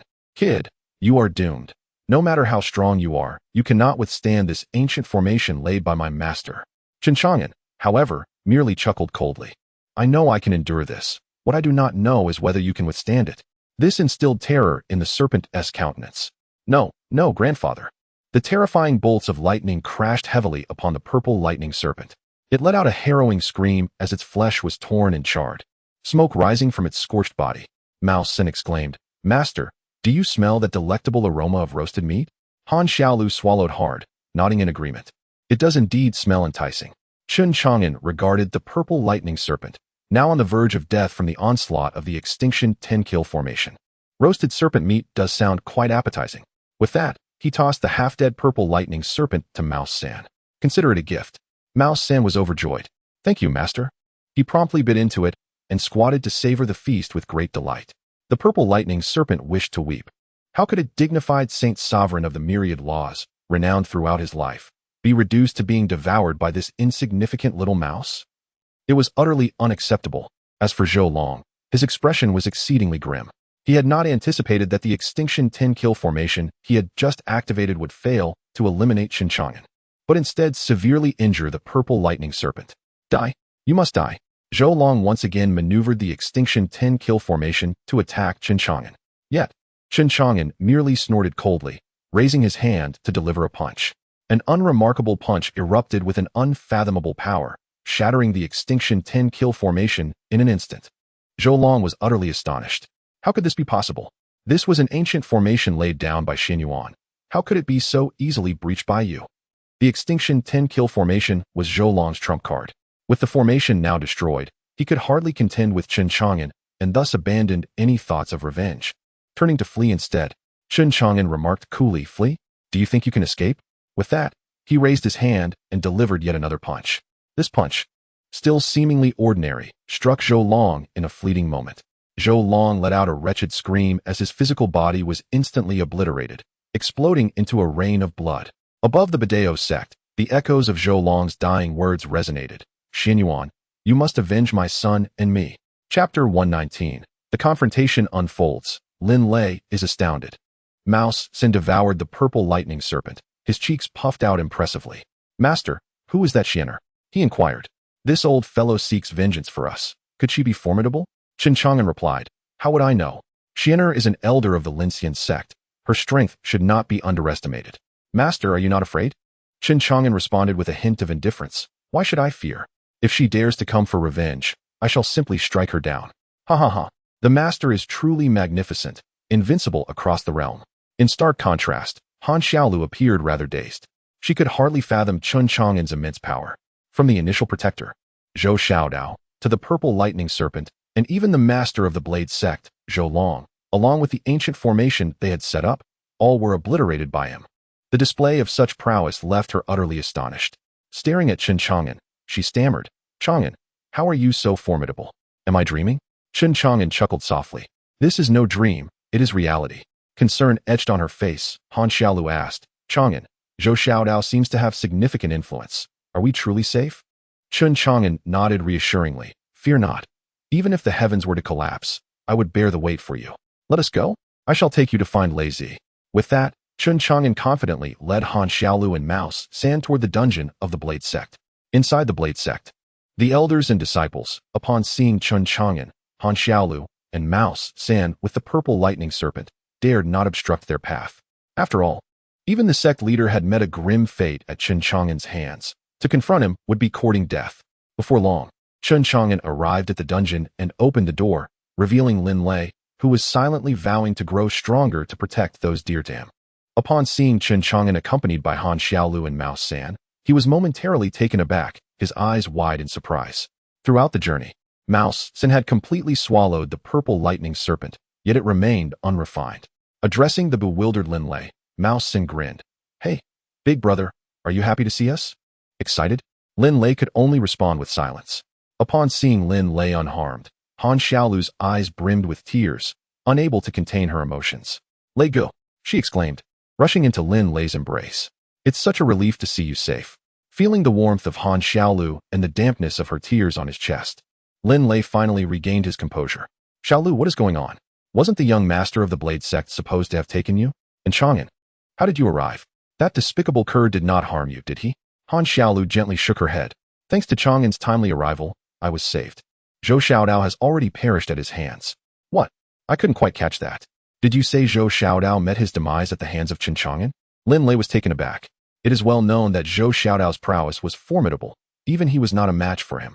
How could Chen Chang'an, a mere novice in body cultivation, possibly have slain Zhou Xiaodao? Thus, when Lin Lei heard Han Xiaolu utter such words, it felt utterly preposterous, akin to a fable. Wiping away her tears, Han Xiaolu recounted the entirety of Chen Chang'an's exploits within the Ba Dao sect to Lin Lei. Not only had he slain Zhou Xiaodao, but he had also vanquished Zhou Xiaodao's guardian, his father, and even his demonic companion, as well as dismantled the protective formation of the Ba Dao sect itself. Upon absorbing Han Xiaolu's revelations, Lin Lei's eyes widened in disbelief, his mouth agape. The thoughts of the extraordinary phenomena he had glimpsed through the dungeon window surged through his mind like a stampede of wild horses. He turned to Chen Chang'an, utterly at a loss for words. Chen Chang'an placed a reassuring hand on Lin Lei's shoulder. "Risey, to be honest, I did not wish to conceal this from you. The truth is, I possess considerable strength." After a prolonged silence, Lin Lei finally gathered his wits and regarded Chen Chang'an with a complex expression. "Chang'an, why did you not reveal your prowess earlier?" Lin Lei, not lacking in intelligence, quickly pieced everything together. He had been curious as to why the city lord and the young lady had favored Chen Chang'an. Initially, he had assumed it was because Chu Wushuang held an affection for him, which prompted her to promote him and bestow upon him superior techniques. However, upon reflection, it dawned on him that perhaps the city lord's intention was to curry favor with Chen Chang'an. Chen Chang'an sighed. "I did not intend to keep it from you. It simply was not the right moment to divulge this to you or Dafu." Lin Lei held no resentment towards Chen Chang'an. Had it not been for him, he would still be in the dark regarding Xiaolu's fate. He felt an overwhelming sense of gratitude. "Indeed, you are a true brother. I owe you my life. In that dungeon, I felt utterly desolate, bereft of hope, believing my life was over." "How did you know that Xiaolu and I were captured by the Ba Dao sect?" Lin Lei inquired. Chen Chang'an smiled. "Thanks to Xu San, who came here seeking treasure and happened to witness the attack on you and Xiaolu. He immediately rushed back to Tianwu City to inform me. Thankfully, we arrived just in time. Let us go. The lord and young master of the Ba Dao sect have fallen by my hand. The others will not dare to lay a finger on us." With that, Chen Chang'an led Lin Lei out of the dungeon. Initially, Lin Lei felt a twinge of trepidation. After all, the Ba Dao sect held a fearsome reputation in Hezhou, known for its multitude of powerful figures. However, upon noticing that the elder disciples of the Ba Dao sect dared only to cast fearful glances at them, their eyes brimming with trepidation, Lin Lei felt reassured. When Chen Chang'an's gaze swept over them, the disciples' faces blanched, and they averted their eyes, unable to bear his stare. Witnessing this, Lin Lei could not help but marvel. He had assumed Chang'an was weak, only to discover that he was, in fact, immensely powerful. It seemed that his previous worries had been unfounded. Uncertain of the reasons, Lin Lei felt a sense of elation as he observed the elders and disciples of the dominant Blade sect cowering in fear after discovering Chen Chang'an's formidable prowess. He pondered how Su Dafu would react upon learning the true extent of Chang'an's strength, genuinely curious to witness the expression that would grace his face. Chen Chang'an did not escort Lin Lei and Han Xiaolu back to the dominant Blade sect. Instead, under the guidance of Xu San, they made a beeline for the sect's treasury. Since they had arrived, it seemed only fitting to seize the treasures of the dominant Blade sect. Chen Chang'an had merely slain the sect's leader and the junior leader, showing considerable restraint by sparing the sect itself. Otherwise, akin to his approach with the corpse-carrying cult, he would have effortlessly eradicated them all with a single strike. Chapter 120. The Emptying of the Vault. Gaze upon the celestial peak, Wang Xian. Soon, Chen Chang'an and his companions arrived at the treasure vault of the Blade sect. Upon opening the grand doors, they were met with a staggering accumulation of spiritual stones, various magical artifacts, elixirs, and rare treasures.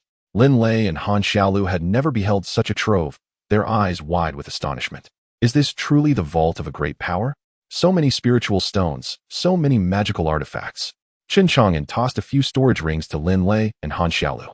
Unleash your strength, and take what you desire. Let us completely empty this Blade sect vault. With that, he led by example, embarking on a treasure hunt. Shusen followed closely, devouring anything that caught his eye. Shusen's belly possessed a unique spatial quality, allowing him to store numerous treasures within. When searching for rare materials in the outside world, he would often stow his finds within himself. Seeing Chen Chang'an and Shusen scouring the vault, Lin Lei and Han Xiaolu exchanged a glance and joined the fray. Outside the vault, however, the elders of the Blade sect could only watch helplessly, their hearts aching as they lamented their losses. Yet, none dared to intervene. After an exhausting hour, the trio and Shusen had entirely cleared the vault, leaving it desolate, not a single spiritual stone remaining. Let us return, Chen Chang'an declared, gesturing with his hand to create a spatial rift. Chang'an, you are incredible.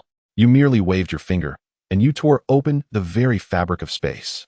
Lin Lei and Han Xiaolu were once again astonished by Chen Chang'an's prowess, gasping in awe. Shusen, brimming with pride, exclaimed, "My master is formidable. This is nothing. There is even greater power you have yet to witness." Chen Chang'an cleared his throat. Shusen, let us maintain a low profile. In the presence of his close friends, he was reluctant to flaunt his abilities. Without further ado, he stepped into the spatial rift. Lin Lei and Han Xiaolu, sensing the overwhelming destructive power emanating from the rift, were filled with trepidation. Shusen, is it safe for us to enter this rift? I've heard that even those in the Undying Realm or the 10,000 Laws realm cannot withstand the spatial forces within and are torn to shreds. Han Xiaolu expressed her fears. Is it truly that perilous? Will Chang'an be all right inside? Shusen reassured them. Fear not, my friends. With the master here, all shall be well. If you choose to linger, I shall depart without you, and you will be left to the Blade sect. Do not blame the master for your fate. With that, Shusen boldly entered the rift without a backward glance. Seeing this, Lin Lei and Han Xiaolu hesitated no longer and followed suit into the rift. As they entered, the rift vanished from sight. After Chen Chang'an and his companions departed, the elders of the Dominance Blade sect dared to venture into the treasury, only to find it utterly barren, devoid of even a single spirit stone. Their hearts ached with profound sorrow, feeling as though their very souls were bleeding. How ruthless these individuals were. Could they not have left us at least a morsel? Alas, nothing remains. The sect leader has perished, the treasury is lost, and the protective formation of the sect has vanished. What purpose does the Dominance Blade sect serve now? In Shazhou, at the Linxian sect, there stands a towering spiritual peak known as Mount Wangxian. Within this peak resides the cave dwelling of Elder Wang Xian. Inside the cave, a voluptuous beauty, entirely unclad, was engaged in a profound union with a dignified middle-aged man upon a jade bed. This enchanting woman was none other than Wang Xian herself. Suddenly, she sensed an inexplicable disturbance, causing her to shudder and abruptly awaken from her state of communion. Her expression darkened, drawing the attention of the middle-aged man, who furrowed his brow and inquired, "Xianer, what troubles you?" Wang Xian offered him a charming yet forced smile and gently shook her head. "No worries, my lord. Let us continue our practice." "Very well, my dear." After 3 days and nights of passionate union, the middle-aged man spoke tenderly, "Xianer, there are matters within the sect that require your attention. Please rest well." "Of course, my lord. However, I too have matters to attend to and must step out." "Oh, what is it?" "I have heard that an imperial palace has emerged in Huzhou, a legacy left by the compassionate immortal emperor. It seems the sect has shown some interest in this palace. I intend to visit it, and perhaps seek my fortune, hoping to obtain the divine artifact left behind by the compassionate immortal emperor. Do give it a try." "Thank you, my lord." Wang Xian tenderly assisted the middle-aged man in donning his robes. Once he departed, her gentle demeanor transformed, turning cold and unyielding. Her eyes, like icy blades, pierced through the air as she gazed towards Huzhou, as if something there ignited an intense and profound hatred within her. Chapter 121. A woman who betrays must not be retained. A fissure in space appeared at the Jiukong apothecary. Chen Chang'an emerged first, followed closely by Xu San, and finally Lin Lei and Han Xiaolu. The two looked around in astonishment, realizing they had indeed arrived at Jiukong apothecary, which felt remarkably wondrous.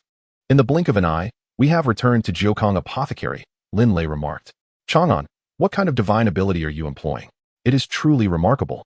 Chen Chang'an replied with a smile. It is impressive, indeed, but I cannot employ it frequently. Lin Lei concurred. If such instantaneous travel through a spatial rift could be wielded at will, it would be utterly extraordinary. Xu San, patting his round belly after consuming the purple lightning serpent, felt an immense power surging within him, his expression shifting to one of satisfaction. You all continue your conversation. My stomach is too full. I need to lie down and digest, he announced, before finding a cozy corner in the backyard to commence his refinement. Xu San was filled with anticipation, pondering how strong he would become after refining the purple lightning serpent, which possessed the formidable prowess of a saint-true monarch. Upon seeing the fluffy Xu San in the backyard, Zhong Linger and Xiao Bai's eyes brightened, and they rushed over to play with him, enjoying themselves immensely. Lin Lei then said, Chang'an, Xiaolu, and I will take our leave. Chen Chang'an responded, Lazy, the small residence you asked me to purchase has been secured. He handed Lin Lei the key and informed him of its location on Xuanyu Street. Lin Lei expressed his gratitude. Chang'an, having a brother like you is truly a blessing. I won't burden you with excessive thanks.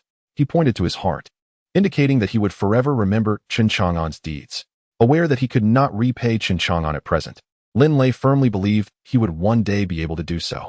Chen Chang'an smiled gently and patted Lin Lei's shoulder. Our bond requires no such formalities. I am merely looking forward to celebrating the joyous occasion of you and Xiaolu's wedding. By the way, Chang'an, does Su Dafu know about your strength?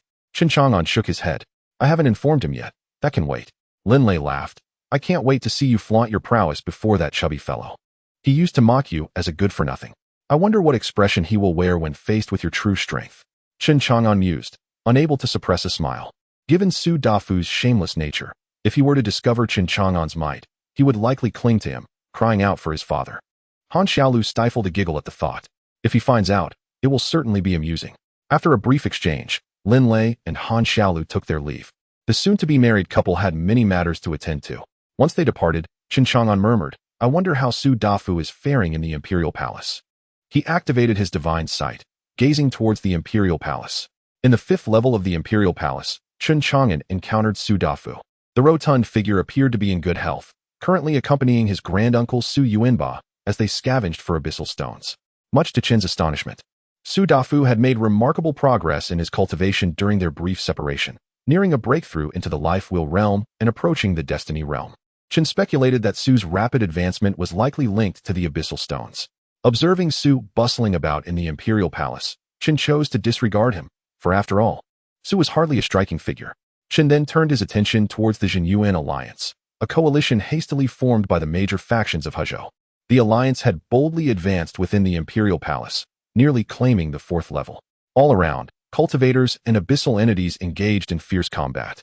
The imperial palace consisted of 9 levels, and with the Jinyuan alliance having reached the 4th, it was reasonable to anticipate that within 2 to 3 months, they would progress to the 9th level, successfully sealing the abyssal gate of the imperial palace once more. At the 4th level of the palace, Yin Jiu of the Shadow Spirit Dead clan and Gui Dao of the Rice Demon clan had stealthily infiltrated among the human cultivators. Yin Jiu intoned gravely that they must retrieve the Saintess, and for that, they required the assistance of these human cultivators. Gui Dao nodded in agreement, expressing disdain for the benevolent immortal emperor who had established seals preventing the abyssal entities from entering the great rejuvenation realm of cultivation. It was only due to the encroachment of abyssal powers into the palace that they were able to move about freely. He regarded the human cultivators with contempt, sneering, A multitude of human ants. You may enter the imperial palace, but it shall become your grave. Do you truly believe that this palace, now tainted by the abyss, is a realm you can tread upon at will? Ingio remarked that the abyss was already preparing, and the reason for not exterminating these human ants was simply that the time was not yet ripe. They needed to bring back the Saintess. This plan had been in the making for millennia, and without the Saintess, its completion would be impossible. They were bound to fulfill the task entrusted by Lord Peng. Gui Dao assured him, "Do not worry, I have my methods." A sinister smile crept across his face. In an instant, he moved like a specter, unnoticed, until he stood before a human cultivator. This cultivator, not lacking in strength, possessed the cultivation of the god transformation realm and was a noble of the heavenly edict. The noble furrowed his brow, inquiring, "Esteemed friend, what brings you here?" Gui Dao, with a malevolent grin, offered no response, instead unleashing a dazzling crimson light from his eyes. The noble, caught unawares, was devoured of his consciousness, reduced to a mere obedient husk. "Master, I have seen you," he knelt reverently. "I shall immediately head to Tianwu City to locate the saintess at the Jiukong apothecary." With that, he departed without a backward glance. Thus, Gui Dao continued his grim work, assassinating a dozen cultivators, transforming them into compliant corpses. Each corpse possessed considerable strength, at least at the noble realm, including formidable masters at the undying realm, and even 2 lesser true monarchs at the 10,000 laws realm. Gui Dao brimmed with confidence. With these 13 corpses heading towards Tianwu City, retrieving the saintess poses no issue. Although the influence of Yinju Dao and Hezhou may not be formidable compared to other regions in the Grand Cultivation realm, one must not underestimate it. Since Bai Ningbing has brought the saintess to Tianwu City, it is evident that she trusts there are human warriors capable of safeguarding her. Gui Dao, however, merely scoffed and shook his head. "It is not as you presume," he remarked. "What do you mean?" Gui Dao continued. "I have infiltrated Bai Ningbing's memories. The saintess was clandestinely abducted by a human warrior, and it was a matter of necessity. Therefore, it does not necessarily follow that a powerful protector stands beside her. In fact, Bai Ningbing has colluded with the humans in secret, even discreetly sending a human warrior into the abyss. This treacherous woman cannot be allowed to remain." Chapter 122. The Blessing of the Heavenly Path and Reverse Control under the manipulation of Gui Dao. 13 corpses hastened towards Tianwu City immediately after leaving the imperial palace.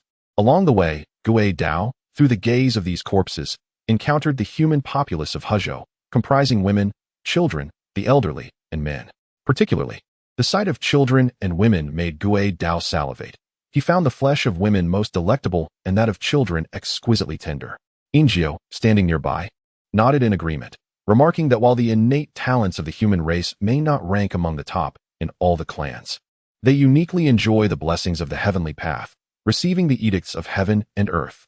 This divine power enhances their physical forms, infusing their flesh with the essence of the finest vitality, thus making them delectable and even beneficial for our cultivation. Gui Dao cackled, contemplating the potential of the abyss to infiltrate and cultivate this grand immortal realm, envisioning an inexhaustible supply of flesh that would undoubtedly strengthen the overall power of the abyss in no time. By the heavens, gazing at the throngs of humanity in Tianwu City, I cannot restrain my salivation. I long to see some women and children to indulge myself. Injio interjected. "Do not delay our mission. We must retrieve the saintess without further ado." Gui Dao, deftly controlling the corpses, sought out the location of the saintess's hiding place within the Jiukong apothecary. Before long, he pinpointed the apothecary's position. "This is the place." A minor true monarch among the corpses cast a chilling glare at the sign of the apothecary. Gui Dao rubbed his hands together, commanding the 13 corpses to encircle the Jiukong apothecary tightly, rendering any escape impossible. He grinned sinisterly. "With this, the saintess shall find it impossible to flee." The 13 corpses swaggered into the Jiukong apothecary. Upon entry, they discovered Xiao Bai and Zhong Linger within. Far away in the imperial palace, Gui Dao trembled with excitement, exclaiming, "The saintess is indeed here." Injio urged, "Then let us hasten to capture the saintess." At that moment, Zhong Linger, upon seeing the corpses, noted that they appeared strikingly human. However, she could sense that these cultivators were not ordinary beings. Having been cautioned by her brother, Chen Chang'an, about impending danger and the need to protect Xiao Bai, she instinctively pulled Xiao Bai behind her, wary of the approaching threat. "Are you here for treatment?" a corpse inquired ominously. "We are not here for treatment. We are here for someone," another corpse responded, their eyes fixated intently on Xiao Bai. The intensity of their gaze unnerved Xiao Bai, who instinctively sensed the danger emanating from them, feeling a surge of fear.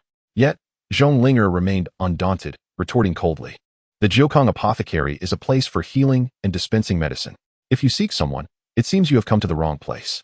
Unfazed by the corpses, she drew confidence from the support of Chen Chang'an. Gui Dao clicked his tongue in frustration. The young girl, despite her feeble strength, showed no fear of my undead minions, which piqued my interest. She appeared rather charming. I wondered how she might taste. After licking his lips, Gui Dao manipulated 2 corpses, intending to see Xiao Bai and Zhong Linger. However, at that moment, A youth clad in a blue robe materialized before them, blocking the advance of the corpses. Gui Dao, having seen Chen Chang'an in by Ningbing's memories, was not surprised, realizing that Bai Ningbing had entrusted the saintess to this individual. With a cold snort, Gui Dao thought to himself, I shall see how much strength you possess to protect the saintess. He commanded the 13 corpses to launch an assault on Chen Chang'an. Chen Chang'an regarded the undead with indifference. Through his divine perception, he discerned an ethereal thread binding the corpses. These cultivators had lost all vitality, resembling marionettes on strings. Chen Chang'an regarded the corpses with disdain, his cold gaze rendering them immobilized in an instant. Gui Dao was taken aback. This individual was indeed formidable, managing to suppress his undead minions effortlessly. Injiu frowned. With the corpses subdued, how could the saintess be retrieved? Yet, this was not the time for Injiu to dwell on such matters. Chen Chang'an, his expression devoid of emotion, reached out to grasp the invisible thread. Gui Dao's face turned pale with terror. Oh no, he has seized my soul thread. What? Injiu gasped in astonishment. Chen Chang'an spoke calmly. You delight in playing with puppets. How fortunate that I share this penchant.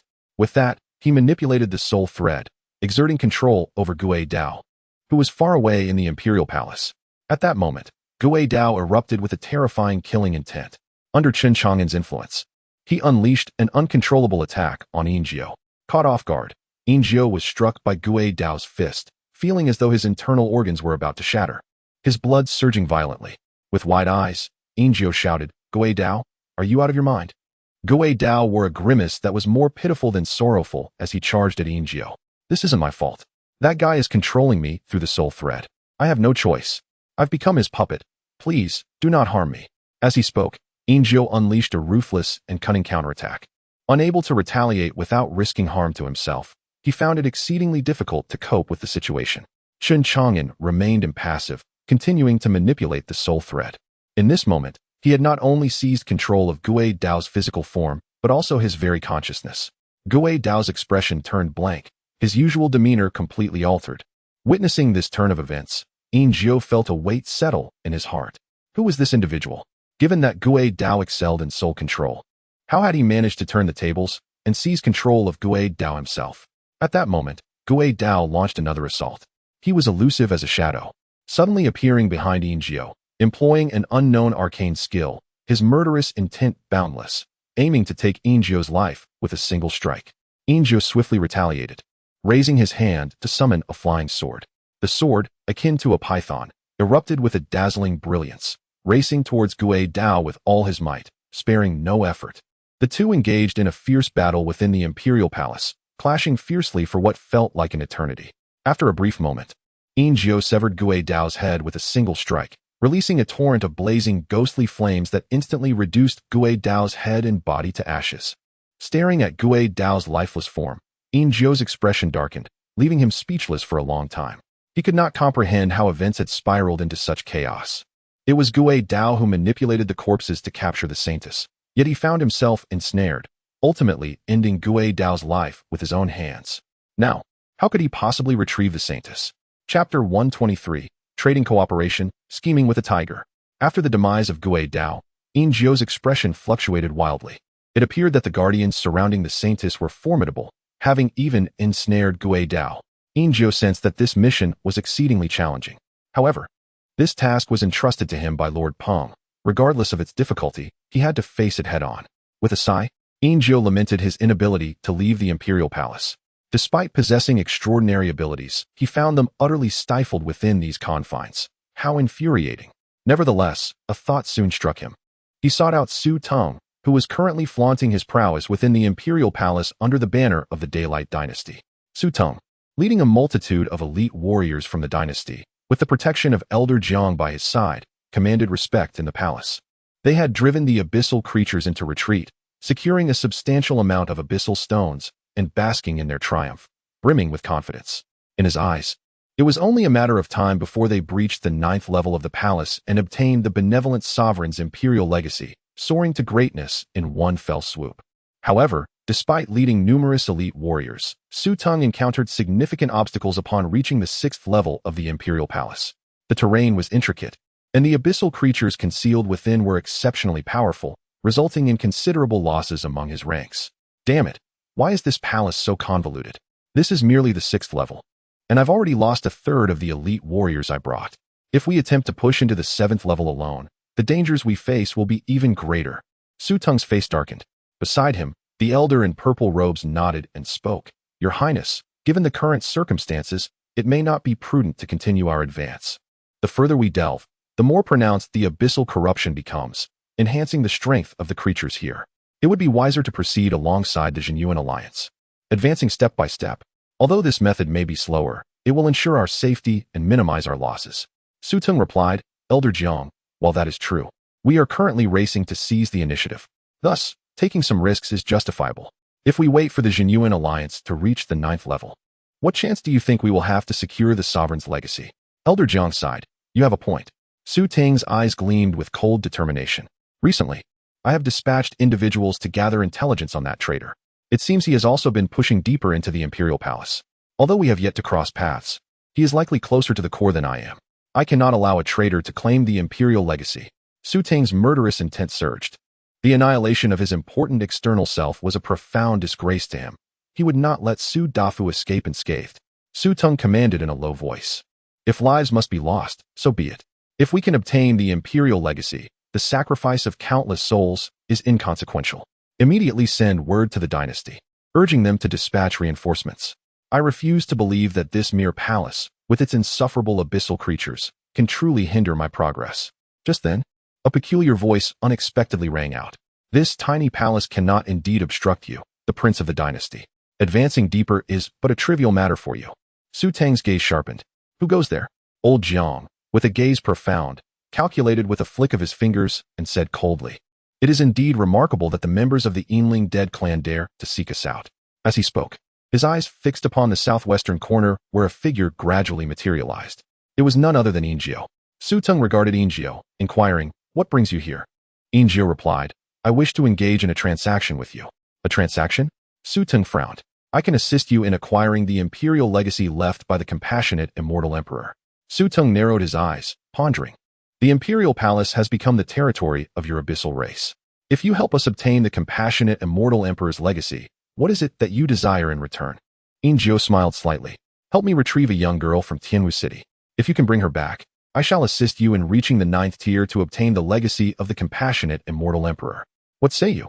Su Teng offered no immediate response, merely squinting, his eyes flickering with an indecipherable light, leaving others uncertain of his thoughts. Yinjiao remained patient, awaiting Su Teng's reply. Knowing that few cultivators in the great rejuvenation of the immortal realm could resist the allure of the imperial legacy, regardless of the truth behind his words, the opportunity was one that would not be overlooked. As anticipated, Su Teng contemplated for a moment before speaking nonchalantly. I never imagined that your Yinling dead clan would desire a girl. This is rather intriguing. Yinjiao explained. This individual is one of our own, who has committed a grave error and, by some means, has escaped to your great rejuvenation of the immortal realm. Currently, we, the Yinling dead clan, are in pursuit of her. Of course, if you are unwilling, I shall seek others to reclaim the traitor. With that, Yinjiao made a motion as if to depart. Su Teng furrowed his brow. He understood that Yinjiao was employing a tactic of baiting and luring. Yet, recognizing the potential opportunity to leverage the Yinling dead clan's assistance in obtaining the imperial legacy, he could not let it slip away. He spoke coldly. Though the human race and the abyss have always been at odds, the world is bustling, driven by profit. All seek their own interests, and thus, we shall proceed with this exchange. Describe the appearance of the girl you wish to capture, and I shall dispatch someone to retrieve her immediately. Yinjiao chuckled. A splendid saying. The world is bustling, driven by profit. It holds much truth. With a wave of his hand, an illusion of a striking white-haired girl appeared before Su Teng and the others. Yinjiao cautioned. The one protecting her possesses formidable strength. The individuals you send must not be weak. Should they fall in Tianwu City, do not blame me. However, this companion of yours appears quite powerful. I trust that securing this transaction shall be effortless for you. Once you bring the traitor to me, we can discuss the imperial legacy. With that, Yinjiao vanished from Su Teng's sight.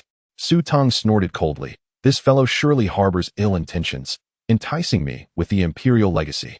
After some thought, he turned to old Jiang, saying, Old Jiang, you are the strongest among us. I must ask you to personally undertake this task.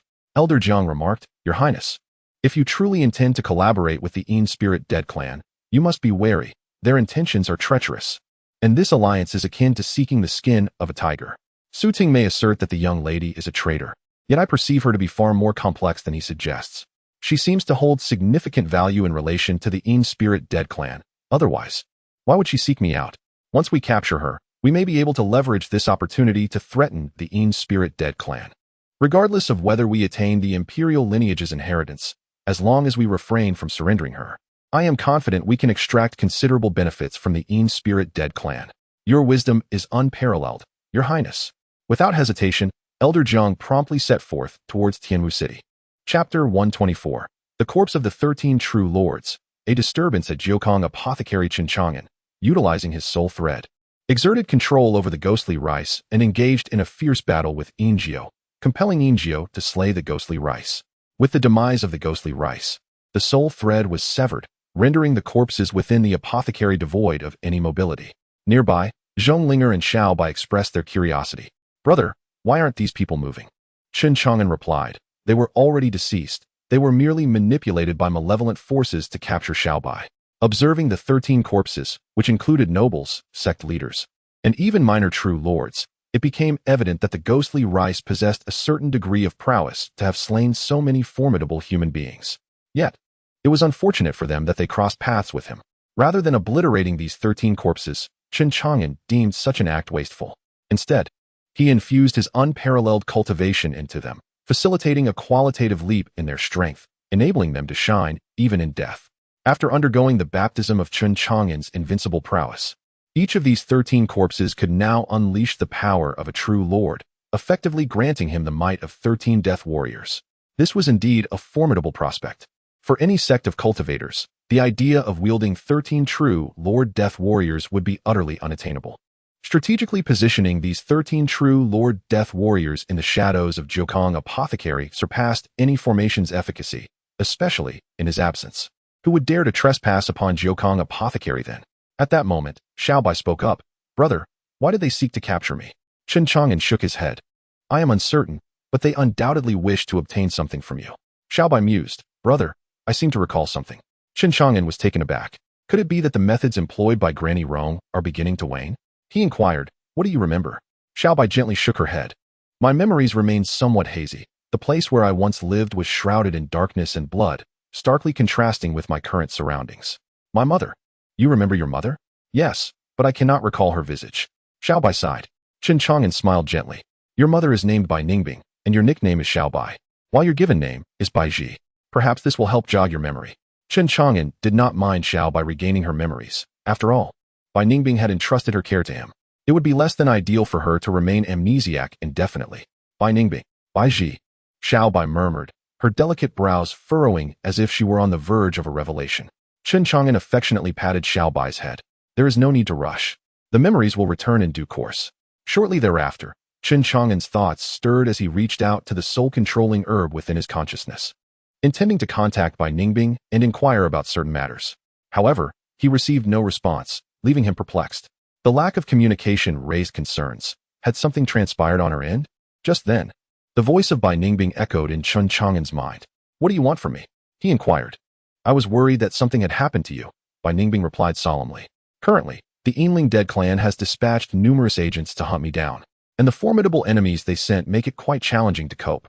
Particularly, the bone rock from the Yinling Dead clan is beyond my capabilities.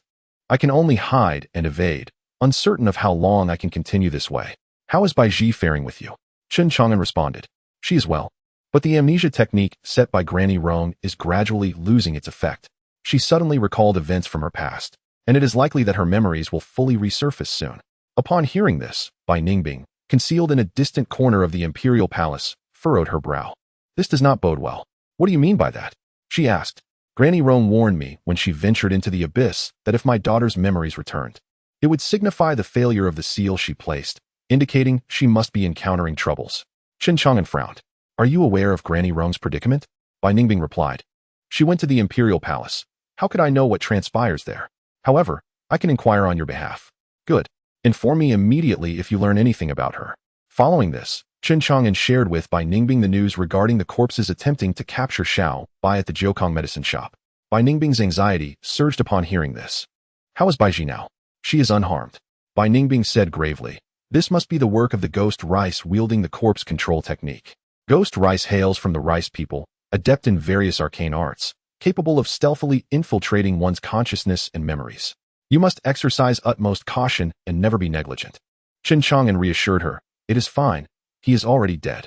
Within the soul control grass, Bai Ningbing remained silent for a moment, lost in thought. After a significant pause, she asked incredulously, "Is Ghost Rice truly dead?" "Yes," he affirmed. "How did you accomplish that?" Bai Ningbing exclaimed in astonishment. Chen Chang'an explained. "He manipulated that group of corpses using soul threads.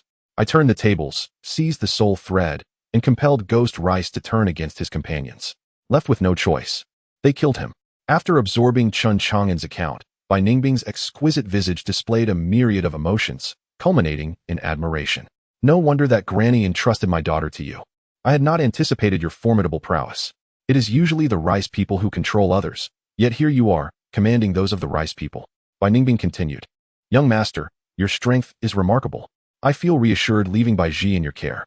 However, the Yinling dead clan will undoubtedly not relent. You must remain vigilant. I will expedite my inquiries regarding Granny Rong." "Understood." After severing contact with Bai Ningbing, Chen Chang'an contemplated, Granny Rong possesses exceptional strength. Her journey to the abyss suggests she is aware of her capabilities and would not easily fall into peril. Moreover, the abyss is quite distant from the Great Heavy.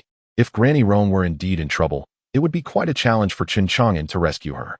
After all, Granny Rong shared a close relationship with him, often going out of her way to introduce potential brides. It would be unthinkable to stand idly by as she faced danger. What if, in the future, he wished to marry? He would undoubtedly need Granny Rong's assistance once more. Chapter 125, with Jiang Qing, a great terror. Elder Jiang complied with Su Tang's orders and departed from the imperial palace, heading towards Tianwu City. Just as he was nearing his destination, a magnificent treasure ship appeared, slicing through the sky from the distance. On board stood Yi Hongying, Yi Min, Zhang Kuan, Tai Musheng, and the leader of the Ghost Fire sect. This time, Yi Hongying led Zhang Kuan and the others, and with the formidable strength of the two celestial lords, the evil tiger village was utterly incapable of withstanding her onslaught. Within a single day, they obliterated the nefarious stronghold, reaping substantial rewards. Zhang Kuan and Tai Musheng found themselves at a loss for words, for they were illustrious celestial lords. Yet here they were reduced to mere enforcers, a most humiliating predicament. However, under Chen Chang'an's directives, they dared not express the slightest dissent, lest they inadvertently provoke his wrath. Chen Chang'an possessed the power to eliminate them at any moment. Yet, given Chen Chang'an's immense strength, clinging to his side would yield numerous advantages. Suddenly, Zhang Kuan spotted Elder Jiang in the distance and was taken aback. "It is Senior Jiang Qing." Elder Jiang noticed Zhang Kuan and Tai Musheng, and with a swift movement, he ascended to the deck of the treasure ship. "Zhang Kuan, Tai Musheng, what brings you here? Have you come for the imperial palace?" Zhang Kuan and Tai Musheng hastily bowed in greeting. "Miss Yi, this is Senior Jiang Qing, a prominent figure in Hezhou. He ascended to the realm of Supreme Celestial Lord a millennium ago and has secured a place on the Ascension list." Yi Hongying returned the gesture of respect. It is well known that those who find their names on the Ascension list are, for the most part, destined to transcend into immortality, marking them as esteemed candidates for ascension within the grand realm of cultivation, deserving of reverence and admiration. In their early years, Zhang Kuan, Tai Musheng, and the ancestor of the corpse-carrying sect had roamed the vast expanse of the cultivation world, making acquaintances with Jiang Qing. At that time, their strengths were comparable, and their rapport was amicable.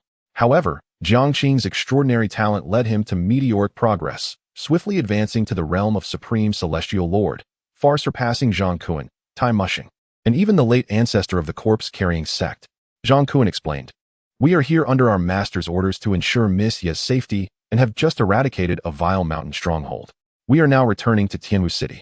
Tai Musheng inquired, "Senior Jiang Qing, it seems you are also heading towards Tianwu City?" Jiang Qing smiled lightly and nodded. "I am currently employed by the Daylight Dynasty, seeking an individual. Is there any way we can assist you? We have been in Tianwu City for a while and may be of help," Zhang Kuan offered. Yi Hongying refrained from interrupting, quietly listening.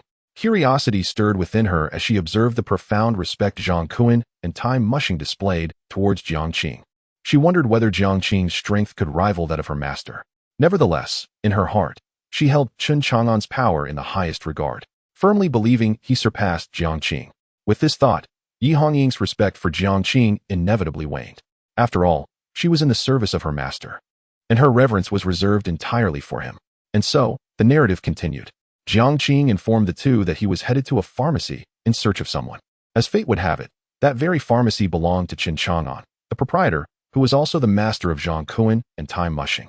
The person he sought was none other than Xiao Bai, who was closely associated with Chen Chang'an. Upon hearing this, both Zhang Kuan and Tai Mushing were taken aback, as was Yi Hongying, who stood nearby. They had not anticipated that Jiang Qing's quest would be linked to their master. Zhang Kuan hastily inquired, "Elder Jiang Qing, what is your purpose in seeking that young lady?" Jiang Qing shook his head, unwilling to disclose his intentions to Zhang Kuan and the others. After all, Su Teng, the prince of the Great Sun Dynasty, was collaborating with the Abyss's Shadow Death clan, a matter far from honorable.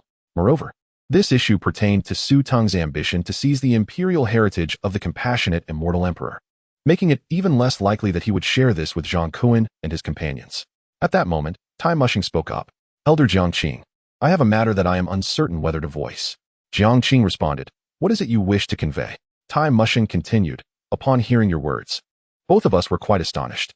The young lady you seek is indeed someone close to our master. If your intentions are benign, that is one thing. But if you harbor ulterior motives regarding her, it would be wise to reconsider your actions." Jiang Qing furrowed his brow. "If I were to come here intending to abduct that young lady, would there truly be complications?" Tai Mushing and Zhang Kuan exchanged glances, unable to suppress a wry smile. It was not merely a matter of complications. It was a matter of great dread. Jiang Qing's frown deepened. "What, pray tell, could possibly instill such dread in this Hezhou?" His tone reflected a hint of irritation.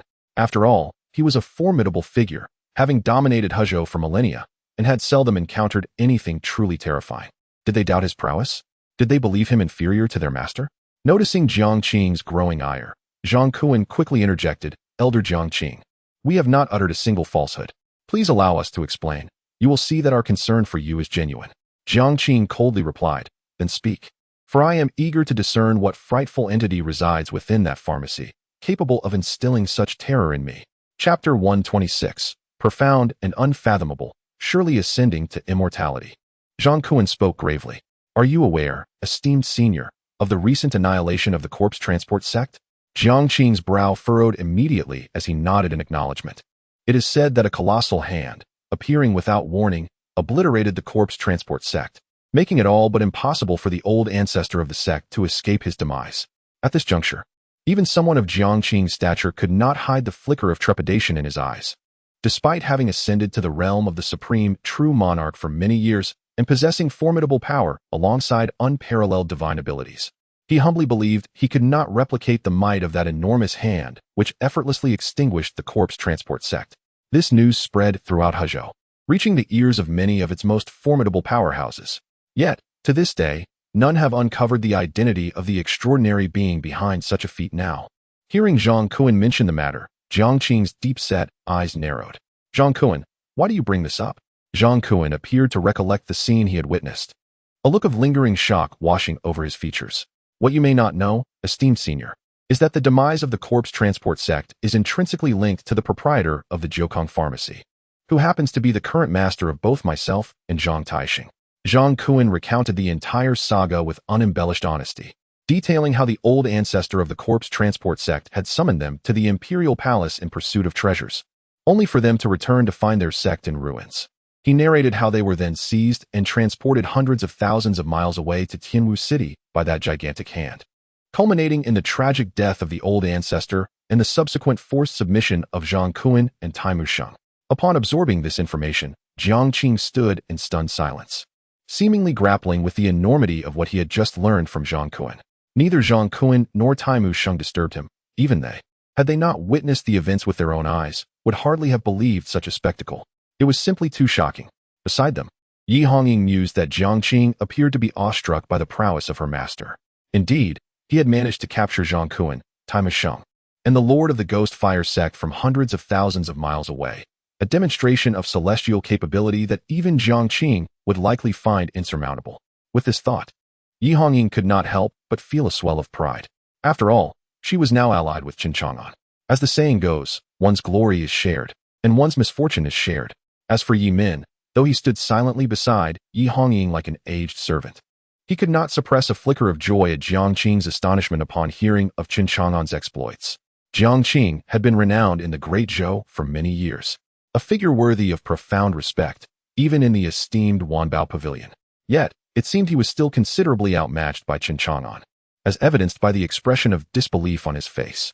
Clearly, Yi Hongying had indeed aligned herself with a formidable ally. With Chen Chang'an's support, it was only a matter of time before she ascended to a position of leadership within the Wanbao Pavilion. And once Yi Hongying became the helm of the Wanbao Pavilion, Yi Min, as her protector, would undoubtedly reap numerous rewards and benefits from the association. After a significant passage of time, Jiang Qingkai finally regained his composure. His expression was a complex tapestry of solemnity, curiosity, and even a trace of skepticism. Zhang Kuan and Tai Mushing, how much of their words bore truth? Indeed, they were entirely sincere, devoid of any deceit. Tai Mushing remarked, "Senior, were it not for our acquaintance from years past, I would not divulge such information. Opposing my master could lead you to the brink of death." However, Zhang Kuan shook his head, countering Tai Mushing's assertion. To face 9 deaths and 1 life may well be an understatement. My master's prowess is unfathomable. Senior Jiang Qing, though you have attained the rank of a supreme, true monarch, you remain no match for my master. You have yet to witness his might. Once you do, you will comprehend the depth of his power, as profound as the abyss and as vast as the ocean. Do not harbor any intentions towards the women by his side. Otherwise, your demise will be most tragic. Jiang Qing fell silent, his eyes shimmering with flickering brilliance. The sudden revelation from Zhang Kuan and Tai Mushing caught him entirely off guard, particularly concerning one matter. In the past, Su Teng's external self had been suppressed by an overwhelming hand, and later, the Flame God General had also encountered a colossal hand that annihilated him. Both incidents transpired near Tianwu City. Could there be a connection? Was all this the doing of Zhang Kuan and Tai Mushing's master, Chen Chang'an? If so, the situation had become exceedingly intricate. After a prolonged silence, Jiang Qing finally spoke again. In your estimation, how formidable is Chen Chang'an? To what realm has his cultivation ascended? Zhang Kuan shook his head. It is inscrutable. Tai Mushing added, his depth is unfathomable. He must have ascended to immortality. The leader of the Ghost Fire sect commented, our master's strength is something we can only look up to. How could we possibly fathom it? Yi Hongying stated, the young master's abilities are unparalleled, his means boundless. Senior, you are certainly no match for him. Yi Min lamented, the young master is remarkably modest. Were it not for his voluntary revelation, even our intelligence network at the Wanbao Pavilion would be oblivious to such a formidable figure residing in Hezhou. Among the elders at Wanbao Pavilion, we surmise that the young master has undoubtedly stepped into the realm of immortality. Jiang Qing's expression grew grave as he murmured to himself, immortal, immortal, immortal. I never anticipated that today I would encounter a personage of such exalted status. Chapter 127. A calculated reckoning. Jiang Qing stood upon the treasure ship, enveloped by the chilling winds, lost in deep contemplation. He had initially believed that fetching the maiden sought by Yinjiu would be a trivial task. However, he was taken aback by the insidious nature of the Yin Spirit Death clan. It was no wonder they had targeted Su Teng. Su Teng sought to exploit this opportunity to confront the clan, yet he had not anticipated that the Yin Spirit Death clan would have their own cunning plans in place.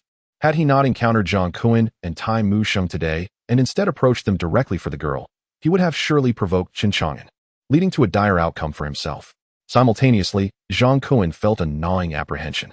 If Chen Chang'an was indeed the enigmatic powerhouse opposing Su Teng, he would find himself in a hostile relationship with Chen Chang'an. Should a conflict arise between them, his own safety would be jeopardized. Cursed be this predicament, Jiang Qing lamented, uncertain of how to proceed. While he conversed with Zhang Kuan and the others, the treasure ship had arrived at Tianwu City. Doubts began to creep into Jiang Qing's mind, and he contemplated retreat. Earlier, he had calculated that no danger awaited him on this journey, but upon re-evaluating his fate, he was dismayed to discover ominous signs foretelling great peril. This bewildered him. How could the auspicious omens he discerned upon arrival so swiftly transform after his discussion with Zhang Kuan and the others? Years ago, Jiang Qing had come into possession of an ancient mystical art known as Tianming Shatong, which allowed him to assess the fortunes and misfortunes of his own fate. Having navigated through thousands of years and ascended to the exalted realm of the supreme, true monarch, he had often relied on this art to foresee dangers and steer towards auspicious outcomes. This was the first time since he began his practice of Tianming Shatong that the signs had inexplicably shifted. He could not fathom the reason behind this change, but it was evident that it must be connected to Chen Chang'an, the master of Zhang Kuan and Tai Mushing. With this revelation, Jiang Qing hesitated to venture to Jiukang Pharmacy to capture the little white creature. Observing Jiang Qing's wavering resolve, Zhang Kuan offered a reassuring smile. Senior Jiang Qing, my master is a reasonable person. Since you have not provoked him, he will not turn against you. Given that fate has brought us together today, we could facilitate an introduction to my master, which may greatly benefit your aspirations of transcending to immortality. Upon hearing these words, Jiang Qing's eyes sparkled with renewed hope. His initial intention in joining the Daesun dynasty was to seek the opportunity for ascension. The Daesun dynasty, being the most powerful force in Hezhou, possessed profound resources. Jiang Qing had calculated that if he wished to remain in Hezhou rather than venture to other states, the Daesun dynasty was indeed a promising destination, with the potential for ascension opportunities. Thus, he sought his fortune within the Daesun dynasty. However, after nearly 500 years of devoted service, the coveted opportunity for ascension had yet to materialize. Despite his mastery of Tianming Shatong, he remained uncertain of how long he must linger within the Daesun dynasty to attain the chance for transcendence, feeling as though it was an endless wait. Currently, Chen Chang'an is likely a significant figure destined for ascension. Should one cultivate a favorable relationship with him, there exists a possibility of acquiring opportunities for transcendence. Contemplating this notion, Jiang Qing performed a calculation with his fingers, a smile illuminating his face. A portent of great fortune indeed. How marvelous it is. At this moment, Yi Hongying remarked with a smile, it is undoubtedly advantageous for the elder to befriend the young master. I can attest to that. She reflected on her own experience, realizing that had it not been for her unexpected acquaintance with Chen Chang'an, she would still be a mere steward at the Wanbao Pavilion in Tianwu City, possibly enduring bullying from the elder guardian, or even meeting her demise at the hands of her uncle, Yi Xian. Yet, fate is enigmatic, allowing her to take Chen Chang'an as her support, enabling her to return to her former establishment and reclaim everything that belonged to her, even attaining a status higher than before. For Yi Hongying, her desires were simple, to follow the young master and serve him faithfully. Concurrently, she harbored a wish to locate her father, missing for many years, his fate unknown. Hearing Yi Hongying's praise for Chen Chang'an, the others regarded him with respect and awe, further stirring Jiang Qing's curiosity to meet this remarkable individual. Is he truly as admirable as Yi Hongying and Zhang Kuan portray? Very well. I shall seek an audience with this esteemed gentleman to discern the truth of their claims. Yi Hongying nodded in agreement. The group disembarked from the treasure ship and made their way into Tianwu City, heading directly to the Jiukang Pharmacy. Before long, they arrived at Qingyun Street. Meanwhile, Jiang Qing instantly sensed the surroundings of Qingyun Street and detected the presence of 13 formidable auras concealed in the shadows. Such a revelation could not escape the scrutiny of Jiang Qing, the unparalleled true sovereign. Astonished, he realized the magnitude of this gentleman's influence. He commanded so many powerful beings, each aura formidable, likely all true sovereigns, hidden within this modest street. In his amazement, Jiang Qing reflected on the depth of understanding gleaned from a single leaf in autumn, recognizing the entirety of the leopard from a mere spot. The fact that this gentleman had so many true sovereigns in his retinue hinted at the immense strength he possessed himself. At the very least, the foundation of the Daylight dynasty would not suffice to attract such a notable entourage. Even Su Teng, as the revered prince of the Daylight dynasty, could not garner the protection of so many true sovereigns. In Hezhou, true sovereigns are exceedingly esteemed. How could they remain beneath others for long? Soon, Jiang Qing arrived outside the Jiukang Pharmacy.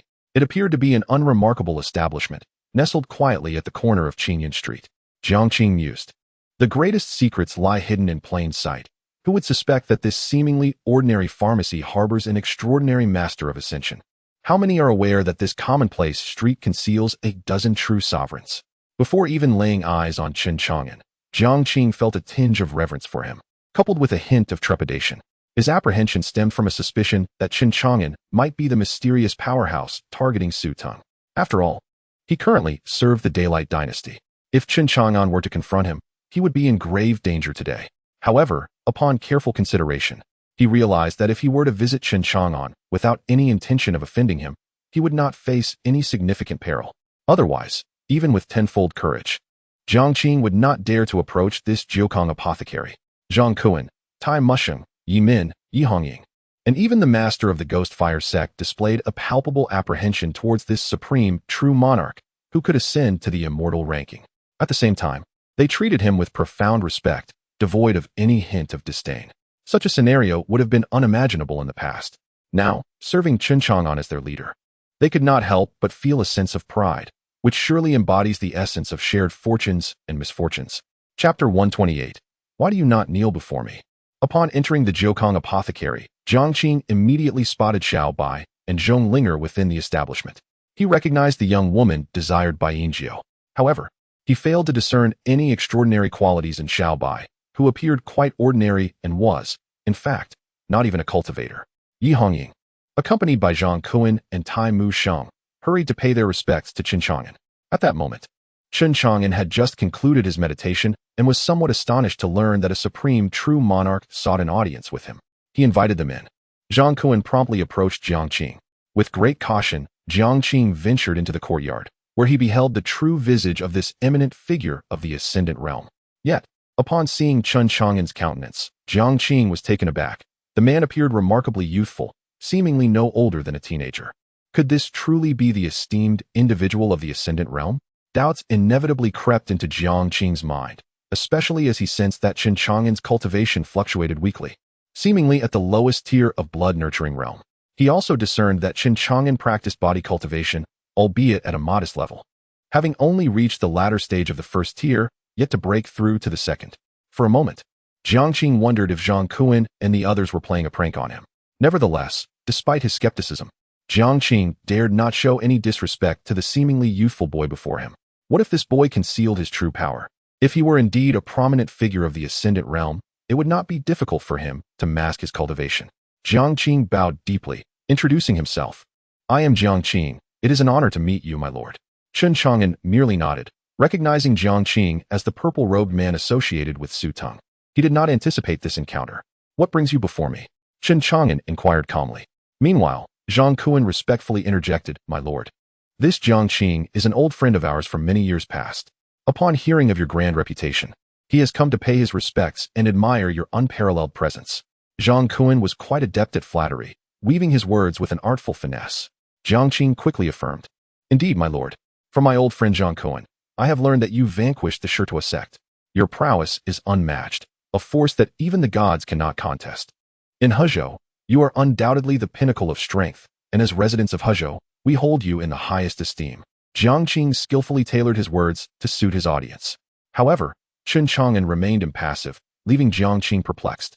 Could it be that his flattery was lacking? Why was Chen Chang'an so unpredictable in demeanor?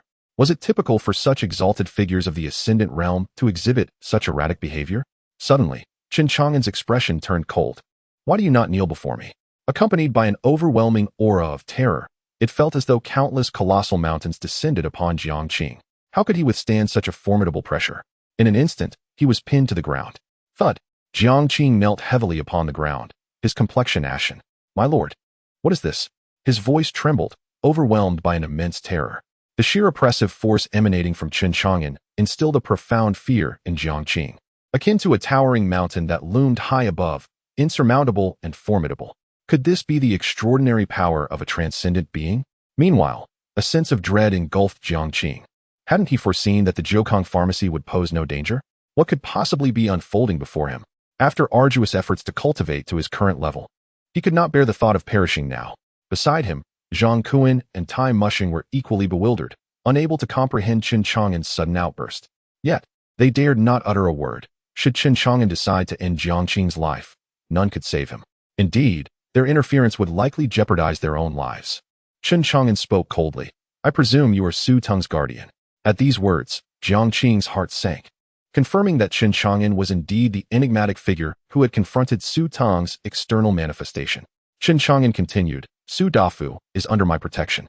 If Su Teng seeks to harm him, what is your stance? The seemingly calm inquiry concealed a lethal intent. A mere unsatisfactory response from Jiang Qing could lead to his demise. Fully aware of his precarious position, Jiang Qing swallowed hard. He had not felt such tension in millennia. His pallor deepened.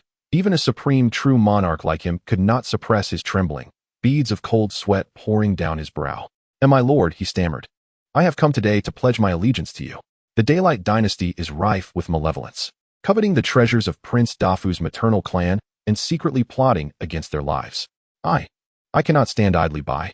However, as a mere mortal under your roof, I must bow my head. Hearing my old friends Zhang Kuan and Tai Mushing speak of your righteousness and grandeur, I resolve to abandon the darkness and seek the light by your side. From this day forth, I, Jiangqing, shall serve you. Should you command me against the daylight dynasty, it shall henceforth be my sworn enemy. I shall pursue it relentlessly. If you instruct me to head east, I shall not dare to veer west. I humbly beseech you, grant this old servant a chance. Jiangqing trembled as he uttered these words, surrendering to fate. Feeling the sweat drench his palms and back, so tense he could scarcely breathe, fearful that even a breath might incite Chen Chang'an's ire. Witnessing Jiangqing, a supreme true monarch, display such subservience before Chen Chang'an, Yi Hongying, Yi Min, Zhang Kuan, Tai Mushing, and the Ghostfire sect Lord wore complex expressions. Fortunately, this scene unfolded solely within the confines of Jiukong Pharmacy. Had it reached the outside world, the sight of such a renowned supreme, true monarch kneeling in humility, willingly offering himself as a servant, would surely cause an uproar throughout the entire Hezhou.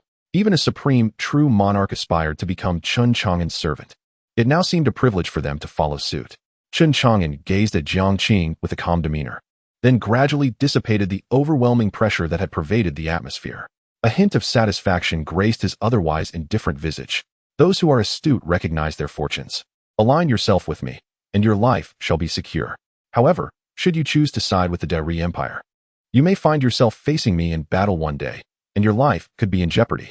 Indeed, indeed, indeed, as you say, my master, Jiangqing responded, adept at reading the room. Just moments ago, he had referred to Chen Chang'an as sir, but now he addressed him as master. The release of that terrifying pressure allowed Jiangqing to finally relax. Feeling as if he had narrowly escaped the gates of death, utterly drained of strength, Jiangqing pondered to himself, surprised to discover that the formidable master stood behind Su Dafu. It seemed that the Dari Empire's attempt to deal with Su Dafu was not a prudent course of action. To be candid, now that Jiangqing had become Chen Chang'an's servant, he was quite eager to consult the fates and discern the trajectory of his future. Chapter 129. The wooden carving comes to life. Thank you for your blessing, master. Just as Jiangqing had pledged his allegiance to Chen Chang'an, expressing his desire to serve him, the soul-controlling grass within his consciousness relayed a message from Bai Ningbing. It was Bai Ningbing who had established contact with him.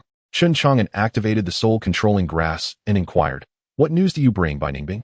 Bai Ningbing replied, "I have gathered information regarding Granny Rome's predicament in the abyss.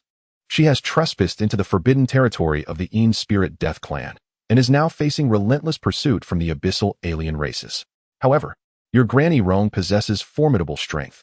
Thus far, I have not heard of her encountering any peril, though her exact whereabouts in the abyss remain unknown. Is she in danger?" Chen Chang'an asked.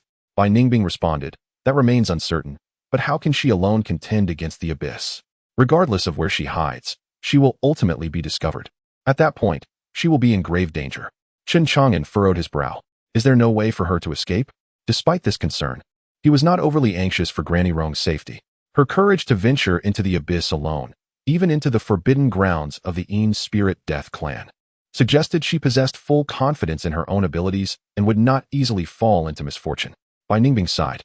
Currently, the entrance to the abyss is heavily guarded by the powerful members of the Een Spirit Death Clan. I am unable to facilitate her escape. This poses a significant issue. Chen Chang'an pondered for a moment. Continue to monitor the abyss and inform me of any developments. Understood, Bai Ningbing affirmed. What of Bai Ji? How is she faring? Chen Chang'an inquired with a calm demeanor. Rest assured, little Bai is quite safe by my side and will not encounter any danger.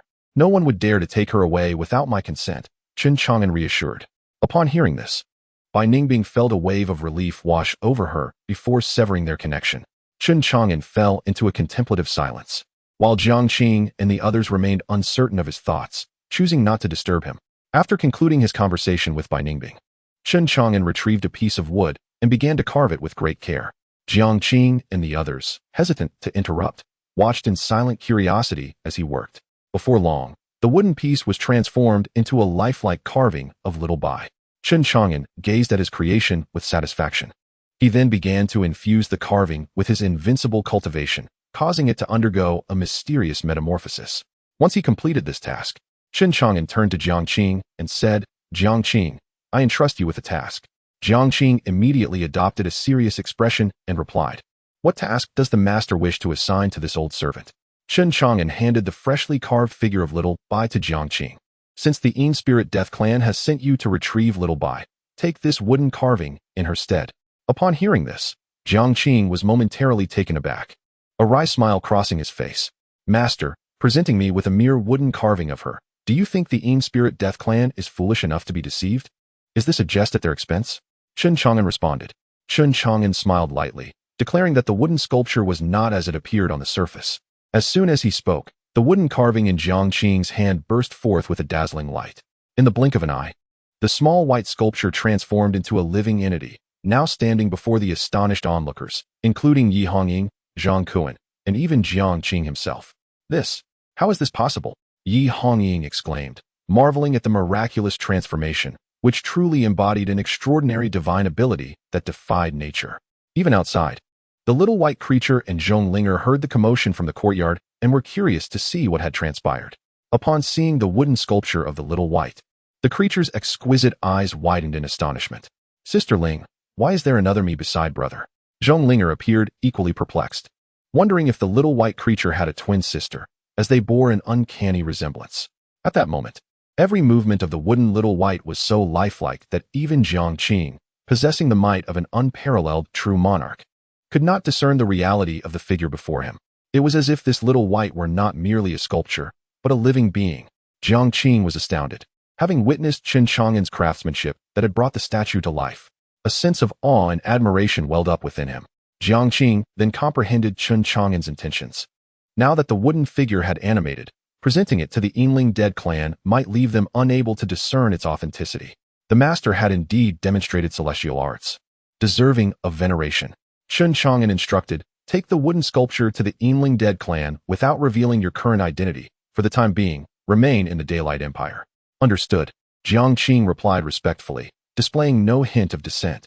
However, Chen Chang'an recognized that while Jiang Qing had submitted, he was by no means wholly devoted. Thus, he decided to paint a grand vision for him. If you perform well, it will not be difficult for me to assist you in transcending to the immortal realm. Of course, it was not merely a mirage. Chen Chang'an intended to provide Jiang Qing with tangible rewards. He infused a sliver of invincible power into Jiang Qing's being. In an instant, that power detonated within him, causing Jiang Qing's cultivation to surge. It was a force of an entirely different magnitude that melded with Jiang Qing's own strength, allowing him to momentarily grasp the boundless mysteries of the immortal realm and gain profound insights. Jiang Qing was exhilarated. He had placed his bets wisely. Immediately, he knelt before Chen Chang'an, expressing his gratitude. Thank you, Master, for your blessings. I shall serve you diligently, dedicating myself wholeheartedly to the task at hand. Chapter 130. Astonished and bewildered, the Galeblade Canyon. Upon receiving the unparalleled power imparted by Chen Chang'an, Jiang Qing felt an overwhelming sense of reverence and admiration for him, akin to the relentless flow of a mighty river. Indeed, yielding to Chen Chang'an promised far greater prospects than toiling for the Daylight Empire. Especially now, having just submitted to Chen Chang'an, he had already touched upon numerous mysteries of the Ascension realm, something utterly unattainable within the confines of the Daylight Empire. Although the Daylight Empire had promised to assist him in entering the Ascension realm, years of servitude had yielded no tangible help from them. In contrast, Chen Chang'an was distinct. He was formidable, enigmatic, and unfathomable. More importantly, Chen Chang'an did not merely offer empty promises, having just pledged his allegiance. Jiang Qing was granted astonishing benefits without concern for the sincerity of his devotion. This was beyond Jiang Qing's wildest imaginings. He believed that while he had submitted to Chen Chang'an, obtaining insights into the Ascension from him would surely require immense sacrifice, at least a significant achievement on his part. Yet, to have received such a generous boon upon his arrival left him utterly astonished and elated. He silently vowed to diligently fulfill the tasks entrusted to him by Chen Chang'an. Subsequently, with his wooden sculpture in hand, Jiang Qing departed from the Jiukong pharmacy, making his way directly to the imperial palace. Chen Chang'an turned to Yi Hongying. How did the operation against the evil Tiger Lodge go? Was it smooth sailing? Yi Hongying replied with utmost respect. With the assistance of Zhang Kuan, Tai Mushing, and the Lord of the Ghostfire sect, as dispatched by you, how could the evil Tiger Lodge possibly withstand us? It has been vanquished. As she spoke, Yi Hongying produced a storage ring, presenting it with reverence to Chen Chang'an. Sir, everything pillaged from the evil Tiger Lodge's treasury is contained within. Since it was you who destroyed the evil Tiger Lodge, the cultivation resources within this treasury are yours to take. Chen Chang'an had little interest in these spoils. What he truly lacked were resources for body refinement. Apart from rare herbs and treasures, he felt his progress in body cultivation was rather sluggish, necessitating external means to enhance his physique. After all, many body cultivators refine themselves not solely through consuming rare materials, but also by utilizing external elements, such as the cascading torrents of a waterfall to cleanse and strengthen their flesh, or the vast expanse of a raging inferno, or even ancient frost and toxic marshes. Such trials forge the body through relentless testing and torment, hastening their strength. Chen Chang'an inquired of Yi Hongying, "Hongying, do you know of any nearby locations suitable for body refinement? May I ask what intensity of refinement you seek, sir?" Chen Chang'an replied, "A location ideal for first and second-tier body cultivators." Yi Hongying pondered for a moment before responding. "Young master, 100 miles away from Tianwu City lies Fengluo village, where it is said there exists a canyon. From the depths of this canyon, a fierce wind blows perpetually, akin to the edge of a blade. Ordinary cultivators are utterly incapable of withstanding this ferocious gale. Once ensnared within it, they are left battered and bloodied, unable to stem the flow of their injuries. Hence, this canyon is aptly named the Windblade Canyon. It is particularly suitable for first and second-rank body cultivators to hone their physiques, enabling them to strengthen their bodies in a remarkably short span of time." Windblade Canyon, you say? I am now aware of its whereabouts. Chen Chang'an squinted slightly, formulating a plan in his mind. Subsequently, he instructed Zhang Kuan, Tai Musheng, and the leader of the Ghost Fire sect. "From now on, you shall assist Hong Ying in her endeavors. Hong Ying, should you require anything in the future, do not hesitate to command them. Furthermore, I wish for you to continue your search for the precious materials I requested." Zhang Kuan, Tai Musheng, and the leader of the Ghost Fire sect naturally dared not show any semblance of dissent. Whatever Chen Chang'an decreed was law. Yi Hongying respectfully nodded. "I have already instructed the general shop to keep a watchful eye on it, young master. Please rest assured." Chapter 131, Jiangqing's Speculation, It Matters Not. Upon returning from Jiukong Pharmacy, Jiangqing made his way directly to the Imperial Palace. Upon his arrival, he encountered Su Tung.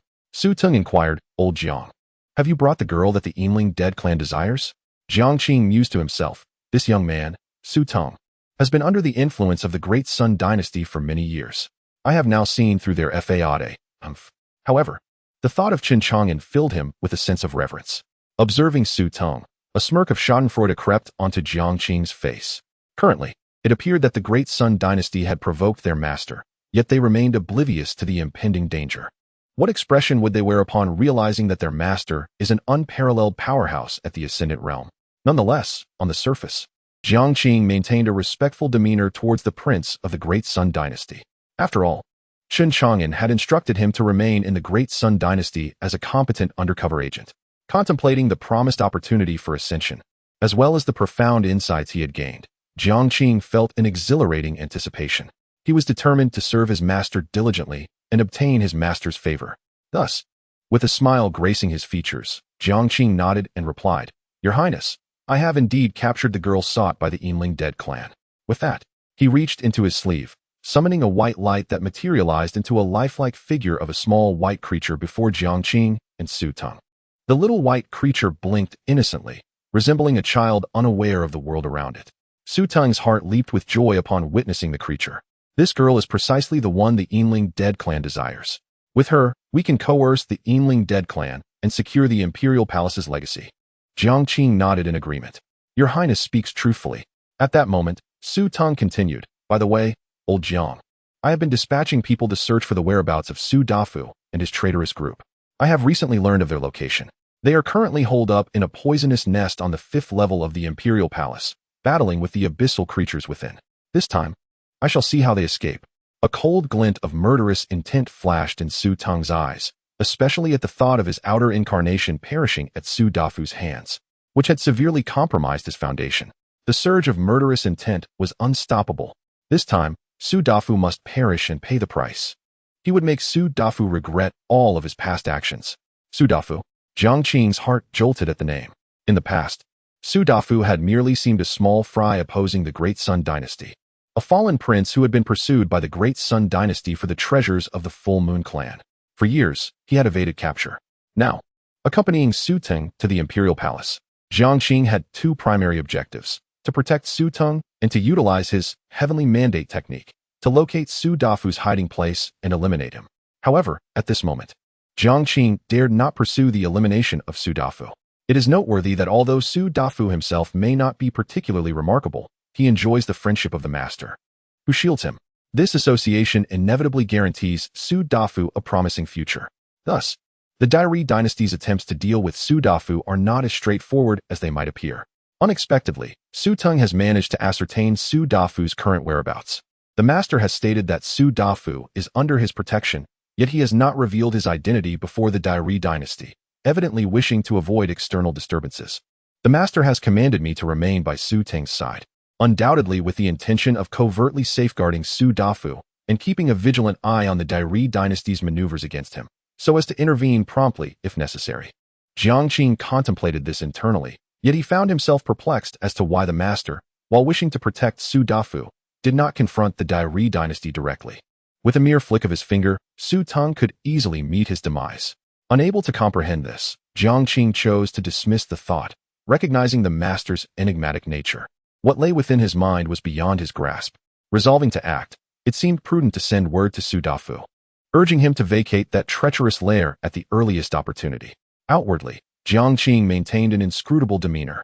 Su Dafu had provoked the prince, and now that the prince was aware of his location, when would he strike? Su Teng sneered. Believing that the traitor would remain in that poisonous nest for a while longer, there was no rush. In Su Teng's mind, Su Dafu was already as good as dead. Despite having once been suppressed by a mysterious, colossal hand, he no longer feared that enigmatic powerhouse. With Elder Jiang safeguarding him, he felt secure. Should that mysterious figure dare to reappear, it would be inconsequential, for Elder Jiang would act. Elder Jiang, being a supreme, true monarch, would assuredly eliminate him if he dared to show himself. Now that they had brought the person from Tianwu City, let us proceed to the Yinling Dead clan and conduct our dealings with them. Chapter 132. The Egg-Bearer and the Rainbow Crow. Jiang Qing followed Su Teng and soon established contact with Yinjiu from the Yinling Dead clan. Upon receiving Su Teng's message, Yinjiu was taken aback. This matter was beyond even Gui Dao's capabilities. And yet the people of the Daylight dynasty had managed to resolve it so swiftly? Yinjiu expressed his skepticism, but still agreed to meet with Su Teng and his companions. Upon their meeting, Yinjiu inquired, "Have you brought the person I requested?" Su Teng replied nonchalantly, "Do you doubt my words? Is it truly so difficult for the Daylight dynasty to return with an individual?" As he spoke, he gestured for Jiang Qing to present Xiao Bai. The moment Yinjiu laid eyes on Xiao Bai, his face lit up with joy. "It is her. I cannot believe the efficiency of your Daylight dynasty." He was elated, having initially thought that the task entrusted to him by Lord Peng would be arduous. To his surprise, the Daylight dynasty had completed it with remarkable speed. Unbeknownst to Yinjiu, like Su Teng, he failed to recognize that the Xiao Bai before him was merely a wooden sculpture crafted by Chen Chang'an, not the real Xiao Bai. Yinjiu declared, "You have done splendidly. Now hand her over to me." He stepped forward, intending to take Xiao Bai. However, Su Teng coldly laughed, raising his hand to thwart Yinjiu's advance while instructing Jiang Qing to safeguard Xiao Bai, denying Yinjiu the opportunity to take her. "Yinjiu, do not forget your promise to me. You agreed to lead me to the imperial legacy left by the merciful, immortal emperor.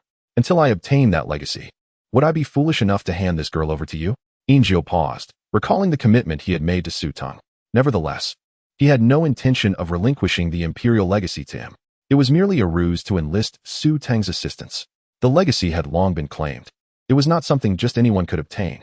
Clearly, from the very beginning, Yinjiu had never intended to grant the imperial legacy to Su Teng. He was merely deceiving him. Yet on the surface, Yinjiu maintained his composure, though inwardly he sneered at the audacity of this mere human ant, daring to threaten him. Then, with a smile, Yinjiu said, "The Yinling Dead clan does not make promises lightly. Since you have captured the traitor, I shall not deceive you regarding my earlier commitment. Let us meet again in 3 days, and I will have Lord Peng take you to the 9th layer." Su Teng remained silent, his eyes shimmering with a flickering light before he smiled and nodded. "Very well, then. 3 days hence. I trust that the Yinling Dead clan will uphold its promise and not deceive me." He turned to Jiang Qing. "Take her away. We shall return in 3 days." With that, Su Teng, Jiang Qing, and Xiao Bai departed, while Yinjiu watched their retreating figures. Once they were gone, an icy murderous intent flared in his eyes. "Daring to threaten the Yinling Dead clan, your demise shall come in 3 days." On the way, Su Teng spoke to Jiang Qing, "Elder Jiang, what are your thoughts on Yinjiu's claim that we shall proceed to the 9th layer in 3 days?" Jiang Qing pondered for a moment before speaking.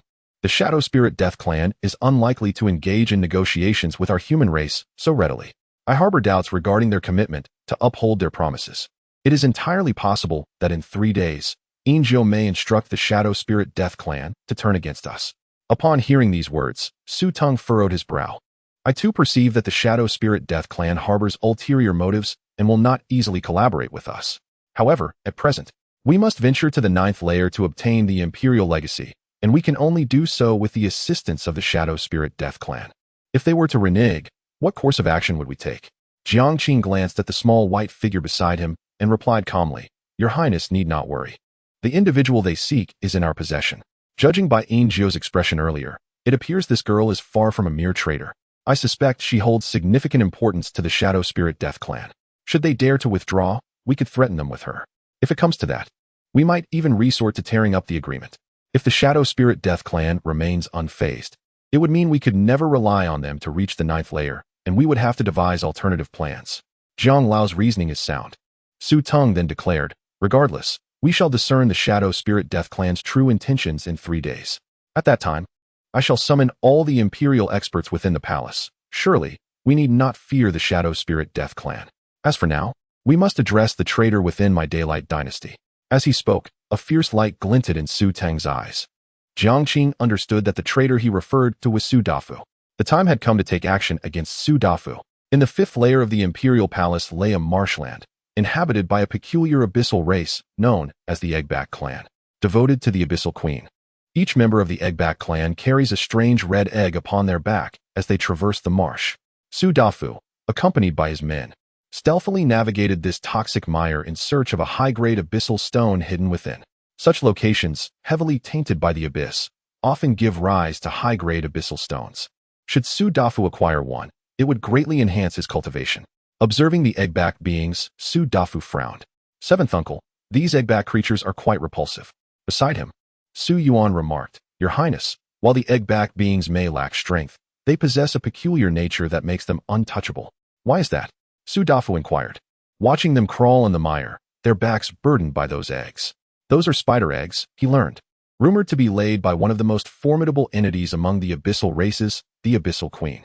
After absorbing the essence of the Eggback beings, they would hatch into abyssal venomous spiders, which harbor a terrifyingly potent toxin, one that conventional antidotes cannot remedy, making them exceedingly troublesome. The most problematic aspect is that if one were to slay these abyssal spiders, they would become tainted by their essence, thus becoming an enemy of the Abyssal Queen. Should one harm her progeny, attracting her ire would lead to dire consequences. Su Dafu nodded, gazing at the Eggback beings crawling through the toxic marsh.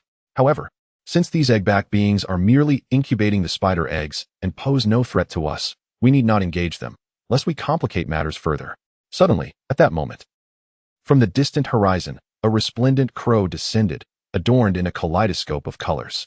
This vibrant avian circled above the toxic swamp, seemingly in search of something significant. Soon, it spotted Su Dafu and Su Yuanba among the murky depths of the mire and soared towards them.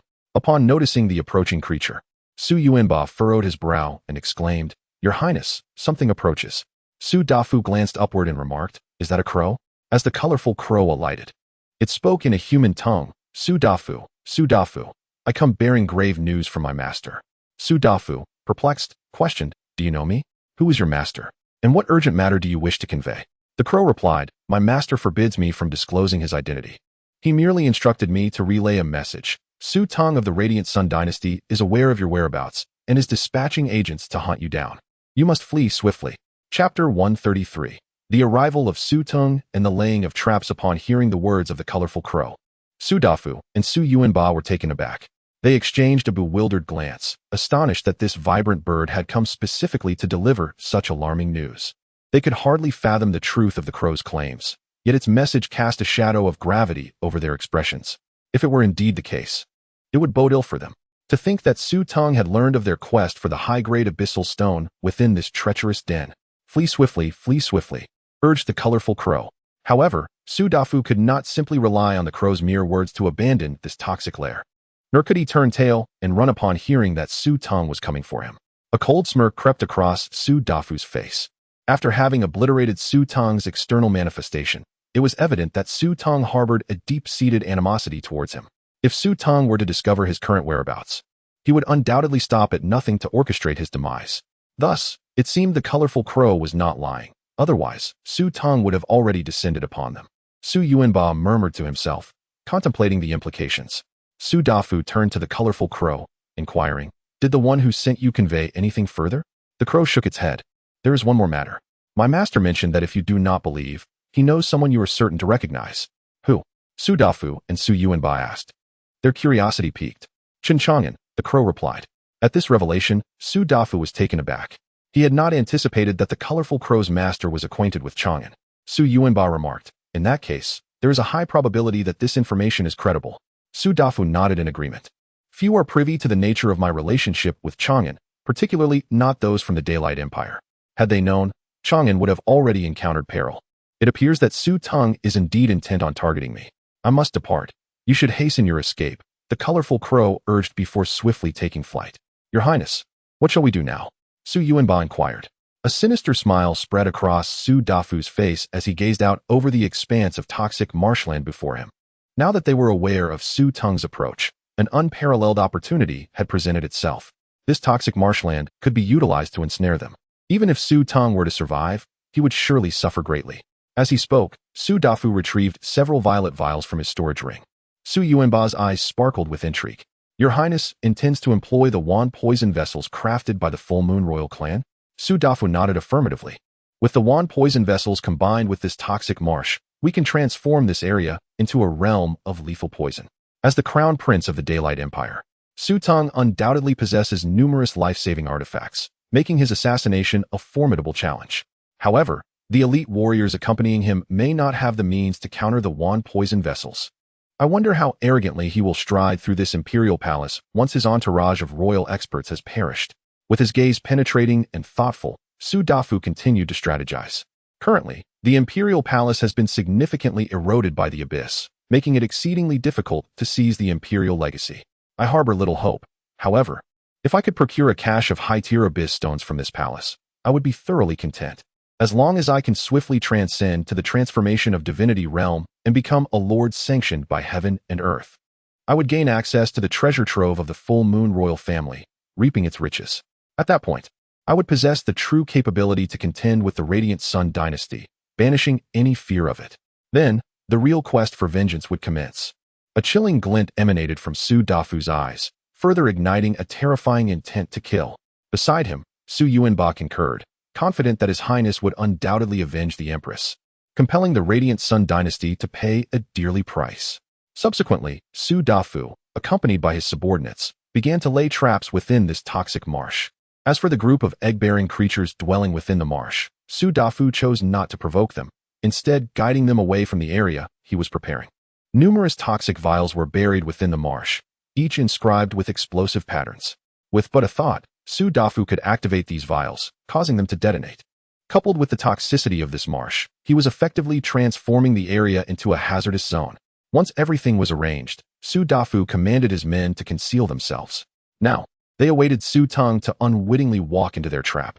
Meanwhile, as Su Dafu set up this toxic zone, Su Teng was leading Jiang Qing and 30 elite fighters of the dynasty toward him. This represented the total combat strength of the Radiant Sun dynasty within the palace, with no weak links among them. With the supreme, true monarch Jiang Qing as their trump card, and alongside the 30 elite fighters, Su Teng had little doubt that Su Dafu and his band of traitors could escape from their encirclement. This time, Su Dafu must perish. At that moment, a colorful crow flew in from the toxic marsh. Jiang Qing raised his hand, and the colorful crow landed upon it, emitting strange, incomprehensible sounds, seemingly conveying information to Jiang Qing.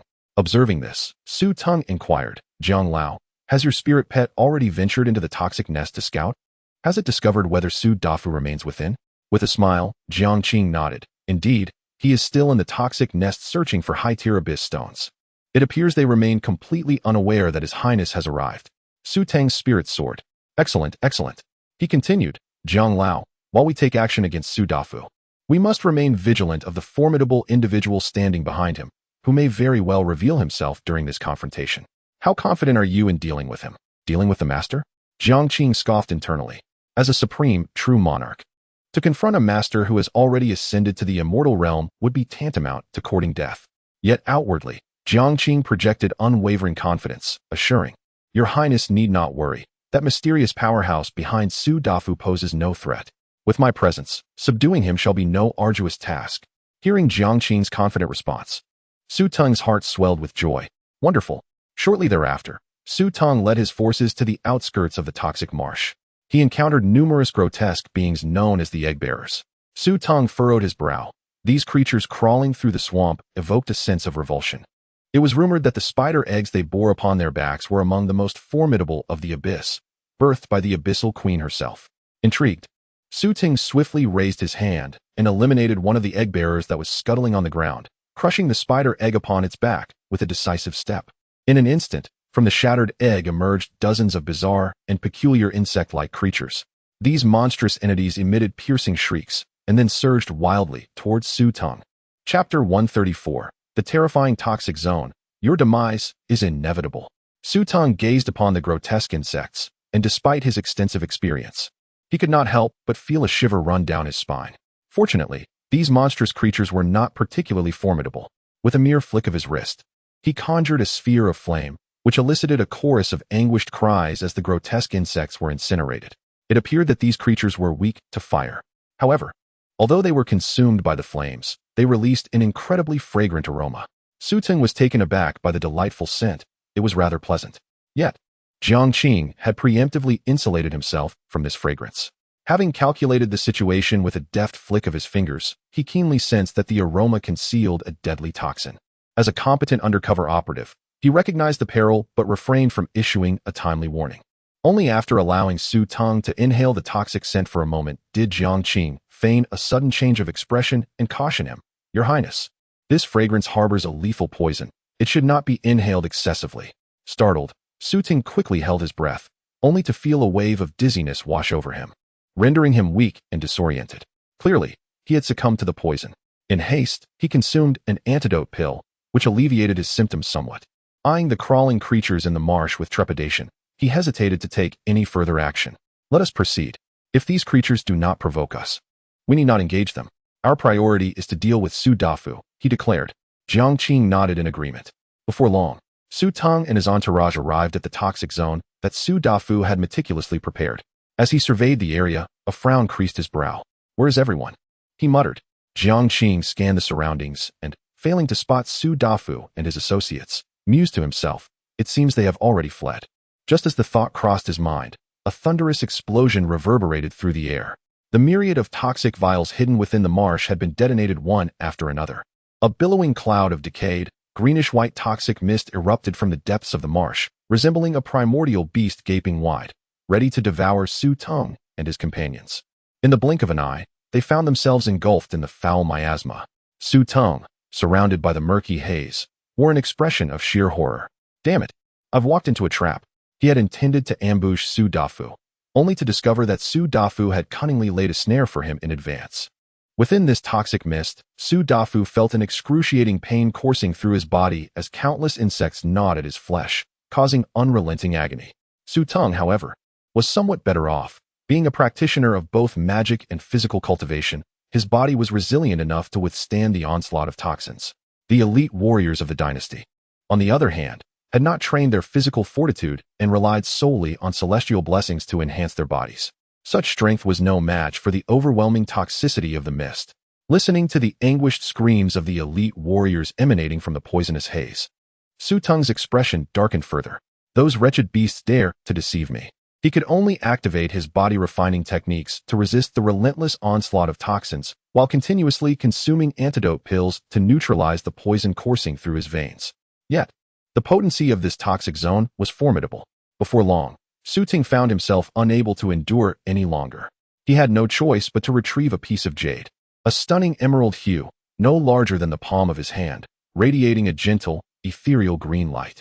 This luminous aura transformed into a protective green dome, enveloping Su Teng and shielding him from the toxic environment that threatened to harm him.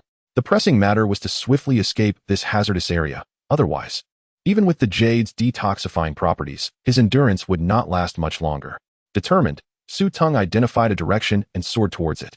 Along the way, he encountered a formidable master from the dynasty, only to find that the once mighty figure had been reduced to a ghastly skeleton, a sight that sent chills down his spine. The air was filled with anguished cries.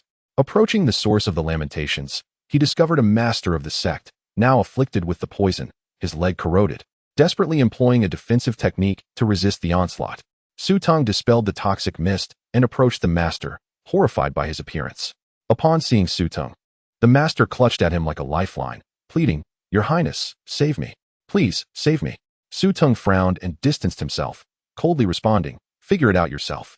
Without looking back, he continued his flight. Although the jade's green light could still protect 2 or 3 individuals, he feared that the energy contained within might wane, jeopardizing his own escape. Thus, he resolved to prioritize his safety, even at the cost of the master's lives.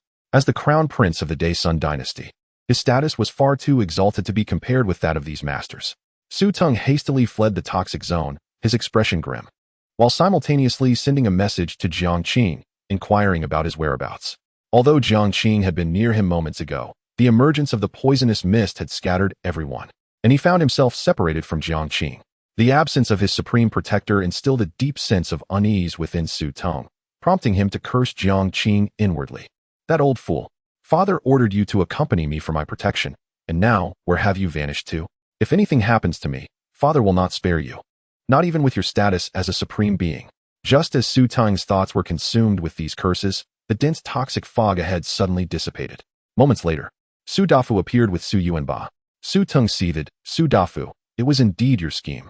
Su Dafu, arms crossed and a mocking smile on his face, replied, "Did you not wish to surround and eliminate me? How do you find this grand gift I have prepared for you?" As he spoke, Su Dafu produced a vessel of poison, toying with it. "Seventh granduncle, you need not intervene. Allow me to teach this fellow a proper lesson." With that, Su Dafu hurled the vessel, which exploded with a resounding bang, transforming into a 10-zhang-long poisonous serpent that lunged at Su Tong with a furious roar. Unfazed, Su Tong unleashed a powerful technique, striking with his fists, and relying solely on his physical strength, he obliterated the venomous serpent. Su Dafu clapped his hands in admiration, exclaiming, "Impressive, truly impressive." As expected of the prince of the Great Sun Empire, even when besieged by a myriad of toxins, your prowess remains formidable. With that, Su Dafu unleashed another barrage of over a dozen poison vessels. As they detonated, numerous venomous serpents surged forth, lunging towards Su Tong. While fending off these serpents, Su Tong seethed, "Su Dafu, you treacherous and despicable wretch." To which Su Dafu replied nonchalantly, "Su Tong, I cannot compare to your treachery and deceit. Your outer self has already been vanquished. If you possess no other means of escape today, you shall meet your demise here." Chapter 135, The Skeleton Space, Come at Me. After Su Tong dispatched the dozen venomous serpents, the verdant glow of the toxin-absorbing jade that shielded him had noticeably dimmed. It was evident that its efficacy against the myriad poisons was waning. Observing this, Su Dafu intensified his efforts against Su Tong, hoping for his swift demise and subsequent reincarnation. However, at that moment, Su Tong unexpectedly summoned a peculiar artifact. It was a golden skull, no larger than a fist, the origin of which was shrouded in mystery. Ascending into the air, it emitted an eerie radiance. From the hollow eyes of the golden skull, a chilling beam of light surged forth, striking Su Dafu before he could react, and he was abruptly drawn into the skull's gaze. The events unfolded with such rapidity that Su Dafu was left bewildered, and his companion Su Yuanba was unable to intervene in time. Su Yuanba bellowed, "Su Tong, what have you done to our lord?" Su Tong replied with a cold smile, "A traitor of the dynasty, still harboring delusions of confronting me, seeking death." After uttering these words, Su Tong formed a seal with his hands, causing the golden skull to open wide and swallow him whole. Su Yuanba sprang into action, attempting to shatter the skull, but it proved remarkably resilient. Despite his formidable strength, he was unable to break it. Meanwhile, the fate of Su Dafu, now trapped within the skull, remained uncertain. Simultaneously, within the skeletal realm, Su Dafu stood in a state of confusion, surveying his surroundings in search of an escape. At that moment, Su Tong materialized within this skeletal domain. With a smirk, Su Tong taunted, "Traitor, now that you are ensnared in this skeletal space, how do you intend to contend with the venomous domain you created?" No sooner had he spoken than an overwhelming force surged forth from the skeletal realm, flooding into Su Tong's body, rapidly enhancing his cultivation.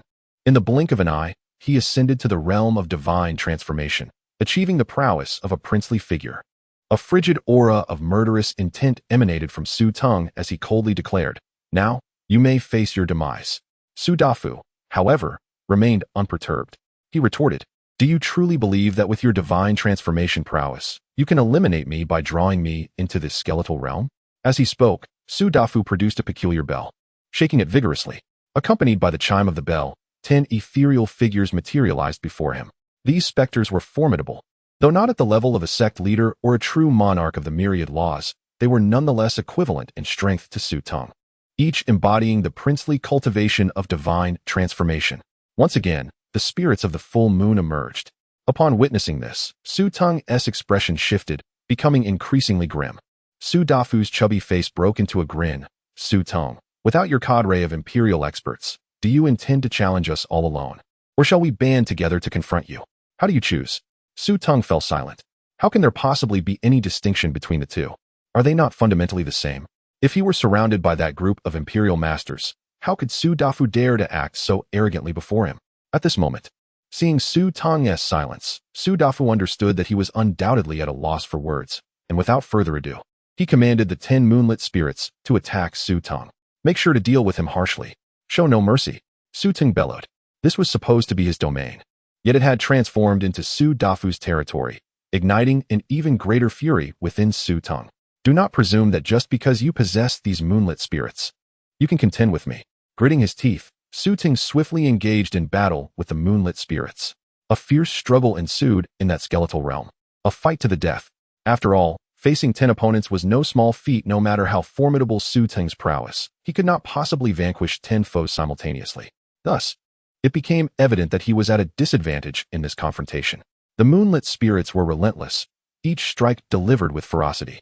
One spirit landed a devastating punch upon Su Teng's chest, shattering his ribs and causing him to spew blood. Yet, before he could regain his composure, another moonlit spirit charged at him, delivering a lethal kick that sent Su Teng flying. Su Dafu, amidst the chaos of the moonlit spirits, took advantage of the situation, continually seeking opportunities to launch sneak attacks on Su Teng. Each assault was cunningly executed. Wielding a brick-like artifact, he stealthily struck Su Teng on the back of the head, leaving him dazed and disoriented. Just as Su Teng sought to retaliate, Su Dafu slipped away like an eel, allowing the moonlit spirits to advance. Su Teng found himself utterly powerless against Su Dafu. He was seething with rage. That wretched scoundrel. Su Dafu's strength was no match for Su Teng's, yet he was acutely aware of his own limitations. Moreover, the disparity in their strengths was already considerable, with the added advantage of this skeletal realm. To confront a monarch at the transformation realm head-on would be tantamount to courting death. Su Dafu, observing Su Teng's exasperation, reveled in his delight from a safe distance. Su Teng, is this not your domain? Here I am, come and fight me." In that moment, Su Dafu appeared as though he were begging for a beating. Chapter 136, The Terrifying Corpse, Jiangqing Strikes. "Ah, I shall slay you. I shall annihilate you." Su Teng was consumed by fury. Surrounded by the vengeful spirits of Su Dafu, he found himself overwhelmed despite being a formidable body cultivator. His body was marred with injuries, and it felt as if his very organs had shattered. Yet, Su Teng could do nothing against Su Dafu. This fiend displayed no sense of martial propriety. If he possessed the courage, let him engage in a fair duel. At that moment, Su Dafu launched a sudden ambush. Seizing the opportunity while Su Teng was preoccupied with fending off the relentless onslaught of spirits, he appeared behind Su Teng, affixing a strange talisman to Su Teng's posterior. A thunderous explosion ensued. Su Teng felt as though his rear had been blasted to smithereens. His face paled, teetering on the brink of madness. But then, Su Dafu approached stealthily once more. In his hand, a silver-long knife materialized, radiating a menacing aura. With lethal intent, he aimed a strike at Su Teng's neck, determined to cleave him in twain, to sever his head from his body. Sensing the imminent peril, Su Teng let out a despairing scream and opened his mouth.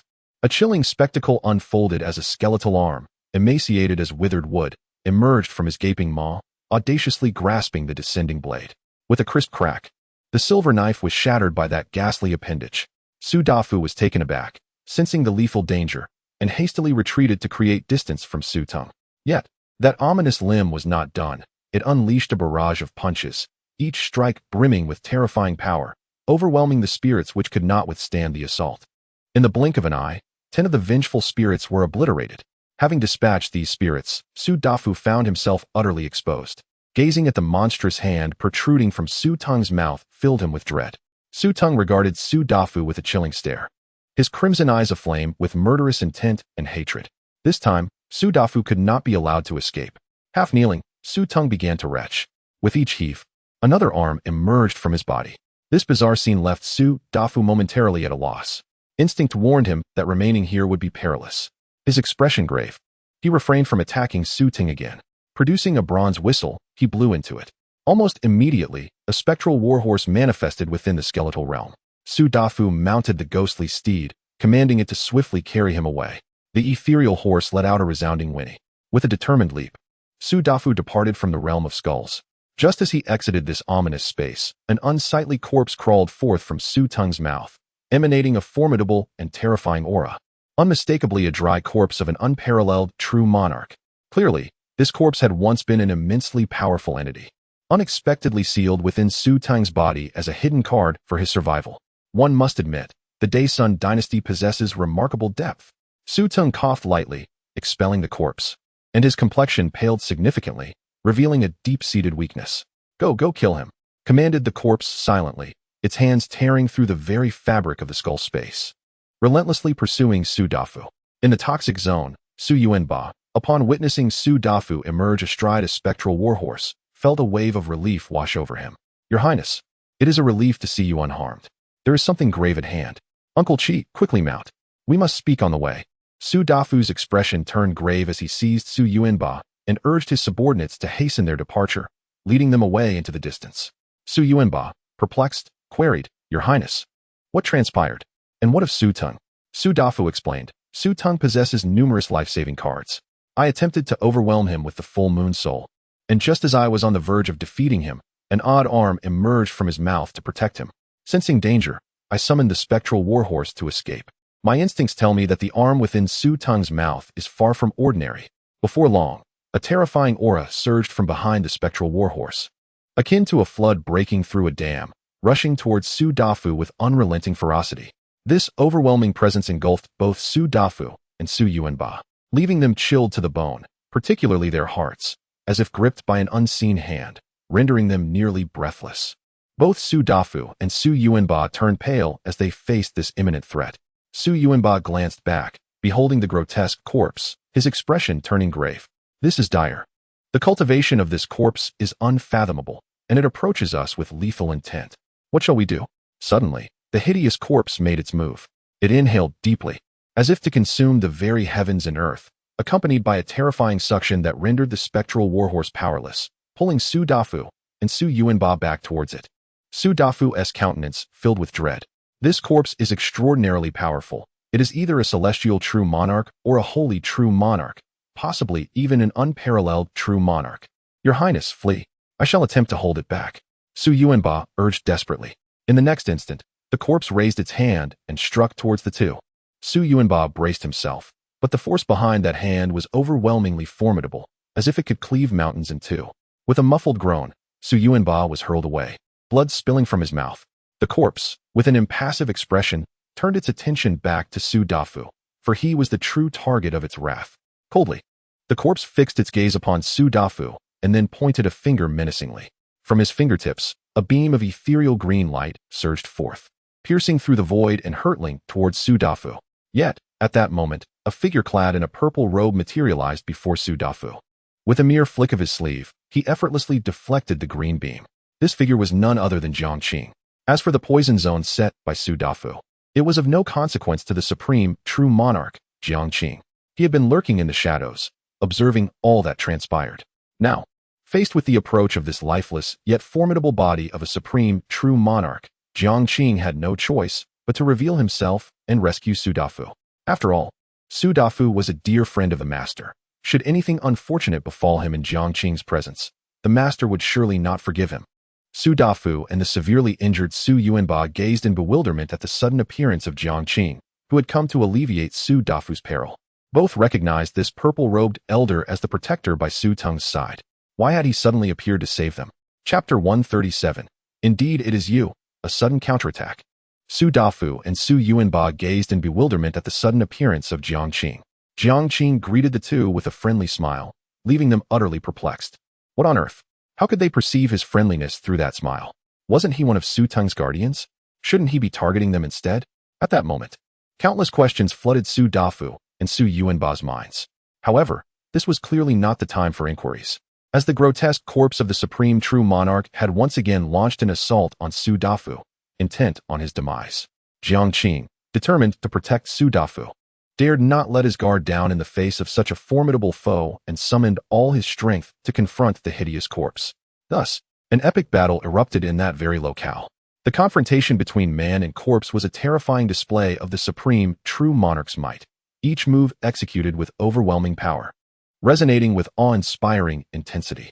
With a mere gesture, the ground was cleaved apart, colossal mountains crumbled, and the earth trembled, annihilating everything in the vicinity. Su Dafu and Su Yuanba felt a chill run down their spines. The supreme true monarch was indeed formidable. Su Dafu mused that if he possessed the power of a supreme, true monarch, he would have no fear of the Daylight dynasty, and facing them head-on would present no challenge. Yet, the supreme, true monarch represented the pinnacle of strength in Hezhou, an existence at the apex of power. Even if Su Dafu aspired to reach that level, he could not fathom when that day would come, perhaps never in this lifetime. The clash between the two supreme, true monarchs unleashed fearsome might and astonishing destructive power. Even the residual shockwaves from their exchanges were enough to obliterate Su Dafu and Su Yuanba. With no alternative, the two could only cower in a corner. Fortunately, Jiang Qing made a conscious effort to evade Su Dafu and Su Yuanba during each engagement. Otherwise, they would have surely perished amidst the terrifying aftermath. Roar, roar, roar. The grotesque corpse, frustrated by its inability to eliminate its target, erupted into a deafening roar of fury. Then, it opened its mouth, unleashing an unknown yet formidable divine power, from which it spewed forth terrifying bolts of lightning. Boom. The lightning, infused with a sense of annihilation, surged towards Jiang Qing. In response, Jiang Qing summoned a golden shield to block the onslaught, then quickly formed a hand seal to invoke a secret technique. Instantly, a phantom of a divine elephant materialized behind him. The divine elephant let out a resounding roar, its legs resembling colossal pillars that support the heavens, and it charged ferociously towards the grotesque corpse. With a thunderous impact, the elephant's stomp drove the hideous corpse deep into the earth. Boom, boom, boom. The ground trembled violently as the divine elephant continued its relentless assault, causing the earth to fracture and splinter. The grotesque corpse could scarcely comprehend how many times it had been trampled by the divine elephant. To everyone's astonishment, the grotesque corpse exhibited an extraordinary resilience. Despite being trampled by numerous feet, its flesh remained intact and unyielding. In fact, an array of enigmatic runes manifested upon the surface of this hideous cadaver, coalescing into a formidable barrier that thwarted the elephant's assault. With an impassive expression, Jiang Qing made his move once more. He swiftly formed intricate hand seals, channeling the energies of heaven and earth before rubbing his hands together. In an instant, a flaming spear materialized in his grasp. Jiang Qing hurled the fiery projectile, which arced beautifully across the sky, piercing the grotesque corpse and, with astonishing force, impaling it against the rocky face of a mountain. The hideous corpse let out a monstrous roar as it struggled to free itself from the fiery spear.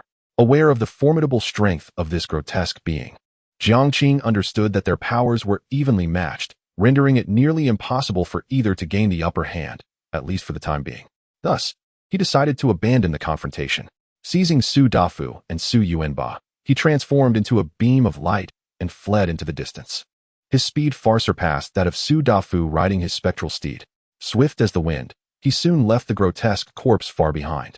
Jiang Qing swiftly brought the two to a secure location on the 4th floor of the imperial palace.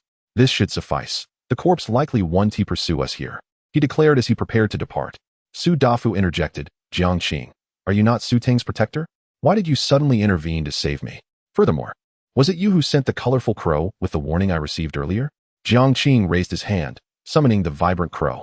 Upon seeing Su Dafu and Su Yuanba, the crow greeted them cheerfully.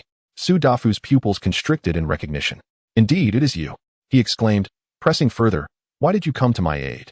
Not only was Su Dafu perplexed, but Su Yuanba also shared his confusion. This was not the expected behavior. Jiang Qing's actions seemed tantamount to betraying the sun god's dynasty. They both struggled to comprehend the reasoning behind his conduct. Just as Jiang Qing was about to explain his allegiance to Chen Chang'an and his role as a servant, his expression shifted abruptly as he glanced back. There, the beam of light was rapidly approaching them, none other than the grotesque corpse, which had been impaled by the flaming spear and had pursued them to the 4th floor of the imperial palace without relent. A sense of foreboding settled in Jiang Qing's heart. This grotesque being was indeed a formidable foe. It appears the 4th floor is not safe either. You must leave. I will confront this corpse. With that, he charged toward the grotesque being, and once again, a fierce battle erupted between them. Su Dafu could only sigh at the scene, unable to fathom why Jiang Qing would choose to save him. Never mind. This dry corpse possesses terrifying strength. 7th uncle, we must retreat swiftly. Jiang Qing is an unparalleled true monarch. That dry corpse cannot contend with him. Su Yuanba nodded. Little did he expect that besides Jiang Qing guarding Su Teng, there was also a dry corpse of an unparalleled true monarch protecting him. Su Teng, indeed, is the prince of the Sun dynasty, with an abundance of hidden cards. It would not be easy to eliminate him. Su Dafu, however, felt unconcerned, sneering lightly. After all, the Sun dynasty is one of the most formidable forces in Hezhou, and it is only natural for them to possess such a profound foundation. Yet, our Full Moon Royal clan is not lacking either. If I could entirely unlock the treasures of the Full Moon Royal clan, it would not be a stretch to say that Su Teng's hidden cards could not surpass mine. Su Yuanba nodded in agreement, acknowledging the prince's insight. It is rumored that within the treasures of the Full Moon Royal clan, there are numerous full moon spirits of the 10,000 Laws realm, and even whispers of full moon spirits of the Ascension realm. If the prince can completely unlock the Full Moon Royal clan's treasures, how could he ever fear the Sun dynasty again? However, at present, the prince must swiftly break through to the transformation god realm and become a noble, otherwise, he will not qualify to access the treasury. Su Dafu remarked. This issue is not significant. During our time in the imperial palace, we have gathered quite a number of abyss stones that can significantly enhance my cultivation. As he spoke, Su Dafu's eyes narrowed slightly, glimmering with a cunning light. What is the prince contemplating? Su Dafu inquired. Su Teng, accompanied by a cadre of imperial experts, must have also searched for many abyss stones within the imperial palace. Now, with the unparalleled true monarch's dry corpse dispatched to hunt us, he is likely still within the toxic zone. 7th uncle, what do you think about seizing this opportunity to launch a counterattack and see if we can find a chance to eliminate Su Teng? Even if we cannot kill him, acquiring the abyss stones from him would still be a significant gain. Upon hearing this, Su Yuanba's eyes sparkled with excitement, yet soon he expressed concern. The prince's idea is indeed clever, but what if there are more unparalleled true monarchs guarding Su Teng? Su Dafu replied, even if the Sun dynasty possesses a profound foundation, it is impossible for them to deploy so many unparalleled true monarchs. 7th uncle, do you truly consider unparalleled true monarchs to be as common as cabbages by the roadside? Chapter 138, Severing the Right Hand, Malicious Intent. A perfect match. Su Dafu truly exhibits audacity. As Jiang Qing engages in combat with that grotesque corpse, Su Dafu and Su Yuanba stealthily return to the poisoned area atop the Soul Warhorse. Meanwhile, Su Teng is on the fringes of the toxic zone, nursing his wounds. His pallid visage is ghastly. He cannot fathom how, despite deploying that supreme true monarch's corpse, he has yet to eliminate Su Dafu. He refuses to believe that Su Dafu is an indestructible cockroach. Su Teng is incensed. Ever since the emergence of the imperial palace, he has been unable to comprehend why. Upon encountering Su Dafu, he has never gained the upper hand in their encounters. He had intended to encircle and eliminate Su Dafu this time, yet inexplicably, the information was leaked. Instead, he fell into the very trap Su Dafu had laid within the poisoned area. This time, his losses are even more catastrophic. All the elite warriors he brought with him have perished, reduced to a pool of toxic sludge. Even the supreme, true monarch, Jiang Qing, now remains in a state of uncertainty regarding life and death. What a waste Jiang Qing is. It is unclear if he has succumbed within that poisonous expanse. If he has, at least it would spare the dynasty some salary. His aspirations of ascending to immortality are now dashed. Cough, cough. Su Teng spat blood, his complexion growing increasingly dreadful. Damn it, how infuriating. He swallowed a dozen healing elixirs, initiating the process of mending his physical injuries. The only source of solace for Su Teng lies in possessing the jewel that dispels toxins. Otherwise, surviving within that toxic zone would have been a precarious endeavor. These healing elixirs are high-tier treasures, each containing potent restorative properties. Before long, a hint of color returned to Su Teng's pale face, and his injuries had healed significantly. In no more than half an hour, he would be completely restored. However, at that moment, an aura of lethal intent emerged. A dazzling sword aura, reminiscent of moonlight, flashed past. Su Teng's eyes widened in alarm as he instinctively defended himself. Yet, this moonlight sword aura was merely a feint. The true attack followed closely behind. Another moonlight sword aura slashed toward him.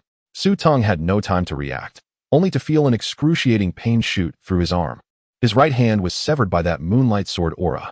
Su Dafu appeared, wielding a Qing Shuang greatsword. Upon sighting Su Dafu, Su Teng was taken aback. My puppet was not dispatched to hunt you down. Why have you suddenly materialized here? Yet, Su Teng's greater focus was on the Qing Shuang greatsword in Su Dafu's grasp. He recognized it immediately. This greatsword, the Moonlight Sword, is the emblem of the Full Moon royal family, the identity symbol of the Full Moon King. This Moonlight greatsword is said to have been forged by divine beings, possessing terrifying divine might. The Daylight dynasty has long sought to acquire this Moonlight greatsword, though it has remained elusive. To his astonishment, it now rests in Su Dafu's hands. Su Dafu chuckled. Su Teng, did you expect us to meet so soon again? Surprised, are we? Su Teng found himself at a loss for words, his expression growing increasingly grim. The threat posed by the Moonlight greatsword weighed heavily upon him, instilling a sense of dread, despite being a practitioner with an exceptionally robust physique. I never anticipated that Su Dafu would sever my right hand with a single strike of his Moonlight greatsword. Noticing Su Teng's silence, Su Dafu's smile faded, and he coldly declared, "The Great Sun Dynasty murdered my mother. Today, I shall wield this Moonlight greatsword to take your life." As soon as he finished speaking, Su Dafu lunged at Su Teng. However, Su Teng chose not to engage in combat. Instead, he swiftly retrieved a jade talisman, casting a resentful glare at Su Dafu. Damn it, how unfortunate. Once again, I am forced to flee in disgrace. Realizing Su Teng's intentions, Su Dafu felt a wave of dread, but was too late to intervene. Su Dafu, wait for me. Su Teng shattered the jade talisman, and in an instant, he transformed into a streak of light, vanishing before Su Dafu's eyes.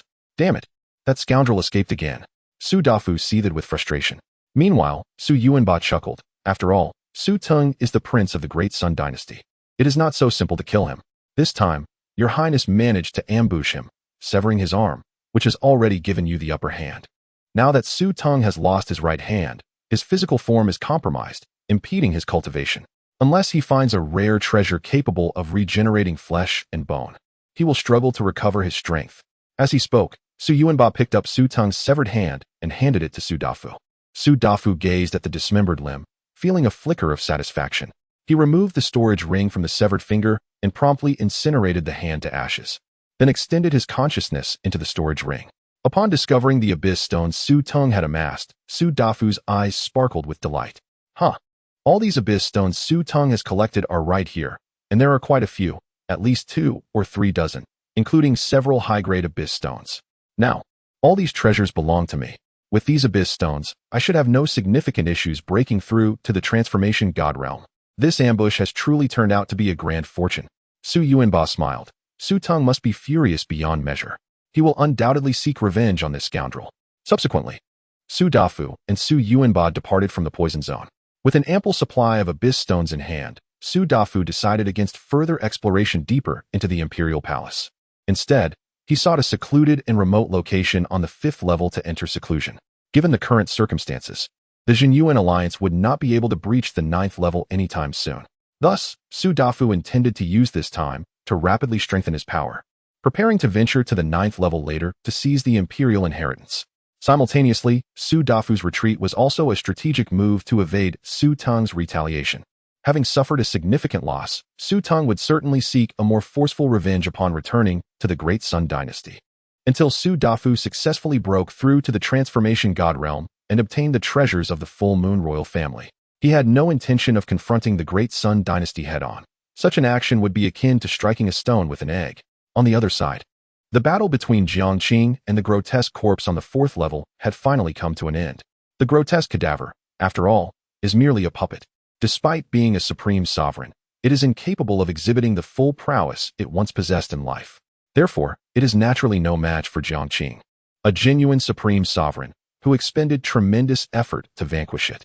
Gazing upon this hideous corpse, a flickering light danced in Jiang Qing's eyes as he coldly remarked, "The condition of this cadaver clearly indicates that it was once a formidable figure affiliated with the Sun Emperor dynasty. It seems the promises made by the Sun Emperor dynasty to assist me in transcending to immortality harbor sinister intentions." Chapter 139, Journey to Fengluo Village. Lingfeng extracts lifeblood. Upon encountering the grotesque cadaver, Jiang Qing was acutely aware of the grim fate that awaited him had he remained loyal to the Daylight dynasty. He understood that he could very well end up like this wretched corpse, reduced to a mere puppet by the dynasty's machinations. However, with Su Dafu having fled, his mission was deemed accomplished. After incinerating the lifeless body to ashes, Jiang Qing returned to the toxic region, only to find no trace of Su Teng. Jiang Qing sent a message to Su Teng and soon received a reply, much to his surprise.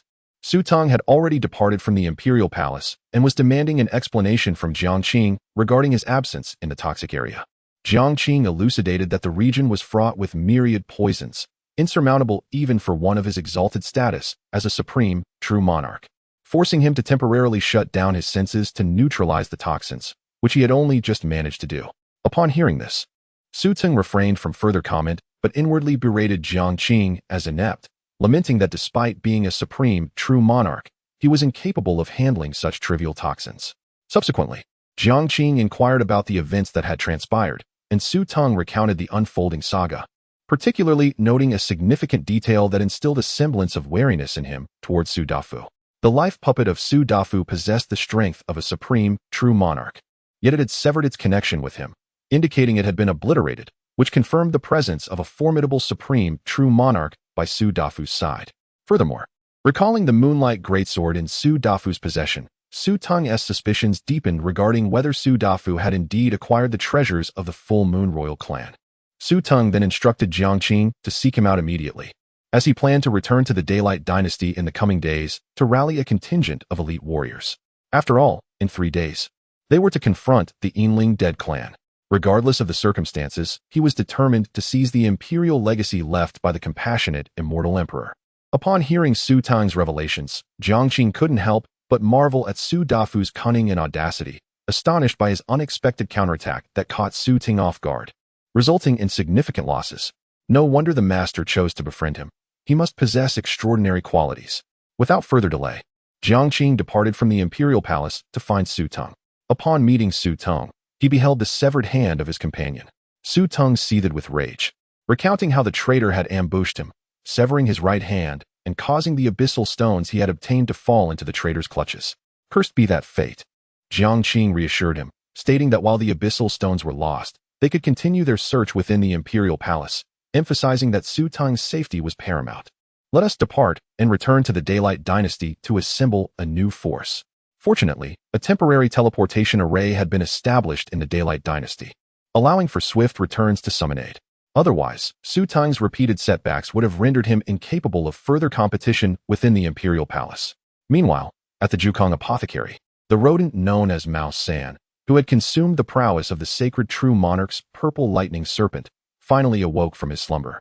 At this moment, he had grown to 2 or 3 times his original size, resembling not so much a mouse as a robust young calf. After indulging in a hearty meal, he felt invigorated. Mao San, brimming with newfound strength after encountering the Xidian demonic serpent, was filled with confidence. He believed that he could easily subdue 100 mice in a single night. Observing Chen Chang'an in meditation, Mao San displayed a look of reverence. His master was formidable. Dispatching the holy true monarch as effortlessly as one would butcher a dog, he mused whether the elder from the Linxian sect in Shazhou, upon witnessing his master's might be left trembling in fear. At that moment, Zhonglinger entered the courtyard, inquiring of Chen Chang'an, "Brother, I have something I wish to ask you." Chen Chang'an opened his eyes. "What is it?" Zhonglinger continued, "Little sister Bai has expressed a desire to cultivate as well. Can you teach her?" Chen Chang'an smiled. "She will be able to cultivate. It simply is not her time yet."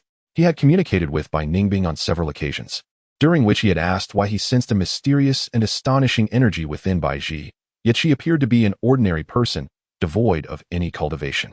Bai Ningbing's response had been vague, merely informing Chen Chang'an that Bai Ji's origins were extraordinary, her bloodline remarkable, and that she possessed her own inheritance, though it had yet to be her time to acquire it. When the moment arrived for Bai Ji to attain her inheritance, she would undoubtedly soar to great heights. Upon hearing Bai Ningbing's words, Chen Chang'an chose not to inquire further. "By the way, has little Bai's memory returned in these past few days?" Zhonglinger shook her head. "Not yet, but it should be soon." Chen Chang'an pondered quietly. Observing Mouse San basking in the sun in the courtyard, he called out, "Mouse San." Instantly, Mouse San perked up, scampering over eagerly. What is your command, master? We shall be venturing out shortly. Mao Sin inquired. Where are we headed? We will make a trip to Fengluo village, and along the way, I would like you to utilize your talents to seek out those spirit mountains and celestial peaks rich in the essence of heaven and earth. As you wish, master. Chen Chang'an then addressed Zhong Linger. I shall be gone for several days. You and Little Bai should remain at home and await my return. He felt no concern for the safety of Zhong Linger and Little Bai. Not only had he imbued them with an invincible life and death talisman for protection, but hidden within the depths of the Jiukong apothecary were also 13 death warriors serving the heavenly true monarch, sufficient to safeguard both Zhong Linger and Little Bai. Under the scorching sun, on a rugged mountain path, a man and a mouse ambled along at a leisurely pace. Now, after donning a disguise, Mouse Sin appeared to be a common golden-furred gopher. Even those cultivators familiar with the golden-eating immortal mouse would fail to recognize him. This was a precaution to avoid encounters with cultivators seeking to snatch him away. Although Chen Chang'an was unafraid, he found it bothersome. His journey to Fengluo village was primarily for the purpose of physical cultivation, aiming for a breakthrough to the second stage of body refinement. However, there is no need for urgency. It is indeed a perfect opportunity to unwind along the journey. Having traversed this vast realm of cultivation for 3 years, he must confess that he has scarcely taken the time to behold the beauty of this world. Now, rendered invincible, he can leisurely appreciate the scenery. As he gazes upon the verdant mountains and flowing waters, far removed from the chaos of combat, he feels a sense of tranquility.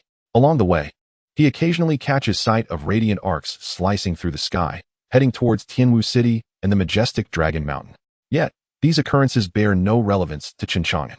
At this moment, Shu Xin suddenly began to sniff the air, detecting something. He lifted his head and turned towards the southwest. Master, there lies a spiritual peak over there. Though its spiritual energy is somewhat reclusive, it is no match for my keen sense of smell. That spiritual peak should be precisely the kind you seek, imbued with a wealth of the essence of heaven and earth. Excellent, lead me there at once.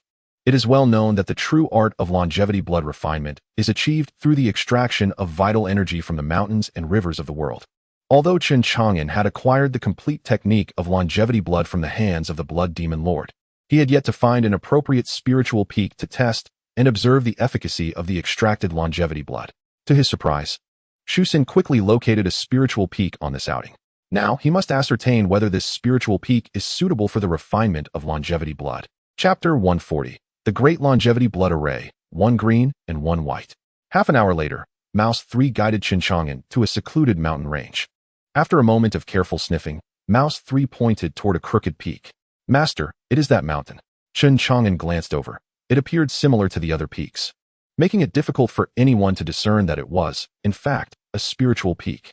Subsequently, Chen Chang'an activated his divine sight, revealing the extraordinary nature of the mountain, which was infused with immense essence energy.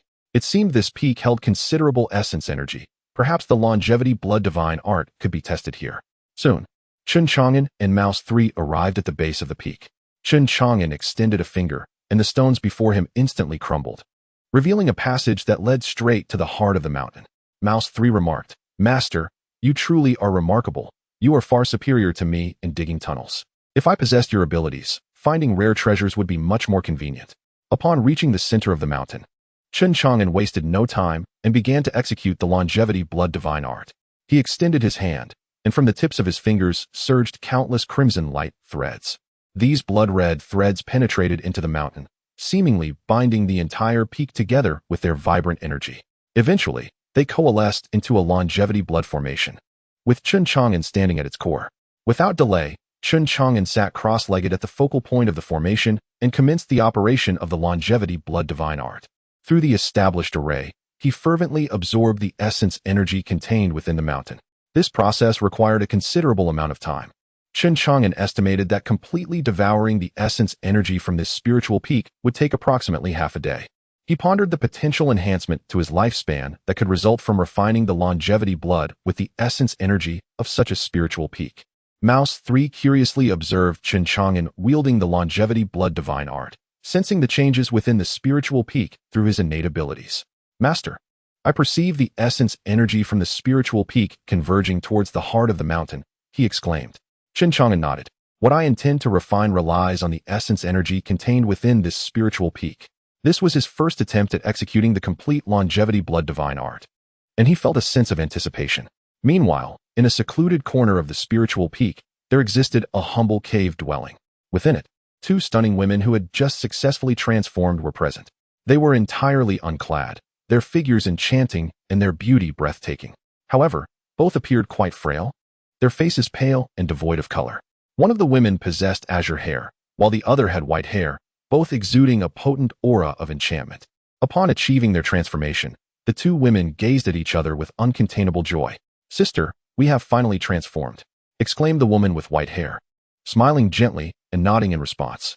"After millennia of arduous cultivation, we have finally reached this stage, a remarkable achievement indeed." However, a thought struck the white-haired woman, her expression turning grave.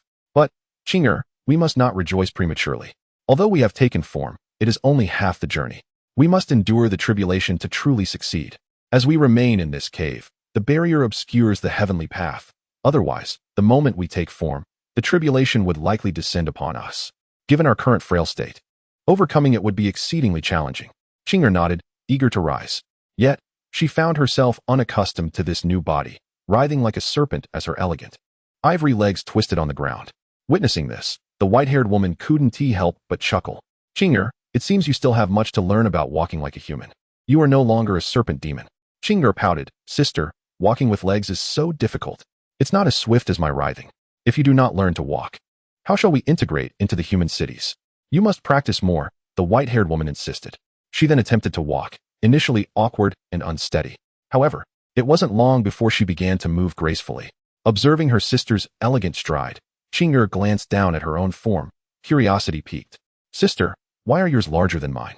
The white-haired woman, hearing this, also looked down at herself and noted the difference.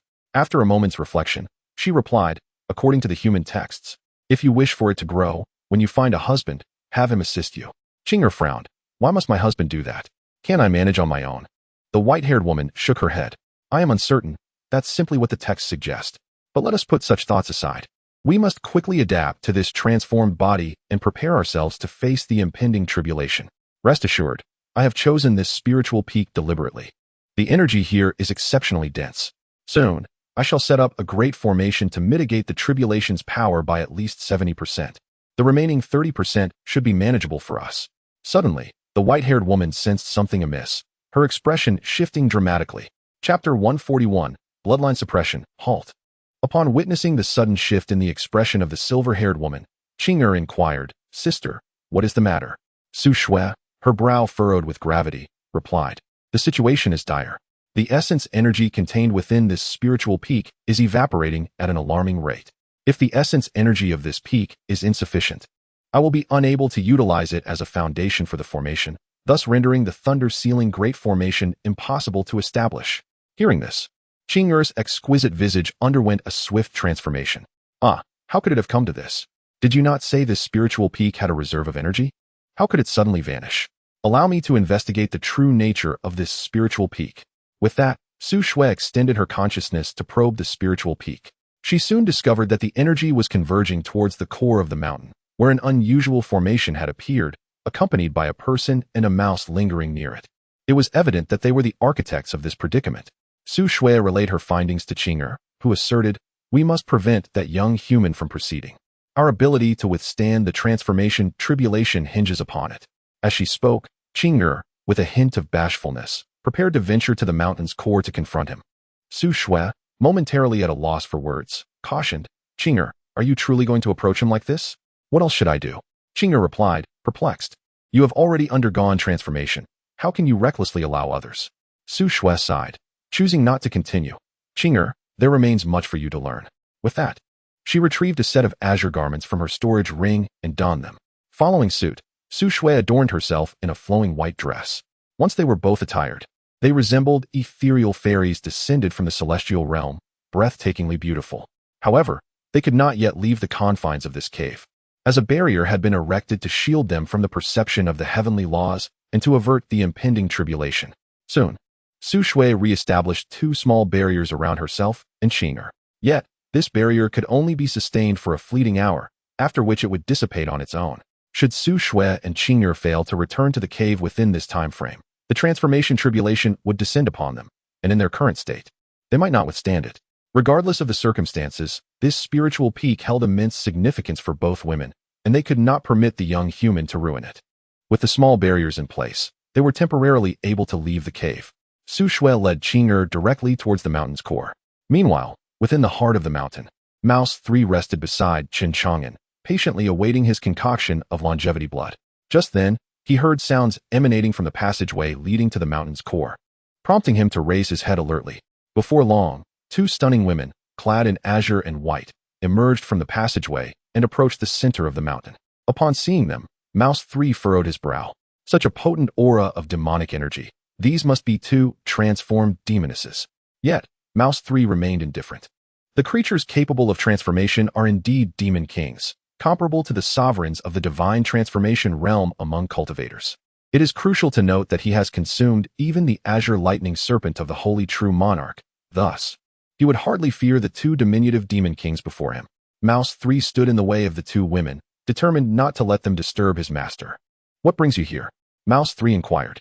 Su Shui and Qing Shi exchanged startled glances, a sense of alarm gripping their hearts. For reasons unknown, they felt an overwhelming pressure emanating from Mouse 3, a sensation that invoked both fear and trepidation regarding their own bloodlines. How could this be? They possessed true demon bloodlines and had rarely encountered any creature capable of exerting bloodline suppression upon them. Could it be that Mouse 3 harbored celestial demon blood? A profound astonishment enveloped Su Shui and Qing Shi. Su Shui regarded Mouse 3, her expression shifting to one of wariness as she asked, "Who are you?" Mouse 3 replied, "I am Mouse 3. And who might you be, wandering here? You ought to leave promptly and not disturb my master. If you provoke him and incite his wrath, there will be dire consequences." Qing Shi questioned, "Which demon clan do you belong to? Why do both my sister and I feel this bloodline suppression from you?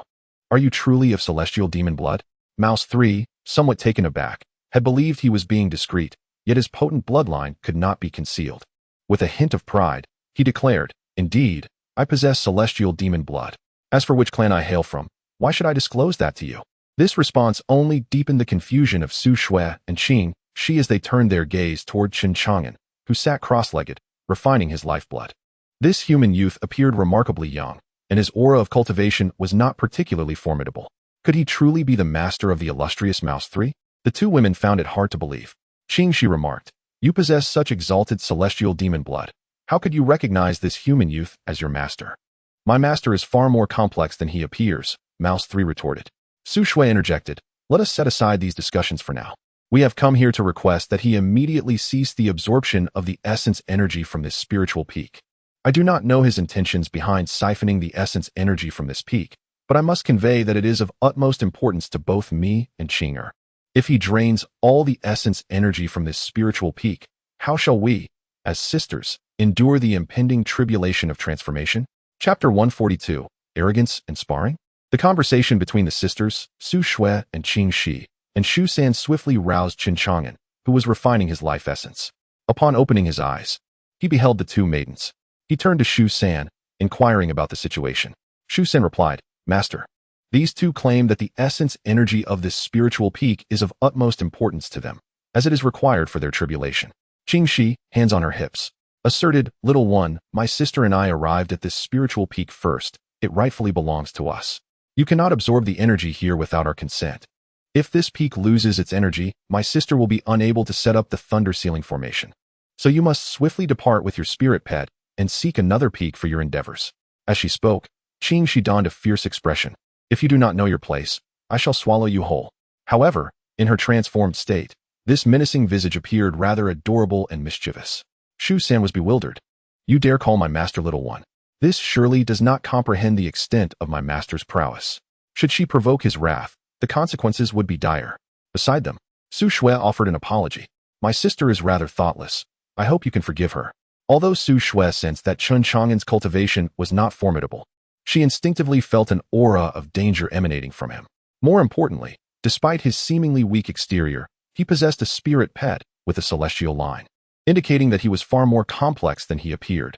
Su Shui continued, "While I am unaware of your intentions regarding the essence energy of this peak, my sister and I intend to use it as a foundation to establish a thunder ceiling formation to withstand the impending tribulation. We kindly request that you yield this spiritual peak to us. After the tribulation concludes, We shall assist you in locating another peak to compensate you. How does that sound? Su Shue's demeanor was gracious and respectful, evoking a sense of warmth. Chen Chang'an replied, "Since you have spoken thus, it appears unreasonable for me to refuse." Upon hearing this, Su Shui and Qing Shi's eyes brightened with joy, believing that Chen Chang'an had acquiesced to their request. They had not anticipated his willingness to cooperate. However, Chen Chang'an's subsequent remark left the two maidens at a loss for words. "Nevertheless, I am currently at a critical juncture in my refining process. Seeking another spiritual peak would be a waste of time. Why not allow me to take this peak? As for the tribulation, you need not worry. I can lend you my assistance, enabling you to successfully navigate the transformation tribulation." "You? Are you jesting, little one?" Qing Shi's disbelief was palpable. It was not that she looked down upon him.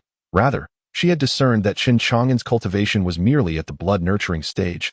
Weak, indeed. What could he possibly do to resist the tribulation? Merely speak?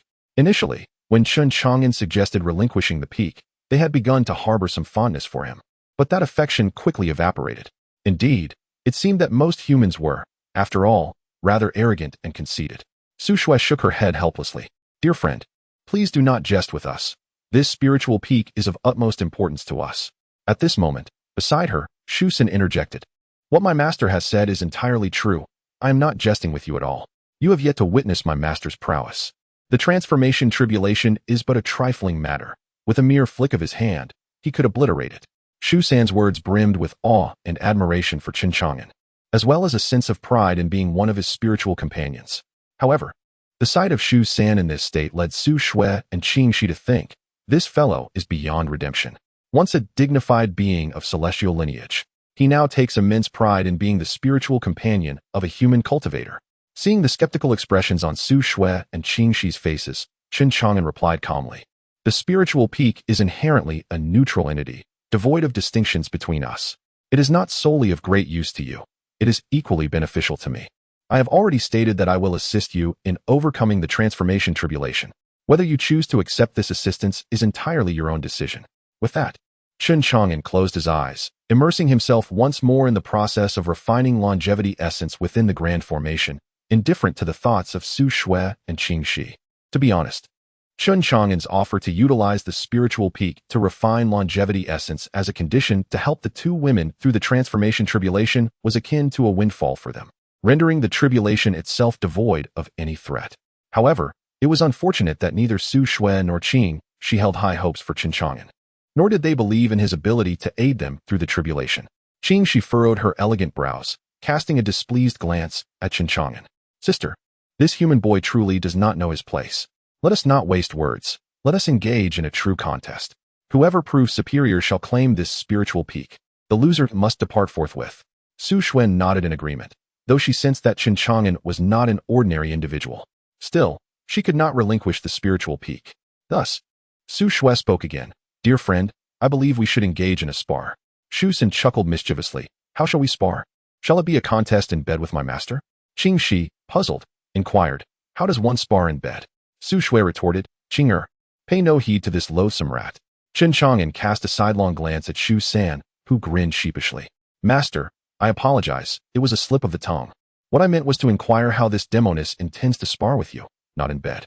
Subsequently, Chen Chang'an beckoned to Su Shui and Qing Shi with a flick of his finger. "I find myself somewhat bored. Why don't you and your sister join forces? Let me witness your abilities." Shu Sen was exhilarated. "Master, does this mean you wish for a delightful double contest?" Chapter 143, The Puppet Strings, The Barrier Dissipates. Su Shui was taken aback by Chen Chang'an's audacity to challenge both her and Qing simultaneously. Qing Shi, however, was displeased. "You are so feeble that you cannot even defeat one of us. Do you truly underestimate our prowess?" With that, Qing Shi stepped forward, eager to teach this arrogant upstart a lesson. Without a hint of hesitation, she launched an attack against Chen Chang'an. Yet, she refrained from using her full strength. After all, despite being a demon king still in her formative stages, her power far surpassed that of the youth before her. She feared that even a slight exertion might result in his untimely demise, a scenario she wished to avoid. As Qing Shi unleashed her assault, Chen Chang'an remained composed, standing still and seemingly indifferent to her approach. This disregard infuriated Qing Shi. Determined not to appear overly benevolent, she subtly increased her force. "Don't cry later, you little brat," she taunted. "I shan't weep, but I worry you might." Chen Chang'an replied with a smile. He then raised a finger and pointed. In an instant, she felt a terrifying force akin to a raging torrent surging toward her. Her delicate frame trembled, her complexion paling, and her legs weakened. What have you done to me? She stammered, realizing she was utterly devoid of control, as if invisible strings were tethering her limbs, transforming her into a marionette. Chen Chang'an stated nonchalantly, I haven't done much, merely borrowing your body. Flushing, she vehemently protested, I refuse to lend it. That decision is beyond your control. It seems I must resort to force, Chen Chang'an replied with a knowing smile. You despicable, you shameless scoundrel, she retorted, but Chen Chang'an remained unfazed. With deft movements of his fingers, it was as if he were playing a melody. She felt her entire body tingle and weaken. Unable to resist, as she was compelled to attack Su Shui. Sister, dodge, she cried out, astonished that someone who appeared so weak could manipulate her to engage in combat. This revelation hinted at the complexity behind Chen Chang'an's seemingly fragile exterior. Su Shui defended against Chen Shi's onslaught, well aware that she was far superior in strength. Yet, with Chen Chang'an controlling Chen Shi's body, the Demon King displayed formidable martial prowess, forcing Su Shui to retreat under the relentless assault. Chen Shi was both elated and astonished. Sister cannot defeat me. Am I truly this formidable? Mouse 3, observing the scene, rolled his eyes in exasperation. Do you have any shame? What does this have to do with you? Can't you see it is my master controlling your body? You are painfully aware of your own weakness, aren't you? Chen Shi huffed in response, but it is still my body, after all. Mouse 3 chuckled. It is your physical form. This indicates that you are rather foolish. Look how my family's control over your body has transformed it into something so formidable. At this moment, Chen Shi seems to have entirely forgotten her intention of teaching Chen Chang'an a lesson. Instead, she is now excitedly watching as she, unbidden, engages in combat with Su Shui, overwhelming her with relentless attacks. Sister, it appears you are faltering, Su Shui remarked, exasperated. Foolish sister, why are you reveling in this? You should be devising a way to regain control of your body. This human youth is exceptionally strong. Perhaps only by joining forces can we hope to defeat him. Su Shui admonished. Mouse 3 scoffed. You two are hopelessly deluded. My master can effortlessly slay even the holy true monarch with a mere swipe. The supreme true monarch must kneel and submit before my master. Even if you were to cultivate for a millennium, you could never match his prowess. Su Shui, unconvinced of Chen Chang'an's strength, interjected, if you continue to boast, even the cattle will ascend to the heavens. As for the holy true monarch and the supreme true monarch, why not assert that even the emperor would bow and yield to your master? The mention of the emperor left Mouse 3 momentarily speechless. He was uncertain whether his master was indeed more formidable than the emperor. Only a confrontation between Chen Chang'an and the emperor could reveal the truth. However, Mouse 3 mused. A being conferred the title of emperor by the heavenly Tao is undoubtedly extraordinary, capable of dominating the realm of cultivation in every era. One can only imagine the terrifying power they possess. They are often regarded as the preeminent figure of their time. Thus, in Mouse 3's estimation, while Chen Chang'an is indeed powerful, he could never surpass the emperor. Seeing Mouse 3's silence, Chen Shi smirked. Indeed, you are merely boasting. At that moment, Chen Chang'an, having seized control of Chen Shi's body, struck Su Shui with a single palm, sending her flying. Are you all right, sister? Chen Shi inquired with concern. Su Shui shook her head. I am fine. Chen Shi then declared, you impudent brother, did you not claim you could defeat us both? If you possess any integrity, release my body, and I shall fight alongside my sister. We will surely vanquish you. Chen Chang'an nodded. Very well, I grant you this opportunity. He relinquished control over Chen Shi's physical form. Sister, let us attack together. Indeed. Meanwhile, Mouse 3 shook his head in disbelief. Chen Chang'an remained rooted in place, observing as the two women charged towards him. However, when they were a mere yard away, Chen Chang'an's gaze sharpened, and 2 terrifying beams of light shot forth from his eyes. The 2 women trembled, their faces draining of color as an overwhelming dread enveloped them, rendering their bodies cold and immobile, paralyzed in place. It was only at this moment, when Chen Chang'an displayed a modicum of seriousness, that Su Shui and Chen Shi comprehended the extent of his formidable strength. The mere intensity of his gaze was enough to leave them incapacitated. Yet, should Chen Chang'an truly decide to strike at them with lethal intent, it might transpire in the blink of an eye. At this juncture, both Chen Shi and Su Shui could not help but entertain an absurd thought. Could it be that everything Mouse 3 had claimed was indeed true? Before the young human before me, I pondered, had he truly slain the innocent sovereign? Had a saint sovereign truly knelt before him, submitting as a servant? Yet, How could one so youthful possess such formidable strength? At that moment, Chen Chang'an's voice resonated. It appears you have been defeated. Su Shui sighed. You speak the truth.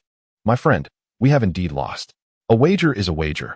This spiritual peak shall belong to you, and I shall take Qing'er and depart. However, as soon as the words left her lips, Su Shui's expression shifted dramatically. Qing'er, why is the barrier around you dissipating? Qing she also noticed, startled. This is dire. This is dire, Su Shui thought, realizing that during Chen Chang'an's manipulation of Qing Shi's body, he had disrupted the barrier that had been placed upon her. But there was no time for contemplation. Without hesitation, Su Shui grasped Qing Shi's hand and hurriedly made her way out of the mountain's depths. Without the barrier, they would surely be detected by the heavenly Tao, summoning the transformation calamity. Given Qing Shi's current frail state, she would not survive a confrontation with the transformation calamity alone. Their only hope lay in returning swiftly to a refuge fortified with a protective barrier before it vanished completely. Chapter 144, The Heavenly Tribulation, Grasping Thunder with Bare Hands. In a flurry of urgency, Su Shui hastily pulled Qing Shi away from the depths of the mountain. However, just as they exited the cavern, the last vestiges of the protective barrier surrounding Qing Shi dissipated. In an instant, the heavens sensed the change, and what had been a clear sky transformed into a tempestuous scene filled with dark clouds and crackling lightning. Qing Shi's face turned pale. It's over. It's over, sister. I'm scared. Su Shui's expression grew grave. Do not fear. I shall remain by your side. Yet, Qing Shi clenched her silver teeth and shook her head. No, sister, you must leave at once. This is my transformation tribulation, and your barrier still holds. Time has run out. You must return to your cave dwelling. If you stay, you cannot withstand this transformation tribulation. Qing Shi did not wish to burden Su Shui. Thunder rumbled ominously, shattering the silence. The reverberation made their ears ring, and their bodies trembled involuntarily, overwhelmed by an innate dread of the tribulation descending from the heavens. Su Shui, however, resolutely shook her head. Qing'er, I will not abandon you. If I leave, you will face certain death alone. Only by enduring this tribulation together do we stand a chance of survival. Qing Shi protested. If we face the tribulation together, we may both perish. I cannot drag you down with me. Sister, you must flee. The lightning tribulation is about to strike. Yet Su Shui remained silent, steadfastly standing by Qing Shi's side. Her determination evident. They would either perish together or survive together. With a deafening roar, bolts of lightning tore through the sky, descending violently upon Qing Shi. It's here. Su Shui's expression grew serious as she joined forces with Qing Shi to withstand the oncoming thunder.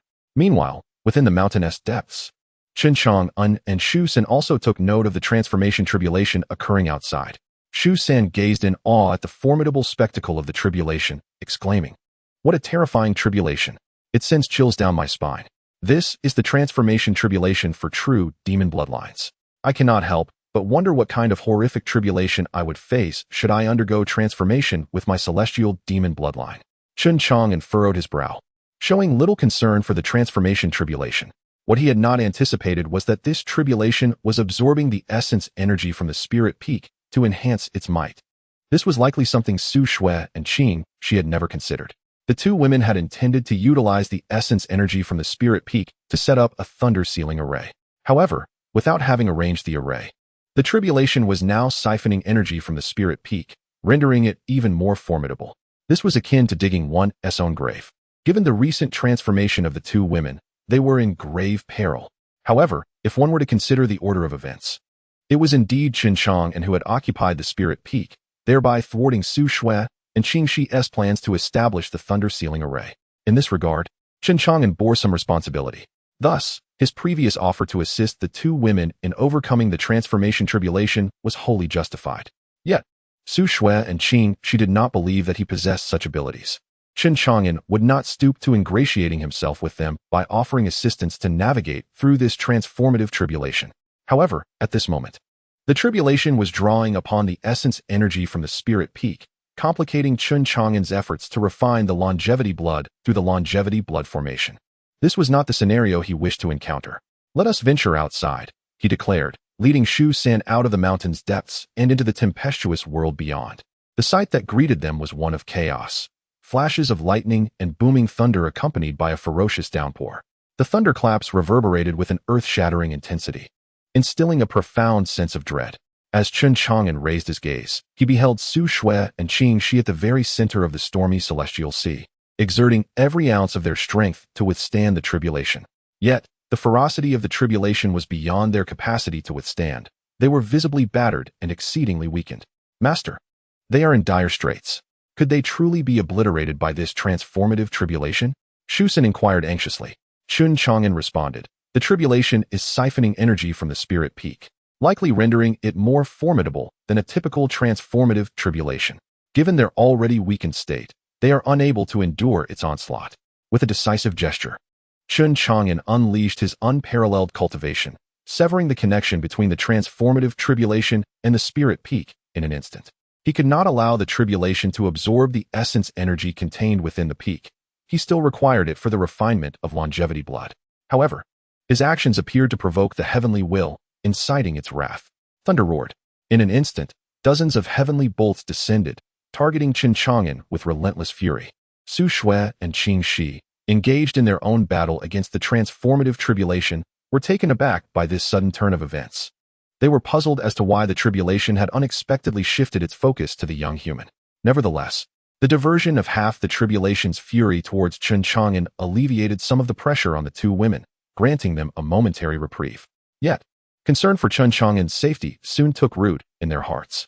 This was a transformative tribulation, its power immensely terrifying, despite his apparent prowess. They were uncertain if he could withstand such a formidable force. Shu San, witnessing the heavenly bolts aimed at Chen Chang'an, felt a surge of fear and discreetly positioned himself behind him. Chen Chang'an, however, merely snorted in disdain. How tyrannical the heavenly will is. I have merely severed the connection between the transformative tribulation and the spirit peak, yet it retaliates against me? With that, he raised his hand and grasped, capturing the dozen terrifying bolts of lightning effortlessly. The bolts crackled and emitted a terrifying energy, causing the surrounding void to shudder with each pulse. As Su Shui and Qing Shi beheld Chen Chang'an seize the lightning with his bare hands, their eyes widened in disbelief. What had they just witnessed? The young human had indeed captured the heavenly bolts with his own hands? Was this reality? Could it possibly be an illusion? Qing Shi rubbed her eyes, wondering if she had imagined what she just witnessed. However, after the gesture, the sight remained unchanged. Chen Chang'an had deftly molded the 10 bolts of heavenly thunder in his grasp into a compact sphere. Qing Shi gasped in astonishment. So he possesses such incredible prowess? Beside her, Su Shi's expression was a tapestry of complexity, disbelief washing over her. To seize heavenly thunder with bare hands and shape it into a sphere, just how formidable is he?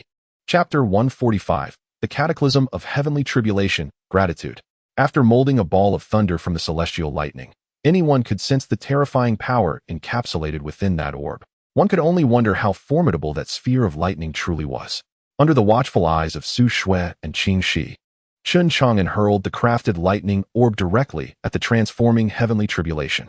A thunderous boom resonated as the orb detonated in the stormy skies, creating a gaping void within the thunderclouds. This act alleviated some of the pressure on Su Shui and Qing Shi as they faced their tribulation. However, Chen Chang'an's bold maneuver incited the wrath of the heavenly Tao.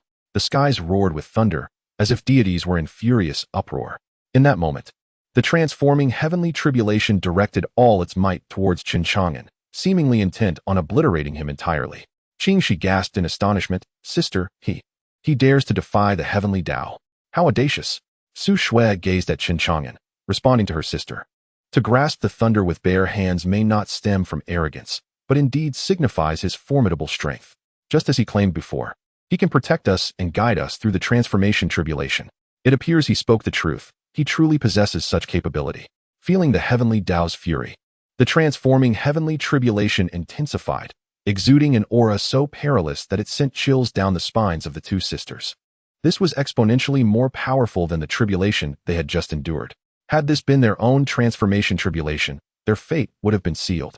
Fortunately, the tribulation seemed solely focused on Chen Chang'an, sparing the two sisters from its wrath. One could only speculate whether his strength could withstand such a formidable force. Yet, observing Chen Chang'an's demeanor, calm as a still pond, he displayed no sign of fear or trepidation. Rather, a glimmer of disdain flickered in his eyes. Indeed, Chen Chang'an regarded the transforming heavenly tribulation with utter contempt, as if it were inconsequential. At that moment, the heavenly tribulation unleashed its most ferocious assault against him.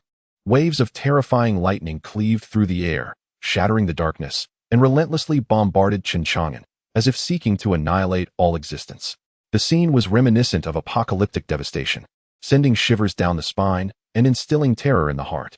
Yet, amidst this chaos, Chen Chang'an took a single step forward, standing resolutely beneath the transforming heavenly tribulation. With no extraneous movement, he unleashed a singular punch. This punch, seemingly unremarkable, erupted with boundless power. With one strike, he shattered the transforming heavenly tribulation into nothingness. The once terrifying storm and the ominous thunderclouds vanished in an instant. Looking up, there was no trace of the heavenly tribulation. Only the azure sky stretched endlessly above. Su Shui and Qing Shi stood in stunned silence, unable to utter a single word. How astonishingly powerful he was. With a single punch, he obliterated the transformation tribulation, leaving one with the impression that Chen Chang'an's feat was merely a trivial endeavor. It was utterly astonishing. Who would have imagined that Chen Chang'an possessed such formidable strength?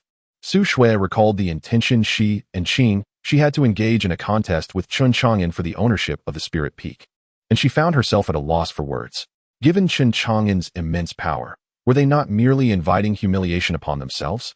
As Chen Chang'an vanquished the transformation tribulation, Su Shui and Qing Shi found themselves unharmed and had successfully navigated through the ordeal. With their safety assured, they descended from the skies and approached Chen Chang'an, their expressions reflecting utmost respect as they clasped their hands in gratitude. "Thank you, Senior, for saving our lives." Particularly, Qing Shi, having witnessed Chen Chang'an's overwhelming prowess, realized that he was far from the seemingly weak figure he appeared to be, and thus refrained from uttering any disparaging remarks. Meanwhile, the ever-proud Shu Sen chuckled with delight, reveling in the moment. "Now you see the might of my master, do you not? You had your doubts, but behold, even the transformation tribulation posed no challenge for him. Had it not been for my master, whether you would have survived this ordeal remains a grave uncertainty." The two women nodded in agreement.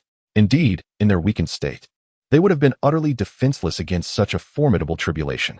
They had braced themselves for certain demise, and it was only thanks to Chen Chang'an that they were saved. Naturally, their hearts brimmed with gratitude towards him. Chen Chang'an replied, "The essence energy of this spirit peak is something I require. However, it hindered your ability to utilize this location to set up defenses against the transformation tribulation.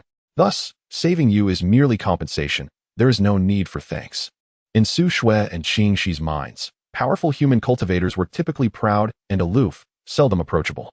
Yet, they found Chen Chang'an refreshingly affable. "May I inquire about your esteemed name, Senior?" Chapter 146. The blood of longevity is about to emerge, and the heavenly tribulation approaches again. With a single punch, Chen Chang'an obliterated the transformative heavenly tribulation, aiding the sisters Su Shui and Qing Shi in overcoming this perilous crisis. For the two young women, Chen Chang'an's benevolence was akin to a life-saving grace. Had he not vanquished the tribulation, they would likely have perished in its wrath. Thus, their hearts brimmed with gratitude toward him, leaving them pondering how they might repay such a profound debt. At that moment, Shu Sen interjected, "My master's name is Chen Chang'an. If you wish to express your gratitude." Heh. He did not finish his thought, but his shifty eyes cast a dubious glance at Su Shui and Qing Shi. The sisters, possessing both beauty and grace, would undoubtedly provide great enjoyment for their master, should he choose to have them serve as handmaidens. However, this was not Chen Chang'an's intention. He stated, "Now that the heavenly tribulation has been dispelled, you need not harbor any concerns. You may leave." With that, he retreated into the mountain's depths to continue his refinement of the blood of longevity. Watching Chen Chang'an's departing figure, the sisters sighed in awe, marveling at their unexpected encounter with such an extraordinary powerhouse. To withstand the heavenly tribulation, his strength surpassed even that of their clan's ancestors. Could he truly be more formidable than their venerable forebears? Perhaps so, Su Shui mused. Had she not witnessed it with her own eyes, she would have never imagined Chen Chang'an's terrifying prowess. Suddenly, Qing Shi had a brilliant idea. "Sister, what if we were to invite this young master to protect us? Then we would have no fear of the Tianjiao clan hunting us down." Su Shui playfully tapped Qing Shi on the head. "Why do you hit me, sister?"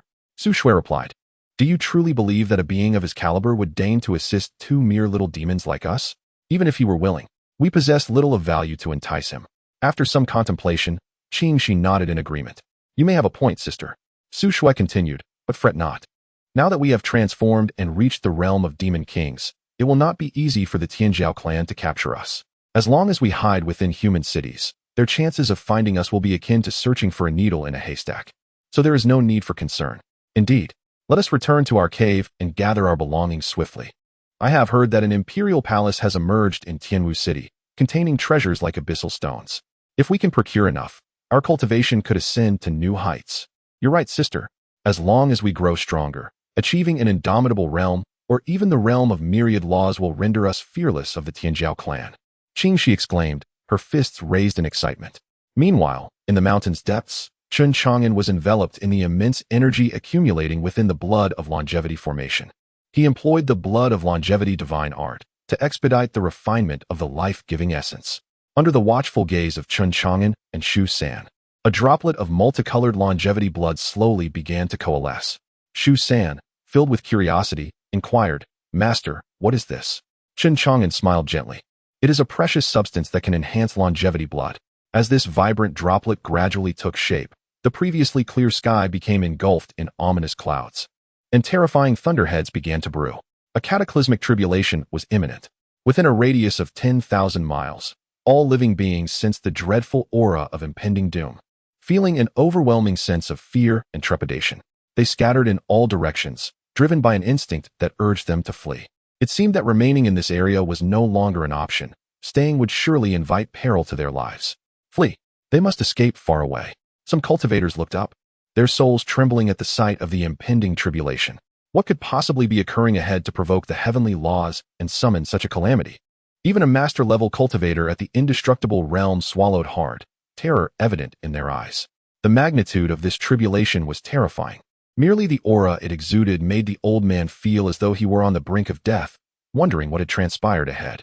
Meanwhile, on the spiritual peak where Chen Chang'an resided, Qingxi and Su Xue had just finished packing their belongings and were preparing to depart when they suddenly felt the crushing weight of the terrifying tribulation pressing down upon them, leaving the two women gasping for breath, their faces pale and bodies trembling uncontrollably. The tribulation, how? How can it be another tribulation? Su Xue exclaimed in disbelief. Qingxi, filled with dread, responded, "Sister, could this tribulation be the one we just invoked during our transformation? It has indeed dissipated. And now it has reappeared?" Su Xue's expression turned grave. "No, the power of this tribulation far exceeds that of the transformation tribulation we just summoned. A single bolt of heavenly lightning could very well scatter our souls." Upon hearing this, Qingxi's delicate face grew even paler. "What on earth is happening?" Su Xue pondered. It must have been summoned by that gentleman. As she spoke, a wave of concern washed over her. Despite the gentleman's formidable strength, could he truly withstand such a formidable tribulation? Chapter 147, The Life-Blood Tribulation, the Golden Giant Serpent. Chen Chang'an was in the midst of refining lifeblood when he discovered that as this drop of lifeblood gradually coalesced, it unexpectedly attracted the heavenly tribulation once more. Mao San, sensing the formidable power of the tribulation, grew increasingly curious. What on earth was the master concocting that even the heavenly tribulation was drawn to it? Yet, he was not concerned for Chen Chang'an's safety. His master was incredibly strong, having effortlessly obliterated the previous transformation tribulation with a mere punch. While this tribulation appeared daunting, it was hardly a challenge for Chen Chang'an. Initially, Chen Chang'an intended to vanquish the tribulation with another punch. But he suddenly realized that this drop of lifeblood seemed to yearn for the tribulation. Could it be that the lifeblood also sought to undergo tribulation? Chen Chang'an pondered, momentarily halting his plans to engage with the heavenly tribulation. Booming thunder echoed ominously. The tribulation intensified, emanating a terrifying aura of annihilation. At that moment, the lifeblood surged forth from the depths of the mountain, hovering in midair. The tribulation, perceiving the forbidden entity, unleashed terrifying bolts of heavenly lightning, ruthlessly assaulting the suspended drop of lifeblood. Naturally, this drop of lifeblood was incapable of withstanding the overwhelming might of the tribulation. Chen Chang'an appeared, raising his hand to shield against the tribulation. Once the tribulation dissipated, he discovered that the lifeblood was absorbing the energy from the tribulation. So that was it. Chen Chang'an squinted slightly. It seemed that this was the final step in the coalescence of the lifeblood. He had not anticipated it would absorb energy from the tribulation. Subsequently, each bolt of heavenly lightning was effortlessly deflected by Chen Chang'an, transforming into the purest energy that surged into the drop of lifeblood. On Lingfeng, Su Xue and Qingxi watched in astonishment as Chen Chang'an, with the slightest motion, thwarted the terrifying tribulation. However, What intrigued the two women more was the nature of that drop of lifeblood, which could attract a heavenly tribulation. She gazed at the multicolored drop of lifeblood, unable to suppress her drooling. Sister, that looks delicious. Su Shui shot her a disapproving glance. Would you dare to consume it? That is a treasure refined by the young master. Sister, what kind of treasure could it be? To summon a tribulation even more fearsome than our transformation tribulation? Su Shui shook her head. I do not know. I have never seen anything like it. Time passed, and eventually, the heavenly tribulation subsided. The drop of life-blood finally materialized, resembling a dazzling crystal, radiating an enticing fragrance. Chen Chang'an murmured. It appears this is the true life-blood produced by the life-blood divine art. I wonder what effects it might have on longevity. At that moment, a colossal golden serpent, stretching several dozen yards, soared from the distance. Upon seeing the golden giant serpent, the expressions of Su Shui and Qing Shi shifted dramatically. Oh no, it's a member of the Tianjiao clan. They must have been drawn here by the heavenly tribulation. What should we do? Quickly conceal our presence to avoid detection. Su Shui urged. Su Shui and Qing Shi immediately concealed their presence, masking all traces of their demonic aura, ensuring not the slightest hint of their existence was revealed. The two women hid within the cave, striving to remain undetected, while cautiously extending a thread of divine consciousness to observe the movements of the golden giant serpent. At that moment, the golden serpent had arrived at the spiritual peak, its gaze fixated on the drop of longevity blood in Chen Chang'an's hand, an expression of greed unmistakably gleaming in its eyes. It was unexpected that someone in this world could refine five-colored longevity blood. Boy, hand over that drop of five-colored longevity blood. Chen Chang'an, taken aback, was astonished that this golden serpent recognized the longevity blood. He replied nonchalantly, This drop of longevity blood is for my own use. I have no intention of giving it to you. Upon hearing this, the golden serpent's lantern-like eyes radiated a fierce light. Human, you will surrender the five-colored longevity blood, or you shall regret your obstinacy. Do not mistake my patience for weakness.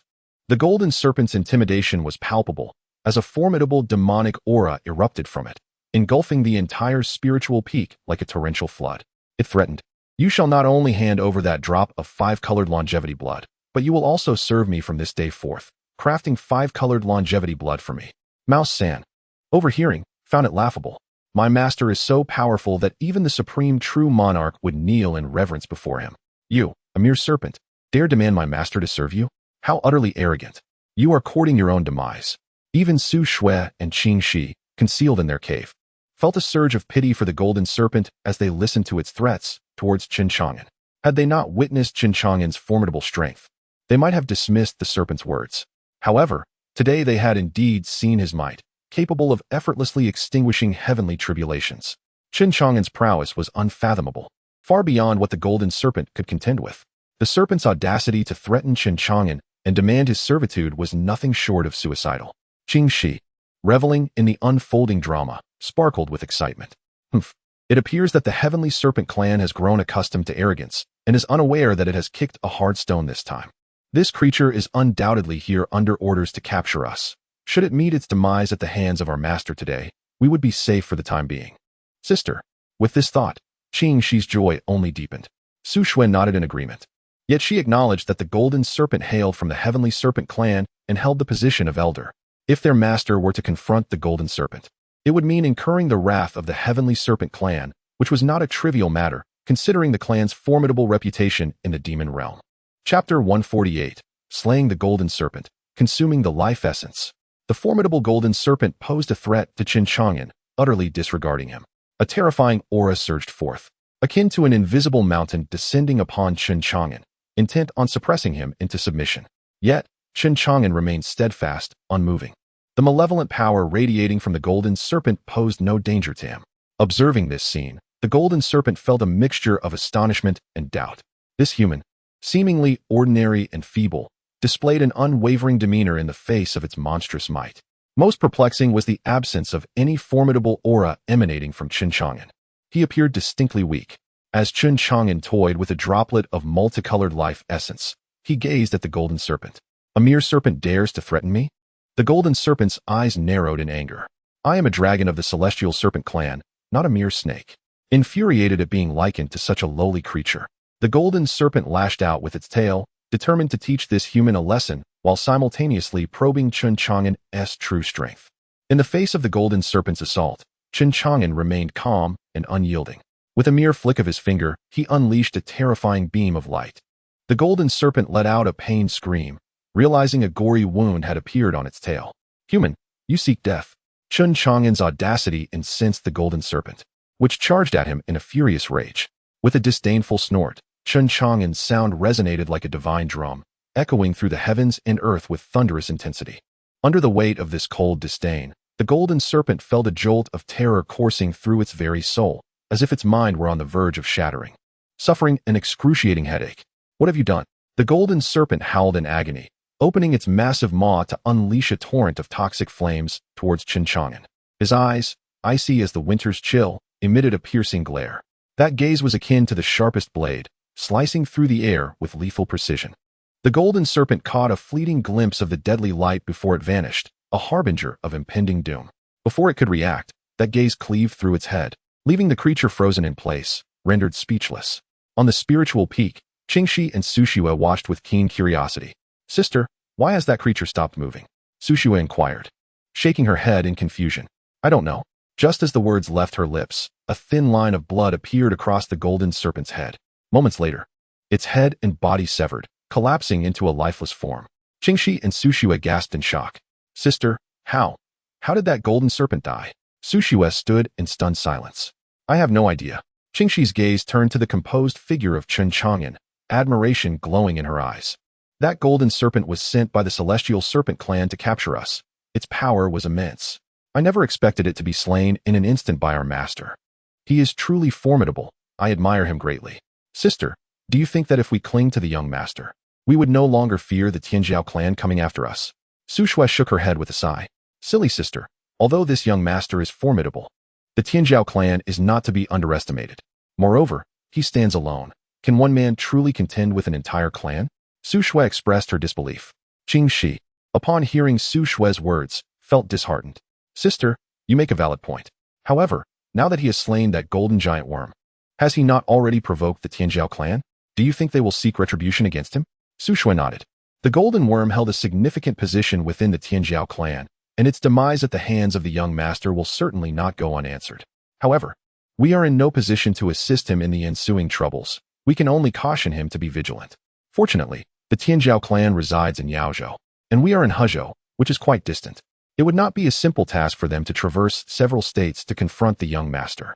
Meanwhile, after slaying the golden giant worm, Chen Chang'an returned to the heart of the mountain. The longevity blood formation had dissipated, and the essence energy within the entire spiritual peak had been refined into a drop of 5-colored longevity blood. The spiritual peak had thus lost its sentience and would soon revert to an ordinary mountain. Now, let us see how many years this drop of 5-colored longevity blood can grant me. With that, Chen Chang'an swallowed the drop. System notification: the host has consumed a drop of 5-colored longevity blood, granting an additional 20 years of life. Current lifespan, 215 years. Soon, the notification echoed in his mind. This single drop of 5-colored longevity blood bestowed upon Chen Chang'an a lifespan extension of 20 years. Not too long, yet not too short. Furthermore, as this drop was crafted from the complete longevity blood technique, drawing upon the essence of heaven and earth, its consumption bore no adverse effects or repercussions. An increase of 20 years is quite satisfactory. Chen Chang'an then inquired of the nearby Mouse San, "Is this spiritual peak we find ourselves in common or rare?" Mouse San shook his head. "Master, peaks that condense such profound essence energy are indeed rare. I have encountered very few, primarily because this particular peak is discreet and difficult to find. Otherwise, it would have surely been claimed by other cultivators long ago." Thus, it seemed that Chen Chang'an's ambition to refine 5-colored longevity blood from these essence-rich peaks would not be as straightforward as he had envisioned. Chen Chang'an remarked, "Then please keep an eye out for such peaks. I will require them." "Of course, master." Chapter 149. Departure and arrival at Fengluo village. This visit to the spirit peak allowed him to fully manifest the longevity blood divine art and refine the 5-colored longevity blood, affording him a glimpse into the profound benefits of this complete technique. Chen Chang'an felt a deep sense of satisfaction. However, as the matters at hand had come to a close, it was time to proceed to Fengluo village and seek a way to transcend to the second level of body refinement. Just as Chen Chang'an and Shu Xin were about to depart, Su Xue and Qingxi reappeared. "Young master, do you require anything further?" Chen Chang'an inquired. Sushiwe replied this time. You have slain the golden giant serpent, a member of the Tianjiao clan. They will not let this matter rest lightly, so please exercise caution in the future. Qingxi added. We are also grateful for your intervention. Otherwise, that golden giant serpent would have eventually hunted us down. You have saved our lives once again. Shu-san, with a glint of mischief in his eyes, chimed in, my master is indebted to you for your life-saving grace. Have you considered how you might repay him? Exchanging glances with a hint of melancholy, Sushiwe and Qingxi shook their heads. We wish to repay you, young master, but we possess no treasures worthy of your favor. We are uncertain what you might require, but we shall keep an eye out for your needs. Shu-san, his eyes darting about, remarked. This spirit peak conceals its extraordinary nature from common cultivators, yet you have discerned its uniqueness, intending to harness the essence energy to establish a great formation. It seems you possess the means to locate such peaks rich in celestial essence. My master requires these spirit peaks, and should you seek to repay his life-saving grace, it would be splendid if you could find more of these peaks for him. Sushiwe responded, such spirit peaks absorb the essence of heaven and earth. We have only discovered this one in Hezhou. However, there are many in Yaozhou. Qingxi's beautiful eyes sparkled with excitement. Young master, if you seek spirit peaks, would you like my sister and me to escort you to Yaozhou to find them? It is worth noting that Yaozhou is quite distant from Hezhou, and a round trip would consume considerable time. Chen Chang'an was surprised to learn that the two women hailed from Yaozhou. He replied, Yaozhou is too far. We shall discuss it another time. Curious, Shu-san asked, what brings you from such a distant place? Sushiwe explained, the golden giant serpent you defeated was sent by the Tianjiao clan to capture us. Qingxi sighed. We left our homeland to evade their pursuit. Soon, her expression transformed, revealing a radiant smile. However, thanks to your intervention, my sister and I have successfully transformed, and with the demise of the golden giant serpent, we are now safe in Hezhou. Qingxi continued, by the way, young master, are you familiar with the imperial palace of the Great Dragon Mountain? Shu-san inquired. Do you also wish to explore the Great Dragon Mountain? Sushiwe nodded, smiling. I have heard that the imperial palace was constructed by the benevolent great emperor to seal the abyss. However, it seems the abyss has already infiltrated the palace, giving rise to abyssal stones within. I wish to take Chang'an to the imperial palace in hopes of acquiring some abyssal stones, thereby accelerating our cultivation speed. Chen Chang'an nodded. The imperial palace, indeed, has attracted numerous factions from Hezhou, who have sent individuals to occupy several layers of the palace.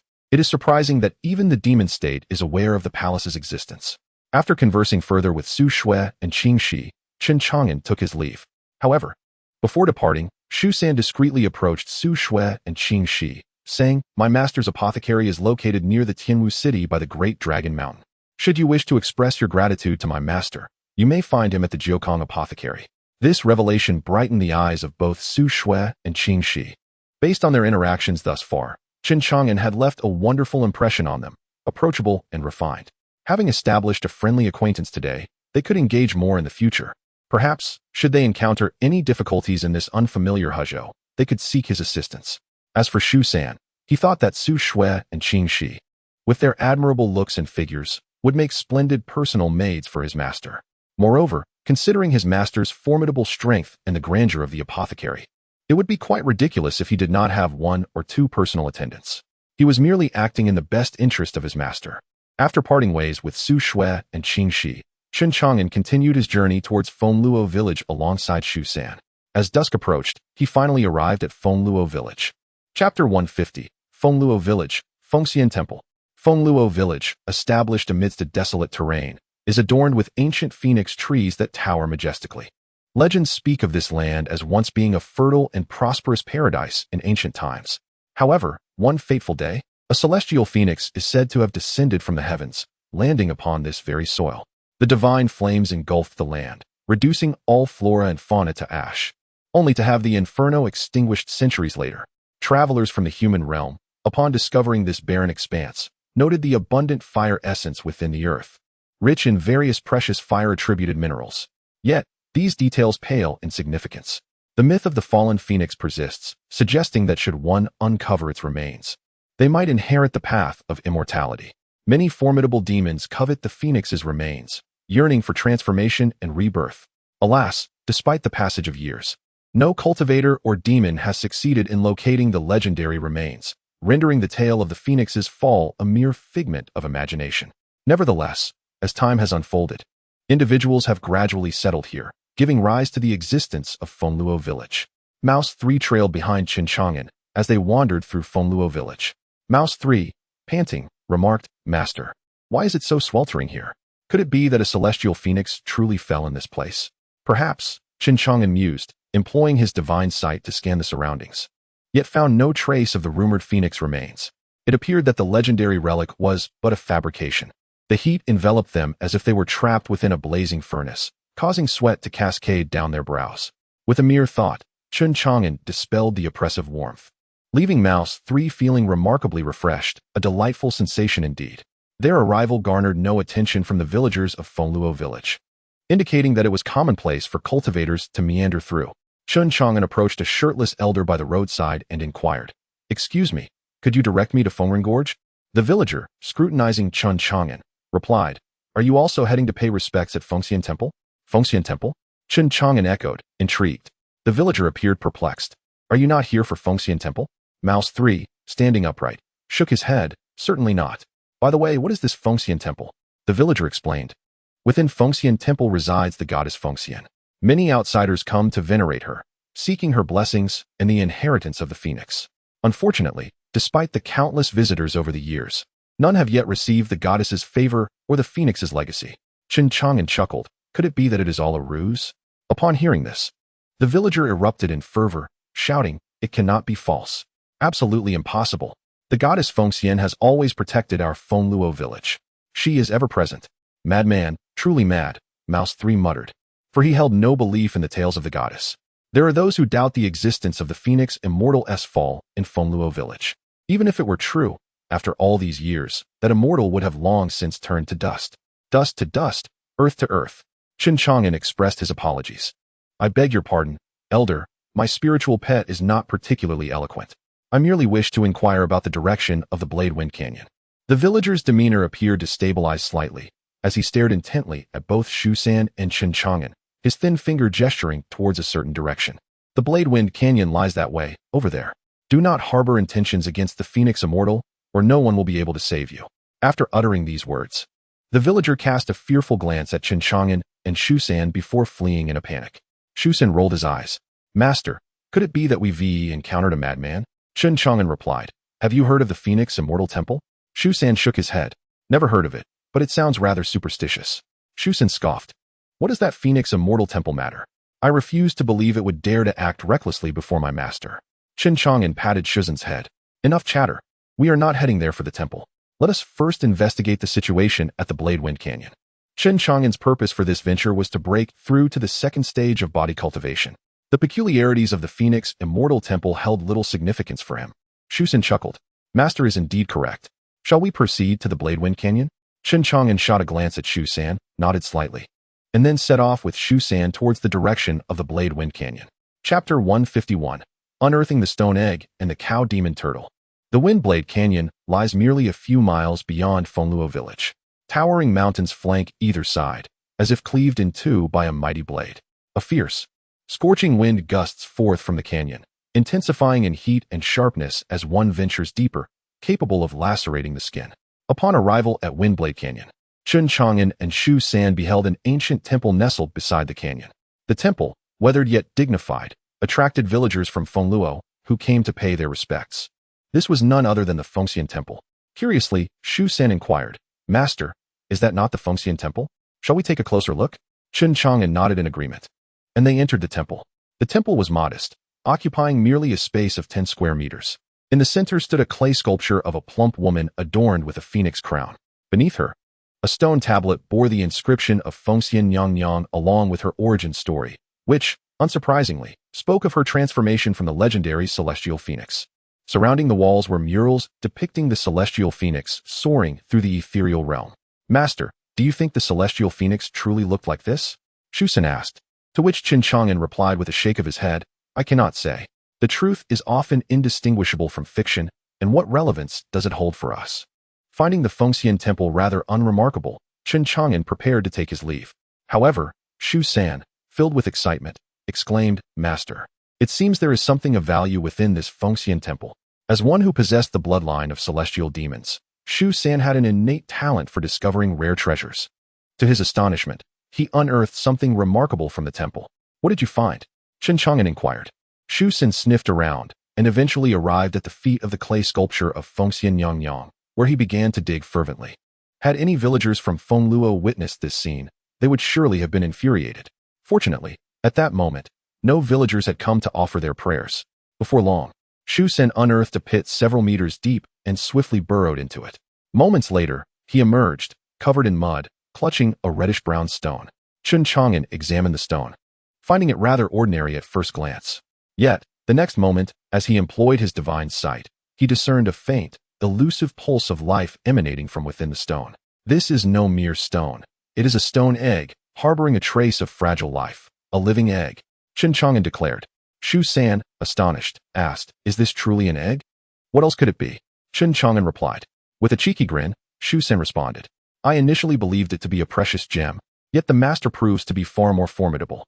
Even though I, the golden devouring mouse, possess the innate talent for treasure hunting, I am still unable to match your discernment, dear master.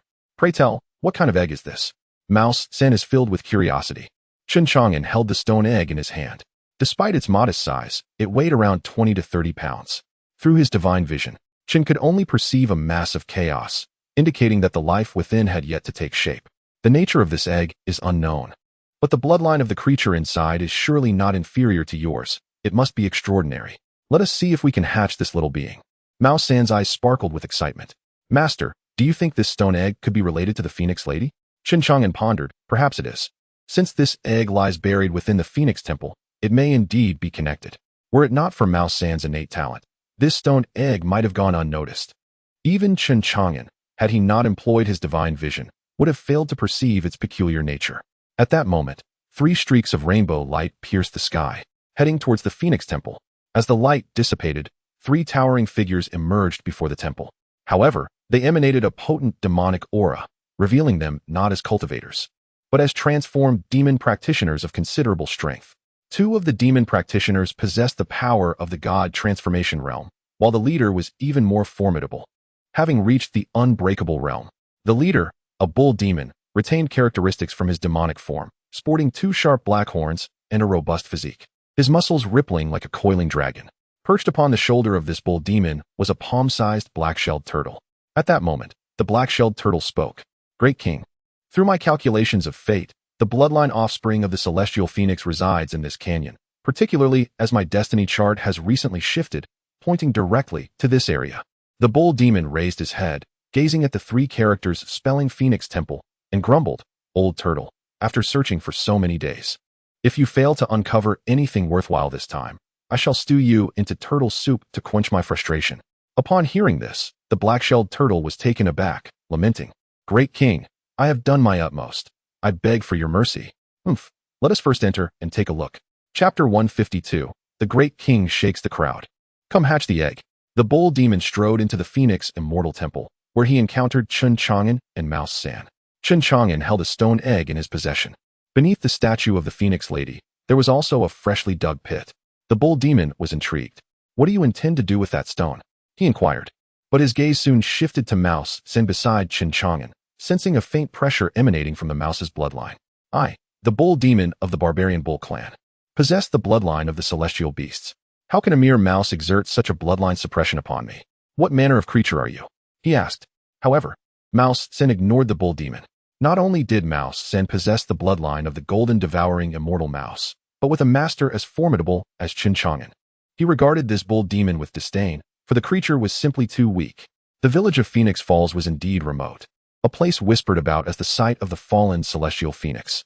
Over the years, it had faded into legend, and few ventured there anymore. Especially not a powerful being like this bull demon, who had reached the undying realm. "Damn it, I'm asking you a question. Are you seeking death?" The bull demon exuded a fierce aura as he advanced. Mouse San retorted, "Little bull demon, this is not your playground." Fearless. Mouse San knew he had devoured even the likes of the Saint True Monarch's purple lightning serpent. This undying bull demon was utterly beneath him. At that moment, the black-shelled turtle perched on the bull demon's shoulder sensed something, its expression turning ecstatic. "My lord, I found it. The bloodline left by the celestial phoenix is right here, within the stone held by that young man. It is likely not a stone at all, but rather an immortal egg." The bull demon rejoiced. "Excellent. I cannot believe I have truly found it. It seems that my search has borne fruit without much effort. He advanced boldly, intending to seize the stone egg from Chen Chang'an. Yet, what awaited him was a swift kick from Chen Chang'an. Bang! The bull demon was sent flying out of the Phoenix Immortal Temple, soaring hundreds of meters away. My lord! My lord! Exclaimed the two demon cultivators trailing behind, astonished that a powerful undying being like the bull demon could be dispatched so easily. They hurriedly rushed outside to help him up.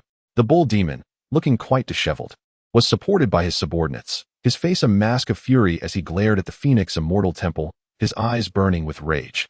Chen Chang'an had approached the temple's entrance, gazing calmly at the bull demon. The kick had been delivered without the use of any significant power, merely serving as a minor lesson for the demon cultivator. Had he exerted even a fraction of his strength, he could have easily dispatched the bull demon. Damn it! When have I ever been subjected to such humiliation? He is doomed. The bull demon gritted his teeth, preparing to confront Chen Chang'an for retribution. However, the black-shelled turtle quickly intervened to stop him. Your Majesty, it cannot be done. It simply cannot. Why can it not be done? Had it not been for my momentary lapse, I would not have been ambushed. To be sent flying by a mere human cultivator is an extraordinary humiliation that this bull demon cannot endure. The black-shelled turtle interjected, Your Majesty, after a recent divination, I fear that we cannot provoke that human cultivator. Your aura has darkened. Should you dare to cross him, you may invite calamity upon us. His words fell upon the bull demon like a bucket of cold water, chilling him to the core. Calamity? The turtle continued.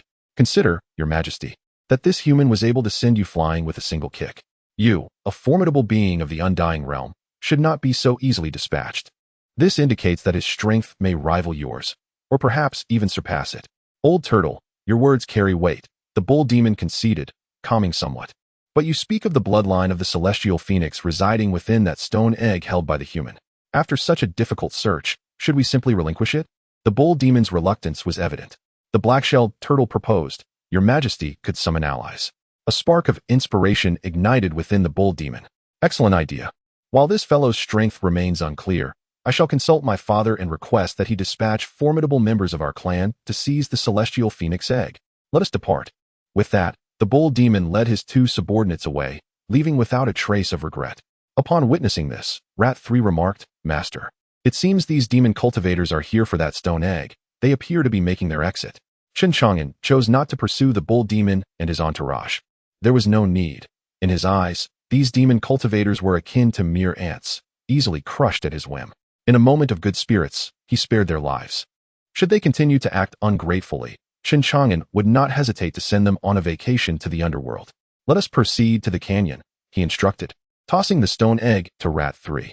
The latter caught it cautiously, asking, Master, what do you want me to do with this stone egg? I entrust you with a task. Hatch this stone egg. Are you treating me as if I were a hen? Rat 3 scratched his head, perplexed. But how does one even hatch it? Chapter 153. The overbearing Jiao hung in the Windblade Canyon. Chen Chang'an, accompanied by Mouse San, ventured deeper into the gorge, where the winds grew increasingly scorching and fierce. The gusts sliced through the skin like a sharp blade, inducing a painful sensation. Without employing his invincible cultivation, Chen Chang'an found his physical strength at the late stage of the first level somewhat inadequate to withstand the onslaught. It was evident that the Windblade Canyon was indeed an excellent locale for body refinement, which filled him with delight. He chose not to delve further into the canyon just yet, opting instead to refine his physique in the current location. Once his body grew stronger, he would then explore the deeper recesses of the canyon. After all, body refinement is a process that requires gradual and steady progress, taking one step at a time. Chen Chang'an was in no rush. With over 200 years of lifespan ahead, he had no immediate concerns regarding mortality. Meanwhile, upon seeing Chen Chang'an commence his physical training, Mouse San excavated a hole in the nearby stone wall, retrieved a stone egg, and plopped himself down atop it, as if that were the correct method of hatching. Whether it would actually hatch remained uncertain. On another front, after the bull demon departed with his two subordinates, he arrived at a secluded cave. Within this cave, there was nothing but a constructed teleportation array. Wait for me here, he instructed before stepping into the array and vanishing in the blink of an eye. This teleportation array was no ordinary one. It was an ancient formation established by the bull demon's father, linking to the vast lands of the demon realm. Upon arriving at the other side, the bull demon found himself in the territory of the barbarian bull clan. He made his way directly to seek out his father. Among the barbarian bull clan, a towering figure stood at 3 meters tall, his dark skin glistening, crowned with two sharp black bull horns. This was the bull demon's father, Neo Izuin, the chieftain of the barbarian bull clan, exuding a terrifying aura. At this moment, before Neo Izuin stood a man clad in purple, his demeanor haughty as he paced with his hands clasped behind his back. The two were engaged in a conversation, deliberating some matter. Suddenly, Neo Izuin sighed, "Lord Jiao Hong, it is not that I am unwilling to construct a trans-state teleportation array for your Tianjiao clan, but such an array requires a copious amount of precious spatial ore, which is exceedingly rare. Even our barbarian bull clan possesses very little." Jiao Hong, however, remained indifferent, clearly skeptical of Neo Izuin's claims. "If there truly are no spatial ores, then you have never intended to offer them. I have received word that your barbarian bull clan has secretly constructed a teleportation array leading to Hezhou. I wonder if this information bears any truth." Jiao Hong's words caused Neo Izuin's expression to shift dramatically, his face paling. "Lord Jiao Hong, how did you come by this information?" Jiao Hong cast a sidelong glance at Neo Izuin, dismissing the importance of how he had acquired it. He then fixed his gaze upon Neo Izuin's two bull horns. The barbarian bull clan was known for its true demon bloodline, and those horns contained spatial power. It appeared that the clan's protective array had been constructed using the horns of deceased clan members. If there are insufficient spatial ores, then perhaps you could use the horns of your own kin to build a trans-state teleportation array for my Tianjiao clan. What do you think, Neo Izuin? Listening to the threats of Jiao Hong, Neo Izuin's complexion shifted between shades of green and white, yet he dared not retaliate. Clearly wary of both the imposing Jiao Hong and the formidable Tianjiao clan behind him. After a moment of silence, Neo Izuin spoke in a deep voice. "Since Lord Jiao Hong has stated thus, our Manwu Neo clan shall, without fail, construct a teleportation array for the Tianjiao clan. Grant us 1 month, and we shall ensure the array is completed. 1 month is far too lengthy. I cannot afford to wait. I shall give you 7 days, Jiao Hong declared. Neo Izuin found himself in a predicament. Lord Jiao Hong, 7 days is insufficient. Gathering the materials necessary for constructing a cross-state teleportation array cannot be accomplished so swiftly. Humph. I shall only grant your Manwu Neo clan 7 days. Should the array not be completed by then, you shall bear the consequences. Surely, your clan does not wish to meet the same fate as the Xianxi clan, which was utterly annihilated." Upon hearing these words, Neo Izuin's tall and robust frame trembled involuntarily, fear evident in his eyes as he quickly responded, "I dare not defy you." At that moment, the reinforcements arrived in the form of a bull demon named Neo Dali. Upon seeing Neo Izuin, he initially intended to speak, but the presence of Jiao Hong compelled him to remain silent, and he respectfully greeted Jiao Hong instead. Jiao Hong disregarded Neo Dali, casting a cold glance at Neo Izuin as he continued, "Though the Xianxi clan has been annihilated, there remain some remnants yet alive. My Tianjiao clan dispatched members to pursue them, but they fled to Hezhou, where our kin perished. During these 7 days while you construct the teleportation array, your Manwu Neo clan must swiftly locate the perpetrators responsible for slaying my Tianjiao clan members, as well as the remnants of the Xianxi clan. I require their whereabouts in Hezhou, for my young clan leader desires those 2 beautiful serpents as concubines. If you manage to capture them, it would be a significant achievement, and my young clan leader will not treat your Manwu Neo clan poorly." As he spoke, Jiao Hong tossed a golden scale. "This scale will guide you to the culprits who harmed my Tianjiao clan." He placed the scale into Neo Izuin's hands and departed with an air of arrogance. Once Jiao Hong had left, Neo Izuin remained speechless, his frustration boiling within him as he delivered a powerful punch, shattering a massive tree nearby with a resounding crash. Gritting his teeth, Neo Izuin seethed, "Cursed Jiao Hong, cursed Tianjiao clan. They are truly intolerable." Chapter 154, one of the 5 great demon clans, seeking vengeance. After a considerable amount of time, Neo Izuin's anger finally subsided somewhat. Beside him, Neo Dali inquired, "Father, how did the Tianjiao clan learn of our construction of the interstate teleportation array?" Neo Izuin snorted coldly, "With the power of the Tianjiao clan. It is a trivial matter for them to place 2 spies within our ranks. However, I never anticipated they would be aware of the interstate teleportation array. It is evident that one of our elder-level members has been bribed by the Tianjiao clan." Neo Dali expressed his concern. "What shall we do?" Neo Izuin replied, "Currently, the Tianjiao clan wields immense power in the demon state. They are one of the 5 mightiest clans, especially after recently annihilating the Xianxi clan. Their influence has reached unprecedented heights. No one dares to provoke them. We must comply with whatever demands they impose upon us." Neo Izuin continued with a disdainful snort. "I never imagined that a member of the Tianjiao clan would perish in Hezhou. They deserve it. They even expect us to assist in finding the murderer. It is akin to searching for a needle in a haystack. Where am I to begin my search? As Niu Yizuan pondered, he realized that the Tianjiao clan's sudden request for our clan to construct an interstate teleportation array was no trivial matter. Could it be related to the Imperial Palace in Hezhou? Yet, that palace is situated within Hezhou. Does the Tianjiao clan intend to seize a few resources from the local powers there? Then, Niu Yizuan posed a question to Niu Dali. Did you not venture to Hezhou in search of the Xianfeng bloodline? Why have you returned? The black-shelled turtle resting on Niu Dali's shoulder spoke, clan leader. We discovered an egg left behind by the Xianfeng. Niu Yizuan's expression changed dramatically, excitement bubbling within him. Is this true? Niu Dali nodded. Father, I found the egg in the Fengxian temple. However, it has fallen into the hands of a human cultivator, and I am no match for him. I plan to send several strong members of our clan to retrieve the egg from that human. Excellent. Excellent. Excellent. Dispatch them at once. Although our Manwunyo clan possesses the true demon bloodline, it is merely of the inferior grade. If we can obtain that Xianfeng egg, separate the celestial demon bloodline within, and merge it with our own, it will undoubtedly elevate our bloodline. Even if we cannot raise our bloodline to the celestial demon level, achieving a superior true demon bloodline will enable us to surpass the Tianjiao clan within a century, and we shall no longer fear them. Indeed, the bloodline level of the Tianjiao clan is superior true demon bloodline.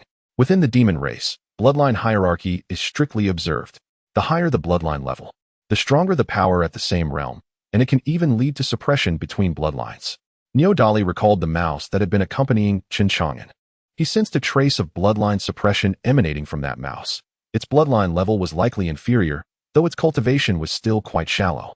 Upon returning, he resolved to capture that mouse. Consuming it may significantly enhance his own bloodline. Before long, Niu Yizuan selected 5 clan members for Niu Dali. Each of these individuals possessed the cultivation of a true monarch at the 10,000 laws realm, all having reached the minor true monarch level. Niu Dali was thoroughly satisfied. With these 5 minor true lord clansmen, seizing the phoenix egg from Chen Chang'an would undoubtedly be a mere formality. However, apart from the mission of acquiring the phoenix egg, Niu Yizuan had also entrusted them with another task, to hunt down the perpetrator responsible for the murder of the Tianjiao clan members, as well as the remnants of the fleeing Xianxi clan. Although Niu Yizuan felt that accomplishing the tasks assigned by the Tianjiao clan might prove challenging in the coming days, he dared not dismiss them. He resolved to handle the matter with a semblance of diligence. Niu Dali, accompanied by his retinue from the Manwunyo clan, utilized the interstate teleportation array to return to the cave residence established in Hezhou. Wasting no time, he set off towards Fengluo village, heading directly for the Wind Blade Gorge. Upon his return to the Fengxian temple, he found no trace of Chen Chang'an. Had he fled? Niu Dali furrowed his brow. This was far from good news, and his expression darkened. He promptly commanded his subordinates to scour the area for any signs of Chen Chang'an and that rat San, insisting they report back at once. He could not allow Chen Chang'an to abscond with the phoenix egg. Before long, a minor true lord returned, informing Niu Dali that they had indeed located Chen Chang'an's whereabouts. Niu Dali was elated to learn that the fellow had not escaped into the Wind Blade Gorge after all, prompting him to exclaim, "Let us proceed to seize the phoenix egg." Meanwhile, the black-shelled turtle perched on Niu Dali's shoulder sensed an ominous portent through its astrological calculations. "My lord, I sense a grave omen. We must tread carefully," cautioned the turtle. Yet, Niu Dali dismissed its concerns with contempt. "I have summoned 5 minor true lords from our clan. I doubt we cannot overpower that one individual." The black-shelled turtle sighed in resignation. "But I have foreseen the ominous signs. Your astrological skills are yet unrefined. It does not guarantee accuracy," Niu Dali retorted, uninterested in further discourse with the turtle. He swiftly led the group of minor true lords into the Wind Blade Gorge, where they soon encountered Chen Chang'an, who was engaged in body refinement. At that moment, Chen Chang'an was practicing the heaven and earth creation technique. As the wind blades assaulted his physique, leaving behind lines of crimson wounds. Though his body sustained continuous injuries, it also began to heal rapidly, only to be torn anew. This relentless cycle of refinement served to fortify his physical form. Witnessing this scene, Niu Dali delivered a sharp reprimand to the black-shelled turtle. "What are you doing striking me?" The turtle protested, bewildered. Niu Dali berated, "How can you call this a grave omen when he is so easily wounded by these minor blades? This person's physique is frail, which suggests his cultivation is not particularly formidable. He may have kicked me away before, but I am uncertain what technique he employed." Spitting disdainfully, Niu Dali vowed, "I shall return the favor and crush him into pulp." Chapter 155. You are doomed. I have questions for you. Niu Dali, harboring deep resentment, was not about to let Chen Chang'an go. With a sweeping gesture, he led his subordinates straight towards Chen Chang'an. The latter, engrossed in his physical training, opened his eyes upon hearing the commotion, calmly observing the group of demon cultivators led by Niu Dali. Nearby, Shu San, who was carving a hole in the stone wall to incubate eggs, sneered, "Truly a bunch of oblivious demon cultivators. My master spared your lives. Yet you dare return to court death? Human boy, we meet again." As Niu Dali uttered these words, he noticed a change in the dragon scale on his body, shimmering with golden light. Startled yet elated, he speculated, could it be that you have slain a member of the Tianjiao clan? He hadn't anticipated that in his quest for the immortal phoenix egg, he would stumble upon the murderer of the Tianjiao clan members. Excellent. The mission of the Tianjiao clan is half accomplished. Chen Chang'an was taken aback. This bull demon was evidently aware of the Tianjiao clan. Could he also be a demon cultivator from Yaozhou? He cast a cold glance at Niu Dali and his entourage, scoffing, "Are you here to seek death?" Niu Dali snorted disdainfully. "I, Niu Yi, am not here to die. Hand over the immortal phoenix egg promptly, and I will leave you with an intact corpse. Furthermore, you have killed members of the Tianjiao clan, and they are sending someone to capture you. If I do not slay you, falling into their hands would mean certain death." With that, Niu Dali commanded the 5 true monarchs he had brought from the Manwabul clan to eliminate Chen Chang'an. Chen Chang'an smiled faintly. "Are you so eager to meet your end?" His smile vanished as he bent down to pick up several thumb-sized fragments of stone from the ground. He hurled the stones with remarkable force. Whoosh, whoosh, whoosh. Though merely ordinary stones, in Chen Chang'an's hands, they erupted with terrifying power, piercing through the void with a sharp, resounding crack. The 5 true monarch demon cultivators had no time to scream before the stone struck them, obliterating their souls and sending them to the underworld. Their lifeless bodies fell to the ground, utterly lifeless. Niu Dali stood frozen in shock, unable to comprehend the impossibility of the scene before him. How could this be? The black-shelled turtle perched on his shoulder was equally stunned, frightened enough to hide its head inside its shell. "It's over. It's over. I warned you it was an ominous sign, an omen of doom. We are finished." Having dispatched the true monarchs in an instant, Chen Chang'an maintained his composure, appearing unfazed. He turned his gaze toward Niu Dali, remarking, "Your subordinates lack strength." Niu Dali remained rooted to the spot, baffled by the unfolding events. He had clearly witnessed this human youth suffering from the blade winds in the Windblade Canyon, his body wounded.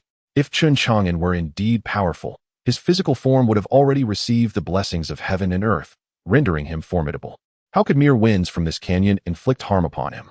Hence, Niu Dali believed Chen Chang'an was not strong at all. However, to his astonishment, Chen Chang'an revealed such terrifying prowess in an instant, effortlessly dispatching the true monarchs brought by the barbarian martial bull clan with mere fragments of stone gathered from the ground. This was nothing short of a crushing defeat.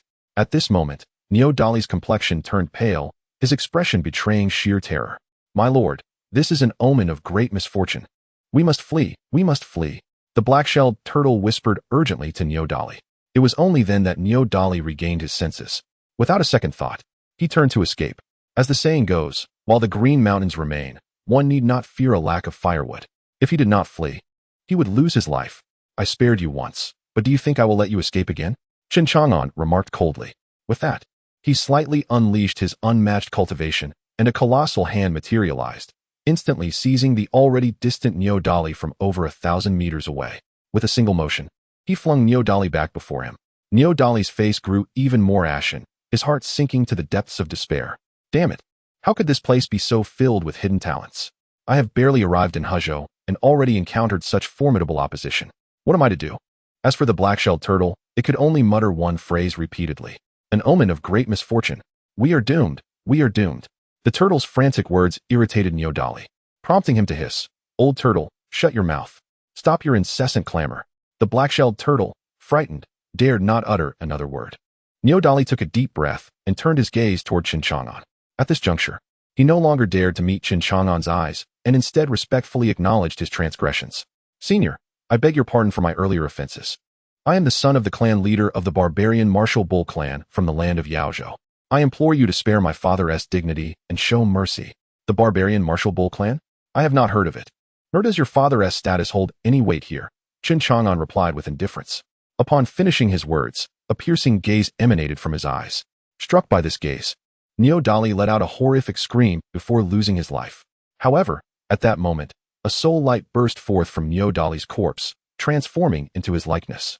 Chen Chang'an was taken aback. What manner of technique is this? It seems my gaze did not truly extinguish him. Yet, Niu Dali roared in anger. You wretched creature. How dare you destroy my physical form? I will not let you escape unscathed. You have offended the Tianjiao clan and now the barbarian martial bull clan. Prepare yourself. Your demise is certain.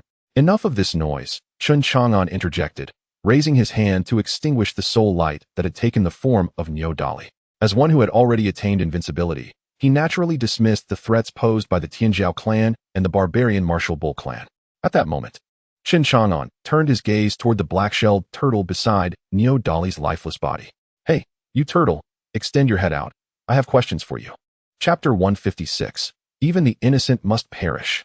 The black-shelled turtle trembled in trepidation, cautiously extending its head as it heard Chen Chang'an's words. It forced a smile that was more grotesque than a cry, its voice quivering. Esteemed senior, do you have any inquiries for me? I shall certainly answer all that I know. Indeed, it was an ominous omen. It had not anticipated that the true monarchs brought by the king could be so effortlessly vanquished. How formidable! It felt as though it had struck an iron wall. Chen Chang'an inquired, where has the minotaur fled? The black-shelled turtle replied, Master, he has likely escaped to the manticore bull tribe. Chen Chang'an narrowed his eyes. The manticore bull tribe resided in the demon state. How could one traverse such vast distances solely through a fragment of soul perception? How was this feat accomplished? Oh, it must be through the interstate teleportation array, the black-shelled turtle confessed, not daring to conceal the truth, revealing all it knew to Chen Chang'an. Chen Chang'an was astonished. He had not anticipated that the manticore bull tribe possessed such capabilities, even constructing an interstate teleportation array. He pondered whether he should have the manticore bull tribe establish one at the Jiukong apothecary, thus sparing him the trouble of traveling. Master, I have divulged all that I know. I implore you to spare my life. I am but a pitiful old turtle, the black-shelled turtle pleaded. Chen Chang'an cast a sidelong glance at it, and replied coolly, once my cultivation is complete, take me to the cave you mentioned that houses the interstate teleportation array, and I shall spare your life. Thank you, esteemed master, thank you. The black-shelled turtle suddenly recalled something and added, by the way, master, having killed members of the Tianjiao tribe, this matter will surely be reported by Niu Dali to their side. You must be cautious, the Tianjiao tribe is powerful. Having recently annihilated the Xianxi tribe, if they learn of your whereabouts, they will not show you mercy. At this moment, Mouse San, who was incubating eggs nearby, scoffed in response. Old turtle, the mere Tianjiao tribe dares to provoke my master? They are seeking their own demise. If they are not afraid of death, let them come. Let my master teach them a lesson they won't soon forget. Chen Chang'an shot a glance at Mouse San. Focus on hatching your eggs and speak less, he admonished before returning to his cultivation. The black-shelled turtle dared not disturb him, nor did it have the audacity to flee, resigning itself to lying quietly beside Chen Chang'an as he practiced. It watched in disbelief as Chen Chang'an sustained injuries from the wind blades that swept through the canyon, bleeding profusely. How could someone so powerful be so easily wounded by mere wind blades? This appeared to be a frail human cultivator. How could such an overwhelming and fearsome power be unleashed? The black-shelled turtle racked its brain, unable to comprehend it all. Damn it! How could this happen? It has ruined my recently acquired beast form. Meanwhile, deep within a great cavern in the heart of the manticore bull tribe's mountainous territory, a colossal black bull lay on the ground, inhaling the essence of the heavens and earth. This is indeed the true form of Niu Dali. Niu Dali was filled with rage, yet also plagued by trepidation. It was fortunate that he possessed a dual soul, allowing him to cultivate one aspect of his divine essence into a tangible form. Otherwise, he would have certainly perished at the hands of Chen Chang'an. Although his true form sustained little damage, the annihilation of a transformed avatar represented a significant loss for Niu Dali. The true monarchs dispatched from his clan had all met their demise at the hands of that individual. Just how formidable was he? The thought that Chen Chang'an had merely tossed a stone to slay the powerful true monarchs of his clan filled Niu Dali with deep apprehension. He could only suppress his fury as he hastily sought out his father, Niu Izuan. Upon witnessing Niu Dali's disheveled state, Niu Izuan immediately sensed that calamity had befallen them. What has transpired? Niu Dali spoke solemnly. Father, all the dispatched true monarchs have perished, and even my transformed avatar has been slain. Niu Izuan furrowed his brow. Such formidable strength on the part of our adversary suggests that acquiring the phoenix egg will not be a simple task. Niu Dali continued, Father, the dragon scales brought by Jiao Hong reacted upon encountering that individual. He is highly likely to be the culprit behind the slaughter of the Tianjiao clan members. Niu Izuan was astonished, not expecting the matter to connect to him. However, this information must remain concealed from the Tianjiao clan until the Phoenix Egg is secured, lest the news be leaked. Very well, but what shall we do next, father? Niu Izuan pondered for a moment before replying. The clan members we dispatched, though true monarchs of the 10,000 Laws realm, were not particularly powerful. The adversary's ability to eliminate them so decisively hints at a minimum strength of a celestial true monarch, and we cannot ascertain whether he has further assistance. This poses a significant dilemma. Father, he has obliterated my transformed avatar. It is akin to taking my life. You must avenge me at all costs. Niu Dali declared with vehement resentment. He had never endured such suffering, and this insult was one he could not swallow. Niu Izuan placed a comforting hand on his shoulder, saying, I shall not let the one who harmed my son go unpunished. I will ensure that he faces justice, even if he is a celestial true monarch. Chapter 157. Su Tang's right hand. The two fairies were here to tend to ailments. A temporary teleportation array constructed by the Great Sun Dynasty. Su Tang appeared once more, his expression devoid of emotion, accompanied by Jiang Qing. His demeanor was chillingly indifferent, revealing no trace of sentiment. Yet, astonishingly, his severed right arm, which had been cleaved by Su Dafu within the imperial palace, had miraculously regrown. However, this regenerated limb bore a stark contrast to his left. It was adorned with numerous intricate and enigmatic runes, seemingly encapsulating an immensely terrifying power within. This force was so formidable that even Jiang Qing, standing beside him, felt a tremor of fear. Jiang Qing silently gazed at Su Tang's right arm, his mind tumultuous with the shock he had experienced within the Great Sun Dynasty. Waves of unease crashing within him, refusing to settle. He recalled a hint dropped by the Emperor of the Great Sun Dynasty, suggesting that this restored hand bore connections to celestial beings. Anything touched by the divine could not be of ordinary nature. Could this be the hand of a celestial? Clearly. The Great Sun Dynasty harbored profound secrets that instilled a deep-seated fear in Jiang Qing. He could not help but feel a sense of trepidation.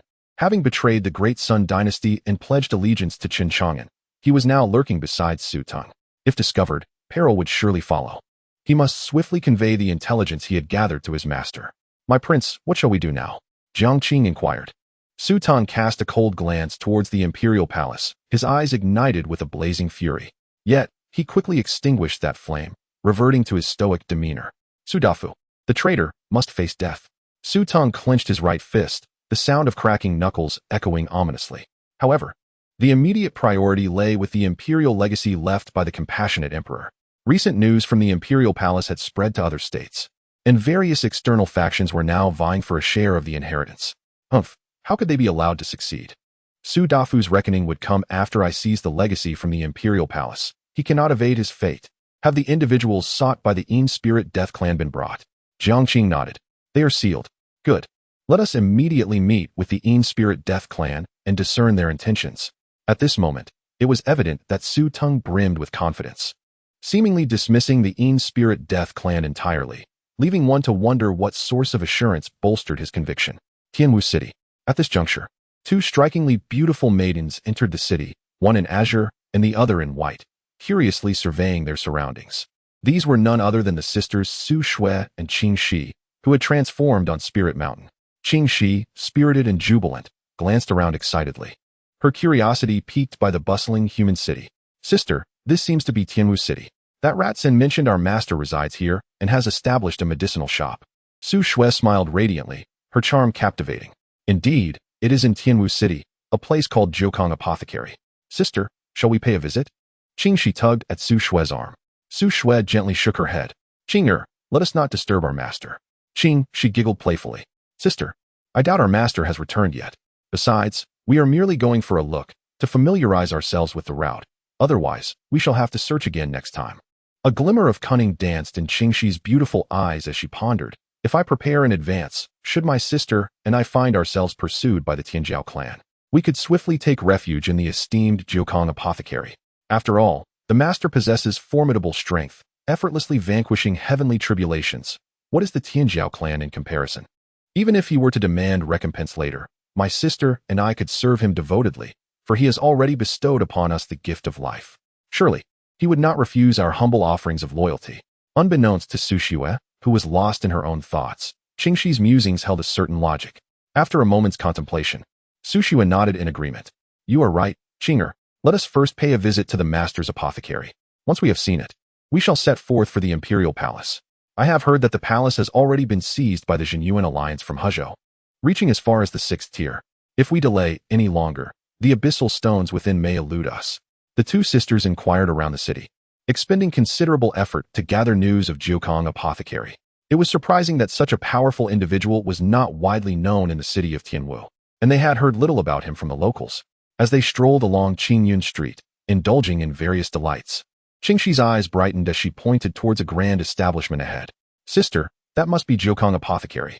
In the bustling city, it seemed the master preferred to remain discreet, much to Su Shue's astonishment. Chang'an, now that we have located the master's apothecary, shall we proceed? Are we not going to take a look? I have a feeling the master might not be at home. Qingxi hesitated to leave, an inexplicable yearning to see the life of Chen Chang'an and his apothecary tugging at her heart. At that moment, a voice emerged from behind them, gritty and rather unseemly. Fair maidens, are you headed to Jiukong apothecary for treatment? I possess some knowledge of medicine and might be of assistance. Turning in confusion, the sisters were met by a rotund man in yellow, sporting a foolish grin, none other than Su Dafu. Chapter 158. Good brothers, turns out to be a demoness. Su Shue and she gazed at the rotund figure before them, having no intention of engaging with him. After their transformation, the two women possessed stunning beauty, attracting numerous suitors and harassers in Tianwu City. However, a mere hint of their profound cultivation would send those bothersome admirers retreating in awe. To them, the hefty Su Dafu appeared to be yet another would-be suitor. With a gentle smile, she inquired, "Do you perceive any ailments in us?" Su Dafu replied earnestly, "As for diagnosing an illness, it requires observation, inquiry, and examination. Fair lady, please extend your hand, and I shall check your pulse." She merely scoffed and released her aura of the transformation realm. Su Dafu was taken aback, realizing that the lady was of noble lineage. She questioned, "Do you still believe we seek medical attention?" Su Dafu cleared his throat, acknowledging his misunderstanding. "I am Su Dafu, and it is a pleasure to meet both of you.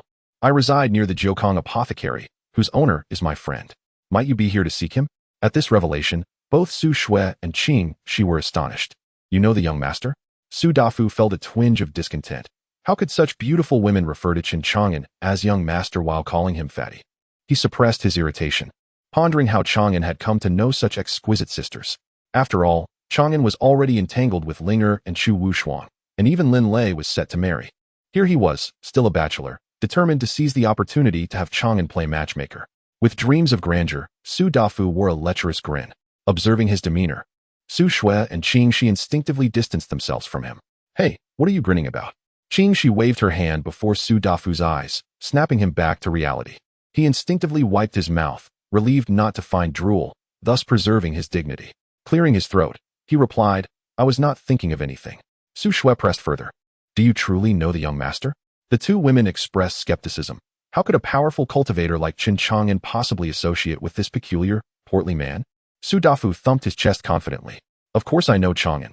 He is my good brother." He added silently in his heart, "We have shared escapades at Tianshan Pavilion." This proclamation only deepened the women's disbelief.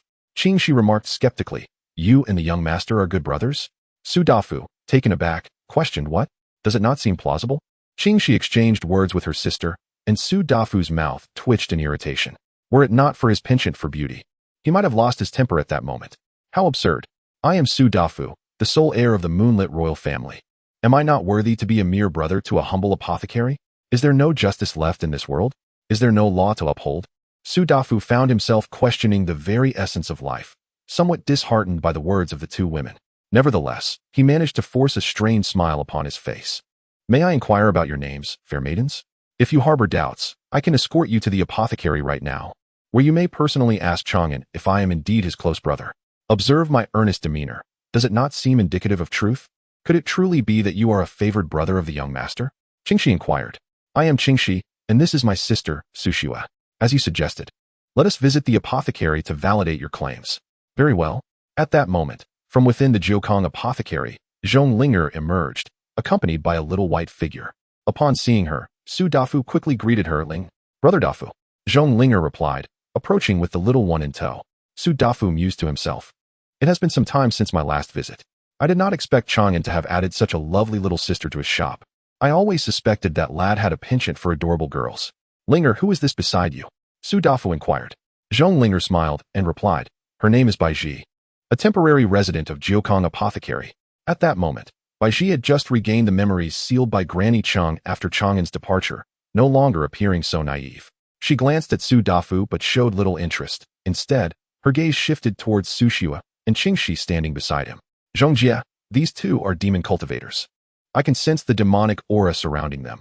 Bai Ji's words momentarily stunned Zhong Linger and Su Dafu. Su Dafu soon regained his composure, his eyes lighting up with intrigue. So, they are two enchanting demon maidens. How thrilling. In Huzhou, such creatures are a rarity, and these breathtaking transformed demonesses are even more scarce. I wonder what forms these two enchanting beings have taken. Chapter 159. The Old Tortoise. It's your turn to hatch the eggs. Hey, you chubby one with the furtive eyes. Why are you staring at me and my sister? Qingxi said, hands on her hips, her tone tinged with dissatisfaction. Su Dafu cleared his throat twice. No, I was merely curious about which demon clan you belong to. The Celestial Serpent Clan, came the reply. Su Dafu was taken aback. It turned out that these two fair maidens hailed from the Celestial Serpent Clan, a formidable force in the demon state, renowned far and wide. Yet, in response to Su Dafu's compliment, Su Xue and Qingxi did not beam with joy. Instead, their eyes dimmed. Indeed, while the Celestial Serpent Clan was powerful, the Tianzhao clan was even more formidable. Now that the Celestial Serpent Clan had been annihilated, the two sisters found themselves in dire straits, wandering and hiding in Hangzhou. Noticing the sudden shift in the women's mood, Su Dafu wondered if he had inadvertently offended them with his words. Hastily, he sought to divert the conversation, introducing Su Xue and Qingxi to Zhong Linger. She is the young master's sister. To his astonishment, Su Xue and Qingxi internally mused about how someone so seemingly frail and lacking in cultivation could be associated with such a powerful figure as Chen Chang'an. They had expected that someone of his strength would naturally surround himself with equally formidable companions, yet this was a revelation that caught them off guard. With a smile, Zhong Linger inquired, do you two sisters know my brother? Are you his friends? Qingxi scratched her head. Well, sort of. The young master has saved both my sister and me. If it weren't for his timely intervention, we would likely have perished. By the way, has the young master returned? This statement left Su Dafu bewildered. How could that lad, who was not particularly strong himself, have saved Qingxi and Su Xue, both of whom were at the divine transformation stage? He could not fathom how this was possible. Zhong Linger shook her head. My brother hasn't returned yet. Would you like to check the apothecary? Zhong Linger led the two women into Jiukong Apothecary, a rather ordinary establishment, which was the very place where Chen Chang'an resided. Su Dafu asked, Linger, where did Chang'an go? It seems he went to the Windblade Canyon in Fengluo village to train, she replied. And what about Shu San? Su Dafu inquired, concerned about Chen Chang'an's celestial bloodline mouse, hoping to arrange a breeding soon to pass on its lineage. He went along with my brother. Su Dafu sighed, realizing that he would have to wait for another opportunity to arrange the breeding. He had brought a stunning white-furred mouse specifically for Shu San, hoping to facilitate a mating. However, just a short while after Su Dafu entered the apothecary, Su Yuanba arrived, looking grave. Seventh uncle, what brings you here? Su Yuanba's expression was serious. Su Teng has returned. His right arm has regrown, and he is now at the imperial palace. At this revelation, Su Dafu's demeanor shifted instantly, a cold smile forming on his lips. This fellow truly lives up to his status as the prince of the Daylight Empire, possessing remarkable resources. I never anticipated his recovery would be so swift. Su Dafu had intended to cultivate a deeper connection with the enchanting Qingxi and Su Xue, but now, Su Teng's affairs took precedence. Especially with Su Teng making a resurgence, it is prudent for him to maintain a low profile, avoiding the limelight to prevent bringing danger to those around him. It seems seeking a partnership with Shu San for breeding is no longer an option. Alas, what a pity. Before long, Su Teng departed with Su Dafu from Fengluo village, heading towards the Windblade Canyon. Meanwhile, Chen Chang'an continued his body refinement. Within him, the power for a breakthrough had already amassed sufficiently. What remained was the tempering of his physical form. Only through thorough honing of his body could he achieve a breakthrough to the second tier. He had been in the Windblade Canyon for 5 days. Initially, his body could not withstand the wind blades of the canyon, leaving him battered and bruised. As time passed, his physical resilience gradually improved. The damage inflicted upon his skin by the wind blades at the canyon's periphery lessened over time. In the first tier of body cultivation, the most crucial aspect is the tempering of the skin. When the skin becomes as hard as gold and stone, radiating a golden glow, it signifies the completion of first-tier cultivation. Now, Through the refinement in the canyon, Chen Chang'an was nearing the completion of this stage. The black-shelled turtle lay in the nest of Shu San, observing Chen Chang'an's body refinement. He inquired of Shu San, "Brother Shu, given that such a formidable figure exists, one would assume that with such strength, he should have received the blessings of heaven and earth, enhancing his physical prowess. Why then is his physique so weak that even these minor wind blades can injure him?" Shu San scoffed. "The master's actions are undoubtedly driven by his own intentions. His immense and mysterious power is beyond your comprehension." In Shu San's eyes, Chen Chang'an is eternally invincible. The fact that mere wind blades can harm his body is clearly deliberate on his part, indicative of his own plans. "By the way, did you not mention that the barbarian bull clan would seek vengeance against my master? It has been so many days. Why have they not yet arrived?" The black-shelled turtle shook his head. "I am uncertain, but the king, Neodali, is known for his vindictiveness, having lost a divine soul in this recent encounter. It is improbable that he would let it go so easily. Moreover, his father is the chieftain of the barbarian bull clan, commanding a multitude of strong warriors. In my view, although the master possesses great strength, how could he contend against the entire barbarian bull clan single-handedly? It would be wise to leave while they have yet to arrive." Shu San expressed disdain. "The barbarian bull clan is insignificant. If they dare to come, I shall slay them all and host a grand feast of roasted bull. By the way, old turtle, are you not adept at divining fate? You might as well predict whether my master will encounter fortune or misfortune. Previously, an unparalleled sage skilled in fate calculation willingly served my master as a slave. Let us see what you can divine." The black turtle indeed attempted some calculations, but ultimately yielded no results. "Damn it, after several days of hatching, my rear has become sore. Will this phoenix egg ever hatch? Old turtle, I am weary of this task. It is your turn to take over." Chapter 160, the second stage, a foreboding arrival. A fierce wind howled through the depths of the canyon, cutting like a blade. Chen Chang'an diligently practiced the heaven and earth creation technique, enduring the relentless onslaught of wind blades. At this moment, his flesh shimmered with a golden hue, gradually resembling that of metal, yet the ferocity of the wind blades remained astonishing, slicing through his skin and drawing blood. Chen Chang'an silently bore the pain until his physical body reached its limits. He then ceased his body refining process and retrieved a vial of medicinal liquid. This potion, crafted from the essence of over 100 precious herbs, had been meticulously prepared for him by Yi Hongying.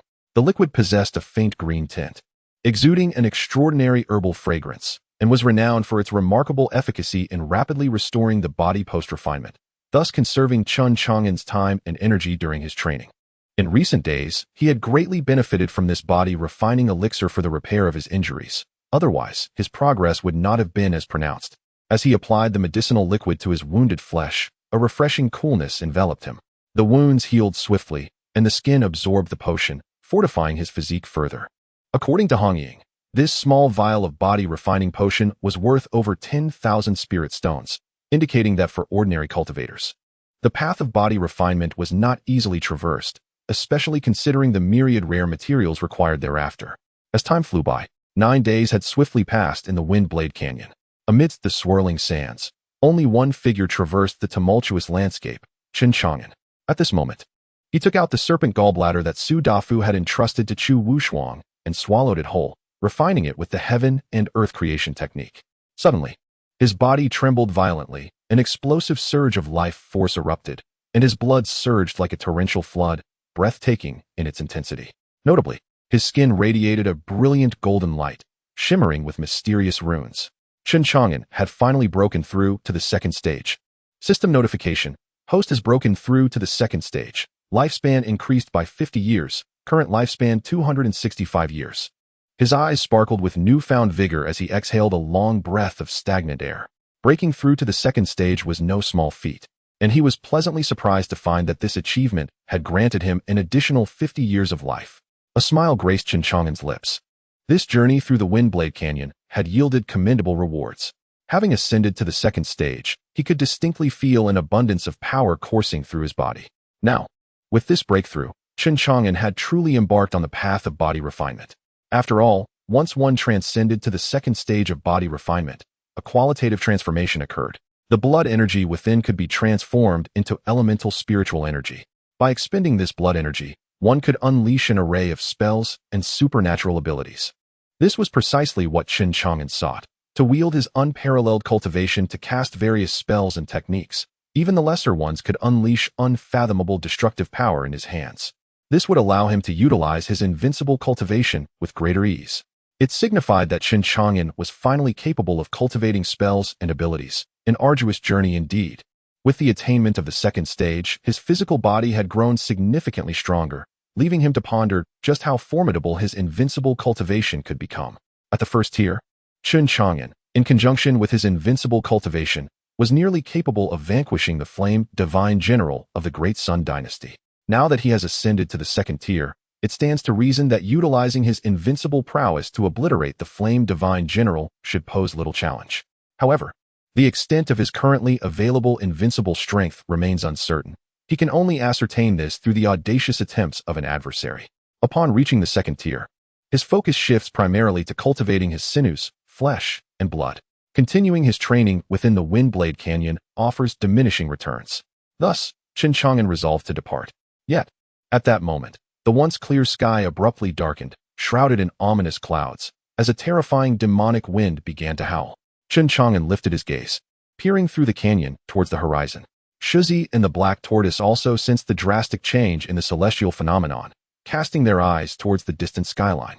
Several streaks of radiant light were swiftly approaching the Windblade Canyon, emanating an alarming aura of demonic power. The Black Tortoise exclaimed, "Could this demonic presence signify the arrival of formidable warriors from the barbarian martial bull clan?" Shizi chuckled darkly. "At last, they have come. Witness as my master sends them reeling." With that, Shizi patted the tortoise's head. "Can the elder truly contend with the barbarian martial bull clan?" the Black Tortoise questioned, widening its eyes in disbelief. With unwavering confidence, Shizi replied, "Just keep your turtle eyes wide open." Chen Chang'an regarded the approaching radiant streaks with a calm demeanor. Their intentions were clearly malevolent, yet their timing was fortuitous. Clenching his fist, an overwhelming surge of blood energy erupted forth, resonating like thunder. He made no further movements, simply remaining in the Windblade Canyon, awaiting the arrival of the radiant lights. However, Chen Chang'an felt a twinge of regret at this juncture. He had yet to practice any spells.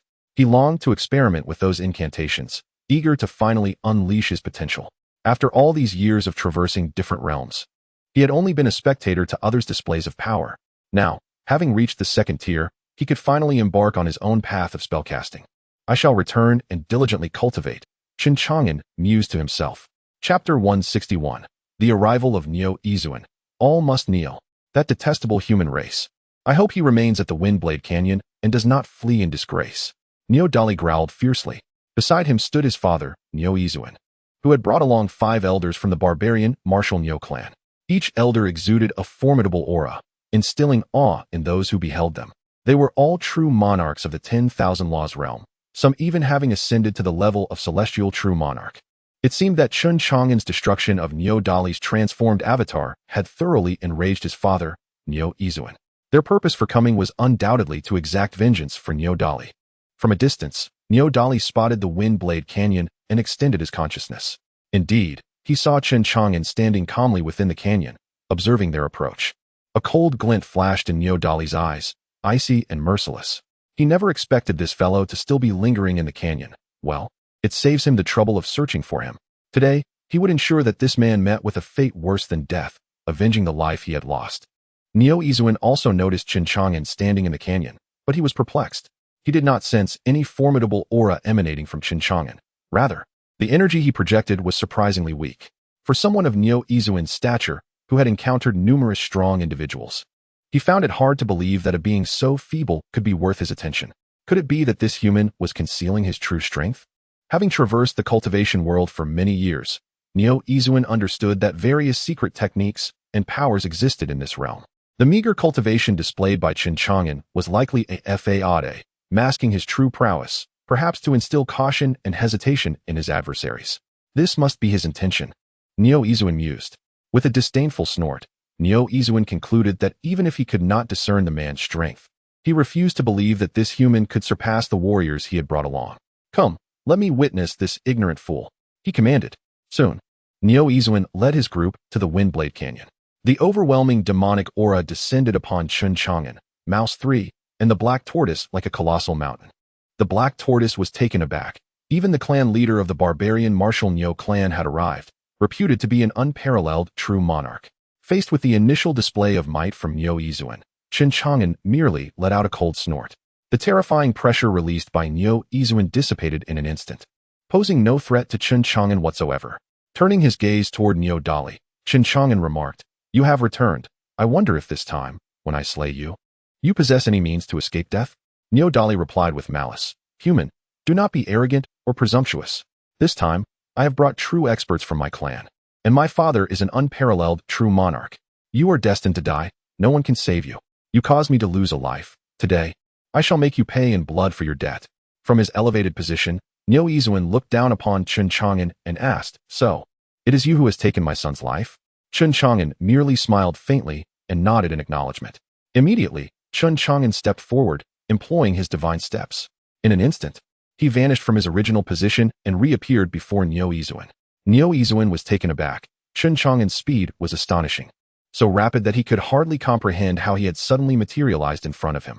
Niu Yizuan's heart sank, realizing the profound strength possessed by this individual. It seemed he would not be easily dealt with, especially since even a supreme true monarch like himself could not discern Chen Chang'an's movements. Chen Chang'an raised his right hand and struck towards Niu Yizuan's shoulder. Niu Yizuan's expression shifted dramatically as he attempted to evade the attack, but it was in vain. The palm struck his shoulder, and he felt an overwhelming force surge through him. With a pained cry, Niu Yizuan was compelled to kneel on the ground. "Father!" Niu Dali gasped in shock. Clan leader. The other 5 clan members, witnessing Niu Yizuan's kneeling, were equally astonished and alarmed. The black tortoise was left dumbfounded, exclaiming in disbelief. Meanwhile, Shu Xin observed the scene with calmness, as if he had anticipated it all along, devoid of any astonishment. After all, having accompanied Chen Chang'an, Shu Xin had long since become numb to the continuous surprises. Chen Chang'an smiled faintly. There was no need for such grand gestures upon their first meeting. This display was merely a preliminary attempt to gauge the extent of his formidable prowess, now that his physical cultivation had reached the second tier. It had indeed exceeded his expectations. The invincible power he possessed was so tremendous that even the supreme, true monarch, Niu Yizuan, could be effortlessly subdued with a single strike. Forced to kneel before him, Niu Yizuan's complexion turned pale. To be brought to his knees by a mere palm strike, how formidable must this individual be? At that moment, a new thought crossed Niu Yizuan's mind. Perhaps this human was not someone they could provoke. Niu Yizuan opened his mouth to speak, but before he could utter a word, Chen Chang'an spoke again. "Is it true that all members of the Manwen clan are so towering and robust? Kneel before me." His words, casual yet authoritative, resonated like a divine decree. Not one of Niu Dali and the other 5 innocent true monarch clan members could resist the command issued by Chen Chang'an. Thud, thud, thud. They all knelt before Chen Chang'an, their eyes wide with disbelief, revealing expressions filled with existential doubt. This was not how the narrative was meant to unfold. Why had it taken such a turn? Chapter 162. Death. For now, I shall spare your life. My goodness, why are they all kneeling? The black turtle was utterly bewildered, unable to comprehend how, in the blink of an eye, the members of the barbaric bull clan had all bowed down. Are they truly this obedient? Mouse 3 spoke with pride. Now you witness the formidable prowess of my master, with but a casual utterance. He has compelled the barbaric bull clan to comply. Bull Yizuan's expression was one of shock. At last, he perceived the terrifying strength of Chen Chang'an. Bull Dali, on the other hand, was paralyzed by fear. This is disastrous. How can he be so powerful? Bull Dali couldn't help but tremble. Chen Chang'an glanced at Bull Dali with indifference. Did you not wish to kill me? How do you intend to do so while kneeling before me? Bull Dali stammered, his face pale, rendered speechless. The fact that even his father had knelt was enough to confirm that this individual was undoubtedly more powerful than him. This vendetta was utterly unavenged. In terror, Bull Dali cast a pleading glance at his father, Bull Yizuan. Bull Yizuan forced a smile. My lord, we did not intend to provoke you. Perhaps it is a misunderstanding, a grievous misunderstanding. Son, would you not agree? Bull Dali snapped back to reality, hastily responding, Indeed, it is a misunderstanding. A sardonic smile crept upon Chen Chang'an's lips. A misunderstanding, you say? I obliterated your transformation avatar, and you seek vengeance? At that moment, Bull Dali was smiling, yet his grin was as ghastly as it was desperate. My lord, I was wrong, truly wrong. Previously, Chen Chang'an had effortlessly annihilated those of his clan, and Bull Dali had not fully grasped the extent of Chen Chang'an's might. However, this time, he genuinely felt the enormity of Chen Chang'an's power and could only plead for mercy. If he did not seek clemency now, he would surely perish. Bull Dali thought to himself, Never did he anticipate that this human would be so formidable. His father, an unparalleled true monarch, possessed not an ounce of ability to withstand him, having been brought to his knees with but a mere slap. It seemed that to confront him, only the Tianzhao clan could intervene, but alas, the phoenix egg would be wasted. Unbeknownst to Bull Dali, while he outwardly submitted, he harbored ulterior motives. It was evident that he still bore resentment towards Chen Chang'an. Though Chen Chang'an was unaware of Bull Dali's inner thoughts, he discerned a fleeting glimmer of enmity in Bull Dali's eyes. Though deeply concealed, it could not escape Chen Chang'an's keen perception. With a swift motion, Chen Chang'an forced Bull Dali to the ground, employing his unmatched cultivation to probe his soul, seeking to uncover his thoughts. Indeed, he discovered Bull Dali's sinister intentions. He intended to summon the Tianzhao clan to confront him. Do you think that by relaying information to the Tianzhao clan, they will be able to contend with me? Chen Chang'an remarked coolly. Bull Dali's face turned ashen. Having been seen through by Chen Chang'an, he was filled with terror and quickly begged for mercy. Bull Izuan, in a state of anxiety, implored, "My lord, my son has recognized his mistake. Please, spare his life. We shall not disclose a single word about you to the Tianzhao clan." What does it matter to the Tianzhao clan? Chen Chang'an scoffed. With a single step, he crushed Niu Dali, who let out a pitiful scream, meeting his demise on the spot. Niu Izuan roared in anguish, his body trembling uncontrollably. Chen Chang'an cast a frigid gaze upon him. "Your son has offended me and received his just deserts. Should you wish to accompany him to the underworld, I shall grant you that wish." This icy stare sent a shiver through Niu Izuan, compelling him to stifle his sorrow. He understood that if he continued in this manner, this human cultivator would show him no mercy. Gritting his teeth, he reluctantly uttered, "You are right, my lord. My son has wronged you and deserves his fate." Chen Chang'an cared not for the sincerity of Niu Izuan's words. He chose to spare him for the time being, finding him of some utility. Of course, he was indifferent to the death of Niu Dali. What threat could Niu Izuan harbor against him? Filled with resentment? After all, as an invincible man, what could possibly endanger him? The remaining 5 members of the barbaric Niu clan trembled in fear, terrified of this decisive human cultivator, dreading that a mere thought from him could lead to their annihilation. The black tortoise bore a complex expression, astonished that Niu Dali had perished so easily. "Those who offend my master meet with no good end. Let him blame himself. My master has been merciful, offering him 2 chances, yet he failed to cherish them. He deserves this fate," Niu Izuan remarked. "My lord has spared my life. May I inquire what you command?" Chen Chang'an replied, "I have heard that your barbaric Niu clan possesses the ability to establish interstate teleportation arrays." "Yes, my lord wishes for my clan to set up an interstate teleportation array." Chen Chang'an nodded. "Indeed, construct one for me, and I shall spare your lives. What say you?" "Absolutely," Niu Izuan responded decisively. Chen Chang'an remained unfazed, indifferent to Niu Izuan's thoughts. "You have been given a single opportunity, squander it, and next time will not merely cost your son's life. I would not hesitate to obliterate your entire clan with a mere hand." Such words were audacious and arrogant, brazenly claiming he could annihilate the barbaric Niu clan with ease. Although Niu Izuan harbored disbelief, he dared not retort. Ultimately, he departed with his 5 clansmen and the lifeless body of Niu Dali, promising to return with the necessary materials to prepare the array before heading to Tianwu City to establish the interstate teleportation array for Chen Chang'an. Chapter 163, The Devouring of Cultivation, the Transformation of the Phoenix Egg. Chen Chang'an gazed coldly as Niu Izuan departed, indifferent to whether he would engage in double-dealing or concoct devious schemes. In the face of absolute power, any machinations are rendered futile. The question now lies in the choice of the barbarian Bull clan. Chen Chang'an inquired of Shu Sen regarding the progress of the phoenix eggs hatching. Shu Sen chuckled, "Master, I am weary from the hatching process. Let the old tortoise take a turn." He cast a glance at the black tortoise, who trembled slightly before Chen Chang'an, stammering, "Master, the hatching is progressing well." Previously, the black tortoise had been unaware of the true extent of Chen Chang'an's strength, believing that he alone could not possibly contend with the barbarian Bull clan.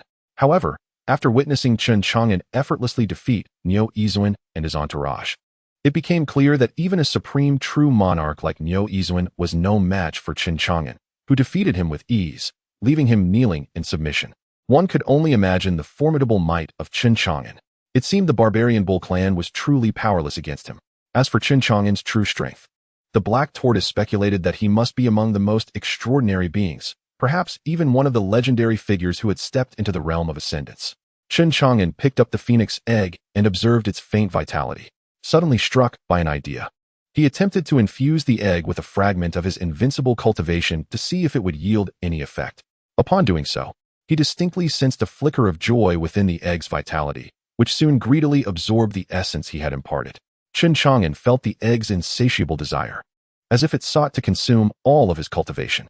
Yet, possessing an astounding 9 billion years of cultivation, how could a mere phoenix egg hope to drain him entirely? Intrigued, he allowed the egg to feast upon his power. As time passed, the phoenix egg devoured an increasing amount of cultivation, astonishing both the black tortoise and Shu San. At this rate, it seemed capable of consuming the entire cultivation of a master-level being from the undying realm, transforming them into a mere husk. And judging by the circumstances, the phoenix egg appeared far from satiated. After half a day, the phoenix egg had finally absorbed enough of Chen Chang'an's cultivation, reaching a state of fullness. Crack, crack, crack. The stones clinging to the surface of the phoenix egg began to fall away, revealing a shell as red as flames beneath, adorned with ancient and enigmatic symbols that shimmered mysteriously. Shu Sen exclaimed in excitement. Heavens, could it be that the phoenix is about to emerge? The black tortoise widened his eyes in astonishment, murmuring, "Is this truly the legendary phoenix from the celestial realm? Does it really exist? Is it not yet hatched?" Chen Chang'an furrowed his brow. The extent to which the egg had absorbed his cultivation was equivalent to that of several supreme, true monarchs combined. This served as irrefutable proof of the egg's extraordinary nature. What Chen Chang'an never anticipated was that, despite reaching this stage, the egg of the celestial phoenix had yet to hatch. He endeavored to infuse the egg with his cultivation, but the egg's autonomous consciousness had grown significantly stronger. Rejecting his attempts, it seemed it was truly satisfied. Suddenly, the celestial phoenix egg slipped from Chen Chang'an's grasp and flew towards the depths of the Windblade Canyon. Mouse Sin exclaimed in astonishment, wondering if this ungrateful egg had become so full that it no longer recognized him and sought to escape. However, Chen Chang'an speculated that it was not an escape, for the egg was not moving at a rapid pace towards the canyon's depths. With that thought, he swiftly followed the egg, joined by Mouse San and the black tortoise. As they ventured deeper into the Windblade Canyon, the wind howled fiercely, attacking like thousands of blades. The ferocity of the wind was truly frightening, causing Mouse San to tremble. The black tortoise observed the numerous marks etched into its shell by the violent gusts, feeling a sense of dread. Indeed, only a supreme true monarch of the 10,000 laws realm could reach the innermost part of this canyon. It was said that there existed a wind eye at the canyon's deepest point, which even the supreme true monarchs dared not approach, for proximity would result in being shredded to pieces by the slicing winds. Amidst the fierce gales, the celestial phoenix egg remained unaffected. Chen Chang'an's physical body, being at the second stage, was unable to withstand such violent winds. Without resorting to his invincible cultivation for defense, he would be easily torn to shreds. Chen Chang'an mused that perhaps he would need to attain the third or even fourth stage to withstand the winds of the canyon merely with his physical form. Currently, he was at the second stage, focusing on honing his muscles and flesh. If he could find relevant spiritual herbs or places for cultivation, he believed breaking through to the third stage would come swiftly. Unbeknownst to him, Chen Chang'an had already followed the celestial phoenix egg to the very depths of the Windblade Canyon, where he beheld the wind eye, a formless vortex from which the terrifying winds emanated. Utilizing his divine vision, he peered through the vortex, eager to discern what lay within the wind eye. To his astonishment, he discovered a crimson flame feather nestled within the vortex. This was indeed the source of the fierce winds in the Windblade Canyon. Chapter 164, The Fiery Secret Realm and the Mysterious Ancient Pool. As Chen Chang'an marveled at the astonishing fact that the entire Windblade Canyon was conjured by a single feather, the celestial phoenix egg had already plunged headlong into the eye of the storm. What could this celestial egg possibly desire? Furrowing his brow, Chen Chang'an, accompanied by the Mouse San and the black turtle, ventured into the tempestuous eye. Upon entering, they were immediately enveloped by an intense heat, as though they had stepped into a blazing inferno. The Mouse San and the black turtle soon found themselves drenched in sweat. Were it not for Chen Chang'an's protection, they feared they might be reduced to ashes by the searing heat of the storm. Before long, Chen Chang'an followed the celestial phoenix egg to stand before the magnificent flame feather. This feather was colossal, measuring dozens of zhang in length, leaving one to marvel at the immense creature it belonged to. Moreover, the feather exuded an aura of mystery, ablaze with divine fire, resplendent as a rainbow, accompanied by raging winds, thunderous roars, and an atmosphere of extraordinary phenomena. The Mouse Sin gasped in awe. Could this truly be the legendary feather of the celestial phoenix? At that moment, brilliant light erupted from the flame feather, surging forth in waves of crimson brilliance, akin to fiery ocean waves, engulfing the celestial phoenix egg, along with Chen Chang'an, Mouse San, and the black turtle. They were swept away by the oscillating energy of space itself. When Chen Chang'an, Mouse San, and the black turtle regained their composure, they found themselves within an ancient secret realm filled with a sea of molten lava. This molten expanse resembled a newly unveiled world, teeming with vibrant life despite its fiery nature. Towering ancient phoenix trees loomed, reaching high into the clouds. At the heart of this fiery realm stood a mysterious volcano. Atop the volcano, a square ancient pool lay, its waters crystal clear, reminiscent of celestial dew and divine nectar, exuding a peculiar fragrance. Ethereal clouds spiraled upward, producing wondrous light and color that intertwined in a mesmerizing display. At this moment, the celestial phoenix egg was quietly descending into the enigmatic ancient pool, continuously bathed in the mysterious waters that seemed to invigorate its very essence. One could sense the life within the egg growing ever stronger. As if it were on the verge of hatching, the mouse Sin gazed around in astonishment. This secret realm is truly remarkable. I feel an overwhelming essence of heaven and earth here. It is a top-tier paradise for cultivation, an ideal place for training. Chen Chang'an nodded, observing the fiery secret realm. Indeed, it was exceptionally suited for physical cultivation, and he was currently in search of a prime location for second-tier physical training. He had not anticipated that he would discover such a place in the blink of an eye. Notably, according to the records in the Heaven and Earth Creation Secret Art, such volcanic lava seas are the most suitable for physical refinement. The black turtle was exhilarated. Could this be the legendary treasure of the celestial phoenix? Neo Dali and his companions had come to Fengluo village in search of this fabled treasure, and perhaps this fiery secret realm is the very location of the celestial phoenix's treasure. However, looking around apart from the fiery red lava, towering ancient sycamores stand majestically. Where could the treasure of the celestial phoenix be? Could it be true, as the legends suggest, that a celestial phoenix once fell here? The black turtle was exhilarated, eager to thoroughly explore this fiery secret realm. Chen Chang'an gazed at the volcano at the center. The mysterious ancient pond atop the volcano appeared to be of great significance. It was evident that the purpose of the celestial phoenix egg's journey was that very ancient pond. Perhaps it held the key to hatching. With determination, Chen Chang'an, accompanied by Mouse 3 and the black turtle, approached the central volcano. As they beheld the ancient pond so near, its waters sparkled with a shimmering light, enveloped in ethereal mist, flowing with vibrant hues, and glimmering with divine radiance.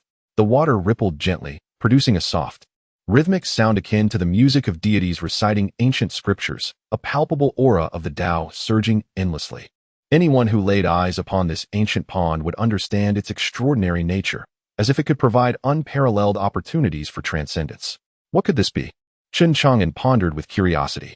Mouse 3, although unaware, could discern from his exceptional treasure-hunting talents that this ancient pond was indeed something extraordinary. The black turtle, attempting to decipher the mysteries of the universe, sought to unveil the secrets of this ancient pond. But in the next moment, a thunderous roar erupted. The heavens trembled, and a terrifying lightning phenomenon surged towards the black turtle with ferocity. In panic, the black turtle exclaimed, "I am merely trying to ascertain the nature of this ancient pond.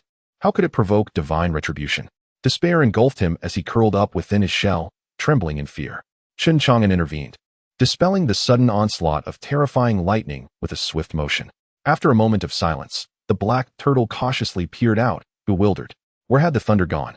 Mouse 3, filled with pride, remarked, "Of course, it was my master who shielded you. I never anticipated that you would attract divine wrath. What were you thinking?" I was merely trying to deduce the nature of this ancient pond, unaware of the dire consequences," the black turtle replied, still shaken. Chen Chang'an inquired, "Have you discerned anything?" The black turtle shook his head, unwilling to attempt further calculations, recognizing the pond's extraordinary mystique. Even attempting to decipher it had summoned divine retribution, likely tied to the legends of the celestial. Celestial? Chen Chang'an's interest was piqued. "Then continue your calculations." The black turtle vehemently shook his head, fearing that another divine calamity would ensue, potentially leading to fatalities. "What are you afraid of? Mere divine retribution. I shall protect you," Chen Chang'an reassured him. Chapter 165. Body Refinement reaches the third stage. A thunderous roar reverberated through the air as the black turtle trembled, attempting to decipher the origins of a mysterious ancient pool within the fiery sea of secrets. Terrifying tribulations descended upon it, threatening to shatter the black turtle into oblivion. Yet, each strike was effortlessly thwarted by Chen Chang'an. His formidable strength and inscrutable depth gradually assuaged the black turtle's lingering fears.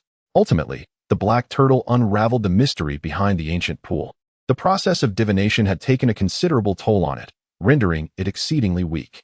Master, from the trajectory I have deduced, this ancient pool does not belong to our world.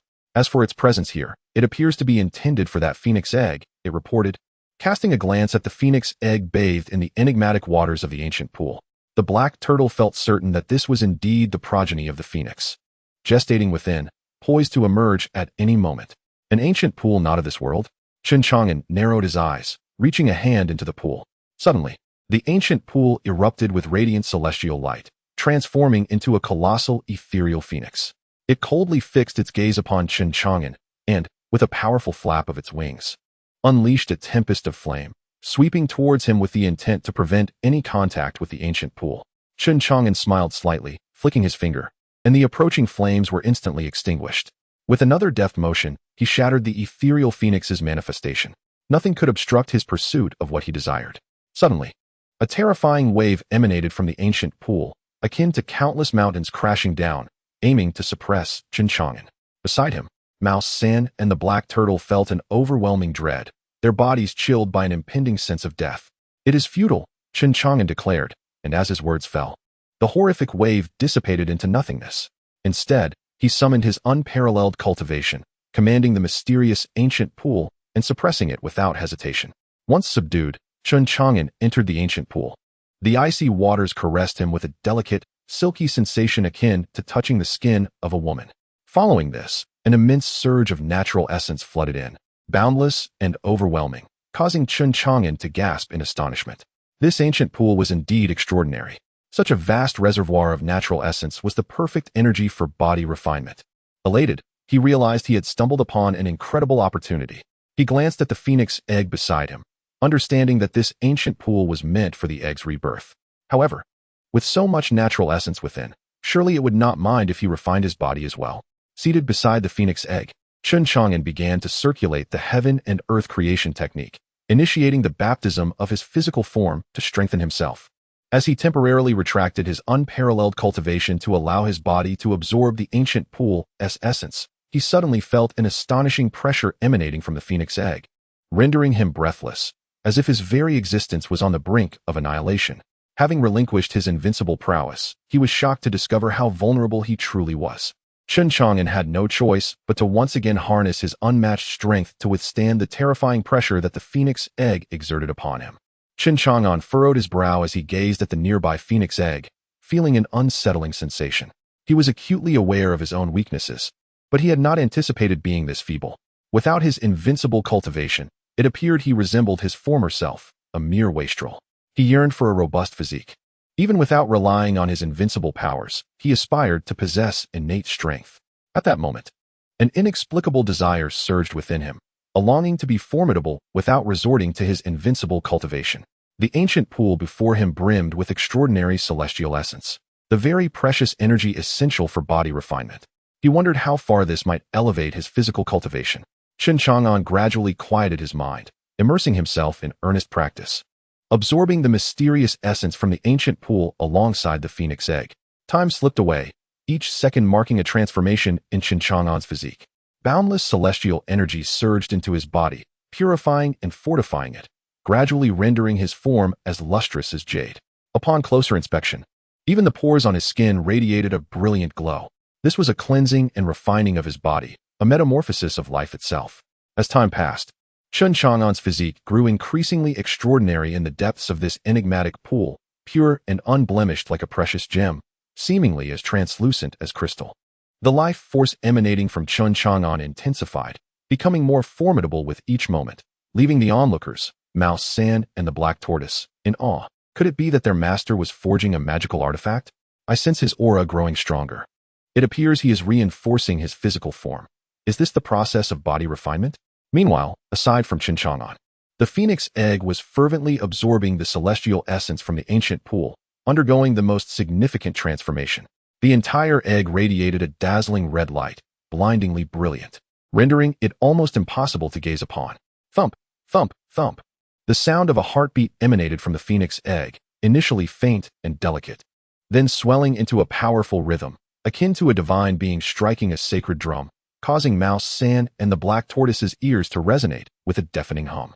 As time progressed, the heartbeat grew ever louder, resonating throughout the fiery secret realm with a terrifying cadence. At that moment, Chen Chang'an's body trembled, his form ablaze as if engulfed in flames. His sinews and flesh burned, subjecting him to excruciating torment. Boom! As the flames extinguished, Chen Chang'an emerged like a flawless gem, his internal sinews gleaming like jade, his blood and flesh sparkling brilliantly. With a sudden opening of his eyes, piercing brilliance shot forth from his gaze. Astonishment and excitement colored Chen Chang'an's expression. Through this brief period of cultivation, he had ascended directly from the second to the third tier. His physique had undergone a remarkable metamorphosis, and his strength surged unprecedentedly. This ancient pool was indeed extraordinary, facilitating his breakthrough in body cultivation as effortlessly as drinking water. Chapter 166: The Devouring and the Transformation of the Phoenix Egg. Chen Chang'an possessed an instinctive feeling that the enigmatic ancient pool before him might elevate his physical cultivation to an extraordinary realm. Suddenly, he sensed an insatiable hunger emanating from the nearby phoenix egg, as if it yearned for something from him. Was the immense power it had previously consumed from him insufficient? Chen Chang'an speculated. However, he cared little for such thoughts. Having just transcended to the third tier, he felt exuberant. With a smile, he placed his right hand upon the phoenix egg, channeling his invincible cultivation into it, allowing the egg to continue its devouring. Indeed, upon sensing the release of Chen Chang'an's formidable power, the phoenix egg behaved as if it were a parched desert, reveling in a long-awaited downpour, voraciously absorbing the energy. Such insatiable greed.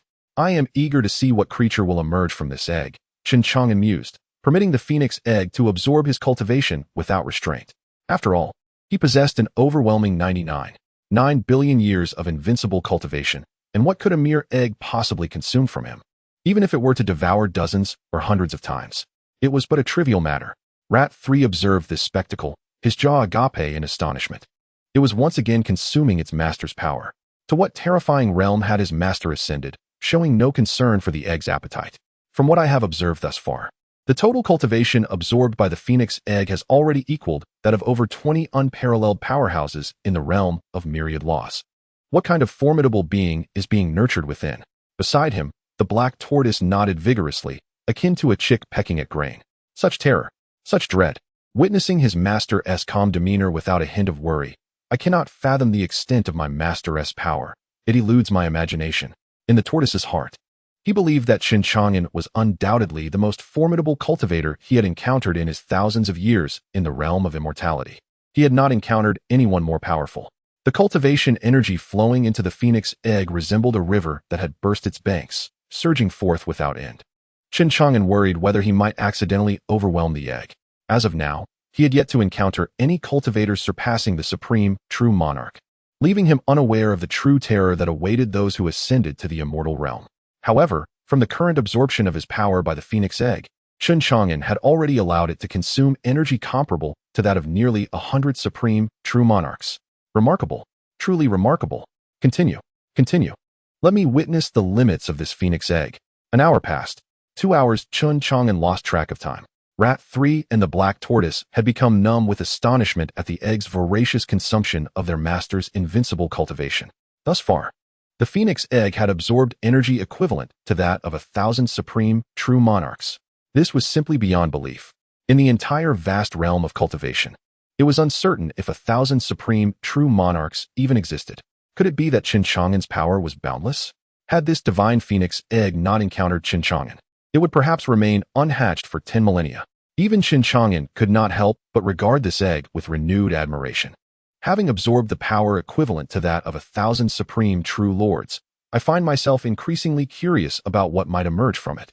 At that moment, a dazzling crimson radiance erupted from the divine phoenix egg, enveloping Chen Chang'an entirely.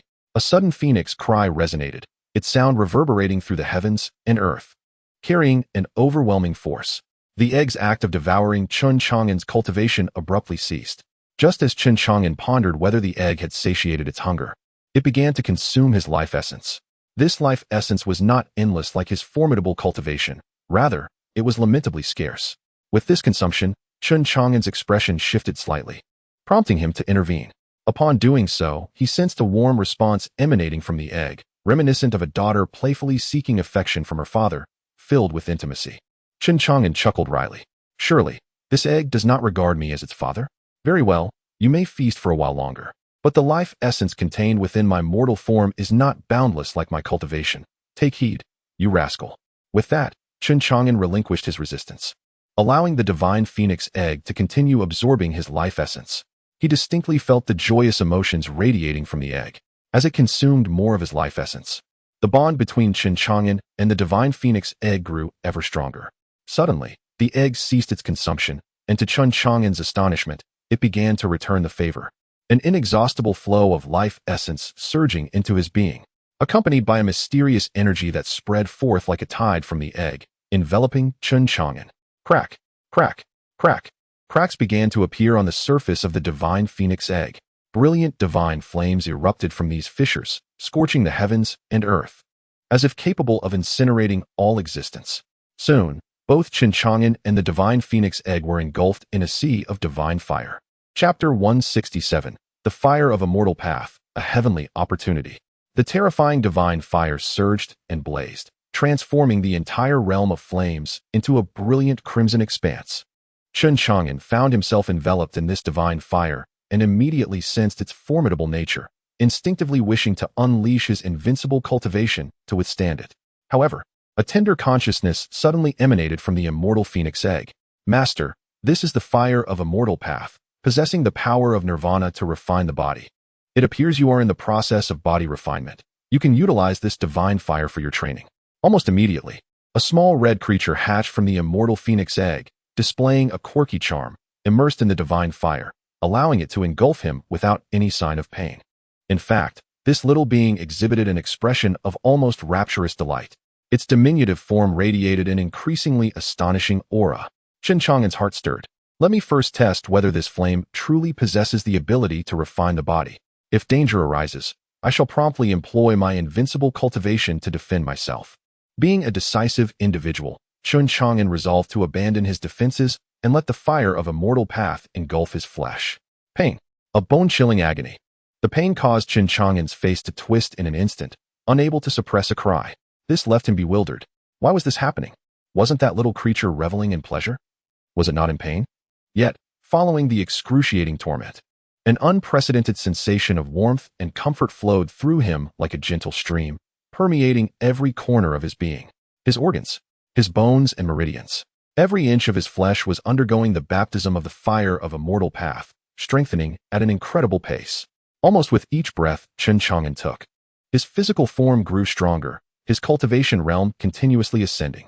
Third stage, mid-third stage, late third stage. Boom. A terrifying aura erupted like a volcano. Vital energy surged forth like a deluge. Breaking into the fourth stage, Chen Chang'an felt an overwhelming sense of ease and clarity. One word, exhilarating. However, even as Chen Chang'an's physical cultivation reached the fourth stage, his breakthroughs were far from over. The fire of a mortal path continued to refine his body.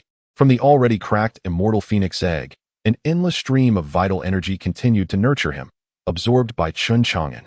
This was an extraordinary opportunity. It would propel Chen Chang'an to unprecedented heights. Although he possessed invincible cultivation, the elevation of his physical realm signified that he could be formidable without relying on it. This realization brought Chen Chang'an immense joy. After today, perhaps he would be recognized as an extraordinary powerhouse in his own right, even without depending on invincible cultivation. Indeed, in the entire Hezhou region, how many could train to his level in physical refinement? The fire of a mortal path blazed fiercely. Outside, Mouse, San, and the black tortoise could not perceive the happenings within the divine fire. The duo, a mouse and a turtle, gazed anxiously at the fire of a mortal path, deeply concerned for Chen Chang'an's well-being. The black tortoise swallowed hard. Mouse, do you think the master might be consumed by this terrifying flame? Mouse cursed vehemently, asserting the impossibility of any threat to his master, whose prowess was unparalleled. How could this mere flame dare to challenge him? Yet, despite his bravado, a flicker of doubt gnawed at his heart as he gazed anxiously at the roaring celestial fire, silently imploring, "Master, you are so formidable. I have faith that you shall emerge unscathed." As the two conversed, the flames surged unexpectedly, transforming into a colossal blaze that enveloped Mouse, Sand, and the black turtle completely. Just when they believed their demise was imminent, they discovered that the fire's brilliance was but a fleeting manifestation, causing them no harm. However, a subtle shift in their surroundings was palpable, though they could not discern the precise nature of the change. To an observer outside the secret realm, it would appear as if a vast orb of light had shrouded the area. Within the realm, time accelerated. Days turned into weeks, months, and years, while outside, time languished. Days passed, 1, 2, 3, a month, 2 months, a year, 2 years. The relentless celestial fire raged on, and Chen Chang'an remained absent from its depths. Mao San's skin grew wrinkled with the passage of time, and the black turtle began to show signs of age. Mouse Lord, do you recall how many years have slipped away? The master has lingered in this inferno for so long. Could it be that we have been forgotten? The black turtle rasped. Mao San's gaze was fixed on the celestial flames. I cannot recall, but I firmly believe our master will surely bring us forth, he declared. Yet, as the years wane, it seems we may never witness that day. Suddenly, Mao San's voice erupted with excitement, interrupting the black turtle's lament. Look, it is the master's silhouette. His eyes sparkled with fervor as he fixated on a fleeting figure that danced within the celestial fire. Chapter 168, Ascending to Great Heights. The terrifying 8th stage body. Master. Upon witnessing the figure slowly emerging from the celestial flame, Shu San was overwhelmed with emotion to the point of tears. Had Chen Chang'an not appeared, he and the black tortoise would surely have perished in this place. As Chen Chang'an stepped forth from the celestial flame, he radiated like a prism, completely transformed and reborn. A soft golden light flickered, and his formidable physique emanated an awe-inspiring and terrifying presence. With each breath, a torrent of energy surged forth from his nostrils, a force so potent that it could obliterate Shu San and the black tortoise into mere dust. Invincible and unmatched. In that moment, both Shu San and the black tortoise stood in stunned silence. If Chen Chang'an's prior strength had been shrouded in an air of mystery, akin to an unfathomable abyss, now his power resembled a colossal mountain looming before them, evoking both reverence and fear. Shu San and the black tortoise could distinctly sense an overwhelming pressure emanating from Chen Chang'an's body, as if his very essence was 100,000 mountains, capable of crushing them completely. What level of mastery had Chen Chang'an attained in his physical cultivation?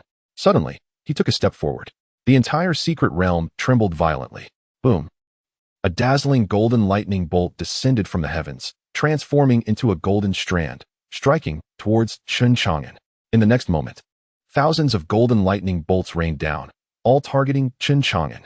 Good heavens, another heavenly tribulation. What a terrifying aura. Both Shu San and the black tortoise trembled in shock, having never witnessed such dreadful heavenly lightning before.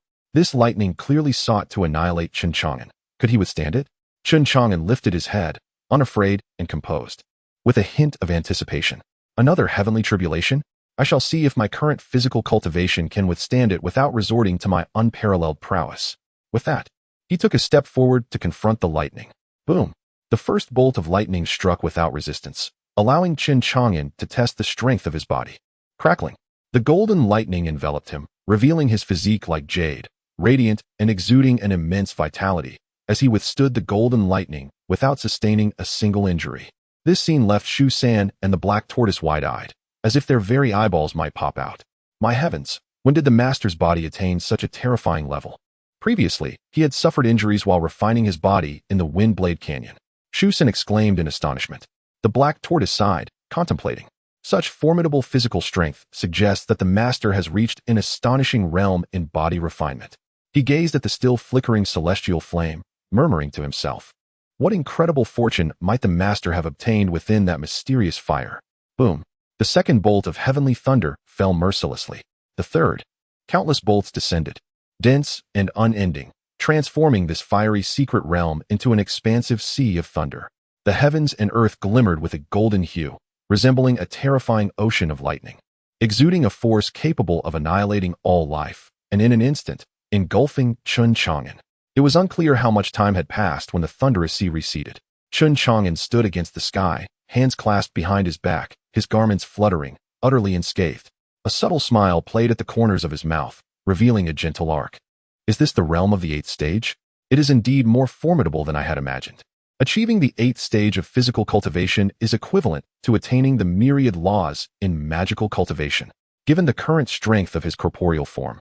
Even without employing his invincible prowess, he could likely vanquish an ordinary practitioner of the myriad laws. Having ascended to the 8th stage, I wonder how much longevity I have gained. Chen Chang'an felt a surge of curiosity. Current lifespan, 3,255, 3,000 years? Is this a mistake? Chen Chang'an was taken aback. Logically, reaching the 8th stage of physical cultivation should confer a lifespan of at least 5 or 6,000 years.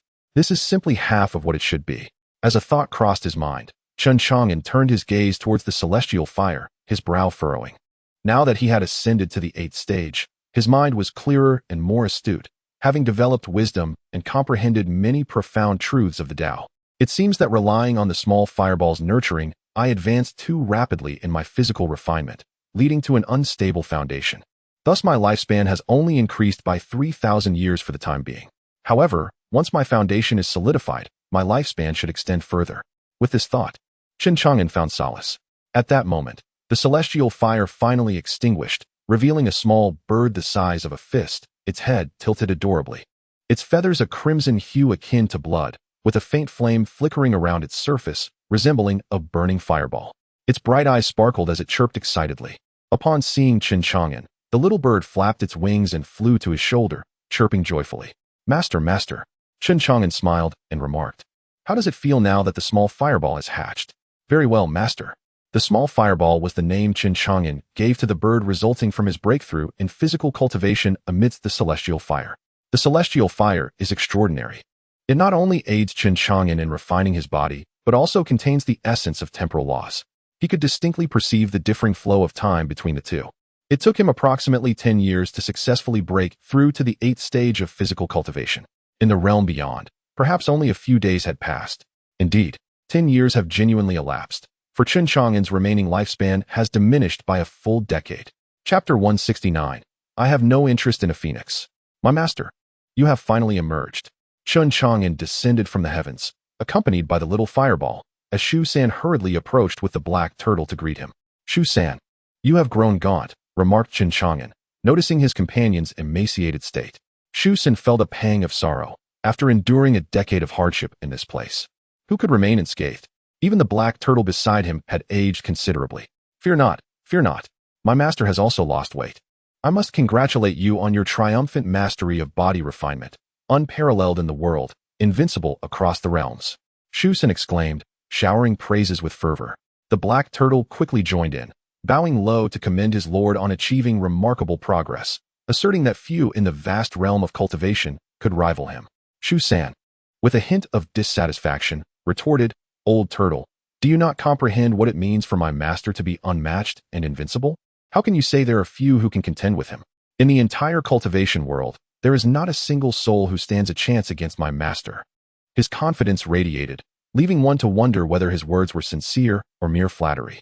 Having broken through to the 8th tier, Chen Chang'an felt elated and chuckled. Whether I am invincible or not is of little consequence. However, you have waited patiently, Shu San. Little fireball, do you still have any remnants of your eggshell? The little fireball nodded. Master, there are still 3 small pieces left. After speaking, it produced the 3 fragments, which emanated a robust life essence imbued with astonishing energy. Chen Chang'an bestowed 2 pieces upon Shu San and 1 upon the black turtle. Thank you, master. Shu San rejoiced. The black turtle, taken aback, stammered, my lord, I. In light of my good mood today, I offer you an opportunity. Will you accept? The black turtle, filled with excitement, eagerly replied, yes, yes. Your humble servant, Gui Xian, is grateful to my master and vows to serve with utmost dedication until my last breath. Gui Xian hastily pledged allegiance. Seizing this chance to express his fealty, particularly after witnessing Chen Chang'an's formidable prowess. Yet, Gui Xian felt anxious, pondering whether a mere black water turtle like himself, with insufficient bloodline and cultivation, would be worthy of his master's regard. Chen Chang'an smiled lightly. Your skills in divining the principles of destiny are commendable. You may accompany me for now. Gui Xian's heart soared with gratitude. Thank you, master. Shu San, intrigued, gazed at the little firebird perched on Chen Chang'an's shoulder. Master, could this be the legendary celestial phoenix, a beast of divine lineage from the celestial realm? However, no matter how he looked, Shu San felt it resembled a common little bird, devoid of any discernible bloodline aura that could impose a sense of oppression upon him and Gui Xian. Both Shu San and Gue Xian could not help but voice their skepticism. Was this truly the mythical phoenix? As if sensing their doubts, the little fireball let out a soft snort. Suddenly, an overwhelming and terrifying aura surged forth from its frail body, accompanied by the pressure of a supreme bloodline. In an instant, both Shu San and Gue Xian found themselves unable to withstand the oppressive force, their souls trembling in fear as they instinctively submitted. It is one thing for Gue Xian to be unable to bear it, but for Shu San, who possesses the bloodline of an immortal demon, to falter is truly astonishing. Shu San was struck with awe, having witnessed the formidable power of the little fireball. Chen Chang'an gently patted the little fireball's head and said, "Shu San, do not underestimate the little fireball. She has absorbed a significant portion of my cultivation and, with the assistance of that mysterious ancient pool, she has an unparalleled advantage for her hatching. Upon breaking free from her shell, she will possess the utmost combat prowess within the realms of cultivation. Moreover, the little fireball's innate talent is exceptionally high. She does not require training, as she grows stronger with every passing moment." Upon hearing Chen Chang'an's words, both Shu San and Gue Xian gasped in disbelief, utterly astonished. Could this truly be the legendary bloodline of an immortal beast? It is indeed terrifying. The little fireball, upon receiving Chen Chang'an's praise, could not help but raise her little head with pride and affectionately nudge Chen Chang'an's fingers with her tiny head. Chen Chang'an continued, "The shell of the little fireball is not an ordinary object. Shu San, Gue Xian, you should take advantage of that mysterious ancient pool here to refine yourselves. It will undoubtedly enhance your cultivation significantly." Eagerly, Shu San and Gue Xian proceeded to refine the turtle shell. Chen Chang'an gazed at the ancient pool and inquired of the little fireball, "Little fireball, now that you have hatched, you must have awakened the memories of your bloodline. What is the origin of this ancient pool?" Chen Chang'an had managed to leap from the second stage of body cultivation to the eighth, comparable to the realm of myriad laws, and this was largely due to the nurturing from the little fireball during her hatching, along with the aid of this ancient pool. However, the water within the pool had been nearly depleted by him and the little fireball, leaving but a scant amount. Chen Chang'an had a premonition that if more of this mysterious pool water were available, his body cultivation could ascend even further. The little fireball responded, "Master, this is the fountain of life, specially sought by my mother for me. It seems to be quite precious, rare even in the immortal realm." Chen Chang'an, intrigued, asked, "Do you know what the immortal realm is like?" The little fireball shook her head. "I do not know. There are no memories of it." Suddenly, a thought struck the little fireball, and her mood turned somber. "Master, will I ever find my mother again?" Chen Chang'an reassured her, "You will. But where is she?" He speculated, "Perhaps she has returned to the immortal realm. Will you take me to the immortal realm, Master?" Chen Chang'an smiled, "I will, but not at this moment. There is no need to rush." Then, recalling something, Chen Chang'an asked, "Little fireball, do you know how to get to the immortal realm?" The little fireball shook her head, indicating she did not know. "Very well," she replied, a hint of worry in her voice. "Master, what if we cannot find the way to the immortal realm?" Chen Chang'an assured her, "We will find it." "But what if we cannot?" She pressed. "There is no what if. Master, do you have a wife?" Chen Chang'an playfully flicked the little fireball on her head. "Little one, you've just hatched and already know so much. My mother is very beautiful." Chen Chang'an shot a glance at the little fireball. "I have no interest in a phoenix." Chapter 170. The Celestial Serpent Clan's Frenzy. All are sharpening stones. After absorbing the eggshell, both Shu San and Gue Xian experienced varying degrees of enhancement. Particularly, Shu San, who already possessed the bloodline of a celestial demon, refined 2 pieces of eggshell and unexpectedly broke through to the immortal realm in one go. More importantly, the energy from the purple lightning demon serpent he had consumed previously was yet to be fully refined, and the immense energy accumulating within him would undoubtedly assist Shu San in cultivating to the realm of the heavenly true monarch. And perhaps even the holy true monarch would not be beyond reach. As for Gue Xian, he relied on a turtle shell to ascend to the transformation realm. Moreover, he was astonished to discover a change in his bloodline. His previous mid-grade celestial demon bloodline had directly advanced to a low-grade true demon bloodline. Oh my heavens, I actually possess a true demon bloodline. Gue Xian trembled with excitement. Chen Chang'an remarked, "It is time to depart." He raised his finger and effortlessly carved a rift through the fiery secret realm before him, revealing the depths of the wind blade gorge beyond. "Master, ride me." The little fireball implored. "Ride you?" Chen Chang'an looked at the small fireball, which was only the size of his fist, bemused. "Master, please do not underestimate me." With that, the little fireball spread its wings and soared high, instantly transforming into a magnificent phoenix. Although freshly hatched, Its wings, when unfurled, spanned hundreds of feet. Its crimson feathers blazed with flames, radiating a brilliant and noble light. "Master, may I be ridden now?" Chen Chang'an chuckled, stepped forward, and found himself atop the phoenix's head. The proud celestial phoenix seemed to acknowledge that only Chen Chang'an could stand upon it. From this vantage point, he surveyed the entire fiery secret realm, feeling as if he had transformed into a sovereign, ruling over all. Then, the little fireball flapped its wings and swept Shusan and Gui Xian onto its back. With a mighty flap, it transformed into a dazzling red light and flew out of the fiery secret realm at an astonishing speed. Chen Chang'an remarked, "The flying speed of the little fireball is impressive. In the future, I shall travel with it." The little fireball joyfully responded, "Wherever Master goes, I shall follow." Just as those words left its mouth, a colossal barrier suddenly appeared above the Windblade Gorge, enveloping the entire area. The little fireball opened its mouth and unleashed a torrent of flames. However, to its surprise, the barrier proved impervious, and the flames did not even singe it.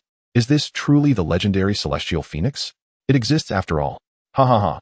This brings great glory to our celestial serpent clan. Neo Izuan, you have done well. Upon your return, the celestial serpent clan will surely reward you handsomely. Suddenly, a formidable figure from the celestial serpent clan emerged, standing before a golden-clad man. This man was tall and proud, with flowing golden hair and eyes filled with avarice, fixated on the little fireball emerging from the secret realm. His name was Jiao Kuang, a revered elder of the celestial serpent clan. With a subtle gesture, Jiao Kuang summoned forth 15 members of the celestial serpent clan from the shadows. The 15 members of the Tianjiao clan exuded an overwhelming aura, each one a formidable master of the myriad laws. In addition to these 15, several figures emerged, including Neo Izuan of the Manwunyo clan and a few esteemed elders, all of whom were also top-tier masters of the myriad laws. Upon witnessing the little fireball emerge from the secret realm, Neo Izuan initially felt a surge of excitement, quickly replaced by a sense of resentment. This celestial phoenix rightfully belonged to the Manwunyo clan, a situation exacerbated by the despicable human race that had not only seized the phoenix, but had also slain his only offspring, demanding that he construct a cross-state teleportation array. Such notions were intolerable. The vengeance for his son's death was an unquenchable flame in his heart. Neo Izuan harbored a deep-seated hatred for Chen Chang'an, wishing to flay him alive and obliterate his very essence. He would never submit willingly. Yet, aware of Chen Chang'an's might, Neo Izuan realized that relying solely on the strength of the Manwunyo clan to confront him would likely yield devastating losses, and there was no guarantee of success. Thus, he had no choice but to inform the Tianjiao clan of Chen Chang'an's slaying of their kin and the existence of the Phoenix Egg. Upon learning this, the Tianjiao clan promptly dispatched Jiao Kuang, leading a contingent of formidable clan members to arrive swiftly. They discovered the secret realm of the Windblade Gorge, but finding its entrance sealed, they chose to wait outside for an opportune moment. After 3 days, they finally awaited Chen Chang'an's emergence, only to their astonishment, they beheld the legendary celestial phoenix. Regrettably, the Tianjiao clan was intent on claiming the phoenix for themselves, leaving no share for the Manwunyo clan. Neo Izuan merely hoped that once the celestial phoenix was captured, the Tianjiao clan would not be overly greedy, and would allow the Manwunyo clan at least a taste of the spoils. Shu San and Gui Xian remained atop the back of the little fireball, observing the two factions, the Tianjiao clan and the Manwunyo clan, comprising over 20 powerful beings encircling them, with a barrier set in place to ensure they would not escape. Shu San scoffed, realizing these individuals had come for the celestial phoenix, but unfortunately for them, they had chosen the wrong adversary. Had this been before, Gui Xian would have been fearful. However, having witnessed Chen Chang'an's immense power, Gui Xian nodded in agreement. They were indeed courting death. Standing atop the little fireball, Chen Chang'an was momentarily taken aback by the sudden turn of events, yet he remained unfazed, even feeling a thrill of excitement. He stretched his muscles, causing his joints to crackle like thunder. Having just broken through to the 8th level of body cultivation, he was still unaware of the full extent of such strength. With so many sharpening stones before him today, it was the perfect opportunity to gauge his capabilities without resorting to any invincible powers, relying solely on his own 8th level prowess. Chapter 171. The minuscule human race, capable of slaying you with one hand. Jiao Kuang's eyes blazed with fervor as he fixated on the small fireball. Akin to a connoisseur beholding an exquisite beauty, it was a manifestation of greed, possession, and insatiable desire for the legendary phoenix. Should he capture this mythical creature? With its celestial bloodline, it would undoubtedly facilitate the metamorphosis of the Tianjiao clan's lineage, perhaps even enabling them to soar to the heavens and transform into true dragons. The excitement among Jiao Hong and his fellow Tianjiao clansmen was palpable. The transformation into dragons would signify a monumental rise for the Tianjiao clan, granting them immense prestige and status not just in the realm of Yaozhou, but throughout the entire grand cultivation world, establishing them as a supreme and transcendent power. Niu Yizhuan and the members of the Manwu Niu clan bore complex expressions, their eyes flickering with unspoken resentment. This phoenix was originally destined for the Manwu Niu clan. How infuriating. Ultimately, it felt like a fruitless endeavor. Niu Yizhuan glared intensely at Chen Chang'an, who was perched atop the small fireball, his teeth clenched in fury. "My lord Jiao Kuang," he began, "it seems this phoenix has already acknowledged that human cultivator as its master. To seize this phoenix, we must eliminate him. However, this individual possesses formidable strength, and his depths are unfathomable. I implore you to tread cautiously." Niu Yizhuan, being cunning, feigned concern for Jiao Kuang. In truth, he understood Jiao Kuang's arrogant nature all too well. His words would likely provoke disdain for Chen Chang'an, inciting Jiao Kuang to pursue him. This was precisely what Niu Yizhuan had hoped for. As expected, upon hearing Niu Yizhuan's words, Jiao Kuang snorted dismissively. "He is but a mere human. What is there to fear? I could slay him with a single hand." With a thunderous voice, Jiao Kuang called out, "Human, descend before me at once and present the phoenix, or I shall spare you no mercy." Niu Yizhuan chuckled coldly within. Although Chen Chang'an was formidable, he believed he was no match for Jiao Kuang. Today would mark the end for Chen Chang'an. The small fireball, enraged, emitted a fiery breath. "Master, this old fool is far too arrogant. Allow me to devour him." Yet, Chen Chang'an remained unfazed, offering a serene smile. "If you were to consume him, where would I find my whetstone? Remain where you are. There is no need for you to intervene." "Master, how dare he speak to you in such a manner? You must not let him go unpunished." Chen Chang'an did not respond. Instead, he gazed intently at Jiao Kuang, his eyes shimmering with an unpredictable light. He took a single step forward, levitating in midair, exuding an aura of majestic grace. With a mere thought, the pressure of his 8th-tier cultivation erupted. Boom! The heavens themselves seemed unable to withstand the oppressive force emanating from Chen Chang'an's physical form, collapsing in an instant, as though nothing in this realm could stand against him. A terrifying torrent of power, akin to an immense ocean, surged forth from within Chen Chang'an, overwhelming and suffocating. He stood there immovable, resembling a deity descending into the mortal realm, causing the sun and moon to pale, instilling fear in all who beheld him. The formidable members of the Tianjiao and Manwu Niu clans were struck with awe. What an astonishing physical presence. Could this individual be a body cultivator? It was unexpected to find someone who could cultivate to such an advanced realm on the path of physical cultivation. The oppressive aura emanating from his physical form suggested that he had likely reached the 8th tier, comparable to the cultivation level of the myriad laws. A grave expression flickered in Jiao Heng's eyes. Niu Yizhuan furrowed his brow, realizing that this 8th-tier cultivator was indeed a practitioner of physical cultivation, which explained his formidable strength. However, he pondered why he had not sensed this power before. Had it been concealed? An unsettling feeling suddenly stirred within Niu Yizhuan, as if he had overlooked something significant. Jiao Kuang, on the other hand, let out a hearty laugh. A physical cultivator, who shuns the benevolence of heaven and earth, possesses an astonishing vitality within their flesh. Such beings are indeed rare treasures. Jiao Kuang licked his lips, grinning maliciously. An 8th-tier physical cultivator like this is exceptionally rare. A true gem in the world.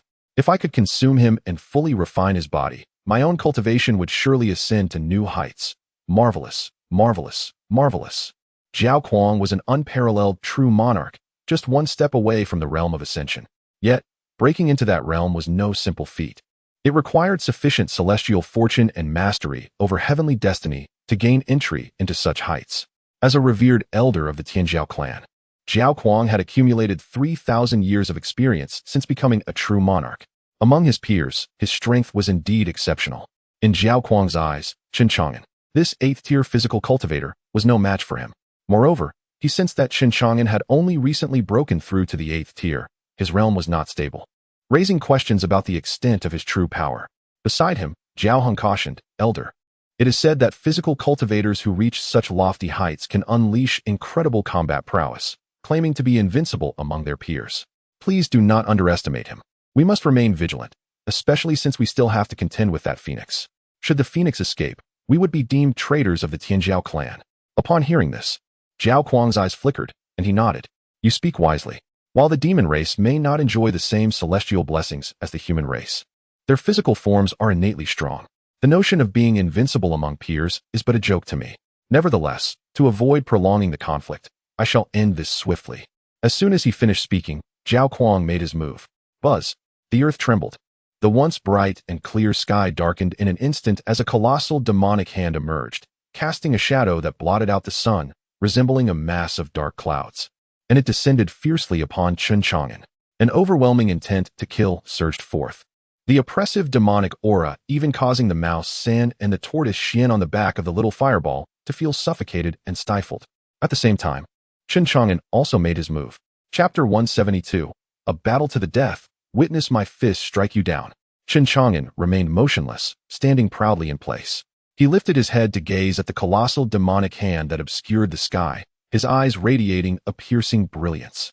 With a resounding bang, the monstrous hand above was pierced by Chen Chang'an's gaze, and the immense force shattered it into countless fragments, restoring the once dimmed heavens to their clear, boundless state. With a single step, Chen Chang'an moved with an ethereal grace, vanishing from his original spot in an instant. This was the prowess of an 8th-tier body cultivator, and he had yet to tap into any fraction of his invincible cultivation. Today, however, Chen Chang'an had no intention of employing his invincible powers. He sought merely to gauge the strength of his 8th-tier body cultivation against the unparalleled true monarch of the myriad laws. This fellow possesses astonishing speed. Zhao Kuang's pupils narrowed as he realized he struggled to capture Chen Chang'an's figure. Yet, the more he witnessed Chen Chang'an's might, the more exhilarated he became. Licking his lips, he thought to himself that the flesh of an 8th-tier human body cultivator must be exquisitely delectable. No sooner had he finished his thought than a surge of demonic energy erupted, and Zhao Kuang charged toward Chen Chang'an. The two met in midair, accompanied by a thunderous roar that reverberated throughout the realm. The cataclysmic clash between Chen Chang'an and Zhao Kuang commenced. Having previously been hindered by his inadequate realm in the law cultivator stage and not having fully honed his body cultivation, Chen Chang'an had not had the opportunity to learn any mystical spells. Thus, he resorted to the most elementary and ordinary techniques, swinging his fists. Even the simplest of strikes unleashed an overwhelmingly terrifying power, akin to the surging tides of the ocean, relentless and unyielding. With each punch, a fierce wind accompanied the blows, slicing through the air like a razor, causing Zhao Kuang's skin to sting as if it were being cut by sharp blades. Zhao Kuang furrowed his brow. Why was this individual not employing any mystical techniques? It puzzled him. After all, he had yet to witness the true strength of an 8th-tier body cultivator's spells, leaving him with an underlying sense of caution. Seeing Chen Chang'an merely throw straightforward punches, he felt compelled to remain vigilant and cautious. Little did Zhao Kuang know that Chen Chang'an was not refraining from mystical techniques. Rather, he simply had not cultivated any. This was indeed a shortcoming on Chen Chang'an's part, a realization he quietly acknowledged. It seemed he would need to dedicate time to mastering mystical spells upon his return. Otherwise, his techniques would remain overly simplistic. Nonetheless, despite Chen Chang'an's reliance on basic punches, Zhao Kuang dared not underestimate him, evading the attacks with agile movements. Although the techniques appeared unremarkable, the power they contained was terrifying. A single punch landing on Zhao Kuang would not be a trivial matter. What are you hiding for? Chen Chang'an scoffed, his eyes gleaming with determination. Seizing the opportunity, he instantly appeared behind the evading Zhao Kuang, his speed so swift that Zhao Kuang could not react in time. Transforming his right hand into a blade, Chen Chang'an wasted no time and struck down mercilessly. A profound sense of crisis sent a chill through Zhao Kuang's heart, compelling him to swiftly evade. With a swift motion, Chen Chang'an's blade-like palm struck with unparalleled sharpness, effortlessly carving a wound into Zhao Kuang's back. Blood gushed forth, revealing the stark outline of his spine. Stifling a groan, Zhao Kuang seized the moment to distance himself from Chen Chang'an. The searing pain emanating from his injury darkened his expression. Had he not reacted in the nick of time, the wound would have been a mere prelude to the severing of his head. This 8th-tier body cultivator was indeed extraordinary. Though I have ascended to the realm of the supreme true monarch for many years, in close combat with Chen Chang'an, I would only suffer grievous losses. Zhao Kuang was acutely aware that his physical prowess paled in comparison to Chen Chang'an's, and he would not engage in combat where he was at a disadvantage. Touching the wound on his back, his hands stained with blood, he licked the crimson fluid, a sinister grin spreading across his face. An 8th-tier body cultivator was no trivial matter. He never expected to sustain an injury himself. Very well, now it is my turn. With a thunderous roar, he surged in size, towering like a colossal mountain before the onlookers, manifesting 1,000 hands. 1,000 eyes and 3 grotesque heads appeared, exuding a fearsome visage. This was the pinnacle of the heavenly Jiaolong clan's sorcery, known as the Holy Demon Incarnation, wielding a terrifying power. Niu Izuan's expression turned grave upon witnessing this. This was the essence of the heavenly Jiaolong clan. Such a technique was beyond the reach of even my own bull clan. With a chilling cackle, the 1,000 eyes spun wildly, unleashing a wave of spiritual force aimed at seizing control of Chen Chang'an's mind. Chen Chang'an snorted disdainfully.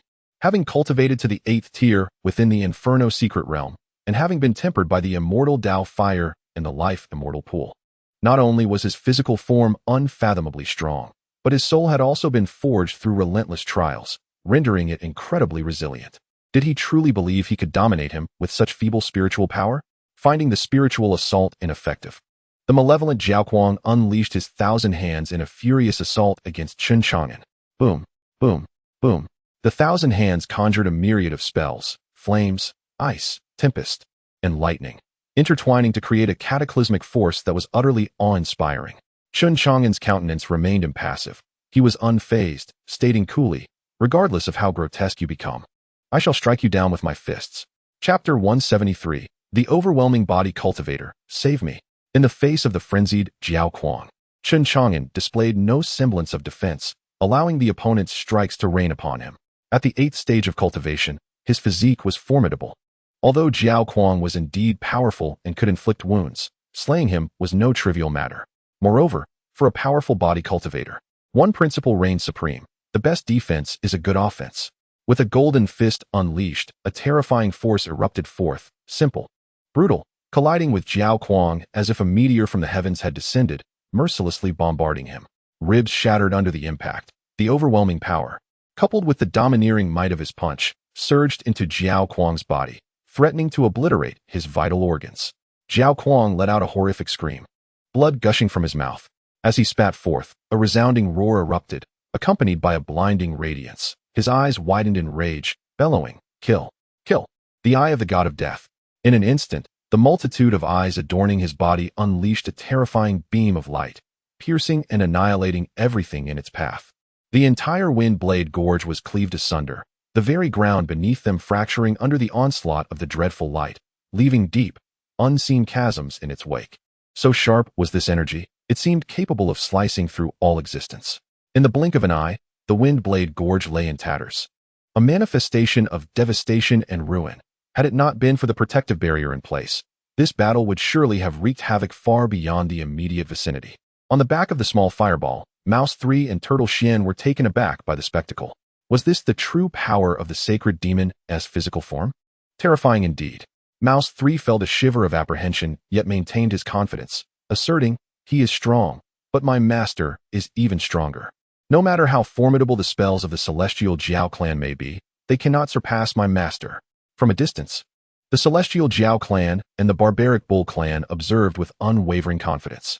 They were certain that Elder Jiao Kuang's might would soon prove insurmountable for the human body cultivator, anticipating that he would be swiftly vanquished.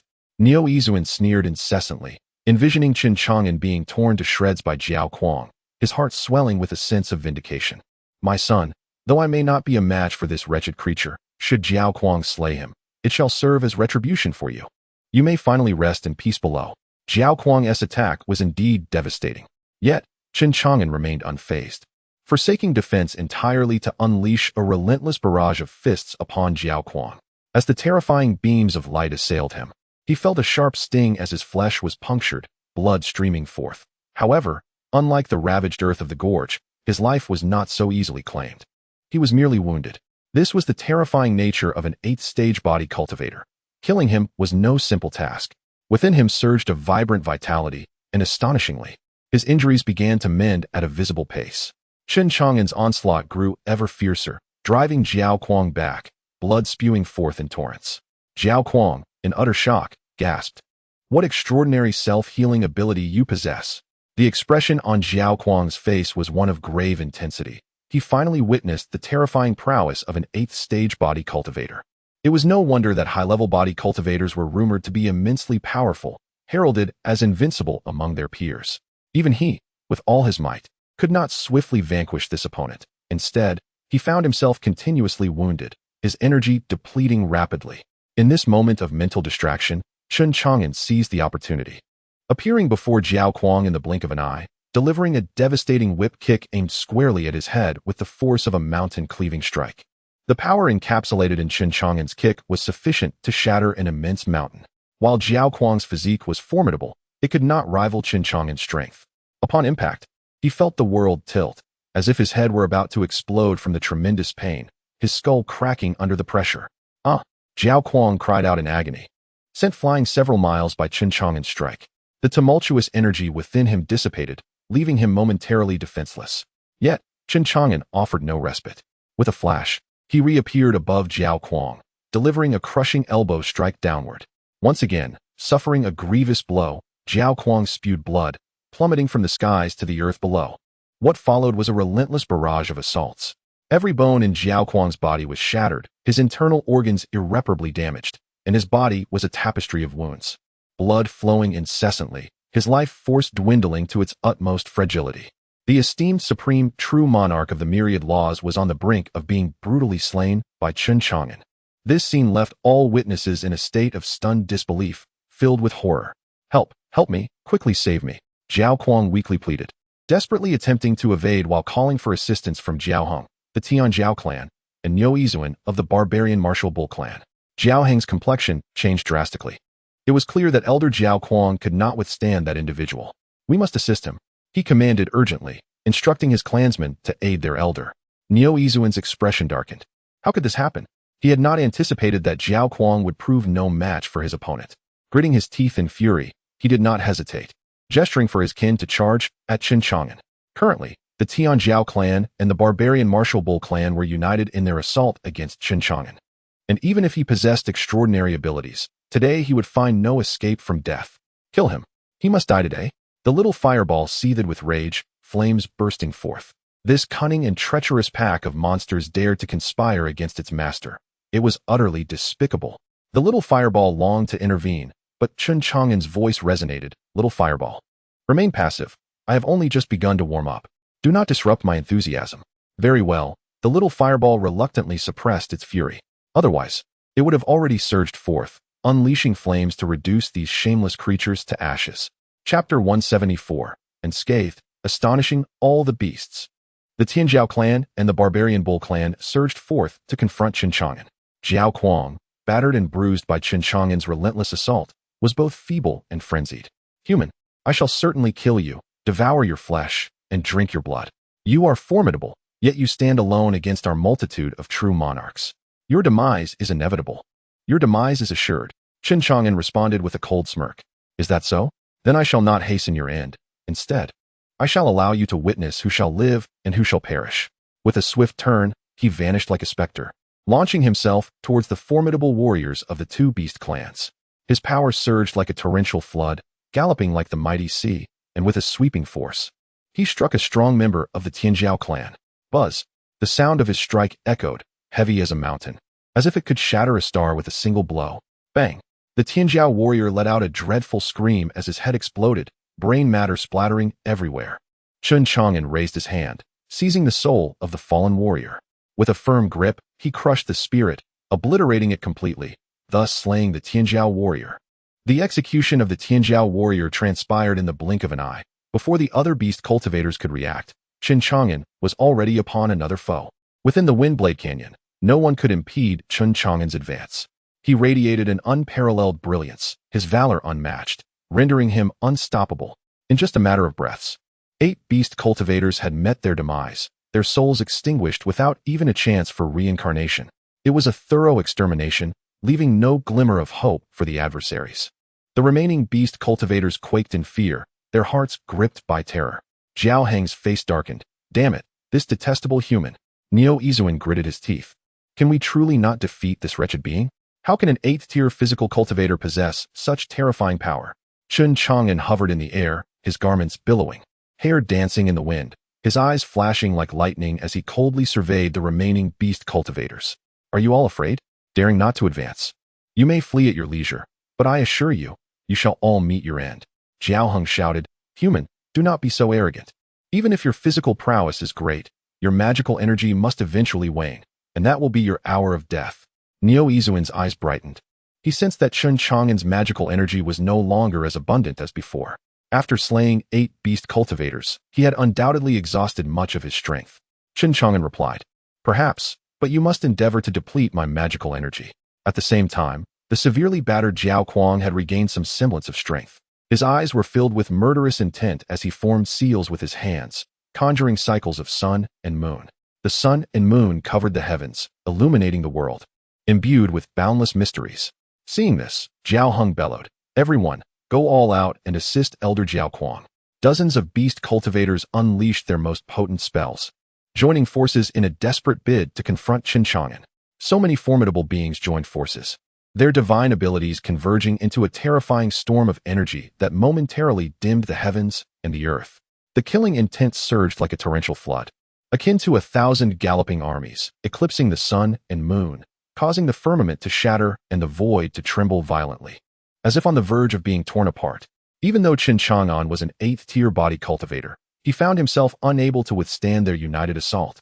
Sensing the chilling breath of death encroaching upon him, it appeared that this was the utmost limit of power that an 8th-tier body cultivator could exert, yet it sufficed. Chen Chang'an murmured, content with his current 8th-tier strength, which rivaled the prowess of the supreme true monarchs in the realm of myriad laws. Simultaneously, the terrifying divine abilities unleashed by the coalition surged forth, roaring like thunder, engulfing Chen Chang'an entirely. Jiao Kuang's eyes gleamed with sharpness as he fixated on the energy storm. Having lost all trace of Chen Chang'an's presence, it seemed he had perished within. Jiao Heng was convinced of Chen Chang'an's demise, believing that such a fearsome strike from so many powerful beings would be insurmountable, even for a deity. Niu Izuan clenched his fists, lamenting that this adversary had died so swiftly, denying him the satisfaction of tormenting him. His resentment lingered. The vengeance for such a great grievance had not brought Niu Izuan fulfillment, nor had it quelled his wrath. He fervently wished that the man still clung to life, not entirely extinguished. Just as Niu Izuan entertained this thought, he caught sight of a vague figure emerging slowly from the energy storm. His pupils dilating in shock as he exclaimed, How is this possible? Is he still alive?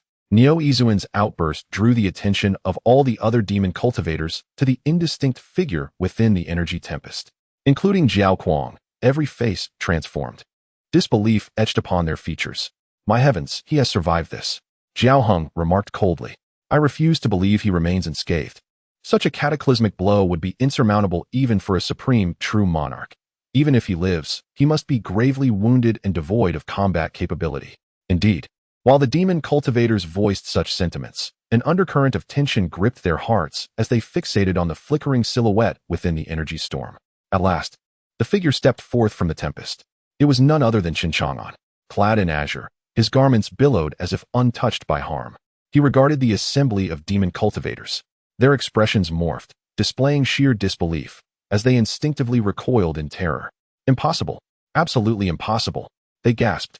How can he emerge unscathed? Is he truly an 8th-tier body cultivator? Chapter 175. Annihilate your entire clan. Regret it. Chen Chang'an emerged unscathed from the tempest of energy, leaving the members of the Tianjiao and the Manwunyo clans utterly astonished. It is worth noting that Chen Chang'an did not rely on his own 8th-tier physical prowess to withstand the onslaught, for he knew it would be utterly futile. Instead, he invoked his invincible cultivation to effortlessly repel the energy storm. Under the aegis of such formidable power, what in this world could possibly harm him? A chill coursed through Jiao Kuang's heart, compelling him to flee without a moment's hesitation. The other demon cultivators, witnessing this, hastily followed suit in retreat. But could they truly escape? Chen Chang'an's voice was calm as he raised a finger, unleashing a beam of light, a manifestation of his invincible prowess. Jiao Kuang, despite summoning all his strength, could not withstand it. In an instant, he was pierced by the beam, exploding into a brilliant spray of blood. The remaining demon cultivators turned pale at the sight, fleeing with even greater urgency. Splashes of crimson erupted in the sky, each sanguine bloom marking the demise of a demon cultivator. For beings of their caliber, being vanquished by Chen Chang'an was akin to ants being crushed beneath a careless foot. Was this truly an 8th-tier physical cultivator? Was there some error in their understanding? They had never imagined that an 8th tier could dispatch masters of the myriad realms with such ease, as if slaughtering chickens or dogs. Madness. It was sheer madness. As they witnessed their companions bursting into those vivid blood flowers, the remaining demon cultivators, with wavering resolve, hastily begged for mercy. Yet, in the next breath, they too were met with a similar fate. It was evident that Chen Chang'an harbored no intention of sparing any of the demon cultivators present. The little fireball flapped its wings, exhilarated by the scene, exclaiming how formidable its master was, remarking that these demon cultivators had sought their own demise. Now realizing too late their folly in seeking mercy, Mouse 3 looked on with admiration and awe, exclaiming how ferocious his master truly was. Beside him, Gui Xian nodded in agreement, recognizing that only someone as audacious as Chen Chang'an would dare to slay so many from the Tianjiao clan. In Yaozhou, who would dare to challenge the Tianjiao clan, notorious for their fierce protectiveness of their own? Chen Chang'an's actions were akin to poking a hornet's nest, no doubt. The Tianjiao clan was in an uproar, pondering who had slain so many of their formidable members, including even the esteemed elders. In the past, Gui Xian would have been terrified at the thought of retribution from the Tianjiao clan. But now he felt no fear, for he believed that while the Tianjiao clan was indeed powerful, his master was not to be underestimated. In Gui Xian's eyes, Chen Chang'an's might was unparalleled, perhaps even surpassing that of the Tianjiao clan itself. How else could he exhibit such audacity and confidence, disregarding the Tianjiao clan entirely? Meanwhile, Chen Chang'an's slaughter was nearing its conclusion. Save for one demon cultivator, all others had perished. The sole survivor among them was Niu Yizuan. At this moment, Niu Yizuan watched helplessly as his companions were slaughtered one by one. Initially filled with horror and fear, he gradually succumbed to despair, ultimately becoming numb. His face turned as pale as a sheet of paper. In his eyes, Chen Chang'an appeared as a ravenous demon, consuming all without a trace.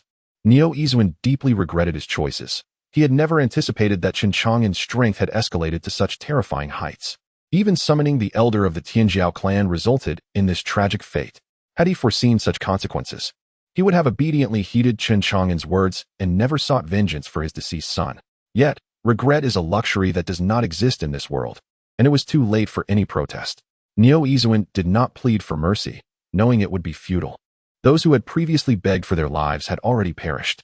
He gritted his teeth, suppressing the rising dread towards Chen Chang'an, and coldly declared, "You have slain the elder of the Tianjiao clan and so many of my kin. The Tianjiao clan will not let you go. I will await you in the underworld with my son." Chen Chang'an responded, "Are you not afraid of death?" Niu Yizuan scoffed, "What of it? Should I fear? Will you spare me? Do as you wish. I am not afraid of you. The Manwunyo clan will avenge me." Realizing he was on a path to certain death, Niu Yizuan's defiance intensified. Chen Chang'an replied indifferently, "Oh, you believe the Manwunyo clan will avenge you? What do you mean by that?" For reasons unknown, a wave of intense unease surged within Niu Yizuan. Chen Chang'an did not respond, but merely raised a finger and pierced a bloody hole through Niu Yizuan's body. Blood flowed endlessly from the wound, eventually gathering in Chen Chang'an's hand. "What do you intend to do?" Niu Yizuan demanded. "Annihilate your entire clan." Chen Chang'an coldly uttered 4 words. Niu Yizuan retorted with a sneer, "Though you are powerful, do you truly believe you alone can eradicate the Manwunyo clan? While we may not be the foremost power in the demon realm, we are far from weak. Moreover, you find yourself in Huzhou.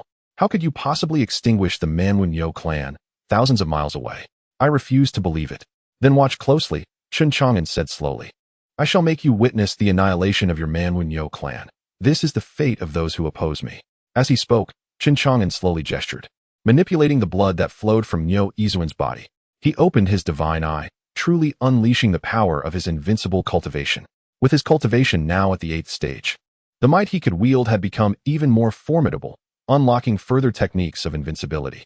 Under the gaze of his divine eye, he perceived that the mass of blood was intertwined with countless threads, connecting to tens of thousands of bloodlines. This was the very essence of the Manwunyo clan's bloodline. Each thread represented a member of the clan, intricately linked through their blood. Only Chen Chang'an's divine eye could discern this connection. In the next moment, employing his invincible prowess, he struck with a finger, severing all those ethereal bloodlines. At that instant, cries of agony erupted from the far-off Manwunyo clan in the demon realm, reverberating across the miles. Those who were cultivating or venturing outside, visiting other tribes of the fierce and martial bull clan, simultaneously found their lifelines severed. meeting a tragic demise on the spot. Everything was shrouded in an eerie atmosphere. Ah, Neo Izuin cried out in anguish, sensing in a mysterious way that he beheld a scene of his clan, the Bull clan, strewn with corpses, the air thick with death. All his kin were gone. At the same time, it felt as though his own vitality had been cut off, causing him to collapse to the ground in excruciating pain.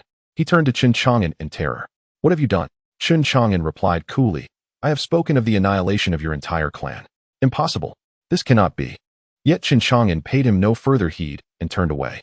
As he watched Chen Chang'an's retreating figure, Neo Izuin's vision gradually blurred. He realized that his own demise was imminent. He understood that his clan, the fierce and martial Bull clan, had indeed been obliterated due to his involvement. Regret consumed him. Had he only obeyed from the start, he would not have met such an end. Regret. Though his eyes remained open, Neo Izuin found himself plunged into an abyss of darkness, with no glimmer of light to be seen. Chapter 176. The Turmoil in Huzhou. The Return of the Heavenly Martial City. Today, the demon realm is destined for unrest. Without any forewarning, all members of the barbarian martial Bull clan perished simultaneously, many falling victim to sudden death, a sight witnessed by numerous demon cultivators. Everyone was left in a state of bewilderment and horror. The minds of countless demon cultivators buzzed with confusion. Particularly harrowing was the sight of the barbarian martial Bull clan lying lifeless, their bodies strewn across the ground. A scene soaked in deathly energy, leaving many in shock.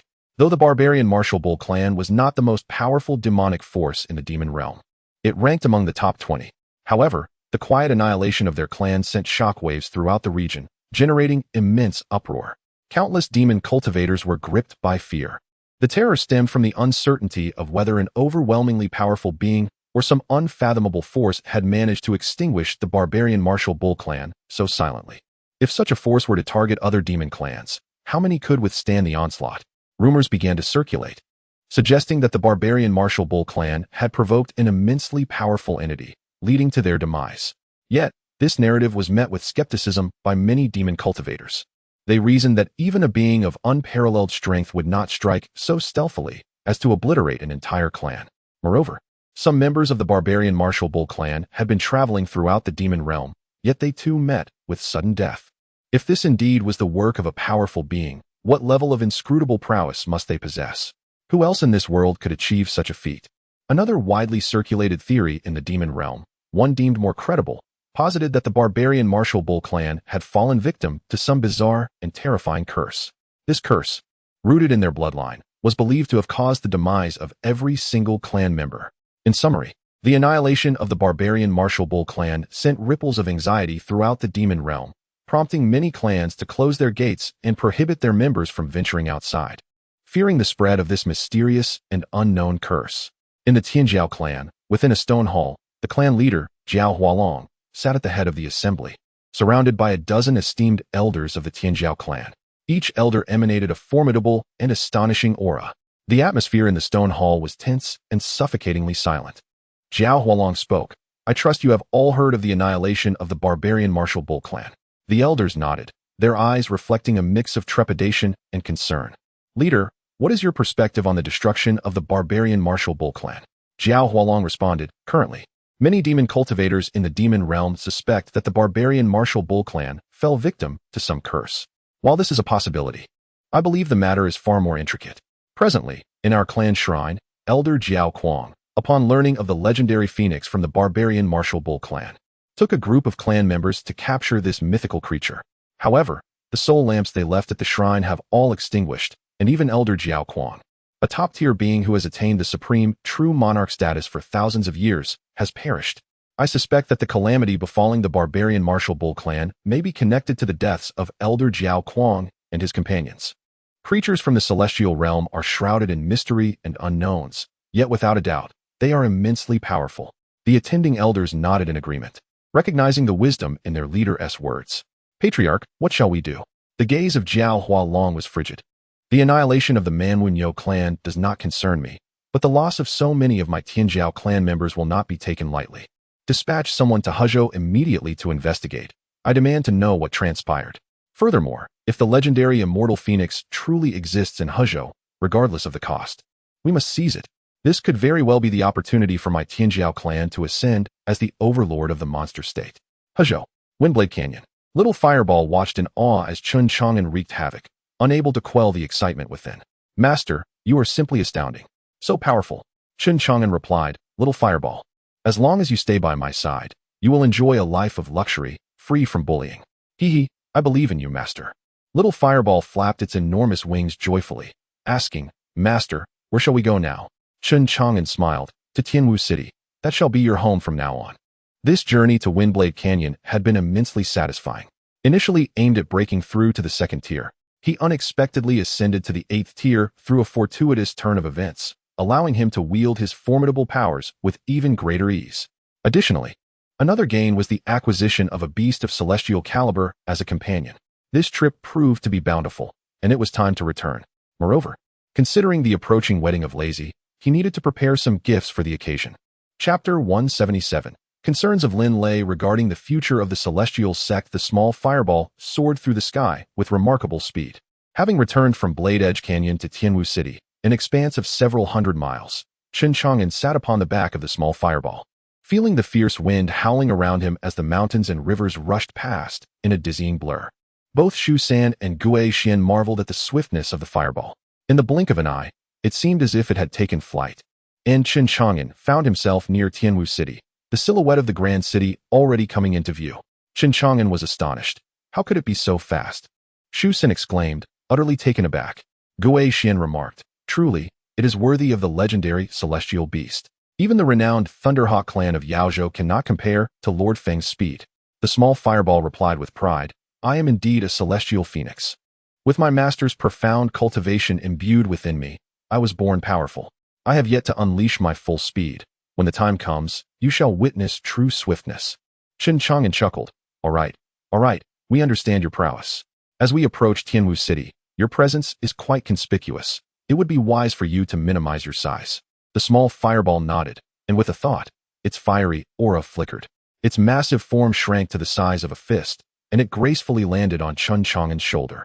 Content at last, Chen Chang'an strolled toward Tianwu City at a leisurely pace. The emergence of the compassionate Emperor Palace had rendered Tianwu City the most prominent city in Hezhou, transforming it dramatically within just a few months. The influx of distant cultivators was unprecedented. Should Shu San be thrown into the crowd, he might inadvertently stumble upon several destiny bearers and formidable beings of the transformation and divine realms. Moreover, a palpable aura of demon energy permeated the city, indicating that numerous demon cultivators had also arrived. Streams of rainbow lights pierced the sky, entering and exiting Tianwu City. However, many of these lights were headed toward the nearby Dalong Mountain. With the palace's emergence, everyone sought an opportunity within its realms, aspiring to soar to great heights and gain renown throughout the expansive cultivation world. Before even entering the city, Chen Chang'an noticed a large gathering of people outside, alongside several treasure ships and flying vessels docked nearby. Among the assembled cultivators, many exuded extraordinary charisma, including numerous leaders of the Undying Realm and true lords of the Myriad Laws realm, with even more nobles of the Transformation realm present. They were eagerly awaiting something. Just as Chen Chang'an pondered the reason for this congregation of cultivators, a voice pierced through the air, filled with astonishment. Chang'an, you have returned? Turning to see Lin Lei, clad in the attire of the law enforcement commander, striding toward him with an upright posture, Chen Chang'an replied, Lazy. Why are there so many people gathered outside the city today? Lin Lei's expression turned grave as he responded, It is the Celestial Sect. The Celestial Sect? Lin Lei had learned from Xiao Lu that Chen Chang'an had single-handedly breached the Blade Sect to rescue them, and had even slain the young master, Xiao Dao, who had sought to bully Xiao Lu. Zhou Xiaodao's identity is indeed extraordinary. His mother is an elder of the Linxian sect, one of the 10 most formidable powers in the realm of cultivation in the Great Heavy. Moreover, Zhou Xiaodao is accompanied by a sacred true lord's purple lightning serpent as his guardian, which undoubtedly signifies Wang Xian's immense regard for him. Presently, the Linxian sect has dispatched individuals to Tianwu City, and whether their purpose is to seek vengeance or to pursue imperial interests, Lin Lei cannot help but feel apprehensive in the face of such an overwhelming force. This trepidation is compounded by the sight of various leaders from the myriad factions of Hezhou arriving in Tianwu City, particularly the formidable Dei dynasty, whose prince, Su Teng, has personally come to greet them, further burdening Lin Lei's heart with anxiety. He had underestimated the prestige of the Linxian sect within the Great Heavy. Even the Dei dynasty approaches them with utmost deference. How could they possibly contend with such a colossal entity? To be candid, Lin Lei wished to swiftly depart with Han Xiaolu and Linger from Jiukong Pharmacy, and Bai Ji, as far away as possible. Conveniently, Chen Chang'an was not in Tianwu City, so the Linxian sect would likely not locate him. However, just as Lin Lei was consumed with unease, desperately contemplating an escape route, he beheld an unusual trio approaching from the main road outside the city. It was a youth clad in green, with a flamboyantly crimson bird perched upon his shoulder, its head darting about. To his left, a half-meter-tall golden-furred mouse stood upright, mimicking human strides with an impressive gait, while to his right trailed a large black-shelled tortoise. Lin Lei paused in astonishment. Who else could this be but that rascal Chang'an? He quickly greeted him. With a face full of concern, Lin Lei exclaimed, "Chang'an, why have you returned so suddenly?" Chen Chang'an, puzzled, replied, "Is there something amiss with my return? If I delay any longer, I fear I shall miss your joyous celebration and the opportunity to disrupt your nuptials." Lin Lei asserted, "What time is it, and you still think of such frivolities? The Linxian sect's people are about to arrive. We have slain Zhou Xiaodao of the Bad Dao sect. Have you forgotten that Zhou Xiaodao's mother is an elder of the Linxian sect? If she comes this time, it will spell disaster." Chen Chang'an chuckled, "Do not fret. Even if I had slain the offspring of an elder of the Linxian sect, or even the son of the sect master, what of it? Fear not, Lin Lei. Should the sky fall, I shall bear the weight." "What will you bear it with?" Lin Lei retorted, speechless. He understood that while Chen Chang'an was indeed powerful, it was naive to believe that he alone could stand against the Linxian sect. This was not a matter of disbelief in his capabilities, but rather an acknowledgement of the fact that they faced not merely a small faction like the Bad Dao sect, but one of the 10 most transcendent powers in the entire realm of cultivation within the Great Heavy. These 10 forces are immensely powerful, effectively governing the entirety of the Great Heavy's cultivation world. Chen Chang'an's apparent disregard for the Linxian sect left Lin Lei questioning his sanity. How could anyone entertain such absurd notions? Sensing Lin Lei's trepidation, Chen Chang'an clapped him on the shoulder and smiled. "I will bear it with my very flesh. Carrying a few mountains is but a trifling task." Lin Lei then realized that Chen Chang'an exuded an indescribable aura, and he also noticed the faint golden light coursing over his skin. It felt as though his physical form had undergone a remarkable transformation. Lin Lei was taken aback. "Chang'an, have you perhaps broken through to the second tier in your physical cultivation?" Mouse 3, standing nearby, let out a derisive laugh. "Second tier? Brother Lin, you underestimate my master. He is currently at the 8th tier. 8th tier?" Lin Lei's eyes widened in disbelief, utterly astonished. "I cannot believe it." Chapter 178, The Familiar Aura. Wang Xian of the Linxian sect, a body cultivator of the 8th stage. It is not an exaggeration to say that she is a rare gem, not only within Hezhou but throughout the vast realm of the great rejuvenation of immortality. Although the extent of Chen Chang'an's prowess in the realm of remains a mystery, his secret which, despite his curiosity, Lin Lei would not pry into. He vividly recalls witnessing Chen Chang'an ascend to the first stage of body cultivation. How could he have returned from the Windblade Canyon after just a few days, having made a breakthrough to the 8th stage? This seems almost mythical.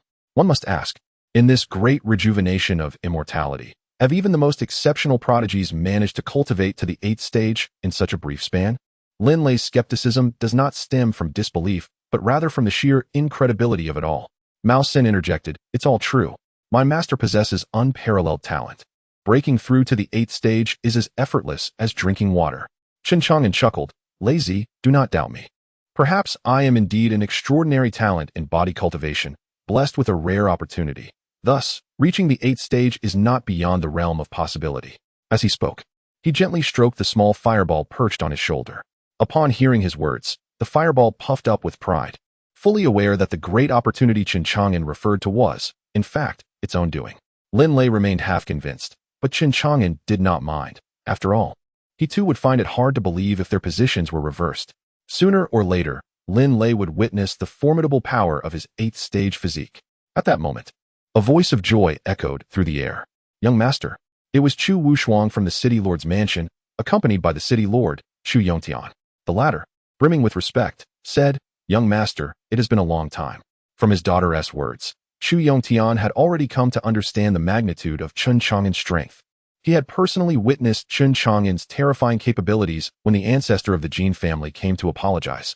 As Chen Chang'an effortlessly tore apart the fabric of space and annihilated the corpse carriage sect from 1,000,000 miles away with a mere gesture. His cultivation was unfathomable, truly a reclusive powerhouse. Upon realizing that such a concealed master resided within his jurisdiction of Tianwu City, Chu Yongtian was both shocked and exhilarated. Hearing that the Jin family had secured the favor of this hidden master, he felt compelled to make a move, bringing his daughter to seek Chen Chang'an's support. With such a formidable ally, who would dare to bully them in Hezhou in the future? Chen Chang'an nodded slightly and remarked, I did not expect even the city lord to come personally to welcome me. The Linxian sect certainly commands great respect. Chu Yongtian chuckled awkwardly. Young master, you jest. What significance does a mere city lord hold in the eyes of the Linxian sect? How could I dare to neglect such an honor? If I were to disregard the Linxian sect, I might find myself a corpse by dawn, and my Chu family could very well face annihilation overnight. In truth, Chu Yongtian was deeply curious about Chen Chang'an's identity. He had been in seclusion in Tianwu City for several years. Had it not been for the recent emergence of the imperial palace, revealing his strength, no one would have guessed that a humble apothecary could possess such formidable power. A figure as formidable as him is likely to hail from one of the top 10 forces of the great heavyweight. After conversing with Chu Yongtian for a while, Chen Chang'an suddenly noticed the prince Su Teng of the Great Sun Dynasty. In this gathering, Su Teng was surrounded at the center. Meanwhile, Jiang Qing, who had long since submitted to him, remained discreetly beside Su Teng. However, Chen Chang'an's attention was primarily drawn to Su Teng's right arm, initially severed by Su Dafu. This newly regrown arm was markedly different from the left. It was adorned with countless intricate and mysterious symbols, which Chen Chang'an sensed were sealing an incredibly terrifying power. At that moment, the little fireball beside him spoke up. Master, that person's arm does not belong to him. I can sense a familiar aura. The fireball was referring to Su Teng's right arm. What familiar aura? Chen Chang'an inquired, intrigued. The fireball strained to search its memory, but, unfortunately, found nothing. Shaking its head and saying, I'm not sure. I can't recall at the moment. Please allow me some time to think. Perhaps it will come to me. Just then, the sky trembled violently, and the power of space surged forth, revealing a colossal transmission diagram accompanied by a spatial vortex.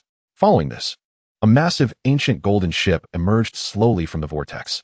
On board stood a group of cultivators clad in white robes, both men and women, young and old, all exuding an overwhelmingly powerful aura. Among this assembly from the Linxian sect, the leader was a voluptuous woman, Elder Wang Xian, the mother of Zhou Xiaodao. With an expressionless countenance and a cold demeanor, Wang Xian stood at the bow of the ship, her gaze sweeping disdainfully over the crowd gathered outside Tianwu City. Is this truly the reception party sent by the major forces of Hezhou? How disappointingly weak. A male elder beside her chuckled, his words dripping with contempt. Hezhou ranks low in strength within the great heavyweight. Few powerful individuals emerge from here, and even the spiritual energy in this area pales in comparison to ours in Shazhou. It's only natural. Otherwise, how could the Abyss have launched its invasion starting from Hezhou? Yet, the compassionate emperor had the fortune to establish an imperial palace here. Chapter 179. The Saintess Zhao Qingqing, do not be afraid. The golden, ancient ship descended, drawing countless cultivators in the city to observe, all eager to witness the extraordinary prowess of the disciples from the Linxian sect. After all, as the pinnacle of the cultivation forces in the Great Zhong, those who have been accepted into Linxian sect are undoubtedly gifted individuals, true dragons and phoenixes among men. Wang Xian exchanged a few words with a male elder beside her. Now that we have arrived in Hezhou, the saintess must be emerging from her seclusion. As soon as Wang Xian finished speaking, a figure akin to a drifting white cloud emerged from the ship. A maiden clad in white stepped forth, appearing to be merely 17 or 18 years of age. Yet, her figure and beauty were of unparalleled excellence, akin to a luminous pearl from the heavens. Her presence was so radiant that it captivated the attention of countless male cultivators, leaving all the female cultivators present feeling overshadowed. This maiden was none other than the saintess of the Linxian sect, Zhao Qingqing. Many male cultivators, upon glimpsing her exquisite visage, felt their hearts race uncontrollably. Heaven! Such beauty exists in this world. She was truly a flower surpassing all others, resplendent and unmatched. From Zhao Qingqing emanated an undeniable aura of ethereal grace that made it hard for onlookers to breathe. Chen Chang'an was also taken aback by her beauty. If one were to describe her with a line from poetry learned in a past life, it would be the pure waters give rise to the lotus, untouched by embellishment. Her beauty was distinctly different from that of others, as if sculpted by the hands of nature itself. With a charming, dimpled smile and bright, enchanting eyes, paired with her flowing white gown, she could easily rival the celestial maidens of the immortal realm. True to her name, Many male cultivators found themselves utterly smitten at first sight, and a wave of impulse surged within them. Although Zhao Qingcheng was already accustomed to such gazes, she could not help but feel a twinge of displeasure, thinking to herself how typical men were. Wang Xian respectfully addressed her, "Saintess, we have arrived in Hezhou. This is Tianwu City, and the location of the Imperial Palace is within the Great Dragon Mountain, just outside the city." Zhao Qingcheng's voice was melodious and pleasant. "Elder Wang, you have worked hard. Now that we have reached this place, we must swiftly go to the Imperial Palace to seal the rift to the abyss. We cannot allow any opportunity for the abyss to encroach upon the Great Zhong. Indeed, the Saintess speaks wisely." At that moment, Su Teng and others hastened to the base of the ancient ship to welcome them. Each cultivator present was a figure of high status from the prominent forces of Hezhou. Exalted and distinguished, we have awaited the esteemed guest from Linxian sect for quite some time and have prepared meals in the city. The journey from Shazhou to Hezhou spans countless miles, and you must be weary. Please, esteemed guests, make your way to the city to rest before deliberating on the matters of the Imperial Palace. Wang Xian interjected, "Saintess, suppressing the abyss is not a task that can be accomplished in a single day. There is no need to rush." Zhao Qingcheng nodded. "Very well, Elder Wang. You may take charge of these arrangements. I am not interested in such matters and shall return to the golden ancient ship to rest. If there is no significant matter, there is no need to summon me." With that, Zhao Qingcheng returned to the ship. Soon after, Wang Xian, accompanied by a multitude of elders and disciples from the Linxian sect, swiftly entered the city amidst the adoration of the cultivators of Hezhou. The magnificent golden ancient ship anchored outside Tianwu City became a spectacle in the eyes of the mortals. After all, a vessel of such colossal proportions, akin to a mountain, would likely remain unseen by the ordinary inhabitants of Tianwu City unless the Imperial Palace made its appearance. As the members of the Linxian sect were welcomed into the city, Chen Chang'an withdrew his gaze and turned to Chu Yongtian beside him. "Are you familiar with Wang Xian of the Linxian sect?" he inquired. Lin Lei, standing nearby, perked up his ears. This matter pertained to their very lives. Chu Yongtian nodded affirmatively. "I know her. Has she arrived?" he asked. "Indeed," replied Chu Yongtian. "She is the well-rounded woman conversing with the holy maiden of the Linxian sect aboard that ship. It is said that she is one of the key figures sent by the Linxian sect to assist the Jinyuan alliance in suppressing the Imperial Palace. However, the lead role is still held by the holy maiden, Zhao Qingcheng, who is rumored to be an exceptionally radiant prodigy with unfathomable strength." Lin Lei, uninterested in the holy maiden of the Linxian sect, felt his expression darken upon hearing Chu Yongtian mention Wang Xian. The mother of Zhou Xiaodao had come, and she was undoubtedly here to avenge her son's death. Why else would she, among so many elders of the Linxian sect, be present? He could only speculate about the depth of her cultivation. Nevertheless, since she had become an elder of the Linxian sect, her power must be formidable. What could they possibly do? Lin Lei's mind was in turmoil as he glanced at Chen Chang'an, who remained calm, as though Wang Xian were of no concern to him. This composure impressed Lin Lei. He thought to himself, if only I could be as unperturbed as Chang'an, standing firm against the weight of the world.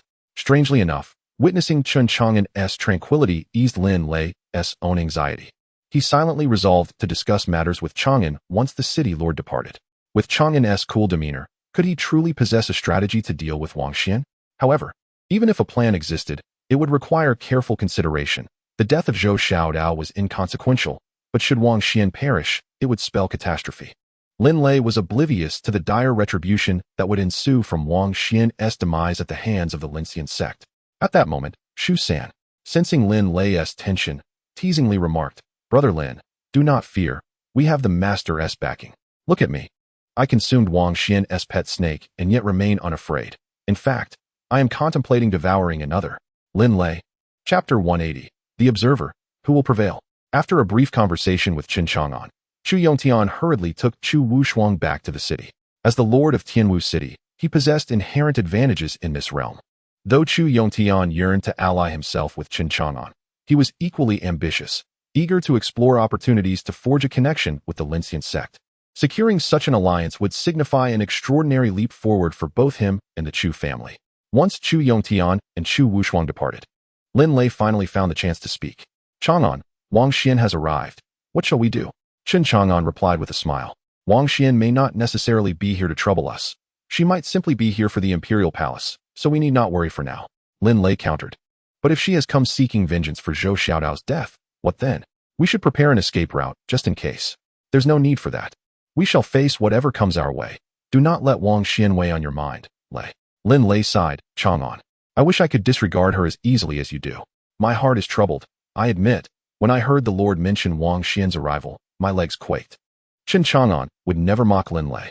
His confidence stemmed from his formidable 8th-tier physical prowess and his unparalleled cultivation spanning an astounding 9 billion years. Thus, he harbored no fears, unfazed by the heavens or the earth. Lin Lei, however, was different.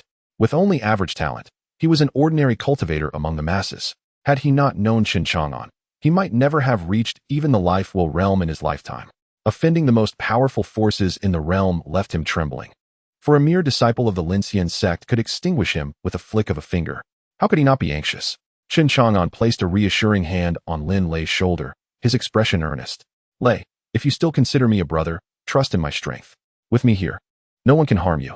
Besides, it was I who vanquished the Dominator Blade sect, not you. What is there to fear? You risked your life to save both me and Xiaolu. We have burdened you, Lin Lei lamented. Chen Chang'an chuckled. Burden? Between brothers, there is no such thing. The day of your wedding with Xiaolu draws ever closer. The Linxian sect is not your concern. Focus on your marriage, for we eagerly await the joyous occasion. Lin Lei was thoroughly inspired by Chen Chang'an's unwavering confidence. All right, Chang'an, I believe in you. But do not overexert yourself. I do not want you to face danger. If Wang Xian seeks revenge, do not concern yourself with Xiaolu and me. Just flee. Chen Chang'an shook his head inwardly, sensing Lin Lei's lingering apprehension. Words would prove futile. Should Wang Xian recklessly pursue the one responsible for Zhou Xiaodao's demise, he would not hold back. Chen Chang'an adhered to a singular life principle in his cultivation journey. If one does not offend me, I shall not offend them. Should one provoke me, they must prepare for the consequences. After parting ways with Lin Lei, Chen Chang'an ventured into the city accompanied by Xu San, Gui Xian, and the curious Little Fireball. This peculiar ensemble attracted considerable attention. Little Fireball gazed around in wonder, having never witnessed such a multitude of people before, and was filled with curiosity about everything. Master, the human city's atmosphere is so lively, it exclaimed. Chen Chang'an replied, Indeed, it is quite bustling. With the emergence of the Imperial Palace, many cultivators from Hezhou have flocked here, all vying for the imperial legacy left by the compassionate emperor. However, that imperial legacy is not easily obtained. Countless cultivators have already ventured into the Imperial Palace, only to meet their tragic demise and become nourishment for the earth. Master, you are so formidable. Why not seize the imperial legacy for yourself? Little Fireball inquired, intrigued. Chen Chang'an responded, I have no interest in the imperial legacy. It holds no value for me. Why should I waste time in the Imperial Palace? Nonetheless, I must admit, I am somewhat curious about who will ultimately claim the imperial legacy. He recalled Chen Chang'an, a disciple of the longevity sect whom he encountered when the system was first activated. She had obtained the compassionate emperor's sword, marking her as a woman of great fortune. Would she have a chance to acquire the legacy? Then there was Su Tong, also present for the imperial legacy. Perhaps he could inquire with Su Dafu about whether he wanted assistance in obtaining it. If he did, Chen Chang'an would not mind lending a hand. Meanwhile, the Linxian sect had also arrived. Although they claimed to assist the Zhenyuan alliance in suppressing the abyss, could their intentions be so altruistic? Surely, they too were drawn by the allure of the imperial legacy. As for the abyss, what schemes might be afoot there? As an observer, Chen Chang'an chose not to interfere excessively. Instead, he concealed himself in the shadows, watching everything unfold with a sense of anticipation akin to watching a dramatic series in his past life. Who, after all, would ultimately lay claim to the imperial legacy? Chapter 181. The Ice and Snow Pagoda, I Shield You.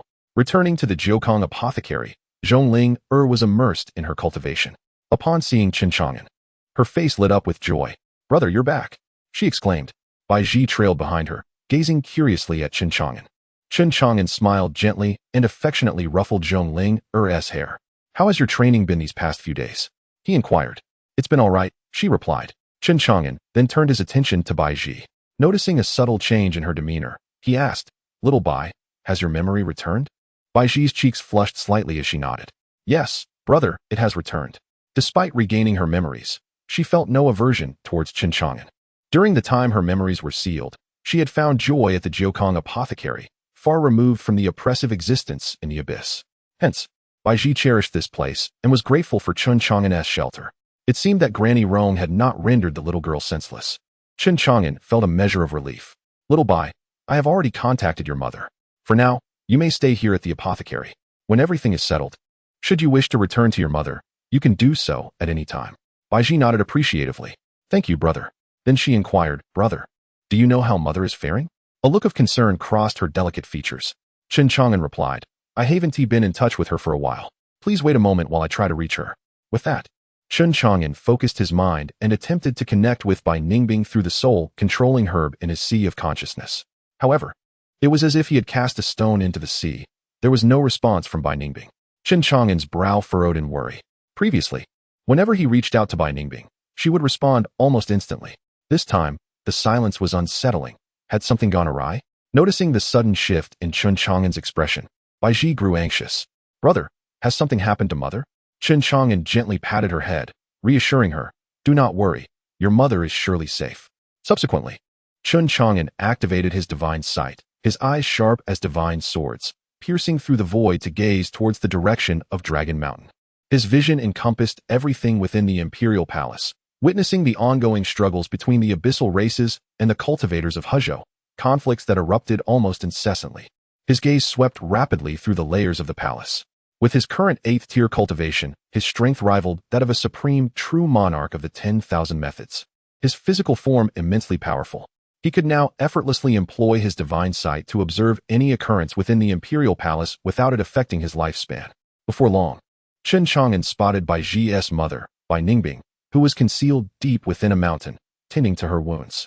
It was clear she had endured a fierce battle. Her injuries severe and her aura weak. Indeed, something has happened, Chen Chang'an thought to himself. At that moment, Bai Ningbing sensed Chen Chang'an reaching out through the soul-controlling herb and hastily responded. Young master, what brings you to seek me? Chen Chang'an responded through the soul-controlling grass. It's nothing. Baiji has regained her memories and inquired about your well-being. Bai Ningbing interjected. I appreciate your care for my daughter. Please convey to her that I am well. Chen Chang'an remarked. You appear gravely injured. I fear you are on the brink of death. Are you truly all right? On the other end of the soul-controlling grass, Bai Ningbing's pallid face suddenly registered shock. How did you know I was gravely wounded? She queried, perplexed.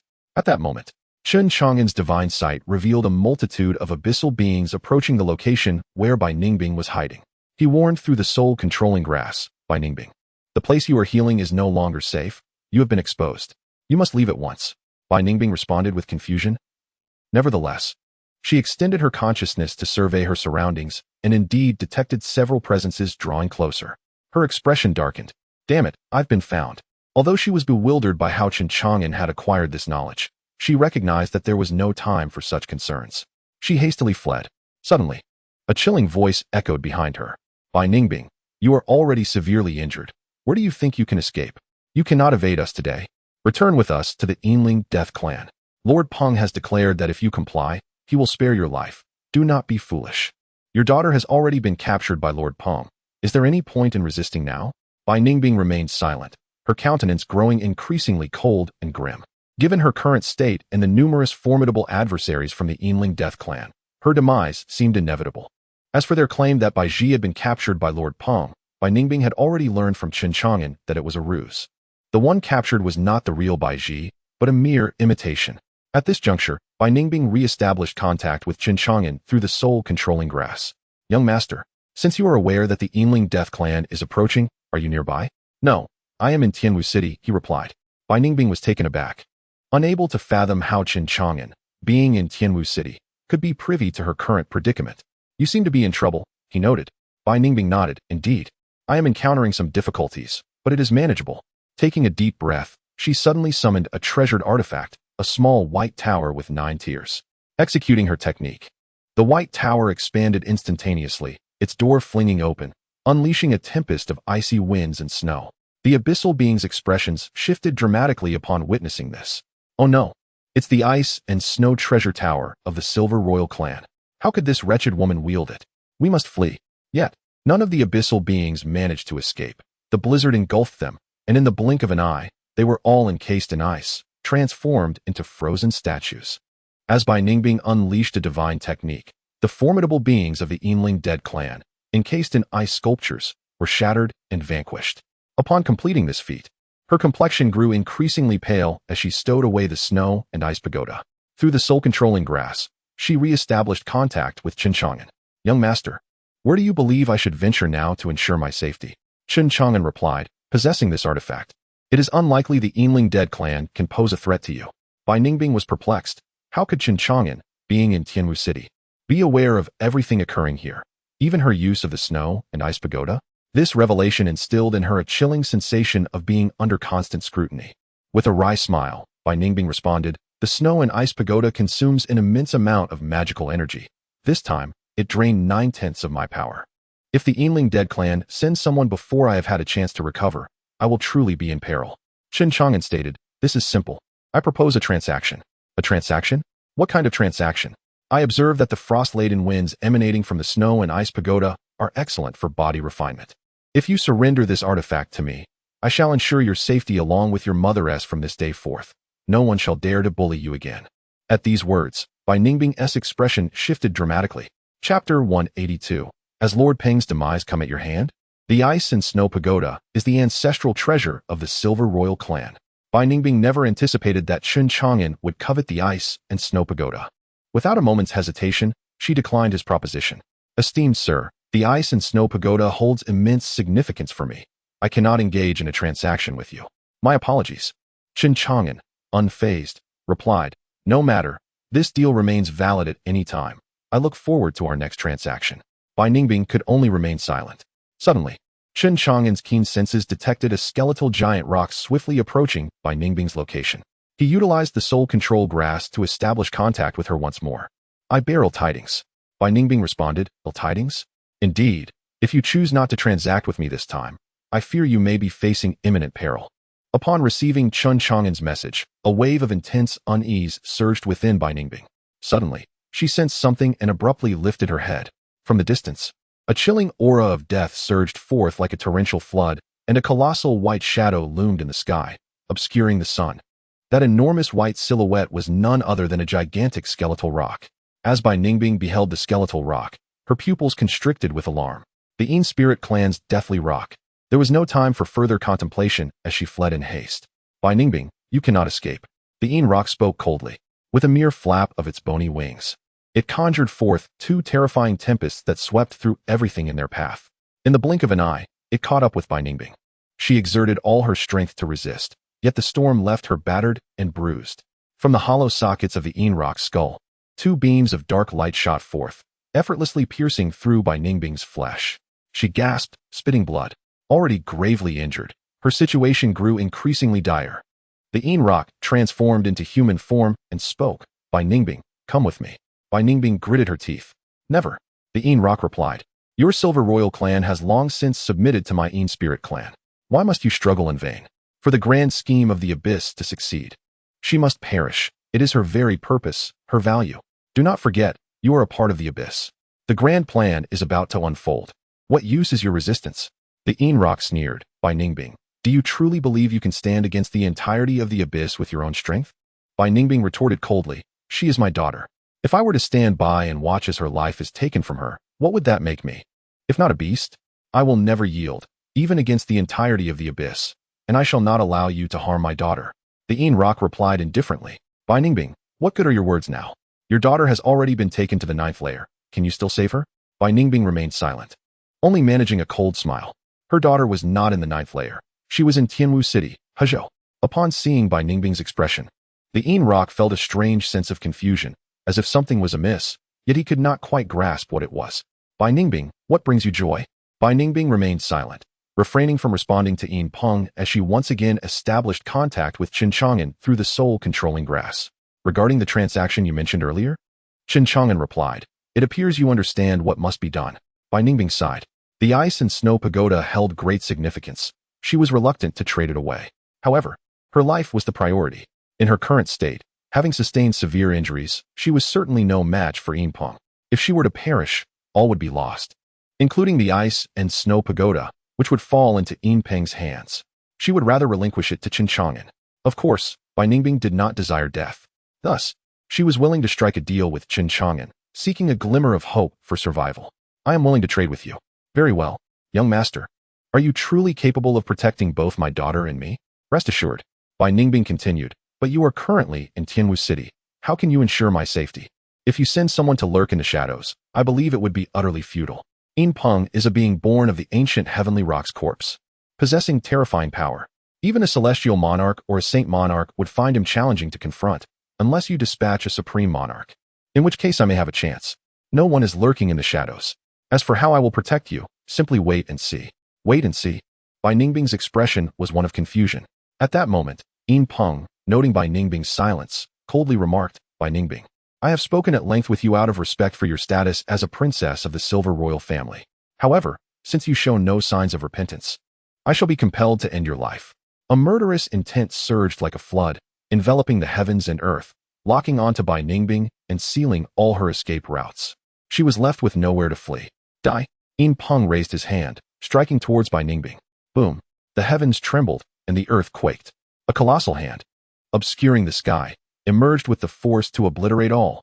It seemed as if even the heavens and earth could not withstand the might of this hand, causing the void to collapse in stages, emanating a terrifying aura of annihilation. Yin Peng gazed at this scene with a mix of shock and confusion. Is this hand truly so formidable? Bai Ningbing's complexion turned pale. She had not anticipated the sheer terror of Yin Peng's power. The force contained in that strike sent shivers through her very soul. So powerful. Bai Ningbing could not fathom why Yin Peng would resort to such a grand display to kill her. Was it to provide her a dignified death? And what of Chen Chang'an, who had promised to protect her? Indeed, the words of a man are but deceitful phantoms. Sigh. She could only hope he would keep Bai Ji safe from harm. That alone would suffice for her. What on earth is happening? Suddenly, Yin Peng let out a terrified shriek, transforming into a skeletal giant rock, desperately fleeing into the distance. The terrifying colossal hand, however, was not aimed at Bai Ningbing. It turned instead to strike at Yin Peng. Bai Ningbing stood there, dumbfounded, blinking in bewilderment. How had it come to this? That giant hand contained the essence of the universe, as if it were the realm of a Buddha within its grasp. Boundless and infinite, Yin Peng could not possibly escape. As he let out a final, terrifying scream of despair, he cried out, Who is it? Who on earth?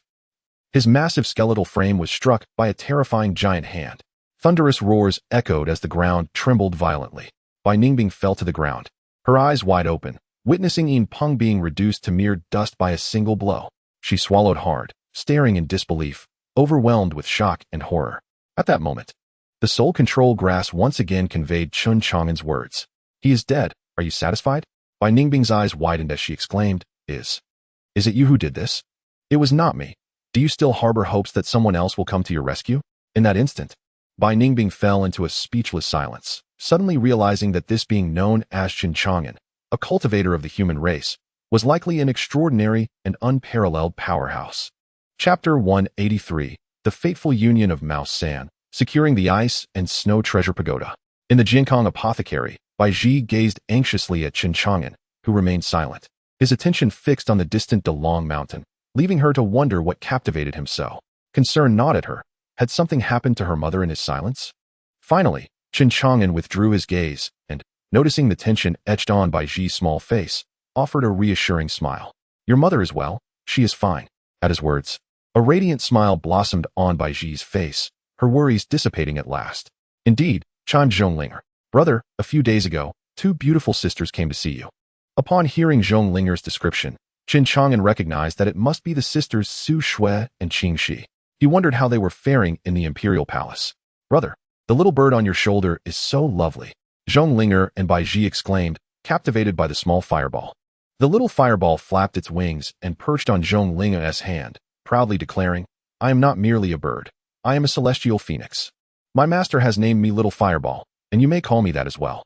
Zhonglinger gently caressed the feathers of the little fireball. Although it was naturally engulfed in a fierce flame, capable of incinerating anything, it quickly subdued its fiery aura, allowing Zhonglinger to fondle it. It's quite pleasant indeed, it thought. Bai Ji, intrigued, leaned in to touch it as well. It seemed that girls were inherently drawn to such small, endearing creatures. Chen Chang'an remarked, Little Fireball, this will be your home from now on. Do you like it? I do, master, the little fireball replied with delight. Beside them, Mao San observed curiously. Master resides in such a humble abode. It seems rather meager, and the spiritual energy here appears quite thin, he commented. Mao San mused. Our master is currently concealing his prowess and living in seclusion. It is only natural for his residence to be modest and lacking in spiritual essence. If he were to reveal his true strength, Even the mightiest of the Dai dynasty would be no match for him. Should he choose to dwell within the imperial palace, the Dai dynasty would have to graciously yield it to him. Turtle Xian nodded, agreeing with Mao San's reasoning, recognizing the formidable strength of their master. Suddenly, an idea struck Mao San, and he looked at Turtle Xian with anticipation. Turtle Xian, could you divine when I shall wed? Turtle Xian nodded, taking a drop of Mao San's blood to ascertain his destined romantic fate. Mao San remained patiently silent, awaiting the outcome. After a moment, Turtle Xian concluded his calculations. Congratulations, Mao San. According to my divination, your fateful union is imminent. The stars align favorably for you, and it will not be long before you encounter your destined partner. Mao San was overjoyed, his spirits soaring. Is it truly so? The fateful union is approaching. From my calculations regarding fate and destiny, this is the conclusion I have drawn. However, whether there are any variables, only the will of heaven can discern. The venerable tortoise Shuangguan answered candidly. Mao San became even more elated, eagerly anticipating the day he would encounter his future wife. Observing Mao San's excitement, Chen Chang'an remarked nonchalantly, "Perhaps it is a mouse demon that Su Dafu has found for you to mate with. Is that truly a cause for such delight?"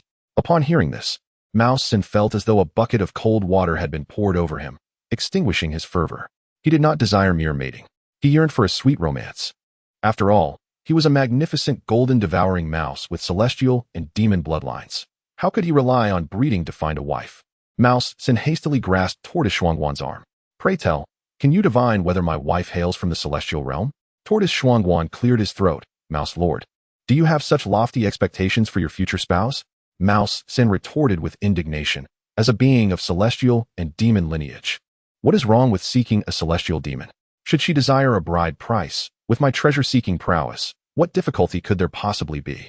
If she values my bloodline, then my celestial and demon heritage is not lacking, and if she considers background, my master possesses transcendent strength, commanding even celestial phoenixes. Even if she is a celestial demon, we are still a match made in heaven." Chen Chang'an affirmed. "Indeed, Mao San, associating with me should instill such confidence in you. When we venture to the celestial realm, I shall procure for you several enchanting celestial demons." Grateful, Mao San clung to Chen Chang'an's leg, exclaiming, "Master, my happiness depends on you." Chen Chang'an then addressed Tortoise Shuangguan. "And you, Old Black, do not underestimate yourself. You two are now in my company, and I shall ensure you find several exquisite celestial turtles in the celestial realm." Tortoise Shuangguan was taken aback. Marrying a celestial turtle was something he had never dared to dream of. "1,000 thanks, master." Chen Chang'an shifted his gaze to Bai Ji, contemplating whether to jest a bit. Bai Ji's cheeks flushed, and she shook her head fervently. "Brother, I am still young and do not require such things." Chen Chang'an chuckled in amusement. In a temporary cave in the imperial palace, Bai Ningbing was healing her wounds. Her pallid complexion gradually regained some color. Yet, the harrowing image of that colossal hand annihilating Yin Peng persisted in her mind, leaving her spirit in turmoil. She opened her eyes, her gaze profound as the sea. With Bai Ji by the young master's side, it seemed I need not worry about her safety. Even those from the abyss would find it challenging to confront the young master. A thought struck her, and she summoned the icy treasure pagoda once more. She wondered when he would come to retrieve it. Suddenly, the void before her trembled, as if something had torn open a rift in space. From the fissure emerged an aura of terrifying destruction. This startled Bai Ningbing, prompting her to distance herself from the spatial rift. Within the rift swirled chaotic spatial currents. Even the slightest contact could prove fatal. She could not comprehend why a spatial rift had materialized out of thin air before her. In the next moment, a large hand belonging to a man extended from the spatial rift. Bai Ningbing's face turned pale with fright. What is this?" "It is I," came Chen Chang'an's voice from within the soul-controlling grass, as a hand waved toward Bai Ningbing in a gesture of greeting. Bai Ningbing, taken aback, exclaimed, "Young master, so you are merely a hand?" Chen Chang'an, rendered speechless, replied, "This is but my hand that traversed through the rift in space." "What are you thinking?" Bai Ningbing's cheeks flushed with embarrassment. "I apologize, young master." "No matter, please hand me the ice and snow pagoda." "Of course." Bai Ningbing placed the ice and snow pagoda into Chen Chang'an's hand. Curiously, she observed his hand, strong and powerful, with long fingers, emanating a sense of stability that brought comfort. To traverse through the chaotic currents of space, what extraordinary prowess. "Thank you. In the event of danger, use the soul-controlling grass to contact me at any time." With that, the hand grasped the ice and snow pagoda and retreated into the spatial rift. In the blink of an eye, the rift sealed itself. Bai Ningbing stood transfixed, unable to regain her senses. At that moment, Chen Chang'an's voice echoed once more from within the soul-controlling grass. By the way, concerning your investigation into Granny Rome, what have you discovered? I have gathered some information. She has repeatedly infiltrated the realm of the Yin spirits, seemingly in search of something. Although the Yin spirits harbor a deep-seated hatred for her, her strength is formidable, and they are unable to contend with her. You need not worry about her safety for the time being, young master. Well, that is reassuring. Chapter 184. The overwhelming Shuetong. Her assault is unbearable. Wang Xian and the elders and disciples of the Linxian sect, one of the 10 major cultivation powers of the Great Zhong, entered the city amidst the warm welcome of Shuetong and his companions. As disciples and elders of the Linxian sect, their status was exceptionally esteemed. Each bore an air of haughtiness, dismissing the cultivators of Hezhou with disdain. Only Shuetong, the prince of the Dei dynasty, held sufficient stature to command the respect of the Linxian sect's elders and disciples. Shuetong inquired, Elder Wang Xian, why has the holy maiden not arrived? Wang Xian replied, the holy maiden cherishes tranquility and does not favor such gatherings. Understanding dawned upon him. The group arrived at a treasure hall belonging to the Zhenyuan Alliance, a magical artifact capable of expanding or contracting, offering great convenience. This hall served as the assembly point for the Zhenyuan Alliance. Within the hall, Wang Xian questioned Shuetong about the circumstances in the imperial palace. Shuetong and his companions provided detailed accounts. After listening, Wang Xian's mind was set. It appeared that to suppress the abyss, reclaiming the imperial palace was imperative, along with seizing the 9th layer. Indeed, the rift to the abyss lies within the 9th layer of the imperial palace, where the compassionate emperor once sealed the compassionate emperor's bell. It seems that the forces from the abyss have devised ways to seal it, rendering it incapable of maintaining its suppressive powers. Wang Xian remarked, I have heard that the compassionate emperor's bell contains the imperial legacy of the compassionate emperor? Indeed. Elder Wang Xian. Very well, I shall confer with the holy maiden. Since the abyss currently exists only within the imperial palace, there is no need for excessive concern. A mere spatial rift cannot amount to much. After discussing further, Wang Xian dismissed the others. As Shuetong was about to leave, Wang Xian called out, Prince, please stay a moment. She gestured to Jiang Qing, who stood behind Shuetong. You may step outside. However, Jiang Qing did not heed Wang Xian's request, casting a questioning glance at Shuetong. After contemplating, Shuetong instructed, wait for me outside. Jiang Qing nodded and exited. Once Jiang Qing departed, Wang Xian smiled and remarked, Prince, you have trained a remarkably obedient dog. Shuetong chuckled, as long as he is given a bone, he will obediently go east. I hope Elder Wang Xian does not take offense. At this moment, Wang Xian's demeanor shifted. She no longer appeared aloof but instead gazed at Shuetong with a flirtatious glimmer, her eyes fixed upon him with intent. Shuetong, however, harbored a cold smile within. He was already privy to Wang Xian's background. She was a lower-tier elder of the Linxian sect. And although she had a legitimate husband, a high-ranking peak master within the sect, her nature was one of indulgence, engaging in romantic entanglements with numerous suitors. Rumor had it that even the leader of the Ba Dao sect in Hezhou had been involved with her. With Wang Xian's backing, the Ba Dao sect faced little opposition in Hezhou, and it was said that the young master of the Ba Dao sect was particularly arrogant. While the exact nature of the relationship between the young master and Wang Xian remained a secret, Shuetong, as the prince of the Dei dynasty, was certainly aware of it. Elder, what is your intention? Su Tong, feigning ignorance yet audacious, strode forward boldly and wrapped his arm around Wang Xian's slender waist, inhaling the intoxicating fragrance that enveloped her. What an alluring and voluptuous woman she was. Your Highness, you possess remarkable boldness, daring even to approach a senior elder of the Linxian sect. Do you know who my husband is? Wang Xian threatened in a playful tone. Su Tong smiled with composure.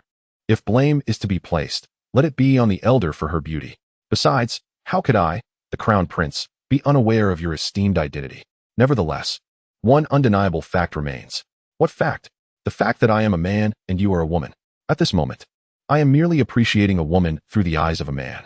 This only emphasizes your irresistible charm. Even someone as experienced as I am cannot help but forget your esteemed status. As he spoke, Su Tong's gaze unabashedly fixed on a particular part of Wang Xian, filled with a sense of boldness. Impertinent. You are exceedingly bold. If my husband were to learn of your audacious teasing, even as the crown prince of the Daylight Empire, no one would be able to protect you. Yet Su Tong understood the art of seduction. He released Wang Xian's waist and, with a serious demeanor, stated, If the elder disapproves of my candidness, I invite you to administer punishment for my actions. I shall kill you, do you fear? Su Ting chuckled. What is there to fear in dying by your hand?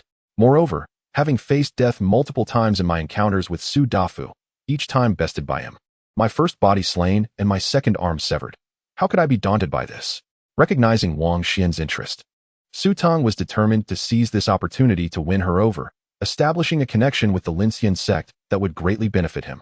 Observing Su Tang's fearless demeanor, Wang Xian felt her resolve wavering.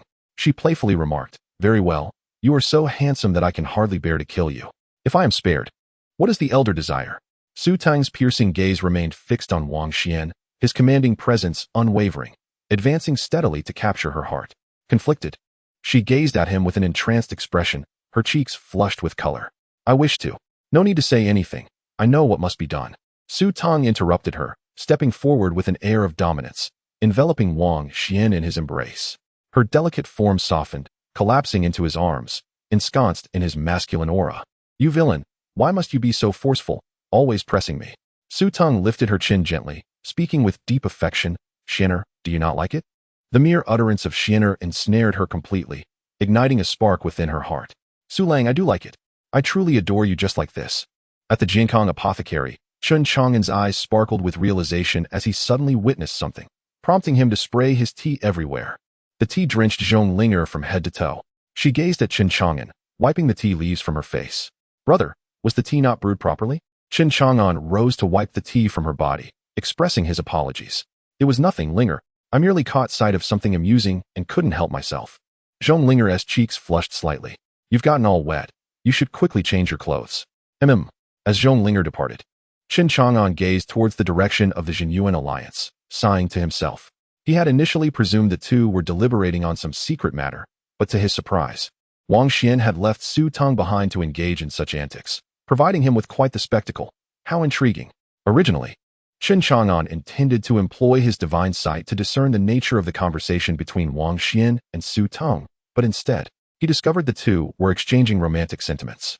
Wang Xian was indeed audacious and flirtatious, having just arrived in Hezhou following the demise of the Blade sect's leader, only to entangle herself with Su Tong.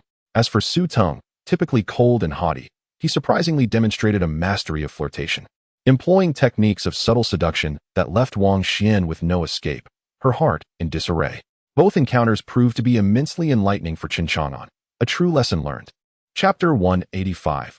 Lin Lei's pursuit of physical refinement at Wanxiang Tower. In the chamber, a chilling aura pervaded, reminiscent of an icy realm, so frigid that it could freeze even the most formidable of beings into mere ice sculptures. Amidst this frosty gale, Chen Chang'an diligently engaged in his training. The source of this biting cold was none other than the snow and ice pagoda acquired through his dealings with Bai Ningbing. Upon witnessing Bai Ningbing wielding the pagoda against the spectral undead, Chen Chang'an conceived the intention to utilize it for his physical refinement. Having reached the 8th tier, his corporeal form was already formidable. However, Chen Chang'an remained insatiable, yearning to fortify his physical prowess further. Thus, he employed the snow and ice pagoda for his cultivation. The very pagoda capable of effortlessly vanquishing the formidable spectral undead could not encase Chen Chang'an in ice. Time passed, though its measure was unclear. Chen Chang'an concluded his refinement, murmuring to himself, at the 8th tier, while the pagoda proves effective for my training, the results are not as pronounced. Moreover, with the heaven and earth creation technique, my advancement has notably slowed as I ascend to the 8th tier, particularly within the initial stages. The complete heaven and earth creation technique seems to dwell within the martial saint's tomb. Yet its location remains a mystery. Brother, Lin Lei seeks you, came the voice of Zhong Linger from outside. Yes, have him come directly to my chamber, Chen Chang'an replied. Moments later, Lin Lei arrived. Upon entering, it was as though he had stepped into an ice cavern. The chill seized him, causing his face to pale and his body to tremble uncontrollably. He crossed his arms, exclaiming, Chang'an, is your room an ice cave? Aren't you cold? Chen Chang'an chuckled. My 8th tier physique is no trifling matter. Unless faced with a supreme, true monarch, even lesser cultivators would find it difficult to breach my defenses. Is your physique truly at the 8th tier? Lin Lei inquired, prodding Chen Chang'an's muscular chest, then comparing it to his own, finding them similar. Suddenly, a smile graced Chen Chang'an's face, and in an instant, an overwhelming pressure erupted from his body, akin to a mountain torrent or a tsunami. The sheer force resonated with a thunderous roar, leaving Lin Lei momentarily deafened and unable to withstand the onslaught. Fortunately, it was but a fleeting moment before Chen Chang'an dispelled the oppressive aura. Otherwise, Lin Lei would have been utterly crushed by its might. Lin Lei, pale and shaken, stammered, "Is it truly that fearsome? Do you think otherwise?" Chen Chang'an retorted, "Brother, no. Father, could you possibly assist me in refining my body? I too wish to reach your level of mastery." Lin Lei clung to Chen Chang'an's leg. With a cold smile, Chen Chang'an replied, "If calling upon a father were sufficient, what need would there be for prodigies? My rapid ascent to the 8th tier is a testament to my unparalleled talent and physical refinement, coupled with opportunities that most can only dream of. Thus, Lin Lei, even if you undertake physical training, it is unlikely you could match my strength in a short span. I shall refine my body." Lin Lei was filled with excitement.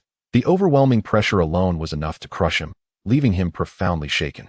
This made him suddenly yearn to refine his body. "Very well, if I must endure the trials of body refinement, do not blame me afterward." Upon concluding his words, Chen Chang'an pointed his finger, imparting the improved heaven and earth creation technique into Lin Lei's mind in an enlightening manner. Under this profound revelation, Lin Lei comprehended the intricate mysteries of the technique. His mind was flooded with the profound principles of body refinement contained within the heaven and earth creation technique, along with various insights and realizations that left him in awe. "Chang'an, this body cultivation method is truly vast and profound. Had you not imparted this technique to me in such an enlightening way, I cannot fathom how many years it would have taken for me to fully grasp it." This clearly demonstrated Chen Chang'an's exceptional talent in cultivation, marking him as a prodigious genius. Of course, this was largely due to Chen Chang'an utilizing the divine brain to refine and perfect the heaven and earth creation technique, eliminating all its shortcomings. The only regret was that helping Chen Chang'an cultivate to the 8th tier was already his limit. Nevertheless, it could still be said that among body cultivation methods in this world, none could rival the version of heaven and earth creation technique that Chen Chang'an had meticulously honed. Chen Chang'an remarked, "Having helped you comprehend the secrets of the heaven and earth creation technique, you need not worry about resources for body refinement. I had prepared quite a lot beforehand. The unexpected opportunity caught me off guard, and I never got to use them. I will give them all to you, ensuring that your path in body cultivation will be smooth sailing." He handed a storage ring to Lin Lei. Lin Lei expressed his gratitude. "Chang'an, you truly are like a father to me. Hey, before you were so hesitant, now you're not holding back?" Chen Chang'an teased. Lin Lei chuckled. "My calls of father are not made lightly. Besides, today is different from the past. Chang'an, do not become too complacent. I shall catch up to you sooner or later." "Very well. I await the day you surpass me," Chen Chang'an encouraged with a smile. Lin Lei was acutely aware of his own position. Among the trio of himself, Chen Chang'an, and Su Dafu, he felt the most ordinary. If he continued on this mundane path, he would surely fall behind the two. With Chang'an growing so strong, Lin Lei sensed the widening gap between them, fearing that they would ultimately drift apart. Thus, he resolved to grow stronger. He must strive to catch up with Chen Chang'an and Su Dafu. He did not wish to lag behind, nor was he willing to do so, especially now, as Tianwu City had nearly become the epicenter of the entire Hezhou, attracting numerous powerful cultivators from all directions daily. They stood lofty above, their might unparalleled. His meager cultivation was utterly insignificant in the presence of such strength. Even more absurdly, he was the law enforcement chief of Tianwu City.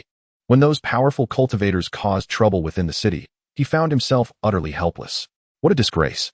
Chen Chang'an noticed the changes in Lin Lei and could even sense his fervent desire to become stronger. He, of course, was fully supportive of this aspiration. After a moment of contemplation, Chen Chang'an tossed the ice and snow pagoda to him. Utilize the frigid power contained within this artifact to refine your body. It will greatly aid in your cultivation. However, given your frail physique, exercise caution when employing the ice and snow pagoda. Do not be overly greedy, lest you meet a frosty demise. The pagoda's effects are not particularly potent for Chen Chang'an. It would be better suited for Lin Lei. Should Bai Ningbing discover that Chen Chang'an carelessly bestowed her precious clan's artifact upon another, one can only imagine her reaction. Subsequently, Chen Chang'an inquired of Lin Lei, "What brings you to me today?" Lin Lei then recalled his purpose and replied, "Chang'an, would you accompany me to a certain place this evening?" "Where to?" Chen Chang'an asked. "Ahem, to Wanxiang Tower." "Wanxiang Tower?" Chen Chang'an questioned, puzzled as to when such an establishment had emerged in Tianwu City. Lin Lei explained, "It opened just a few days ago while you were at the Windblade Gorge. I have heard it is teeming with beautiful women and has become a haven for many cultivators, bustling with patrons every night and thriving in business." Chen Chang'an regarded him with a knowing look. Lin Lei, it's not that I wish to criticize you, but are you not set to marry Xiao Lu? What purpose does this excursion serve? Are you seeking to indulge before stepping into the grave of matrimony? You must consider this carefully. If Xiao Lu were to find out, would you be able to bear the consequences? Chapter 186. Accompanying you tonight. Zhao Qingqing's romance. Lin Lei forced a smile.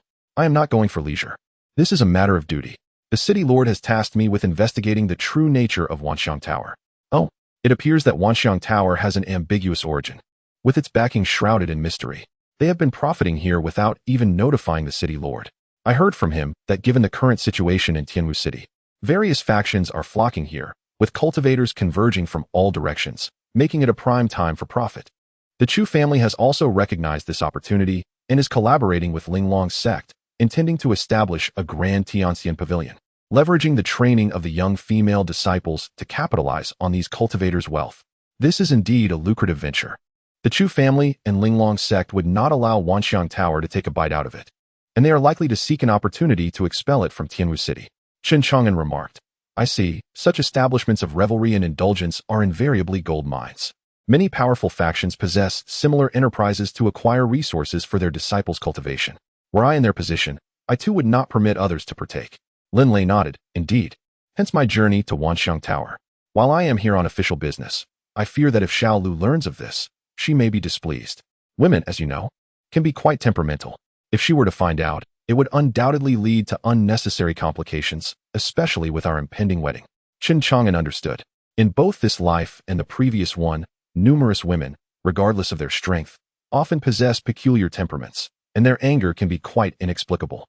Thus, I brought you along to attest to my integrity. I initially considered inviting Su Dafu, but he is elusive, constantly away from home. I would not know how to explain if he was discovered. Chen Chang'an nodded. Very well, in that case, I shall accompany you tonight, and it will be a good opportunity to observe the caliber of women at Wanxiang Tower that has garnered such popularity. Whether it is truly to accompany Lin Lei or simply Chen Chang'an's own curiosity remains uncertain. In the bedroom, after an intense and passionate entanglement, Su Teng rose from the bed, while Wang Xian appeared gentle as a stream, submissive like an obedient little kitten, her enchanting gaze fixed upon him as she dressed him. Su Teng wrapped his arms around Wang Xian's waist, planting a deep kiss on her lips. Wang Xian let out a soft whimper, displaying a girlish shyness. Su Lang, you are insufferable. Su Teng secretly scoffed, truly a licentious woman, indulging in pleasures as if draining one to the bone. Shinner, I must ask you about Zhao Qingqing, the saintess of Lintian sect. Is her arrival in Hezhou for the purpose of inheriting the benevolent emperor's legacy? Wang Xian shook her head. No? Su Ting was taken aback. Could it be that she is here to suppress the abyss? Wang Xian coldly smirked. Her true intentions are not to suppress the abyss. This left Su Teng perplexed. If she is neither here for the imperial legacy nor to suppress the abyss, what exactly are her plans? Wang Xian remarked. The sect leader has stated that Zhao Qingqing's romantic ties remain unbroken, making it difficult for her to attain immortality. Her emotional connection lies to the south of Hezhou, precisely in the vicinity of Tianwu City. She has come to sever that lingering bond. Upon hearing these words, Su Teng fell into deep contemplation. Wang Xian lightly scoffed. Su Lang, could it be that you have taken a liking to her? Su Teng replied. She is the saintess of the Lintian sect, exalted and unattainable. I am fully aware of my own limitations. I am merely curious about the identity of her romantic attachment. With that, Su Teng gently embraced Wang Xian, taking her delicate hand in his, and tenderly expressed, Her, I do not fancy. I, Su Teng, hold affection solely for you. From the very first moment I laid eyes upon you, I was captivated. Wang Xian felt a flutter in her heart, her slender hands entwining around his neck as she gazed at him with adoration, joyfully replying, Shinner feels the same. The two, caught in their emotions, inevitably found themselves entwined in a passionate embrace. Afterward, Su Teng departed with an air of nonchalance. Wang Xian watched his retreating figure until he vanished from sight. She donned her attire and stood by the window, observing the encroaching darkness outside, calling out, Xiao'er. In response, a space within the room shimmered. An masked woman in black appeared. She bowed respectfully, stating, Xiao'er pays her respects to the master. In that moment, Wang Xian shed the innocent demeanor she had displayed with Su Teng, regaining the imposing presence of a senior elder within the Lintian sect, her expression now icy. Immediately send a shadow raven to investigate. I must know who annihilated the Blade sect and who is responsible for my son's demise. As cultivators, the higher one's cultivation, the more potent their bloodline power, making the birth of offspring increasingly arduous. And Zhou Xiaodao, the only progeny I have conceived in millennia since my ascension to the supreme, true monarch, is someone I have cherished dearly. Yet, Zhou Xiaodao's identity is shrouded in secrecy. Should my husband in the Linxian sect discover this truth, the repercussions would be dire. Thus, I entrusted Zhou Xiaodao to the Blade sect for his father to raise, even bestowing upon him my spiritual pet, the Thunder Serpent, a creature of Saint True Monarch caliber, to safeguard his well-being. However, I never anticipated that the Blade sect would be destroyed. The Thunder Serpent has perished. My only child, Zhou Xiaodao, is now but a wisp of his former self. The moment I learned of this tragedy, my heart was shattered. Yet I dared not reveal a hint of this anguish before my husband. Now that I have arrived in Hezhou, I vow to ensure that those who took my son's life pay the ultimate price. As you command. The woman known as Xiu'er melted into the ether like rippling water. Meanwhile, Su Teng reunited with Jiang Qing after parting from Wang Xian. Jiang Qing inquired, "Your Highness, why were you gone for so long?" Su Teng had no intention of divulging the intimate details of his encounter with Wang Xian and replied nonchalantly, "It was nothing significant, merely discussions regarding detailed intelligence about the imperial palace." Then, Su Teng pressed on. "What progress has been made with that batch of solar generals sent to explore the 9th tier of the imperial palace?" Jiang Qing shook his head and replied, "Your Highness, the 9th tier of the imperial palace is exceedingly complex and perilous. I fear we shall not locate the compassionate emperor's bell anytime soon." Upon hearing this, Su Teng's expression darkened. Cursed be the Yin Spirit Death Clan.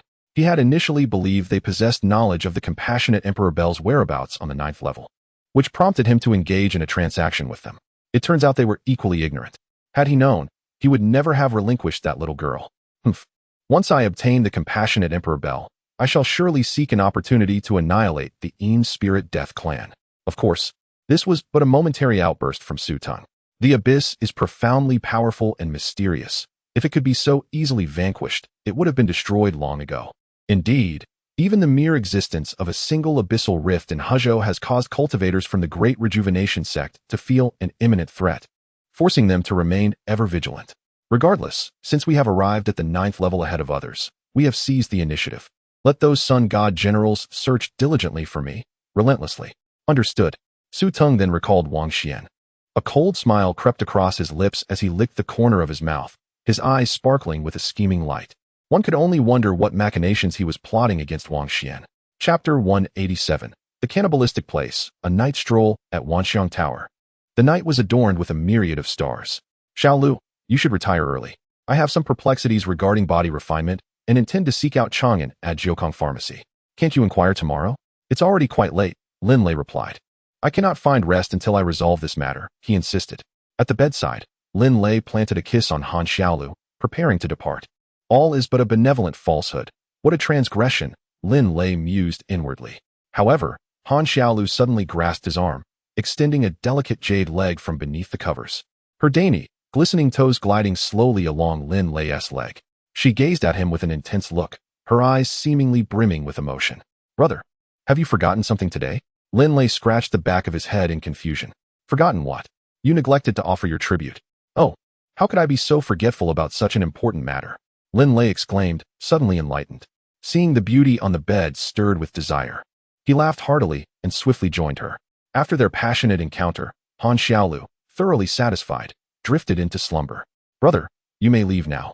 I have been well fed and do not require your presence tonight. At last, Lin Lei was free to exit. As he closed the door behind him, a smile graced his face as he spoke to himself. I never anticipated that the technique Chang'an imparted to me, the Heaven and Earth Transformation Sutra, would prove so formidable. After only a brief session of practice today, my physique has strengthened considerably. Remarkably, I still feel invigorated after our earlier encounter. In the past, I would have already been drained. Oh dear, I lingered too long with my tribute. I must hasten to Wanxiang Tower, or I shall lose my place. Lin Lei hurried to Jiukong Pharmacy, seeking out Chen Chang'an, who had been waiting for him for some time. Why did you arrive so late? The flowers have wilted from my waiting. Alas, shall Lu Wun Ti allow me to leave? Lin Lei chuckled awkwardly. Do not flaunt your affection in front of me, or I shall not hesitate to intervene. Very well, very well. At that moment, their conversation disturbed the cultivation of Zhong Linger and Bai Ji in the adjacent room. The two women pushed open the door, looking perplexed at Chen Chang'an and Lin Lei. Big brother Lin, what brings you here? Ahem, just a matter to discuss with him. Chen Chang'an replied. Rizzi and I are off to Wanxiang Tower. You two should retire early. Wanxiang Tower? Zhong Linger and Bai Ji exchanged glances, both expressing curiosity. Bai Ji inquired, Brother, is there an abundance of delicious food at Wanxiang Tower? Chen Chang'an chuckled. Wanxiang Tower is not a place for dining. It is, in fact, a den of devourers. Devourers? Bai Ji's curiosity deepened. Zhong Linger shared her intrigue. These two young ladies were still too innocent. Lin Lei interjected, Enough. We must hurry. Wanxiang Tower is quite popular, and we shall lose our reservation if we delay. And why are you sharing such tales with them? You're corrupting the youth. Linger Bai, you both should rest early. With that, Lin Lei hastily pulled Chen Chang'an away. Zhong Linger gazed at Chen Chang'an as he departed, gently shaking her head before closing the door. Though the night had deepened, the city remained vibrant and alive, illuminated with countless lights. Particularly near the heart of the city, a river flowed where several brightly lit boats floated, with cultivators gathering for leisure and amusement. Wandering into Wanxiang Tower, situated on the bustling Huajie Street at the city center, one could observe a convergence of cultivators. Countless establishments lined the sides, filled with laughter and merriment. Chen Chang'an marveled, Lazy, the last time we, along with Defu, visited Huajie, it was far from this lively. I never anticipated that after a brief absence, the street would become so crowded with cultivators, many of whom were elegantly attired, clearly of noble status. Lin Lei, the chief enforcer of Tianwu City, had frequented Huajie numerous times. All of this is a result of the imperial palace's influence. To this day, I remain curious about which formidable figure severed the Great Dragon Mountain, thereby creating the imperial palace. Had such an event not occurred, Tianwu City would likely still be desolate, with few strong individuals gracing its presence. In just a few months, Tianwu City underwent a transformation so profound that Lin Lei felt as if he were in a dream. However, he too had changed significantly during this time, rising from a mere member of the enforcement team to the chief enforcer, especially with Chen Chang'an, who had concealed his true strength remarkably well. Entering Huajie felt akin to stepping into an ocean of femininity. The vibrant establishments on either side abounded with beautiful maidens, creating a truly enchanting atmosphere. Chen Chang'an, possessing an appealing visage and youthful charm, was quite favored by the young women, who sweetly called out to him, Little brother, you are so handsome. Would you come and play with your elder sister? One cooed, I took an instant liking to you. Please don't leave my side. Another chimed in, Young master, if you grace us with your presence tonight, there will be no charge.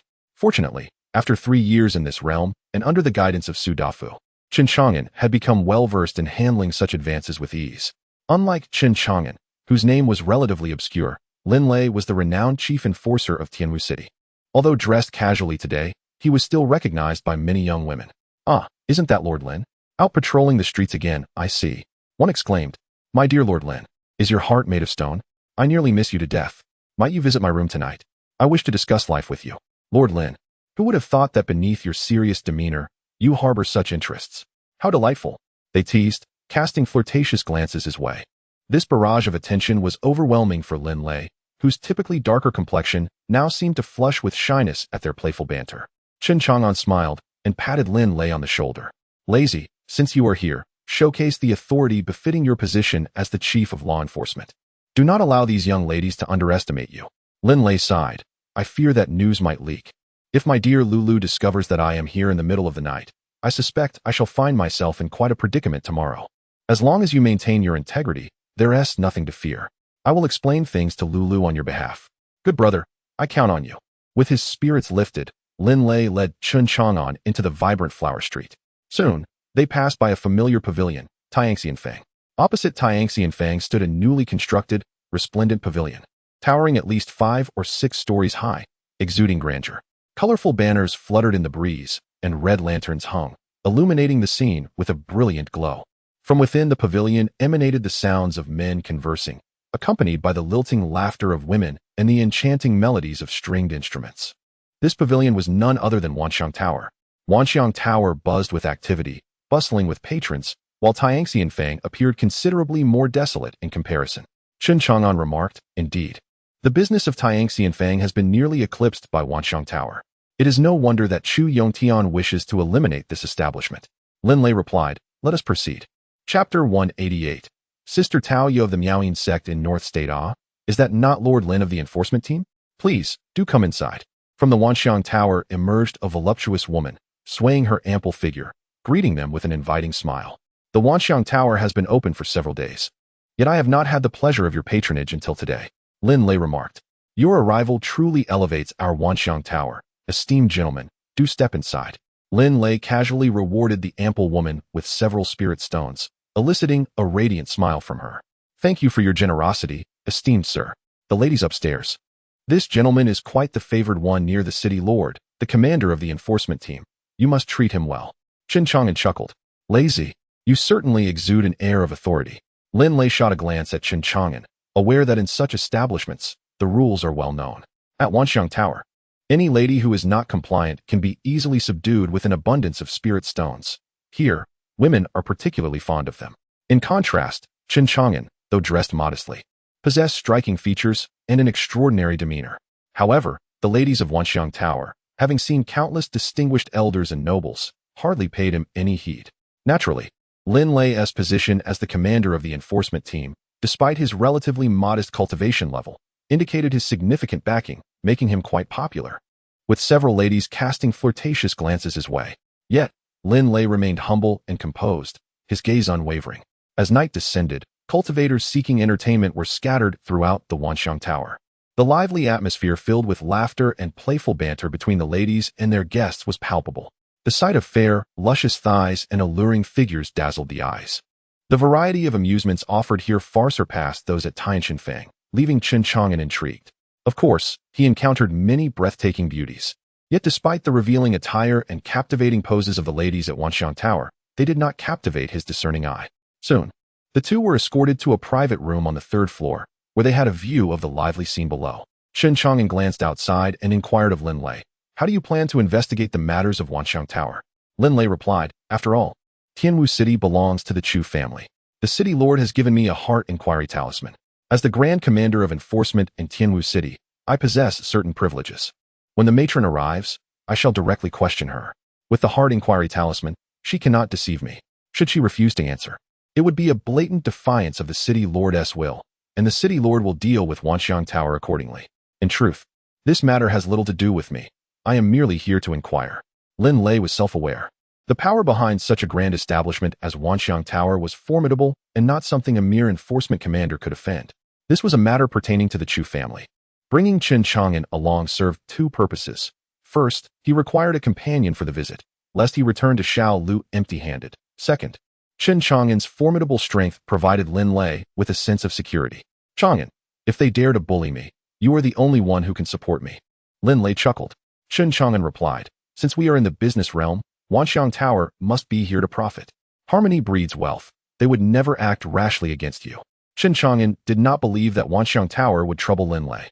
Of course, if Wanxiang Tower truly intended to make things difficult for Lin Lei, with him present, who could harm even a single hair on Lin Lei's head? As the two conversed, a maid brought in food and wine, and a stunning woman clad in vibrant red gracefully entered the room.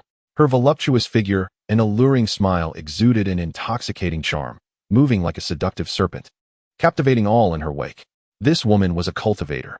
Although she had concealed her powers, the powerful aura she inadvertently radiated was undeniable proof of her strength.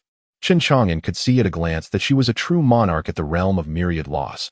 Quite intriguing. Were it not for the emergence of the imperial palace, such a powerful true monarch would have long dominated a region, yet here she was, reduced to a mere courtesan in this modest establishment. Lin Lei also sensed the formidable aura emanating from the woman, feeling considerable pressure from her presence. I am Taoya, she said, addressing them with a coy smile. What would two esteemed gentlemen like to indulge in? We have girls of all types, tall, short, plump, slim, youthful, mature, and innocent, all capable of various delights to ensure your enjoyment. Taoya cast a glance at Chen Chang'an, feeling an inexplicable attraction to the youth, particularly drawn to his striking appearance.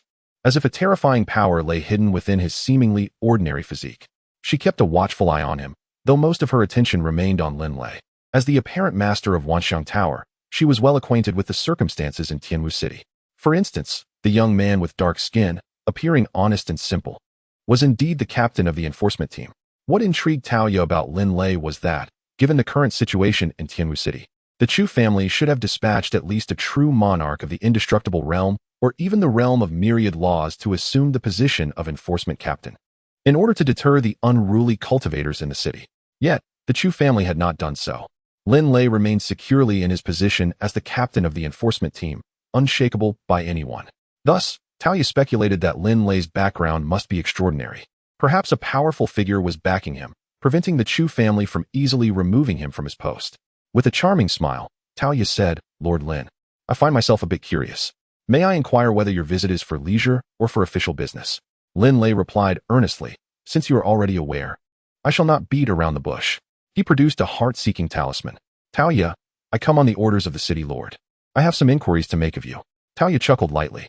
"It seems the city lord is rather displeased with our Wanxiang Tower's establishment here." Lin Lei shot her a glance. "You have seized all the business from Tianqian Square. Is this not akin to robbing the Chu family and Linglong sect? Such powers cannot tolerate this. I am merely executing my orders. Do not hold it against me." Taoya smiled gently as she took the heart inquiry talisman from Lin Lei's hands. She said, "I wonder what queries you, esteemed Lin, wish to pose. I assure you, I shall respond truthfully. I had anticipated that Chu Yongtian would come personally, yet it seems he has sent you instead." Lin Lei replied, "Your Wanxiang Tower is shrouded in mystery. Until I ascertain the truth, the city lord cannot afford to offend you lightly." He then inquired, "Might I ask to which faction in Hezhou your Wanxiang Tower belongs?" With a playful laugh, Taoya responded, "Wanxiang Tower does not belong to any Hezhou faction. It is affiliated with the North State, specifically the Miaoying sect." Upon hearing this revelation, Lin Lei's expression changed drastically. His gaze fixated on the heart inquiry talisman held by the woman in red. Noticing that the talisman remained unchanged, he understood that Taoya was not deceiving him. To his astonishment, it was indeed the Miaoying sect. Chapter 189, Attraction. "May I inquire your esteemed name, young sir?" The Miaoying sect, comparable in power to the Linxian sect, stands as one of the 10 foremost sects within the grand realm of cultivation.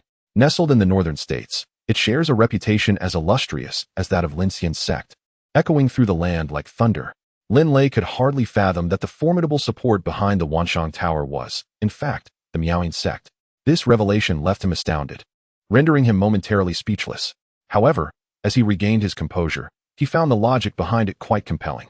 Rumor has it that due to the unique nature of their cultivation techniques, the Miaoying sect exclusively recruits female disciples, boasting numerous enterprises akin to the Wanxiang Tower, where many disciples undergo training, attracting countless male cultivators to their ranks.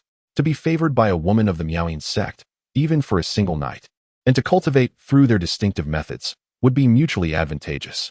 There are even tales of a handsome male cultivator having captured the attention of a Miaoying disciple, who, after a night of passion, ascended to the indestructible realm, soaring to prominence and becoming a figure of great authority. Yet, it was unexpected that the Miaoying sect had established a Wanxiang Tower in Tianwu City. With the arrival of the Linxian sect, and now the Miaoying sect, Lin Lei sensed that the waters of Tianwu City were becoming increasingly murky and profound, as if a significant event were on the horizon. Taoya gazed at Lin Lei with a beaming smile. His astonishment did not come as a surprise to her. "My dear Lin, are you satisfied with this response?" Lin Lei returned to his senses, and as he regarded her, a sense of wariness crept into his gaze. He replied with a wry smile, "Sister Tao, your answer truly leaves me at a loss. Fear not. You may return and report to Lord Chu honestly. As for the competition between Tianxian Fang and Wanxiang Tower on this flower street, let them rely on their own abilities. I trust the Chu family will not disrupt the established order." Lin Lei was left speechless. But Wanxiang Tower is backed by the Miaoying sect. Even with 1,000 times the courage, the Chu family would not dare to act recklessly. Beside them, Chen Chang'an chuckled, observing Lin Lei's growing tension upon learning of the formidable forces behind Wanxiang Tower. "Fear not, Lei. We are not here to seek trouble with Wanxiang Tower. We have come for enjoyment. Surely this sister would not make things difficult for us." Hearing Chen Chang'an's words, Lin Lei relaxed considerably. "I have accomplished my task. Shall we not return?" Chen Chang'an retorted, "We have just arrived, and you wish to leave before even settling in? Lei, do we not wish to experience what makes this Wanxiang Tower, supported by the Miaoying sect, so distinctive?" Lin Lei's face flushed. "I am just concerned about Xiao Lu." Taoya smiled sweetly. "My dear Lin, you are the commander overseeing hundreds of law enforcement officers. Surely you need not fear a mere woman. Since we have come this far, do not be so hasty to depart. The night is still young." She then cast a playful glance at Chen Chang'an. Having observed the young man, vibrant and robust, radiating an aura of masculinity that was undeniably captivating, she sensed that this striking youth was not to be underestimated. Shrouded in an air of mystery, this peculiar interest in a somewhat handsome young man left Taoya feeling rather strange. She had not yet reached such a state of yearning. Puzzled and perplexed, she remained unaware that this allure stemmed from Chen Chang'an's 8th-tier physique. Upon attaining this remarkable level, Chen Chang'an's life essence became extraordinarily potent, and his pure yang energy was exceedingly intense. Though he had since tempered it, even the faintest hint of this pure yang aura proved irresistible to many women. For Taoya, a disciple of the Miaoyin sect, who practiced its esteemed teachings, the allure of such pure yang energy was simply overwhelming. Despite her suspicions regarding this phenomenon, she could not fathom how such an astonishing force could reside within a youth of his tender years. Taoya was evidently skeptical. "My lords, allow me to summon a few young ladies to share a drink with you," Taoya said with a smile. Before Lin Lei could decline, she gently clapped her hands, and two elegantly attired maidens, draped in delicate gauze and exuding charm, sashayed into the private chamber, their faces adorned with welcoming smiles.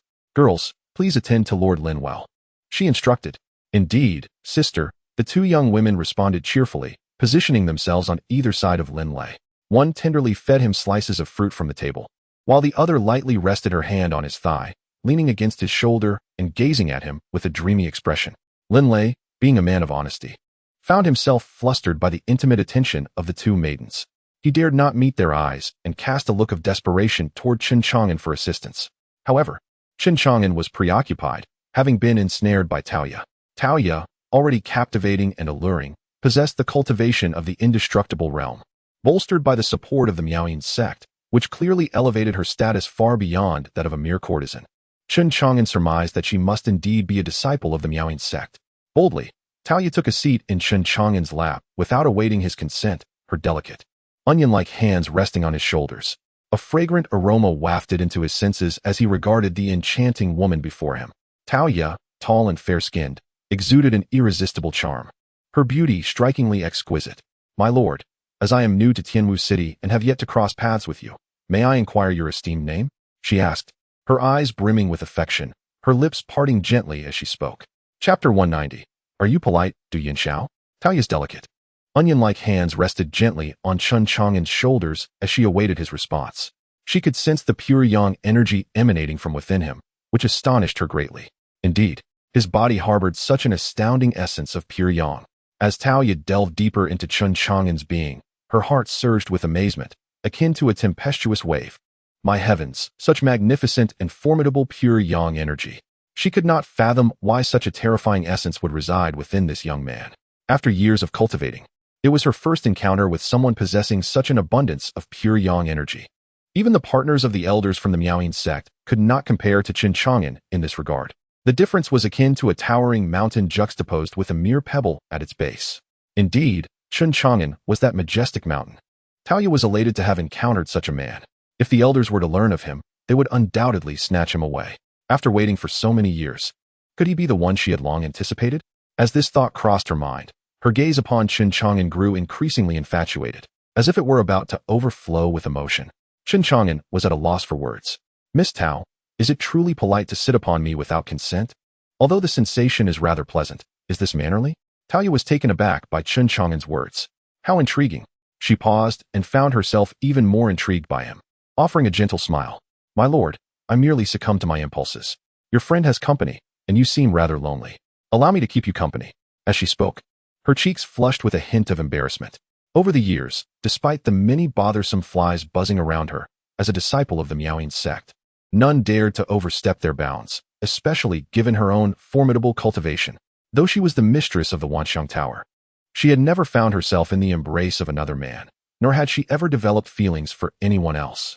Yet, upon Chen Chang'an's arrival, whether it was the overwhelming pure yang energy within him or his mysterious allure and engaging conversation, she found herself stirred with emotions she had never anticipated. To be candid, when Taoya nestled into Chen Chang'an's embrace, even she had not foreseen it. She mused that perhaps this was the destined fate written in the stars. However, noticing Chen Chang'an's indifference, unlike the other men she had encountered, an inexplicable sense of melancholy welled up within her, and her expression dimmed. "My lord, may I inquire your esteemed name? Do you hesitate to reveal it, or do you look down upon me?" Chen Chang'an replied earnestly, "Miss Tao, you overthink. I harbor no such intentions. I am merely unaccustomed to this place. Your boldness in suddenly drawing so close has taken me by surprise, and I find myself rather nervous. Truth be told, I am as honest as lazy. Upon hearing this, Talia couldn't help but chuckle, her beautiful eyes shimmering like a captivating crescent moon, filling her heart with joy. "You speak quite amusingly, young master," she remarked, glancing at Lin Lei, who was flustered and blushing, caught off guard by the two youthful ladies beside him. She thought to herself, it seems the young master is not as innocent as he appears. Then, for the third time, Talia inquired about Chen Chang'an's name. With a hint of resignation, he replied, "Miss Tao, are you truly so intrigued? I am Chen Chang'an, an ordinary individual with no distinguished identity, merely a humble proprietor of the Jiukong pharmacy in the southern part of the city, living a simple life as a small-time businessman. Should you require medical assistance in the future, feel free to visit my pharmacy." Chen Chang'an, Jiukong pharmacy, Talia murmured, as if committing his name and address to memory. Once she had memorized it, she smiled and said, "Then it is settled. If I fall ill, I shall seek you out, young master, and you must ensure my recovery." Chen Chang'an offered a faint smile and nodded in acknowledgement. Just as Talia contemplated further engaging with Chen Chang'an to ascertain his capabilities, given his impressive aura of pure yang energy, he could not be an ordinary man. He was likely a formidable body cultivator, and of a high level at that. An urgent voice from outside interrupted their interaction. "Sister, that Du Yunxiao is here for you again.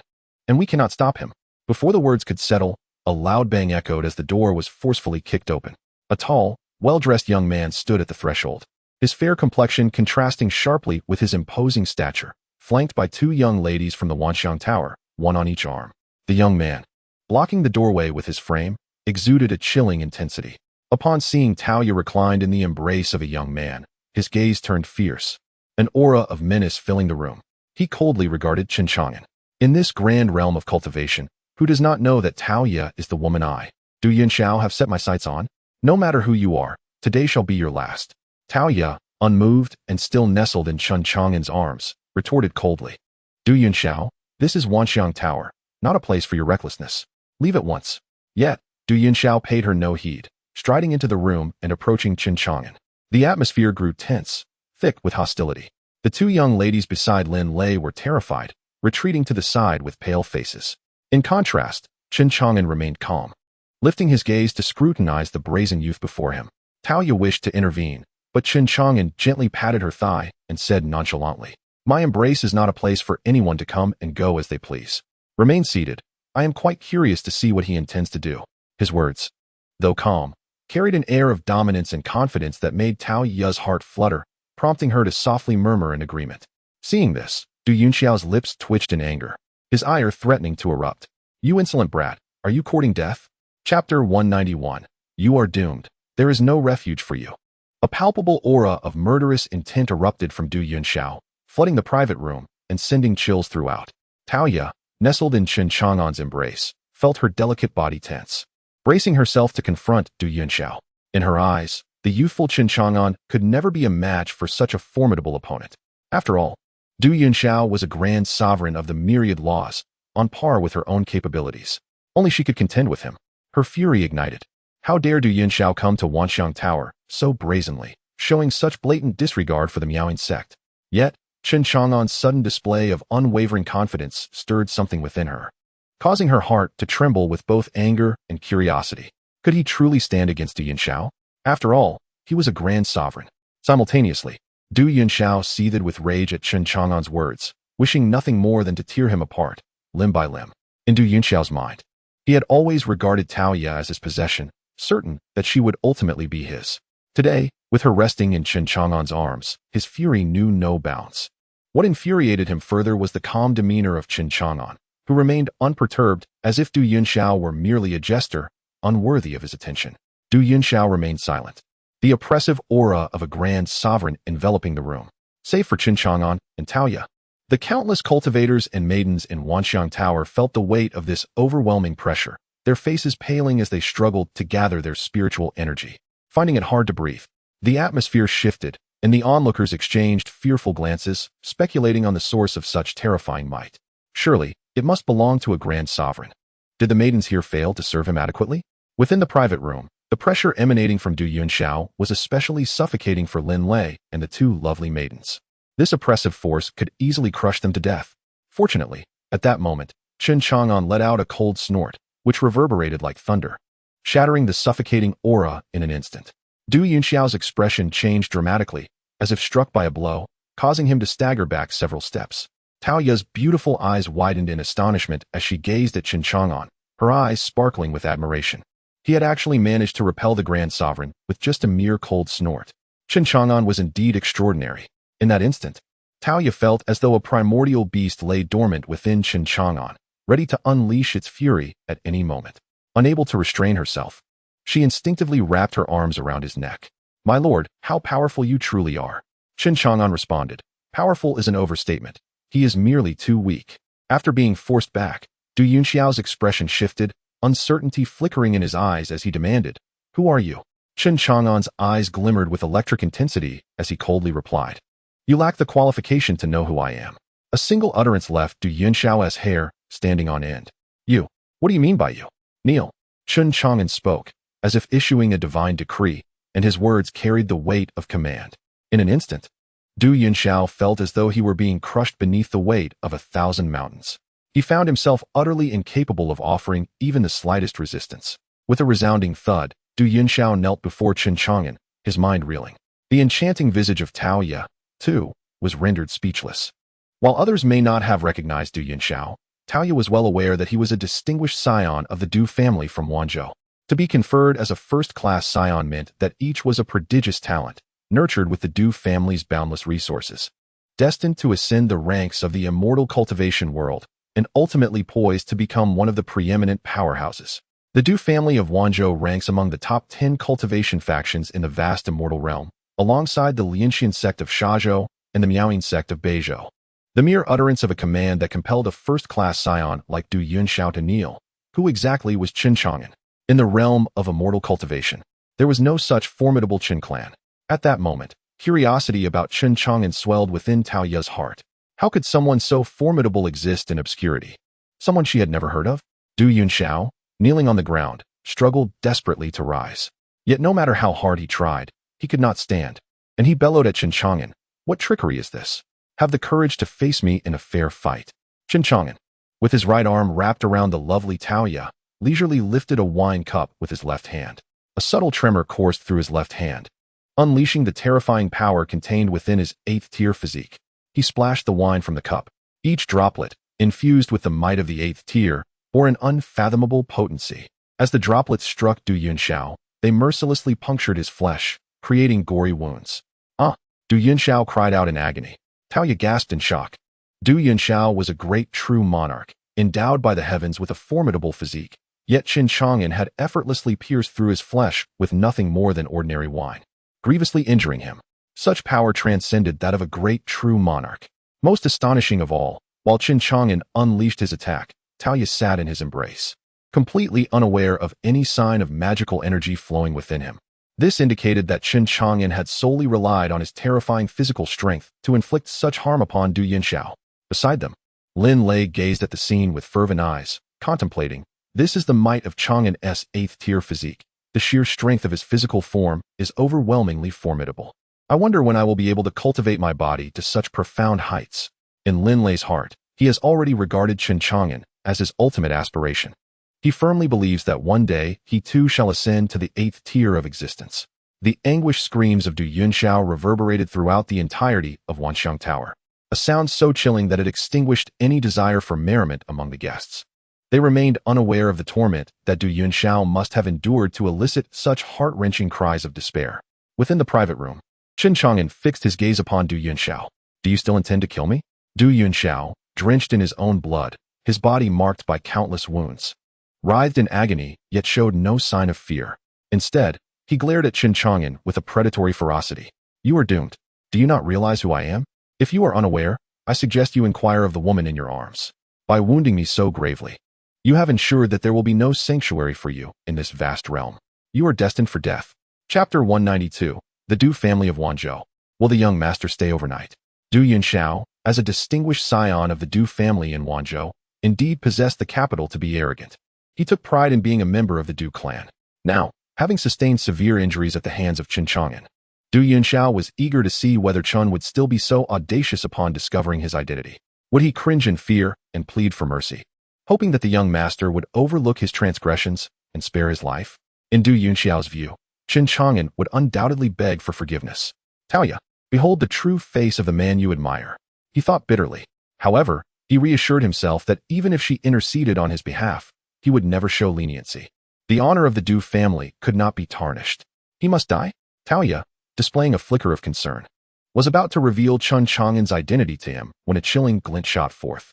With a soft thud, blood erupted as a small knife pierced Du Yunxiao's brow. This very knife had previously been used by a young lady to slice fruit. Du Yunxiao's eyes widened in shock as he felt his vitality diminishing. How could he, a grand true monarch, whose physical form was blessed by the heavens, be vanquished by a mere knife? Of course, it was not so simple to kill a grand true monarch, for their life force is exceptionally robust and not easily extinguished. Yet, he was facing Chen Chang'an, who was at the 8th tier realm. Even without resorting to his invincible cultivation, merely employing his physical strength sufficed to annihilate Du Yunxiao's body, and with it, his very soul. Furthermore, even the formidable beasts of the Tiao clan from the demon state, who had thrived for 2 millennia, had met their demise at Chen Chang'an's hands. What difficulty could there be in slaying Du Yunxiao, a grand true monarch? For cultivators, having their physical body destroyed does not equate to true death. Only the obliteration of the soul signifies genuine demise.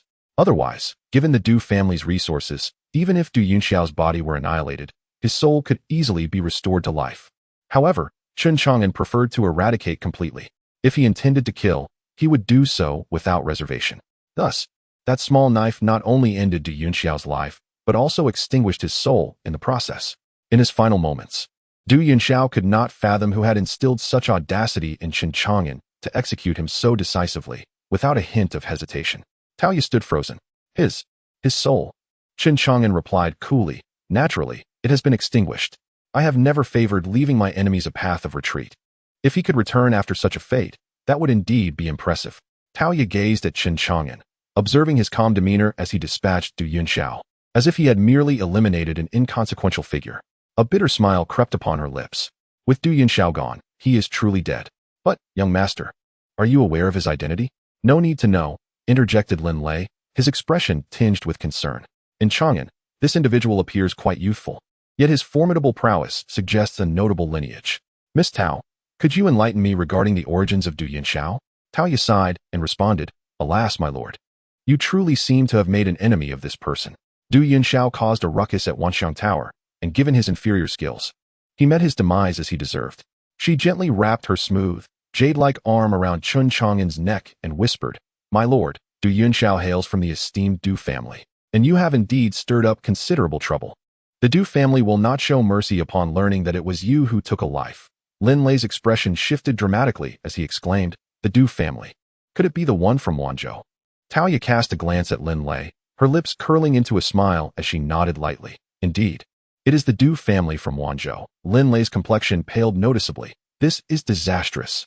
Having recently slain the son of Wang Xian, an elder of the Linxian sect, and now having killed a distinguished member of the Du family, this shows utter disregard for them.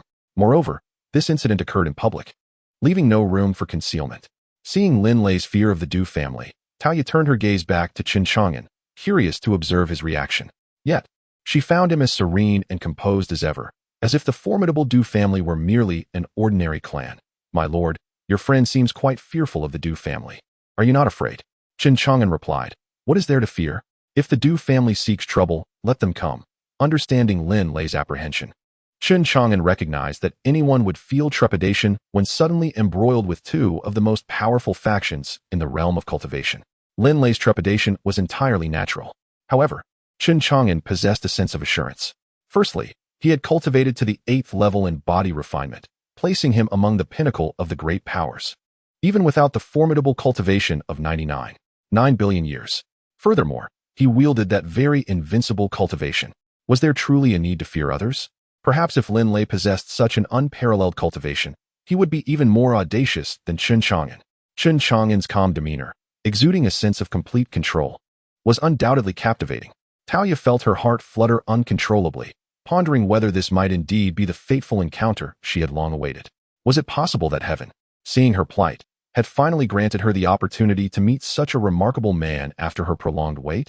With a sudden determination, her cheeks flushed with a rosy hue as she embraced Chen Chang'an's neck, leaning in to whisper in his ear, my lord, will you be staying the night?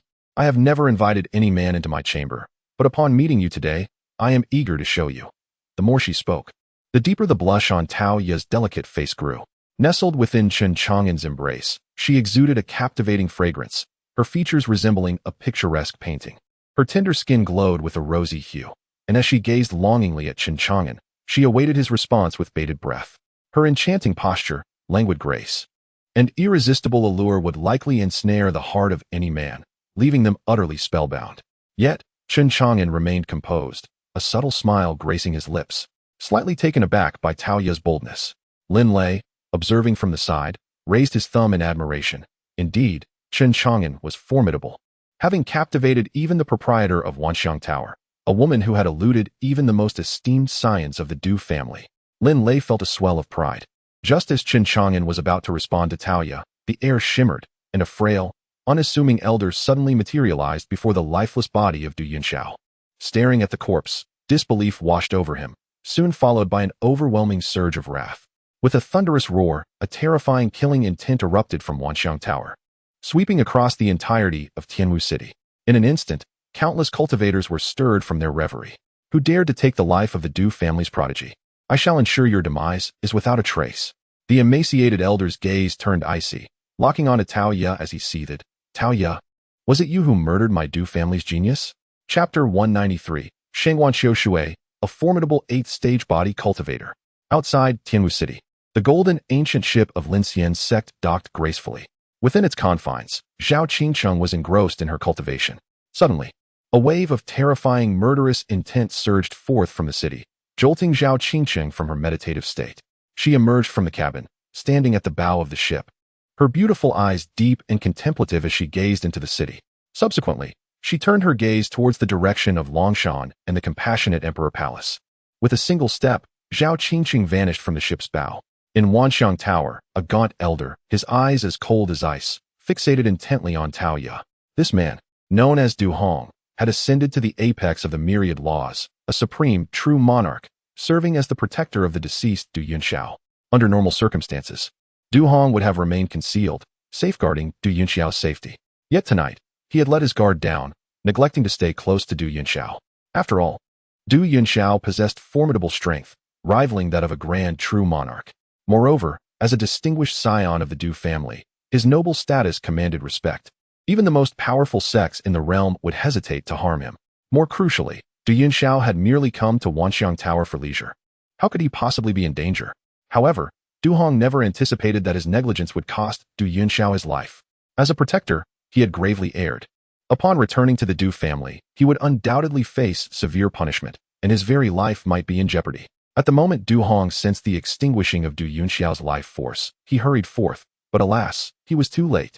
Within the private chamber, Chen Chang'an and Lin Lei were unfamiliar to Du Hong, who regarded these young men with disdain. In his eyes, the one responsible for Du Yunxiao's demise could only be Tao Ya. Du Hong's gaze bore into Tao Ya with a ferocity reminiscent of a raging tide. Intent on avenging Du Yunxiao's death, perhaps this act could somewhat atone for his grave oversight. Yet, Tao Ya stood resolute in the face of Du Hong's murderous intent, coldly retorting, Du Hong, dare you attempt to kill me? Du Yunxiao had a protector, and similarly, Tao Ya, as a disciple of Miaoyin's sect, held a respectable position and also had her own protector. Suddenly, a peach blossom materialized out of thin air, blossoming within the chamber. The petals unfurled, releasing a fragrance that filled the air. Each blossom transformed into the sharpest of blades, hurtling towards Du Hong with lethal intent.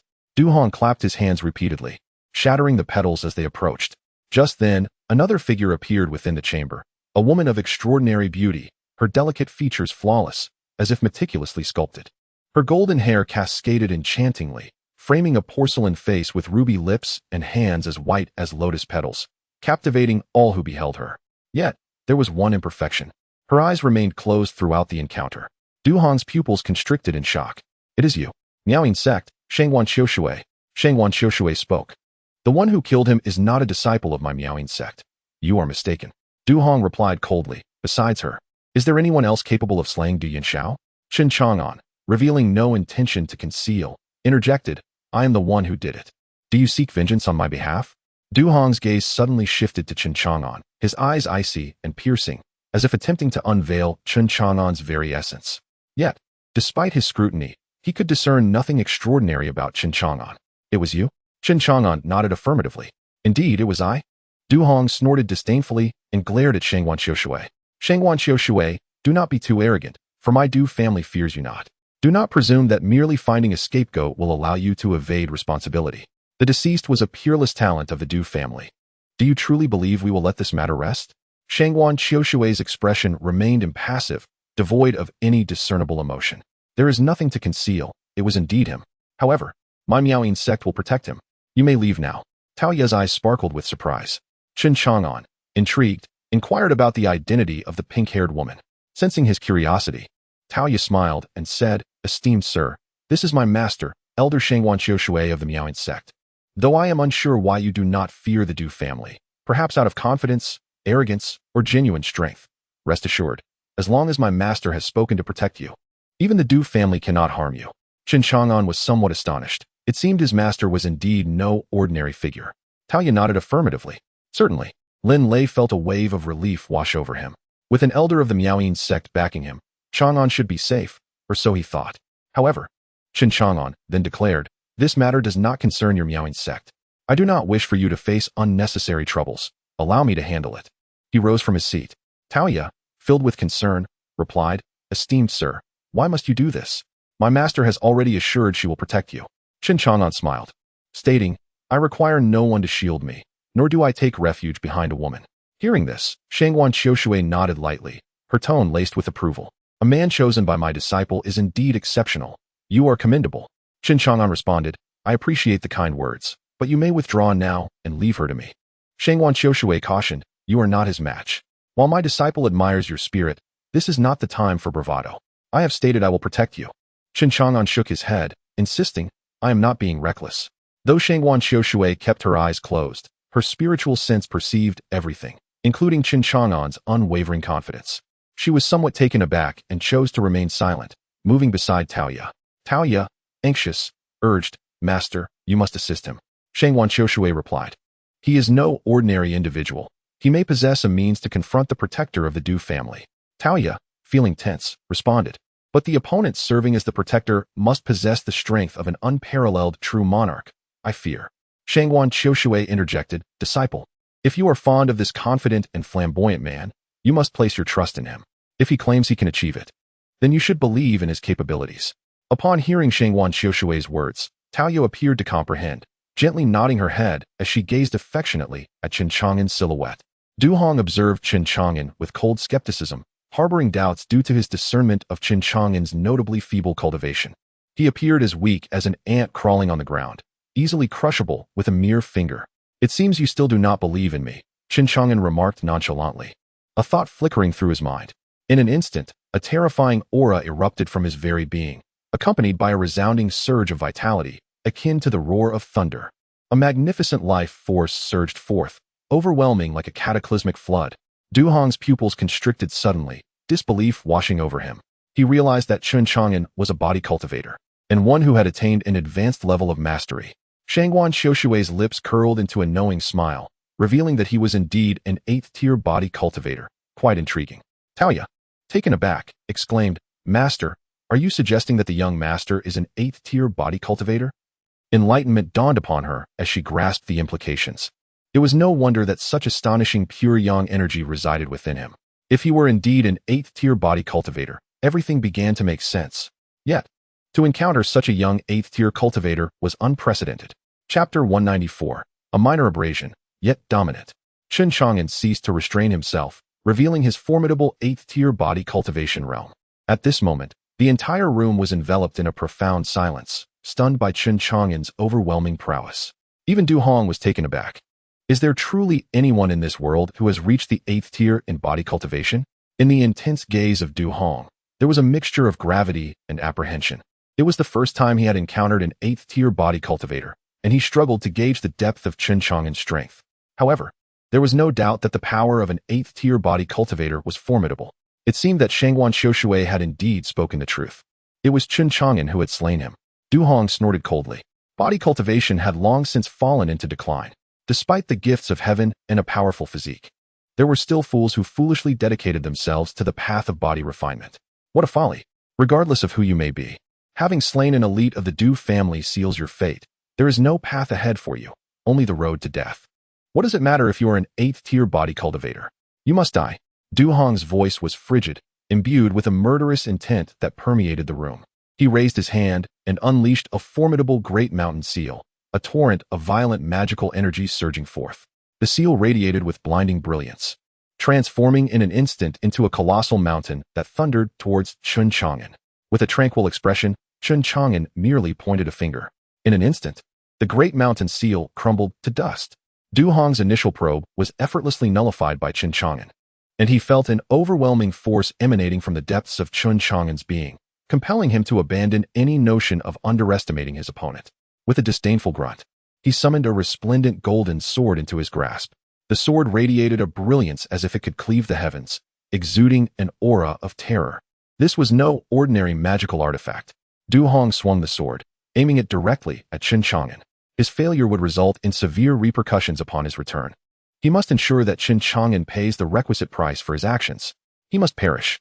With a thunderous roar, a terrifying wave of sword energy was unleashed, seemingly cleaving the very fabric of reality and resonating with a fearsome sound that echoed throughout the skies. In Tianwu City, countless cultivators heard it with crystal clarity. They beheld the sword light illuminating the night as though it were day, a dreadful presence suffusing the entire city, leaving everyone breathless in awe, unable to draw a breath. Yet, when this terrifying sword strike landed squarely upon Chen Chang'an, it failed to inflict any grievous wounds.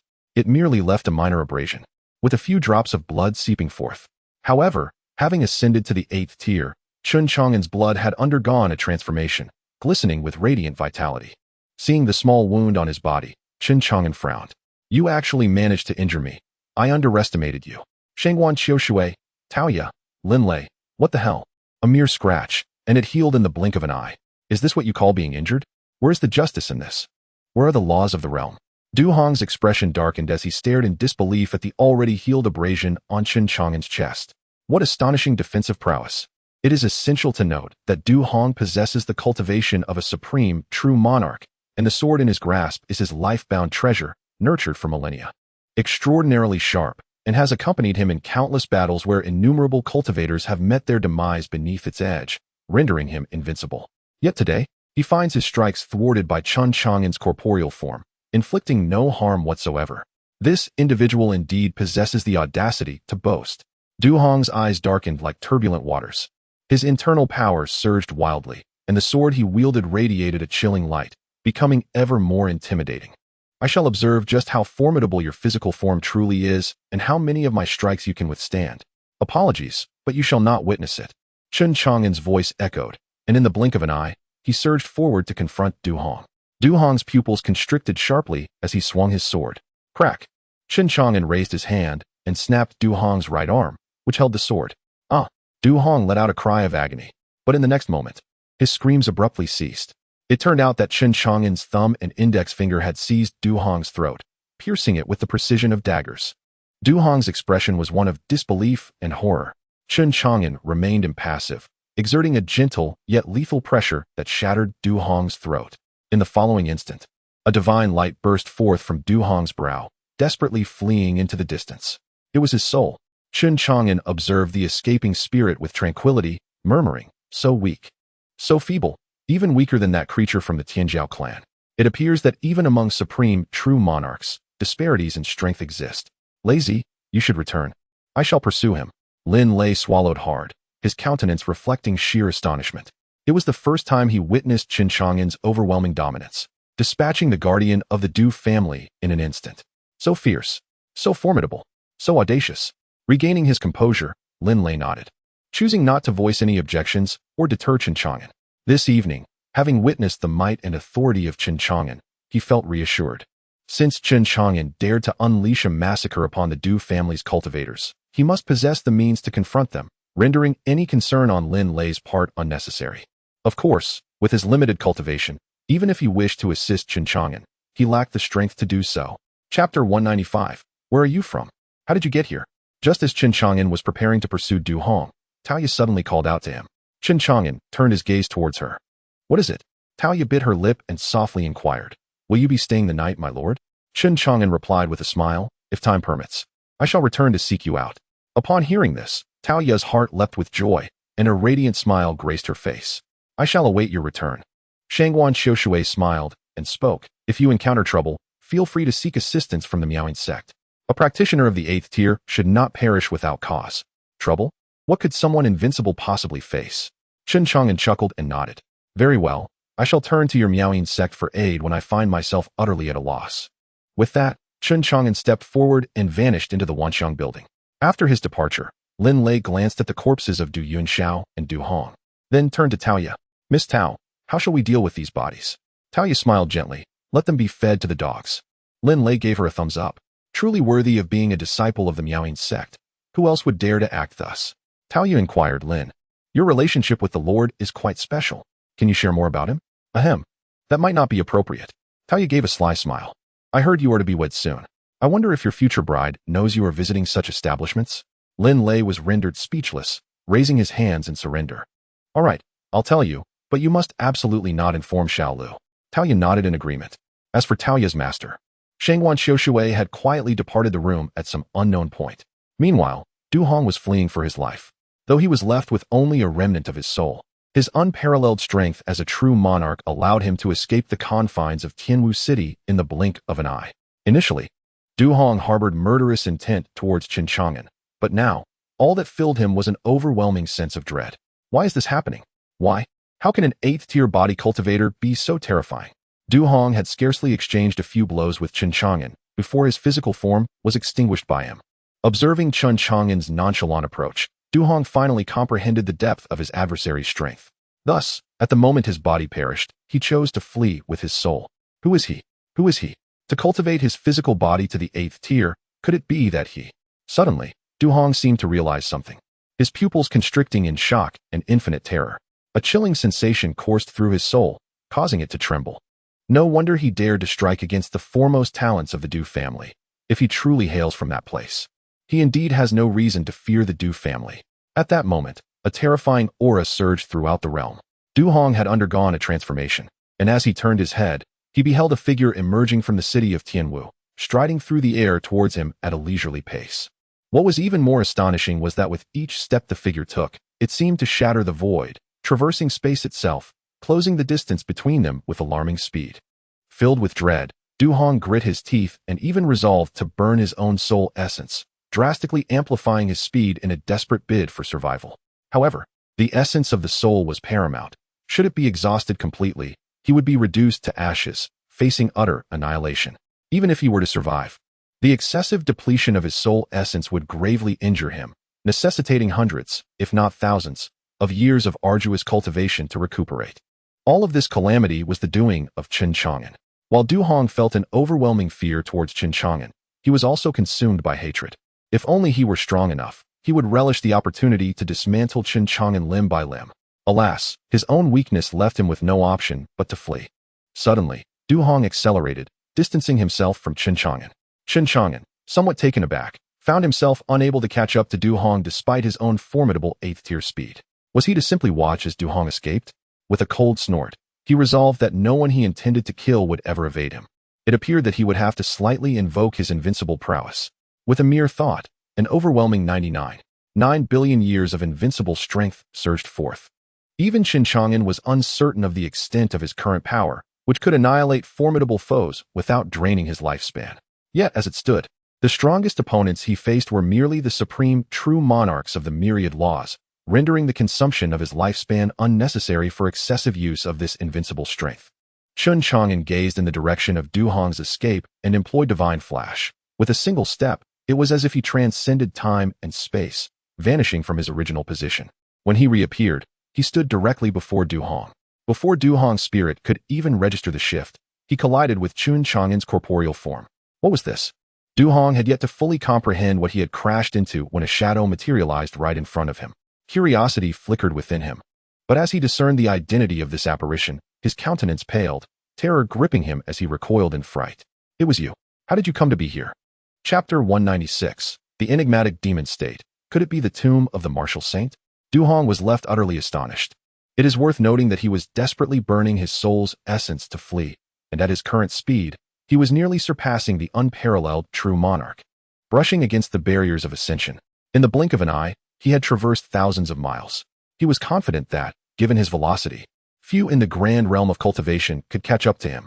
Du Hong had believed he could successfully evade capture. However, he never anticipated that Chen Chang'an would appear before him out of thin air. He remained as calm, composed, and self-assured as ever, as though everything was under his control, like a deity commanding the fates. A ridiculous thought suddenly sprouted in Du Hong's mind. Chen Chang'an spoke. Do you think you can escape?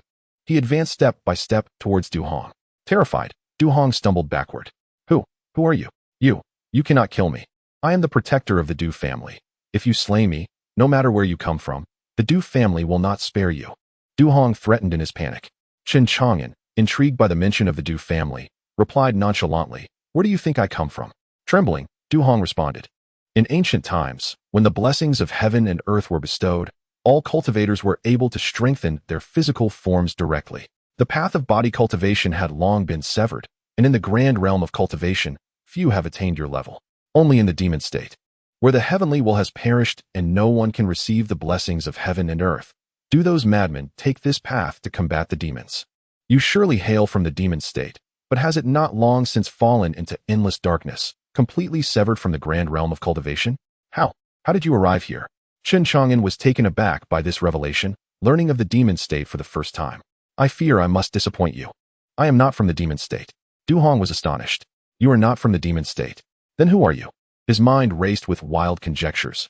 Was this individual before him from one of the other major forces in the realm of cultivation? Yet hearing Chen Chang'an deny his origins, Du Hong felt a slight relief.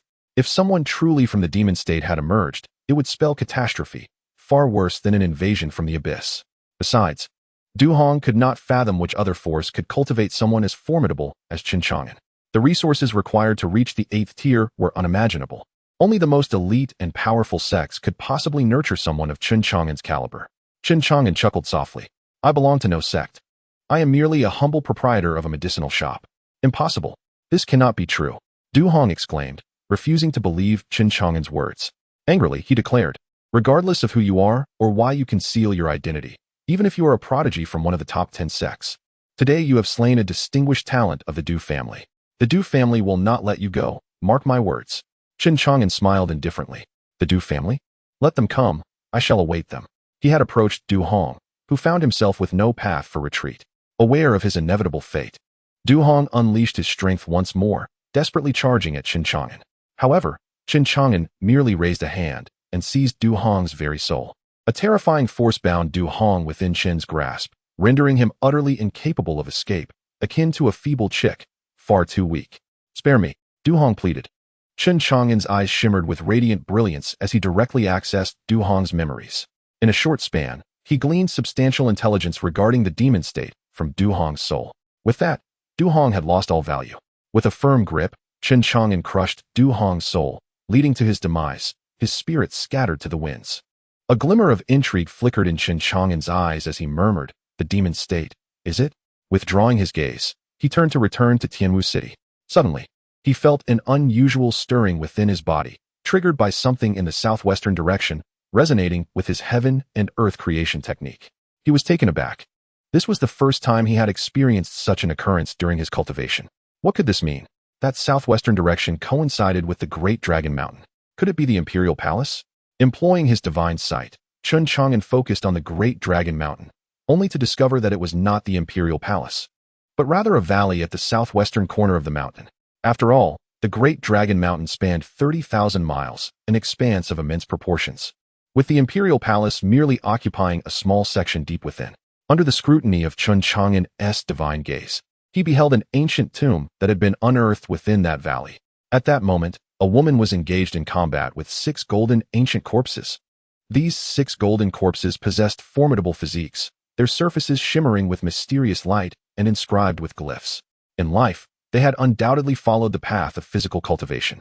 From Chen Chang'an's perspective, these 6 golden corpses had likely refined their bodies to the 5th tier, and in death, they had undergone a special process of refinement, achieving the 7th tier.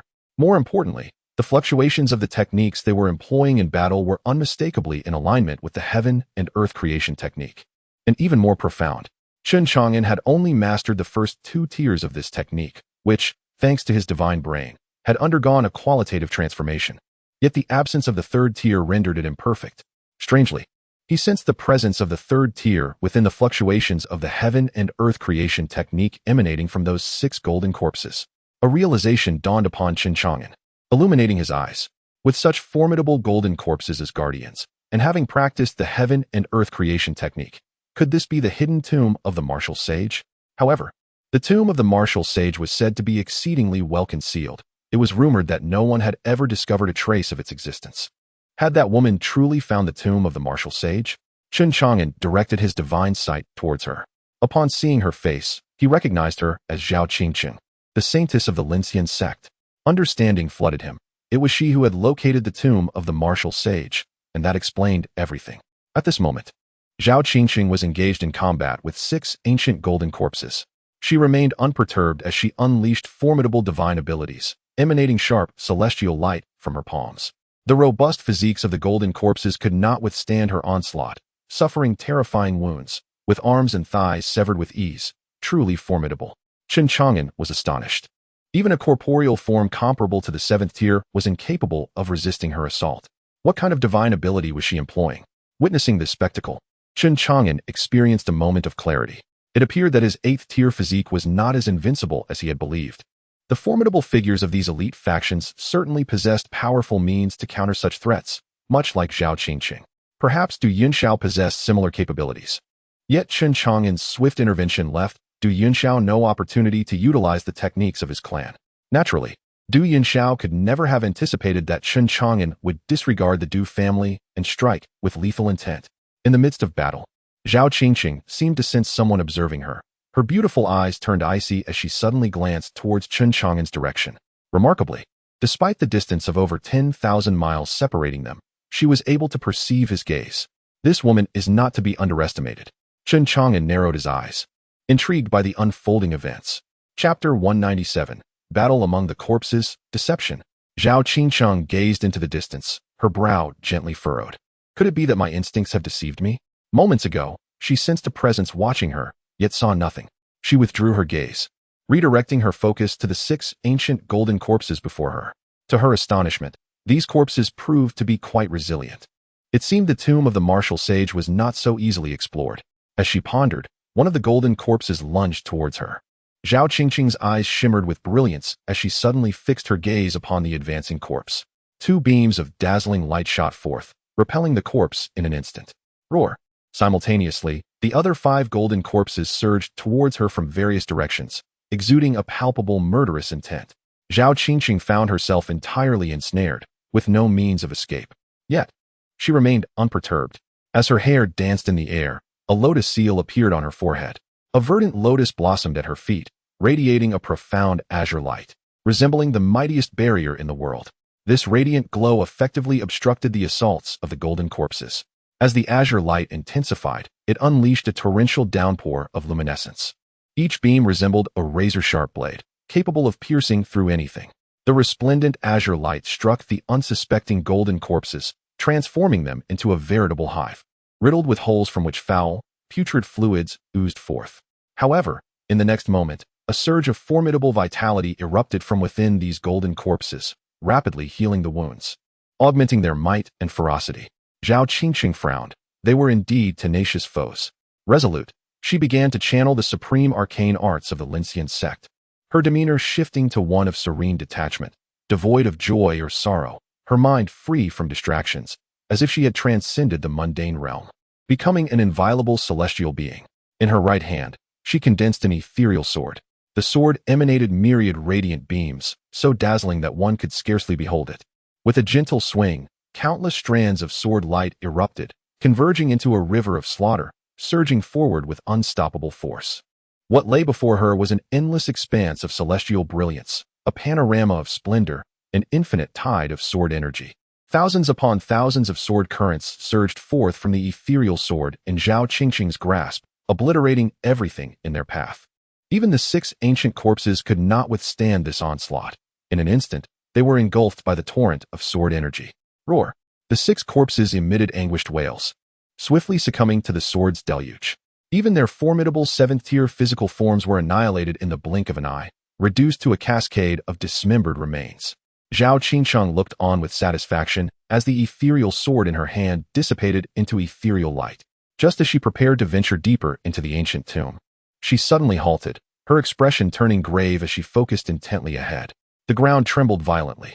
The stone walls on either side fissured, revealing ancient coffins suspended within. As the lids toppled one by one, the golden corpses within emerged. Upon encountering a multitude of coffins and a plethora of golden ancient corpses, even the well-versed Zhao Qingcheng could not suppress her astonishment. Almost simultaneously, those golden ancient corpses opened their eyes, gazing coldly at Zhao Qingcheng. A torrential wave of murderous intent seemed to coalesce into a tangible form, instantly plunging Zhao Qingcheng into a frigid abyss, her entire being enveloped in icy terror, rendering her nearly immobile. Zhao Qingcheng's expression turned grave as she inhaled deeply. This was not a fortuitous omen, for an abundance of ancient corpses was stationed here as guardians. Although she harbored confidence in her abilities, the sheer number of ancient corpses left her feeling uncertain, compelling her to contemplate retreat. She had no desire to further tempt fate in her exploration. However, at that moment, the ground behind her suddenly gave way, as if a bottomless chasm had opened up. A colossal skeletal figure emerged from the depths, its eye sockets ablaze with ghostly fire, coldly fixing its gaze upon her and effectively sealing her escape route. Zhao Qingcheng's expression darkened. Trouble was indeed brewing.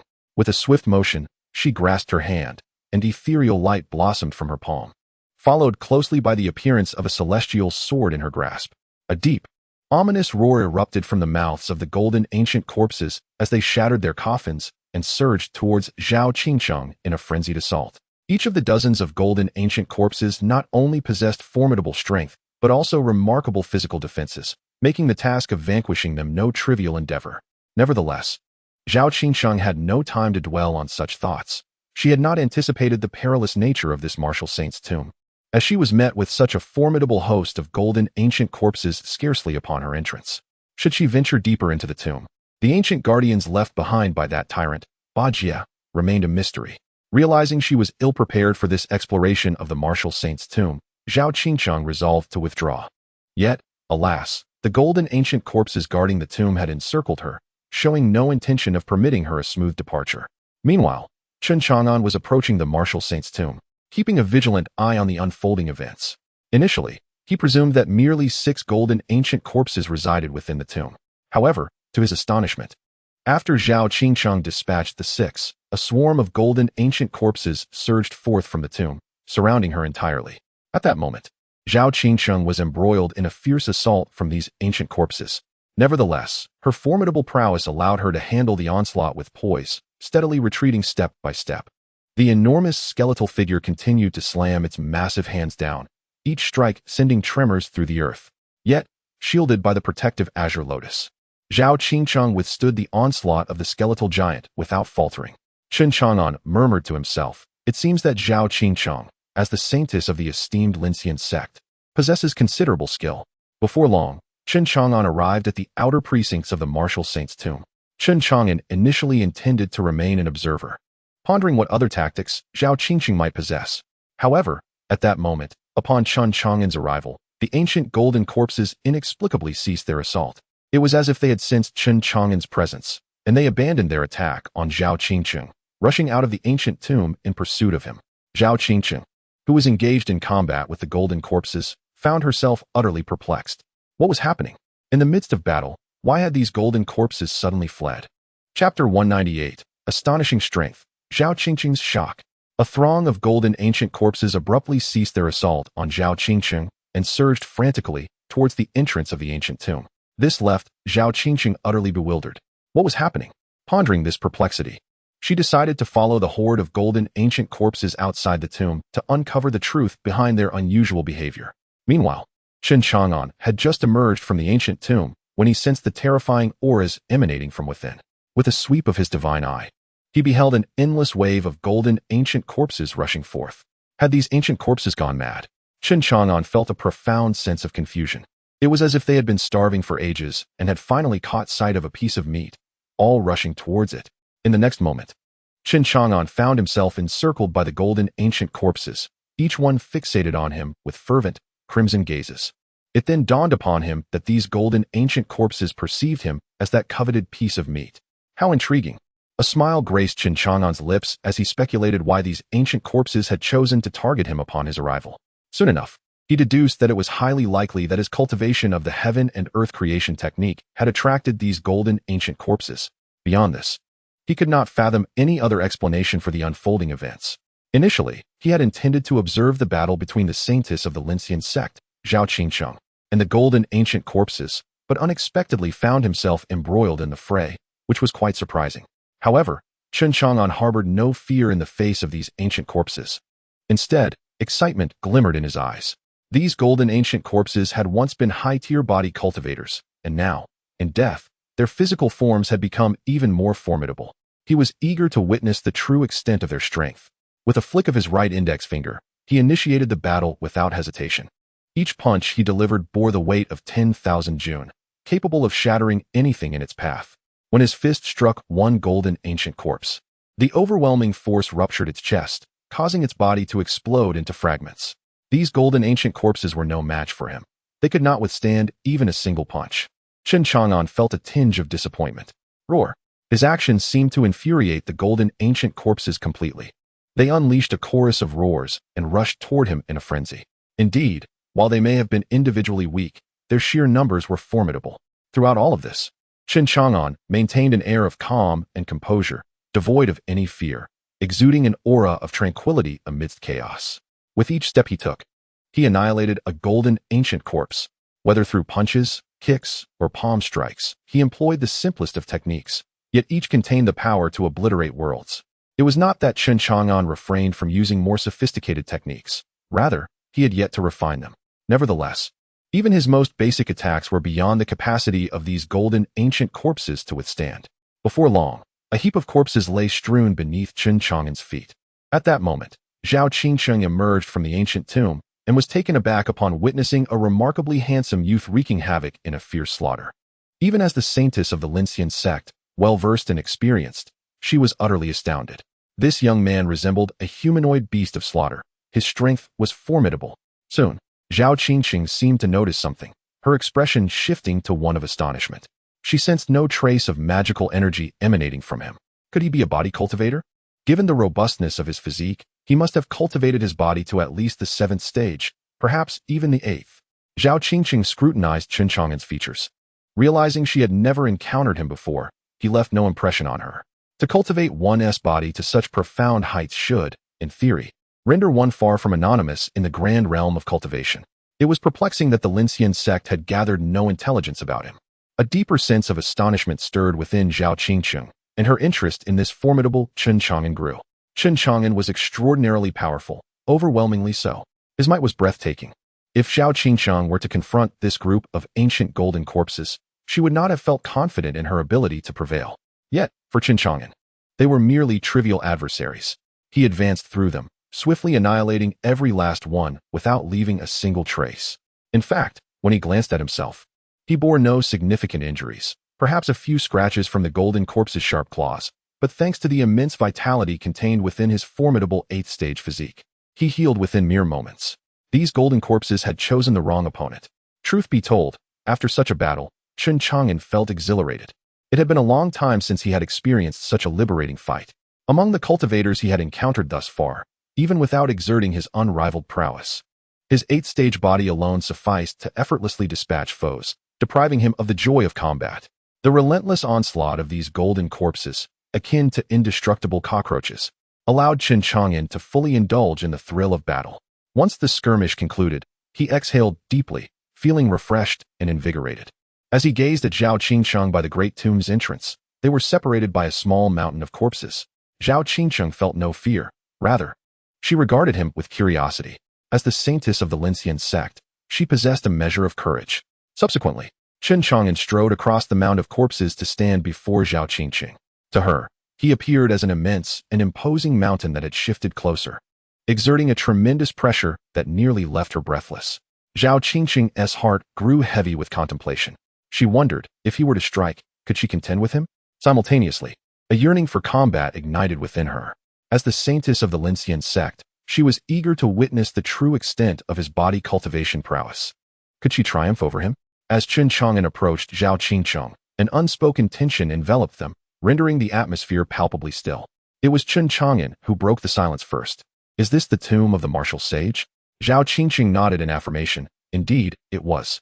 There was no need for subterfuge. For the existence of the tomb of the martial sage was common knowledge throughout Hezhou. Yet, after all these years, no one had managed to locate it. Given Chen Chang'an's formidable prowess as a physical cultivator, it was highly plausible that he had come in search of the tomb.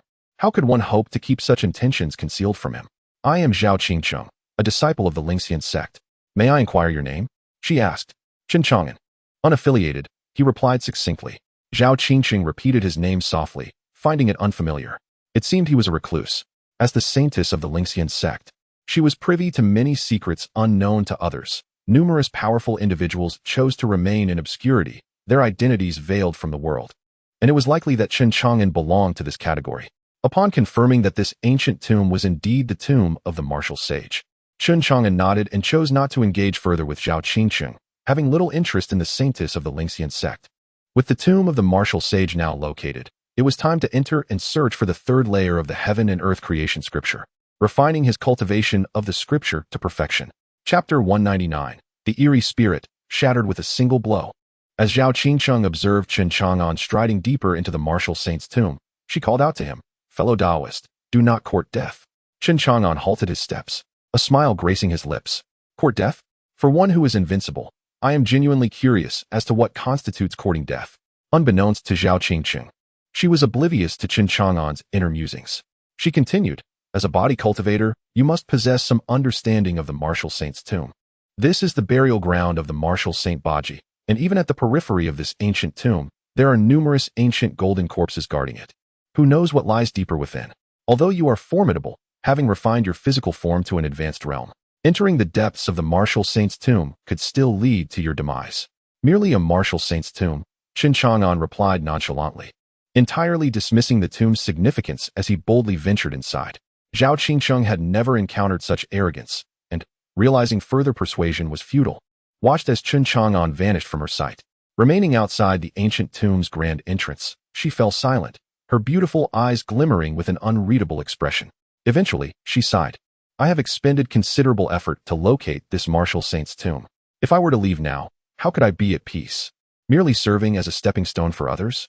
Having made her decision, Zhao Qingqing no longer hesitated and entered the ancient tomb. Inside, it was shrouded in darkness, illuminated only by flickering ghostly lanterns. A wide, dimly lit corridor stretched toward the depths of the tomb, filled with the marks of time and a pervasive chill of death lingering in the air. Zhao Qingqing could no longer see Chen Chang'an's silhouette. He moved so swiftly. She frowned. Unlike Chen Chang'an, she dared not be reckless. After all, this was the martial saint's tomb, fraught with peril where a moment of carelessness could cost her life. She could not afford to be the slightest bit careless. Extending her consciousness, she surveyed her surroundings, leaving no corner unchecked. Soon, she beheld piles of white bones scattered across the ground ahead, alongside various ancient weapons carelessly discarded. Among the bones, an aura of death still lingered, evidently fresh from a recent destruction. These skeletal figures were clearly the guardians of the tomb, placed here after Baji's demise, formidable in strength and numerous in number. At a glance, there were nearly 100 guardian skeletons, all shattered to pieces. Zhao Qingqing was taken aback. Did he do this? How could I not have heard a single sound? This indicated that Chen Chang'an had dispatched these guardians in an instant, akin to a gentle rain falling silently. Otherwise, with her capabilities, she would not have missed a whisper. It seems he is even stronger than I had imagined. No wonder he is so arrogant. He indeed possesses the grounds for such pride. Zhao Qingqing murmured to herself. As she traversed the corridor, she entered the true construction of the ancient tomb. Zhao Qingqing felt as though she had stepped into an underground palace. Before her lay an ancient, colossal bridge, stretching 1,000 spans in length. At the end of the bridge lies a grand palace gate hewn from stone. Beneath the bridge, however, black flames burn fiercely, transforming into serpentine fire.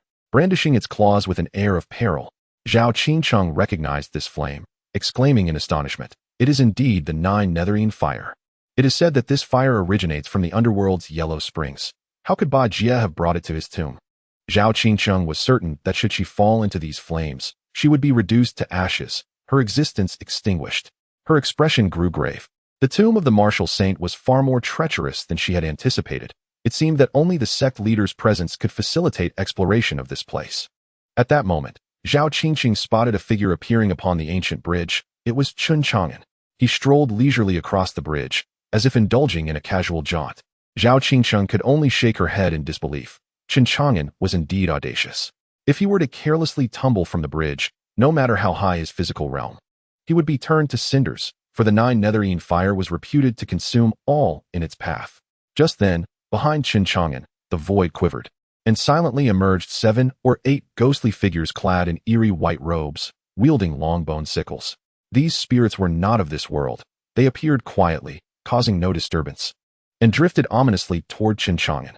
Yet, he seemed oblivious to their presence, wholly unaware of the impending danger. "Be careful," Zhao Qingqing called out loudly.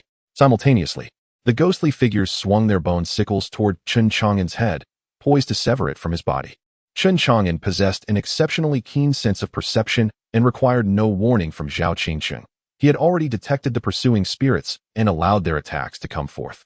However, he soon realized that their assault was not aimed at his physical form, but rather at his very soul, sending a sharp pain coursing through him.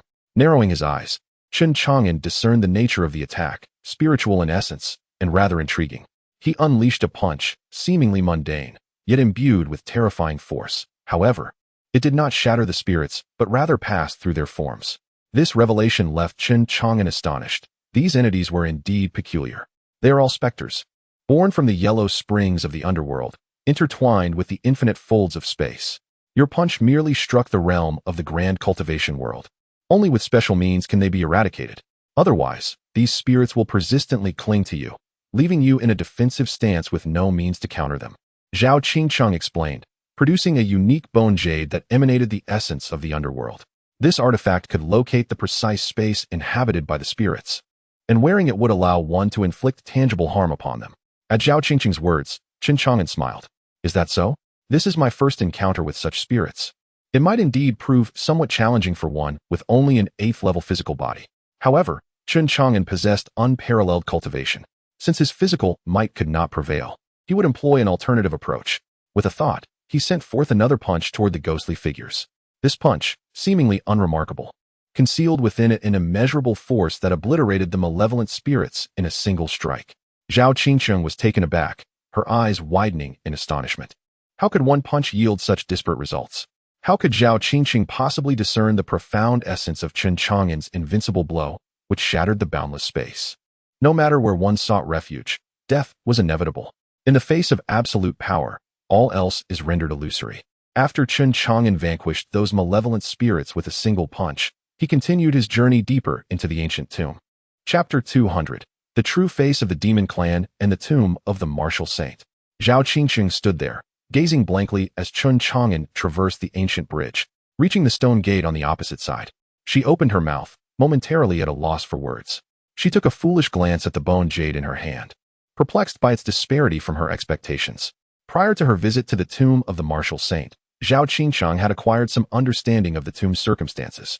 Aware of the troublesome spirits, she had borrowed the bone jade from an elder of her sect, intending to deal with these spirits. However, she never anticipated that Chen Chang'an would effortlessly obliterate those spirits with a single punch. This left Zhao Qingqing in a state of shock, unable to comprehend how Chen Chang'an had achieved this. It seemed so simple, merely a casual swing of his fist. By the time Zhao Qingqing regained her senses, Chen Chang'an had vanished from sight. It appeared he was not arrogant.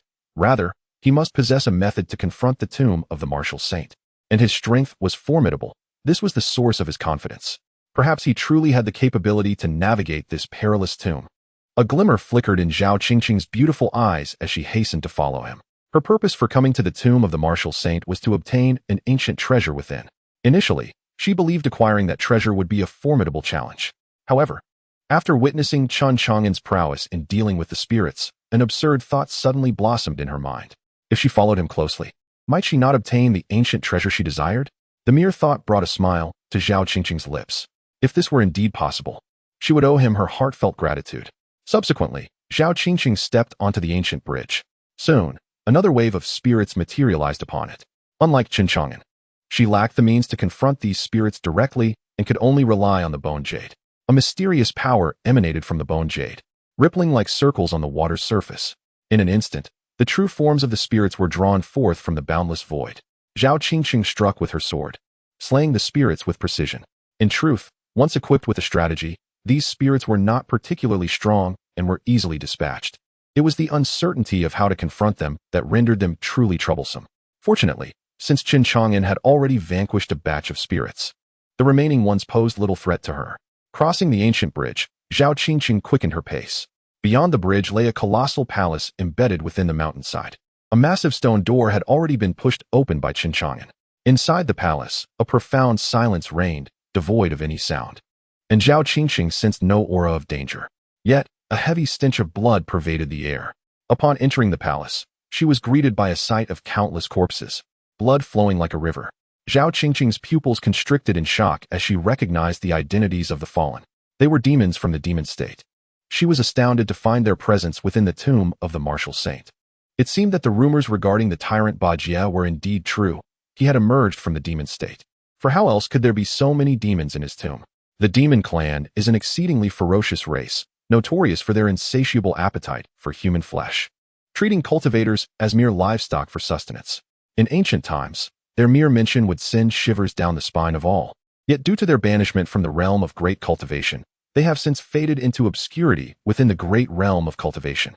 Many cultivators have never even heard of the demon clan.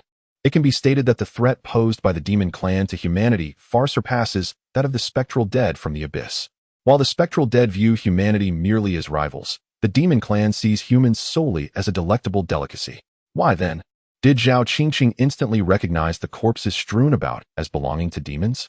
The demon clan is characterized by their towering stature, with the smallest among them standing 2 to 3 meters high, their robust forms adorned with ominous black demon marks, embodying the essence of savagery, grotesqueness, and brutality. Why have these demons appeared in the tomb of the martial saint?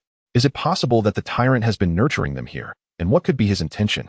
Zhao Qingqing murmured to herself, furrowing her brow, unable to fathom the reason behind it. As she stepped over the demon corpses, she continued her journey deeper into the palace. The ancient architectural marvels of the palace featured walls embellished with various stone carvings, all depicting scenes of demons hunting humanity, savage, despairing, and dark. The further she ventured into the depths of the palace, the more demon corpses she encountered. By now, there were already over 100. Though they had been slain by Chen Chang'an, the remnants of these demons still exuded an aura of terrifying power. Even Zhao Qingqing, strong as she was, felt a chill as she sensed the dreadful energies emanating from the corpses, her throat tightening involuntarily. These demons were astonishingly powerful, even surpassing the ancient golden corpses guarding the tomb of the martial saint. It was unfathomable that Chen Chang'an had dispatched them all single-handedly. How had he accomplished such a feat? Zhao Qingqing was filled with curiosity regarding how Chen Chang'an had managed to slay these demons. Each demon had evidently been killed with a single strike, many of their faces frozen in expressions of brutality and greed, as if they had suddenly met their end without a moment to react. If it were not for the instantaneous kills, how could Chen Chang'an have traversed so swiftly? Zhao Qingqing had walked uninterruptedly thus far, yet she had not caught a glimpse of Chen Chang'an. What method had he employed to vanquish these demons? It was said that demons possessed astonishing vitality and formidable strength, making them difficult to kill. It seemed that during his previous encounters with the golden corpses, Chen Chang'an had not exerted his full power. Zhao Qingqing pondered this thought. Suddenly, a resounding thunderclap echoed from ahead, causing the entire palace to tremble violently. Upon hearing the commotion, Zhao Qingqing instinctively knew it must be related to Chen Chang'an, prompting her to quicken her pace. As she navigated through the palace to its innermost sanctum, she discovered 2 great bronze doors ajar. Without a doubt, these had also been pushed open by Chen Chang'an. At the threshold of the bronze doors lay a multitude of demon corpses. This was undoubtedly another of Chen Chang'an's deeds. Though Zhao Qingqing had not witnessed how Chen Chang'an vanquished these demons, she admired him wholeheartedly. She had underestimated the perilous nature of the martial saint's tomb, unaware that it was guarded by such a multitude of fiends. Had she been in his place, she would have deemed it impossible to eradicate all these monsters and reach the imposing bronze door. The thunderous roar that echoed moments ago emanated from this very doorway. Without hesitation, Zhao Qingqing stepped through the bronze portal. Upon crossing the threshold, the sight that greeted her utterly astonished her. It was as though she had been transported to an entirely different realm. Here, countless withered and lifeless tree roots grotesquely intertwined, creating a scene of desolation and ruin. Ancient edifices lay scattered in disarray, while myriad demons prowled the periphery of the ancient tomb, revealing the true visage of the martial saint's tomb. Chasms and abysses riddled the ground, within which blazed the ominous flames of the nine hells. The roots, devoid of any semblance of life, were nonetheless colossal, sprawling in a chaotic manner, resembling the remains of long-dead dragons. It was a dark, desolate, bizarre tomb, utterly devoid of vitality. As Zhao Qingqing marveled at the true form of the martial saint's tomb, she caught sight of Chen Chang'an. He stood before her, motionless. Before him loomed a demon, its skin petrified like stone. This monstrous being, wielding a staff in its left hand, was as immense as a small mountain and bore a broken horn. Lacking legs, it crawled upon the ground with two grotesquely large hands. The creature glared coldly at Chen Chang'an, obstructing his path, and raised its staff. A surge of terrifying lightning coalesced around the staff, accompanied by a tremendous clap of thunder as it struck violently towards Chen Chang'an. Chapter 201. The Law of the Demon Core, Annihilating the Divine Will. Within the staff, a terrifying surge of lightning crackled and gathered, brewing with madness. In the next moment, a bolt of lightning struck fiercely towards Chen Chang'an. This electrifying assault left Zhao Qingqing astounded, a flicker of concern for Chen Chang'an's safety crossing her mind. Yet, Chen Chang'an merely raised his hand and waved it nonchalantly, as if shooing away a fly. The bolt of lightning was effortlessly blocked and then obliterated. Roar! Chen Chang'an's casual dismissal clearly belittled the horned demon, inciting its fury as it let out a deafening roar. Another massive hand of the demon lifted, palm facing upwards, summoning several colossal chaotic stones that hurtled towards Chen Chang'an with immense force. Each stone was comparable to a great mountain, its power formidable. No one could ascertain the weight of these chaotic stones, but their descent caused the surrounding space to tremble violently, as if it were on the brink of collapse. Zhao Qingqing inhaled sharply. This demon was no ordinary foe, having evidently mastered the laws of gravity. It seemed that Chen Chang'an was in for a tough battle, a perilous predicament. A twinge of worry for Chen Chang'an's safety gnawed at her. However, just as Zhao Qingqing's concern took root, Chen Chang'an had already struck. Bang! The chaotic stones, born of the gravitational law, were shattered by Chen Chang'an's fist. Bang! Bang! Bang! In rapid succession, several punches followed, obliterating all 10 chaotic stones. Everything unfolded as effortlessly and casually as ever. In an instant, Chen Chang'an appeared before the demon. The demon, taken aback by Chen Chang'an's speed, prepared to swing its massive hand down, intending to reduce Chen Chang'an to a mere pulp. Yet, it could not match Chen Chang'an's rapid assault. A fierce glint flashed in his eyes, and the demon felt an overwhelming force bearing down upon it. In an instant, the horned demon exploded into a cloud of blood and flesh, leaving behind a dark, diamond-shaped object. This was the demon's core. Only high-tier demons, having mastered the laws, could condense such a core within themselves. Zhao Qingqing was left speechless at the sight. She rubbed her eyes, convinced she was hallucinating. Such a high-tier demon, capable of wielding laws and condensing a core, was recorded in the ancient texts of the Lingxian sect as the most formidable adversary. One that could resurrect with a single drop of blood as long as it still drew breath, nearly immortal and exceedingly difficult to annihilate. But, that high-tier demon was vanquished just like that. She hadn't even witnessed how Chen Chang'an accomplished such a feat. Am I dreaming? Zhao Qingqing murmured to herself, the astonishment etched on her face lingering for a long time. Chen Chang'an picked up the shimmering black demon core, sensing the essence of law contained within it. He toyed with the core and glanced at Zhao Qingqing. Taoist Zhao, do you know what this is? He pondered. As Zhao Qingqing, being the saintess of the Lingxian sect, surely possessed knowledge far beyond his own. Zhao Qingqing was acquainted with the spirit and understood the methods to counter it. Perhaps she even grasped the essence of this entity. As anticipated by Chen Chang'an, Zhao Qingqing declared, this object is known as the demon core, a manifestation of the laws condensed from high-level demons. For human cultivators, this core is a valuable asset, allowing direct absorption of the power of its laws, presenting an opportunity to master its formidable forces. Thus enlightened, Chen Chang'an comprehended its significance. However, he held no interest in the demon core. With a firm grip, he crushed it. A surge of gravitational laws erupted, transforming into wisps of dark blue light that coalesced into a luminous orb of laws. From within this orb emanated a profound and cold voice, resonating with unparalleled authority, instilling a sense of awe akin to an immense, ethereal deity standing before him and Zhao Qingqing. Submit to me, serve me as your sovereign, and I shall bestow upon you the power of the laws. Merely hearing the voice sent shivers through Zhao Qingqing's soul, compelling her to instinctively wish to prostrate herself. Yet, she gritted her silver teeth, fiercely resisting. She refused to bow to anyone, even if true deities existed in this world. Her visage turned ashen, lips pressed tightly as she struggled against the overwhelming force, her body trembling uncontrollably. The majesty of the deity was such that a mere mortal cultivator could hardly withstand it. Zhao Qingsheng was on the verge of capitulation when suddenly, Chen Chang'an's icy voice pierced the air. "What is a deity to me? What right do they have to demand my submission? Impudent!" The deity thundered in wrath. Vast legions of the fallen lay testament to its fury. An unfathomable divine might surged forth, sweeping through the heavens and earth, as though seeking to eradicate all vitality from existence. Zhao Qingsheng was struck with shock. Madness. Absolute madness. She could hardly fathom that Chen Chang'an would utter such words. She was aware of his arrogance, but never did she anticipate he would challenge a deity so audaciously. Was this not a pursuit of self-destruction? A path to annihilation? Her pallid face betrayed visions of Chen Chang'an being obliterated by the deity. Chen Chang'an, have you lost your mind?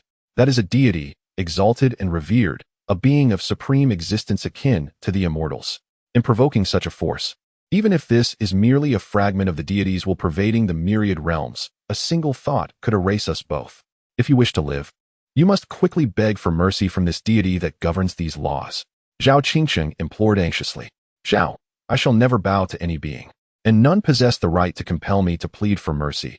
Chen Chang'an replied coolly, following it with a disdainful snort. In that instant, the overwhelming divine might that had engulfed the realm shattered into oblivion. Then, Chen Chang'an raised his right hand, seizing the dark blue orb of laws within his grasp. With a surge of indomitable power, he directly quelled the fragment of divine will contained within. How dare you? The essence of the divine will, when suppressed, exuded an incredulous fury. In the end, that sphere of law existed solely in its purest form of power. Cultivators need no longer be subjugated as servants to the deities, nor bow before them to serve. They can directly refine and master this path of law. Zhao Qingsheng was left utterly astounded, feeling as though she had been soundly slapped in the face. Ever since encountering Chen Chang'an, he had repeatedly defied her expectations, time and again shattering her understanding. Who exactly is this Chen Chang'an? To possess the power to annihilate even a fragment of divine will, such feats are beyond the realm of a mere cultivator. Unprecedented. Chapter 202. In the contest of might, who reigns supreme? Chen Chang'an, this fellow is truly extraordinary. He effortlessly obliterated even the divine will. While astonishment coursed through her, Zhao Qingsheng felt a chilling dread. Although she was astounded by Chen Chang'an's formidable strength, capable of contending with divine will, what truly unsettled her was the potential ramifications of his actions. Did he comprehend the consequences of slaying a fragment of divine will? Though this was merely a wisp from the myriad intentions of the supreme deity, seemingly inconsequential, the act of extinguishing it could very well draw the attention of the supreme god. Once that attention was garnered, retribution would inevitably follow. Even within the vast realm of cultivation, Chen Chang'an might find no refuge, no escape from impending doom. As these thoughts swirled in her mind, Zhao Qingsheng regarded Chen Chang'an with a gaze tinged with concern. Yet, the architect of this tumult, Chen Chang'an, remained oblivious to the turmoil brewing within her. Did he need to concern himself with such matters? Absolutely not. If one dared to challenge him, they would meet their demise. What of the divine beings? Should they seek trouble with him, they would find only death awaiting them. This was beyond dispute. He could only hope that the deity would refrain from courting disaster. Soon after, Chen Chang'an directed his focus towards a luminous sphere of laws. With a mere thought, the sphere seamlessly integrated into his being, granting him mastery over a gravitational law. With effortless grace, he summoned forth colossal meteorites, each weighing in at millions of units. In an instant, a gravitational domain materialized around him. Any cultivator daring to enter this realm would be subjected to a crushing weight of millions, with weaker practitioners potentially reduced to mere pulp upon entry. Yet, in Chen Chang'an's estimation, this gravitational law was rather feeble. He resolved to amplify its power. Infusing his invincible prowess into the gravitational law, he witnessed an instantaneous and qualitative transformation. With a mere gesture, he could summon cataclysmic meteorites from beyond, seemingly capable of obliterating all those who dared to oppose him. Then, raising his right hand, he pressed towards the void. As Zhao Qingsheng observed this curious action, a thunderous roar erupted. The void itself crumbled beneath the weight of his hand, transforming into a realm of pitch-black nothingness, pulsating with the most terrifying force of annihilation. Even the supreme true monarch would meet instant death upon contact with this destructive power. And the same fate awaited those in the ascendant realm. Zhao Qingqing gasped in astonishment. Friend, is this the gravitational law you just mastered? She was utterly bewildered. Had he truly become so formidable merely by absorbing the power from a demonic core? Or was it perhaps because this law was devoid of divine will? The enigma eluded her grasp. However, based on the intelligence she possessed, even a cultivator absorbing hundreds of magic cores imbued with the laws of gravity could never encapsulate such terrifying power. Zhao Qingqing sighed deeply, feeling a sense of numbness wash over her. Ever since encountering Chen Chang'an, she had been repeatedly astonished by his actions, having witnessed so much. Her heart was nearly dulled by the constant shock. Taking a deep breath, Zhao Qingqing inquired, Friend Chen, what are your plans moving forward? Chen Chang'an, puzzled, responded, What plans? Zhao Qingqing continued, Friend Chen, you have extinguished the will of the deity, and the deity will undoubtedly seek retribution. Have you considered what you would do if that deity came to settle the score with you? Chen Chang'an had not anticipated that Zhao Qingqing's concern was regarding this matter, and he couldn't help but chuckle. When the enemy comes, we shall meet them. When the waters rise, we shall bury them in the soil. If a deity wishes to contest with me, I shall simply bury them and send them a wreath in an instant. Following this, Chen Chang'an asked once more, Did you come to the martial saint's tomb for the cultivation techniques of the tyrant, or is there another reason? Zhao Qingqing replied, I have heard that the tyrant once obtained a 9-colored celestial flower, which holds the potential for ascension. Were you not here for that 9-colored celestial flower, friend Chen? Chen Chang'an then inquired, Is it true that your Linxian sect has such a name because a celestial being has indeed descended upon it? Zhao Qingqing responded, As for whether a celestial being has visited the Linxian sect, I have yet to witness such a sight. However, thousands of years ago, when the founder of our sect established it, Linxian sect was still weak and bullied by various forces. By chance, the founder saved a celestial being from the lower realms. And in gratitude, that celestial being protected our sect for a millennium, laying the foundation for our remarkable legacy. Before departing, they also left behind numerous celestial teachings, solidifying Linxian sect's position in the grand cultivation world. Hearing Zhao Qingqing had never encountered a celestial being, Chen Chang'an felt a tinge of disappointment. Curiously, Zhao Qingqing asked, Friend Chen, you are so formidable. Have you ever met a celestial being? Chen Chang'an shook his head, and instead, with great interest, he posed another question, In your opinion, how do I compare to the celestial beings and deities above? Zhao Qingqing was momentarily taken aback, never expecting Chen Chang'an to make such a comparison. How could he possibly place himself alongside those exalted deities and celestial beings? It wasn't he that Zhao Qingqing looked down upon Chen Chang'an. Rather, in her eyes, he was incomparable to those lofty figures. Surely, in the eyes of deities and celestial beings, Chen Chang'an would appear as a feeble ant. Zhao Qingqing mused, This Chen Chang'an is indeed a person of arrogant presumption. Nevertheless, she did not wish to undermine his confidence, so she cleared her throat and said, Well, they are somewhat comparable, I suppose. Chapter 203, Do not blame him, striding boldly. In the heart of Tianwu City, the night had deepened, yet the Ing building remained abuzz with activity. Lin Lei animatedly recounted tales of Chen Chang'an, while Taoya listened with rapt attention. After a considerable time, Lin Lei, parched from his storytelling, indulged in several cups of tea. With a gentle smile, Taoya remarked, Thank you, Brother Lin, for your efforts. Lin Lei quickly responded, Oh, it was no trouble at all. Since you expressed interest in Chang'an's past, I felt compelled to share. I believe I have conveyed most of it now. Taoya nodded, feeling thoroughly satisfied. From Lin Lei, she had gleaned deeper insights into Chen Chang'an, discovering numerous amusing anecdotes between him, Lin Lei, and Su Dafu. Her fondness for Chen Chang'an grew ever stronger in her heart. Lin Lei, both intentionally and inadvertently, mentioned how Chen Chang'an had eradicated the Ba Dao sect and slain Zhou Xiaodao in order to rescue him and Xiao Lu. He inquired if Taoya was familiar with Zhou Xiaodao, hoping she might lend her assistance. He was concerned that Wang Xian, the earth-ranked elder of the Linxian sect, would not let this matter rest, and if they were to be traced back, both he and Chang'an could be in peril. At that moment, Chen Chang'an had just slain Du Yuanxiao, a prominent heir of the Du family, at the Ing building, thus irrevocably offending the Du family. Though Lin Lei regarded Chen Chang'an as a formidable individual, he could not shake his apprehension about provoking two colossal forces like the Du family and the Linxian sect simultaneously. Having observed Taoya's admiration for Chen Chang'an, he hoped she might intervene on his behalf. Upon hearing of Chen Chang'an's annihilation of the Ba Dao sect and the demise of Zhou Xiaodao, Taoya was taken aback. No wonder she had heard whispers of the Ba Dao sect's downfall. It was the doing of her esteemed companion. However, considering Chen Chang'an's audacity at the Wu building, disregarding the Du family, it seemed entirely reasonable that he had vanquished the Ba Dao sect as well. Zhou Xiaodao. Taoya murmured, her brow furrowing in contemplation. She had indeed heard tales of Zhou Xiaodao, known to be the offspring of a certain elder from the Linxian sect.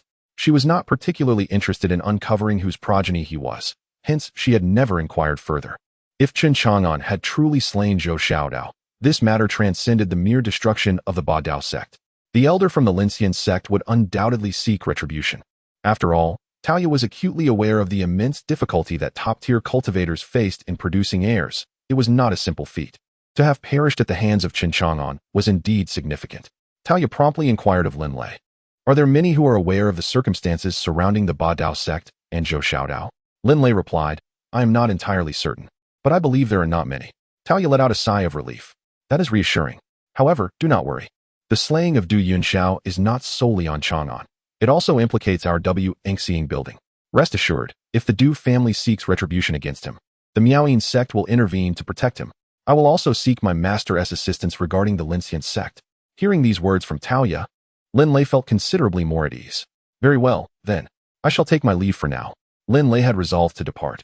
Taoya gazed at the dimming sky and sighed softly, wondering why her young master had not yet returned. Lin Lei reassured her, do not worry, Miss Tao. Chang'an is a man of his word. Once he has promised to return, he shall.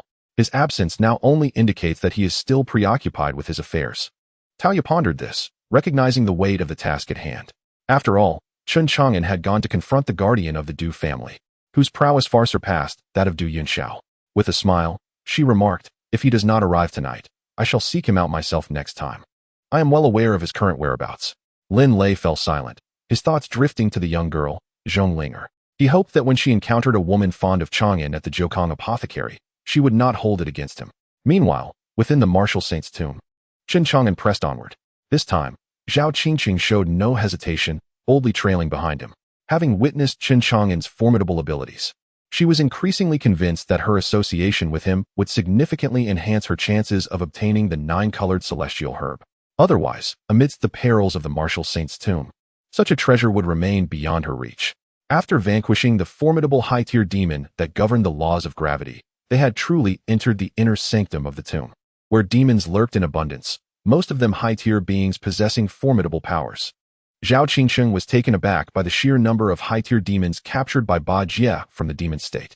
It seemed excessive to station so many here solely for the protection of the martial saint's tomb. Rather, it felt as though they were guarding something of immense significance. Chen Chang'an nodded, sharing her sentiment.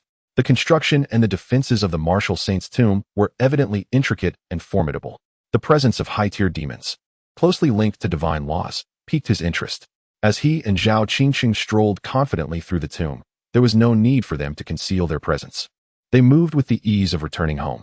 This brazen exploration left Zhao Qingqing feeling quite uneasy. Indeed, their conspicuous passage through the martial saint's tomb soon stirred the surrounding demons. A surge of terrifying demonic energy enveloped them as the demons closed in. Zhao Qingqing furrowed her brow and retreated behind Chen Chang'an. Chapter 204. Assist me in collecting the demon core, Elder Skeleton.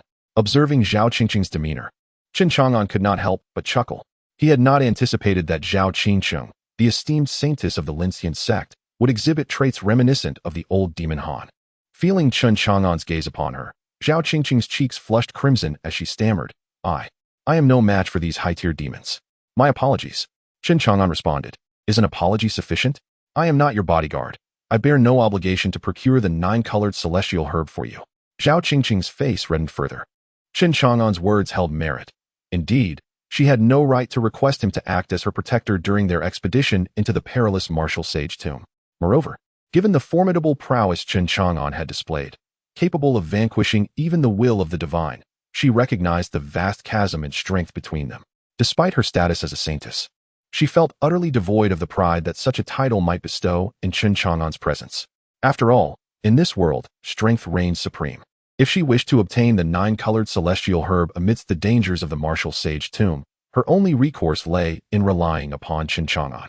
My apologies, esteemed senior. Zhao Qingqing said respectfully. Were it not for your assistance, I would have been unable to enter this place. If you have any conditions, I will strive to fulfill them, as the 9-colored celestial herb is of utmost importance to me. Truth be told, this was Zhao Qingqing's first experience in humbling herself to seek assistance. Upon hearing her words, Chen Chang'an merely smiled. As someone who had already reached invincibility, what could Zhao Qingqing possibly offer him? Seeing Chen Chang'an's dismissive smile, Zhao Qingqing felt a sense of helplessness. She understood that with Chen Chang'an's immense power, her value was minimal.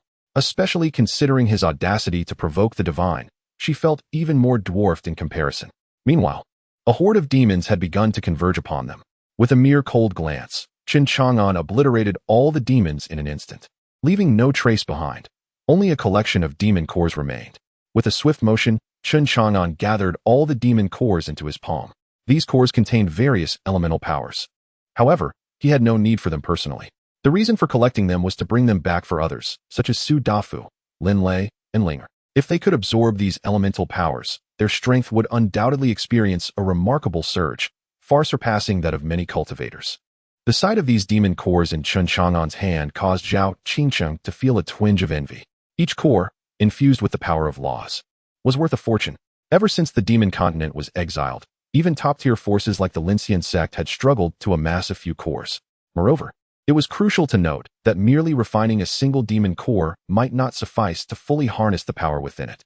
More often than not, one needed to refine several, if not dozens, of demon cores to truly grasp their laws. Chen Chang'an, having refined his first magic core, unexpectedly mastered the laws of gravity, astonishing Zhao Qingqing beyond belief. To label him as an extraordinary genius would not be an exaggeration. Nevertheless, Zhao Qingqing pondered that Chen Chang'an's ability to grasp the law of gravity in a single attempt was undoubtedly closely linked to his annihilation of that divine will. Having vanquished this batch of demons, Chen Chang'an was not yet satisfied. He launched another assault, systematically exterminating all the demons guarding the vicinity of the martial saint's tomb. Zhao Qingqing watched in awe as Chen Chang'an effortlessly obliterated every demon in the area, leaving only the magic cores suspended in midair, rendering her speechless in disbelief. His prowess was astounding. With a mere flick of his hand, he had slaughtered all the demons. The sheer number of magic cores was astonishing, surely exceeding 100. Zhao Qingqing gazed at them, swallowing hard. Zhao Daoist friend, please assist in gathering these, Chen Chang'an requested. This command momentarily stunned Zhao Qingqing, who, having been raised as the revered saintess of the Lincian sect, was unaccustomed to being ordered about. However, once she regained her composure, she nodded and set about collecting the magic cores as instructed by Chen Chang'an. Had any disciples of the Lincian sect witnessed their saintess being commanded by an outsider like a servant, they would surely have been left speechless in shock. Meanwhile, deep within the martial saint's tomb lay a vast blood pool, filled with countless remnants of demons, the volume suggesting that many had perished to fill this ominous reservoir. At the center of the pool rested a colossal stone coffin, from which resonated the deep, powerful thumping of a heartbeat. Thump, thump, thump. Peering into the coffin revealed the skeletal remains of a tall elder. The old man's flesh had long since withered, his skin wrinkled like the bark of an ancient tree. Yet, within his left chest, a golden heart pulsated vigorously. Aside from this, the skeletal remains exhibited no signs of life, embodying a profound stillness. Suddenly, the golden heart within the elder's remains erupted in a blinding radiance. Golden blood surged forth from the heart, rapidly rejuvenating the once dry and shriveled skin. In an instant, the hollow eye sockets of the elder's remains shimmered with two brilliant beams of golden light, accompanied by a raspy voice that echoed ominously. After countless years of deep slumber, what year is it tonight? Ha ha ha, which fool dares to trespass in my tomb? As he spoke, the skeletal remains began to rise slowly from the coffin, emanating a terrifying aura akin to a cataclysmic flood. Chapter 205, I will not serve you as my master. Before long, Zhao Qingqing gathered all the scattered demon cores around her, totaling an impressive 120. Among these cores, the intrinsic powers of various laws differed, encompassing several types. For instance, there was the gravity law, which Chen Chang'an had previously acquired. Additionally, most of the others pertained to the elemental laws of wood, fire, earth, metal, and water. The gravity law, classified among the higher-tier laws, was exceedingly rare, even within the confines of the martial saint's tomb. This marked Zhao Qingqing's first occasion to amass such a bounty of demon cores, and she understood the chaos that would ensue in the cultivation world should news of her acquisition leak. Even she felt a wave of greed rise within her. a deep-seated impulse urging her to flee with all 120 cores. Yet, she recognized that such an action would be tantamount to courting death. Zhao Qingqing stifled her avaricious urges, reminding herself that even if her power were tenfold greater, it was unlikely she could contend with the formidable demons here. With resolve, Zhao Qingqing handed the 120 demon cores to Chen Chang'an. Senior, all of them are here. Despite a twinge of reluctance, she was self-aware enough to recognize that these cores did not rightfully belong to her. The demons here were far too powerful for her to defeat. Chen Chang'an nodded slightly, storing the cores in his spatial ring. This venture into the martial saint's tomb had yielded considerable rewards, and he anticipated that Lei Zi and DeFu would experience significant advancements after refining the laws from these cores. With the surrounding demons vanquished, there was no reason to linger. Chen Chang'an proceeded deeper into the tomb, mindful of his true purpose, to obtain the third layer of the heaven and earth creation technique, mastered by Bajia. Zhao Qingqing hesitated, uncertain whether to brazenly follow him. Then Chen Chang'an's voice rang out. Do you not desire your 9-colored immortal herb? At this, Zhao Qingqing's eyes brightened. Thank you, senior, she exclaimed, believing that Chen Chang'an had consented, and she hurried to keep pace. However, immediately following was Chen Chang'an's calm voice, Friend Zhao.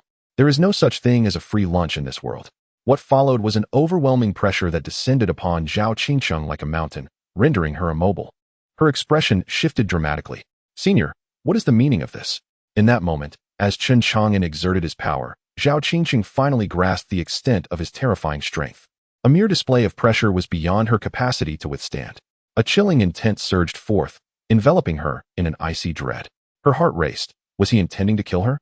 Panic washed over her as she paled. Senior, I am unaware of how I have offended you to warrant such murderous intent. If you seek the 9-colored immortal herb, I assure you I will not contest it.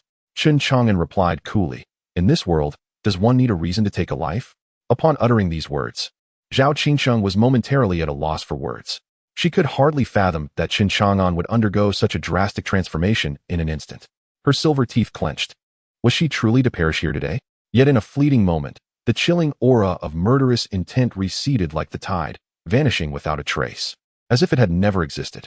Chen Chang'an spoke calmly, stating, Previously, you mentioned that I would assist you in entering the martial saint tomb.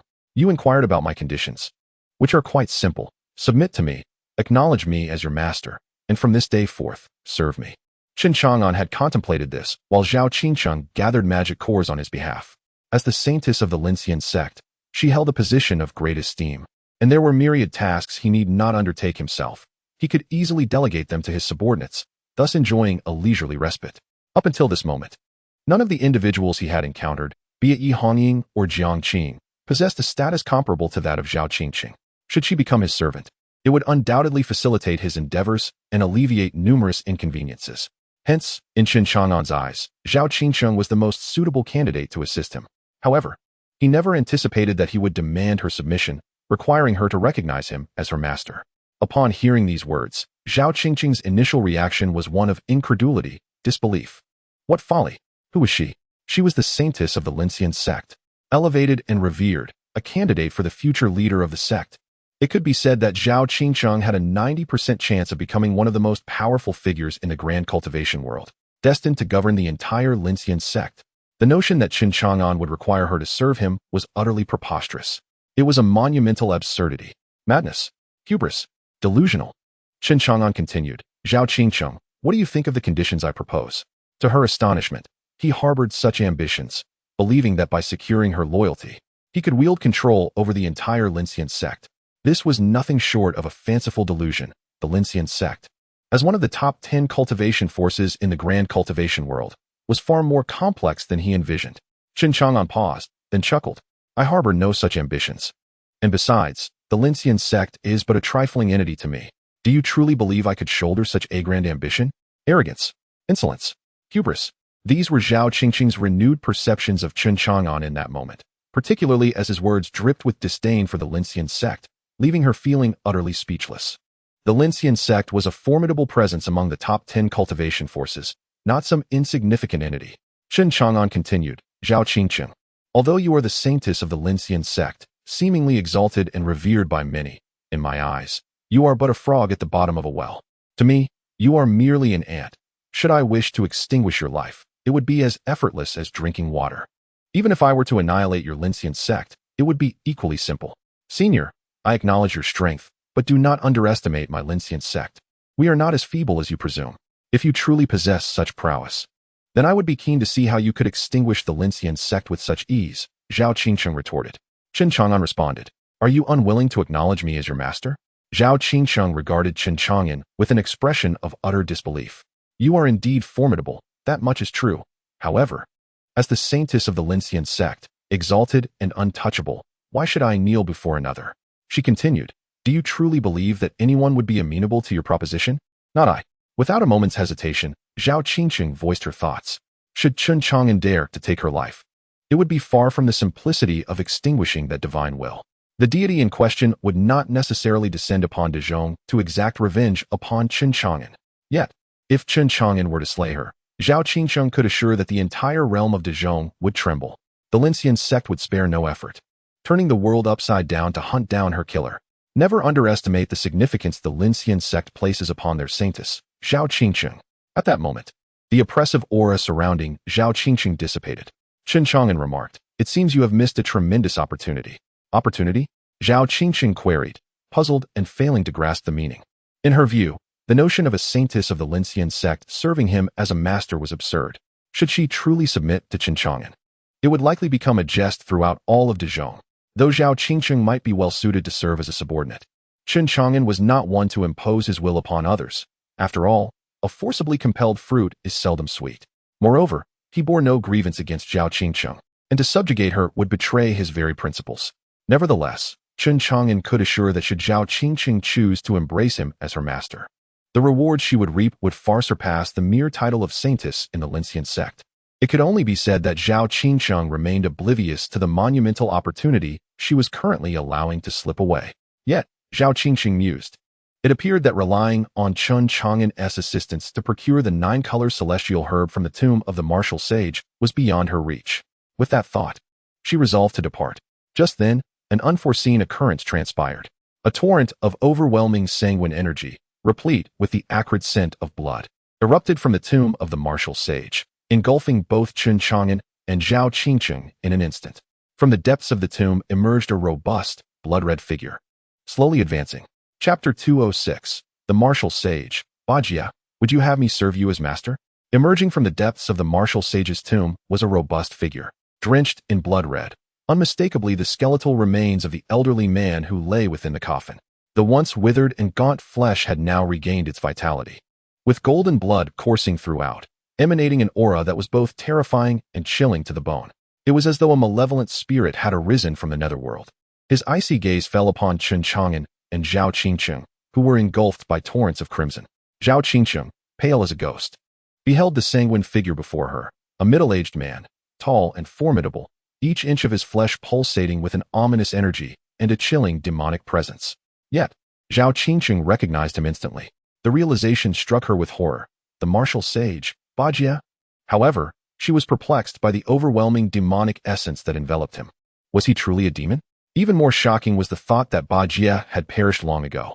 How could he still be alive? A frown creased Zhao Qingcheng's brow as she discerned the truth. Despite Bajia standing before her, she felt no trace of life emanating from him. Instead, a palpable aura of death surrounded him, instilling a deep sense of dread. Bajia approached, his voice cold and resonant. How dare you insects trespass in my tomb? Each step he took reverberated like an earthquake, unleashing a tremendous pressure that left Zhao Qingcheng gasping for breath, her complexion paling as she retreated step by step. Her face had turned an ashen shade, the oppressive weight of his presence threatening to crush her into a mere puddle of flesh. In stark contrast, Chen Chang'an remained composed, observing Bajia with calm curiosity, seemingly unfazed by the terrifying pressure that radiated from him. He noted the familiar yet distinct essence resonating from Bajia, reminiscent of the earthly creation technique. This was the first time he encountered someone with a physical realm superior to his own. The oppressive force emanating from Bajia far surpassed that of his own 8th-tier body. It was evident that this man had cultivated the 3rd tier of the earthly creation technique. Otherwise, how could he possess such formidable physical strength? A smile graced Chen Chang'an's face at this realization. The 3rd tier of the earthly creation technique was precisely the objective of his journey. Observing Zhao Qingcheng's shocked expression, he inquired, Do you know him? Zhao Qingcheng nodded, her face still pale as she swallowed hard. He is the martial Saint Baji, but is he not already dead? Why does he appear here? Yet there is not a trace of life emanating from him. Only a dense aura of death pervades the air, leaving one puzzled as to the circumstances. Chen Chang'an was taken aback. This is Baji. It is no wonder his physical form is so formidable. At this moment, Baji's gaze fell upon Chen Chang'an, astonished to discover that Chen had cultivated his physical body to the 8th tier, a feat that left Baji incredulous. He could sense the vibrant life force within Chen, whose age belied such powerful cultivation. An 8th tier body cultivator at such a young age? Simultaneously, Baji detected the essence of the heaven and earth transformation technique that Chen practiced, yet upon closer inspection, he felt a distinct difference in Chen's approach. However, these nuances were of little consequence. What truly mattered was that he had encountered a genius of the 8th tier. As this realization dawned upon him, a glint of greed flickered in Baji's eyes, clearly harboring ulterior motives towards Chen Chang'an. At that moment, Chen Chang'an spoke. I seek the 3rd layer of the heaven and earth transformation technique. Do you possess it? Baji was not surprised that Chen could withstand the pressure he exuded. After all, in Baji's eyes, Chen was indeed an 8th tier body cultivator. If he could not endure the casual pressure emitted by Baji, then his 8th tier strength would be utterly unimpressive. Baji let out a cold chuckle and said, You have practiced the heaven and earth transformation technique, yet I sense a deviation in your interpretation. However, if you lack the 3rd layer of the cultivation method, it will indeed be challenging to advance to higher realms. He continued, Indeed, I possess the complete outline of the heaven and earth transformation technique. Do you wish to obtain it? Chen Chang'an nodded. A more peculiar smirk spread across Baji's face as he proclaimed, Your talent in reaching the 8th tier at such a tender age speaks volumes about your extraordinary nature. I can impart the complete heaven and earth transformation technique to you. But I have one condition. Chen remained silent, patiently awaiting Baji's next words. Baji looked down at Chen Chang'an and stated, My condition is simple. From this day forth, you shall serve me as your master. Baji had his own designs. He needed Chen's physical form, perhaps as a contingency plan should he find himself unable to take the final step. Upon hearing this, Chen Chang'an was momentarily taken aback. This was precisely what he had just said to Zhao Qingqing. He did not expect to hear such words from another so soon, leaving him somewhat astonished. With narrowed eyes, Chen replied coolly, Baji, you asked me to serve you as master, but do you believe you possess that qualification? With that, Chen Chang'an stepped forward towards Baji. Baji, perplexed, wondered what Chen intended. Yet, before he could comprehend, Chen seized Baji by the throat with overwhelming strength, lifting him effortlessly as if he were a mere chick. In that instant, Baji was left utterly bewildered. Chapter 207. A single strike, can you escape? With a single hand, Chen Chang'an lifted the formidable Ba Jie into the air, as if he were but a mere chick. This left Ba Jie, who had just awakened from a slumber lasting 10 millennia, utterly bewildered. Who was he? Once a martial saint who commanded respect and fear a millennium ago, his name echoed through the ages, invincible in his prowess. Although he now lay in death, awaiting the moment of resurrection, and his power had not yet reached its zenith, he still possessed great strength. Yet, he could not fathom being reduced to such a state. How could this be possible? What merit did this individual before him have to so swiftly and effortlessly lift him? No, he had underestimated this young man. This brat had taken advantage of his momentary carelessness to launch a surprise attack. Following his confusion came a surge of anger and humiliation. A singular thought consumed him, to shred Chen Chang'an before him into 1,000 pieces. Meanwhile, Zhao Qingqing stood in shock, her eyes wide, staring at the sight of Chen Chang'an effortlessly lifting the martial Saint Ba Jie, as if caught in a dream. How powerful Chen Chang'an was. Could he possibly surpass the martial Saint Ba Jie? Yet, recalling how Chen Chang'an had dealt with that deity and effortlessly vanquished the monsters around the martial saint's tomb, perhaps it was indeed true that Chen Chang'an was superior to Ba Jie. I will kill you. Ba Jie's voice thundered with fury, a tempest of power surging within him, akin to a slumbering behemoth awakening from its slumber. Chen Chang'an scoffed. You? Crack. Chen Chang'an struck, shattering Ba Jie's throat. Without the support of bone, Ba Jie's head drooped limply, resembling a deflated balloon. Pathetic. Utterly feeble. Chen Chang'an felt disappointment wash over him. Was this truly the flesh of a martial saint? He casually tossed Ba Jie aside. Bang! Ba Jie crashed heavily to the ground.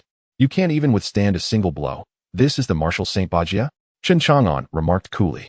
Zhao Qingqing gazed in a daze at the unfolding scene, at a loss for words. This was a martial saint, and Chen Chang'an had dispatched him with a single move? This. Could it be that Ba Jie had lived too long, his vitality depleted, now aged and frail. Suddenly, a chilling, sinister laughter echoed. It was Ba Jie, grinning malevolently. He raised his head, casting a cold glare at Chen Chang'an. To everyone's astonishment, the throat bones that Chen Chang'an had crushed had miraculously healed. A dark, eerie mist poured forth from Ba Jie, reminiscent of a river bursting its banks. This black mist was rife with strangeness, corrosion, venom, and a foul stench. Merely brushing against this sinister mist seemed to threaten the very essence of life. When Zhao Qingqing felt even a trace of this dark mist, a searing pain erupted on her skin, burning fiercely. That patch of skin turned charred in an instant, exuding a foul odor, and rapidly spreading to other parts of her body. In horror, Zhao Qingqing quickly sealed the area with her magical power, excising the tainted flesh. Soon, the removed flesh transformed into a puddle of rancid black water. Yet, even so, the flesh surrounding the gaping wound remained shrouded in a sinister mist, akin to countless black worms yearning to burrow deep into Zhao Qingqing's very being. What could this malevolent entity be? Zhao Qingqing's complexion turned pale. Her heart weighed down with dread. Confronted by this eerie black mist, she had to summon all her focus and energy to contend with it.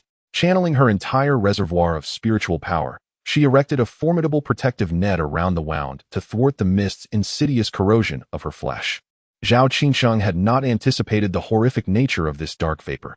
Even a mere trace had forced her to exert herself to the utmost. Should she become further tainted, her very life would be at stake. Fortunately, she found solace in the fact that this enigmatic mist was not targeting her. Once it retreated beyond a certain threshold, she was spared further assault. Instead, the ominous currents surged toward Chen Chang'an, engulfing him entirely. Ba Jie rose slowly, casting a cold gaze upon Chen Chang'an, now enveloped by the black currents, and spoke with icy indifference. The might of a martial saint is unattainable, something beyond your comprehension as an 8th-tier body cultivator. Even at a mere fraction of my peak strength, extinguishing your life would be but a trivial task. This declaration ignited a flicker of concern in Zhao Qingqing for Chen Chang'an's safety. She had witnessed the terrifying potency of the black currents.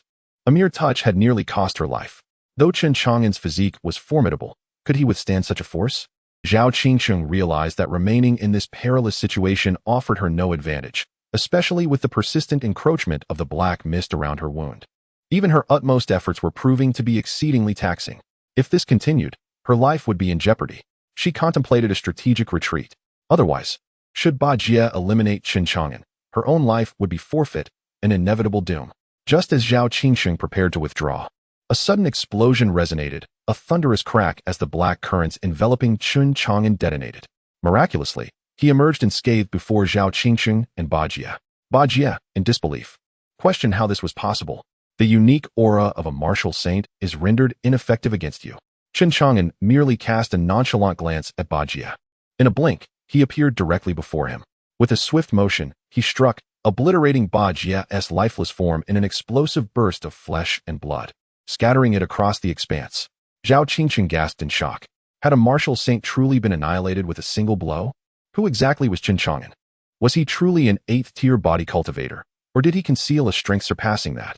Who are you? Echoed a voice filled with terror from within the martial saint's tomb. Yet, the remnants of the disintegrated Ba Jie reassembled, restoring him to his former state. However, at that moment, Ba Jie wore an expression of deep foreboding, uncertainty clouding his gaze as he regarded Chen Chang'an. Though he had seemingly perished, this body was a genuine martial saint's form, not something that could be so easily dispatched. As he looked upon Chen Chang'an, his eyes brimmed with unprecedented wariness. Chen Chang'an approached Ba Jie once more, speaking with a calm demeanor. Who am I? You would not recognize me even if I told you. However, as I previously mentioned, I seek the complete heaven and earth creation technique to be entrusted to me. With each step Chen Chang'an took, he instilled an overwhelming sense of pressure upon Ba Jie. In the next moment, Chen Chang'an struck with his palm. Without exception, Ba Jie was once again vanquished by that single blow. Yet, he quickly regained his composure, although his countenance grew increasingly grim and apprehensive. At that moment, Ba Jie felt as though Chen Chang'an were an unfathomable ocean, impossible to gauge in depth, and perhaps even stronger than during his prime. Ba Jie inwardly cursed, wondering how such a prodigy had emerged from the martial saint tomb. What was he to do? Technique, Chen Chang'an uttered succinctly. Cold sweat broke out on Ba Jie's forehead, and without hesitation, he turned to flee deeper into the martial saint tomb. Zhao Qingqing stood in stunned silence. The martial saint Ba Jie was actually escaping, Was this a jest? What had become of his lofty authority? Chen Chang'an remained calm, his gaze fixed on Ba Jie's fleeting figure as he stepped forward, pursuing him with unhurried determination. In this world, no one has ever escaped from his grasp. Chapter 208. Two Choices, Intent to Kill. Ba Jie frantically fled to the innermost depths of the martial saint's tomb, consumed by terror. Fear gripped him as he had not experienced in a long time, never having imagined that Chen Chang'an could instill such dread within him. The mere thought that he could obliterate his martial saint body with a single strike was utterly horrifying. What baffled Ba Jie the most was this. If Chen Chang'an possessed such formidable strength to shatter his physical form with ease, why did he require the heaven and earth creation technique? That wretched individual. Ba Jie gritted his teeth. If it were not for his current state of death, having yet to resurrect, and the powers contained within this body not having reached their peak as in life, how could he have so easily shattered his form? With a deep sigh, Ba Jie ultimately concealed himself within the blood pool at the deepest part of the martial saint's tomb. Thunderous sounds erupted as a massive stone door, adorned with countless runes and glowing with an otherworldly light, crashed down, enclosing the entire blood pool in its protection. Only then did Ba Jie finally breathe a sigh of relief. This blood pool was fortified by an ancient array, and coupled with the stone door forged from azure iron. He believed it would be impenetrable. However, the ground shook with a series of colossal booms from outside the blood pool, causing the entire stone door to tremble. Ba Jie's expression turned grave, and he involuntarily retreated several steps. Could this barrier truly be insufficient to deter him? Chen Chang'an approached with deliberate calmness, having locked onto Ba Jie's aura, leaving him with no avenue of escape. A stone door now obstructed his path. Utilizing his divine vision, Chen Chang'an peered through the stone door and beheld Ba Jie hidden within the blood pool, a smirk of mockery gracing his lips. Hiding here? He raised his hand and delivered a few punches, astonished to discover the formidable defenses of the stone door. With his 8th-tier physical cultivation alone, he found himself unable to breach it. A thought crossed his mind as an overwhelming force surged into his fist. With a thunderous crash, this punch unleashed a cataclysmic power, shattering the stone door into fragments. The ancient array protecting this place was likewise obliterated by Chen Chang'an's reckless strike. Within the blood pool, Ba Jie's face turned ashen as he stared blankly at the advancing Chen Chang'an, who had just dismantled both the stone door and the protective array. Chen Chang'an surveyed the surroundings of the blood pool, his gaze ultimately settling on Ba Jie. It appeared you have no path left to escape. In a state of panic, Ba Jie backed himself into a corner. Chen Chang'an spoke, "Hand over the technique. Do not think your self-healing ability will serve you well. If you do not comply, I will not hesitate to eradicate you completely." His calm words radiated a chilling intent to kill, sending shivers down Ba Jie's spine. He had an instinctive feeling that this formidable youth could indeed bring about his absolute demise. Ba Jie swallowed hard and replied gravely, "It is not that I do not wish to share this technique with you, but the heaven and earth creation technique is not as simple as you presume. If I reveal the third layer to you, disaster will befall us both." The gravity of Ba Jie's expression was palpable. It appears that there are compelling reasons for not fully imparting the heaven and earth creation secret to Chen Chang'an.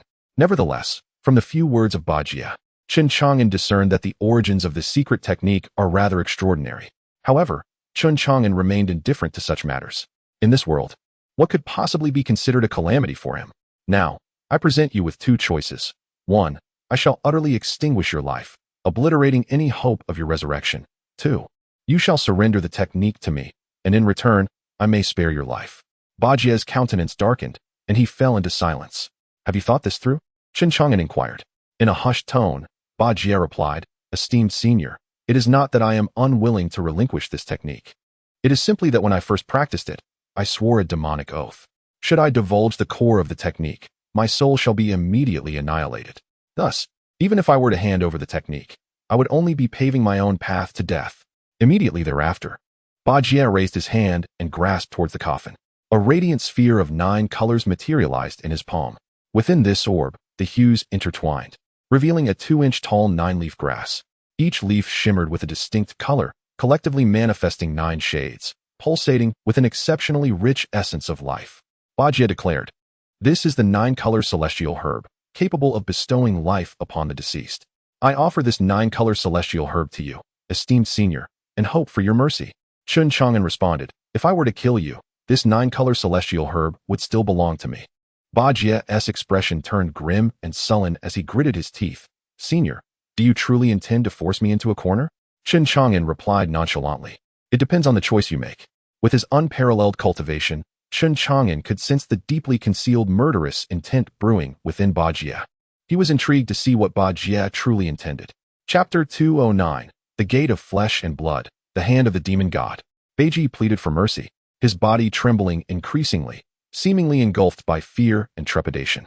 Yet, the concealed intent to kill within him intensified. Chen Chang'an observed him with a cold detachment. Intrigued by what had instilled such confidence in Beiji, provoking this intense murderous intent. Did Beiji truly believe he possessed the strength to vanquish Chen Chang'an? At that moment, Beiji's expression fluctuated, as if he were grappling with a momentous decision, until clarity dawned upon him. With a heavy sigh, he declared, Senior, since you are so insistent on obtaining the heaven and earth creation technique, I shall grant it to you. However, regarding the third layer of the technique, which is pivotal, should you choose to delve into it, dire consequences will surely follow. Do not hold me accountable. Having spoken, Beiji refrained from further discourse and promptly transmitted the complete heaven and earth creation technique to Chen Chang'an. Chen Chang'an was taken aback, not anticipating that Beiji would so readily bestow the technique upon him. Though surprised, he remained unperturbed, keen to uncover Beiji's ulterior motives. Beiji's warning against examining the third layer, however, served merely as a provocation, igniting Chen Chang'an's curiosity. Undeterred by any potential schemes, Chen Chang'an understood that in the presence of overwhelming power, no trickery would suffice. As he concentrated, preparing to explore the third layer of the heaven and earth creation technique, it felt as though he had breached some forbidden threshold. Suddenly, the blood pool erupted in a frenzy, releasing haunting howls, anguished cries, and even sobs. Chen Chang'an turned his gaze toward the blood pool, where he was astonished to observe the remnants of demons, disembodied limbs, and severed parts, struggling with a vigorous vitality amidst the blood. The crimson liquid surged, gradually coalescing into a colossal ancient gate fashioned from a grotesque assemblage of flesh and bone, heads, and dismembered limbs. Gazing upon this gate of flesh and blood, Beiji cast aside all pretense, openly revealing his murderous intent. He laughed coldly, exclaiming, You have chosen the path of perdition, entering the gates of hell unbidden. This fate is yours alone to bear, and your demise is assured. A bizarre four-pointed mark materialized upon Beiji's forehead as he knelt reverently before the gate, mumbling incantations in a peculiar and esoteric tongue, incomprehensible to Chen Chang'an. Yet, an instinctive feeling arose within him. Beiji appeared to regard him as a sacrificial offering. Intrigued, Chen Chang'an observed the unfolding scene without interference, eager to witness the spectacle Beiji would conjure. What was this gate of flesh and blood that emerged from the pool? Suddenly, a multitude of blood-red eyes appeared upon the gate, exuding an air of authority, mystery, greed, and ancient wisdom, all fixated on Chen Chang'an. Accompanied by a grand, ominous voice emanating from the gate, Beiji appeared both elated and reverent. Chen Chang'an inquired, What is this? Beiji coldly laughed and proclaimed, This is the gate of flesh and blood. Through sacrifice, one can attain anything one desires. The Heaven and Earth Creation Sutra was a boon I received from my early offerings. I have now breached my vow and leaked the essence of the Heaven and Earth Creation Sutra to you, summoning forth the gate of flesh and blood. I have already offered you as a sacrifice to it. No matter how powerful you are, you shall meet certain death before the gate. Is that so? Chen Chang'an replied calmly. For reasons unknown, Beiji felt a strange unease in the face of Chen Chang'an's tranquility. At that moment, a grotesque hand, riddled with countless fleshly tumors and adorned with bizarre runes, emerged from the gate of flesh and blood, reaching out toward Chen Chang'an. As the terrifying hand appeared, a dreadful aura enveloped the entire blood pool. Beiji, in reverence, knelt down, convinced that Chen Chang'an was doomed. This was the hand of a demon god, impervious to anything in the grand realm of cultivation. No matter how formidable Chen Chang'an was, he could not escape this fate. Chen Chang'an regarded the hideous hand with indifference and said, Did you seek my consent before making me a sacrifice? With that, he unexpectedly seized the demonic hand and, with a powerful tug, wrenched it off with sheer force. Blood, dark red and viscous, gushed forth, each drop infused with terrifying energy, splattering into the blood pool and saturating it with a malevolent aura. Roars of agony echoed from the gate of flesh and blood, accompanied by a wrathful bellow that surged forth like a tidal wave of murderous intent. It felt as if a horrifying entity within the gate was preparing to break free to slay Chen Chang'an. Meanwhile, Beiji, who had knelt with fervent reverence, saw his smugness evaporate, replaced by utter disbelief. He could scarcely comprehend the scene before him, watching as Chen Chang'an curiously held the bleeding, grotesque hand, rendered speechless. He had actually torn the legendary hand of the demon god from the gate of flesh and blood. Heaven above. That was the hand of a demon god. Beiji was left in shock, struggling to utter a single word, as an overwhelming sense of dread enveloped him. His entire body trembled, not in feigned fear, but in genuine terror at the unimaginable sight he had just witnessed. At that moment, a singular thought consumed Beiji's mind. He was utterly doomed. If Chen Chang'an could sever the hand of a demon god, what chance did he have against him? Chapter 210, Perfecting the Techniques, Devouring and Plundering. Chen Chang'an grasped the grotesque hand, feeling the immense purity of the energy contained within, infused with a formidable life essence. Each drop of blood that flowed bore astonishing power. Even after being forcibly severed by Chen Chang'an, this hideous hand continued to writhe and struggle, releasing destructive forces with each attempt, causing the very fabric of space to crumble. However, no matter how fiercely the hand struggled, it could not escape Chen Chang'an's grasp. With unparalleled strength, he easily subdued the grotesque appendage. Beiji stood frozen, utterly dumbfounded by Chen Chang'an's actions. Ignoring him, Chen Chang'an focused instead on the blood-soaked portal. Roars reverberated from the flesh and blood door, and soon another hideous hand emerged. Its fingers as hard as iron, sharp as blades, lunging ferociously towards Chen Chang'an. Yet, he swiftly seized this grotesque hand as well. This time, instead of tearing it apart immediately, Chen Chang'an squinted, determined to uncover the identity of its owner. With resolve, he began to pull the master of the grotesque hand from the portal, inch by inch. Beiji felt a chill run down his spine, utterly astounded. How could such a monstrous being as Chen Chang'an exist in the world, to contend with the terrifying entities beyond the flesh and blood door? Just as it seemed Chen Chang'an was about to extract the owner of the grotesque hand, a sudden, thunderous boom echoed. It was unclear whether the portal could no longer withstand Chen Chang'an's might, or if it was the force from the owner of the grotesque arm. But the entire blood-soaked door collapsed. In Chen Chang'an's hands lay another severed arm. Observing the two arms he held, he found himself at a loss for words. Meanwhile, Beiji fled towards the blood pool's edge. Stop! Like a divine command, his words transformed into an indomitable force, pressing down upon Beiji with the weight of a mountain, rendering him immobile.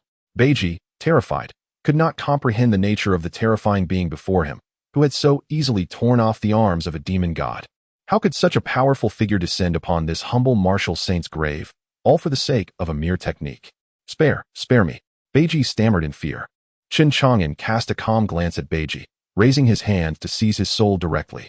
Without the support of his soul's power, Beiji's once formidable body rapidly decayed, transforming into a mere skeleton. Overwhelmed with terror, Beiji gazed into Chen Chang'an's indifferent eyes, his entire soul quaking uncontrollably. Without further ado, Chen Chang'an refined Beiji's soul, acquiring his memories. Thus, Beiji met his ultimate demise, the martial saint who once roamed the world a millennium ago, now devoid of any hope for resurrection. From the memories of the tyrant, Chen Chang'an gleaned further information regarding the blood-flesh gate, his eyes narrowing slightly. Demons from beyond the realm, is it? How intriguing. Chen Chang'an did not hasten to depart from the tomb of the martial sage. Instead, he began to employ his divine mind to comprehend the third layer of the heaven and earth creation technique. After his contemplation, he meticulously refined and sculpted this technique, endeavoring to evolve it towards perfection. In doing so, he would significantly enhance his corporeal realm. Approximately an hour later, Chen Chang'an successfully perfected the heaven and earth creation technique. The third layer of this technique, unlike the previous formidable physical forms, drew energy from the cosmos to strengthen the body. However, through the enhancements of Chen Chang'an's divine mind, this heaven and earth creation technique transformed into a method of devouring. It became a discipline brimming with dominance. As long as the body could withstand it, one could ceaselessly absorb the world's energies to fortify their physical form. Thus, it would thoroughly satisfy his subsequent breakthroughs in physical advancement. He directed his focus upon the two grotesque arms, which contained the purest and most potent energy of the celestial demons. Without hesitation, Chen Chang'an unleashed the heaven and earth creation technique to consume the immense energy within these demonic hands. He continued to devour, allowing the energy to be absorbed by his body, thereby augmenting its strength. As the energy flowed incessantly into him, Chen Chang'an felt every inch of his flesh boiling, as if it had been parched for years, ravenously drawing upon this energy. Simultaneously, his aura grew increasingly powerful, denser, and more profound. After half an hour, Chen Chang'an completely refined the two demonic hands, his aura now more than doubled in strength, leaving him invigorated. His eyes sparkled with brilliance. This was the true might of the heaven and earth creation technique. Perhaps with a few more demonic hands, he could ascend from the 8th to the 9th tier. He attempted to summon the blood-flesh gate once more using the method from the tyrant's memories. However, much to Chen Chang'an's disappointment, the blood-flesh gate did not materialize. A pity. Nevertheless, perfecting the heaven and earth creation technique was accomplishment enough. Naturally, Chen Chang'an did not overlook the 9-colored celestial herb within the blood pool, as its life-restoring properties would prove invaluable. He took the 9-colored celestial herb and turned to leave the blood pool. However, on his way out of the tomb of the martial sage, he did not encounter Zhao Qingcheng, indicating that she had departed ahead of him. Chen Chang'an paid it no mind. Upon exiting the tomb of the martial sage, he pondered for a moment, then unleashed a punch, causing the entire tomb to collapse into a wasteland of ruins. Chapter 211. The Demon Lord and you in a realm shrouded in darkness. A thunderous roar echoed throughout the heavens and the earth, instilling fear in countless beings. Towering like a mountain, the figure stood 10 zhang high, his skin an ominous hue, adorned with a myriad of demonic patterns. His grotesque visage was crowned with 2 colossal horns resembling those of a bull, and his teeth, sharp as blades, were irregularly spaced. This monstrous entity, despite his formidable stature, appeared to have had his arms wrenched apart, blood flowing profusely from the wounds. Yet, astonishingly, new, hideous hands began to sprout from the severed limbs. His gaze was icy as he commanded, "You." Accompanied by a gentle tremor in the void, a strikingly beautiful woman emerged from the ether, clad in an alluring black gown. Her exquisite features were framed by cascading hair. Yet, unexpectedly, her lower half was entwined with a massive cluster of dark roots, sprawling intricately across the landscape. As she approached, the roots parted, revealing her long, ivory legs, while the dense, dark roots seemed to form an elegant hem around her gown. "Greetings, Demon Lord. I am at your service. What commands do you have for your subordinate?" she inquired respectfully. The Demon Lord's gaze remained frigid, his eyes aflame with barely contained fury. "Dazhong, there is a wretched individual I need you to find. Eliminate him and bring back his soul." As his words fell, a drop of demonic blood descended, landing in the woman's palm. Within that blood resided a trace of his essence. "When you reach Dazhong, this will guide you to him."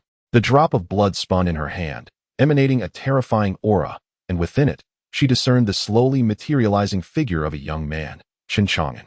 Though curiosity stirred within her about the identity of this youth who had provoked the Demon Lord's wrath, she dared not inquire further, sensing the Lord's ire. "As you command, Demon Lord." With the drop of blood in hand, she departed swiftly towards Dazhong. In Hezhou, at Tianwu City, Chen Chang'an returned from the martial sage's tomb, making his way back to Tianwu City. The distant horizon began to brighten, and he murmured to himself, "I never anticipated that pursuing the protector of the Du family would lead me to the martial sage's tomb. This night has slipped away, and it appears I cannot spend the night at Wanxiang Tower." Truth be told, Chen Chang'an had harbored a desire to share a night at Wanxiang Tower with Taoya. Over the years of traversing this realm, he had accompanied Su Dafu and Lin Lei to Taiangxianfang several times, often contemplating an overnight stay. However, at that time, none of the maidens had taken an interest in him, nor had they extended invitations for a night together. Moreover, their finances did not permit such indulgences. Yet now, endowed with unparalleled cultivation, Chen Chang'an experienced a transformative change. Remarkably, even Taoya, a distinguished disciple of the Miaoyin sect in the north, had taken a liking to him, and had even invited him to spend the night. With dawn approaching, the notion of lingering at Wanxiang Tower seemed futile. Chen Chang'an did not return to the Wanxiang building, but instead headed back to the Jiukong apothecary. Upon his arrival in Tianwu City, he spotted the enormous treasure ship of the Linxian sect, and, after a moment's contemplation, employed his divine sight to scan the vessel. To his surprise, he did not see Zhao Qingcheng aboard. This puzzled him. It was indeed strange that Zhao Qingcheng had left the martial saint's tomb without returning to the ship. However, Chen Chang'an paid it little mind, for his acquaintance with Zhao Qingcheng was fleeting and held no significant weight. He made his way directly back to the Jiukong apothecary, only to find Lin Lei waiting for him at home. Lin Lei, with weary eyes, breathed a sigh of relief upon Chen Chang'an's return. "Lei, you didn't go home all night?" Chen Chang'an inquired, his brow furrowing in confusion. Lin Lei, at a loss for words, replied, "Brother, you killed one of the top talents from the Du family and then pursued their guardian. How could I possibly have the heart to return home? I was initially waiting for you at the Wanxiang building, but as you took too long, I came here to wait for you instead. I'm glad you're finally back. Lin Lei then asked, what about the guardian of the Du family? Chen Chang'an answered succinctly, he is naturally dead. Although Lin Lei had mentally prepared himself for this outcome, he could not help but sigh upon hearing Chen Chang'an's words. Chang'an, we have truly offended the Du family gravely. The Du family of Wanzhou and the Linxian sect of Shazhou, we have now antagonized two major forces among the top 10 cultivation factions in Hezhou. This is something I never dared to imagine in my lifetime. Although the young lady Taoya from the Miaoyin sect has promised to help us, I still find it unreliable, as this is not a matter that can be resolved with mere words. What are your plans moving forward? Should we hurry and flee while the Du family has yet to react? At this point, Lin Lei's eyes lit up. Yes, fleeing. Let us make haste. I will return immediately to gather my belongings and leave. With your strength, the Du family and the Linxian sect may not be able to pursue us. To resist or to run away, death should be regarded lightly, but fleeing seems so cowardly, Chen Chang'an replied with a smile, halting Lin Lei's thoughts of escape. Then, Chen Chang'an transmitted the complete Tiandi Zhao Huaju to Lin Lei. Instead of fleeing, it would be more beneficial for you to focus on your cultivation. This body refining technique has now been perfected. Here is a finger that I have refined specifically for you. Take it home and see how much you can enhance your physical form. Lin Lei stared blankly at the finger, which was the remnant of the two demonic hands Chen Chang'an had refined. It was not that Chen Chang'an was unwilling to provide Lin Lei with more of the demonic hands to aid in his body refinement. Rather, it was that Lin Lei's current physique was too weak, and even this single demonic finger would require considerable effort to refine. Chapter 212, The White Giant Dragon.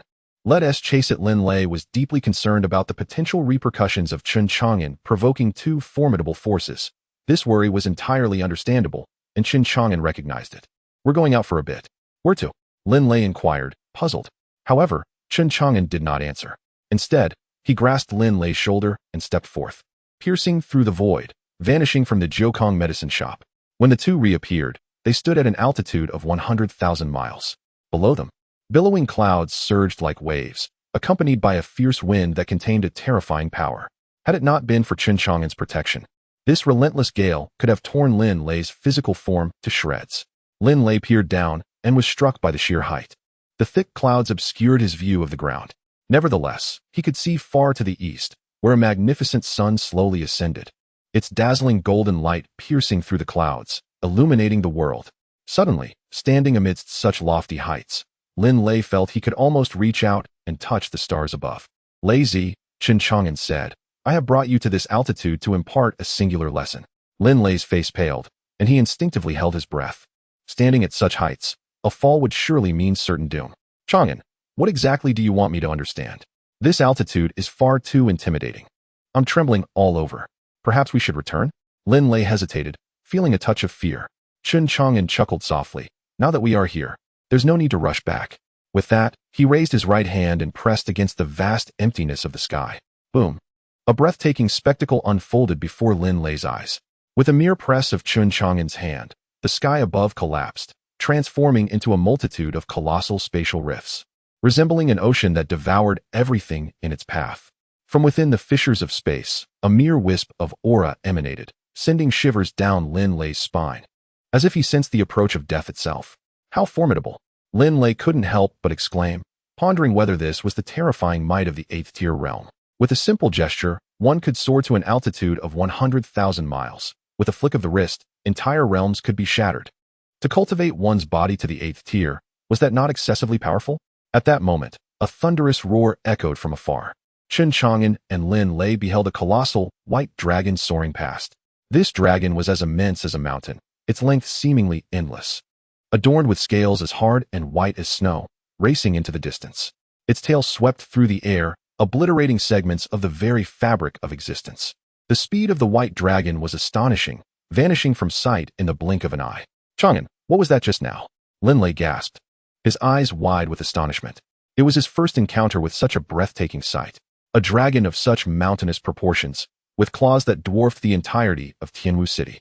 Such terrifying creatures exist in this world? Lin Lei was awestruck, and even Chen Chang'an was left momentarily speechless. It was the first time he had encountered such a colossal creature. The powerful aura emanating from the white dragon was overwhelming, capable of effortlessly shattering the void. Such strength could only be wielded by Chen Chang'an, who possessed unparalleled cultivation. To his astonishment, the white dragon exhibited this power with ease, indicating its extraordinary might. Chen Chang'an shook his head, pondering the identity of this dragon. He surmised that it must be one of the apex beings in this world. Initially, Chen Chang'an had intended to demonstrate his invincible prowess here, allowing Lin Lei to witness his capabilities, thus alleviating Lin Lei's concerns for his safety. However, the sudden appearance of the fleeting white dragon disrupted his plans. Intrigued by the majestic creature, Chen Chang'an temporarily set aside his intention to showcase his strength and suggested, "Let us follow it and see." Lin Lei was alarmed. "Chang'an, are you mad? That beast could easily kill us with a mere breath." Chen Chang'an chuckled. "This creature is likely among the most formidable entities in the great immortal realm. Do you not wish to witness it?" Lin Lei, of course, was curious, yet he was self-aware. "I do wish to see it, but I also wish to live. I am on the verge of marriage. You cannot expect my beloved Xiaolu to become a widow." Chen Chang'an replied, "You haven't even married yet. What widowhood are you speaking of? Besides, should you perish, I shall introduce your Xiaolu to a more suitable man." Lin Lei retorted, "Don't say that, Chang'an. Are we not good brothers?" Chen Chang'an smiled. "Of course we are. So come along with me. You simply need to be more courageous. Practice makes perfect." "Courageous?" Lin Lei exclaimed. "You try provoking two top-tier factions and see who remains unafraid. I am not a solitary man. My courage is already considerable. I will pursue that dragon. But you must ensure my safety. If I return missing a limb, how will I explain that to Xiaolu? Rest assured, I shall keep you safe." Chen Chang'an assured him. No sooner had he spoken than he led Lin Lei in pursuit of the white dragon. Although their conversation had been brief, the dragon had already distanced itself significantly. Even with Chen Chang'an employing his divine sight, he could not catch a glimpse of it immediately. Good heavens! This white dragon is no ordinary being, Chen Chang'an mused, narrowing his eyes. Yet, regardless of the dragon's speed, with his incredible cultivation of 999 billion years, he was confident that he could surpass it. With Lin Lei in tow, Chen Chang'an traversed the void with remarkable swiftness. In no time, they beheld the imposing silhouette of the dragon ahead, its elongated tail stretching for thousands of feet. This time, Lin Lei was able to discern the features of the white dragon, left in awe, his soul trembling with fear. "What manner of dragon is this? I have never heard of such a creature in Hezhou." Chen Chang'an chuckled. "What dragon? We shall inquire shortly." With that, Chen Chang'an and Lin Lei swiftly materialized before the majestic white dragon, obstructing its path. The white dragon, upon noticing Chen Chang'an and Lin Lei ahead, revealed a glimmer of astonishment in its ancient, weathered eyes. It halted its advance and spoke. "Humans, articulate your desires for trade. Whether it be power, wealth, or treasures, I, the Snow Dragon Emperor, can fulfill your wishes." Its voice was grand, imbued with an enchanting resonance that reverberated across the vast sky, causing Chen Chang'an and Lin Lei's ears to ring with its echo. Chapter 213, Exhilarating. The Everlasting Celestial Vine. Trade? Chen Chang'an narrowed his eyes, observing the Snow Dragon Emperor with keen interest. In a mere breath, the Snow Dragon Emperor exhaled a terrifying aura akin to a mountain torrent or a tidal wave. Had Chen Chang'an not protected Lin Lei, a single breath from the Snow Dragon Emperor would have been sufficient to extinguish Lin Lei's life. The Snow Dragon Emperor coldly regarded Chen Chang'an and Lin Lei. "Human race, do you wish to trade?" Chen Chang'an smiled slightly and inquired, "What power can you bestow upon me?" The Snow Dragon Emperor fixed his gaze upon Chen Chang'an, stating that the amount of power he could offer depended on the price one was willing to pay. "As long as your sacrifice is substantial enough, the power I grant you will enable you to dominate a realm." Upon hearing this, Chen Chang'an shook his head in disappointment. "Merely dominating a realm? Your strength is limited." "Then, I aspire for power that can secure my supremacy in the illustrious realm of cultivation." The Snow Dragon Emperor sneered. "Human, you are quite greedy. I possess the power to dominate the illustrious realm, but do you believe you can offer a commensurate price?" Chen Chang'an replied, "No." The Snow Dragon Emperor snorted disdainfully. "So, are you jesting with me?" Lin Lei, witnessing the Snow Dragon Emperor's apparent anger, felt a chill of fear. Chen Chang'an's audacity to jest with the Snow Dragon Emperor was remarkable. Although Lin Lei had not heard of the Snow Dragon Emperor before, the mere title of Emperor suggested his formidable nature. Lin Lei was curious, wondering who was stronger, the now-deceased Compassionate Emperor of the Compassionate Palace or this Snow Dragon Emperor. The Snow Dragon Emperor, exuding an imposing presence, coldly stared at Chen Chang'an. Yet, Chen Chang'an remained composed, showing no signs of fear or trepidation in the face of the Snow Dragon Emperor's intimidating aura. This demeanor prompted the Snow Dragon Emperor to regard the young human with newfound respect. "You are impressive. You are the first among the humans I have encountered in years to stand before me with such poise. Chen Chang'an chuckled. Is that so? However, it was evident that the Snow Dragon Emperor had little interest in Chen Chang'an and Lin Lei. Do you wish to trade or not? If not, I shall take my leave. Chen Chang'an was surprised by the Snow Dragon Emperor's unexpectedly mild demeanor, likening him to a wandering merchant. After some contemplation, he replied, I seek longevity-enhancing substances. The Snow Dragon Emperor queried, for how many years? How many years can the longevity elixirs here extend one's life? The Snow Dragon Emperor replied nonchalantly, I possess an everlasting celestial vine, the fruit of which can extend life by 10,000 years. Is this what you seek? At these words, Chen Chang'an's eyes brightened. Astonished that the Snow Dragon Emperor possessed such a remarkable item that could extend life by 10,000 years. Even Lin Lei, upon hearing this, was taken aback. A treasure that could prolong life by 10,000 years was beyond his wildest dreams. He felt content simply to live for 1 or 2,000 years. Chen Chang'an declared, I require it. Currently, Chen Chang'an's lifespan was only around 3,000 years, primarily due to the enhancement of his physical form to the 8th level. At present, as Chen Chang'an encounters deities associated with demons and the enigmatic celestial demon within the blood-flesh gate, as well as the formidable Snow Dragon Emperor before him, he finds himself amidst a realm of mystery and power. Despite possessing an undefeated cultivation level supported by a physical body of the 8th tier, he is unable to confront these adversaries without expending his lifespan to wield his formidable capabilities. Though Chen Chang'an boasts a lifespan of 3,000 years, it appears insufficient when faced with formidable foes. The Snow Dragon Emperor, holding a precious, everlasting immortal vine, captures Chen Chang'an's desire. With a gaze filled with disdain, the Snow Dragon Emperor scrutinizes Chen Chang'an, remarking on the insignificance of a mere 8th-tier body cultivator.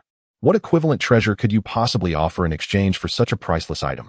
In the Emperor's eyes, Chen Chang'an lacks the qualifications to bargain for the everlasting immortal vine. Even Lin Lei, standing nearby, shares the sentiment that Chen Chang'an's aspirations for the revered vine may be somewhat delusional. However, Chen Chang'an calmly retorts, What is it that you desire, Snow Dragon Emperor? Taken aback by this unexpected inquiry, the Emperor scoffs, expressing disbelief at the notion that anything of value could reside within such a feeble form. Yet, Chen Chang'an, undeterred, raises his right hand. As the Snow Dragon Emperor contemplates this gesture with curiosity, a dazzling brilliance emanates from Chen Chang'an's fingertip, a fleeting display of his invincible cultivation force, which he channels into the Emperor's being. The Snow Dragon Emperor experiences an overwhelming surge of energy akin to a torrential river flooding his body, elevating his cultivation and even curing long-standing ailments that had plagued him over the years. With widened eyes, the Emperor exclaims in disbelief, How is this possible? This feels incredible. Overwhelmed by the exhilarating infusion of invincible energy, he becomes completely engrossed in the experience. Lin Lei stands in astonishment, observing the white dragon reveling in sheer ecstasy, before turning to Chen Chang'an. What have you done to the White Dragon Emperor? With a smile, Chen Chang'an replies, Did he not request something in exchange? It seems my offering has greatly pleased him. After 5 years of imparting his invincible cultivation, Chen Chang'an finally halts. Yet, the Snow Dragon Emperor remains insatiable, gazing greedily at Chen Chang'an. Is there more? Such pure and mysterious energy. I never imagined it could directly enhance my cultivation and heal my long-standing afflictions. The world is indeed vast and full of wonders, opening my eyes to the existence of such extraordinary energy. Do not inquire whether there is more. What I have given you is ample for the transaction of the longevity vine in your possession. The Snow Dragon Emperor nodded, the glimmer of greed in his eyes gradually dissipating. He pondered that this mysterious and pure energy must be scarce within the individual before him. To his surprise, during his travels today, he unexpectedly encountered such a boon. The Snow Dragon Emperor was quite pleased. Very well. With that utterance, the Snow Dragon Emperor opened his mouth and released a luminous orb. The orb radiated with resplendent brilliance, and within it lay a serpentine ancient vine of a vibrant green, reminiscent of crystal. Adorning the vine was a verdant fruit, upon which numerous ancient patterns shimmered, enveloped in ethereal light. Chen Chang'an accepted the orb, scrutinizing the serpentine ancient vine within. From the verdant fruit, he sensed an overwhelming surge of vitality coursing forth. It appeared that the Snow Dragon Emperor had indeed spoken truthfully. The Snow Dragon Emperor cautioned, I must remind you that this longevity fruit has yet to reach full maturity. Should you consume it now, it will only extend your lifespan by 6,000 years. Chen Chang'an inquired, How much longer until it matures? The Snow Dragon Emperor replied, Provided you can procure sufficient energy to nourish it, the longevity fruit shall soon be ripe. Enough energy, you say? Chen Chang'an narrowed his eyes.